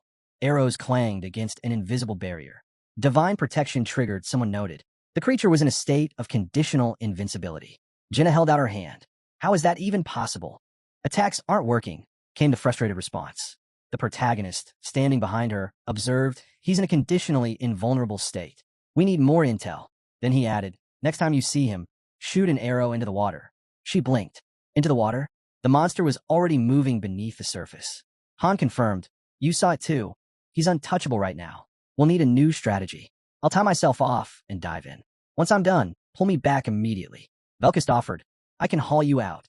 Jenna smirked, "If we got a sturdy enough rope, it should work." She nodded. Her longbow was being modified, so she'd use the short one instead. The protagonist gritted his teeth. "We're both making progress, but too slowly. Don't go out on the deck when he's near. Stick to the training ground for now." The guy responded, saying it sounded pretty bleak.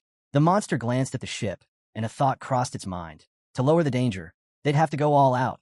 But at this pace, they'd burn through the location too quickly. Mastering underwater combat became a priority, skills sharp enough to use anytime.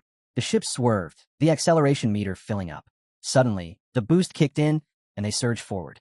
The monster yelled, shocked by their speed, while Han smirked to himself. This was going well. An eye icon appeared. He disagreed. The monster looked straight ahead. Another thought surfaced.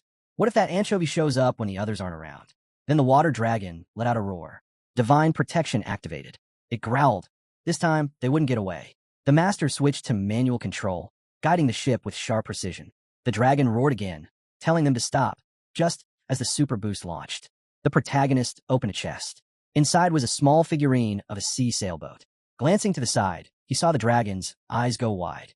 Also in the chest, an oxygen supply system, ranked B+. Jenna let loose an arrow from her bow. It zipped past the monster's face. She smirked, saying attacks still worked underwater. Han asked what she meant. She explained, "Divine protection doesn't reach past the water's edge." He looked inside again. A spatial summoning stone appeared. He realized this was how they'd collected all 4 key items. A new notification flashed. The hunt was starting. Despite earlier worries, as the water dragon appeared, Initon logged in and immediately took command. Unlike before, when he'd only log on in the evenings, it seemed the master had enabled push notifications on his phone. Thanks to that, they were at least half prepared for the boss. Sitting at the table, the girl pointed out that most of the mission would need divine protection. Wright said they'd have to find the goddess statue right when things kicked off, just like they did with the giant before. Facing her, the protagonist thought she was close to fully grasping the game's mechanics. She'd make a great leader, too. She asked if they were really going to fight the boss. He replied they were almost ready, but not quite. The master didn't seem ready to trigger the challenge yet. Clenching his teeth, the protagonist declared that once the boss fight starts, Catio would be the one handling the airship. Jenna responded that even so, they'd still have to face the enemy directly. Honestly, it was going to be tough with just 4 of them. He suggested that maybe this mission would require bringing in other groups, splitting the work. A defense team could guard the goddess statue while the attack team pushed forward toward the objective.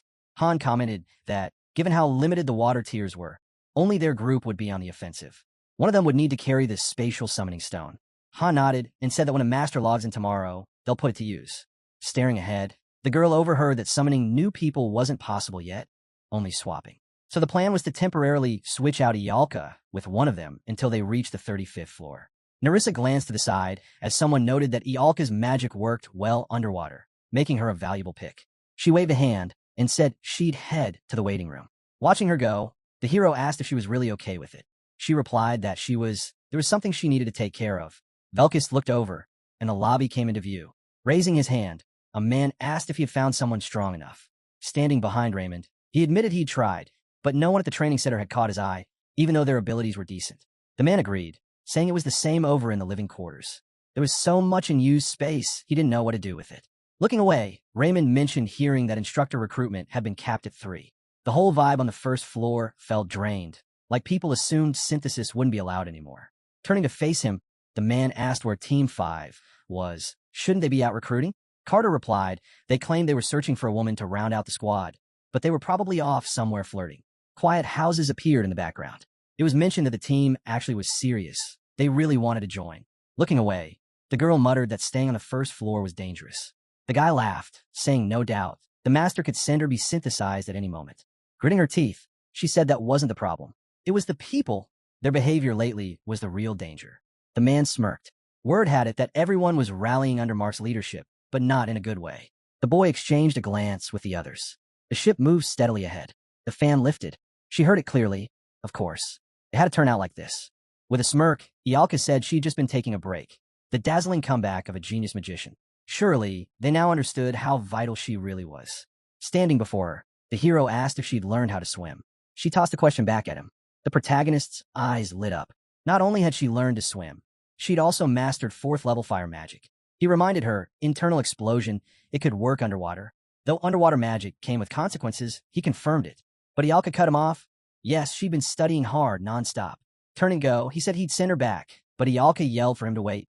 Just give her one more day. He turned and smiled. It was a joke. A statue appeared. Han said that once the mission started, they'd board the airship and immediately search for the goddess statue. The girl asked if that meant activating divine protection. He nodded. With their current numbers, they wouldn't last long otherwise. The longer the delay, the worse their chances. A battle plan appeared. He explained that they had only 5 bottles of water tears. Group 1 would take the offensive, directly facing the anchovy. All other teams would defend the statue. Velkist raised his hand, asking if he could really fight underwater. It wasn't easy. The hero turned to the girl and asked again, could she really use 4th-level fire magic underwater? With her head lowered, she admitted that on land, she could only manage it for 30 seconds. Underwater, standing before her, the hero pressed. He needed a clear answer. She replied firmly, she could. Han folded his arms and said Velkist and Narissa would be on the front lines, facing the anchovies' attacks. Jenna would cover anything near the boss. She was finally part of the attack team. The girl blinked in surprise. She was finally going in? Resting a hand on his hip, the protagonist explained. Since their attacks were weak underwater, she'd use magic when they broke through. Ialka raised an eyebrow, hearing that she could. The girl answered that she understood. Training time was about 20 hours per day. If they were still in the waiting room, they could have adjusted that. But now this was a mission. Ialka had learned the basics of swimming. Yes, but her head lowered again. She admitted she couldn't cast spells underwater. She had to keep her mouth shut. Elemental magic became far harder to use if the previous stages weren't completed. Suddenly, Ialka looked stunned. Closing her eyes tightly, she shouted that she wasn't saying it was impossible, just that she needed time to learn how to cast the spell internally. Warming up, she added that she'd already mastered all the theory. Now it was just about putting it into practice. She could handle it. Han frowned, thinking there was nothing to do but wait for now. Then the dragon appeared, and he reminded them time was running out. The ship was heading straight toward the dragon. This was a covert mission, an operation to hunt down a water deity. Group formations came into view as particles swirled around Ialka. The ship hovered over the ocean, then came to a sudden stop. Outside the window, a vast pool came into view. Underwater, the protagonist and the girl moved through the currents. Jenna had upgraded her underwater combat skill to level 4. The protagonist had done the same. With the boost, diving down to 100 meters now took just 40 seconds. They could stay submerged for 10 full minutes. They trained underwater combat well into the night. At dawn, they switched to weapon drills on land. But a major issue lingered. Under the moonlight, the hero swung his sword down hard, hitting the ground. Frowning, he thought his skills didn't sync. No calculation errors, everything was correct, but still, nothing combined. His card and skill list appeared, 12 skills in total. Even though he had a lot, they all operated independently. When two skills synced perfectly, output could double or even triple. With synergy, it could increase tenfold. That was known as breaking the limit. For low-level heroes lacking raw stats, it was the only way to exceed the power of stronger players. Jenna, nearby, asked if it was really possible to slice the sea with a sword. He glanced at her and said he doubted it. She wasn't asleep, either. She said she couldn't sleep and figured she might as well train more. He replied he was doing the same, training however he could. Jenna grinned wide and asked if that wasn't enough for him. After all, he was already like a living weapon. Raising her arm confidently, she declared she'd tear through with the ballista, thick iron bolts, slicing the sea. If that wasn't a walking weapon, what was?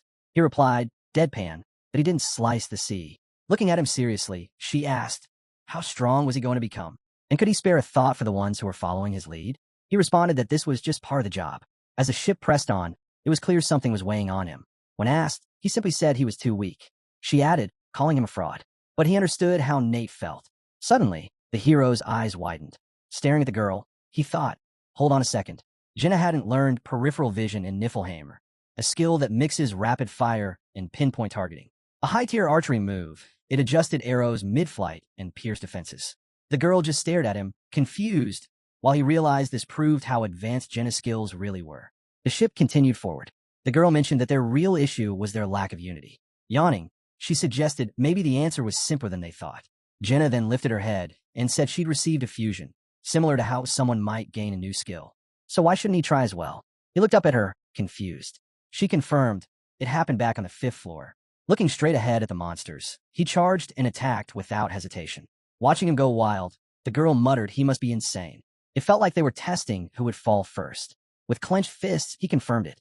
She answered, but I don't feel that anymore. He said that's because he now had experience and technique. Pointing to the side, Jenna explained that what once seemed brutal now looked more like calculated tactics.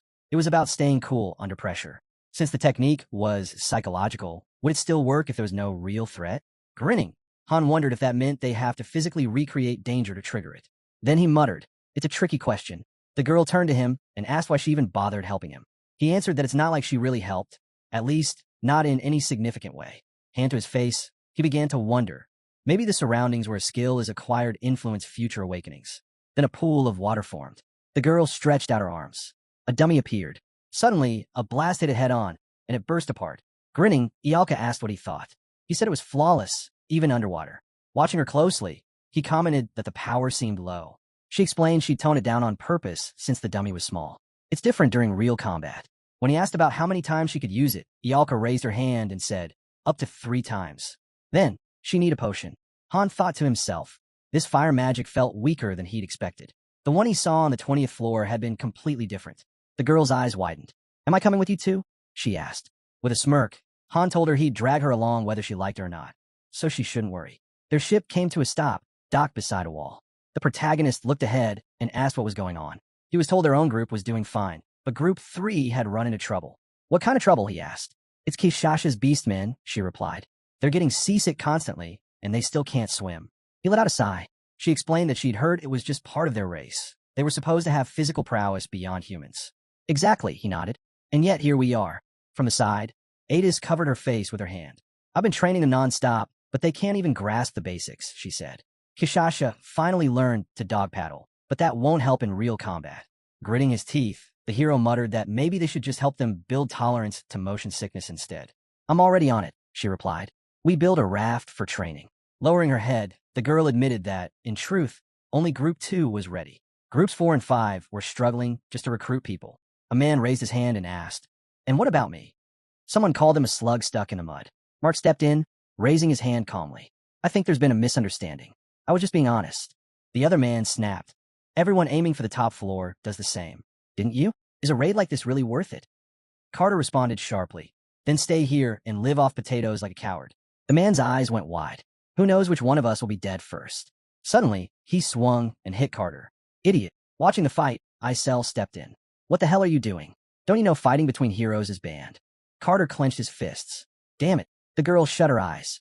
Groups 4 and 5 still haven't filled their ranks. And the ones they did find are only 2-star level. The protagonist stared ahead. There's no time left. We'll handle the cleanup on the first floor once the mission's done. The dragon had appeared. Word spread quickly. A battle with a massive water dragon was looming, right in the middle of the ocean. The creature couldn't be harmed from the surface, so fighting it underwater was the only option. Everyone, except for the third group, needed to learn underwater combat. Adis grinned and asked what the 20th floor was like. Someone answered that enemies had begun invading. Han added that it was definitely possible. Staring ahead, a girl stated that this time wouldn't be like before. They'd trained a lot since then. The main character shut his eyes for a moment, then opened them, saying it had been an accident. Leaning against the wall, Han said he was going, and Adis nodded in approval. Aiel let out a deep sigh. The hero mentioned that she had given it her all. The fairy brushed it off, saying it wasn't anything special. She then asked if he could really complete the mission on his first attempt. He clarified. Was she asking if failure meant death? She confirmed, yes, that's exactly what she meant. Suddenly, there was a knock at the door. The protagonist opened it to find a girl smirking at him. She asked if he was busy. A man holding a bottle commented that it was surprisingly easy to provoke the raid group.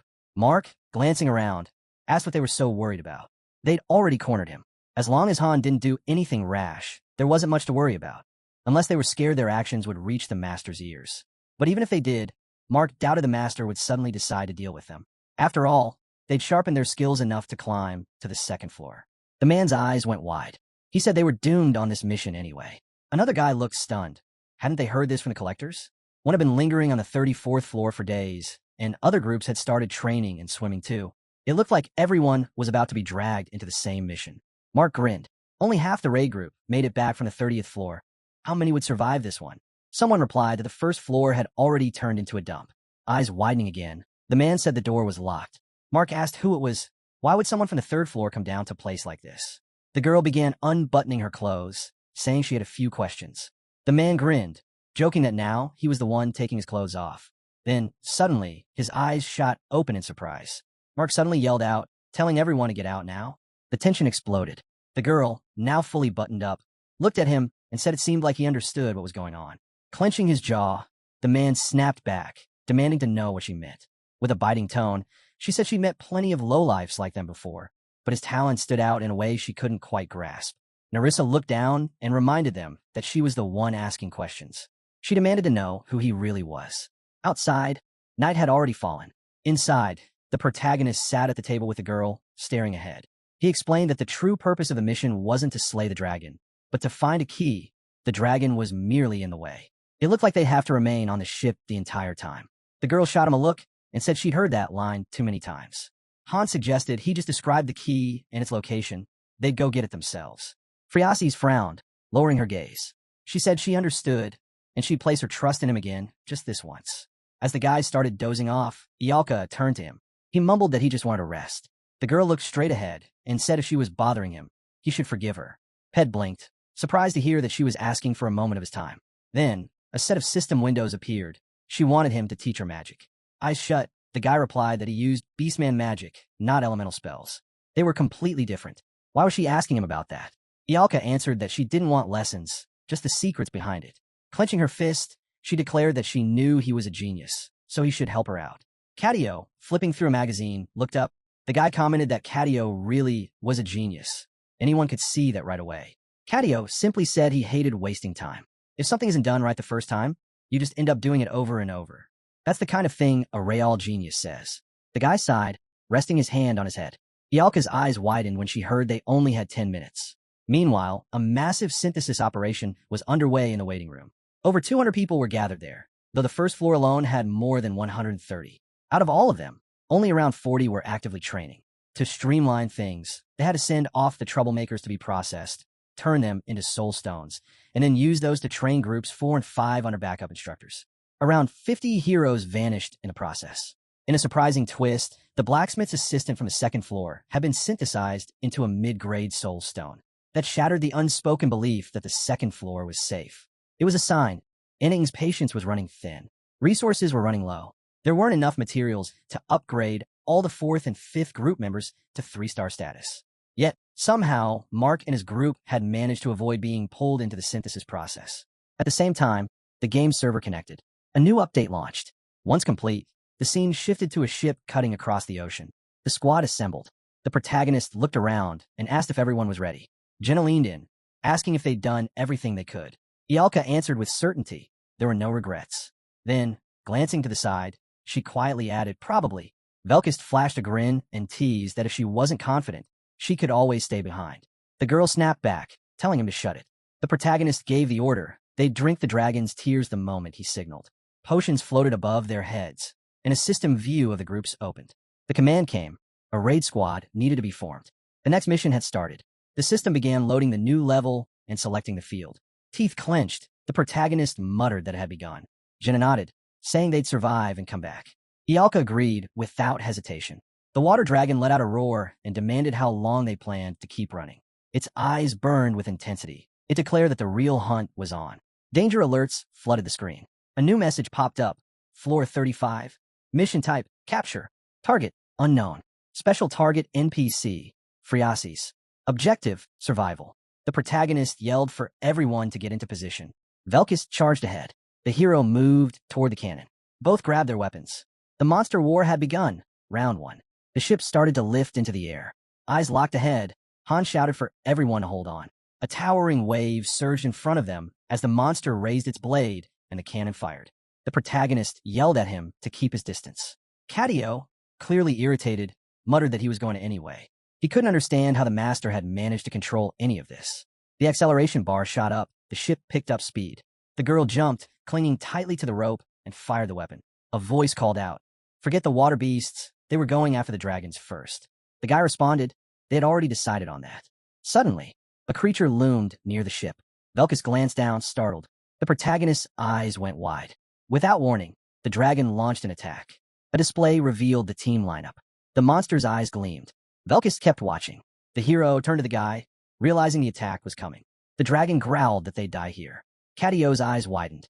The acceleration gauge surged. A blast fired at the dragon. The protagonist, gripping the weapon, scanned the area, asking where she was. Then he spotted something. He had to look closer. The mission had begun. There had to be a statue nearby. The monster glared at the ship, claiming the area as his domain. The acceleration gauge was almost full. Cadio, teeth clenched, barked out. What was it about this airship that had such a hold on him? The controls twitched. The speed bar dipped. Screams rang out. Jenna turned away, shocked. Han grit his teeth. Velkist couldn't believe what he saw. The creature appeared beside the ship again. As shots rang out, the hero shouted about the master, something about seizing control of the airship. A notification flashed. Airship capitalism is launching.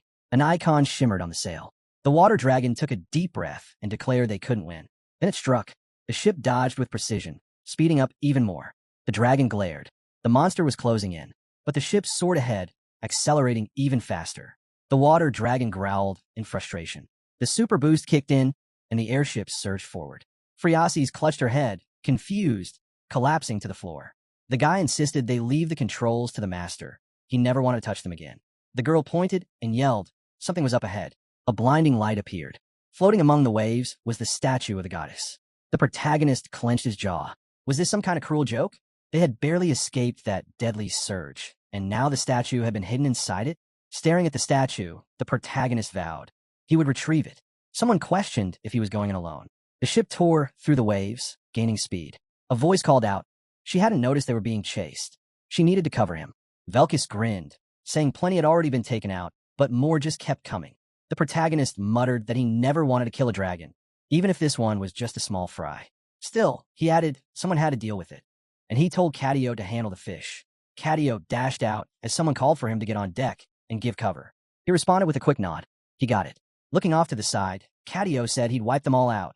He'd take down more dragons than anyone else. The protagonist looked at the girl and wished her luck.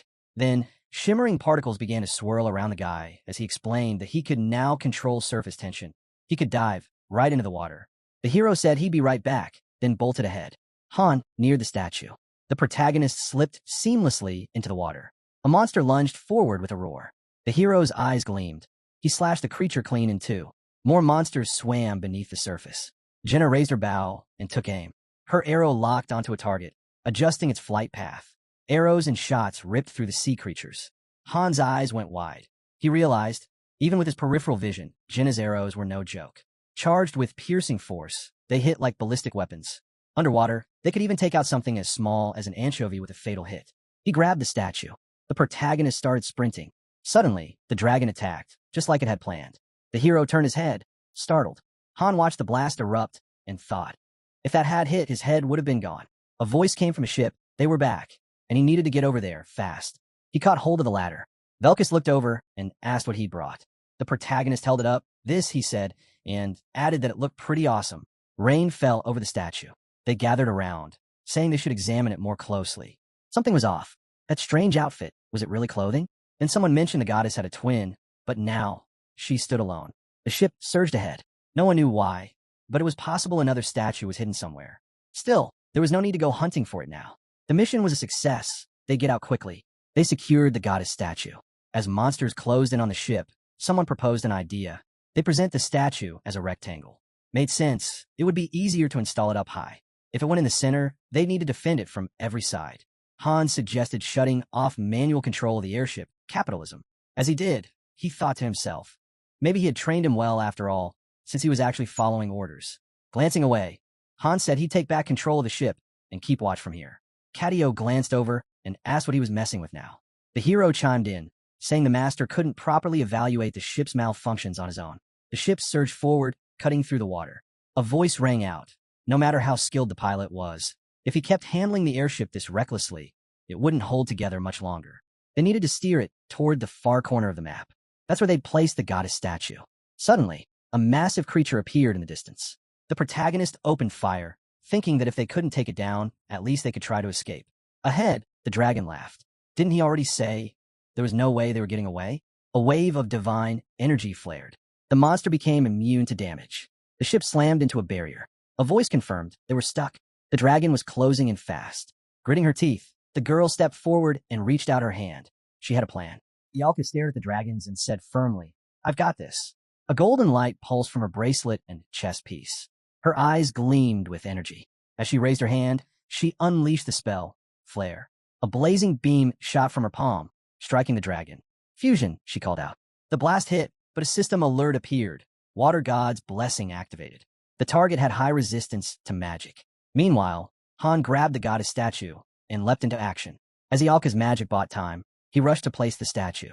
After setting in place, he sprinted back.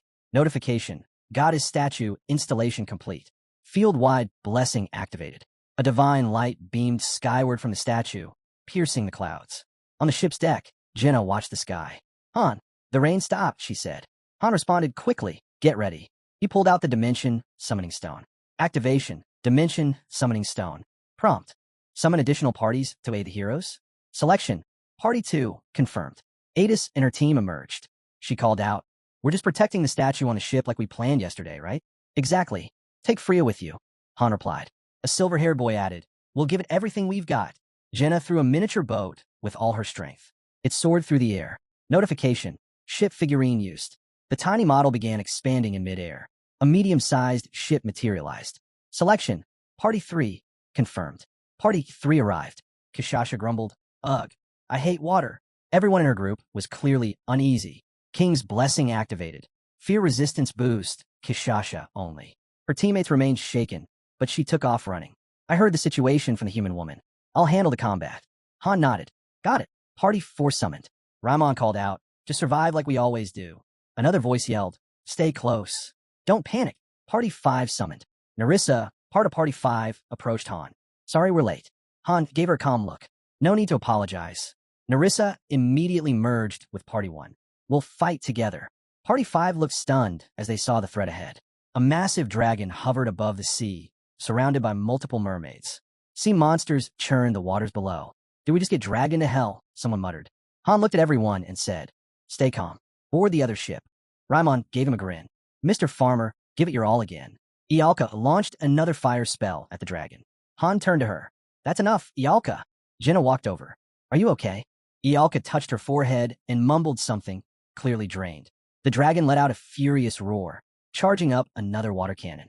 The blast slammed into the field's barrier. Han pulled out an oxygen tank from a previous mission and examined it. Time to move. The eyes on the goddess statue began to glow. Oxygen device activated. He took out the mermaid's tears. Party 1 has received the mermaid's blessing. Oxygen capacity boosted to unlimited. Velkist wiped his face. So, we fighting now? Han leaned in and whispered to Cadio. Take the airship to the center. Hover above the surface until we dive. Nearby, 3 girls had their eyes locked on the dragon. Jenna downed her mermaid tear potion. Capitalism acceleration device activated. The team started advancing toward the center of the field. The dragon bellowed. You're not going anywhere. Han glanced back. Good. Keep chasing. Notification. Water Dragon Cat is roaring, gathering Water God's power. Suddenly, the squid monster returned. Monster Wave, Round 1. Cannibalistic Shark, LV, 33x105. Mermaid, LV, 37x80. Baby Water Dragon, LV, 34x53. Water Dragon, LV, 39x74. Kraken, LV, 41. Han looked at the goddess statue. Just as I thought. They're coming from every direction, all aiming for the statue. Adis, they're headed your way. Hold the line. Adis replied, Don't worry, Han. You didn't beat us last time. We'll stop them this time for sure. Party members on board the ship took position. Adis shouted, You're not rookies anymore. Time to prove it. 2 members dashed toward the ballistas. One of them, a black-haired guy, said, I'll handle this one. Anand, the right side's yours. Roderick gave the command. Use your spear techniques now. A girl nodded. Got it. A massive wave of monsters surged toward them. Adis called out, Clear out the weaker ones heading for the ship. Don't hold back. Use your potions if you have to. Ballistas fired into the sea, piercing through the attacking mermaids. One mermaid leaped aboard, lunging toward a new member of Party 5. The girl raised her shield to block. But before the attack could land, Kishasha swooped in, gripping the mermaid's head. She zipped across the deck, cutting down enemies in a blur. One after another, mermaids and water dragons fell. She landed on a mermaid and crushed it like a paper shell, dispatching another with a casual wave of her hand. She turned to the new recruit and said, If even one of us slacks off, we all pay for it. I get that now. So don't freeze up. The girl nodded, eyes wide. Okay, everyone's taking down the mermaids and water dragons. A guy nearby shouted, It's dangerous if you get surrounded. Don't go in solo. We still need intel. Others were busy cutting down enemies, trying to climb aboard. One muttered, If we don't clear them now, we'll be overwhelmed.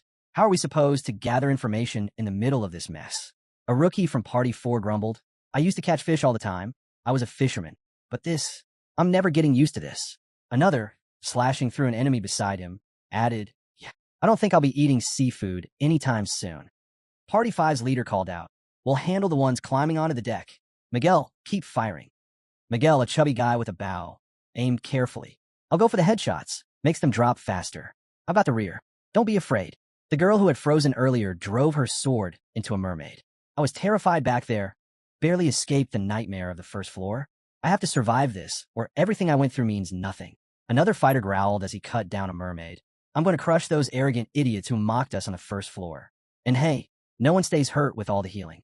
This might actually turn into a fun hobby. More mermaids climbed up, and someone yelled, A few are heading for the statue. Take them out. The ballista operator swung around and picked them off one by one, guarding the goddess statue. Then the whole ship lurched violently. Rising before them, massive tentacles. The Kraken had grabbed hold of the ship. Someone shouted, The ship's going to snap in half at this rate. How do we even fight that thing? It's treating us like a toy. Party 3 dashed toward the giant sea beast. One of them landed a brutal kick to its face. Others followed with claw attacks, ripping into it. Kishasha launched into the air. Mid-flight, she transformed, then slashed the Kraken down with her claws. As a monster collapsed, a tidal splash drenched Party 3. They all grimaced. Ugh, Water 1 groaned. Another spat seawater out. It's salty. Adis, watching the chaos settle, smiled faintly. This is going better than last time. Roderick nodded beside her. Yeah, this time, everyone's making it home. A mermaid leapt from the sea onto the ship, screeching, Who human? Spears in hand, several others followed, charging in. Roderick and Adis rushed to meet them, cutting down the attackers with swift, precise strikes. A younger member of Party 3 stumbled back. I feel sick. A Party 2 member glanced at her. Party 3's seasickness is getting worse. Adis yelled, Pull back. Let Party 3 recover before they collapse. Meanwhile, elsewhere, someone stood atop the dragon's head, driving his sword into its skull. Another slashed at the neck below. There's no end to these things, one shouted. Watch the jaw, warned the fighter above. Too late. One of their teammates screamed, "My leg," as it got torn open. A comrade dashed over. "Calm down. Use a potion now." Back on the ship, it veered sharply toward the center of the battlefield. The dragon's gaze locked onto them. Han turned to everyone. "Get ready, we're going." Cadio popped up from below deck. "Wait, take this." He tossed a bottle, which Han caught. "It's mermaid tears. I had enough ingredients to make one batch. Just one bottle, though." Han nodded. "Good to have, even if we don't need it." Kato stepped forward, handing over 2 small stones. Notification. Cadio has granted attributes to Party 1. Item consumed. Stamina Reinforcement Magic Stone, Basic. Strength Reinforcement Magic Stone, Basic. All Party 1 members. +5 stamina, +5 strength. The ship sped across the sea's surface, the dragon pursuing closely behind. As the ship neared the center, every member of Party 1 dove into the water. The dragon loomed ahead. Han raised his hand. "It starts now." The dragon surged toward him. The others split off in every direction. Han raised his hand. "It starts now." The dragon surged toward him. The others split off in every direction. Han thought to himself, "Ialka's already casting. We have to stop this thing, no matter what." Now face to face with the beast, he realized just how massive it truly was. Its glowing eyes stared him down. "It's even bigger up close," he thought. Suddenly, Han swerved. Velkist appeared beside him, plunging his blade into the dragon's scale. Blue blood leaked out in streams. All damage counts underwater, Han realized. He raised 2 fingers. Every one attack. Narissa slashed in with her dagger.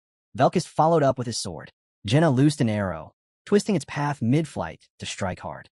The dragon reeled from the assault. Real damage was being dealt. And then, deep inside the creature, Ialka finished her spell. Her magic exploded from within. The dragon burst open. Han eyed the creature and realized it wasn't enough to bring it down. "We'll have to keep pushing until Ialka can fire again," he thought. Raising 2 fingers into the air, Han signaled. Velkist dove forward without hesitation. "We've trained in harsher depths than this," Han reminded himself as Velkist surged ahead. The dragon's eyes locked onto Han, and it began to gather water within its chest. Suddenly, it unleashed a massive beam aimed straight at Ialka. Without thinking, Han sprinted into its path. Using his sword, he split one beam, then deflected another. Velkist jumped in, intercepting a third. But one final blast was still on course for Ialka, until Jenna let her arrow fly. It spun midair and struck the beam off target just in time. Then, from behind, a blinding light erupted, while had cast another spell. "Flare fusion," she shouted. The energy detonated inside the dragon's body, and its tail was severed by the internal blast. Even though Ialka's attack had faded, Han noticed the damage was real. The dragon was stunned, but far from finished. "We have to end this before it regains control," Han thought, bracing for the next phase. The dragon slowly curled in on itself. "What's it doing?" Han wondered. It wasn't reacting, even as Ialka began casting again. Her eyes now glowed intensely. "Fusion," she cried once more. Her spell detonated inside the dragon's gut. Suddenly, its eyes snapped open. It shot upward, heading for the surface. Is it escaping? Han chased after it. Wide above now. As the dragon burst from the water, chaos had already broken out up top. Other forces were engaged in battle. The dragon, flames still flickering inside it, unleashed a massive water cannon. Han's eyes widened. A water cannon? Damn it. "The ship's under fire," he yelled. "All units, switch out. Get the ones on helm some rest. This damn sea monster's going after our ship." Han ordered, "Turn it now. We can dodge the cannon." But something fell off. He stared harder. That's not water. A fiery blast. Ialka's own attack now turned against them, erupted from the dragon's mouth and slammed into the ship. Flames consumed the deck. Crew members screamed, scrambling for safety. Han stood frozen. We never accounted for this, he realized grimly, watching as the dragon reveled in the destruction, its mouth blazing like a furnace. Han stared in disbelief. Who would have thought it had spit out the fire inside its own body? His expression hardened. "I should have been more prepared. What happened to the boat?" he muttered aloud. Velkist looked around, stunned. "What the hell's going on?" "That thing just coughed up Ialka's flame," Han answered grimly. Velkist blinked. "How is that even possible?" If a water cannon works by compressing air and water from its lungs, Han thought, then it makes sense, but I never imagined it could weaponize our own magic. From a ship, Kishasha's voice rang out, panicked and loud. "Han, no one said the ship would catch fire." She held herself together, but the rest of her crew wasn't as strong. "I told you, we can't swim," she shouted. Party 3 was in chaos. The panic had hit hard. Their stats were dropping, cut in half. Then came a young, desperate voice in Han's earpiece, Kishasha's. "No one warned us. The ship's on fire. and we don't know what to do. We can't swim. Everyone's terrified. Some are trying to put the fire out, but they can't. One of us ran off. Someone yelled not to jump in. Said there are monsters in the water waiting to kill us. Kishasha shouted again. What's happening, Dragon Slayer? Han clenched his fists. Where did that damn dragon go? Back into deep water to heal? Under different circumstances, he would have chased it down right away. But right now, the fire and fear on the ship had to be the priority. Cadio Han, he called out. Head to the goddess statue. Help them out. He turned to Velkist and Narissa. Go with him. Narissa looked surprised. Just the three of you will handle the boss. Yes, Han nodded. If we lose the goddess statue, we lose our ability to breathe underwater. We won't stand a chance if that happens. Without hesitation, Velkist and Narissa swam back toward the burning ship. Ialka stepped forward. What about me? Relax. It's not your fault. Just a setback. We'll deal with it, Han said calmly. Meanwhile, Adis was doing everything she could to contain chaos, but things were clearly slipping out of control. What the hell is this? She cried. I'm sorry. It's my mistake. Han responded quietly. What do you mean? She explained. The airship's on its way. Abandon the ship. Get to the airship with Friasis. If you can't hold the statue, let it go. Just survive. Han blinked. Wait, what? I don't. Before he could finish, the communication cut off. Beside him, Ialka looked pale. It's my fault. Jenna lowered her voice. No one could have predicted this, Ialka. No one. No, Ialka didn't do anything wrong, Han said firmly. Giving your best is never a fault. If there's anyone to blame, it's me. I'm the one who decided to put Ialka on the team. I take full responsibility. Ialka shook her head. But I was the one who asked you to bring me. Han, cut her off. I would never place someone on the team unless I truly believed they belonged. Tears welled up in Ialka's eyes. Han looked back at her and said gently, there's still a way through this. Have I ever lied to you? His calm words brought her some peace. Jenna leaned in, smirking. Wow, you two are looking steamy, babe. Ialka jolted, face flushing. Well, what are you talking about? She turned to Jenna. Anyway, what do we do now? Cadio was already steering toward the burning ship. Jenna glanced toward the horizon. The monster dove underwater. It took damage. That's why it didn't strike again above water. It couldn't. It's wounded. The three of them swam steadily along the surface. Han exhaled deeply and said, Adis, Cadio's close to the wreck. Abandon the statue. Move everyone to the airship. Adis hesitated.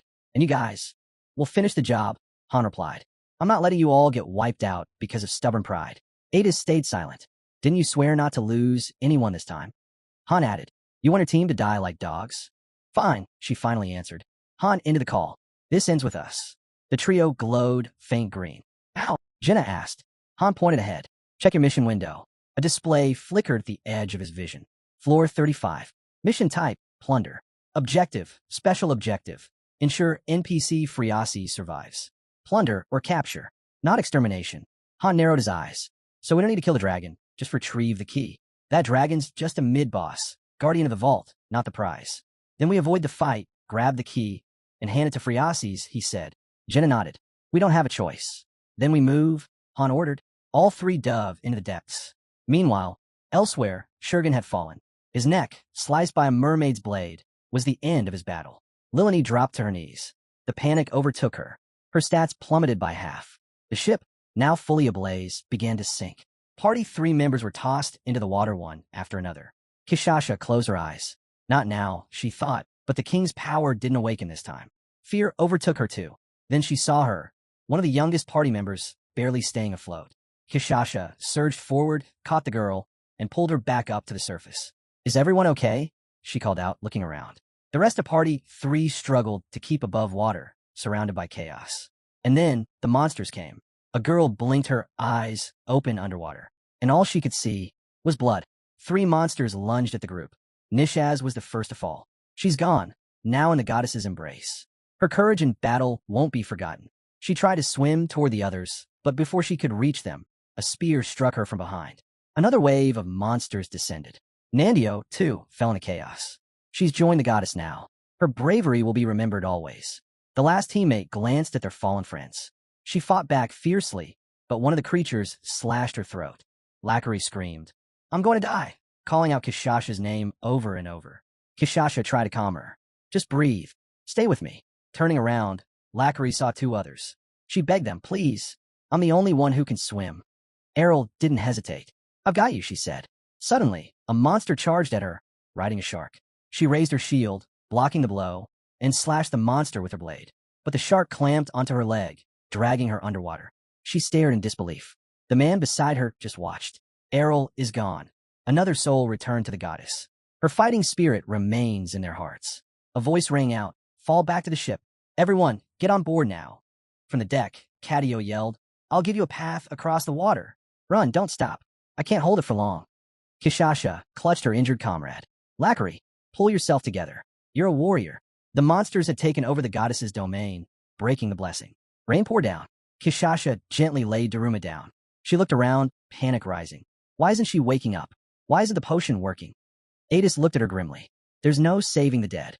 Daruma had passed. She, too, joined the goddess's embrace. Her warrior's soul would never be forgotten. Kishasha stared in disbelief. No, not like this. She didn't even get to do anything. How can a warrior die like this? Lackery pointed at the enemy. I'll kill every last one of them. Kishasha turned to her. Get a grip. Nearby, Narissa and Velkist were recovering. Velkist groaned.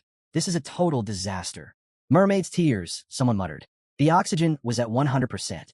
Beneath the sea, Hans swam down swiftly. A time limit? Is it because the monsters took over the statue? He pushed forward through the shimmering blue water. Behind him, Jenna and Ialka followed. At the ocean's floor, a glowing temple awaited, bathed in soft, flickering blue light. Hans' mind drifted back to Friasis's warning, just as a massive shadow loomed beneath the surface. The water dragon had arrived, just as predicted. Its once torn chest had started to heal, the wound now halfway closed. Jenna didn't hesitate. She drew her bow the moment it came into view.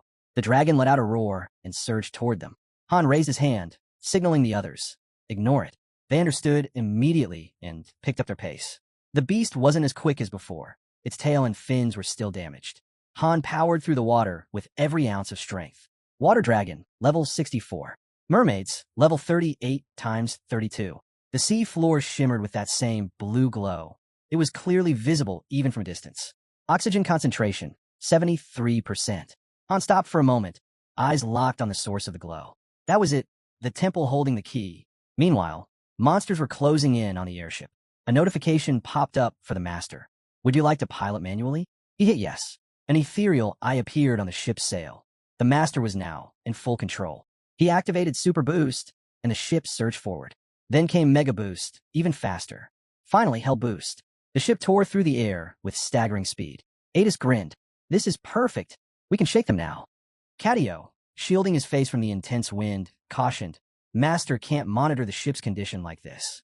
If we keep this up, the engine might fail. The boosters flared red hot.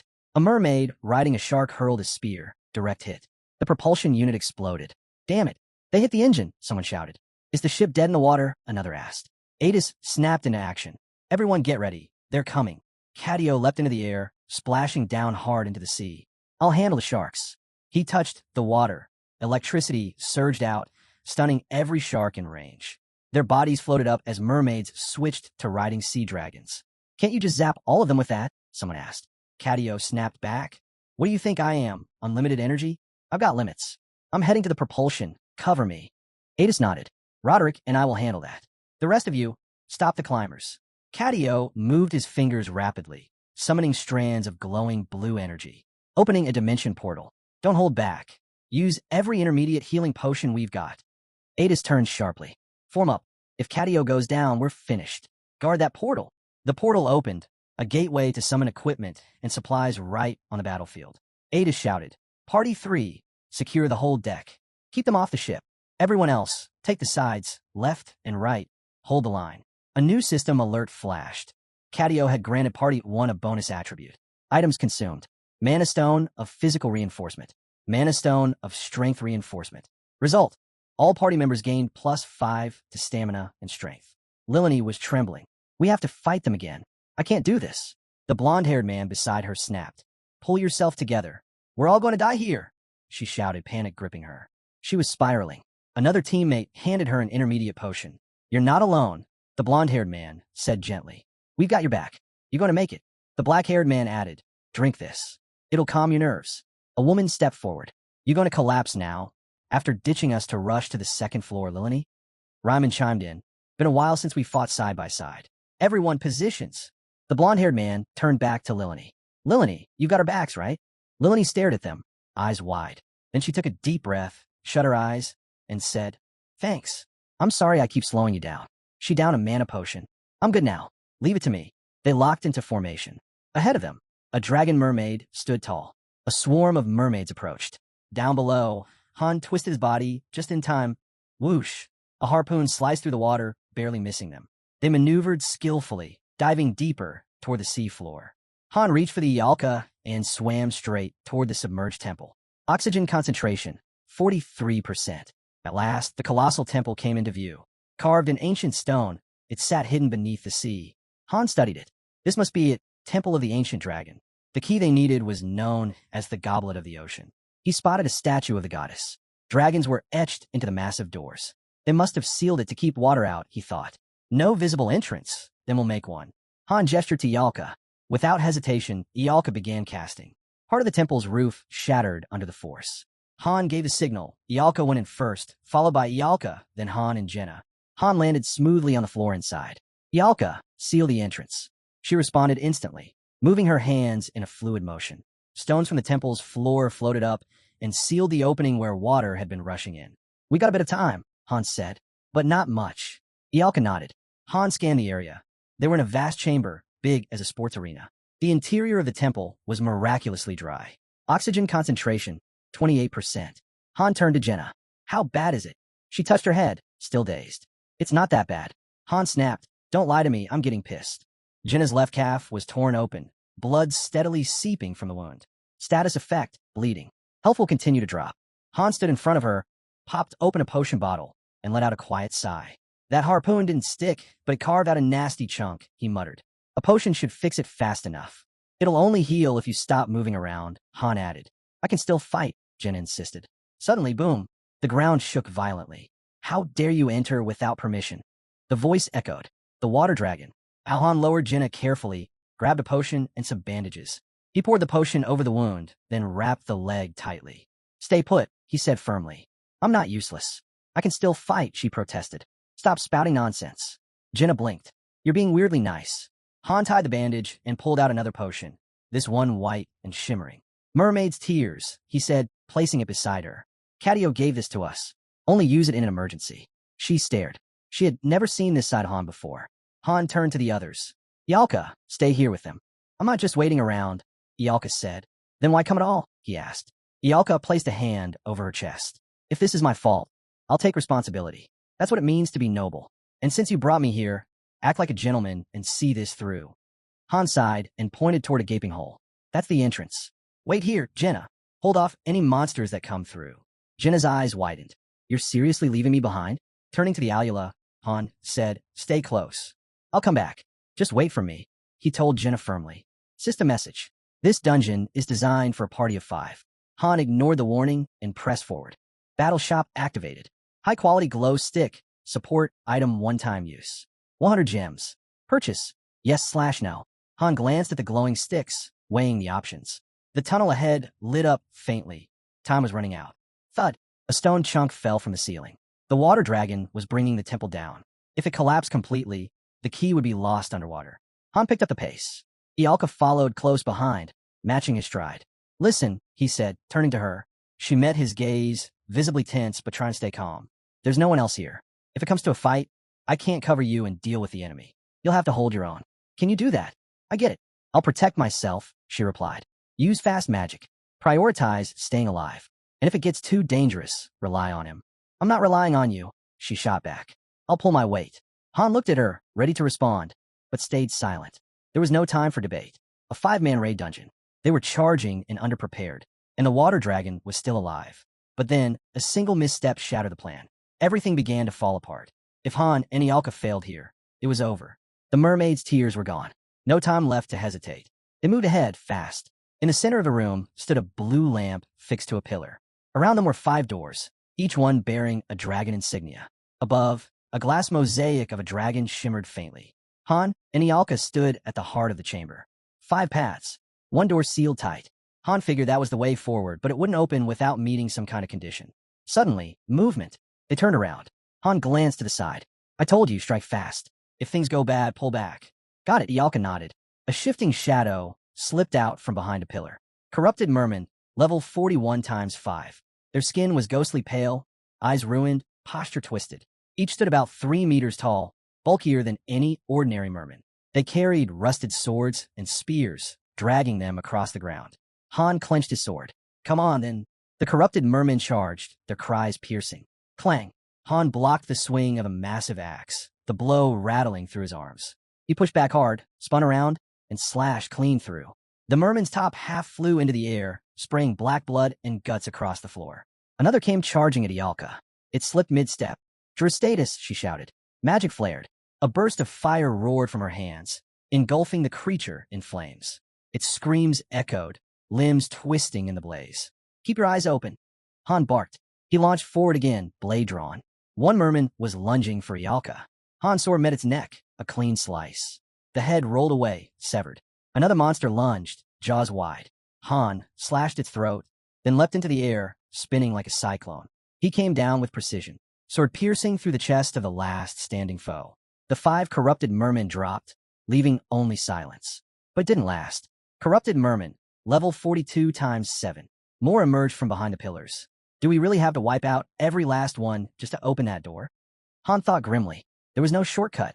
The dragon's water cannon fired again. A jet of pressure blasted against the temple walls. But the structure held. Nearby, Phriases held the key, calling out, "Dear heroes, please." The water dragon turned its gaze toward her. So, it's the goddess's power. These pointless rules are starting to irritate me. It slithered up and coiled around the temple. In the end, it's all the same, the dragon hissed. That power of yours won't last forever. Let's see how long you can cling to hope. The temple was now completely encased. Elsewhere, mermaids scrambled around a shattered ship. They struck at a ruptured hole, trying to break it open. The propulsion system had exploded. Cadio inspected the damage. I can't fix this, she muttered. Even if the other boosters still work, if we go any faster, the mana core will collapse, like blowing into a balloon that's already leaking.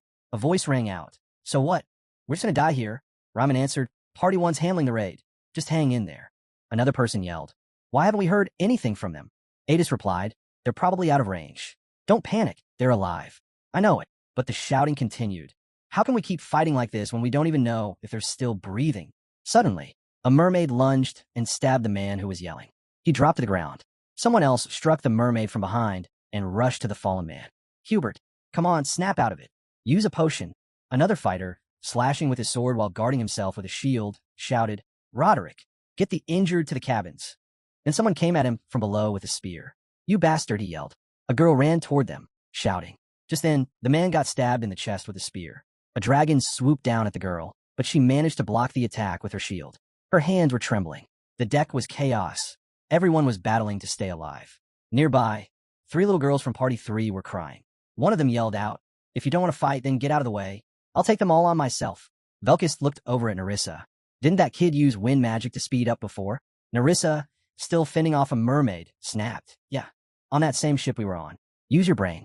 Velkis gulped down a potion and grinned. Feels like I've already killed 100 dragons. Good thing we're stocked. Mermaids were closing in on him. Velkis muttered, should have taken Han's sword. Mine's broken 3 times already, but I've still got spares. Nerissa glanced at him. Even if we've got supplies through the dimension portal, we can't keep this pace forever. Not without rest. While slashing a mermaid, Velkis tossed a potion to Kishasha. Catch! Kishasha caught it with one hand, while slaying a mermaid with the other. Rain poured from the sky. Lilani stood in the downpour, staring upward. Her thoughts drifted to a memory. The sun was setting. A cart rattled along a muddy path. She sat beside her father. The back of the cart was filled with apples. We didn't sell much today, Dad, she said softly. He sighed, yeah, we still got a lot left. Not much we can do. The apples spoiled from all this rain. Then he smiled. But thanks to our hard work, we'll still have enough to eat tomorrow. He handed her an apple. Nice weather gives me the drive to keep going, you know? Lilani beamed. I'll help more tomorrow. Her father smiled.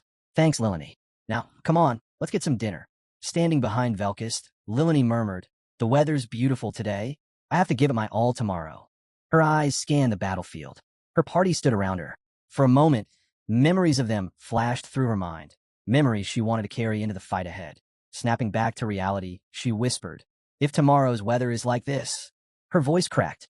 Dad, I'm hungry. Her body, broken and bloodied from the waist down, collapsed. She was gone, returned to the goddess's side. But her resolve, her will to fight, would linger forever. A blond man screamed, voice shaking, You damn black-haired bastard. You killed someone born from life itself. Die. Die! Die! He roared. Ryman stood nearby, watching all. Behind him, Lilani lay motionless. Roderick gripped his spear tight, rage seething inside him. The mermen charged in, their shrieks wild and frenzied. Nerissa cut them down one by one. Get out of our way, you freaks, she snarled. A wounded man sat bleeding, muttering, I'll kill them all, every last one. Beside him, another trembled. I can't keep going. Someone grabbed his shoulder, steadying him. Rest here. We got this. In another corner of the battlefield, a girl from Party 3 was trapped in a merman's grasp, its teeth sunk into her leg. Roderick stood still, memories of fallen comrades flooding back. He remembered one of them, grinning once, saying, What do you think? Not bad, huh? That man was now dead. Another had said, I've been running errands all day as a merchant, but I'm holding up. He was dead too. Then came Lilani's voice from what seemed like long ago, speaking on the 20th floor. Back then, it was Dyron. Now, it's Rosa. She trembled as she spoke. But someone like me still. Roderick narrowed his eyes. And then, he heard her voice again. Thank you, she had said, smiling. It's because you taught me the spear that I'm alive today. But now, her body was torn apart, lying lifeless on the blood-soaked ground. His rage exploded. Mermen surged forward, slashing and stabbing. A member of Part 2 had his arm severed. He collapsed. More mermaids came rushing at him, weapons ready. Roderick let out a roar. His spear flew, cutting through the wave of enemies. Blue blood splattered. He lunged forward, tearing through them all. Lilani's body remained still. Adis and Cadio stood stunned, watching him lose himself in the battle. Roderick kept moving. More enemies fell before him. He gripped his spear tighter, his voice breaking into a cry. Elsewhere, Han and Alula were locked in combat. A merman shrieked, swinging its weapon wildly. Clang! Han parried with his sword. In a flash, he drew his dagger and drove it deep into the creature's eye. He felt it, twisting through the brain. The beast dropped, lifeless. Blood poured from Han's wounds. His health was fading fast. He looked up. Ialka was setting enemies ablaze. Her dress was torn, blood trickling down her side. I'm fine, she yelled back. I told you. If it gets too dangerous, fall back. Han said firmly, I'm on it. Ialka responded, Corrupted Merman, level 43. 10 of them. Third wave incoming. Han tossed a recovery potion to Ialka, and she caught it midair. Are you sure about this? She asked. I still have 2 more. We can manage, Han replied, then asked, What about the mana potions? Only 1 left. Ialka answered. Keep it. We don't know how many more waves are coming, he said, before charging toward the mermaids. The mermaids lunged at him as Ialka unleashed fire magic behind him, setting their path ablaze. Han thought, it would have been easier if the whole party was here, but there's no point in regrets now. He steadied himself, then slashed, beheading a mermaid and taking down 3 in 1 stroke. As he fought, he began recognizing their attack rhythm. There's a pattern. I could take them down using the least effort possible. His body moved instinctively while his mind refined the strategy. But he was covered in cuts, blood pouring from every wound. He gritted his teeth. Now bleeding out, his health was draining. Round 4. Corrupted Merman, level 43. 13 of them. Holes burst open along the walls. More enemies spilled into the chamber. Corpses began stacking at his feet, but so did his injuries. They were already drained from the underwater fight. With just the 2 of them, coordinated tactics were out of the question. And with each round, the enemy count kept climbing. Han considered activating Berserk mode. No, the backlash is brutal. I can only use it 3 times. And if this dungeon resets, we might have to do this 4 more times. Down to his last potion, he hurled the empty bottle at a creature's face. It flinched. Han dashed in and struck it down. He moved to slice another, but was intercepted mid-swing by a spear-wielding merman. Han ducked, narrowly dodging the thrust, then countered, splitting the merman in 2. Another hit him from behind, sending him flying. As he hit the ground, the enemy advanced. He clenched his jaw, blood dripping, an empty mana potion rolling across the floor. Suddenly, flames erupted, engulfing the merman in an inferno. Han shielded his face from the blaze. When the fire cleared, he opened his eyes. All the mermen had burned away. Standing amid the scorched battlefield was Ialka, one hand bloodied, eyes glowing an eerie blue. She was in a state of magical overdrive. Han's eyes widened. Mana surge? Ialka, stop, he shouted, but it was too late. The next wave was already arriving. Round 5. Corrupted Merman, level 45. 18 enemies. A merman's harpoon snapped as Han surged forward. He weaved through the attacks, blade carving through one creature's shoulder and tearing down its body. He leapt into the air, cleaving another clean in half, and slashing across a 3rd shoulder. They were closing in from all sides, overwhelming them with sheer numbers. Han raised his sword high into the air. Ialka was barely hanging on, her condition critical, her life slipping away. Enemies charged from all sides, and Han fought through them one by one, cutting them down as he pushed forward. He broke into a sprint toward Ialka. The creatures swarmed like ants, closing in. "Hey, you bastards!" Han roared. "Don't you have any damn conscience?" The final gate had appeared, and now it was nearly fully open. Merman bodies covered the floor, too many to count, and Han stood exhausted among them all. Ialka looked up weakly. "You did it," she said. Han slid his sword back into its scabbard and staggered toward her. His reflection shimmered faintly in the blood on the floor. Ialka's hands were burned, but she smiled. A blade was still lodged in her chest. "Was I helpful?" she asked softly, leaning against the wall, barely upright. Han stepped in front of her, pulling out a potion and uncorking it. Ialka gave him a gentle smile. "It's okay. Isn't that the last one?" He glanced at the broken bottle beside them. "You must be mistaken," he said. "There's still one left." He tried to pour the potion in her mouth, but it spilled onto her lap, soaking her dress. "What a waste," she whispered. "Don't worry," Han said quickly. "There are other ways." Ialka looked down and smiled faintly. "Liar," she said. Han threw the empty bottle aside. Ialka rested her head against his shoulder and closed her eyes. Tears began to fall. "I don't regret it," she whispered. "I was the one who chose to come here." "Don't talk like this is the end," Han replied. "I told you we'll figure it out. Have I ever lied to you?" She tried to lift her head. Blood had soaked into his shoulder. Still, she smiled. Her hand rose shakily. She looked into his eyes. "I was helpful, eh?" Han sat in front of her, his hands trembling. "You were," he said, voice breaking. He looked down, unable to speak, then looked back up. "I'm sorry for all the times I was too hard on you." His voice cracked. He looked like he was about to cry. Ialka smiled through her tears. She lifted her hand again, gently touched his face. "Idiot," she whispered, and just like that, her hand dropped. Her eyes closed forever. She returned to the goddess. Her courage and spirit would be remembered for eternity. Han stood still, expression blank. Then he bit down on his lip, lowered his head, and trembled. Through clenched teeth, he said, "I admit it. I underestimated this world." In Ialka's fading eyes, he was reflected. "I never knew failure. Everything I did always worked." Han gently closed Ialka's eyes with his hand. "I thought it was okay to stray off course since I knew everything, but I was wrong. This wasn't your fault. It was mine." He turned away and started walking. "I brought Ialka into this party out of stubbornness. I forced it. The fire-breathing water dragon, the burning ship, everything up to this moment. It's all on me." The temple ceiling trembled above him. Han gripped the hilt of his sword. He lifted it and unleashed berserk mode. The feeling, I haven't felt it in so long. That emptiness. The way nothing matters anymore. Not even the consequences. All that remained was the need to kill what stood before him. Even in berserk mode, tears ran down his face. A massive wave slammed into the ship. Mermaids clung to its edges. Phreasis, holding the key, lost her balance from the force of the wave. The key slipped from her grip, and as it fell, the goddess, once shining bright, lost her blessing. The dragon looked toward the fading light of the goddess. Mermaids broke into the temple from the same path the heroes had taken earlier. Jenna fired her arrows, eliminating every mermaid that burst through. But more kept coming. She turned to run. Then came a sound. The ceiling cracked apart. The dragon descended, roaring, "Die, all of you!" Jenna sprinted across the floor, the dragon behind her. She screamed Han's name. Suddenly, her injured ankle gave out, but she managed to roll and narrowly dodged the dragon's strike. She drew her bow and aimed at the beast. The arrow snapped on impact. Jenna's eyes widened. Immunity? Is it because there's no water in here? She loosed multiple arrows, each one ineffective. How the hell am I supposed to fight this thing inside the corridor, where its immunity holds? Meanwhile, Han stepped toward the final gate. It stood wide open. Wave 7. Corrupted Merman. Level 47. 27 enemies. Han faced the gate head-on, and the mermaids came charging at him. Han noticed something odd. The enemy forces were growing stronger and more numerous, even though they were deep within another part of the temple. But instead of panicking, he flipped the thought on its head. "It doesn't matter," he muttered, red light gleaming in his eyes. The mermaid screamed and charged at him. Han clenched his jaw. He wasn't going to hesitate anymore. No matter what stands in my way, no matter how many come, I'll wipe them all out. At that moment, chaos had already spread across the teams.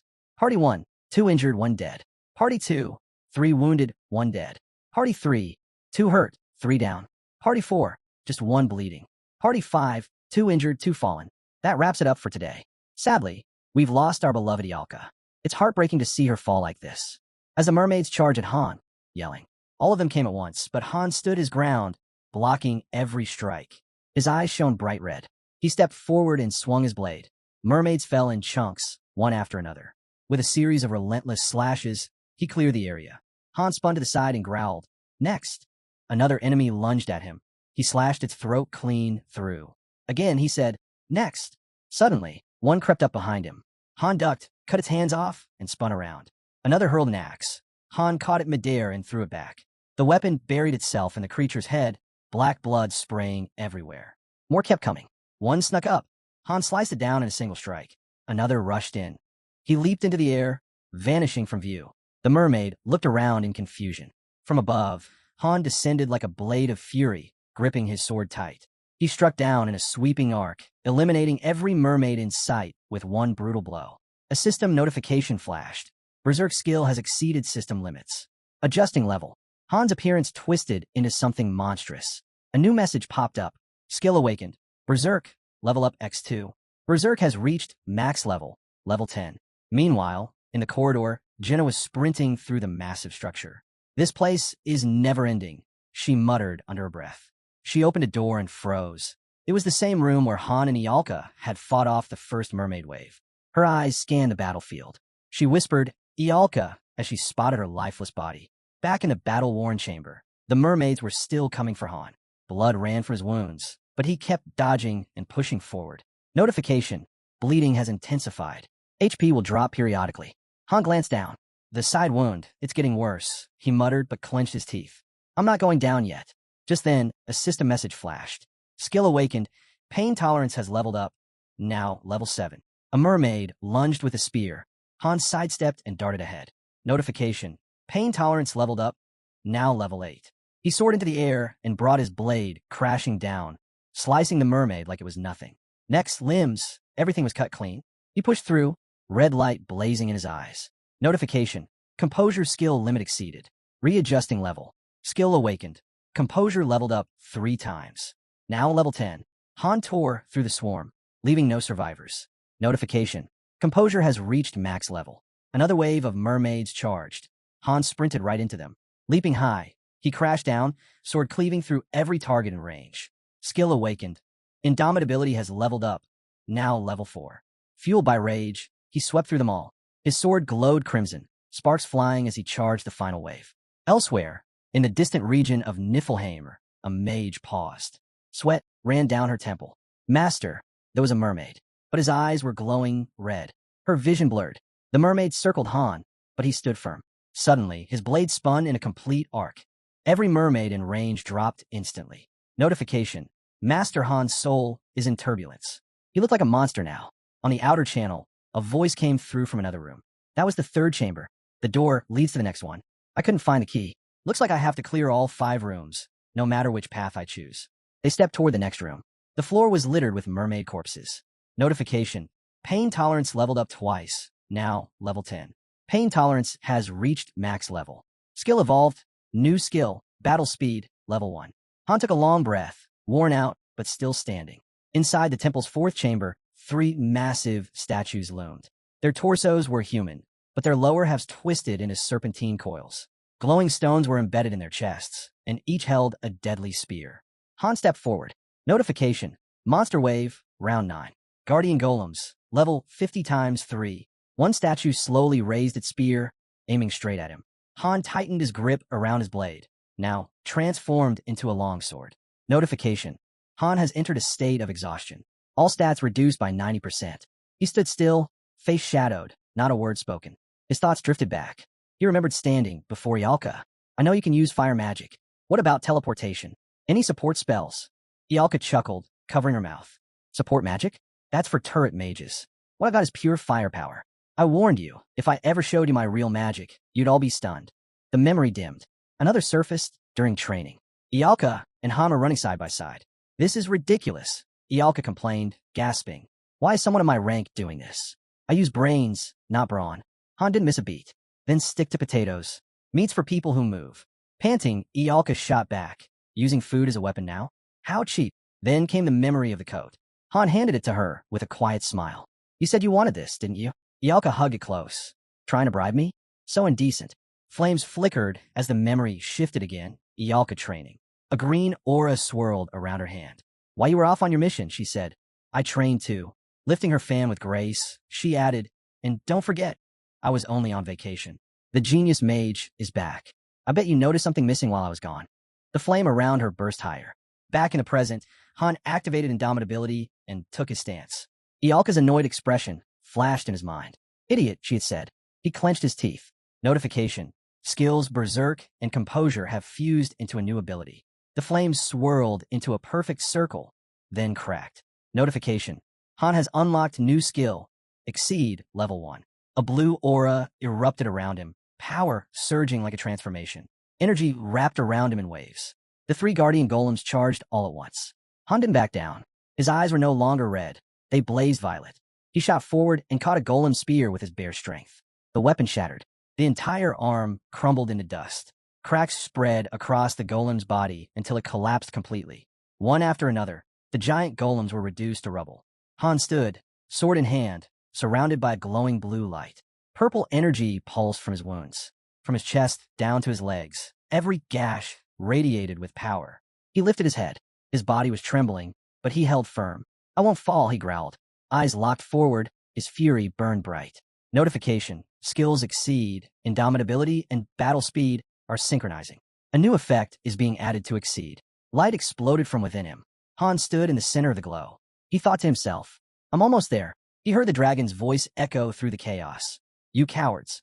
Where are you hiding? Han kept moving forward, gritting his teeth. Just a little more. I have to push through this. The dragon roared again. I'll find you. Han crept forward carefully. Meanwhile, aboard the battleship, 3 party members stood frozen. Kishasha and Lackery stared in horror. The severed head of one of their comrades was clenched between a mermaid's teeth. Lackery collapsed to her knees. The mermaid stood before her, their glowing red eyes locked onto the grisly trophy. No! Lackery screamed. Tears streamed down her face as she lunged at the mermaid. Suddenly, a dragon swooped down and clamped its jaws around her. Lackery, Kishasha cried out in terror. The dragon dove into the sea with her. Somebody help her, Kishasha yelled. At that exact moment, Velkis launched himself off the ship and plunged into the water. As he descended, he drew his sword. Blood swirled around him, and then a notification appeared. Lackery has returned to the goddess's embrace. Her warrior spirit shall be honored forever. Velkis clenched his fists. She's gone. A dragon rushed in from behind, but before it could strike, Velkis turned and slashed it to pieces. Another notification flashed. Velkis Savage has reached level 4. New title unlocked, Dragon Slayer. A crimson light burst out from him. Now surrounded by mermaids, sharks, and dragons, Velkis shouted, Fine, I'll take you all down. Back on deck, Roderick was in the middle of battle. He split a mermaid in half with his spear, then spun around. But another mermaid blindsided him, slicing through his legs. He was hurled to the edge of the ship. She grabbed his fallen spear as he stared at her with lifeless eyes. Suddenly, 2 party members leaped in and took her out. We're done here. Ryman shouted. Everyone fall back to the cabin. Another member echoed him. Retreat. Move now. One guy who was healing blinked, confused. What? He looked up and spotted someone hiding nearby. You're already healed. Why are you just sitting there? The fat guy muttered. I'm not going back out there. That'd be suicide. Meanwhile, another wounded party member, his arm severed, ran past. Where's Miguel? He shouted. A bald man replied grimly. He's gone. Miguel's body lay lifeless nearby. They've overrun the deck. Get to the cabin now, the bald man warned. A girl called out. We're all in. Where do we go from here? Suddenly, 3 mermaids crashed down in front of them. Adis and Cadio froze. Cadio quickly backed up, raised a staff, cast a spell to block the incoming spear, and yelled, Head 1 more floor down. Phreasis clutched the key tightly, her thoughts racing. What is happening? Suddenly, a mermaid charged straight at her. But before it could reach her, Adis appeared out of nowhere and sliced off its head. Get back, she yelled to Phreasis. Out of nowhere, a spear struck Adis in the left shoulder. At the entrance, 4 more mermaids stood blocking the way. We're surrounded, the white-haired girl shouted. My weapon's broken, the fat guy panicked. Ryman snapped. Then use your dagger. Throw it, stab with it. Just do something to slow them down. Frustrated, he barked. We need to find a way out. Clear a path. Adis, gripping her dagger. On, what are you doing? Hurry. A notification flashed. Hubert is on the brink of death. His life is in danger. Adis closed her eyes, trying to steady herself. Then another alert appeared. Gerald is bleeding. His health will drop steadily over time. She shouted Han's name again. Another alert. Roderick has returned to the goddess's embrace. His fighting spirit will be remembered for eternity. Meanwhile, at the temple, a blue glow filled the room. At the top, Nestled among glowing purple crystals sat the second key, a goblet adorned with a brilliant blue gem. Han stood before it. Then, triple warning notification. Danger alert. Han gripped his sword tightly. Monster wave, final round. Ancient Guardian, level 61. He took position. This is the second boss. One shot. That's all I've got left. Suddenly, the temple dome cracked open. A dragon burst through, snarling, "I'll kill you." At the same time, the Guardian stepped forward, ready to strike. Han readied himself, gripping the sword with both hands. This is it. I won't think about what happens next. Blood dripped from his wounds as a purple glow lit up around him. Notification. Han is on the brink of death. His life is in danger. Both the dragon and the Guardian charged in. Another notification appeared. Skill awakening. Han's body, sword unity, and power strike have fused. His eyes lit up with a deep purple hue. New skill acquired. Destructive sword spirit. Level 1. With everything he had, Han swung his sword toward both the dragon and the ancient golem. Now, Han was barely standing. Jenna and Velkist were bleeding out. Ialka was already gone. Cadio was injured. From Party 2, Adis was wounded. Roderick had fallen. 2 more members were badly hurt. Lilani was dead. And in Party 3, only Kishasha remained. All 4 from the first group were gone. In the 4th party, 1 had fallen, and the rest were barely hanging on, bleeding out. Over in the 5th, 2 were down, but still breathing. 3 hadn't made it. Han's sword struck the dragon's scales with a deafening clang, the sound echoing through the cavern. Suddenly, a soft chime rang out. Water God's blessing had triggered. His blow was instantly intercepted by an unseen barrier, and another alert popped up. The monster is immune to specific attacks. Standing firm, sword still raised, Han faced the dragon. His teeth clenched. Blue energy crackled around him, his eyes glowing fiercely. He narrowed his gaze, haunted by echoes of Ryman and the others yelling in his mind. That fury, the helplessness, it all surged at once. With a roar, Han poured everything into his next swing. The blade struck true. The dragon's bones shattered, flesh disintegrating into mist and ash. In mere seconds, the colossal beast crumbled into a pile of remains. A new notification flashed. Water God's blessing bypassed. High-strength barrier ignored. Golem's defense shattered. It was over. The dragon was defeated. Han stood there, gasping for breath. His berserk state faded, and blood spilled from his mouth. He staggered forward, body trembling, eyes dimming. He reached for the goblet, hand shaking, vision warping into a haze. Then darkness took him, and he collapsed, face first into the cold, rippling water. The silence broke with a voice shouting, "Han! Han!" His heavy eyelids flickered open. Jenna was beside him, sobbing, her voice frantic. "Wake up! What are you doing?" Han blinked, struggling to make out her face. "Jenna," he murmured. His voice was barely a breath. He spotted the goblet near her. "You got the key," he said. Jenna nodded through tears. "What about you?" she choked out. Han gave a faint smile. "I don't think I'm going to make it." Her eyes widened, panic rising. "Stop it. Don't talk like that." He met her gaze gently. "I'm sorry for all the lies." Jenna's expression crumpled.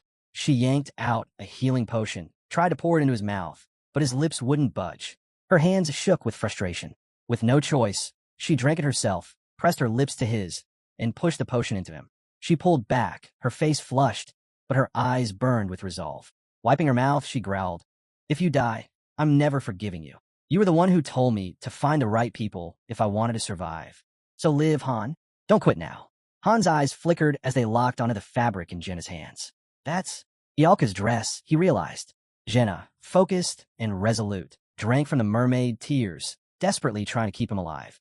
Then, without hesitation, she started pushing him upward, fighting to get him to the surface. Below them, the temple sank deeper into the ocean. Han's gaze fell on Ialka's fading silhouette, her body slowly drifting down with the water dragons. His chest tightened. "I knew this could happen," he thought bitterly, "but that doesn't make it easier." Jenna continued to swim, struggling with Han's weight. The oxygen meter ticked down 39%. Han stole one last glance at the vanishing form of Ialka before looking up at Jenna, still clawing toward the surface. This wasn't how I wanted it to end, he thought. The vast, empty sea around him swallowed sound, and he felt the crushing isolation. I may never see her again. Then, Han's eyes shot open. He was back, in a bed, in town. Pain throbbed through his body, but he was alive. He raised his hands, checking for wounds. "I made it," he muttered. A bitter smile tugged at his lips. I wish it had hurt more, he thought grimly. No scars, no marks, nothing to reflect what he'd just lost. The room was cold and silent. Isel passed by with a cart and stopped in her tracks. Oh, Loki, she gasped. You're awake. Thank goodness. I thought you weren't going to make it. Han sat up slowly, each muscle stiff. I'm fine, he replied, voice low and hollow. He had the cart beside her. What's all that? Isel nodded toward it. They're things. The master said to put them in storage. There's not much, just belongings from about 8 people. The rest didn't make it back. Han's stare hardened. How many died? Isel's face fell. Her voice dropped. 13. Han's breath caught. 13. The words felt heavy on his tongue. That many. He turned toward her, expression darkening. More than half the force gone, just like that. Isel gave a small nod, her face pale. Should we take these to the check room? She asked softly. Han didn't answer right away. His eyes lowered to the floor. 13 lives, he thought. And soon, no one will even remember their names. His jaw clenched. Even the check room can only hold so much. A nearby voice cut through the silence. Isn't it unfair? Someone muttered bitterly. Only third-floor members get to store their stuff. Another man stepped forward, eyes sunken with exhaustion. Ryman and I are the only ones left from Party 4. Party 5, barely anyone made it. He stopped, swallowing the lump in his throat. I keep seeing him lying there, motionless on the ship. He looked at Han, his voice thick with grief. He died right at the end. That kid from Party 5. He could have lived if he'd just held on a little longer. The man's voice faltered. He worked harder than anyone. Said he'd become strong enough to win girls over. He gently opened a small pendant. Inside was an old, worn photograph. A smiling couple with a young boy between them. No woman's going to cry for him, he whispered. But when the new ones arrive, I'll tell them about him. About how no one was braver or cooler than that kid. He placed the necklace onto the cart with care, his movements slow and deliberate. I need to hold on to something. If I don't, who else will? His hand lingered on the cart for a moment, heavy with grief. Han turned to Isel. Don't toss anything that doesn't fit. Not yet. Isel looked at him, surprised. But the check room's full. Ask the master to upgrade it, Han said, his voice firm. She raised a brow. An upgrade? That's a waste of resources. Han shook his head. As it is, it's useless. Just a storage box. It should mean more than that. Isel studied him, then gave a quiet nod. All right. As Han began to walk off, he added, you both did well. Since the master saw everything. Party 4 might get access to the 3rd floor too. Ramen watched him go. I used to think he was cold, he murmured. But maybe there's more to him than I thought. The other man managed a weary smile. Come on, let's finish up. I'll handle the cart. Somewhere deeper in the building, for candles flickered in silence. Kishasha from Party 3 leaned against a wall, her shoulders shaking. Her voice trembled.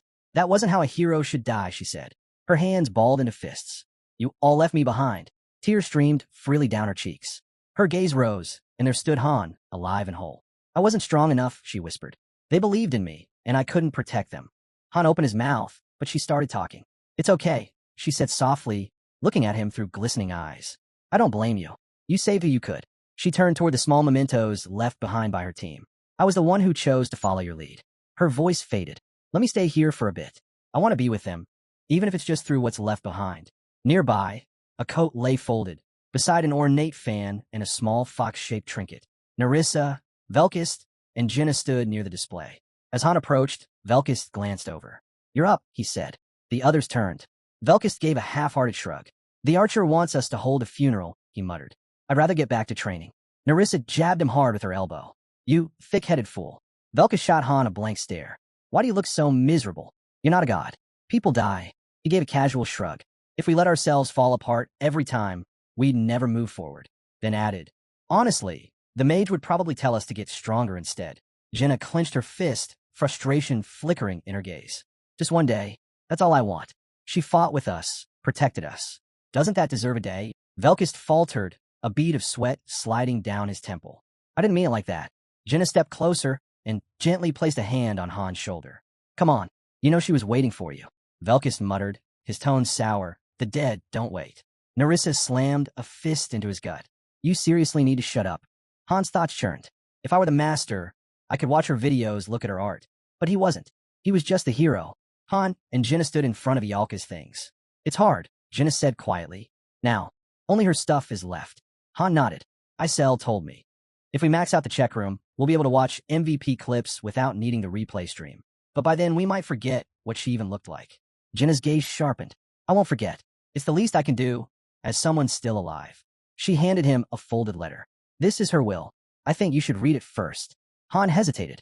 You sure? I'm sure, Jenna said. She wrote it right before we hit the 20th floor. Han's eyes narrowed. He turned.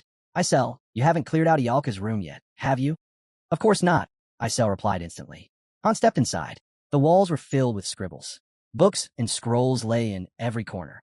He looked around in quiet awe. She really gave it her all, studied magic here and in the halls. He stared at the unfamiliar symbols. I couldn't understand any of this before, but her research helped increase the hero's reaction level. Now no hero is left in the dark. He slowly sat down. Ialka, what did you want to show me? He unfolded the letter. Ialka's letter. Can I even call this a will? Wills are for people who plan to die. That's not me. I'm not dying. So this is just stuff. Stuff I wanted to say. Not like anyone's gonna read it. Hey, Han. Han's eyes widened. You stupid jerk. Just go die already. I've hated you since day one. Always breathing down my neck, always nagging. I was raised like a princess, adored, spoiled rotten. And then you come barging in, treating me like a soldier.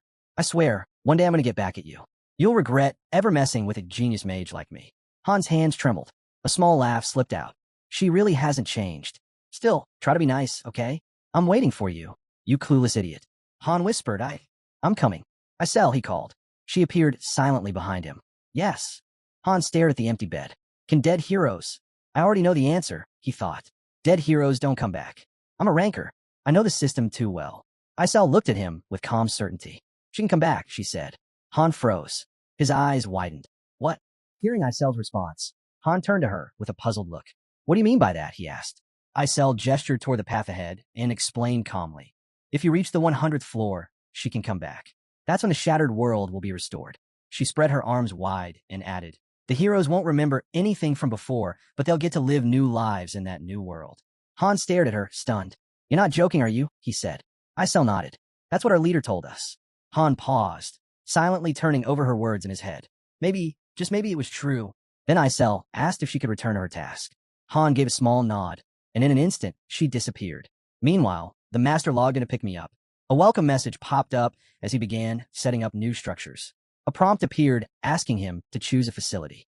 He selected the check room. Another message followed. Check room level 3 selected. Would he like to place it in the current building? He hit yes. The check room shimmered in a soft blue glow, and a countdown started. A system note appeared.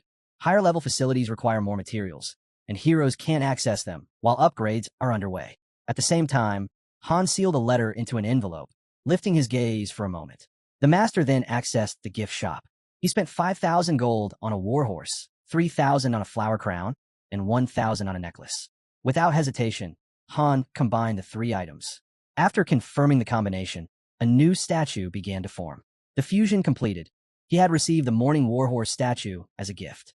Adjusting his glasses, Han looked closely at the statue, a faint smile on his lips. He wondered if Morning was a tribute to the game's first generation of heroes. He stepped outside, lost in thought. As Loki, he'd never done anything like this before. Back then, heroes who died were nothing more than broken tools to him. As he passed Yala's room, a voice called out to the master. It was Urnith. I'm here, he replied. She sounded relieved. I'm glad you're safe. Han sighed. Things got a little chaotic, but I did level up. I can feel how much stronger you've become, Urnith said gently. Then she asked him to return to Nibelheimer. She didn't want to see him like that again. Han scoffed. You really think I'm going to run away now? She tried to speak again, but he cut her off sharply. Don't ever say something like that again. Urnith apologized, her voice soft.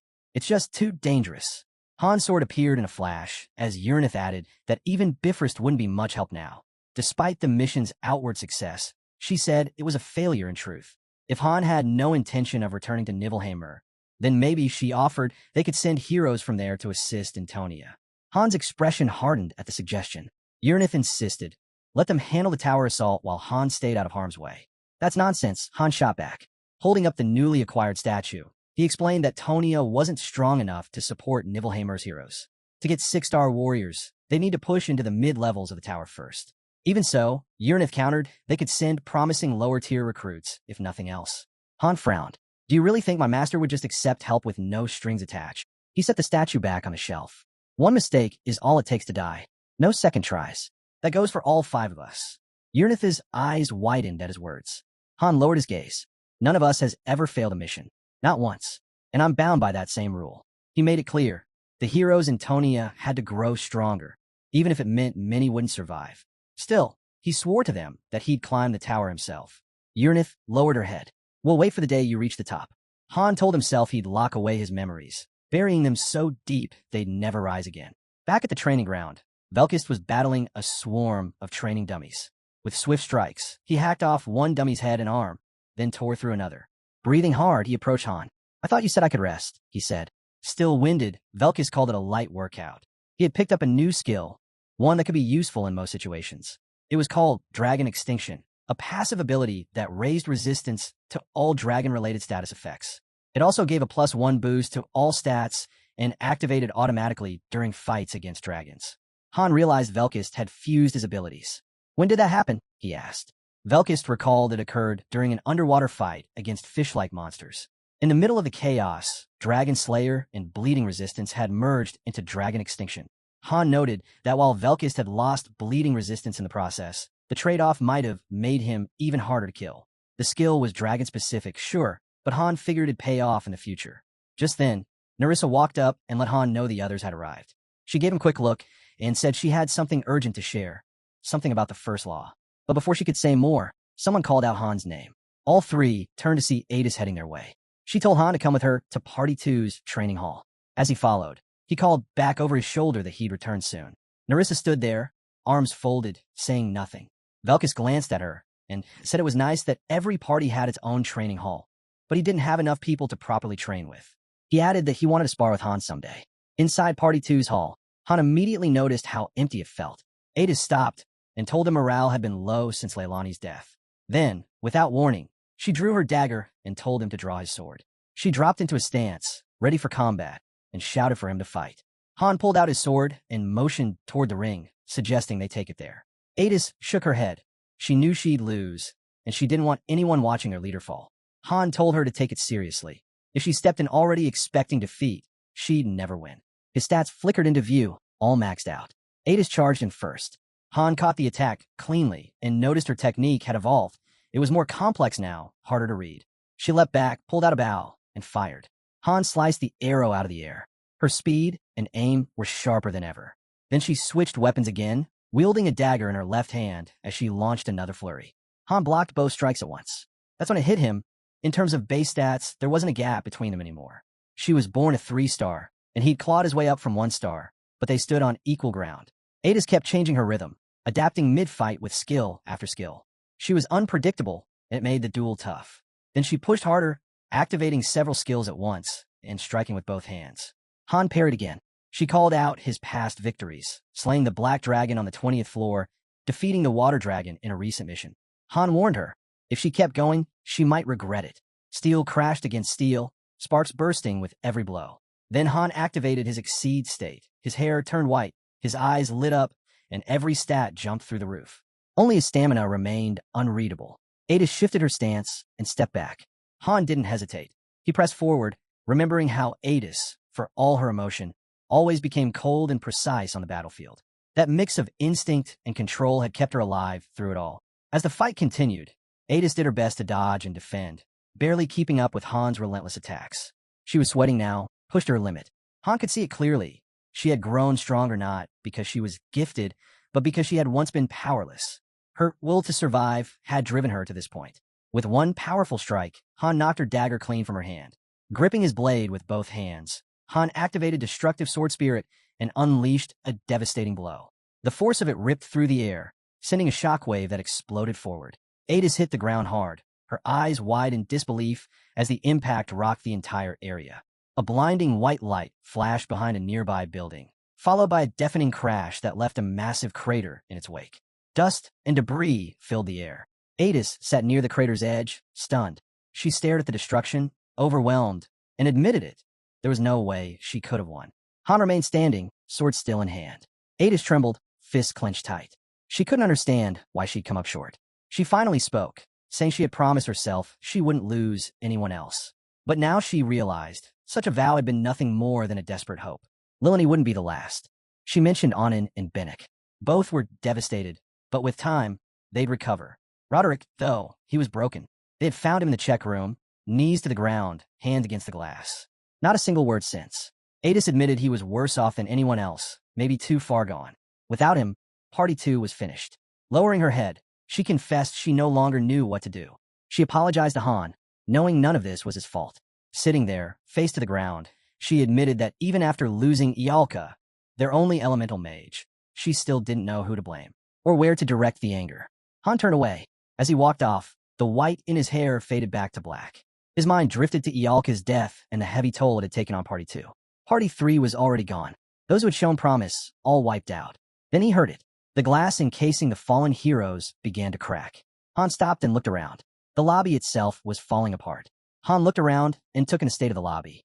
Since the last raid, the number of members had climbed to 130, new recruits included. But only half of them were actually training. The second floor felt empty, and the third floor squad hadn't raided in a while.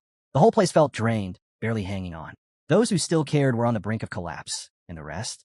They'd probably walk away soon enough. That's when Isel showed up. She froze, eyes widening at the sight of the blood on Han's clothes. "What kind of training were you doing?" she asked. Han slid his glowing green sword back into its sheath. "You've seen this kind of training before," he replied calmly. Then he looked at her. "What do you have for me?" She got straight to it. Someone had started uploading raid footage online, but nothing from the 35th floor. Han raised an eyebrow. The 35th floor, the place where they'd suffered heavy losses. Any footage from there would cause a stir. Isel raised her hand and summoned a small screen with her fairy magic, opening a YouTube page belonging to someone named Enid. The name alone set Han on edge. As he scrolled through the video thumbnails, his expression darkened. Their missions, their daily struggles, it was all being broadcast. The game didn't care about privacy. It was content now. He figured the master must have been collecting raid feeds or capturing behind-the-scenes moments to make these videos. He continued watching, this time to see what he could learn. The channel had picked up serious momentum. Some clips from the 15th and 20th floor had racked up over 300,000 views. The footage was sharp, full of top-tier heroes and pets, and edited with a surprisingly professional touch, despite clearly being a side project. Isel agreed. She thought the master would be completely useless, but apparently, they weren't half bad at this. Han checked the comments. Reactions were split. Some praised the production, others admired the lobby. A few commenters acted arrogant, claiming they didn't need the master. And then there were the trolls, mocking the master, calling them worthless, even ridiculing the glow stick. Isel scoffed at the hate. "Idiots," she muttered. "They're just jealous they don't have someone like you." Han didn't completely disagree. The master had their flaws, sure, but they weren't always wrong. The real issue was they couldn't intervene in missions. But then again, maybe there were other ways. His mind started working. A blueprint began to form, a tactical post. A small, glowing blue structure that could let the master support them during raids, but only in limited ways. Han understood its power and its danger. A tool like that could help or backfire completely. Isel opened her mouth. To be honest, she began. But Han wasn't listening. He was already somewhere else, deep in thought. Han pictured it clearly. Heroes huddled around a treasure chest, unaware of the enemies lurking nearby, and a guiding presence, unseen but essential, pointing them toward victory. He knew too well how a careless master could doom an entire raid. That's why he never brought it up before. But now, curiosity got the better of him. He turned to Isel. "What's the deal with the tactical post?" Before she could respond, she hurled a handful of colorful confetti-like sparks right into his face. A system alert flashed across his vision. Han had been promoted. He was now the vice master of Tonia. Isel popped on a pair of ridiculous clown glasses and began cheering like it was a festival. "Congrats, Vice Master Han." The system message elaborated. The vice master held the master's authority in their absence. They were responsible for managing the lobby, commanding raids, and even pushing the system's limits. A second in command with near-complete control. Han calmly brushed the paper scraps off his uniform. "So I'm guessing hero reaction research just hit max level." Isel nodded excitedly. "Yep, that mage kid made it happen. In just 2 days. I still don't get how it was even possible." Another window appeared. Hero reaction research, level 10. Han allowed himself a small smile. He thought of Ialka, who used to spend sleepless nights solving problems like this. It was a rare warm memory in the middle of everything else. Isel clapped. "Well, there you go. Townie is basically yours now. Do whatever you want." Han reached over and tugged her cheeks gently. "You did all this to stop the lobby from falling apart." Suddenly, tears welled up in her eyes. I was scared you'd leave Tonia." Han froze. She covered her face with both hands, cheeks red from where he'd pulled. In that moment, it hit him. Maybe all of this had been her way of keeping the place from collapsing entirely. He let out a soft sigh and gave her a quiet, understanding smile. Becoming vice master came with weight, with expectations. But he accepted it. He had to. He turned to the others. "Party 1, gather up." Later, inside a small brick house, Party 1 assembled. Narissa offered a calm congratulations. Jenna beamed and teased. "You're officially the strongest one of us now. Glad I'm on your side." Velkus stood with arms crossed, not quite sure why they'd been called together. Isel, still fired up, scolded the group. Hey, show some respect. He outtranks you now. Han's eyes drifted to the blue-haired girl off to the side, rubbing her eyes and mumbling about how early it was. Jenna leaned forward, curiosity in her voice. So what kind of changes are we talking about? Han motioned for everyone to take a seat, then unrolled a large map across the table. This is the lobby's layout, he began. Our numbers are up, but that doesn't mean we're strong. After what happened on the 35th floor, more losses are inevitable. If we want to survive, we need structure. We need to reorganize. Narissa raised a brow. Isn't that the master's job? Han didn't hesitate.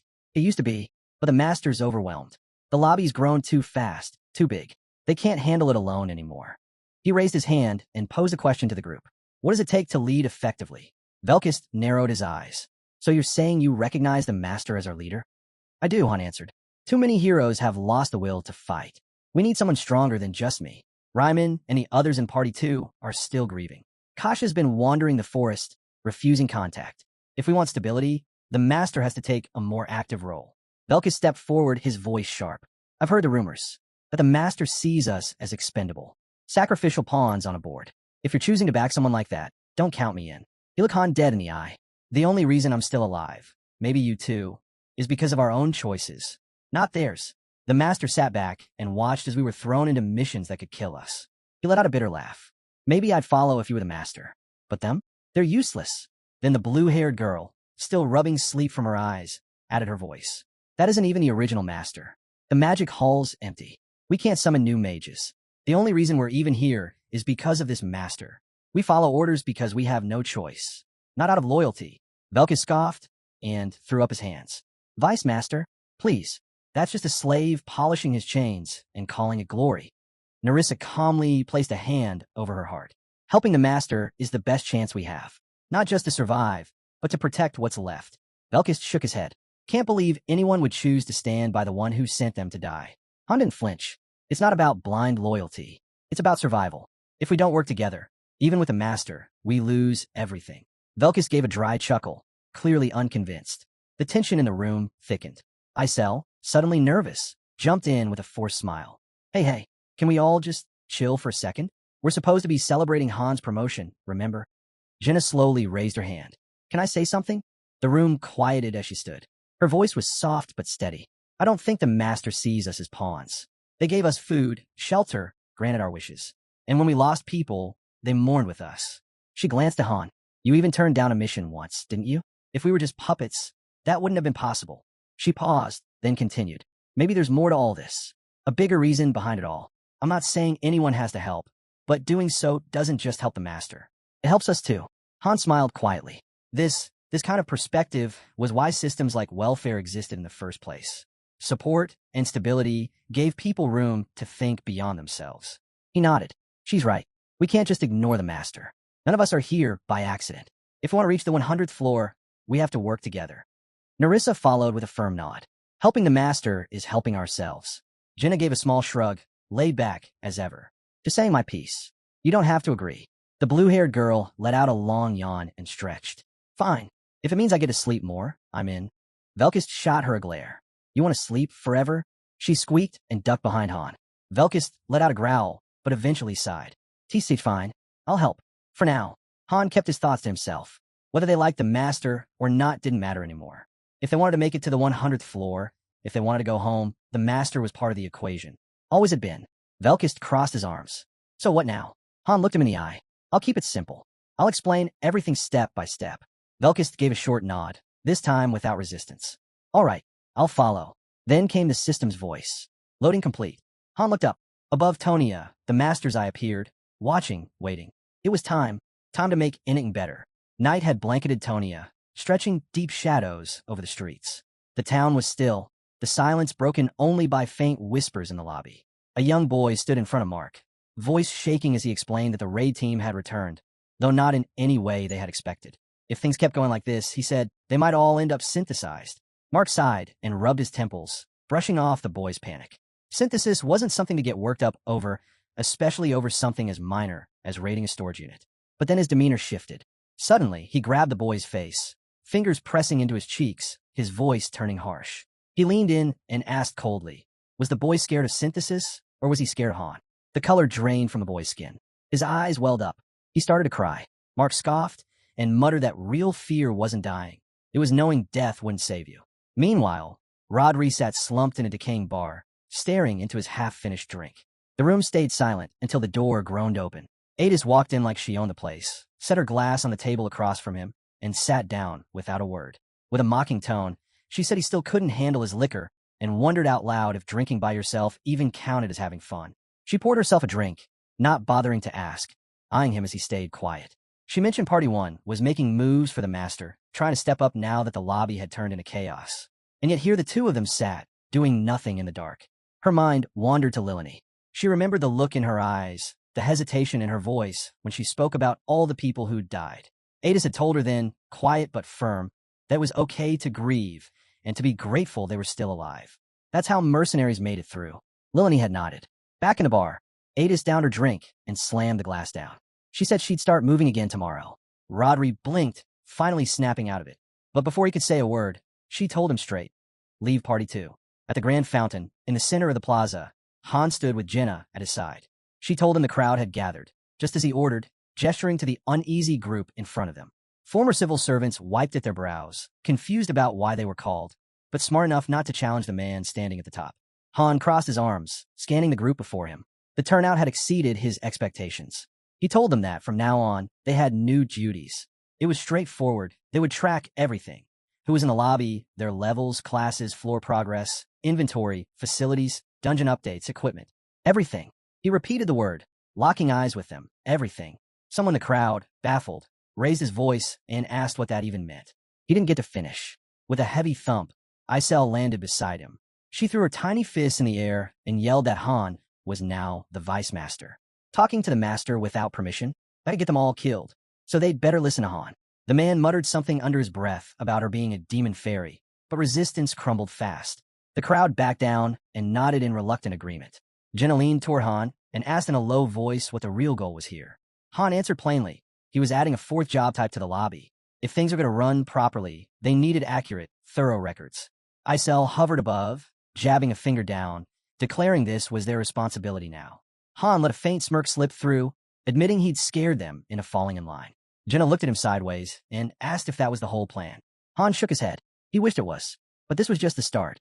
In a dark, freezing room far from the plaza, Mark knelt, beaten and bloodied. The tables had turned. Across from him sat Han, Velkist looming silently nearby like a living shadow. Han calmly stated the obvious. They had Mark right where they wanted him. Mark grinned, blood dripping from his mouth, and called Han the infamous one. The guy even a fairy wouldn't mess with. He said he kept an eye on Han's missions, even if Han had never noticed him. He didn't get to finish. Velkist stepped forward and slammed a fist into Mark's face, dropping him to the floor. Velkist's voice cut like a knife. He demanded answers. Han opened a notebook, flipping through pages. Mark had started out as a 2-star. In just 2 months, he'd done a lot. And yet he was still stuck on the first floor. Mark, spitting blood, chuckled weakly. He said synthesis wasn't such a big deal. Velkist's eyes flared a deep red. He said that was enough. Then he pounded Mark with hit after hit, each one heavier than the last. Mark gasped for air, struggling to breathe under the assault. Velkist snarled that Mark needed this and told him not to move. Han said nothing. He just watched. Mark had formed a faction while the master was away. Not that Han even remembered its name. But one thing was clear. Mark was no small-time thug. He was a threat. Velkist landed one last vicious kick. Mark's teeth clattered across the floor, and a dark pool of blood slowly crept outward. Han stepped in, resting a hand on Velkist's shoulder. He asked if Velkist planned to kill him. Velkist just shrugged, voice dry, said it would be fair. Mark was scum. Han knelt beside the crumpled man, voice sharp and cutting. He listed Mark's crimes like reading from a ledger, stealing from the lobby, attacking others, blackmail, robbery. He said Mark had broken every rule. Barely able to speak, Mark choked out that this wasn't how it was supposed to go. Face battered and pride shattered, he pleaded to see Nerissa. But Han's voice turned cold as stone. Whatever arrangement he had with her was irrelevant now. Their decision was final. Mark gave a strained laugh, his face nothing but bruises and blood. He murmured that it was all over for everyone. He hadn't wanted to live like this, surviving on scraps, rotting on potatoes. Velkist sneered, said he didn't know trash could talk. Mark, barely conscious, muttered about the world already being finished. What was the point of fighting it? Why not just enjoy what was left before it all burned? Han's gaze sharpened. Velkist looked over and asked what they were doing with him. Han ordered him locked up, then added, There were more like him out there. Velkus nodded. Most were already in custody, and none were any better than Mark. Han thanked him for the work. Velkus spat and muttered that he'd rather not be asked next time. It was a pain. As Mark faded into unconsciousness, Han paused. The first floor had become a breeding ground for lawlessness while the master was gone. Gangs had thrived, hidden behind the chaos. That time was over. There'd be no more aimless heroes, no more rookies thrown to the wolves. Every summoned warrior would be trained, shaped, and kept in line. A declaration went out. Kill and die. Steal and die. Damage the lobby and die. Tonia would no longer be a playground for the reckless. It would become a machine, run on order and control. And standing at the heart of it all was the master's vice. Velkus grumbled under his breath, annoyed that all this paperwork was eating into his training time. Han wasn't any happier. He wished he could dump the admin load on someone else. Yanking Mark up by the collar, Han noted he hadn't even drawn his sword yet. Though with Mark's healing ability, it was tempting. Barely conscious, Mark muttered that if Han found someone to take his place, he'd step aside. Velkus perked up at that, said he'd welcome the change. Elsewhere, in a space removed from the chaos, the master logged in. He scrolled past Vice Master Han's pending reports without a glance. The system pinged, flagging a request for Mark White's public execution, a new admin class designation, and a proposed policy shift. He didn't bother reading a word. Instead, a notification popped up. He'd received a gift, 10 warhorse statues. They shimmered into the world. Han picked one up unimpressed. He scoffed, asking if that's what he was worth now. Then, without warning, the master triggered construction.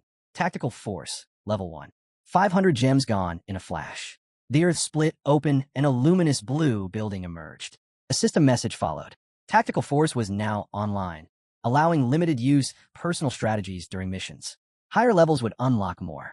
Inside the new structure, a round table and 2 chairs sat in quiet readiness.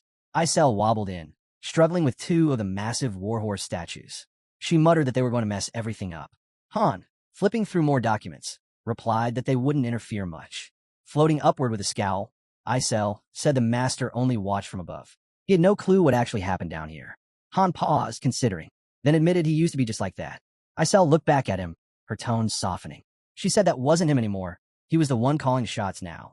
Han smirked, said it was funny how things turned out. He stood and made his way toward the new tactical force post. Outside, the lobby pulsed with movement. Staff logged reports. Runners dashed between departments. Han watched the flow, thinking, the foundation's been laid. Now it was time for the rest to prove they belonged. He stepped into the building. The table and chairs stood waiting. He placed a hand on the table. No speech, just resolve. A system alert flickered to life. Master Han has proposed a mock battle. The air shimmered. Monsters began to form. The master's eyes flickered. Was it fear or grit? Either way, he accepted the challenge without a word. For Han, this was routine. Just another training exercise. A chance to stretch his strategic muscles and see if the master had any basics worth sharpening. The field lit up, crimson on Han's side, calm blue on the master's. A soft chime echoed. The simulation was live. All decisions would be automated once commands were set. Han spoke aloud, half to himself. Monsters versus heroes, 2 different objectives clashing on a digital battlefield. The tabletop shimmered as stone structures rose, forming a miniaturized terrain. The system labeled it Highlands, a no-frills map with only a handful of monsters. A sidebar tip noted that unlocking higher strategy levels would reveal more maps and extend scouting range. Before the master floated 5 ghostly cards. He was assigned the hero side. The countdown began. Han glanced at his lineup, 27 goblin riders. Not bad. Basic goblins were brainless, but these mounted ones? They could hold formation. The system seemed simple. Position units, assign commands, then watch it play out. But Han knew better. Beneath that simplicity was a tangled web of tactics. Sweat beaded on the master's forehead. Smoke curled across the virtual field as the master tapped a few key points. Han, meanwhile, crunched the numbers, formation spreads, unit blends, diversion tactics. He was beginning to understand why some masters became addicted to this. He went with a clean plan, 9 groups of 3 riders. Each would patrol separately, only stopping if they encountered the enemy.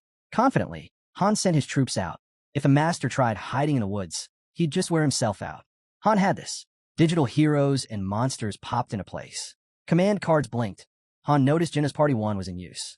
Not bad. He placed his monster token like a veteran. This was, after all, a hands-on session from a former Mock Battle League champ. 3 minutes ticked by in the real world. 10 in the simulation. Han's goblin riders wiped the floor. He slowly brought his hands to his face. His expression unreadable until it hardened. That was way too easy. Then came the switch. Han now led the heroes. The master, the monsters. Han chose Party 7, eyes locked in. Another 10-minute clash. Another clean win. Han blinked, eyes wide, breath catching. Not from exhaustion, but disbelief. This was the master's level? Another match. Just 5 minutes. Another loss. That made 3 in a row, each one more pathetic than the last. Han let out a slow breath, drained. Not from effort, but from how pitiful the strategies had been. He glanced over. The master still sat there, sweating, squinting at the board like a student grasping for answers. But Han? All he felt now was a dull, gnawing disappointment. Isel drifted into view behind him, wearing that familiar smirk.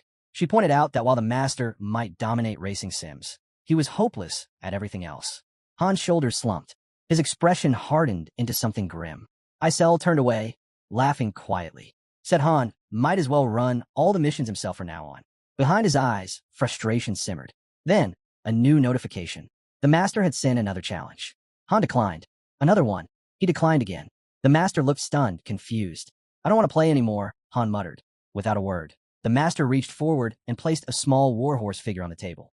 Another gift. Han stared at it, unmoving. His voice dropped, low and tired. Do you really think this changes anything? Still, after a long pause, he sat back down. One more match. The master gave a faint, relieved smile and reset the map. And so, they played again. The warhorse figures began to pile up, one by one, at the edge of the board. 5 more games. 5 more defeats. Then it broke. The master started crying. A system notification popped up. He logged out. Isel stood still, watching. After a beat, she whispered, that was hard to watch. Han said nothing. His eyes stayed fixed on the sparkling row of statues. 13 matches, he said quietly. The master had paid gold for every single one. Han understood the hunger to improve. But this felt all wrong. Maybe the master should have learned under someone else. Someone who wasn't this deep in it. He thought of the team. Velkus would explode. Narissa would tear it apart with one brutal comment. Jenna? She'd probably just say they needed to push harder. But Han knew better. They'd lose confidence in him. In his judgment. Was he seriously expected to train someone this unready? He turned to Isel. For a while, he didn't speak. They had sat through every debriefing, every sim, every mission clip. Had it all gone to waste? His voice, when it came, was even and clear. Pull up the master's mission logs. The screen buzzed to life, its pale light washing over Han and Isel as they leaned in. Han rubbed his chin, eyes narrowing with sharp intent. Isel broke the silence. What are you seeing? Han didn't look away. He's only watching me. The footage made it obvious. Every angle, every pause. The master's focus had been locked on Han alone. Not the battlefield, not the broader strategy. He's not observing the fight, Han said quietly. Just one unit. That's why he doesn't understand tactics. A plan was already taking shape in his mind. I need to get online. Isel tilted her head. You're going to play Loki again? No, Han answered flatly. Just another fan. Loyal. Subscribe. His voice picked up pace as he laid it out. He'd flood the master's feed with analysis disguised as admiration. Raid reviews from floors 5 to 30, seamlessly blended with reminders of core principles, straight from his own documents. It wouldn't be flashy, but it would build a real foundation. Han knew what lay ahead. The system scaled with every level of the tactical post. Early on, there were only 7 commands, simple, manageable. But the higher you went, the steeper the climb. At level 5, a flood of new functions unlocked. Forward bases, enemy general targeting, precision strikes, traps, infiltration, reinforcement timing, even squad coordination and rest plans. From levels 5 to 9, players gained control over active skill timing. No longer just a click-and-watch system. Levels 10 through 14 introduced nuanced tactical control. But real mastery didn't begin until level 15. That was where true command lived. Right now, the master hadn't even reached level 2. Han looked at the pile of warhorse figures off to the side. A quiet sigh escaped. I don't need a miracle, he said. But if he can be ready, even just once, when it matters, that's enough. Meanwhile, out at the training grounds, Daika arrived with a fresh batch of recruits. 10, all handpicked, each with their own specialty. They lined up with precision, offering clean, formal greetings. Han stood with hands in his pockets, taking them in without a word. Daika ran through the lineup, 2 with a sword, 2 with a bow, 2 with spears. The other 4? More versatile. Skills in survival, tracking, infiltration. Han gave a nod. Solid range. The effort showed. Daika admitted the whole process had gone smoother than expected. With the main squad tied up, they'd finally streamlined recruitment. Real talent was easier to spot when things weren't so chaotic. He gestured toward one of the men. Jess, former hunter. Strong potential. Jess stepped forward, voice steady. Said he'd seen Han's battles. Heard a lot about him. Daika added something else. Jess used replay stones. The master had shown him archive missions to help him catch up fast. Han pictured it. The glow of a replay crystal, scenes from past fights playing out. Quietly, he gave the master credit. Thorough, if nothing else. He turned to Daika. Did you go over the hiring criteria? Daika nodded. I made sure of it. Only pick those who can teach. Being skilled wasn't enough. Han started walking away. Good. Now it's time to meet the one who'll lead training from here. Daika paused, confused. We have a head instructor? Footsteps echoed. A voice followed. Been a while. Rodri stepped into view. Daika froze, then broke into a grin. He hadn't expected that. Han remembered what Adis had told him. Rodri wasn't chosen just for his talent, though he had plenty. It was his grief that stood out, the way he carried every loss. Adis said it tore her up watching him crack each time someone died. Rodri had pushed back when they asked him to teach. Adis had spent all night convincing him, and finally, he'd agreed. Rodri wasn't the kind of instructor who talked in classrooms, but on the battlefield, there were few better. And right now, that was what mattered. Rodri and Daika turned toward the new recruits, ready to address them. For Daika, the moment said everything. His time in the front lines might finally be over. Later, Han walked the corridors of their residence. Quiet footsteps, familiar turns. He found Adis in the hallway. She gave a brief nod. You're back, she said. Where are the newcomers? Han asked. In the drawing room, she replied. They've been waiting. Seem excited to meet you. As they walked, a flurry of system alerts echoed in Han's mind. The master had just summoned 2 new heroes, Rain and Main. Then came the shock. A rare synergy had triggered. Fated pair. The bond listed as paired breeze and double harmony of forest. Han froze. Another 3-star fated pair? This kind of luck was unreal. Adis guided him into the drawing room. Inside stood 2 young girls. One with emerald green hair, the other a frosty blue. Each carried a totem, carved with delicate detail and crowned with tiny monster skulls. The green-haired girl stepped forward first. I'm Rain, she said, bright and chipper. I'm Main, the blue-haired one added, voice even and cool. Han motioned to the couch. No need for formality. Have a seat. They sat, back straight, posture calm. Han studied them quietly. You're both mages? Yes, they answered in perfect sync. As Adis poured the tea, she added, Rain uses wind. Main uses ice. They're both elementalists. Not bad, Han said softly. The girls, sitting proudly now, explained that they were known back in the Northern Territories. Adis handed Han a cup and nodded. They've already been evaluated. Scored high. We're expecting great things from them in battle. Wind and ice, paired and in sync. The master had struck gold. Han took a slow sip of tea, eyes fixed on the girls. They waited, quiet and composed, watching for his decision. At last, he spoke. Party 2 will accompany you for now. Help you get adjusted. Until then, you'll be stationed at the Magic Hall. Ko will take command of the airship moving forward. Adis blinked. You're putting both of them in Party 2? Isn't that a little stacked? Han didn't answer right away. He simply tilted his head, calculating. You always talk about balance, Adis said, a note of worry creeping in. Tank, support, magic control. Isn't this overloading one side? Han looked at her, eyes distant, voice quiet but cold. We're shifting tactics. Adis's brow furrowed. What kind of shift? He didn't answer immediately. The silence stretched. Then, with no hint of emotion, Han said it. We're moving to single-use heroes. Adis froze. Han continued, voice steady. Parties 1 and 2 stay as they are. Everyone else, used once, then replaced. His thoughts flickered to Party 3, then 4. Names, faces, all of them. The cost had been too high. Adis didn't move, didn't speak, and Han said nothing more. The new recruits were taken aback by the strategy, prompting Han to elaborate. He clarified that any teams ranked 3rd or lower would be deployed as needed, then discarded. Adis was dumbfounded and pushed back, asking what they'd do when situations demanded more diverse roles, like on the 20th floor. Han didn't entertain the concern for long. He walked off, saying it would be handled. That's why they had magic engineers. He also mentioned that Kishasha had cut herself off from the others, retreating into the forest, and that only 2 members of Party 4 had made it out alive. Those 2, now burdened by the weight of failure, wondered if Kishasha might still be somewhere nearby. Han then turned back to Adis, explaining that only 2 people currently had real experience with boss fights. Most others would be paralyzed by fear if they attempted the 14th floor. He said it takes a fortune and a lot of time to develop fighters ready for that kind of pressure, and even then, it's a steep climb. In the end, he told her that the master had made a call. From now on, Parties 1 and 2 would be the core assault teams. Alone in thought, our hero silently admits he doesn't disagree. If their forces can't be stretched thin, they'll just need more bodies, however many it takes. Turning to the warriors, he tells them flatly, That's why they have to be ready for anything. The scene cuts to the edge of the forest. Han knows Kashasha hasn't left her hiding place for a long time.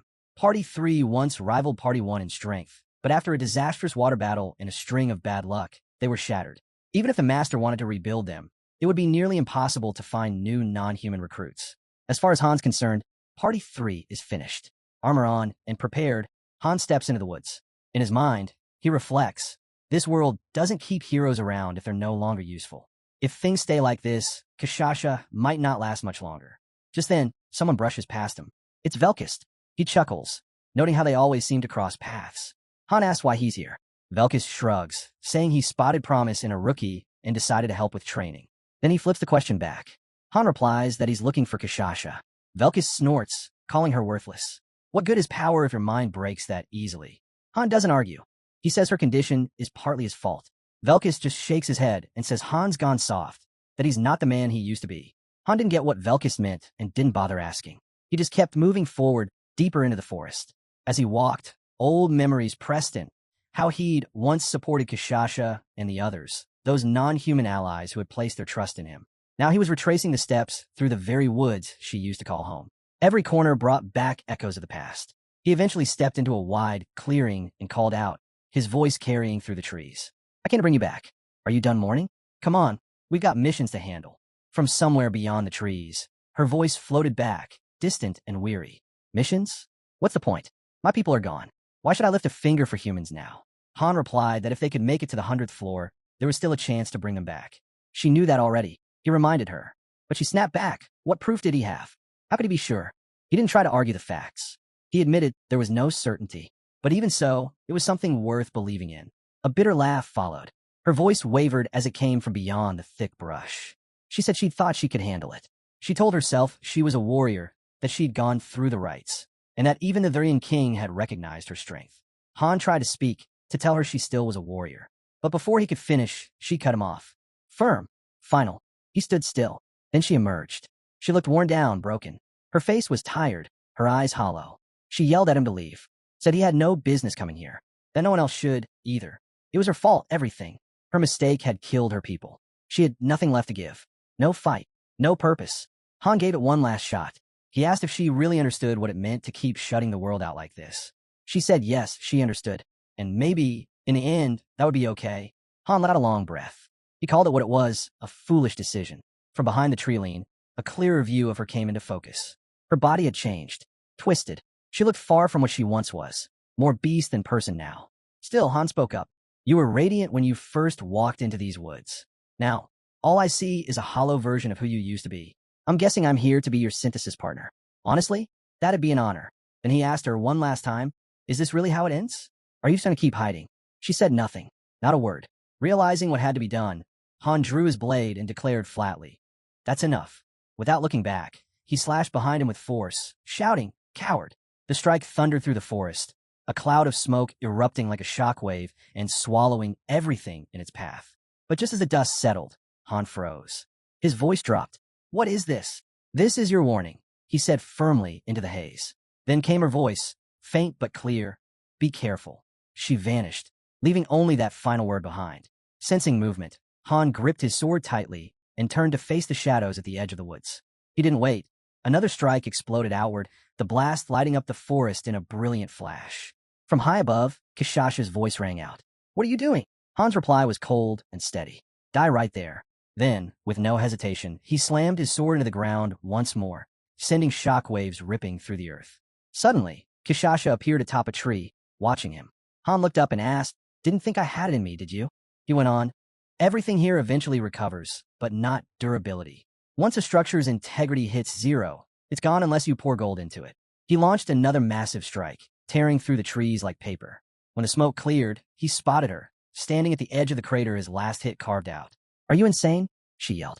But the crater separated them now. She couldn't get close. Han didn't flinch. I thought you were a warrior. So why are you crying? His voice dropped, more serious now. Come at me. This won't be like before. Snapping, she dropped her cloak of stealth. You've changed, she shouted, eyes blazing as she charged at him. He dashed forward to meet her. Spare me the drama. As she shouted his name and swung her arm forward, he met it with his blade. The collision shook the ground, a blast of force ripping outward as they clashed. Holding his sword firm, he muttered, "So you finally showed up. Been a while." She looked at him, eyes heavy with pain. "Why are you doing this?" Han's voice was calm, almost distant. "Yeah." Addis was the same. Then, with no warning, he drove a punch into her face, sharp and direct, sending her crashing back through the trees. She'll come back, he thought to himself, after she gets knocked around a little. Blood sprayed from Kashasha's mouth, but with a fierce gleam in his eye, the hero muttered, "I held back long enough. You wouldn't shut up." Kashasha wasn't backing down. She spun around, her gaze even sharper. As he lunged with his sword, she flipped away, dodging without breaking a sweat. He pressed forward, relentless. Another swing, another dodge. Then, without warning, he flung both daggers at her like bullets. She ducked under them effortlessly. He wasn't letting up. He rushed her again, forcing her on the defensive.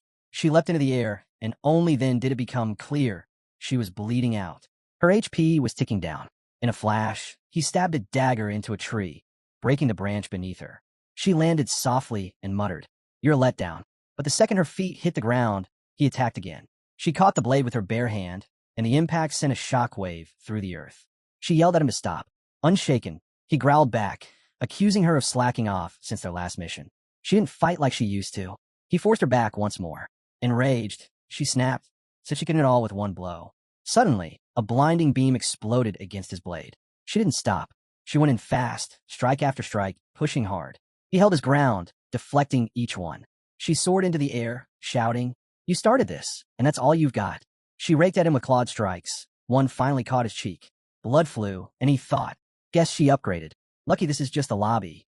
His HP started to drop, but he kept going, throwing everything into each attack. She moved with insane agility, barely flinching even up close. He didn't slow down, blow after blow, until she suddenly jumped back, and he stood there, wondering, why'd she retreat now? As he patched himself up, he asked why she suddenly pulled back. She answered coolly, it was over, but he wasn't ready to stop. He pushed her, saying she shouldn't quit now, especially since he felt like he was finally close to winning. She turned to him, clearly irritated, and began to say that if it weren't for him, before she could finish, the ground beneath her split open. Power burst from her body as she snapped into full berserk mode, mana crackling around her. She shouted his name, voice furious. "I'm going to kill you." Then she triggered Savage Revelation, boosting her power and speed in an instant. He felt the pressure close in. She's actually serious now. If I slip up once, I'm dead. But he didn't back down. "Bring it on," he yelled. She didn't hesitate. "Gladly," she growled. She blasted forward, tearing through the ground, and landed a crushing kick that launched him skyward. She shot up after him. He twisted midair to dodge, but she was already behind him, claws out for the kill. He barely ducked in time. Her attack missed, but tore a tree in half. Grinding his teeth, he thought, one clean hit and it's game over. But if I track how she starts each move, I can predict her path. I've just got to stay fast. She didn't let up, striking from every side, non-stop. He kept analyzing. She's not as fast as Abyss, but the way she moves is insane. Her skills are brutal. Then her status window popped up. She had a transformation ability and a sealed slot still locked. He activated Mind's Eye, pushing his senses to the edge. He read her next move and countered with a clean sword strike. Then another, quick and sharp, before she could react. She backed off, stunned. "You were hiding your power," she snapped. Blood dripped from his arm, HP ticking down, but he hit back again and shouted, "I didn't hide anything." In that moment, it hit him. Kashasha's base stats were no joke. She could easily rank as a 4-star. Even now, her skill and raw talent were obvious. The lobby couldn't afford to lose someone like her. And if he'd stuck with basic training, he'd already be done for. A sly grin spread across his face as he embraced a simple truth. Fighting dirty meant nothing. What really counted was knowing how to read your opponent. She came at him hard, slashing from every angle, just trying to crack his defense. Then she lunged for a weak spot, fast and brutal. But he reacted in time, flipping his sword underneath to block. Still, her speed punched through, leaving a deep gash in his leg. She paused just long enough to admit he'd gotten stronger. Gritting through the pain, he stepped forward and told her plainly he trained for this. Then he shifted stance, his whole energy changing. Deadly, focused. He called her out, daring her to prove she wasn't done yet. Something clicked in her eyes. Yellow mana lit up around her, and in a split second, she activated her transformation. Her body grew into a massive beast, burning with fire mana. Her power and HP shot through the roof. But he held his ground. He readied himself, only to instantly lose track of her. She moved like a blur, completely vanishing from sight. Then, boom, A devastating blow slammed into him from nowhere, sending him flying through the forest like a rag doll. Dazed and bruised, he spotted her again. She was back in human form, but the energy around her was monstrous. She could shift in and out of that state at will. Wiping blood from his lip, he let out a chuckle. Way better than watching you hide in some forest corner. That set her off. Her fury exploded, more intense than ever. But this time, he didn't hold back either. White mana erupted from his head. He had entered Exceed state. Lock it in, he roared as his aura blazed out. Then came the real weapon, his hidden skill, Destructive Sword Spirit. The forest lit up with massive explosions as their clash hit a whole new level. Han watched as Kishasha slowly opened her eyes. She was finally awake. As usual, Han scolded her gently. You slept way too long, he said. Kishasha sat up, looking tired. Han added, I won our fight. She nodded. You've gotten really strong, she admitted. Han shrugged. It's because I train hard. Every single day. Kishasha then asked a serious question. Why didn't you finish me off? Han brushed it aside. You're talking nonsense again, he replied. Inside, Han knew his powers. The Exceed and Destructive Sword Spirit were incredibly strong, but also dangerous. He thought, if I hadn't been inside the lobby's protected space, using them might have killed me. He felt he needed a safer way to control these powers. He changed the subject. You overthink everything, Han told Kishasha. Maybe it's because you stay indoors too much. Go outside, move around. It'll clear your head. Kishasha's expression turned sad. She remembered her people, the ones she'd lost. They're all gone now, aren't they? She whispered. Han's voice was firm. Yes, they're dead. They won't come back. She glared at him. It's your fault they died. Han didn't argue. I made a mistake. I chose the wrong people for that mission. Kishasha pointed at him. Then take responsibility. Han asked how. Put me in party one, she said firmly. Later, Han walked down a hallway. He smelled blood in the air, sharp and metallic. Velkis, his purple-haired teammate, leaned against the wall. Did you win? He asked casually. Of course, Han replied, like it was obvious. Velkis just nodded, as if he'd expected nothing less. Han turned to him. How's your training going? We haven't fought in a while. Velkis stretched. Training's fine, but it's your fault we haven't sparred. I'm always ready, though. Good, said Han. Prepare again. Selections are starting soon. Velkis looked confused. Selections? What's that? Han explained calmly. Someone strong is joining our party, but there's no open spot, so someone has to leave. If current members aren't strong enough, they'll be pushed out. Only the strongest stay. He paused, his gaze steady. And being teammates won't make me go easy on anyone. Nearby, Jenna, another teammate, overheard them. She tensed up nervously. Someone new wants in, she thought. Han added, Kishasha is the highest-ranked fighter in this lobby. She's strong enough to challenge even me. Losing someone like that would be a waste. Velkis understood now. So we fight for the spot. Kishasha stepped forward, confident. Things will be different this time, she said. Someone in the group muttered. Han lost badly to her last time, though. Han ignored the comment. He pointed at Jenna. You're up first, Jenna. Velkis, you'll go later. Jenna looked surprised but nodded. Okay, I'll try. Kishasha studied her opponent, a young human girl. This is who I'm fighting? She asked. Han confirmed. Yes, Jenna's your first match. Consider it a chance to get to know each other. But Jenna didn't wait. She attacked immediately, lunging at Kishasha. In seconds, Kishasha dodged and pinned her down. Jenna gasped. Rematch. You're so fast. Over the next 30 minutes, they fought 6 times. Jenna lost every round.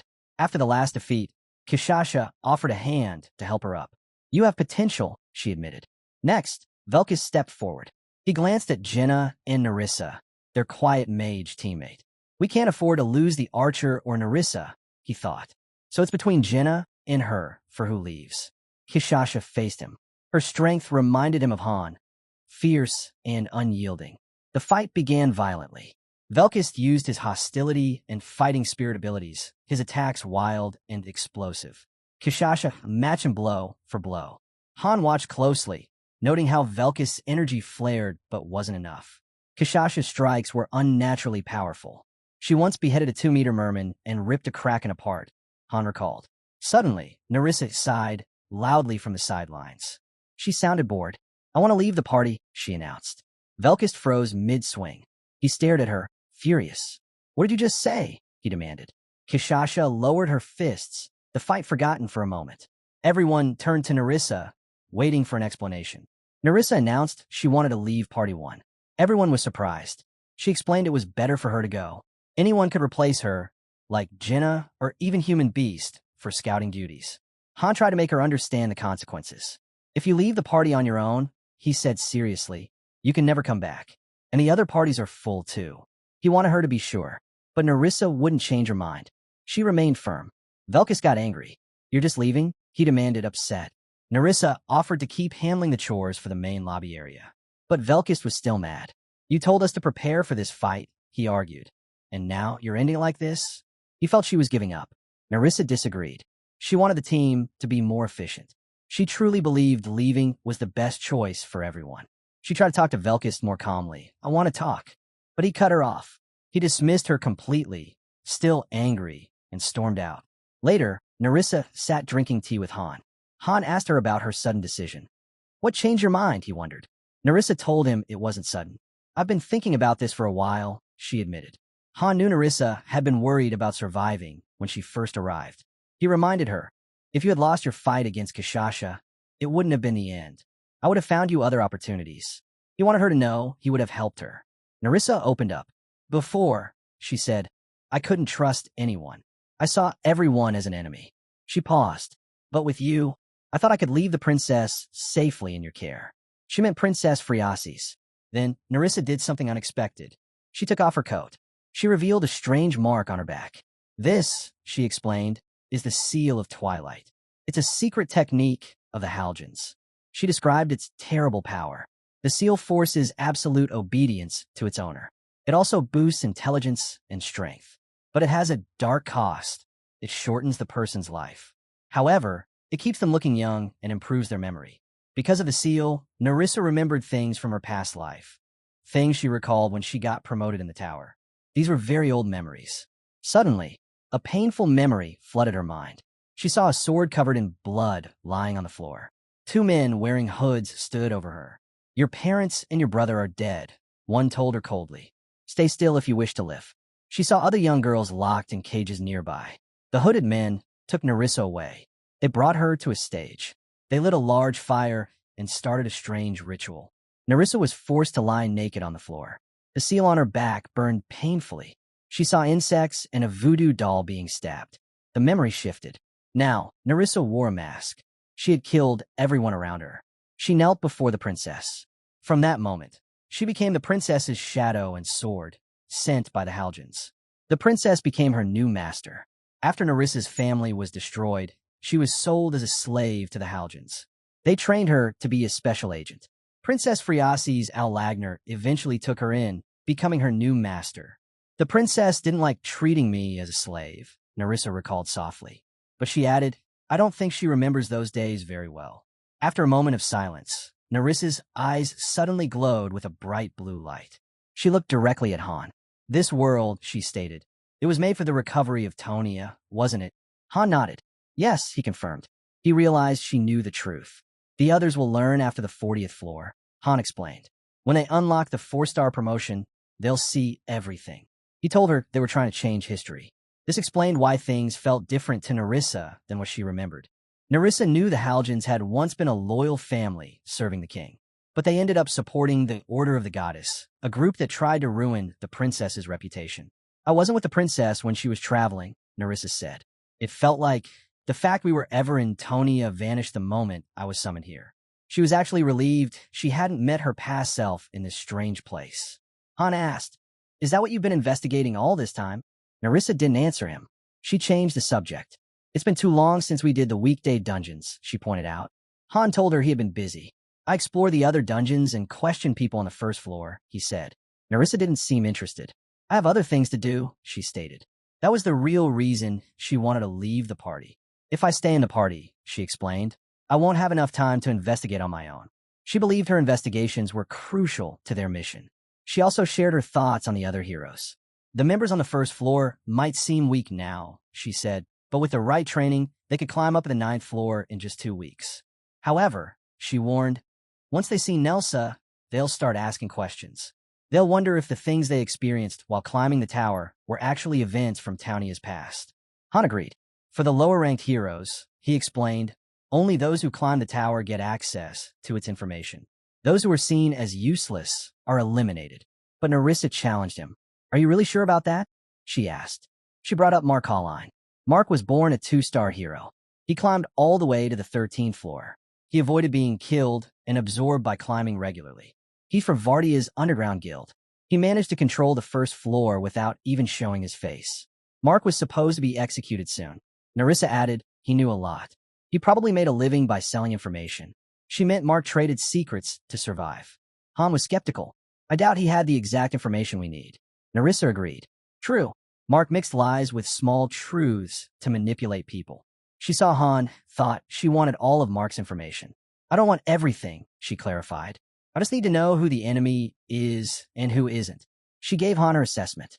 There isn't a single hero in the main lobby who sides with the Order, she stated. Our main enemy is the Telekar Order, often called the Order of the Goddess. Han considered this. Hundreds of heroes were summoned, he mused, yet none of them were followers of the Order or saints. Narissa's voice turned cold. The Order of the Goddess is a monster. Han then asked her the critical question about himself. What about me? Where do I stand? Narissa looked back at him. I am from the Halgens, she reminded him. We were the enemy. She paused, then asked pointedly, can you still tell the difference between enemy and ally? Han stood there surprised. He was struggling to figure out who was a friend and who was a foe. Narissa stood beside the Halgen. She looked directly at Han. Do you even know the difference between enemy and ally anymore? She asked him plainly.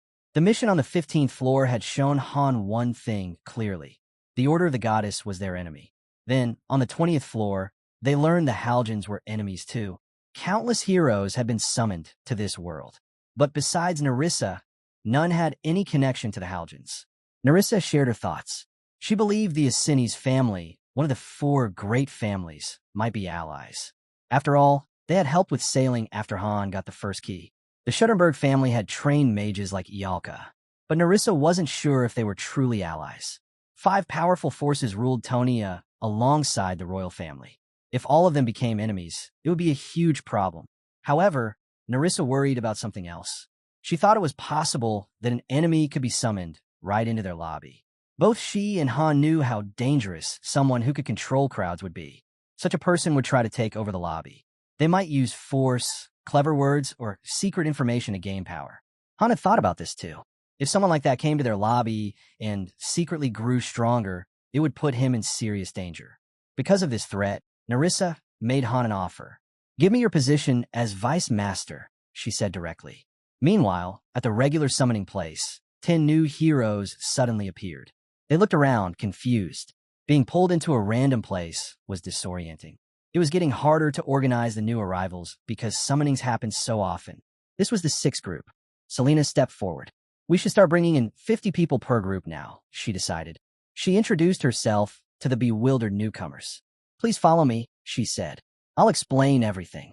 Some heroes looked lost. Others seemed excited about being called heroes. Selena noticed something important. You'll find you can read here, she told them.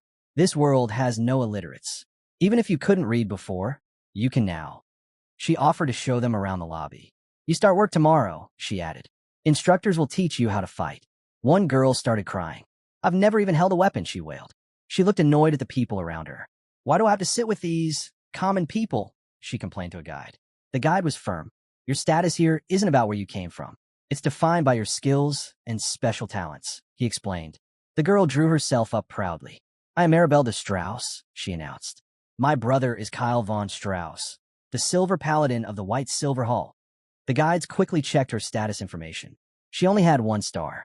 They noted her rank and took her to her assigned room. Maribel walked into the room and gasped. This place is so small, she exclaimed, looking at the crowded space. Selena was nearby. It's actually better now, she told Maribel calmly. We used to fit 16 people in one room. Now it's only 12. One of the room's residents corrected Selena. A kid named Darina died yesterday, so it's 11 now. Maribel's eyes widened in horror. Heroes die here, she whispered, shocked. She also learned that Han was in charge.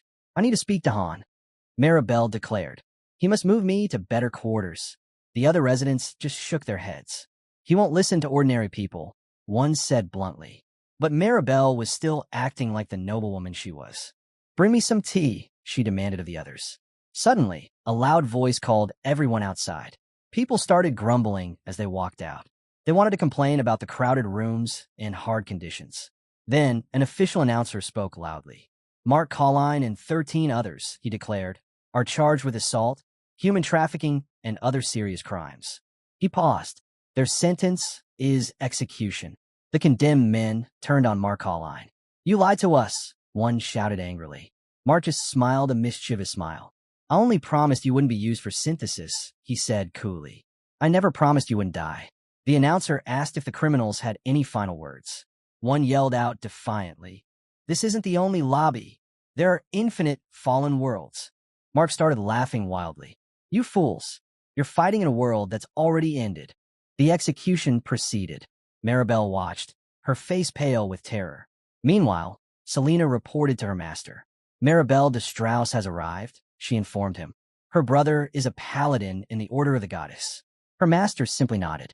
Let her go, he said, then chuckled to himself, a mischievous glint in his eye. Back with Han, Nerissa had gotten what she wanted. She was now the acting vice master, and getting that power hadn't even been difficult for her. Jenna hesitated, the whip feeling unnaturally heavy in her grip. Han knelt before her, back exposed, his posture rigid with expectation. He's pushing too hard again, she thought, a knot of worry tightening in her stomach. They were in the training arena, where the lobby's convenient automatic healing function didn't operate. Any injury here was real, painful, and slow to mend without intervention. Yet Han insisted, his voice tight.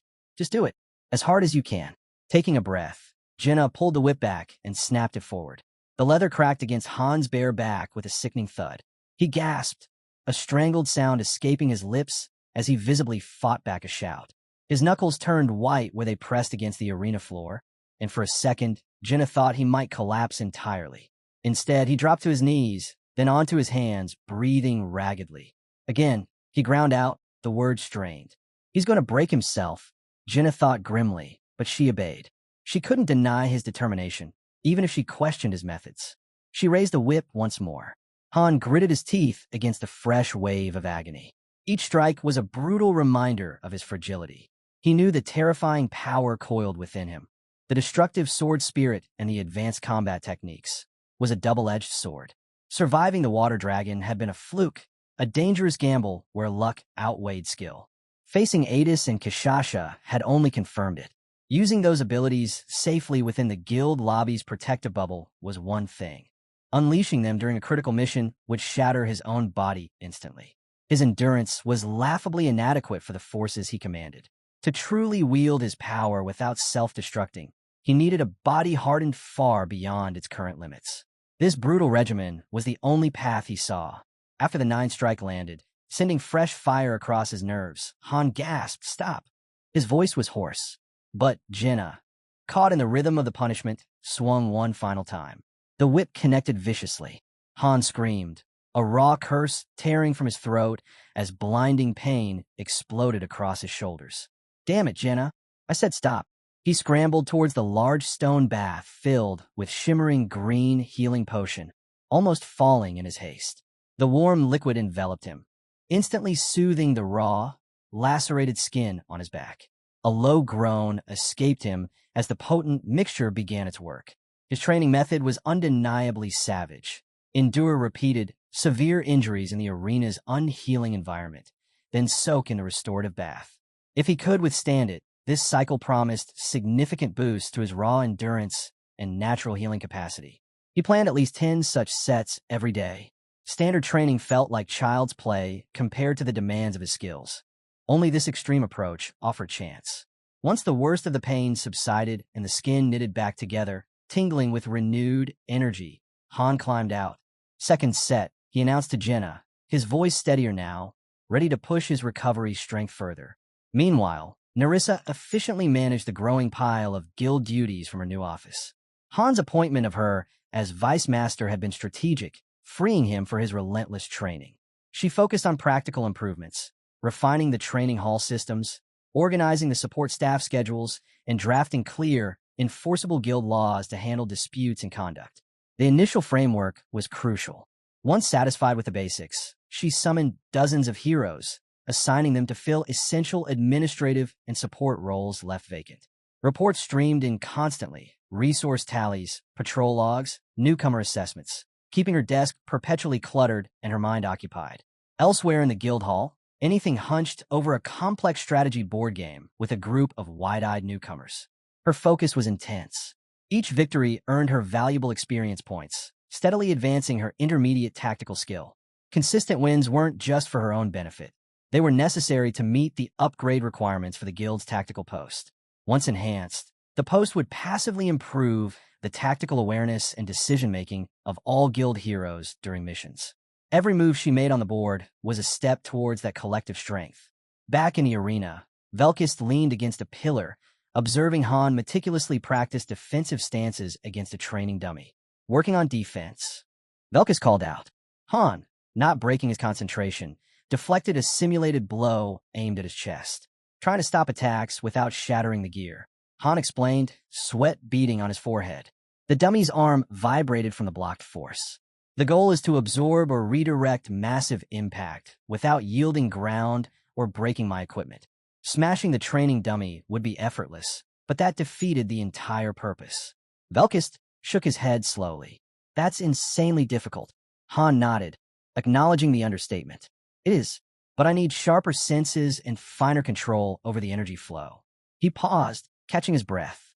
My regeneration's already hit level 3, so I can take the strain. He gestured towards the other end of the arena, where Kishasha was practicing alone. Maybe spar with her? She could use the challenge too. Velkist frowned. She refused. Flat out. Said her attacks are too straightforward and powerful. No finesse, just brute force. Not exactly stimulating. Han suddenly remembered the tense meeting where Narissa had advocated for Velkist to remain despite his earlier failures. A sharp pang of guilt hit him. Without Narissa's intervention, Velkist would have been expelled after all the effort he'd put into joining. I could teach you some techniques, Han offered impulsively, feeling a need to make amends. Before Velkist could respond, Urnith's voice, clear and urgent, resonated directly in Han's mind via a communication spell. Asterisk Han, my office. Now, asterisk. Han found Urnith seated behind her imposing desk.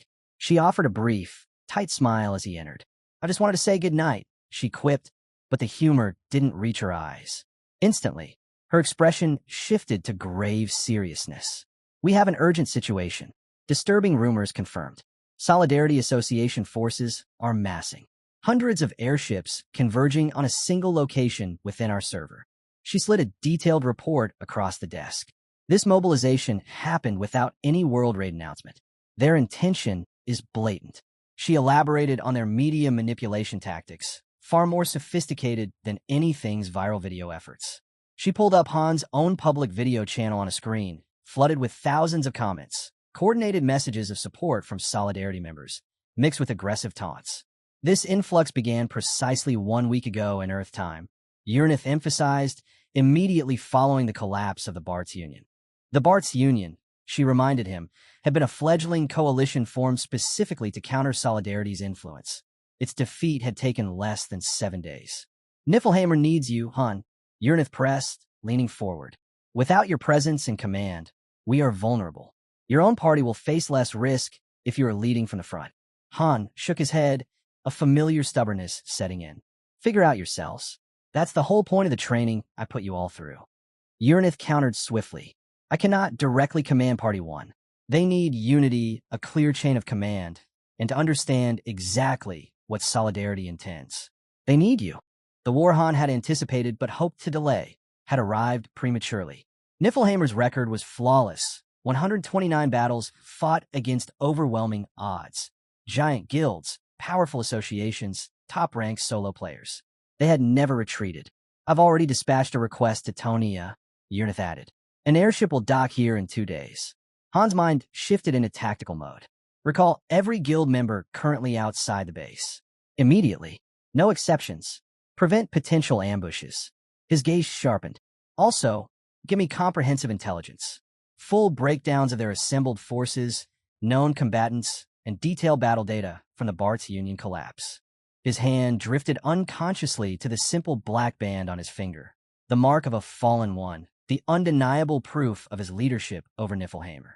130 battles, he thought, the weight of responsibility settling heavily. We won't break now. The next evening, the master got a message from Loki. Loki asked for extra help for the best trainee in the program. The message included Master Han's request to be sent to Niflheimer. Han saw the master hesitate and thought the master didn't feel good about sending him. Han told Jenna he was leaving for Niflheimer and would be back in about a week.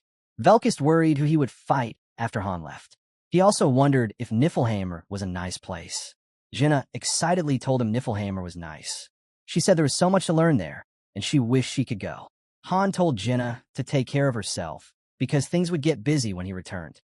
Jenna said she was already busy because she wanted to get stronger too. Just then, the airship arrived. Han checked with Lady about fixing the airship. Lady told him the repairs were almost finished. She added that a few more helpers could join the crew. Han asked about Cadio. Lady said Cadio was teaching the twin mages in the magic hall. Lady wanted to stop by some ruins to test the airship. Han told her to take Party 4 and a few skilled non-party members. He also told her to remove anyone from the team if they caused problems. Suddenly, Essel jumped in. She thought Han was leaving forever. Han quickly told her he would be back soon. Little then walked out of the airship. She apologized to Han for how she acted the last time they met. The airship took off and started traveling between dimensions. During the trip, Urnith explained everything about the Solidarity Association to Han. She told him how many airships they had, their levels, how many powerful heroes they had, and their fighting methods. Urnith also said one hero in the Solidarity Association was abnormally strong. This hero was their vice master and top commander. He had secretly entered the Bart's Union and killed all their leaders by himself. He did it so easily that it embarrassed the guards. Basically, just one hero destroyed the Bart's Union. One survivor said this hero was a 7-star level. Han wasn't surprised. People had said the same thing about Ceres. But Han felt sure he would win against this hero anyway, like he always won. Suddenly, a strange shaking caught Han's attention. He looked out the window and realized they were under attack. The attackers saw the Niflheimer ship and yelled that no one carrying the black goat symbol would live. Little panicked because their ship had no weapons. The enemy ship fired and broke their protective barrier. Enemy fighters boarded their ship. Seeing only Han and Little, the attackers became very confident. Little offered to hold them off. Han asked her if she could use any skills to strengthen him. One enemy boasted he was level 50 and threatened to cut off their arms and legs. But before the enemy could touch them, Han cut off his head. The other attackers were shocked. Han entered his special Exceed fighting state and told Little to use her spell now. Han combined his Exceed state with Little's strengthening spell and faced another attacker. They started fighting. The enemy thought Han was too confident just because he beat a level 50 fighter. She attacked Han, but he blocked her strike with his sword. She attacked again and realized Han must be level 70. Han killed the level 50 guy because he wasn't careful, but the basic strength difference against this new opponent was big. A bolt of lightning hit their ship. Little offered to try and buy Han more time, but Han told her it wasn't needed. The enemy ran towards Han and Little, threatening to send their heads to Niflheimer as a present. But then she was hit by a lightning bolt. Everyone was shocked as lightning struck down all the attackers. All the enemies fell down. Little was amazed to see the hero from the 13th floor. The new hero stood up. She said she was late because Yurni gave her wrong directions. Then she introduced herself. I'm Ahaka Gasfiel, she said. I'm rank 5th in Niflheimer. She bowed to Han. Greetings, master. Nahaka burst into tears like a little kid. She was scared Han was leaving and thought he hated her. Han told her, actually, seeing you makes me feel nice. This made Nahaku cry even harder, but now from happiness. She sniffled, sorry for talking like that. Just wait here, I'll finish off the enemy first. Nahaku raised her hand. A massive lightning bolt crackled above her. The enemy soldiers panicked and tried to run. Zap! Her lightning struck them, turning them instantly to dust. She didn't stop. Nahaku aimed her lightning at the enemy airship. The mages inside desperately tried to strengthen their protective barriers. It was useless. The lightning bolt smashed through the barriers and blew the entire airship into tiny pieces. In just that one attack, Nahaka destroyed 25 heroes and 3 mages. Little, the ship's captain, cheered excitedly. Nahaku, you're amazing, a real hero. Han, looking tired, just said, I'm going back to sleep. Wake me when we reach Niflheimer. He walked off. Nahako happily followed Little. Flashback, when Han first summoned Nahaku, He almost got rid of her. She didn't seem useful at all. He would have combined her with other heroes, synthesized her, if he hadn't later discovered her true power. Now, Nahaka stuck close to Han as they traveled. They finally arrived at their destination. Han went to his room and found Nahaku already asleep on the floor. Han stepped outside. He saw the Brynhilder, a powerful ship belonging to Niflheimer. His ship entered the much larger Brynhilder. Little said her goodbyes. A woman named Yurnith, who managed things at Niflheim, came forward. "Welcome back, Master," she greeted Han. Yurnith led Han inside. He asked her two things. "Show me a video of the Brat's Union ambush. And were we really? This isn't Niflheim." Yurnith explained calmly. "We are very close to the Solidarity Association now." Then she added, "Master, I need a favor. Please don't refuse, for your own dignity's sake." Han immediately felt uneasy. Something bad was coming. Han followed Yurnith. She showed him a fancy uniform. "I made this for the Master of Niflheim," she said proudly. "You need to wear it. There will be other important people present." Han refused flatly. "No way." Yurnith tried a different tactic.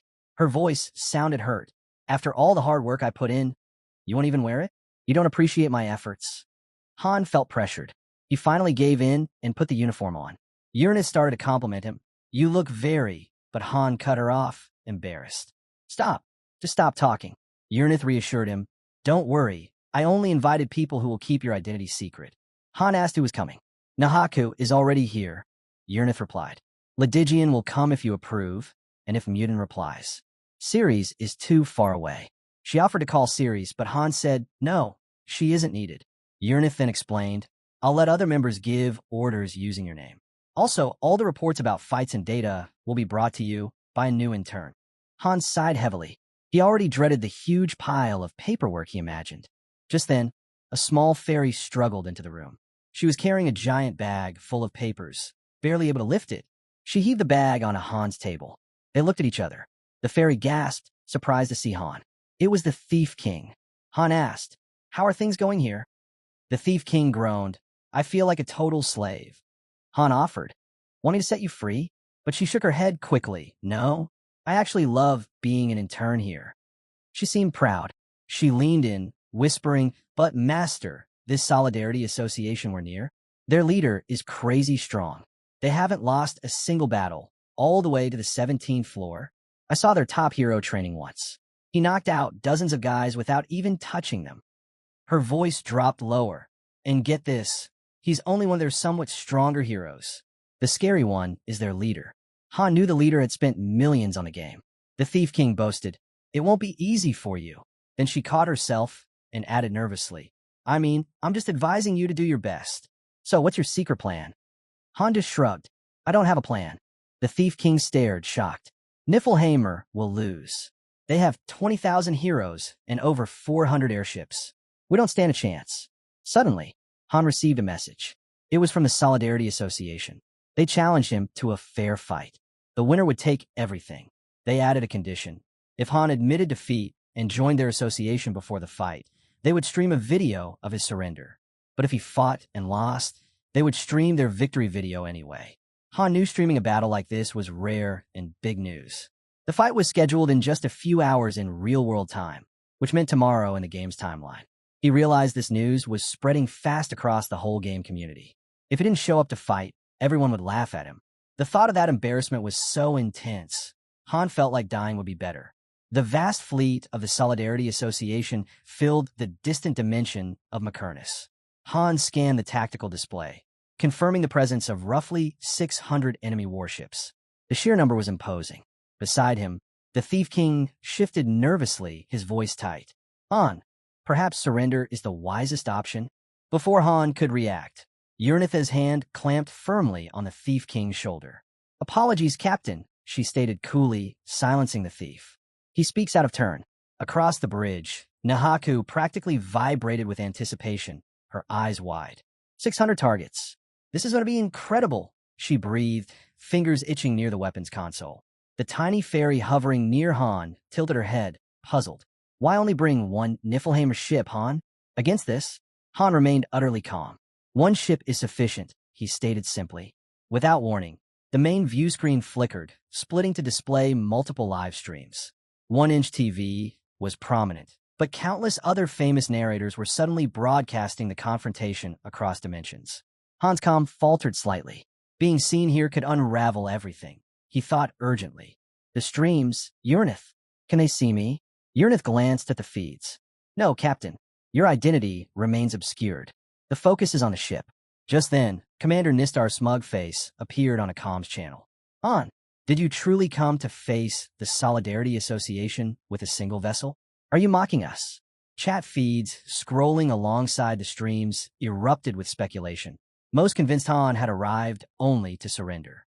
Shut down those streams, Urnith, Han ordered quietly. Her attempt was met with a curt refusal from the association's network control. Denied. Nistar's voice boomed over the comms. Witness our might. Today, we prove to all dimensions that the Solidarity Association stands supreme. Han turned to Urnith, his voice low. Why did you summon me here, Urnith? She met his gaze, her expression unreadable. I merely wish for you to watch. Before Han could question her further, the entire association fleet surged forward, weapons glowing.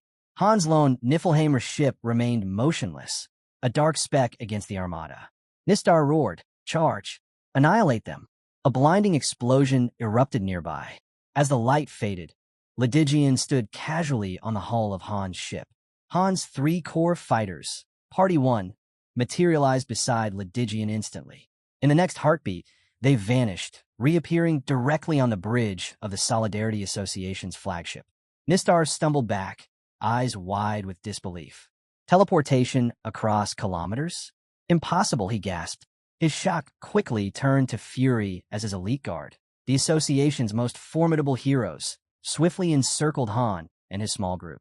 Han instantly recognized their auras. These were the enemy's true powerhouses. Nistar pointed, triumphant. Kill them all. Now, a tall swordsman shoved his way forward, his voice laced with contempt. Silence. These are my prey. He locked eyes with Han. I am Kshatra, the 100 Sword King. Your demon blade intrigues me, but your title as Mobius' finest swordsman ends today.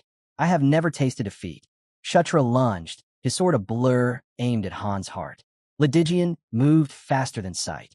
A flicker, and Kshatra's sword was suddenly in Ledigian's hand. The bridge froze, stunned.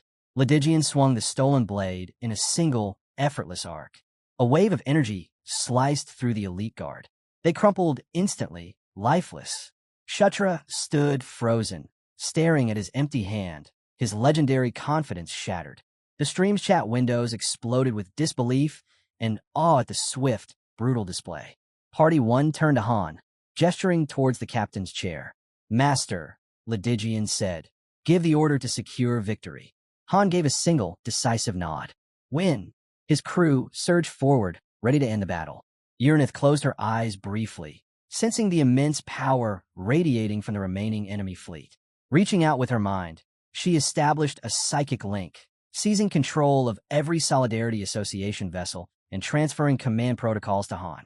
Her voice echoed through the enemy fleet comms. All ships, fire. Instantly, the entire armada turned its weapons inward. Turrets swiveled, cannons glowed, and beams of destructive energy lashed out, striking not Han's ship, but their own comrades. Massive warships erupted as they blasted each other apart. Nistar screamed into his comms, Master, it's not me. I've lost control. His pleas were drowned out by the chaos. The void became a storm of fire and shrapnel as the fleet tore itself to pieces. Amidst the burning wreckage lighting up the dimension, Urnith allowed herself a small, satisfied smile. Our main character, Han Islet, Urnith, and Ahaku were seated in front of a massive screen display, connected with wires, as it played before them. Urnith appeared extremely excited while watching the flames spreading across the screen. It was not just a recording but real-life combat, where enemies had invaded the ship. A swordsman had stepped onto the battlefield, declaring that they should not be afraid because only a few enemies were present. Immediately, a massive clash erupted between both sides, with each fighter ready to crush the other. Ledigian himself engaged in battle against the enemies. Master Han carefully observed the entire situation and reflected that the strike he witnessed seemed capable of ignoring barriers and even distance. Master Han admitted to himself that he had no words to describe it, and Ledigian expressed that his master was being remarkably kind. Nihaku listened to his words, pulled a displeased expression, and immediately prepared herself to launch an attack. She declared loudly that Nihaka Gasfell was now entering the fray. Then, transforming her body into a blazing fireball, she rushed at the enemies and struck them fiercely. Uranith and Ledigian closed their eyes to activate their magical sight, allowing them to perceive the scene more clearly. Ledigian then offered to share his vision with his master, so the view of the battlefield could be even sharper.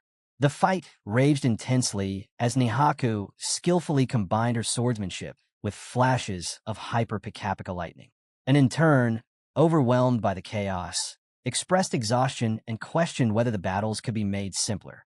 But upon glancing at the giant screen, she quickly realized the impossibility of it, given that they were facing 3 warriors against 1,000 foes. Master Han calmly told her that this was precisely why tactics were unnecessary. He, in turn, shocked by his words, protested that the enemies possessed dozens of heroes born with 5-star potential and some at maximum 6-star rank. Master replied that achieving the maximum level was not as significant as it seemed. He suddenly recognized the presence of what might be Armageddon, an advanced spell cast by 20 mages sacrificing their life force. Uranith firmly responded that she would eliminate it since it was obstructing them, and she immediately attacked, neutralizing the spell. The captured enemy, standing nearby, was utterly stunned. He remarked in disbelief that such a spell, which had consumed so many lives, had been so effortlessly destroyed. Meanwhile, Uranith adjusted the display settings on the window screen, while outside, aerial battles raged in the sky. Nihaku continued to fight with patience, hurling fireballs at the relentless enemies. The status window displayed that the power gap was far too great, after which the stream ended. The same window then appeared in front of Master, informing him of unread messages and offering options to check them with yes or no. Master asked aloud about the 400 ships out of the enemy's 1,000 that had headed toward Niflheim, wondering what had happened to them. Uranith explained that Mutin was handling them with the First Fleet. Meanwhile, the soldiers and swordsmen kept battling their foes with determination, shouting that they would erase their enemies from the world, even if it cost their lives. They mercilessly crushed his opponents, spreading blood across the floor. Some enemy soldiers attempted to surrender, but a status message appeared asking whether Master would accept the surrender of Latika from Solidarity. With an option of yes or no, Master ordered the rejection of all surrenders. Soon after, another message appeared, asking if the surrender of Kiliad from the Solidarity Association would be accepted, but this too was rejected. The soldiers fell into panic. One of them exclaimed that even their surrender would not be accepted, while another lamented that, at the very least, the innocents should have been spared. Ledigian, however, was carrying out his master's order not to spare a single one. He confirmed that command, and the massacre continued, leaving enemy corpses littering the floor. He, in turn, still unable to grasp the entire situation, turned to Uranith for explanation. Uranith, smiling, told her that she needed to get used to such scenes if she did not want to remain an intern forever, because this was the true definition of victory. Explosions, fireballs, and smoke filled the environment as the battle persisted. Master analyzed everything carefully, commenting that tens of millions in resources had likely been lost within mere minutes. He then ordered the discovery of the enemy's base and their total annihilation. The orders were carried out, and airships were dispatched toward designated targets. Suddenly, unexpected figures appeared before them. Uranith immediately alerted her master, stating that it was them. The master remarked that they had arrived rather late. Then, with a thunderous crash, a huge glass door shattered, and a man entered. He introduced himself as Urka Daij, laughing as he greeted the heroes of Niflheim. He announced his position as the one in charge of torture for the Solidarity Association. Urka's level was revealed to be 99. Another figure appeared, named Nord, though his level remained unknown. A third individual, Shioha, introduced herself as Shioha Neatra, the one responsible for reconnaissance in the Solidarity Association. She, too, carried a level of 99. The captured enemy beside Ledigian stared in horror and muttered that these were the ones. Master demanded to know who they were. The captured enemy explained that they were the heroes directly affiliated with the Solidarity Association's leader and warned that they operated on an entirely different level than the enemies they had fought so far. Master, unimpressed, asked why the prisoner was speaking as though he were an ally, reminding him that he was still the enemy. Shioha then accused the commander of betraying their leader, despite being entrusted with responsibility. The commander denied the accusation, struck the prisoner, and killed him, declaring it a fitting end for an insect. Shioha laughed, smiling at Master, and flirtatiously remarked on his handsomeness, asking if he wanted to play with her. She taunted them further, stating that if they believed they had already won, they were mistaken. According to her, what they faced was only a small fragment of the association's true force.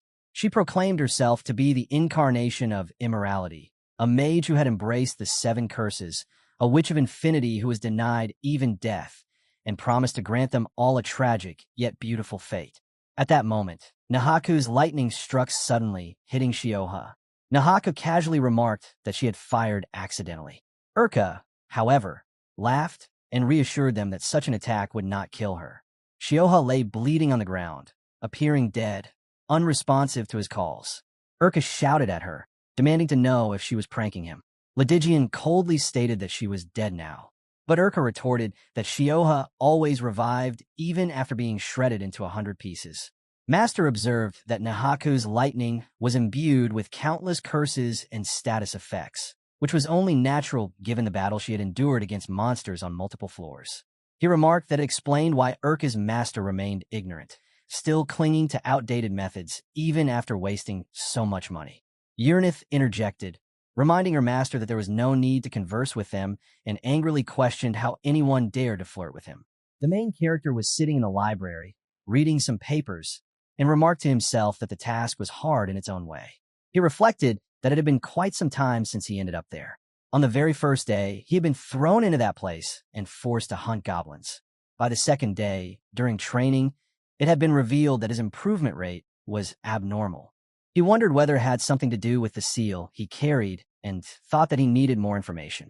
On the 5th day, he was assigned to Party 3, where he had to work with a man of unpleasant personality, though he decided to ignore him. By the 14th day, he encountered for the first time the man others called the leader. That man referred to himself as a farmer, but the calluses on his hands and the paleness of his skin suggested otherwise. His arrogance and manner made the main character suspect that he might have been a knight in training, although lacking etiquette. Later, the main character watched the 15th floor raid through a replay stone, wondering if he, too, would be able to meet her if he continued climbing the tower. He believed he might find something important, provided he survived. Another man had been present then, one who seemed to know more than the protagonist himself. That man explained that they were from a different world and claimed they were there because of a mission. The main character wondered if it was because the man had arrived earlier than him and questioned when exactly the man had come to that world. The man further explained that in this place, people were given missions and failure meant death. The main character debated whether it would be wise to tell Her Highness such things, thinking he might learn more if he approached that man.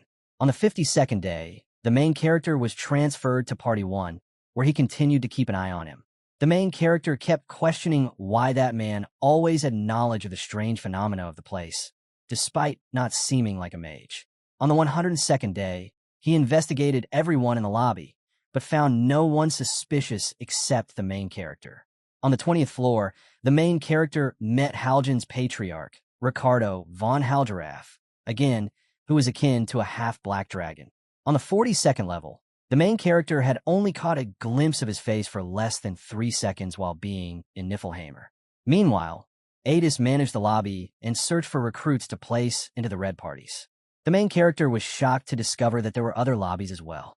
He also kept an eye on Adis, wondering how Shriggan maintained motivation after losing so many people on the 20th floor. He assumed Adis must be receiving information from the main character. The main character reflected that the information would be difficult to acquire if he stayed in the steam on the 25th floor.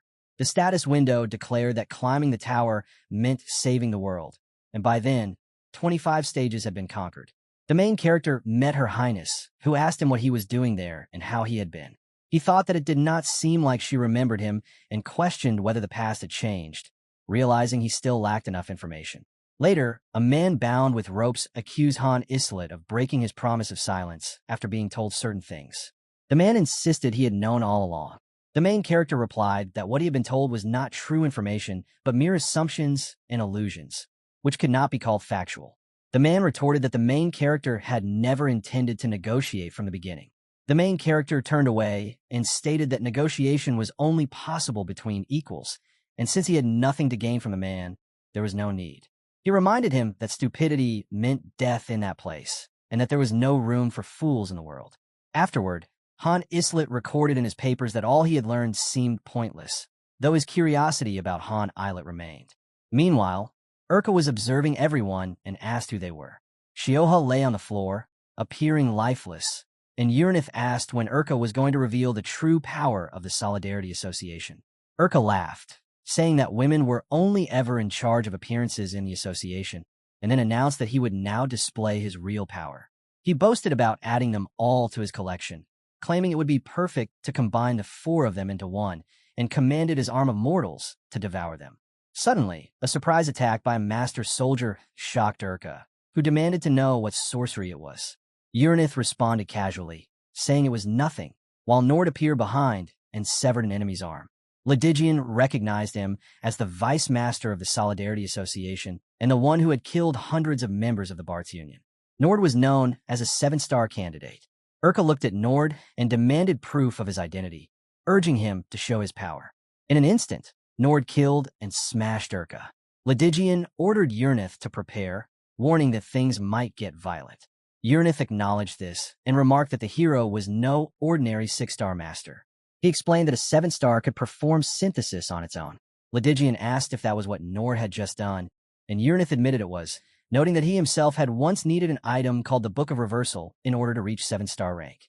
Despite searching through countless forums in the game, he had never obtained it, believing it to be tied to the Transcendental Advent dungeon, the very reason he had ended up there. When asked if Nord was a real 7-star hero, Uranith answered that although Nord was not fully stable yet, he was indeed one. At that moment, many messages appeared on the screen. Loki demanded to know where Kaiser had acquired that hero, threatening to kill them if he was not told. Kaiser dismissed him, saying it was none of his business. Nord continued attacking them, and a massive battle erupted across the area. Nahaku soon joined the fight, joking that it felt like the Three Musketeers, but with cockroaches instead, and boasted that his lightning was best for exterminating bugs. Ledigian stopped them, suggesting they might extract information from their opponents. Nahaku looked disappointed, saying that would not be possible with any of them. Nord laughed during the fight, taunting them by saying that they would all soon be digested in his stomach, and that the more they resisted, the stronger he became. He declared that he would eventually become whole. Amid the chaos, Uranith calmly offered his master warm tea and cookies, asking whether he preferred coffee or Earl Grey. The master replied that he would take coffee, and as he drank it, he observed the scene, noting that Nord's level had already risen to 16. Nord was boasting that he was growing stronger and declared that eventually the entire world would kneel at his feet. His level had already risen to 164. Master Han Islet sipped his coffee and remarked in surprise, wondering aloud if Nord's level went up every time he healed, calling it a very strange trait. Uranith responded by saying that it was not only his level that increased, but he also gained resistance. Nahaku, who was also drinking coffee, made a disgusted face and complained that it tasted like dirty water. Uranith explained to her that it was coffee and a product of Earth. Nahaku, still displeased, muttered that it was too bitter and that she could not understand why anyone would drink it. Meanwhile, Master Han Islet observed Nord and thought to himself that since Nord's level and resistance rose each time he regenerated, it made sense that he had been able to wipe out an entire guild on his own. Uranith then turned to Master Han Islet and asked about the taste of the coffee, adding that she had made it herself. Master Han Islet told her it tasted sweet, and she replied that from then on, she would continue to improve it. At that moment, Nord, looking furious, shouted at them, demanding to know why they were having a tea party when he was about to kill them. Uranith quickly created a magical wall in front of them, firmly telling Nord not to interrupt. As Nord attempted to attack, the magical wall pushed him back. Uranith stopped Ledigian, telling him to wait until Master Han Islet was satisfied. Ledigian, already prepared to fight, replied that he had been intending to attack Nord anyway, and then shouted that he was going to kill him. The battlefield was littered with countless dead soldiers, and Nord's level soon rose to 176. Uranith gave a sarcastic smile and remarked that Nord's ability was truly interesting. She ordered the intern to record everything, saying that it was valuable data. The intern immediately began recording, replying in agreement. Uranith added that Nord was even capable of transforming, and she began to take notes, repeating again that he could indeed transform. Nord continued to attack relentlessly.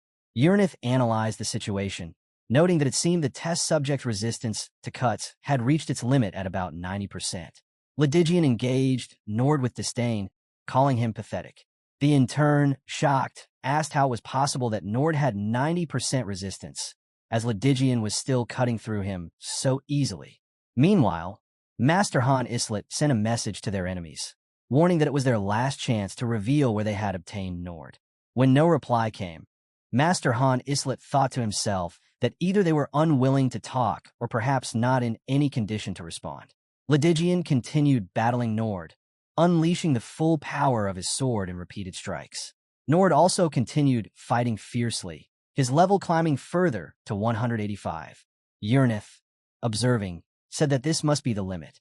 Master Han Islet agreed, adding that Nord's level had stopped rising, and suggested they end it since he was beginning to feel pity.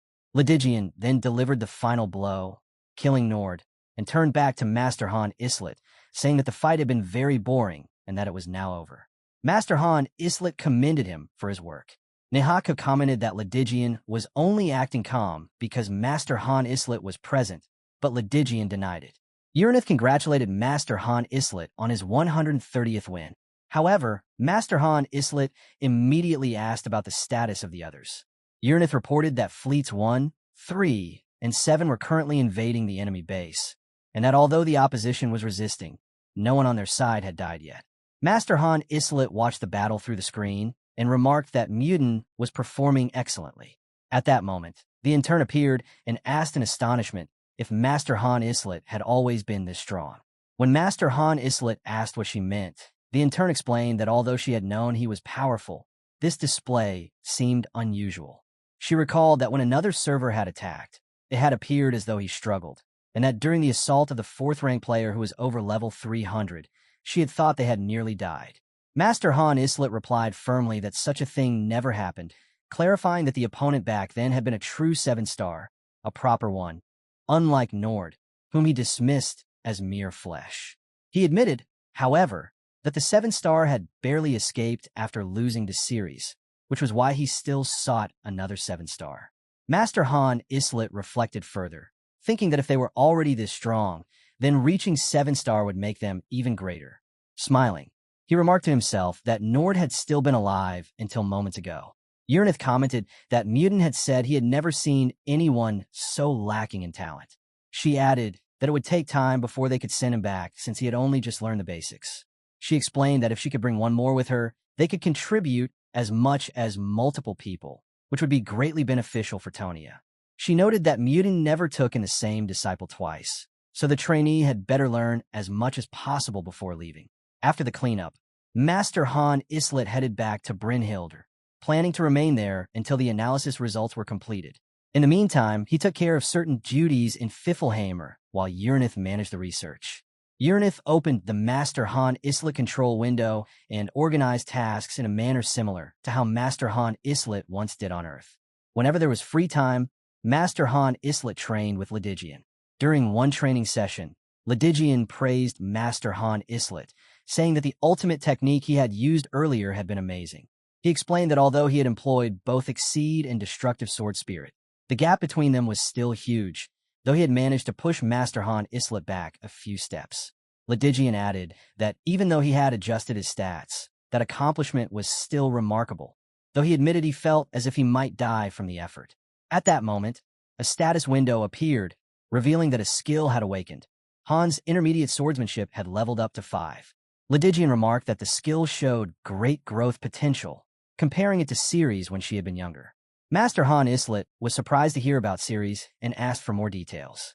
Ledigian explained that Ceres had faced even greater obstacles than he did, but had overcome them through what seemed like a mysterious power. Master Han Islet insisted that it was not really mysterious, but Ledigian responded that to him it had been. He then brushed it aside, saying that was enough chit-chat and urged that they continue. A few days later, Uranith came to Master Han Islet with a report. It contained information about Kaiser 32, including Nord's age and birthplace. Master Han Islet examined the report and noted that 32 referred to his age. He scoffed, saying that the ridiculous amount of money Kaiser had spent on the game proved he had been born with a diamond spoon in his mouth. The report revealed that Kaiser was the third son of the Triangle Group, one of Korea's top chaebols. He had once been destined to inherit a branch company and live in luxury, but he had been stripped of this position and sent to the countryside with a large sum of money instead. That was when he had started gaming. He would spend millions of won on whatever game he played, flaunting his wealth like a king since he could not be won in reality. Master Han Islet reflected bitterly on how unfair the game world could be, noting that eventually Kaiser had begun playing pick-me-up. Turning to Yurnith, Master Han Islet asked how she was able to uncover such details. Yurnith replied that it was all stored on the Mobius server. She added, however, that the next piece of information might be more shocking. When Master Han Islet asked what she meant, she explained that it concerned Kaiser 32's current condition. She revealed that the 32-year-old man, Co Taijun, had been declared brain dead a month earlier. She then showed Master Han Islet footage from the cameras at Chonsan Hospital. Seeing this, Master Han Islet muttered that it clarified several doubts he had carried. He recalled how the so-called text from heaven had come from an unknown source, and how Kaiser 32 had stopped speaking the moment Nord entered battle. Now he finally realized the truth. Turning to Yurnith, Master Han Islet asked in a grave tone where his own body was. The Book of Reversal is meant to oppose the heavens. He thought the deeper one descended into the game, the closer one came to Mobius. Nord had become a 7-star when Kaiser 32 had been declared brain dead. He understood that the condition for becoming a 7-star was the synthesis of a hero and a master. Someone had opened the Transcendental Advent dungeon on Han Islet's account. Han Islet had been dragged into that place for a synthesis. For some unknown reason, the synthesis had failed, and Han Islet had lived. Shay Lathistry had become a light and then disappeared. Even so, Han Islet believed that although he had been drawn into the game, his body should still exist on Earth like Kaiser 32's. He asked Yurnith about his body.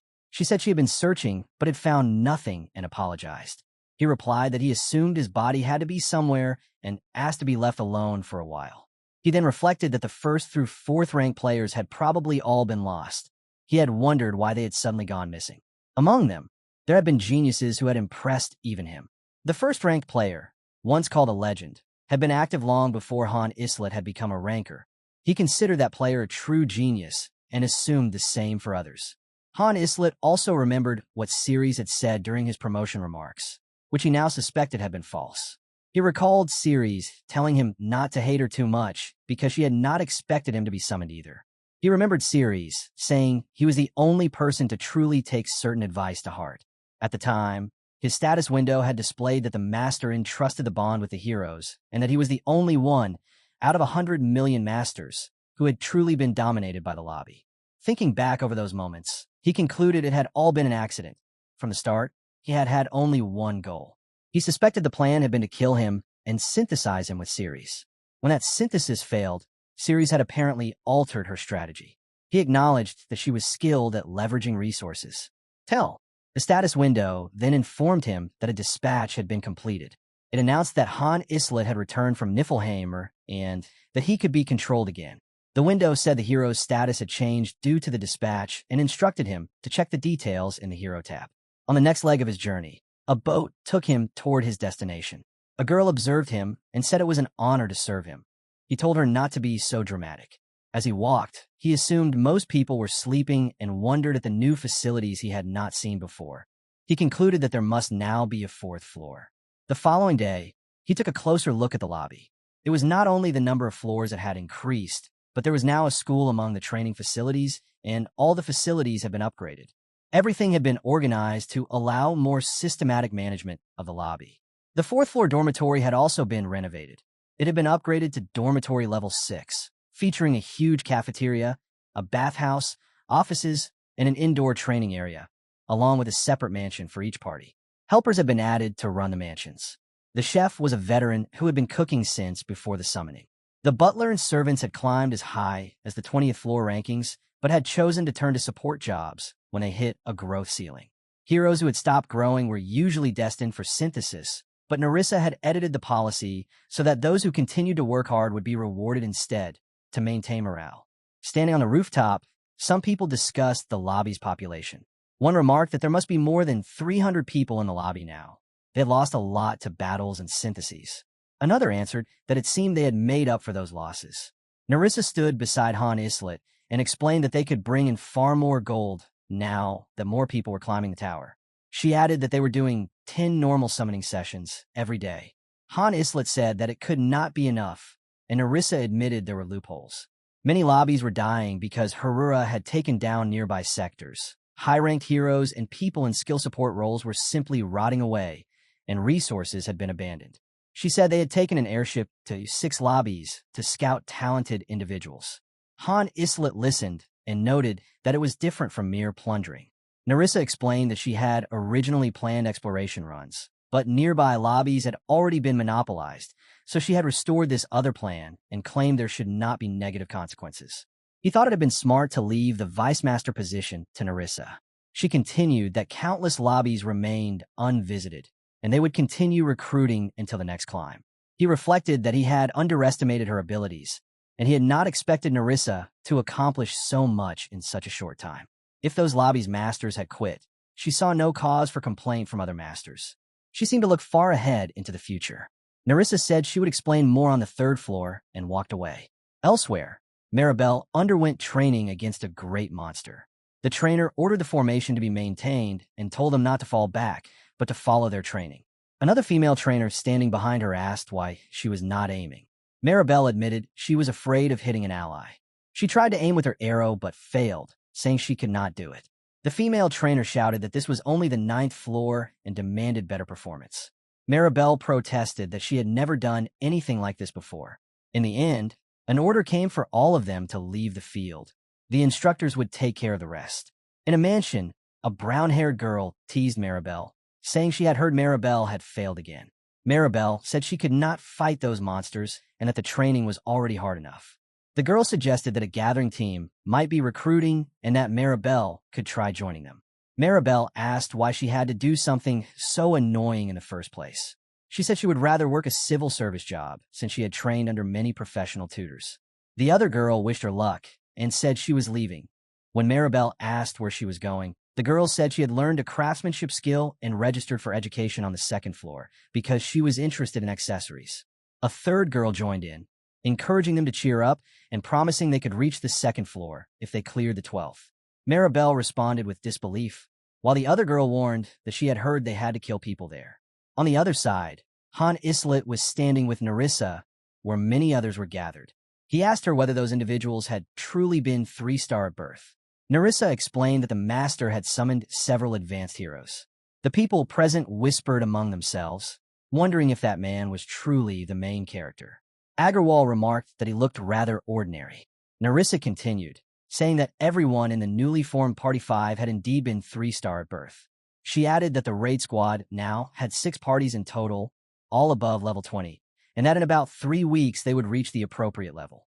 The main character pointed toward 2 men and asked if they were also stationed on the 3rd floor.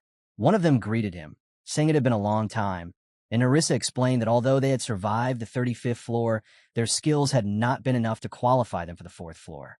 She revealed that Ryman and Liculent were no longer part of the raid squad. Instead, they had become leaders of a new organization called the Sector Patrol Squad. She explained that bodyguards were necessary for running airships. Suddenly, a beam of light appeared. The main character wondered about the source of the radiance and realized it was an advanced hero summoning. He remarked that they would accept the newcomers if they proved worthwhile. Narissa confirmed that an advanced hero summoning was taking place at that very moment. She explained that, depending on their personality and potential, even advanced heroes could be sent to the 1st or 2nd floor. She noted that some who could have become truly skilled by now had not been summoned early enough. The main character reflected that advanced hero summoning was essential to compensate for the heroes they had already lost. He then examined the new arrivals. Han Islet himself was recorded as level 1 with the class novice. His stats were Strength 10 by 10, Intelligence 10 by 10, HP 10 by 10, and Agility 10 by 10. He possessed no skills. Ada's Called was level 1 with the class Thief. His Strength was 13 by 13, Intelligence 10 by 10, HP 14 by 14, and agility 17 by 17. His skills included basic dagger technique, level 3, basic archery, level 1, and nimble movement, level 1. Ialka Rivelstrasher was level 1 with the class magician. His strength was 7 by 7, intelligence 31 by 31, HP 80 by 80, and agility 7 by 7. Shay Lathistry appeared as level 1 with the class knight. His statistics displayed accordingly. Kishasha Vikshavi was also level 1 with the class half-beast, with all of her statistics shown. The main character thought about how advanced heroes began with clear advantages, enabling them to climb the tower much faster. Yet now that the system was properly established, advanced heroes would no longer be able to seize control of the lobby. He remembered hearing one of them declare that he already knew what the main character would say, even without words, while another shouted that they should go wild. Reflecting on it, he thought there was no longer any real risk in mass summoning advanced heroes on the third floor. A report was then presented. The third floor had successfully climbed to the 21st floor with 10 people holding the highest manager positions and forming the main attack squad. The second floor had reached the 12th floor with 100 people working as instructors, gatherers, construction workers, miners, cooks, and civil servants. The fourth floor had 2 parties totaling 10 people, supported by workers and 2 chefs who could freely enter and exit. Meanwhile, the first floor held 150 trainees. Han Islet looked over all this and commented that even the second floor was working hard. The system, he said, had been designed so that those on the lower floors would feel motivated to climb higher. Narissa, standing beside him, explained that this was more efficient than relying on synthesis. As long as they were not lazy, she had arranged things so that each could choose their own role. The main character admitted she had done better than he had anticipated. Just then, a commotion arose nearby. Voices could be heard. One ordered someone to stop and put something down, while another protested, demanding to be released and insisting on speaking to the person in charge. Narissa, puzzled, wondered what was happening, and both she and the main character moved closer. They found Maribel standing there with a boy. The boy complained loudly that the woman was foolish, while Maribel introduced herself, declaring her name to be Maribel Strauss. She demanded to know how they could treat the daughter of a noble household so roughly. The main character did not understand the meaning of the word noble and simply asked her if she could use magic. Narissa explained that Maribel had no special skill or class, calling her spoiled, and said she had checked to confirm that Maribel was not talented in magic. The protagonist remarked that all nobles seemed to be like that and told her to begin training, but Maribel grew furious and shouted for them to wait. The main character thought to himself that, compared to Yalka, Maribel ranked fairly high. Yet aloud, he dismissed her, calling her garbage. Maribel protested angrily that she was not someone who should be left to rot in such a place and begged them to listen. Those nearby gathered to watch the scene. The main character, however, continued reflecting. Thanks to Narissa's hard work, the lobby was running as efficiently as a small town. Yet he knew they would still need far more people for the future missions ahead. With the difficulty of Tonia, he realized heroes would continue to die. There was a mission on the 28th floor. The mission type was subjugation, and the objective was to annihilate the enemies. The main character thought that for the next floor raid, the main squad had to outperform all others because unnecessary work had been eliminated. They now had time to improve party formation and train on the lower floors, and most of the main squads had been given new equipment. He noted that, unlike their former equipment, which had been specialized for water combat, their new equipment was specialized for movement and defense. Apparently, a blacksmith who had come from a different lobby had successfully created NB rank items. As a result, Alter, whose best had been C rank, had to give up his senior position to him afterward. Another discipline had also successfully created B rank equipment. Alter Ego had hit the ground, so he had been sent to the exploration dungeons for a vacation. One thing the main character noticed was how skilled Kishasha was. She was good at one-on-one combat too, but she surpassed everyone when it came to free fighting. He thought it had been worth bringing her into the team. He reflected that as long as the next map was not also a C map, Kishasha would be helpful. After a while, Jenna told him that it felt nice to warm up like that, and he replied that they could not let themselves lose their skills. And in turn was also there, urging everyone to hurry in. Jenna said that there was a line for the portal, and he explained that only one party could go into the main dungeons at a time, and the rest had to take smaller missions. A boy standing beside Maribel asked why an instructor was not coming with him this time. Jenna asked why he cared, and the boy insisted that without an instructor on the 9th floor, they might all die. The main character thought that the woman he had seen before must be involved. The boy urged everyone to cheer up, assuming they only wanted the party to gain more experience. In the main dungeon, the current challenge floor was the 36th floor. The door would open after 10 seconds, and they were to get ready. The protagonist thought that they must be the bottle team, and then ordered everyone to go without him because he was going to stay back a little. He reasoned that something seemed to be preparing for the next climb, and it had already been an hour. They all went without him, and one of the soldiers asked how long they were going to stay there, saying they needed to do something and go back. Another accused the situation of being nonsense, asking why it looked like the 38th floor and not the 9th, and declared they were going to end up dead. As they were on their way, a silver paladin named Kyle rode in on a horse and appeared before them, asking who they really were and demanding their identities. Maribel and all the other teammates gathered, and the silver paladin introduced himself as Kyle von Strauss. He ordered that if they were mercenaries, they should drop their weapons and tell him where they were from, pointing his weapon at them. Maribel suddenly recognized him and called him brother, claiming it was her Maribel de Strauss, and he was very surprised. She exclaimed that she could not believe she was watching him there, but he shouted that it was nonsense. She apologized, and the silver paladin declared that he did not have a younger sister and accused her of daring to pretend to be a Strauss. He proclaimed he would execute her in the name of the goddess. Maribel tried to stop him, insisting that it was her, and then the silver paladin Kyle killed her with his sword. The system announced that Maribel had returned to the goddess's embrace and that her fighting spirit would be remembered for eternity. The system announced that Jack had returned to the goddess's embrace and that his fighting spirit would be remembered for eternity. The system announced that Christopher had returned to the goddess's embrace and that his fighting would be remembered for eternity. The system announced that Joe had returned to the goddess's embrace and that his fighting spirit would be remembered for eternity, and thus Party 27 had been eliminated, and they had lost. The main character had been waiting for them on the other side and thought that it had been about an hour since they had maintained their position. He reflected that if it had been a normal subjugation mission, they would not have been down this long, but this was different from back then, and anyone in this state now would come to him for advice. The tactical post had been upgraded. Tactical post level 2 had been increased after more than 5 mock battles. Tactical post level 3 after more than 10 mock battles.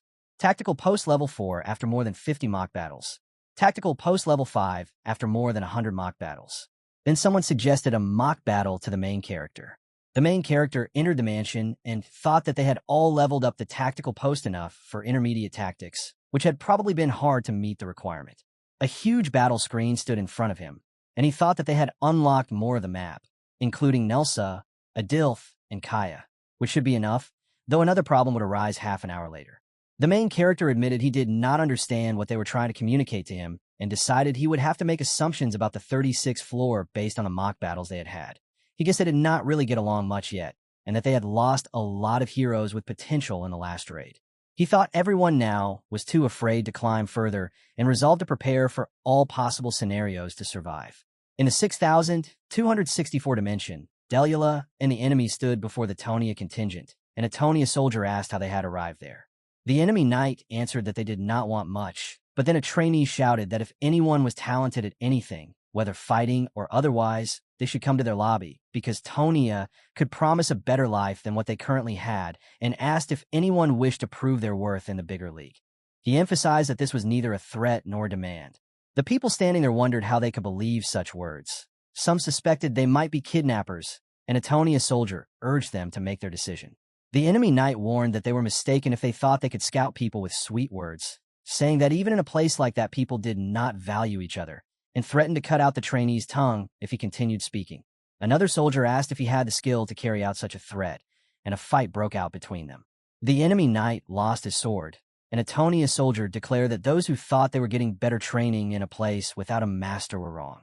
Tonia continuously climbed the tower and gained experience, and they planned to move into the next lobby after half a day there, inviting anyone who wished to leave with them to join. When one soldier asked where their next destination would be, he was told it was the 2,441 floor. A girl standing there objected, saying it had not even been a month since the master had quit, and the master might return. She warned it would be bad if the master returned and all their heroes were gone, and suggested instead that it would be best to go to the 8,422 dimension. There was a mission before them all, to climb the tower and save the world, and the stages had already been counted to 35. Jenna was present and said it had been a while, and the main character assured her that they would not die as long as they did not act recklessly. Kadio was also there and shouted that the situation was strange and completely different from Harura, that the difficulty level was not normal, and asked if the protagonist was sure they would be all right. The main character asked if he had ever lied to them, then brushed the concern aside, told them never mind, and ordered them to go, and everyone then prepared to move out. Jenna looked very excited and said that they should not die this time, and that she was trusting the main character. The main character replied that she should not because she was putting pressure on him, and then Kishasha said that she trusted him, too. The main character responded by saying that he had just told them not to trust him, and that he was not responsible if they got killed or something. He also remarked that the 30th floor had been a desert and the 35th floor had been an ocean, and he hoped that it would be a normal mission this time because he had no idea what the 40th floor was going to be like. He then thought to himself that Velkist had been in that state ever since Narissa had left, and although Velkist was not acting out, the main character had gathered a bit of information. He reflected that they just needed to fulfill their overall role, no matter what came up. There was a mission in front of them, and he told them to get ready as they entered it. As they entered, all of them found themselves in a massive ground. It was the 36th floor, and the mission type was capture, with the objective being to capture the target object. Jenna seemed very confused and asked what that meant, wondering aloud if she should go and take a look. The main character, while looking at the screen, said that there was no need because they would just finish from the high ground. Kishasha then mentioned that she heard something strange and smelled something strange too. The main character asked what kind of smell it was, and she started sniffing before suddenly running ahead, declaring that it was steel and blood. The main character looked very confused and muttered goodness. Kishasha reached the end of a cliff, and then she looked very surprised and said that this was before stopping mid-sentence. The main character then asked her if she had found something, and Kishasha told him that there was a bunch of humans, too many to count, and that it was a war. The main character wondered where they were and why those people were fighting, but she answered that she did not know and questioned who would even know such a thing. The main character thought to himself that Narissa might have known something and admitted that he already missed her. He noted that one side had many more people and assumed that the symbol on the flag probably represented the order of the goddess. Then Kadio remarked that they could not get through because the path to the battlefield was blocked, and the protagonist said that they should see if there was a roundabout way and figure out their mission objective in detail. Jenna looked at the situation and commented that it was terrible, and Kishasha said that her eyes hurt because there was too much magic there. The main character replied that that did not help and told them to go somewhere else. For the 36th floor raid, a low-level team had been sent first, followed by 3 teams of heroes up to 3-star level, but they had all died. The main character reflected that 4 teams were nothing compared to how many people they had now, but it was definitely a large number of people to lose on just one floor. According to what he figured out through the mock battle, the low-level team had done nothing and had been killed by the patrolling soldiers, while the rest had been more willing to carry out their mission but had ended up surrounded by the enemies and killed. He reasoned that the point of the mission was to make sure they were not discovered by the enemies, and concluded that anything must have sent them there because they had figured something out from the 4 teams that were sent in ahead. He thought that if they really valued their party, they would not just throw them into the unknown like before. The main character hid and observed the situation by peeking. There were Order military soldiers at level 21, numbering 87, Order military knights at level 23, numbering 5, and 1 Order military mage at level 25. The main character thought to himself that he understood that the mission was to capture, and then said aloud that it seemed like their goal was to intervene in the war. Velkist remarked that on their side, there were quite a lot of enemies, and the protagonist answered yes, saying that there were thousands of them, and asked if Velkist was scared. Velkist smirked and replied that it was nonsense, adding that he actually liked this one since the other missions had been boring. The main character told him that it was good and instructed him to follow, saying that they would move fast, and then they both started following the military order. Both of them began attacking the military and started killing soldiers. One of the soldiers told the others not to panic, to raise their weapons, and to fight back, asking how many attackers there were. Another soldier said that there were 5 of them. Kishasha also joined the fight with the soldiers, and as they all fought, one soldier shouted to hold the formation and stand their ground. The main character managed to kill the major soldier, and then one of the enemies asked who they were, and if they were mercenaries. The main character snapped that it was none of their business, and kept fighting, warning his team that reinforcements might come and that they had to make sure they did not get surrounded. He then ordered Iyalka to burn their backline. A soldier shouted to his comrades not to panic and to fight, declaring that the goddess was with them, and all of them rushed into the fight with the protagonist team. Another soldier shouted angrily, asking how they dared attack while he was gone, and then Kyle von Strauss appeared, introducing himself as the Silver Paladin who manifested the radiance of the goddess. He warned that if they got in the way of the goddess, they would have to face his terrifying sword.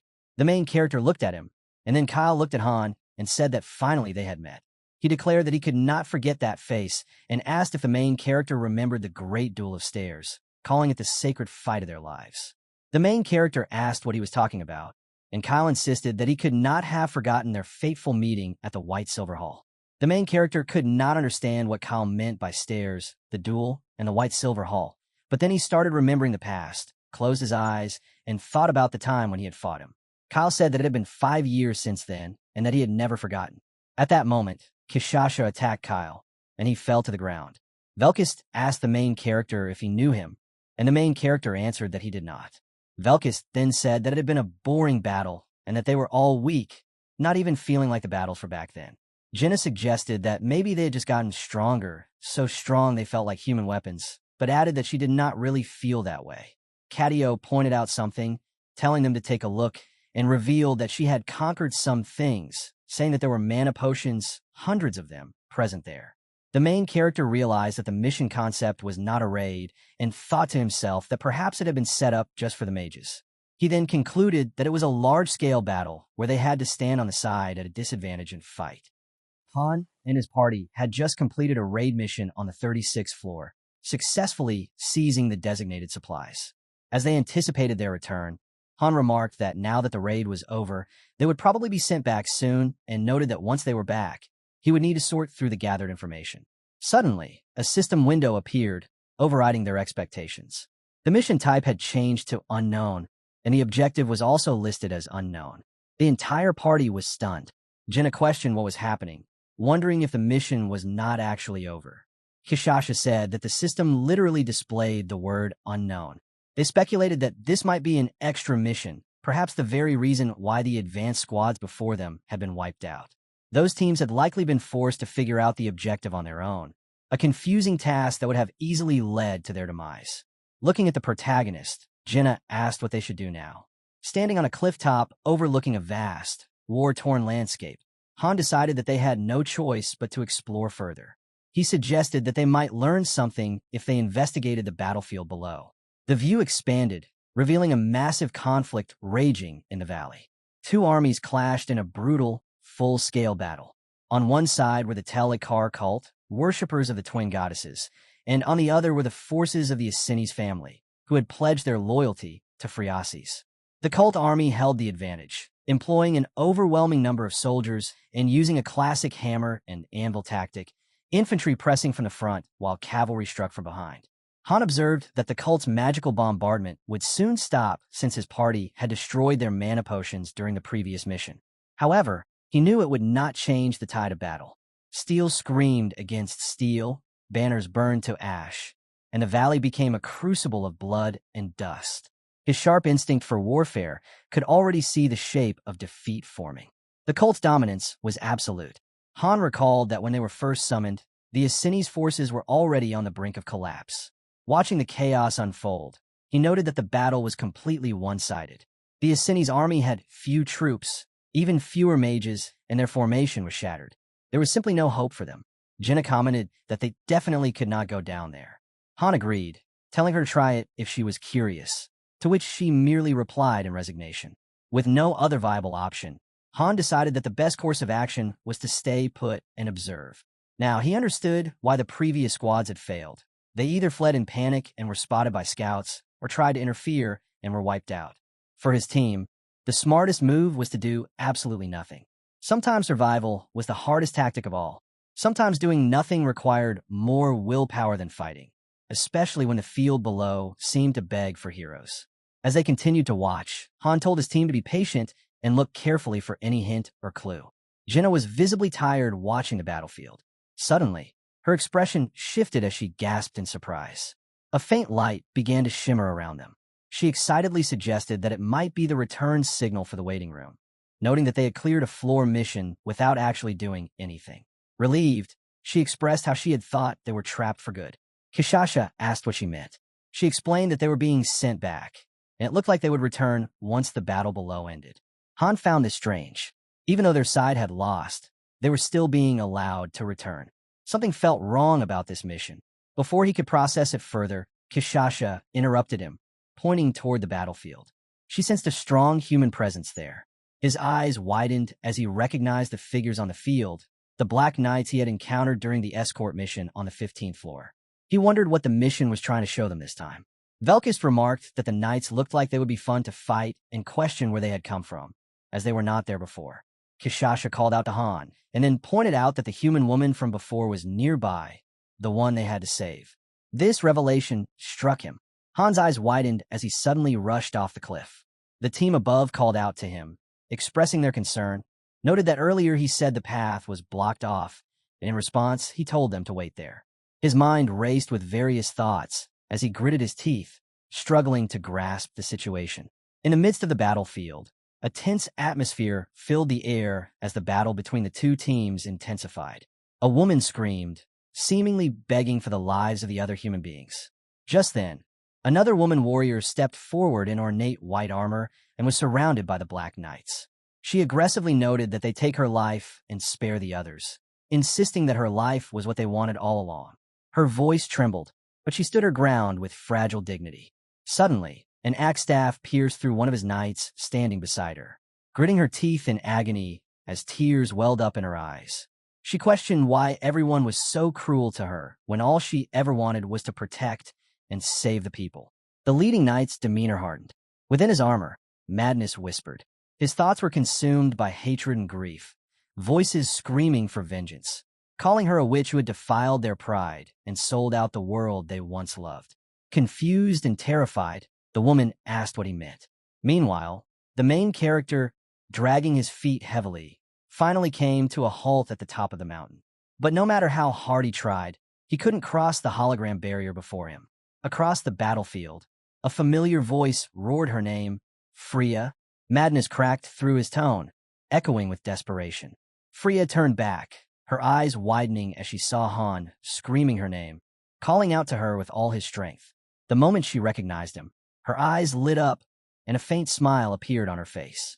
In his panic, the Black Knight seized her tightly, dark energy swirling and coiling around her body. His claws pierced through her flesh, and pain flashed across her face. Yet even in that agony, Freya looked past him, her gaze fixed on Han. With a faint smile, she expressed silent relief that he was still alive. The light slowly faded from her eyes, and her body went limp as blood splashed violently into the air. High upon the cliff, Han stood frozen, his expression hardening into a mask of cold fury. The silence that followed was deafening, louder than any scream. His figure began to flicker and fade. With Freya's death, a system window appeared before them, announcing, "Stage clear." Han, Jenna, and Kishasha had leveled up. Their rewards were listed, 300,000 gold and a low-grade wraith fragment. Moments later, they were teleported back. The party stood in stunned disbelief. Jenna, visibly stunned, questioned whether the princess had truly died, but Han said nothing. Han clenched his teeth, realizing he needed to calm down. Then, another notification popped up, glowing in stark red letters, which was the true outcome. Mission result: failure, January 5th. The system declared that the quest would repeat up to the 40th floor. Han's expression twisted as the truth sank in. They were trapped in a relentless time loop, a cursed trial infamous for its near-impossible difficulty. Han realized that the same mission repeats until the 40th floor. They will fail if they do not clear the quest before reaching that level, which means there was still a chance to save Phreasis. Back in the building, Kishasha was sitting at the table and eating. She then asked if the woman they saw might not actually be dead. Jenna responded that she found the situation peculiar. After everything they had endured because of the princess, it would feel meaningless if it ended there. She reasoned that in these missions, time and space held little meaning. Perhaps this was a reset to when she was still alive, giving them another chance to change her fate. Han responded that he was certain that she would not die that easily. Turning to Jenna, he then handed her a small, ornate pocket watch. He instructed her to keep it safe, explaining that it was a low-grade magic component worth 100,000 gold, as it was expensive and difficult to obtain in their current situation. Han stated that they would need the watch for the next mission and urged her not to lose it. When Jenna asked about their next move, Han replied that they needed to reassess the situation and summoned everyone to the tactical room. There, he pointed at a holographic map, explaining their previous location and the area where the supply unit had fought. They had only observed the rest of the battlefield from afar, never setting foot there. His new plan was simple. If they were sent to the same field again, they would map it completely. The next day, Party 1 assembled once more. They all teleported, and the system confirmed their location on floor 37. The mission type and objective were still listed as unknown. The air was heavy with a metallic scent of blood and iron. They had returned to the beginning. Han immediately set his plan in motion. He told Jenna to check the time, assigning her the task of tracking the mission's duration from start to finish, recording every event to identify future branching points. She would not be fighting in this loop. Turning to Kishasha, Han said he was leaving it to her. She asked him to trust her and proudly acknowledged her role as part of the Storm Squad. She was tasked with scouting the field, so she was also out of this mission. Unknown again, but this time it had a stopwatch, a map, and a grudge.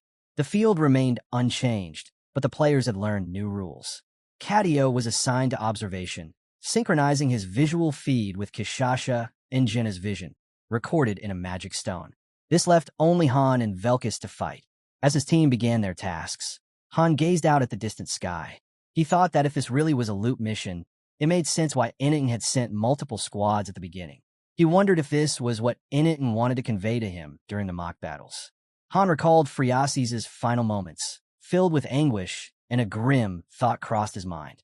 He wondered how many times she had already died within this tower, and how many more times she would have to die before the curse was finally broken. The scene shifts as a carriage rolls toward a battlefield, where a group of soldiers marches in formation. Among them, two soldiers at the back suddenly hear a strange noise coming from behind. One of them mentions hearing something unusual, but the other denies it, insisting he hasn't heard anything at all. Before they can react, both soldiers have their throats slit in an instant. Something incredibly swift has passed right through their necks, leaving them lifeless. Moments later, another soldier nearby demands to know who they are.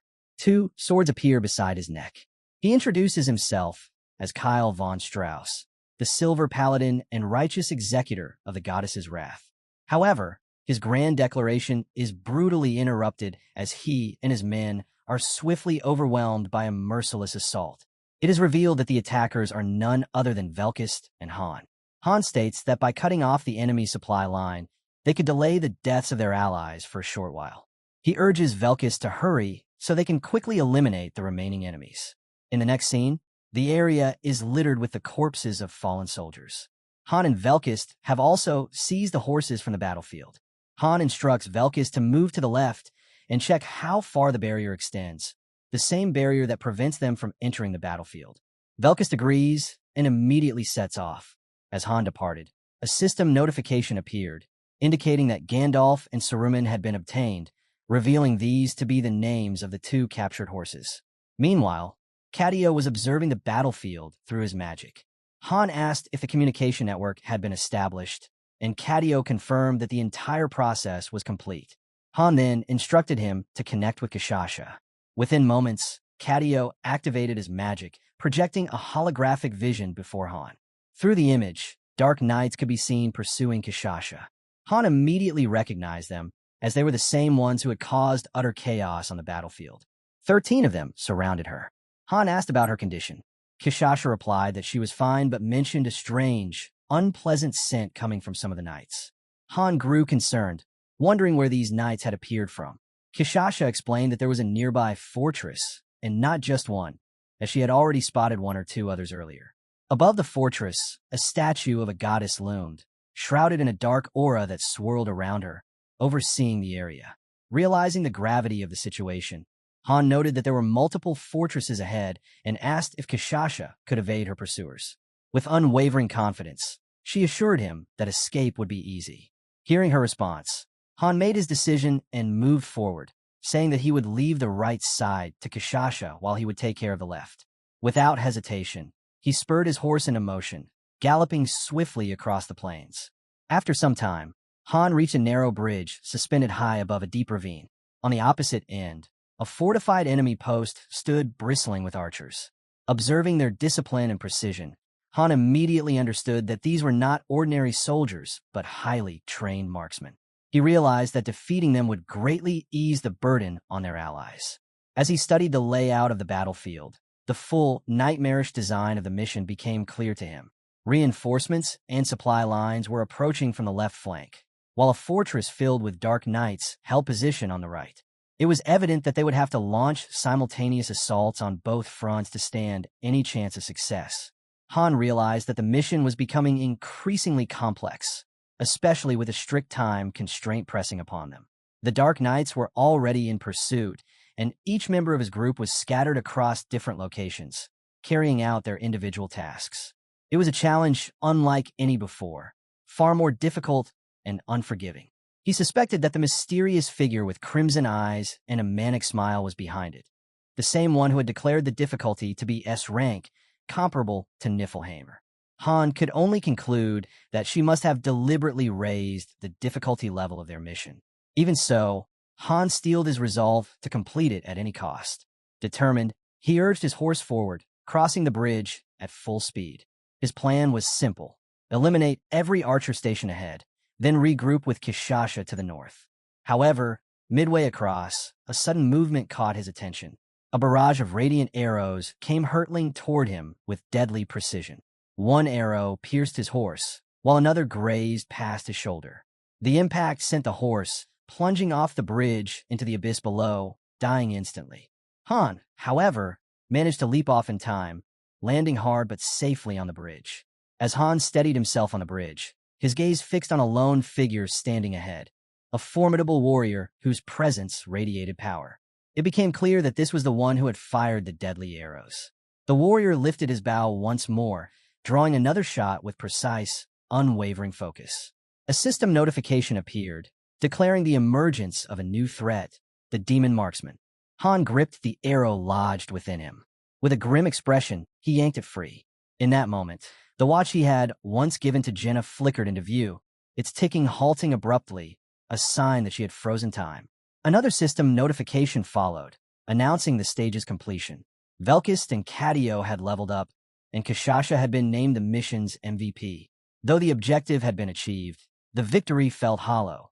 Their fallen comrade's absence hung heavily over him. As the teleportation process began to pull him away, Han resisted, refusing to retreat without confronting the enemy before him. Tossing the bloodied arrow aside, he drew his sword in one swift motion, its blade gleaming under the dim light. With quiet determination, he prepared to face the demon marksman. Han charged forward, while the demon unleashed a torrent of arrows at blinding speed. Each shot sliced through the air with deadly precision, forcing Han to twist and dodge, narrowly avoiding fatal blows. Yet, no matter how fast he moved, he couldn't close the distance between them.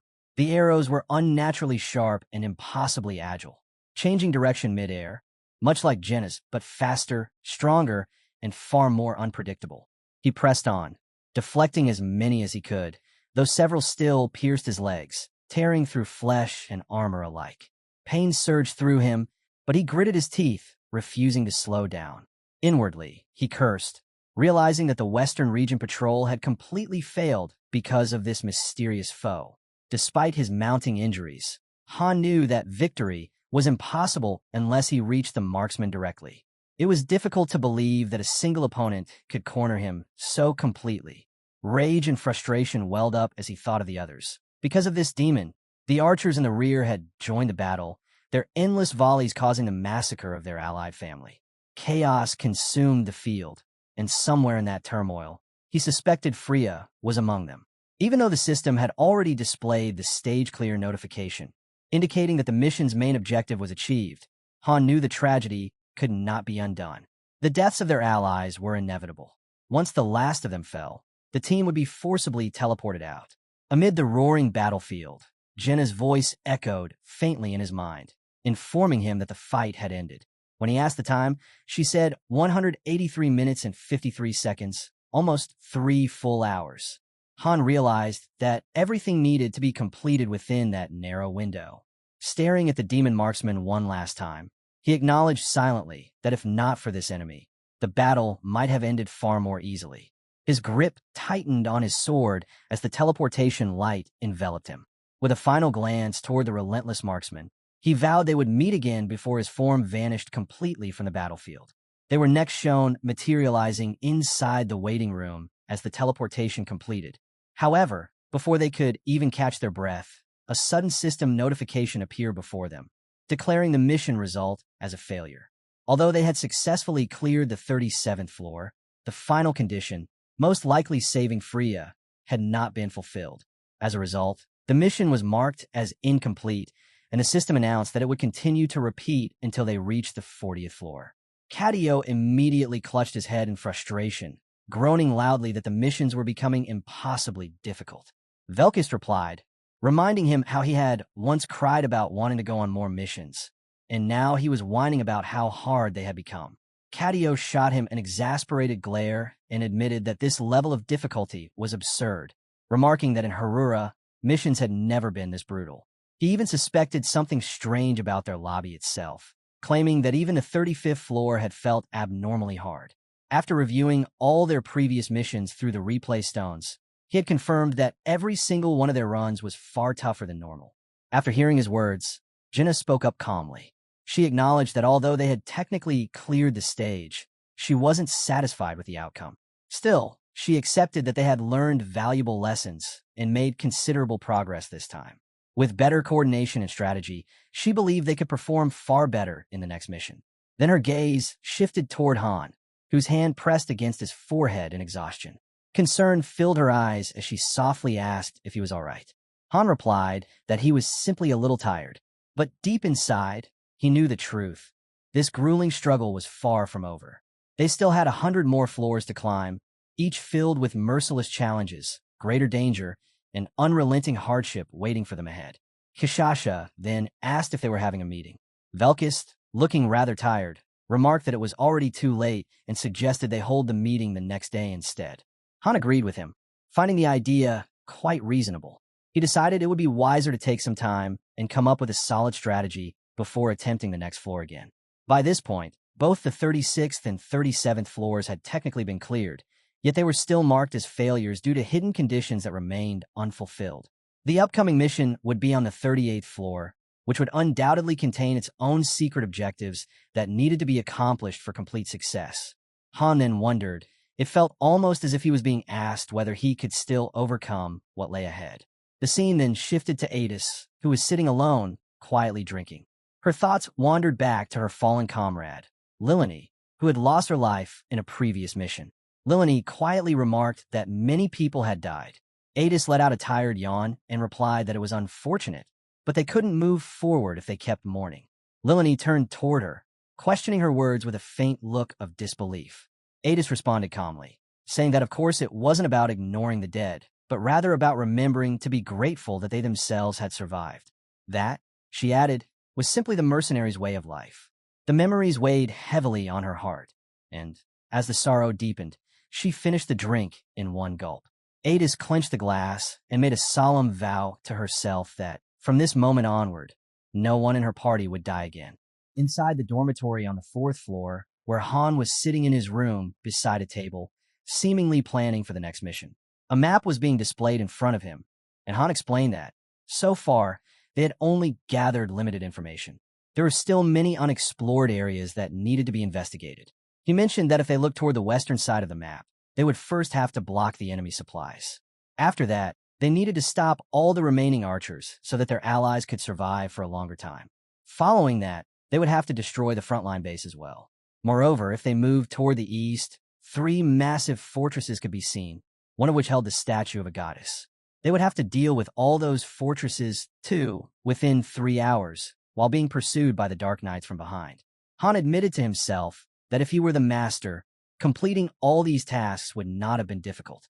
But since he was a hero, he was bound by several restrictions.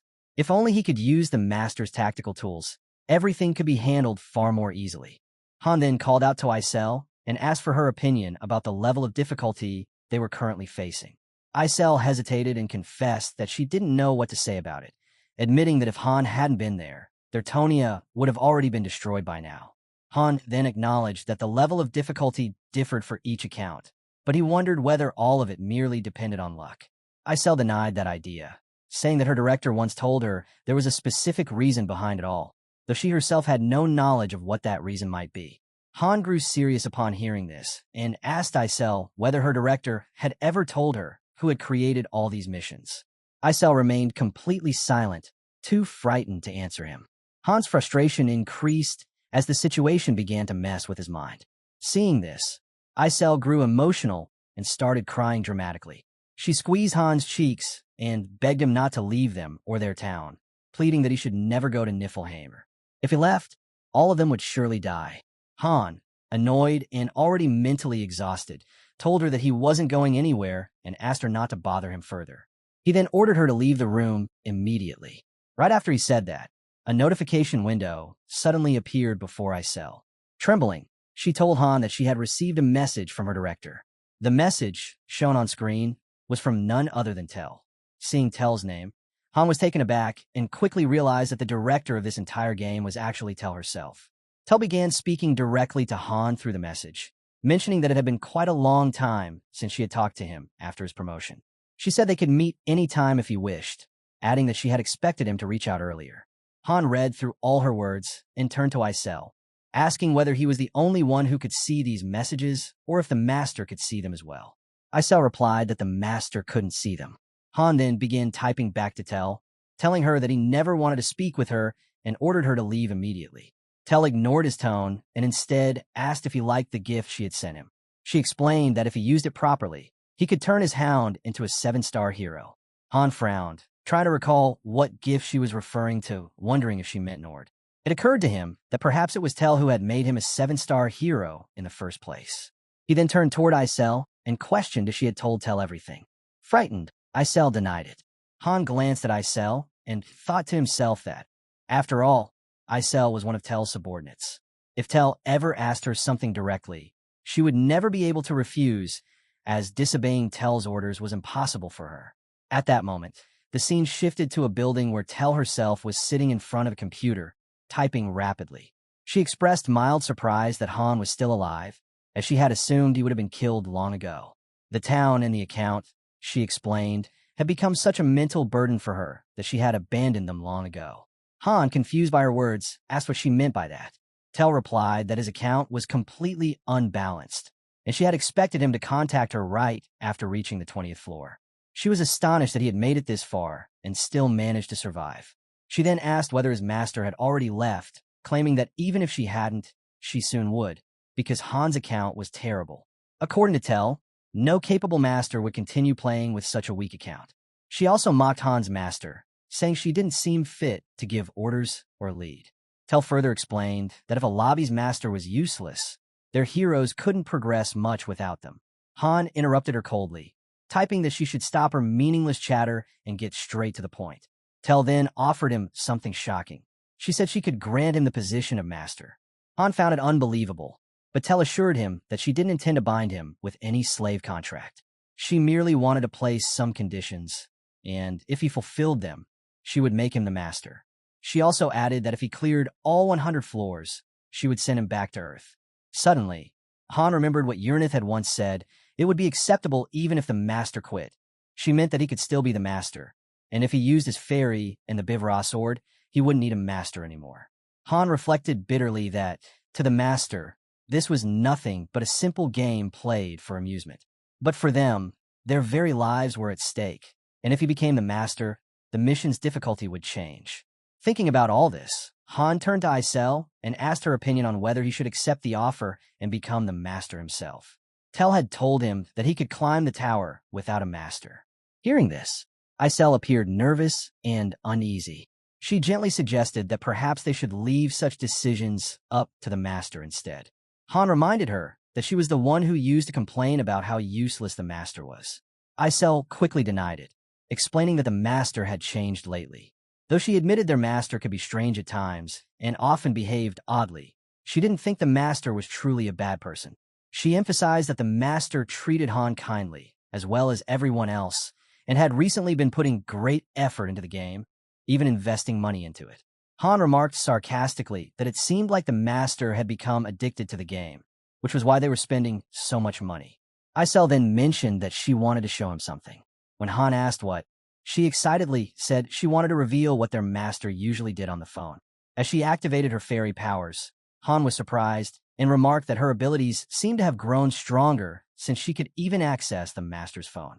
A virtual phone appeared before them. Isel noted that the master had repeatedly viewed a file Han had sent, opening it 132 times. She then began to display some of the notes found within the phone. The master, who turned out to be a young woman, had written that she had unexpectedly received a strange file from someone named Loki. Reading it had been difficult, but she managed to finish it. The file contained various analyses, and from those writings, she could tell that Loki was a brilliant person. She had thought he should have used his analytical skills for gaming. If he had, he might have become a top-ranking player. Because of that file, she began recording her gameplay and gradually found herself enjoying it. Han read her words and wondered aloud if people still wrote such things on their phones these days. Later, the master was shown writing again while traveling on a train, describing how she had cleared the 15th floor, during which Han was nearly killed due to Aaron's injury. She complained about Aaron's uselessness, but later wrote about clearing the 20th floor, where Han had torn off a dragon's neck with his bare hands. She admitted that she used to think one-star heroes were trash, but Han had proved her wrong. She even rewarded him with a statue of a war horse, which seemed to make him happy. She wrote about how she had later discovered Loki was a well-known gamer and felt lucky that he paid attention to her. Initially, she had planned to quit the game, but now she was truly enjoying it, even though her mother often yelled at her for playing too much. As she progressed, she mentioned clearing the 25th floor thanks to Kishasha, feeling proud of her investment despite having to survive on ramen afterward. Han read through her scattered, yet sincere words, calling many of them nonsense. The master had also written that she uploaded a video of the 30th floor, which gained many views. She wondered if it was due to her editing skills or Han's strength. She continued uploading videos, hoping to become popular like other creators. She wrote about her surprise at how strong Han had become, thinking it might be because she accidentally combined a 4-star hero with him early on. That mistake, she admitted, turned out to be her luckiest move. Thanks to Han, her videos were now getting thousands of views. She also wrote about losing her hero, Yalka, on the 35th floor and how devastated Han seemed afterward. To comfort him, she gave him a statue of a warhorse. Despite knowing that her heroes were merely AI, she couldn't help feeling emotionally connected to them. Her friends called her crazy and said she was addicted to the game, but she didn't care. In the final entries, the master expressed that she felt her heroes were like her companions and close to her heart. Han's expression softened while reading this. She continued, writing that she didn't want her mistakes to ever get Han killed and that she would work harder from now on. Han admitted that it seemed his master was indeed trying hard. Besides all this, she had also written about her daily life, how her boss scolded her for playing games at work, how she once bumped into a pole while playing, and how her mother constantly yelled at her for being too absorbed in gaming. At the very end, she wrote that no matter what happened, she would never abandon the game or leave her heroes alone. Reading those lines, Han handed the virtual phone back to Isel, saying that, in truth, their master kept losing even at the lowest difficulty during mock battles. A scene then showed the master losing yet again while sparring against Chloe, who didn't even have much fighting skill. Han quietly thought that, despite everything, he could see something within his master, a clear determination to improve. Feeling that he too should help her, Han stood up and walked into the tactical post. There, his master was still playing the game with Chloe before Chloe eventually left the room.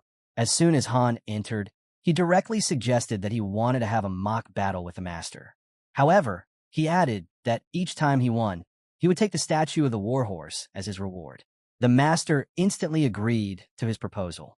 Han thought that this mission was her stage to prove herself as a master. At that very moment, Han instructed Isel to quickly change the map.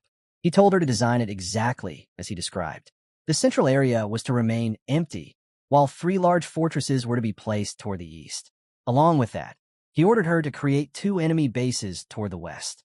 As Han gave these precise instructions, Isel carefully followed them, constructing the entire map according to his directions. Soon after, a notification appeared, stating that the mock battle was about to begin. With the message, the scene showed several miniature soldiers forming across the battlefield, soldiers that Han seemed ready to use for the fight. This time, Han was preparing to take on the role of an enemy commander, while the Master herself, acting as the hero, would face him and attempt to defeat his forces. Meanwhile, Tel appeared visibly irritated as she stared at the darkened monitor, muttering that Han had dared to turn off her screen without permission. She remarked coldly that Loki had grown far too confident lately, as if he truly believed that she couldn't kill him. With a faint, bitter smile, she called him a madman, saying he didn't even realize how easy it would be for her to end his life. Tel admitted that the only reason she hadn't killed him yet was that she still hadn't decided whether she actually wanted to. While speaking, in a fit of frustration, she hurled her wine glass forward. It struck the wall and shattered violently, spilling red wine across the floor. The moment created a dark, tense atmosphere, filled with an aura of danger surrounding her. Beside her, a faint glimpse of something terrifying emerged, a silhouette of a monstrous creature.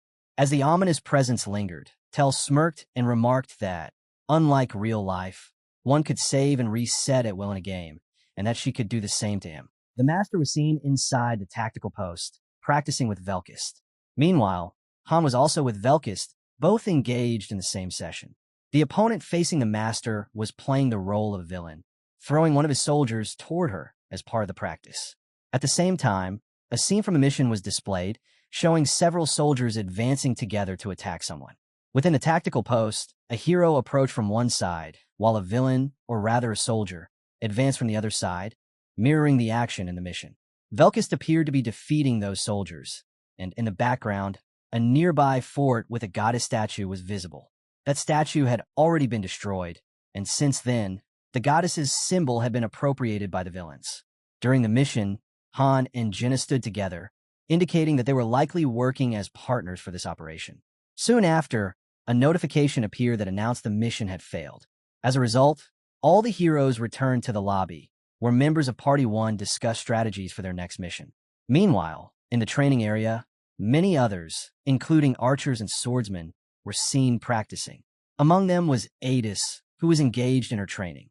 Also, Roderick was providing training to everyone. The scene then shifted, showing Han running across a bridge. At the end of that bridge stood the Dark Archer, who was engaged in battle with Loki. Soon, the Dark Knights arrived, and upon reaching the battlefield, he killed Phreasis instantly.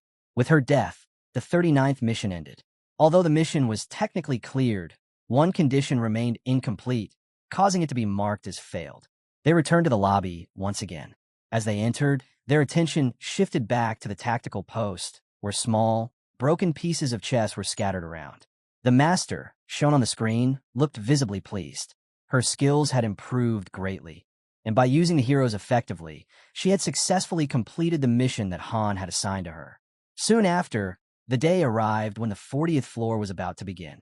The camera showed the door to the waiting room, followed by a notification declaring that a raid squad was being formed, with Adis appointed as its leader.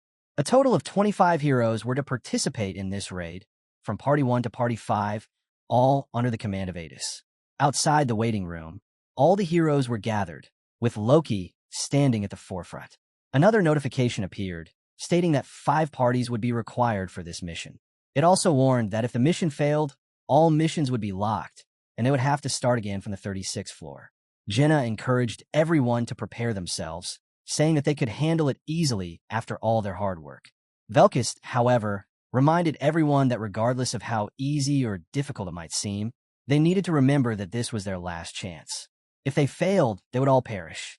The notification confirmed that the upcoming mission was indeed on the 40th floor, and the waiting room doors would open in 10 seconds. Everyone was ready, while Cadio muttered that he was beginning to regret coming here, complaining that he was being worked like a dog. Han replied that it was better than where he had been. Cadio agreed that Han was right. Meanwhile, Kishasha approached Han and told him that if he died, he must not leave her behind, as she wanted to die alongside a warrior like him. She admitted she didn't want to be left alone after his death. As she said this, Han suddenly kicked her foot, causing her to yelp in pain. He coldly remarked that her kind always spoke such useless nonsense. Before she could speak, Han rebuked her, questioning how she could call herself a warrior while saying such foolish things without any shame. He then firmly noted he had no intention of dying during this mission, and not only he, but everyone would return alive.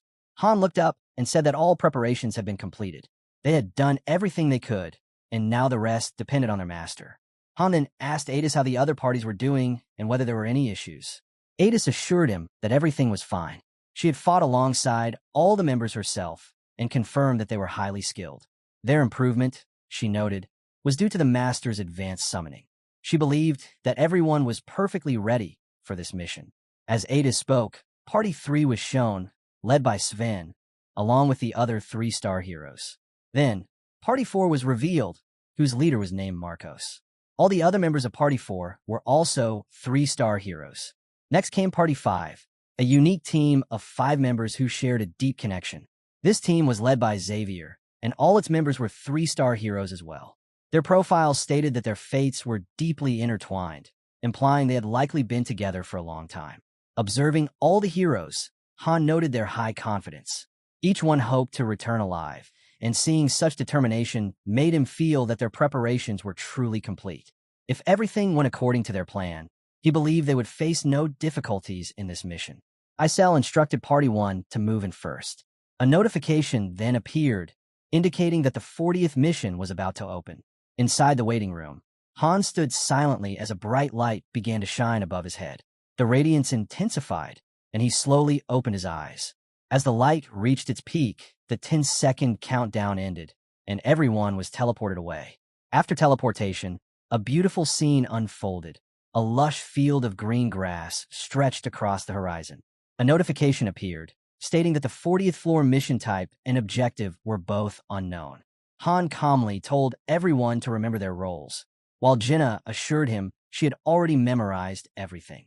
Velkist also confirmed that he was ready, and at that moment the mission timer began. 3 hours, 3 minutes, and 47 seconds remained. Suddenly, Kishasha appeared, fully transformed.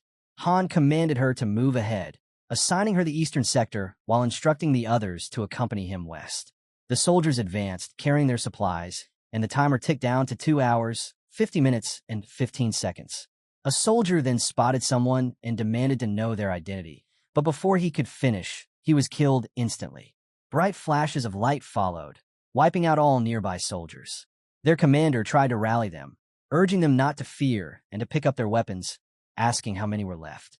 A soldier replied that only 4 remained. Within 30 seconds, Jenna was seen perched atop a guard post, firing her arrows with deadly precision, killing several soldiers. Only their commander remained. He began boasting, but Velkist appeared suddenly and sliced his body into 2 pieces. The entire scene concluded within half a minute, and they captured the enemy's horses. Han then instructed Velkist to head toward a base and handle it alone. Velkist assured him confidently that once he ruthlessly killed one enemy, the rest would be terrified. The timer now showed 2 hours, 45 minutes, and 56 seconds remaining.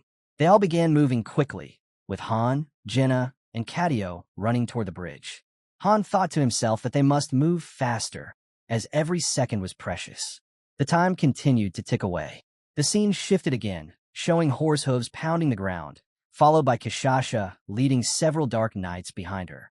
Han communicated with her, and she replied that she would finish off her enemies soon. The timer kept decreasing as Han continued running toward the bridge, speaking with Velkist, who informed him that he had reached the base and started the massacre.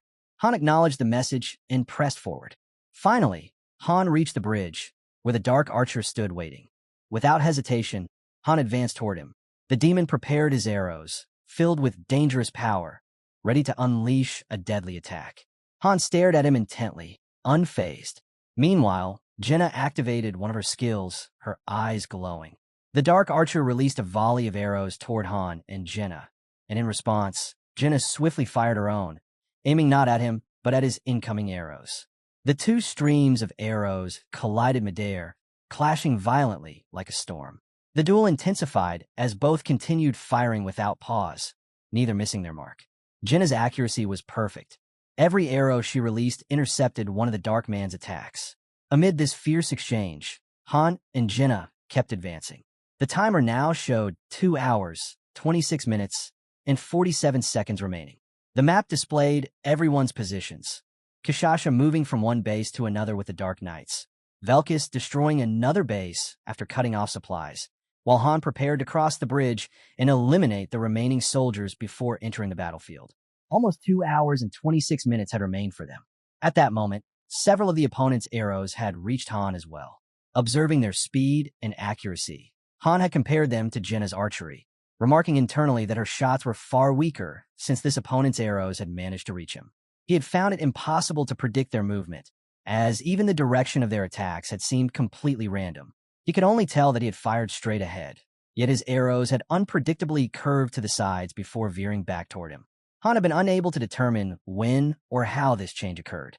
He had realized that neither their arrows nor their magic would be effective against this enemy, so they would need to try something else. As he thought that, Jenna appeared, preparing a unique arrow with a strange blue stone tied to its tip. The stone had emitted an unusual gleam.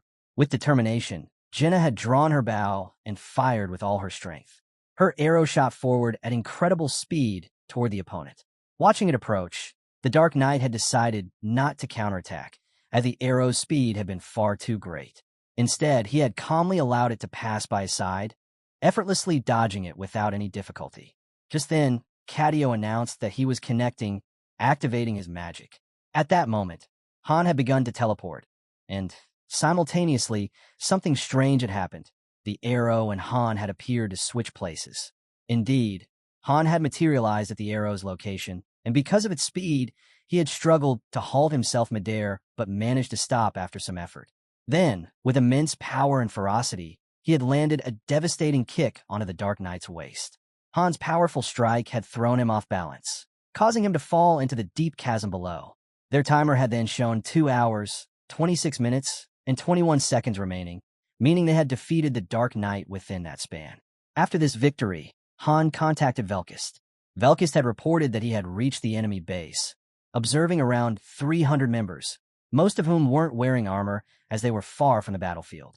Han had instructed him not to fight them directly, but to use explosives to seal off the battlefield entrance and their leader. Velkis had agreed, igniting several large explosive orbs with excitement and throwing them toward the enemy soldiers. Multiple explosions had erupted, consuming the area. Velkis had declared that he intended to kill them all. Han had allowed him to continue, assuring him that with Cadio present, he could consume as many potions as he wanted without worry. Velkis had mocked the idea, stating he didn't need any potions at all, before charging directly into the crowd of soldiers. Brandishing his weapon with thrill and arrogance, he had announced that he would slaughter them all. Meanwhile, the timer had shown 2 hours and 25 minutes remaining. Han had asked Jenna how much time had passed, and she had replied that around 40 minutes had passed. Realizing they had already used more time than planned, Han had urged everyone to act faster. He had given new orders to Cadio, who had dismounted from his horse, grumbling about the workload, but ultimately activating his magic once more. Han had prepared to teleport again, knowing that continuing this way would lead to defeat unless he accelerated their progress. As Cadio confirmed the connection, the scene had shifted to Kishasha, who appeared to have teleportation signals glowing on her back. Facing someone unseen, she had murmured that they had finally arrived. Han had appeared before her soon after, commenting that it seemed he had arrived in the middle of her fight. Kishasha replied that she had already dealt with everyone there. The ground around her had been littered with bodies, not ordinary soldiers, but Dark Knights. Han had asked if that was all of them, and she had replied that she could only smell these few and sensed no others nearby. He had nodded, saying they had successfully secured the eastern route. Then, planning ahead, he had decided their next target would be the goddess statues. He had informed everyone that the blue-tinted statues needed to be destroyed for their convenience. There were 3 such statues within the fortress, all of which needed to be destroyed. Reaching them would take considerable time, and locating them within each fort would be equally difficult. As he spoke, a notification had appeared stating that the tactical post was being activated. Looking toward the sky, Han had noticed that their master had shown them the path. Relieved, Han had remarked that their master would now assist in the mission. Han and Kishasha had set off toward the next objective, while Han contacted Velkis again, confirming that he had finished his task. Velkis had proudly reported killing the enemy leader, and upon doing so, the timer had increased by 10 minutes. Han had praised his efforts, instructing him to head north and support Jenna and Cadio. Han had then reached the fortress, where around 72 archers were stationed. By then, the timer had shown 2 hours and 19 minutes. As soon as Han and Kishasha approached, the archers had launched a massive volley of arrows. The sky had filled with them, all aimed directly at the two. Kishasha, now fully transformed, had moved with lightning speed, dodging every shot effortlessly while Han, riding on her back, had remained unharmed. Leaping high, Kishasha had scaled the fortress wall and entered the fort. Her shadow had loomed over the archers below before she struck, lunging at one with her jaws wide open, tearing him apart. At the same moment, Han had swiftly decapitated 2 archers with a single slash. Together, they had unleashed chaos upon the fortress, killing ruthlessly and relentlessly.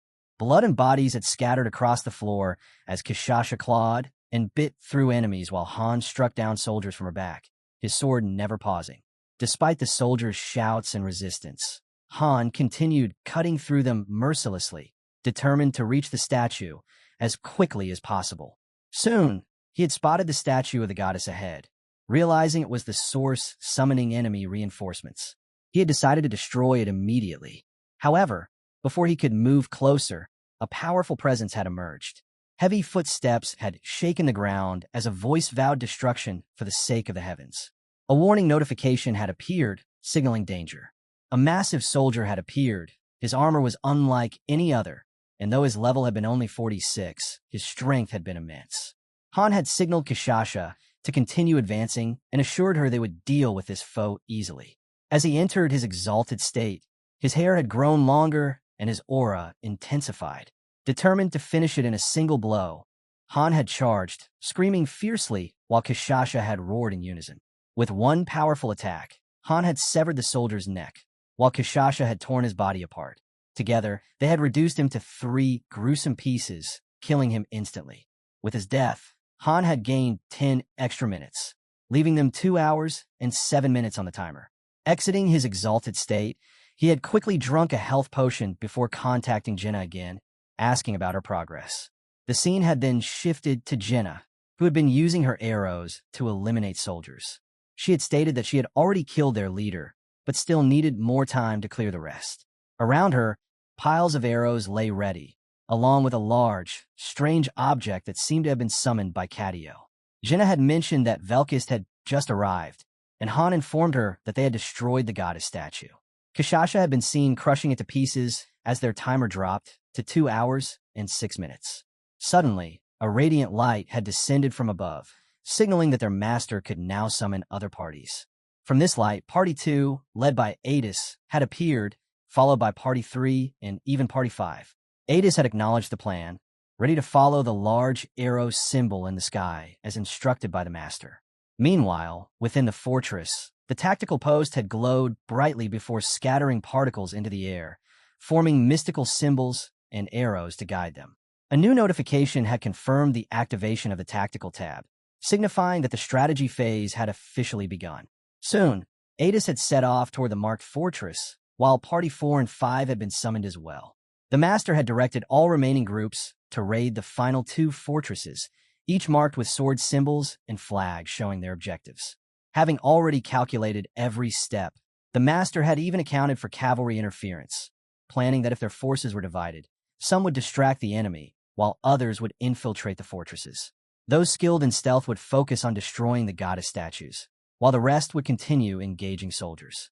It had seemed that Han had taught their master well, for everything had been organized perfectly, and their coordinated assault was finally about to unfold. At the town's tactical post, where the heroes were gathered. Inside, their leader addressed everyone, stating that since the formation of their party, it was the very first time all the leaders had assembled in one place. He informed them that the raid on the 40th floor was about to begin soon. Everyone had likely already reviewed the missions from the 36th to the 39th floors through the replay stones. He continued, explaining that it's different from the previous missions.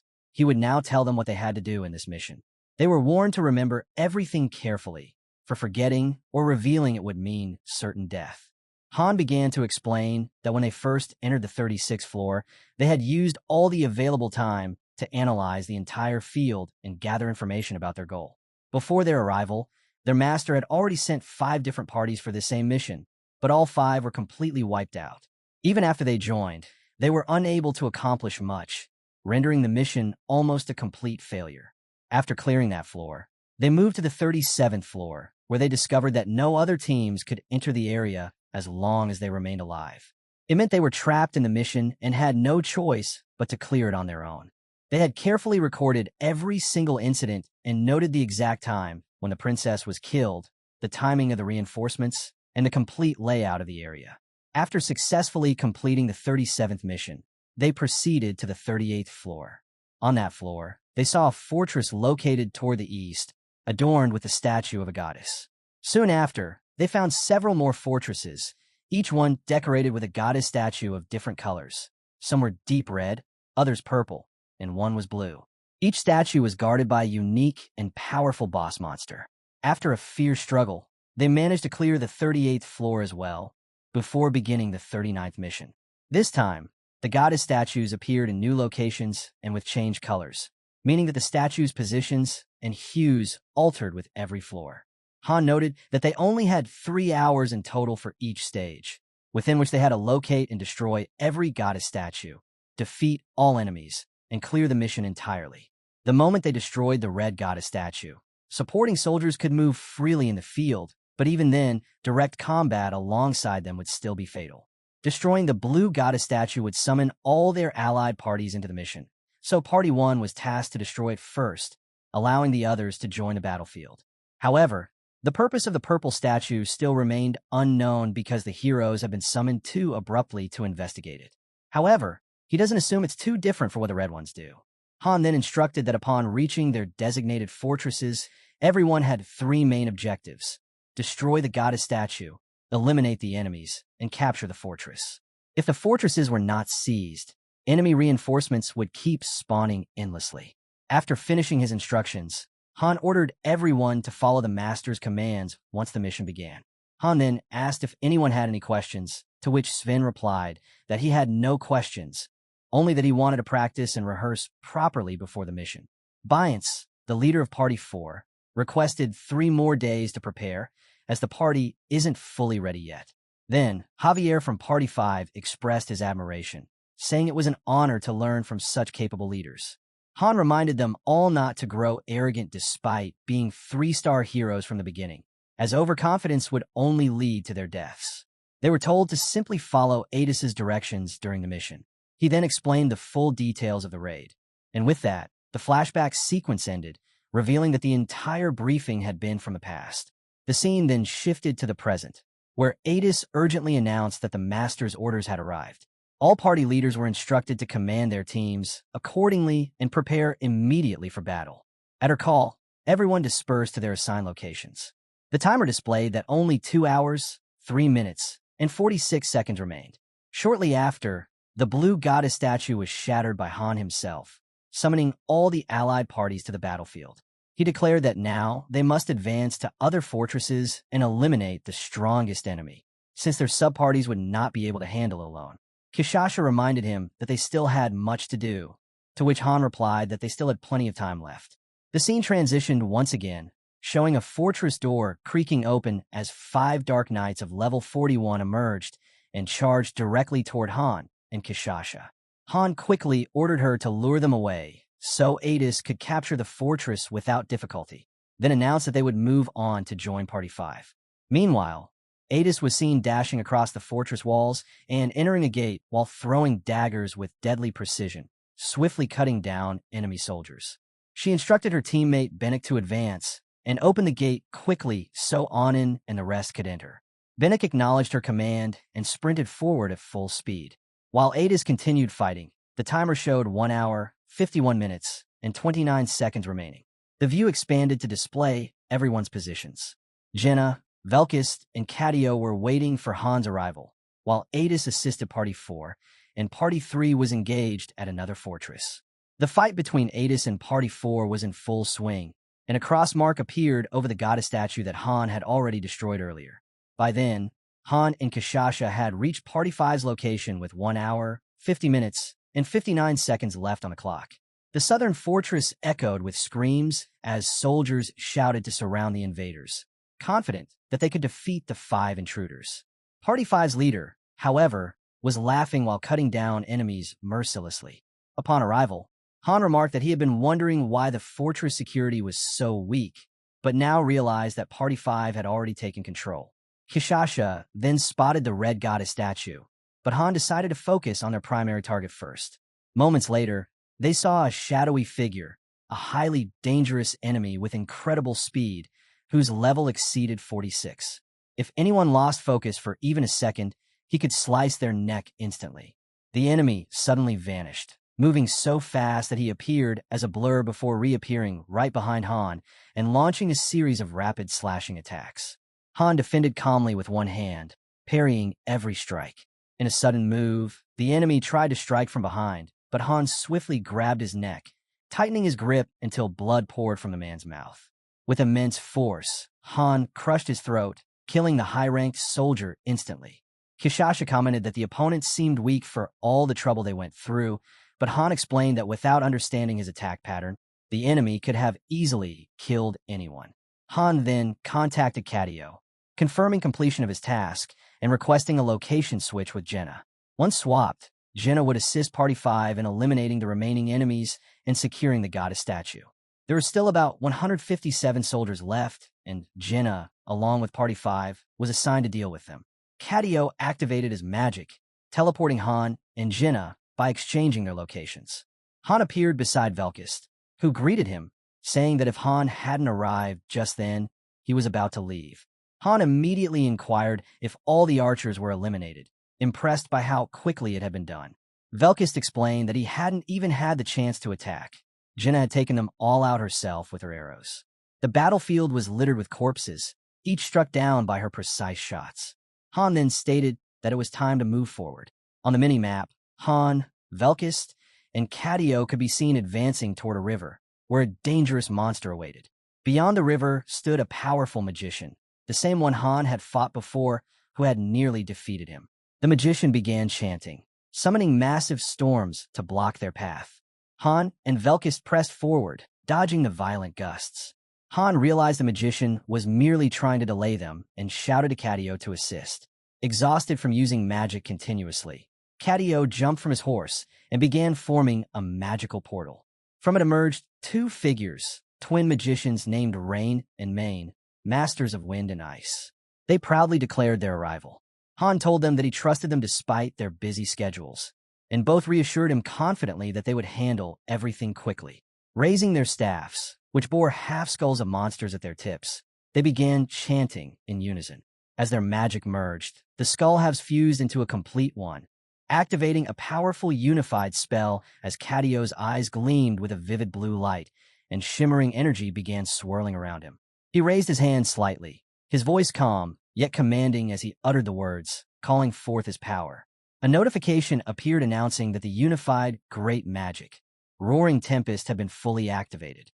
Together, the 3 magicians conjured an enormous, devastating storm, far greater than any before, as the next stage of the fierce battle began. Inside the large boundary, a deadly power of ice wiped out all the soldiers nearby. However, the dangerous magician standing in front had created a shield to protect himself. After performing his magic, Rain Man remarked that it was time for them to leave. Han agreed and told him to go assist his party. Once they departed, Han called out Velkist's name, to which Velkist responded, acknowledging that it was now his turn. He realized he needed to confront the enemy ahead because the magician was completely immune to magic attacks, but vulnerable to physical strikes. Therefore, Velkist decided that a physical attack was his only option. As he came to this conclusion, Velkist activated his powers and unleashed his full energy. A dangerous aura began to emanate from him as he focused intently on the magician. Suddenly, Velkist leaped forward and dove into the river. Not only that, but he began to run rapidly across the surface of the river, gaining speed at a terrifying rate. He charged directly toward the magician, who noticed Velkist's approach and instantly cast multiple spells simultaneously to try to stop him. Kadio intervened, stopping the magician from attacking his ally with magic. He unleashed his own spell, which instantly neutralized all the magic the magician had conjured. At that moment, a small light appeared, moving swiftly forward. It was Velkist himself. He moved so quickly that the magician didn't even realize he had been struck down. Velkist had already sliced the magician in half before he comprehended what had happened. The magician's body lay split in a horrifying manner. When the nearby soldiers witnessed their magician's fall, they began to scream. Hearing their cries, Velkist's temper flared as he glared at them with deadly fury. In the next moment, he swiftly eliminated all the remaining soldiers around him. From across the river, Han observed the intense scene unfolding, while Velkist shouted from the opposite bank, claiming it had been far too easy. Han calmly remarked that if they had complete information about their enemies, they could defeat them much more easily. Meanwhile, Cadio, exhausted, was advised by Han to recover his mana. However, Cadio weakly replied that he could not, stating he was in terrible condition. Han urged him to quickly drink a mana potion, as they might need him again at any moment. Cadio grumbled irritably in response. Then, a timer appeared, showing that they had 1 hour and 20 minutes remaining. 10 extra minutes were suddenly added to their time after they defeated the magician. Observing the mini-map, it was evident that Han and Velkist had yet to mark a cross over the boss's icon, but within a few seconds, the cross symbol appeared, indicating victory. Han, Velkist, and Cadio were seen moving behind the barrier, where numerous magicians stood without any defensive formation. Jenna then informed Han that she had completely destroyed the statue of the Red Goddess. Immediately, a notification appeared, stating that the field barrier had been destroyed, allowing reinforcements from outside to enter the field. The barrier began to blur and slowly fade away. Han instructed Jenna to go to Kashasha. Jenna hesitated, asking if they should flee, but Han told her to run as fast as she could since Cadio was still resting. Following his words, she swiftly departed. The scene then shifted to a Dark Knight's soldier walking through an area, followed by Party 3's leader, Sven, who had just beheaded an enemy soldier. Turning around, Sven looked toward the approaching Dark Knight soldiers. Alongside Adis, he had captured the fort and was discussing whether they should assist Bianca. Meanwhile, Bianca reported that she could not find the statue inside the fort and would need more time. Jenna, Adis, and Sven's combined efforts led to the capture of the fort, adding 20 more minutes to their timer. This progress was visible on the map as well. Soon after, Adis and Sven reached Bianca's location. Parties 2 and 3 joined Party 4 at the northern fortress and launched an attack there. Sven and Anand successfully destroyed the statue of the goddess, resulting in the shattering of the purple goddess's statue. As it broke apart, Han and Velkist were shown surrounded by a radiant purple light, having defeated all the Dark Knight soldiers before them. A new notification appeared, announcing that the object's effect had been activated, destiny had been broken, and the barrier was completely destroyed. Another notification followed, declaring that the mission objective had changed. The new mission type was now domination, requiring them to fundamentally alter the course of the war. Han read the notification and realized that they now had to win the entire war. They needed to save Freya and change the battle's predetermined outcome. Velkist expressed disbelief, noting that they had already accomplished so much, yet now they were being asked to win a war that was clearly one-sided.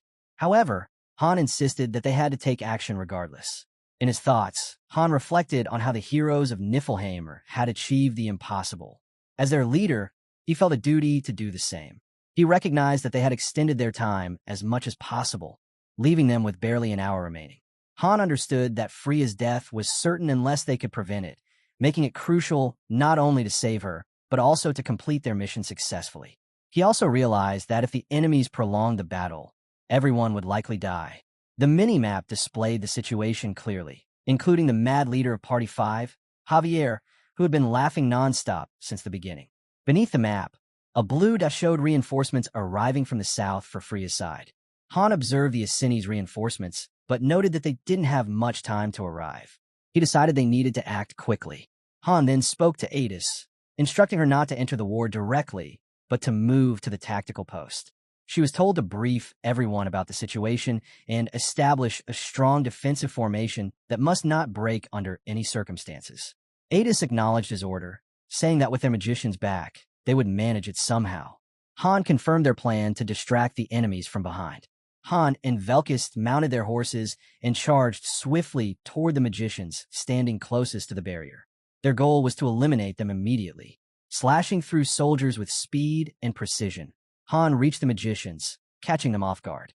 None of the soldiers had time to react, allowing Han to kill them effortlessly. As the magicians swung around in panic, they warned each other about enemies attacking from behind and attempted to regroup for a counterspell. However, before they could take action, a sudden attack struck them, leaving them vulnerable. At that moment, Jenna and Kishasha made their dramatic entrance. From a distance, Jenna rapidly fired her arrows, confidently declaring that she would handle all the magicians. Han noticed her sudden arrival and thought she was quick, to which he responded that Kishasha ran incredibly fast. He told her to accompany him so they could locate and eliminate the enemy captain, while Velkus stayed behind to deal with the remaining soldiers. Han and Jenna continued pushing forward, killing every soldier in their path. Han stated that they needed to focus only on the high-ranking soldiers, leaving the rest for Velkus. Jenna agreed, saying she would target those with shining armor, as it signified a higher rank. They soon reached a large area filled with tents, likely the base of the high-ranking officers and elite soldiers. The enemy archer commander realized they were being attacked from behind and ordered his troops to counterattack.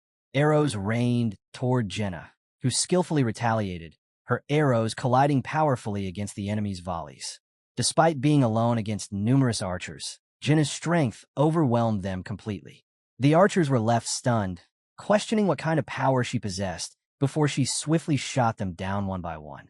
Soon, hundreds of soldiers and knights arrived, around 217 soldiers and 28 knights, but Han fought through them like a mad warrior, cutting down enemies relentlessly. During the intense combat, Han communicated with Adis, asking about her status. She informed him that their formation was intact and everything was going as planned. Han asked if she had reached the enemy captain, and she confirmed she was standing near him, but that he was suggesting retreat. Han ordered her not to allow it, insisting that they must continue fighting. Adis relayed that the captain called Han's orders nonsense. Han, still battling soldiers, demanded to be connected to their magicians and instructed Cadio to use his power as well. Cadio sighed and began activating his magic. Han then directly communicated with the reinforcement captain, who thanked him. But Han insisted there was no time for gratitude. They needed to focus. He told the captain that retreat was not an option, as fleeing would guarantee death, and that victory was their only way to survive. The captain appreciated Han's help, but doubted their chances of winning. Han declared that he would kill all the higher-ranked enemies himself, and that the captain would then need to finish off the remaining soldiers. The captain found it hard to believe, and even Jenna overheard Han's determination, questioning if he truly intended to go through with it, noting that even with Kishasha's help, it seemed impossible.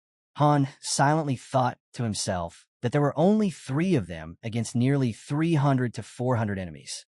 He did not know how they could manage, but he was certain he needed to eliminate all the high-ranking foes.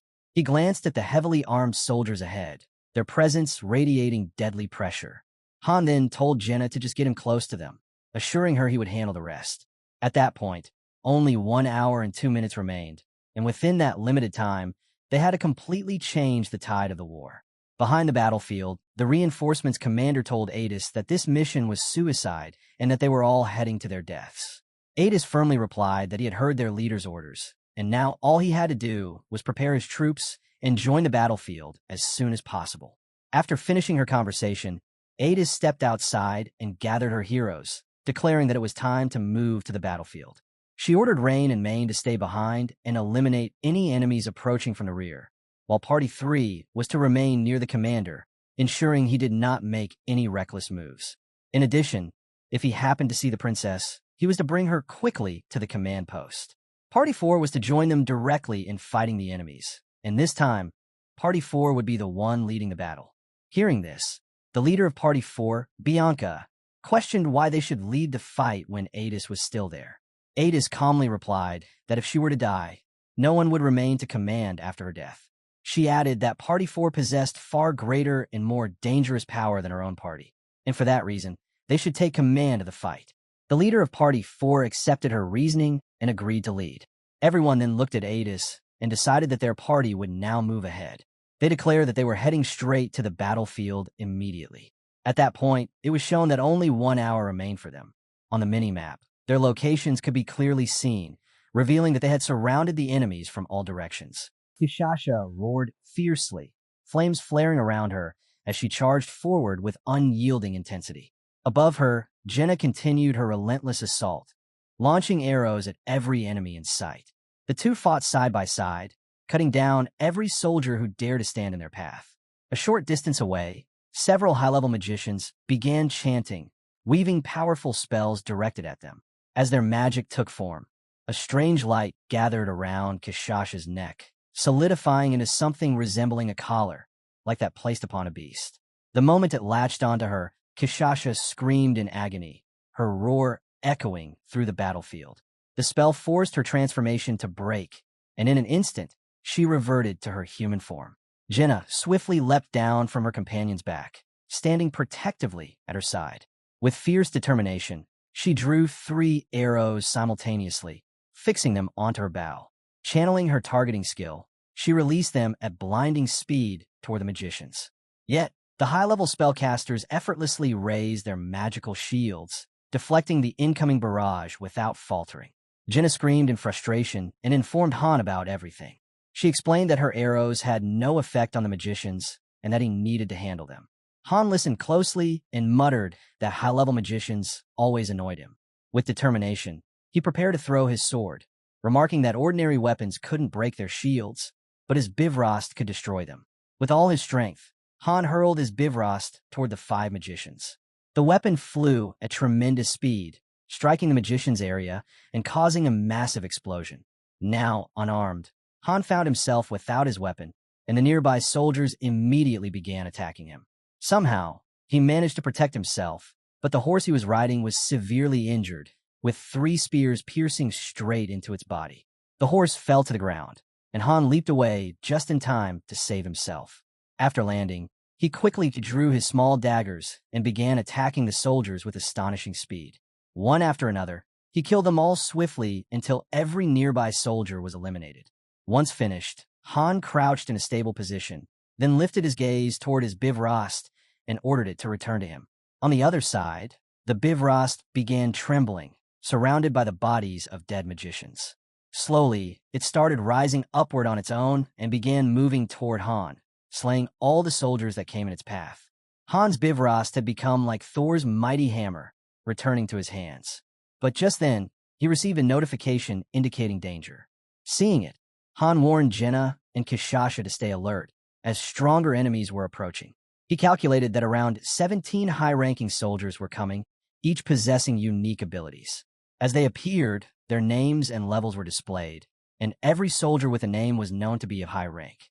Han thought to himself that it was fortunate he had trained with Ledigian, through which he had mastered intermediate swordsmanship and body sword unity.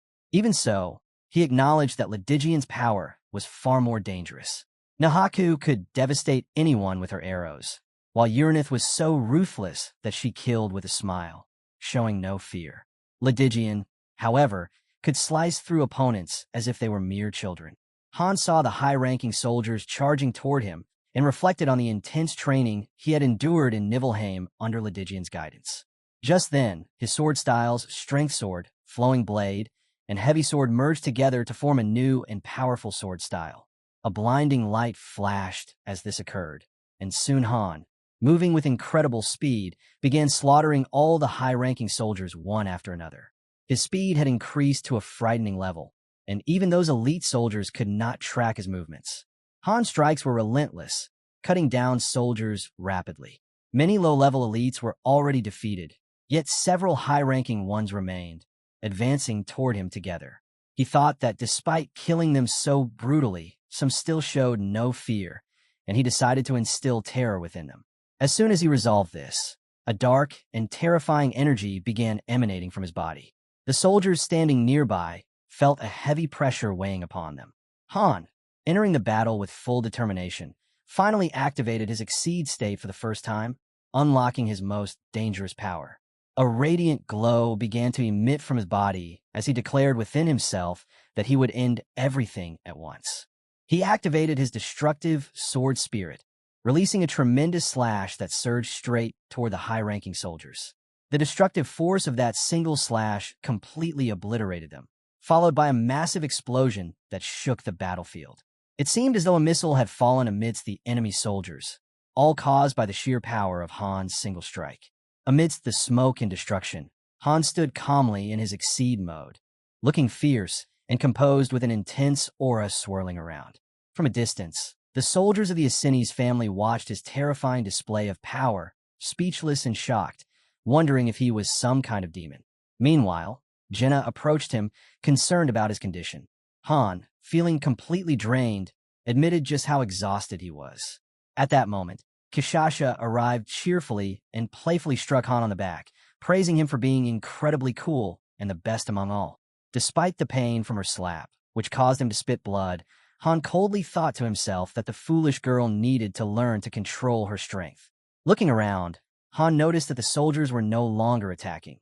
Instead, they stood frozen in fear. Jenna remarked that Han seemed like a true demon, to which he silently thought that he had to show such a terrifying form to stop them. The place where Han's destructive slash had landed was utterly devastated, the entire area reduced to rubble. Observing this, Han noted that they were still far from the enemy command post. He then turned to Cadio, telling him that he had rested enough and must now enter the battlefield. Only 48 minutes remained to complete the mission. Han instructed the commander, assisting them, that he had already slain the high-ranking soldiers and asked if they could win the fight. The commander replied that he would try, but Han firmly insisted that he must not merely try, but ensure victory. Following his command, the soldiers of the Asini's family rushed into battle with renewed morale. They formed a strong formation and charged forward, with their commander leading at the front, full of energy. Party 4 advanced first, being the most powerful group, followed closely by Adis's party. Adis told Anin and Benek that they would support Party 4 from behind, killing as many enemies as possible to boost their allies' morale. They agreed and prepared for battle. Meanwhile, Party 2's magicians, Rain and Main, were seen casting powerful magic from a distance. Their spells summoned a dangerous tornado on the battlefield. Seeing it, the enemy soldiers shouted that the opposing side had magicians and ordered their archers to eliminate them. Arrows rained toward Rain and Main. Main appeared excited, while Rain, terrified, noticed something alarming and urged Main to look ahead. As Main turned, they saw a massive ballista arrow heading directly toward them, large enough to destroy their shields easily. The ballista struck their location, causing a violent explosion. Yet, Rain and Main were shown completely unharmed, confused as to how they survived. It was then revealed that Cadio had arrived, using his golem to shield them, stopping all the ballista bolts in midair. He asked if they were all right and hurriedly handed them supplies, explaining that they contained healing potions for the wounded and mana potions for their magicians. As Cadio spoke rapidly, Rain and Main simply stared at him in awe, seemingly captivated by him. Meanwhile, the soldiers of the Asini's family had fully entered the battlefield, advancing in well-coordinated formations with immense determination. The commander marched at the front, his energy radiating through his troops. Only 35 minutes and 25 seconds remained on the timer, and the mini-map displayed everyone's positions clearly. That's where we'll leave it for now. If you want to catch the next part, make sure to like the video and subscribe so you don't miss it.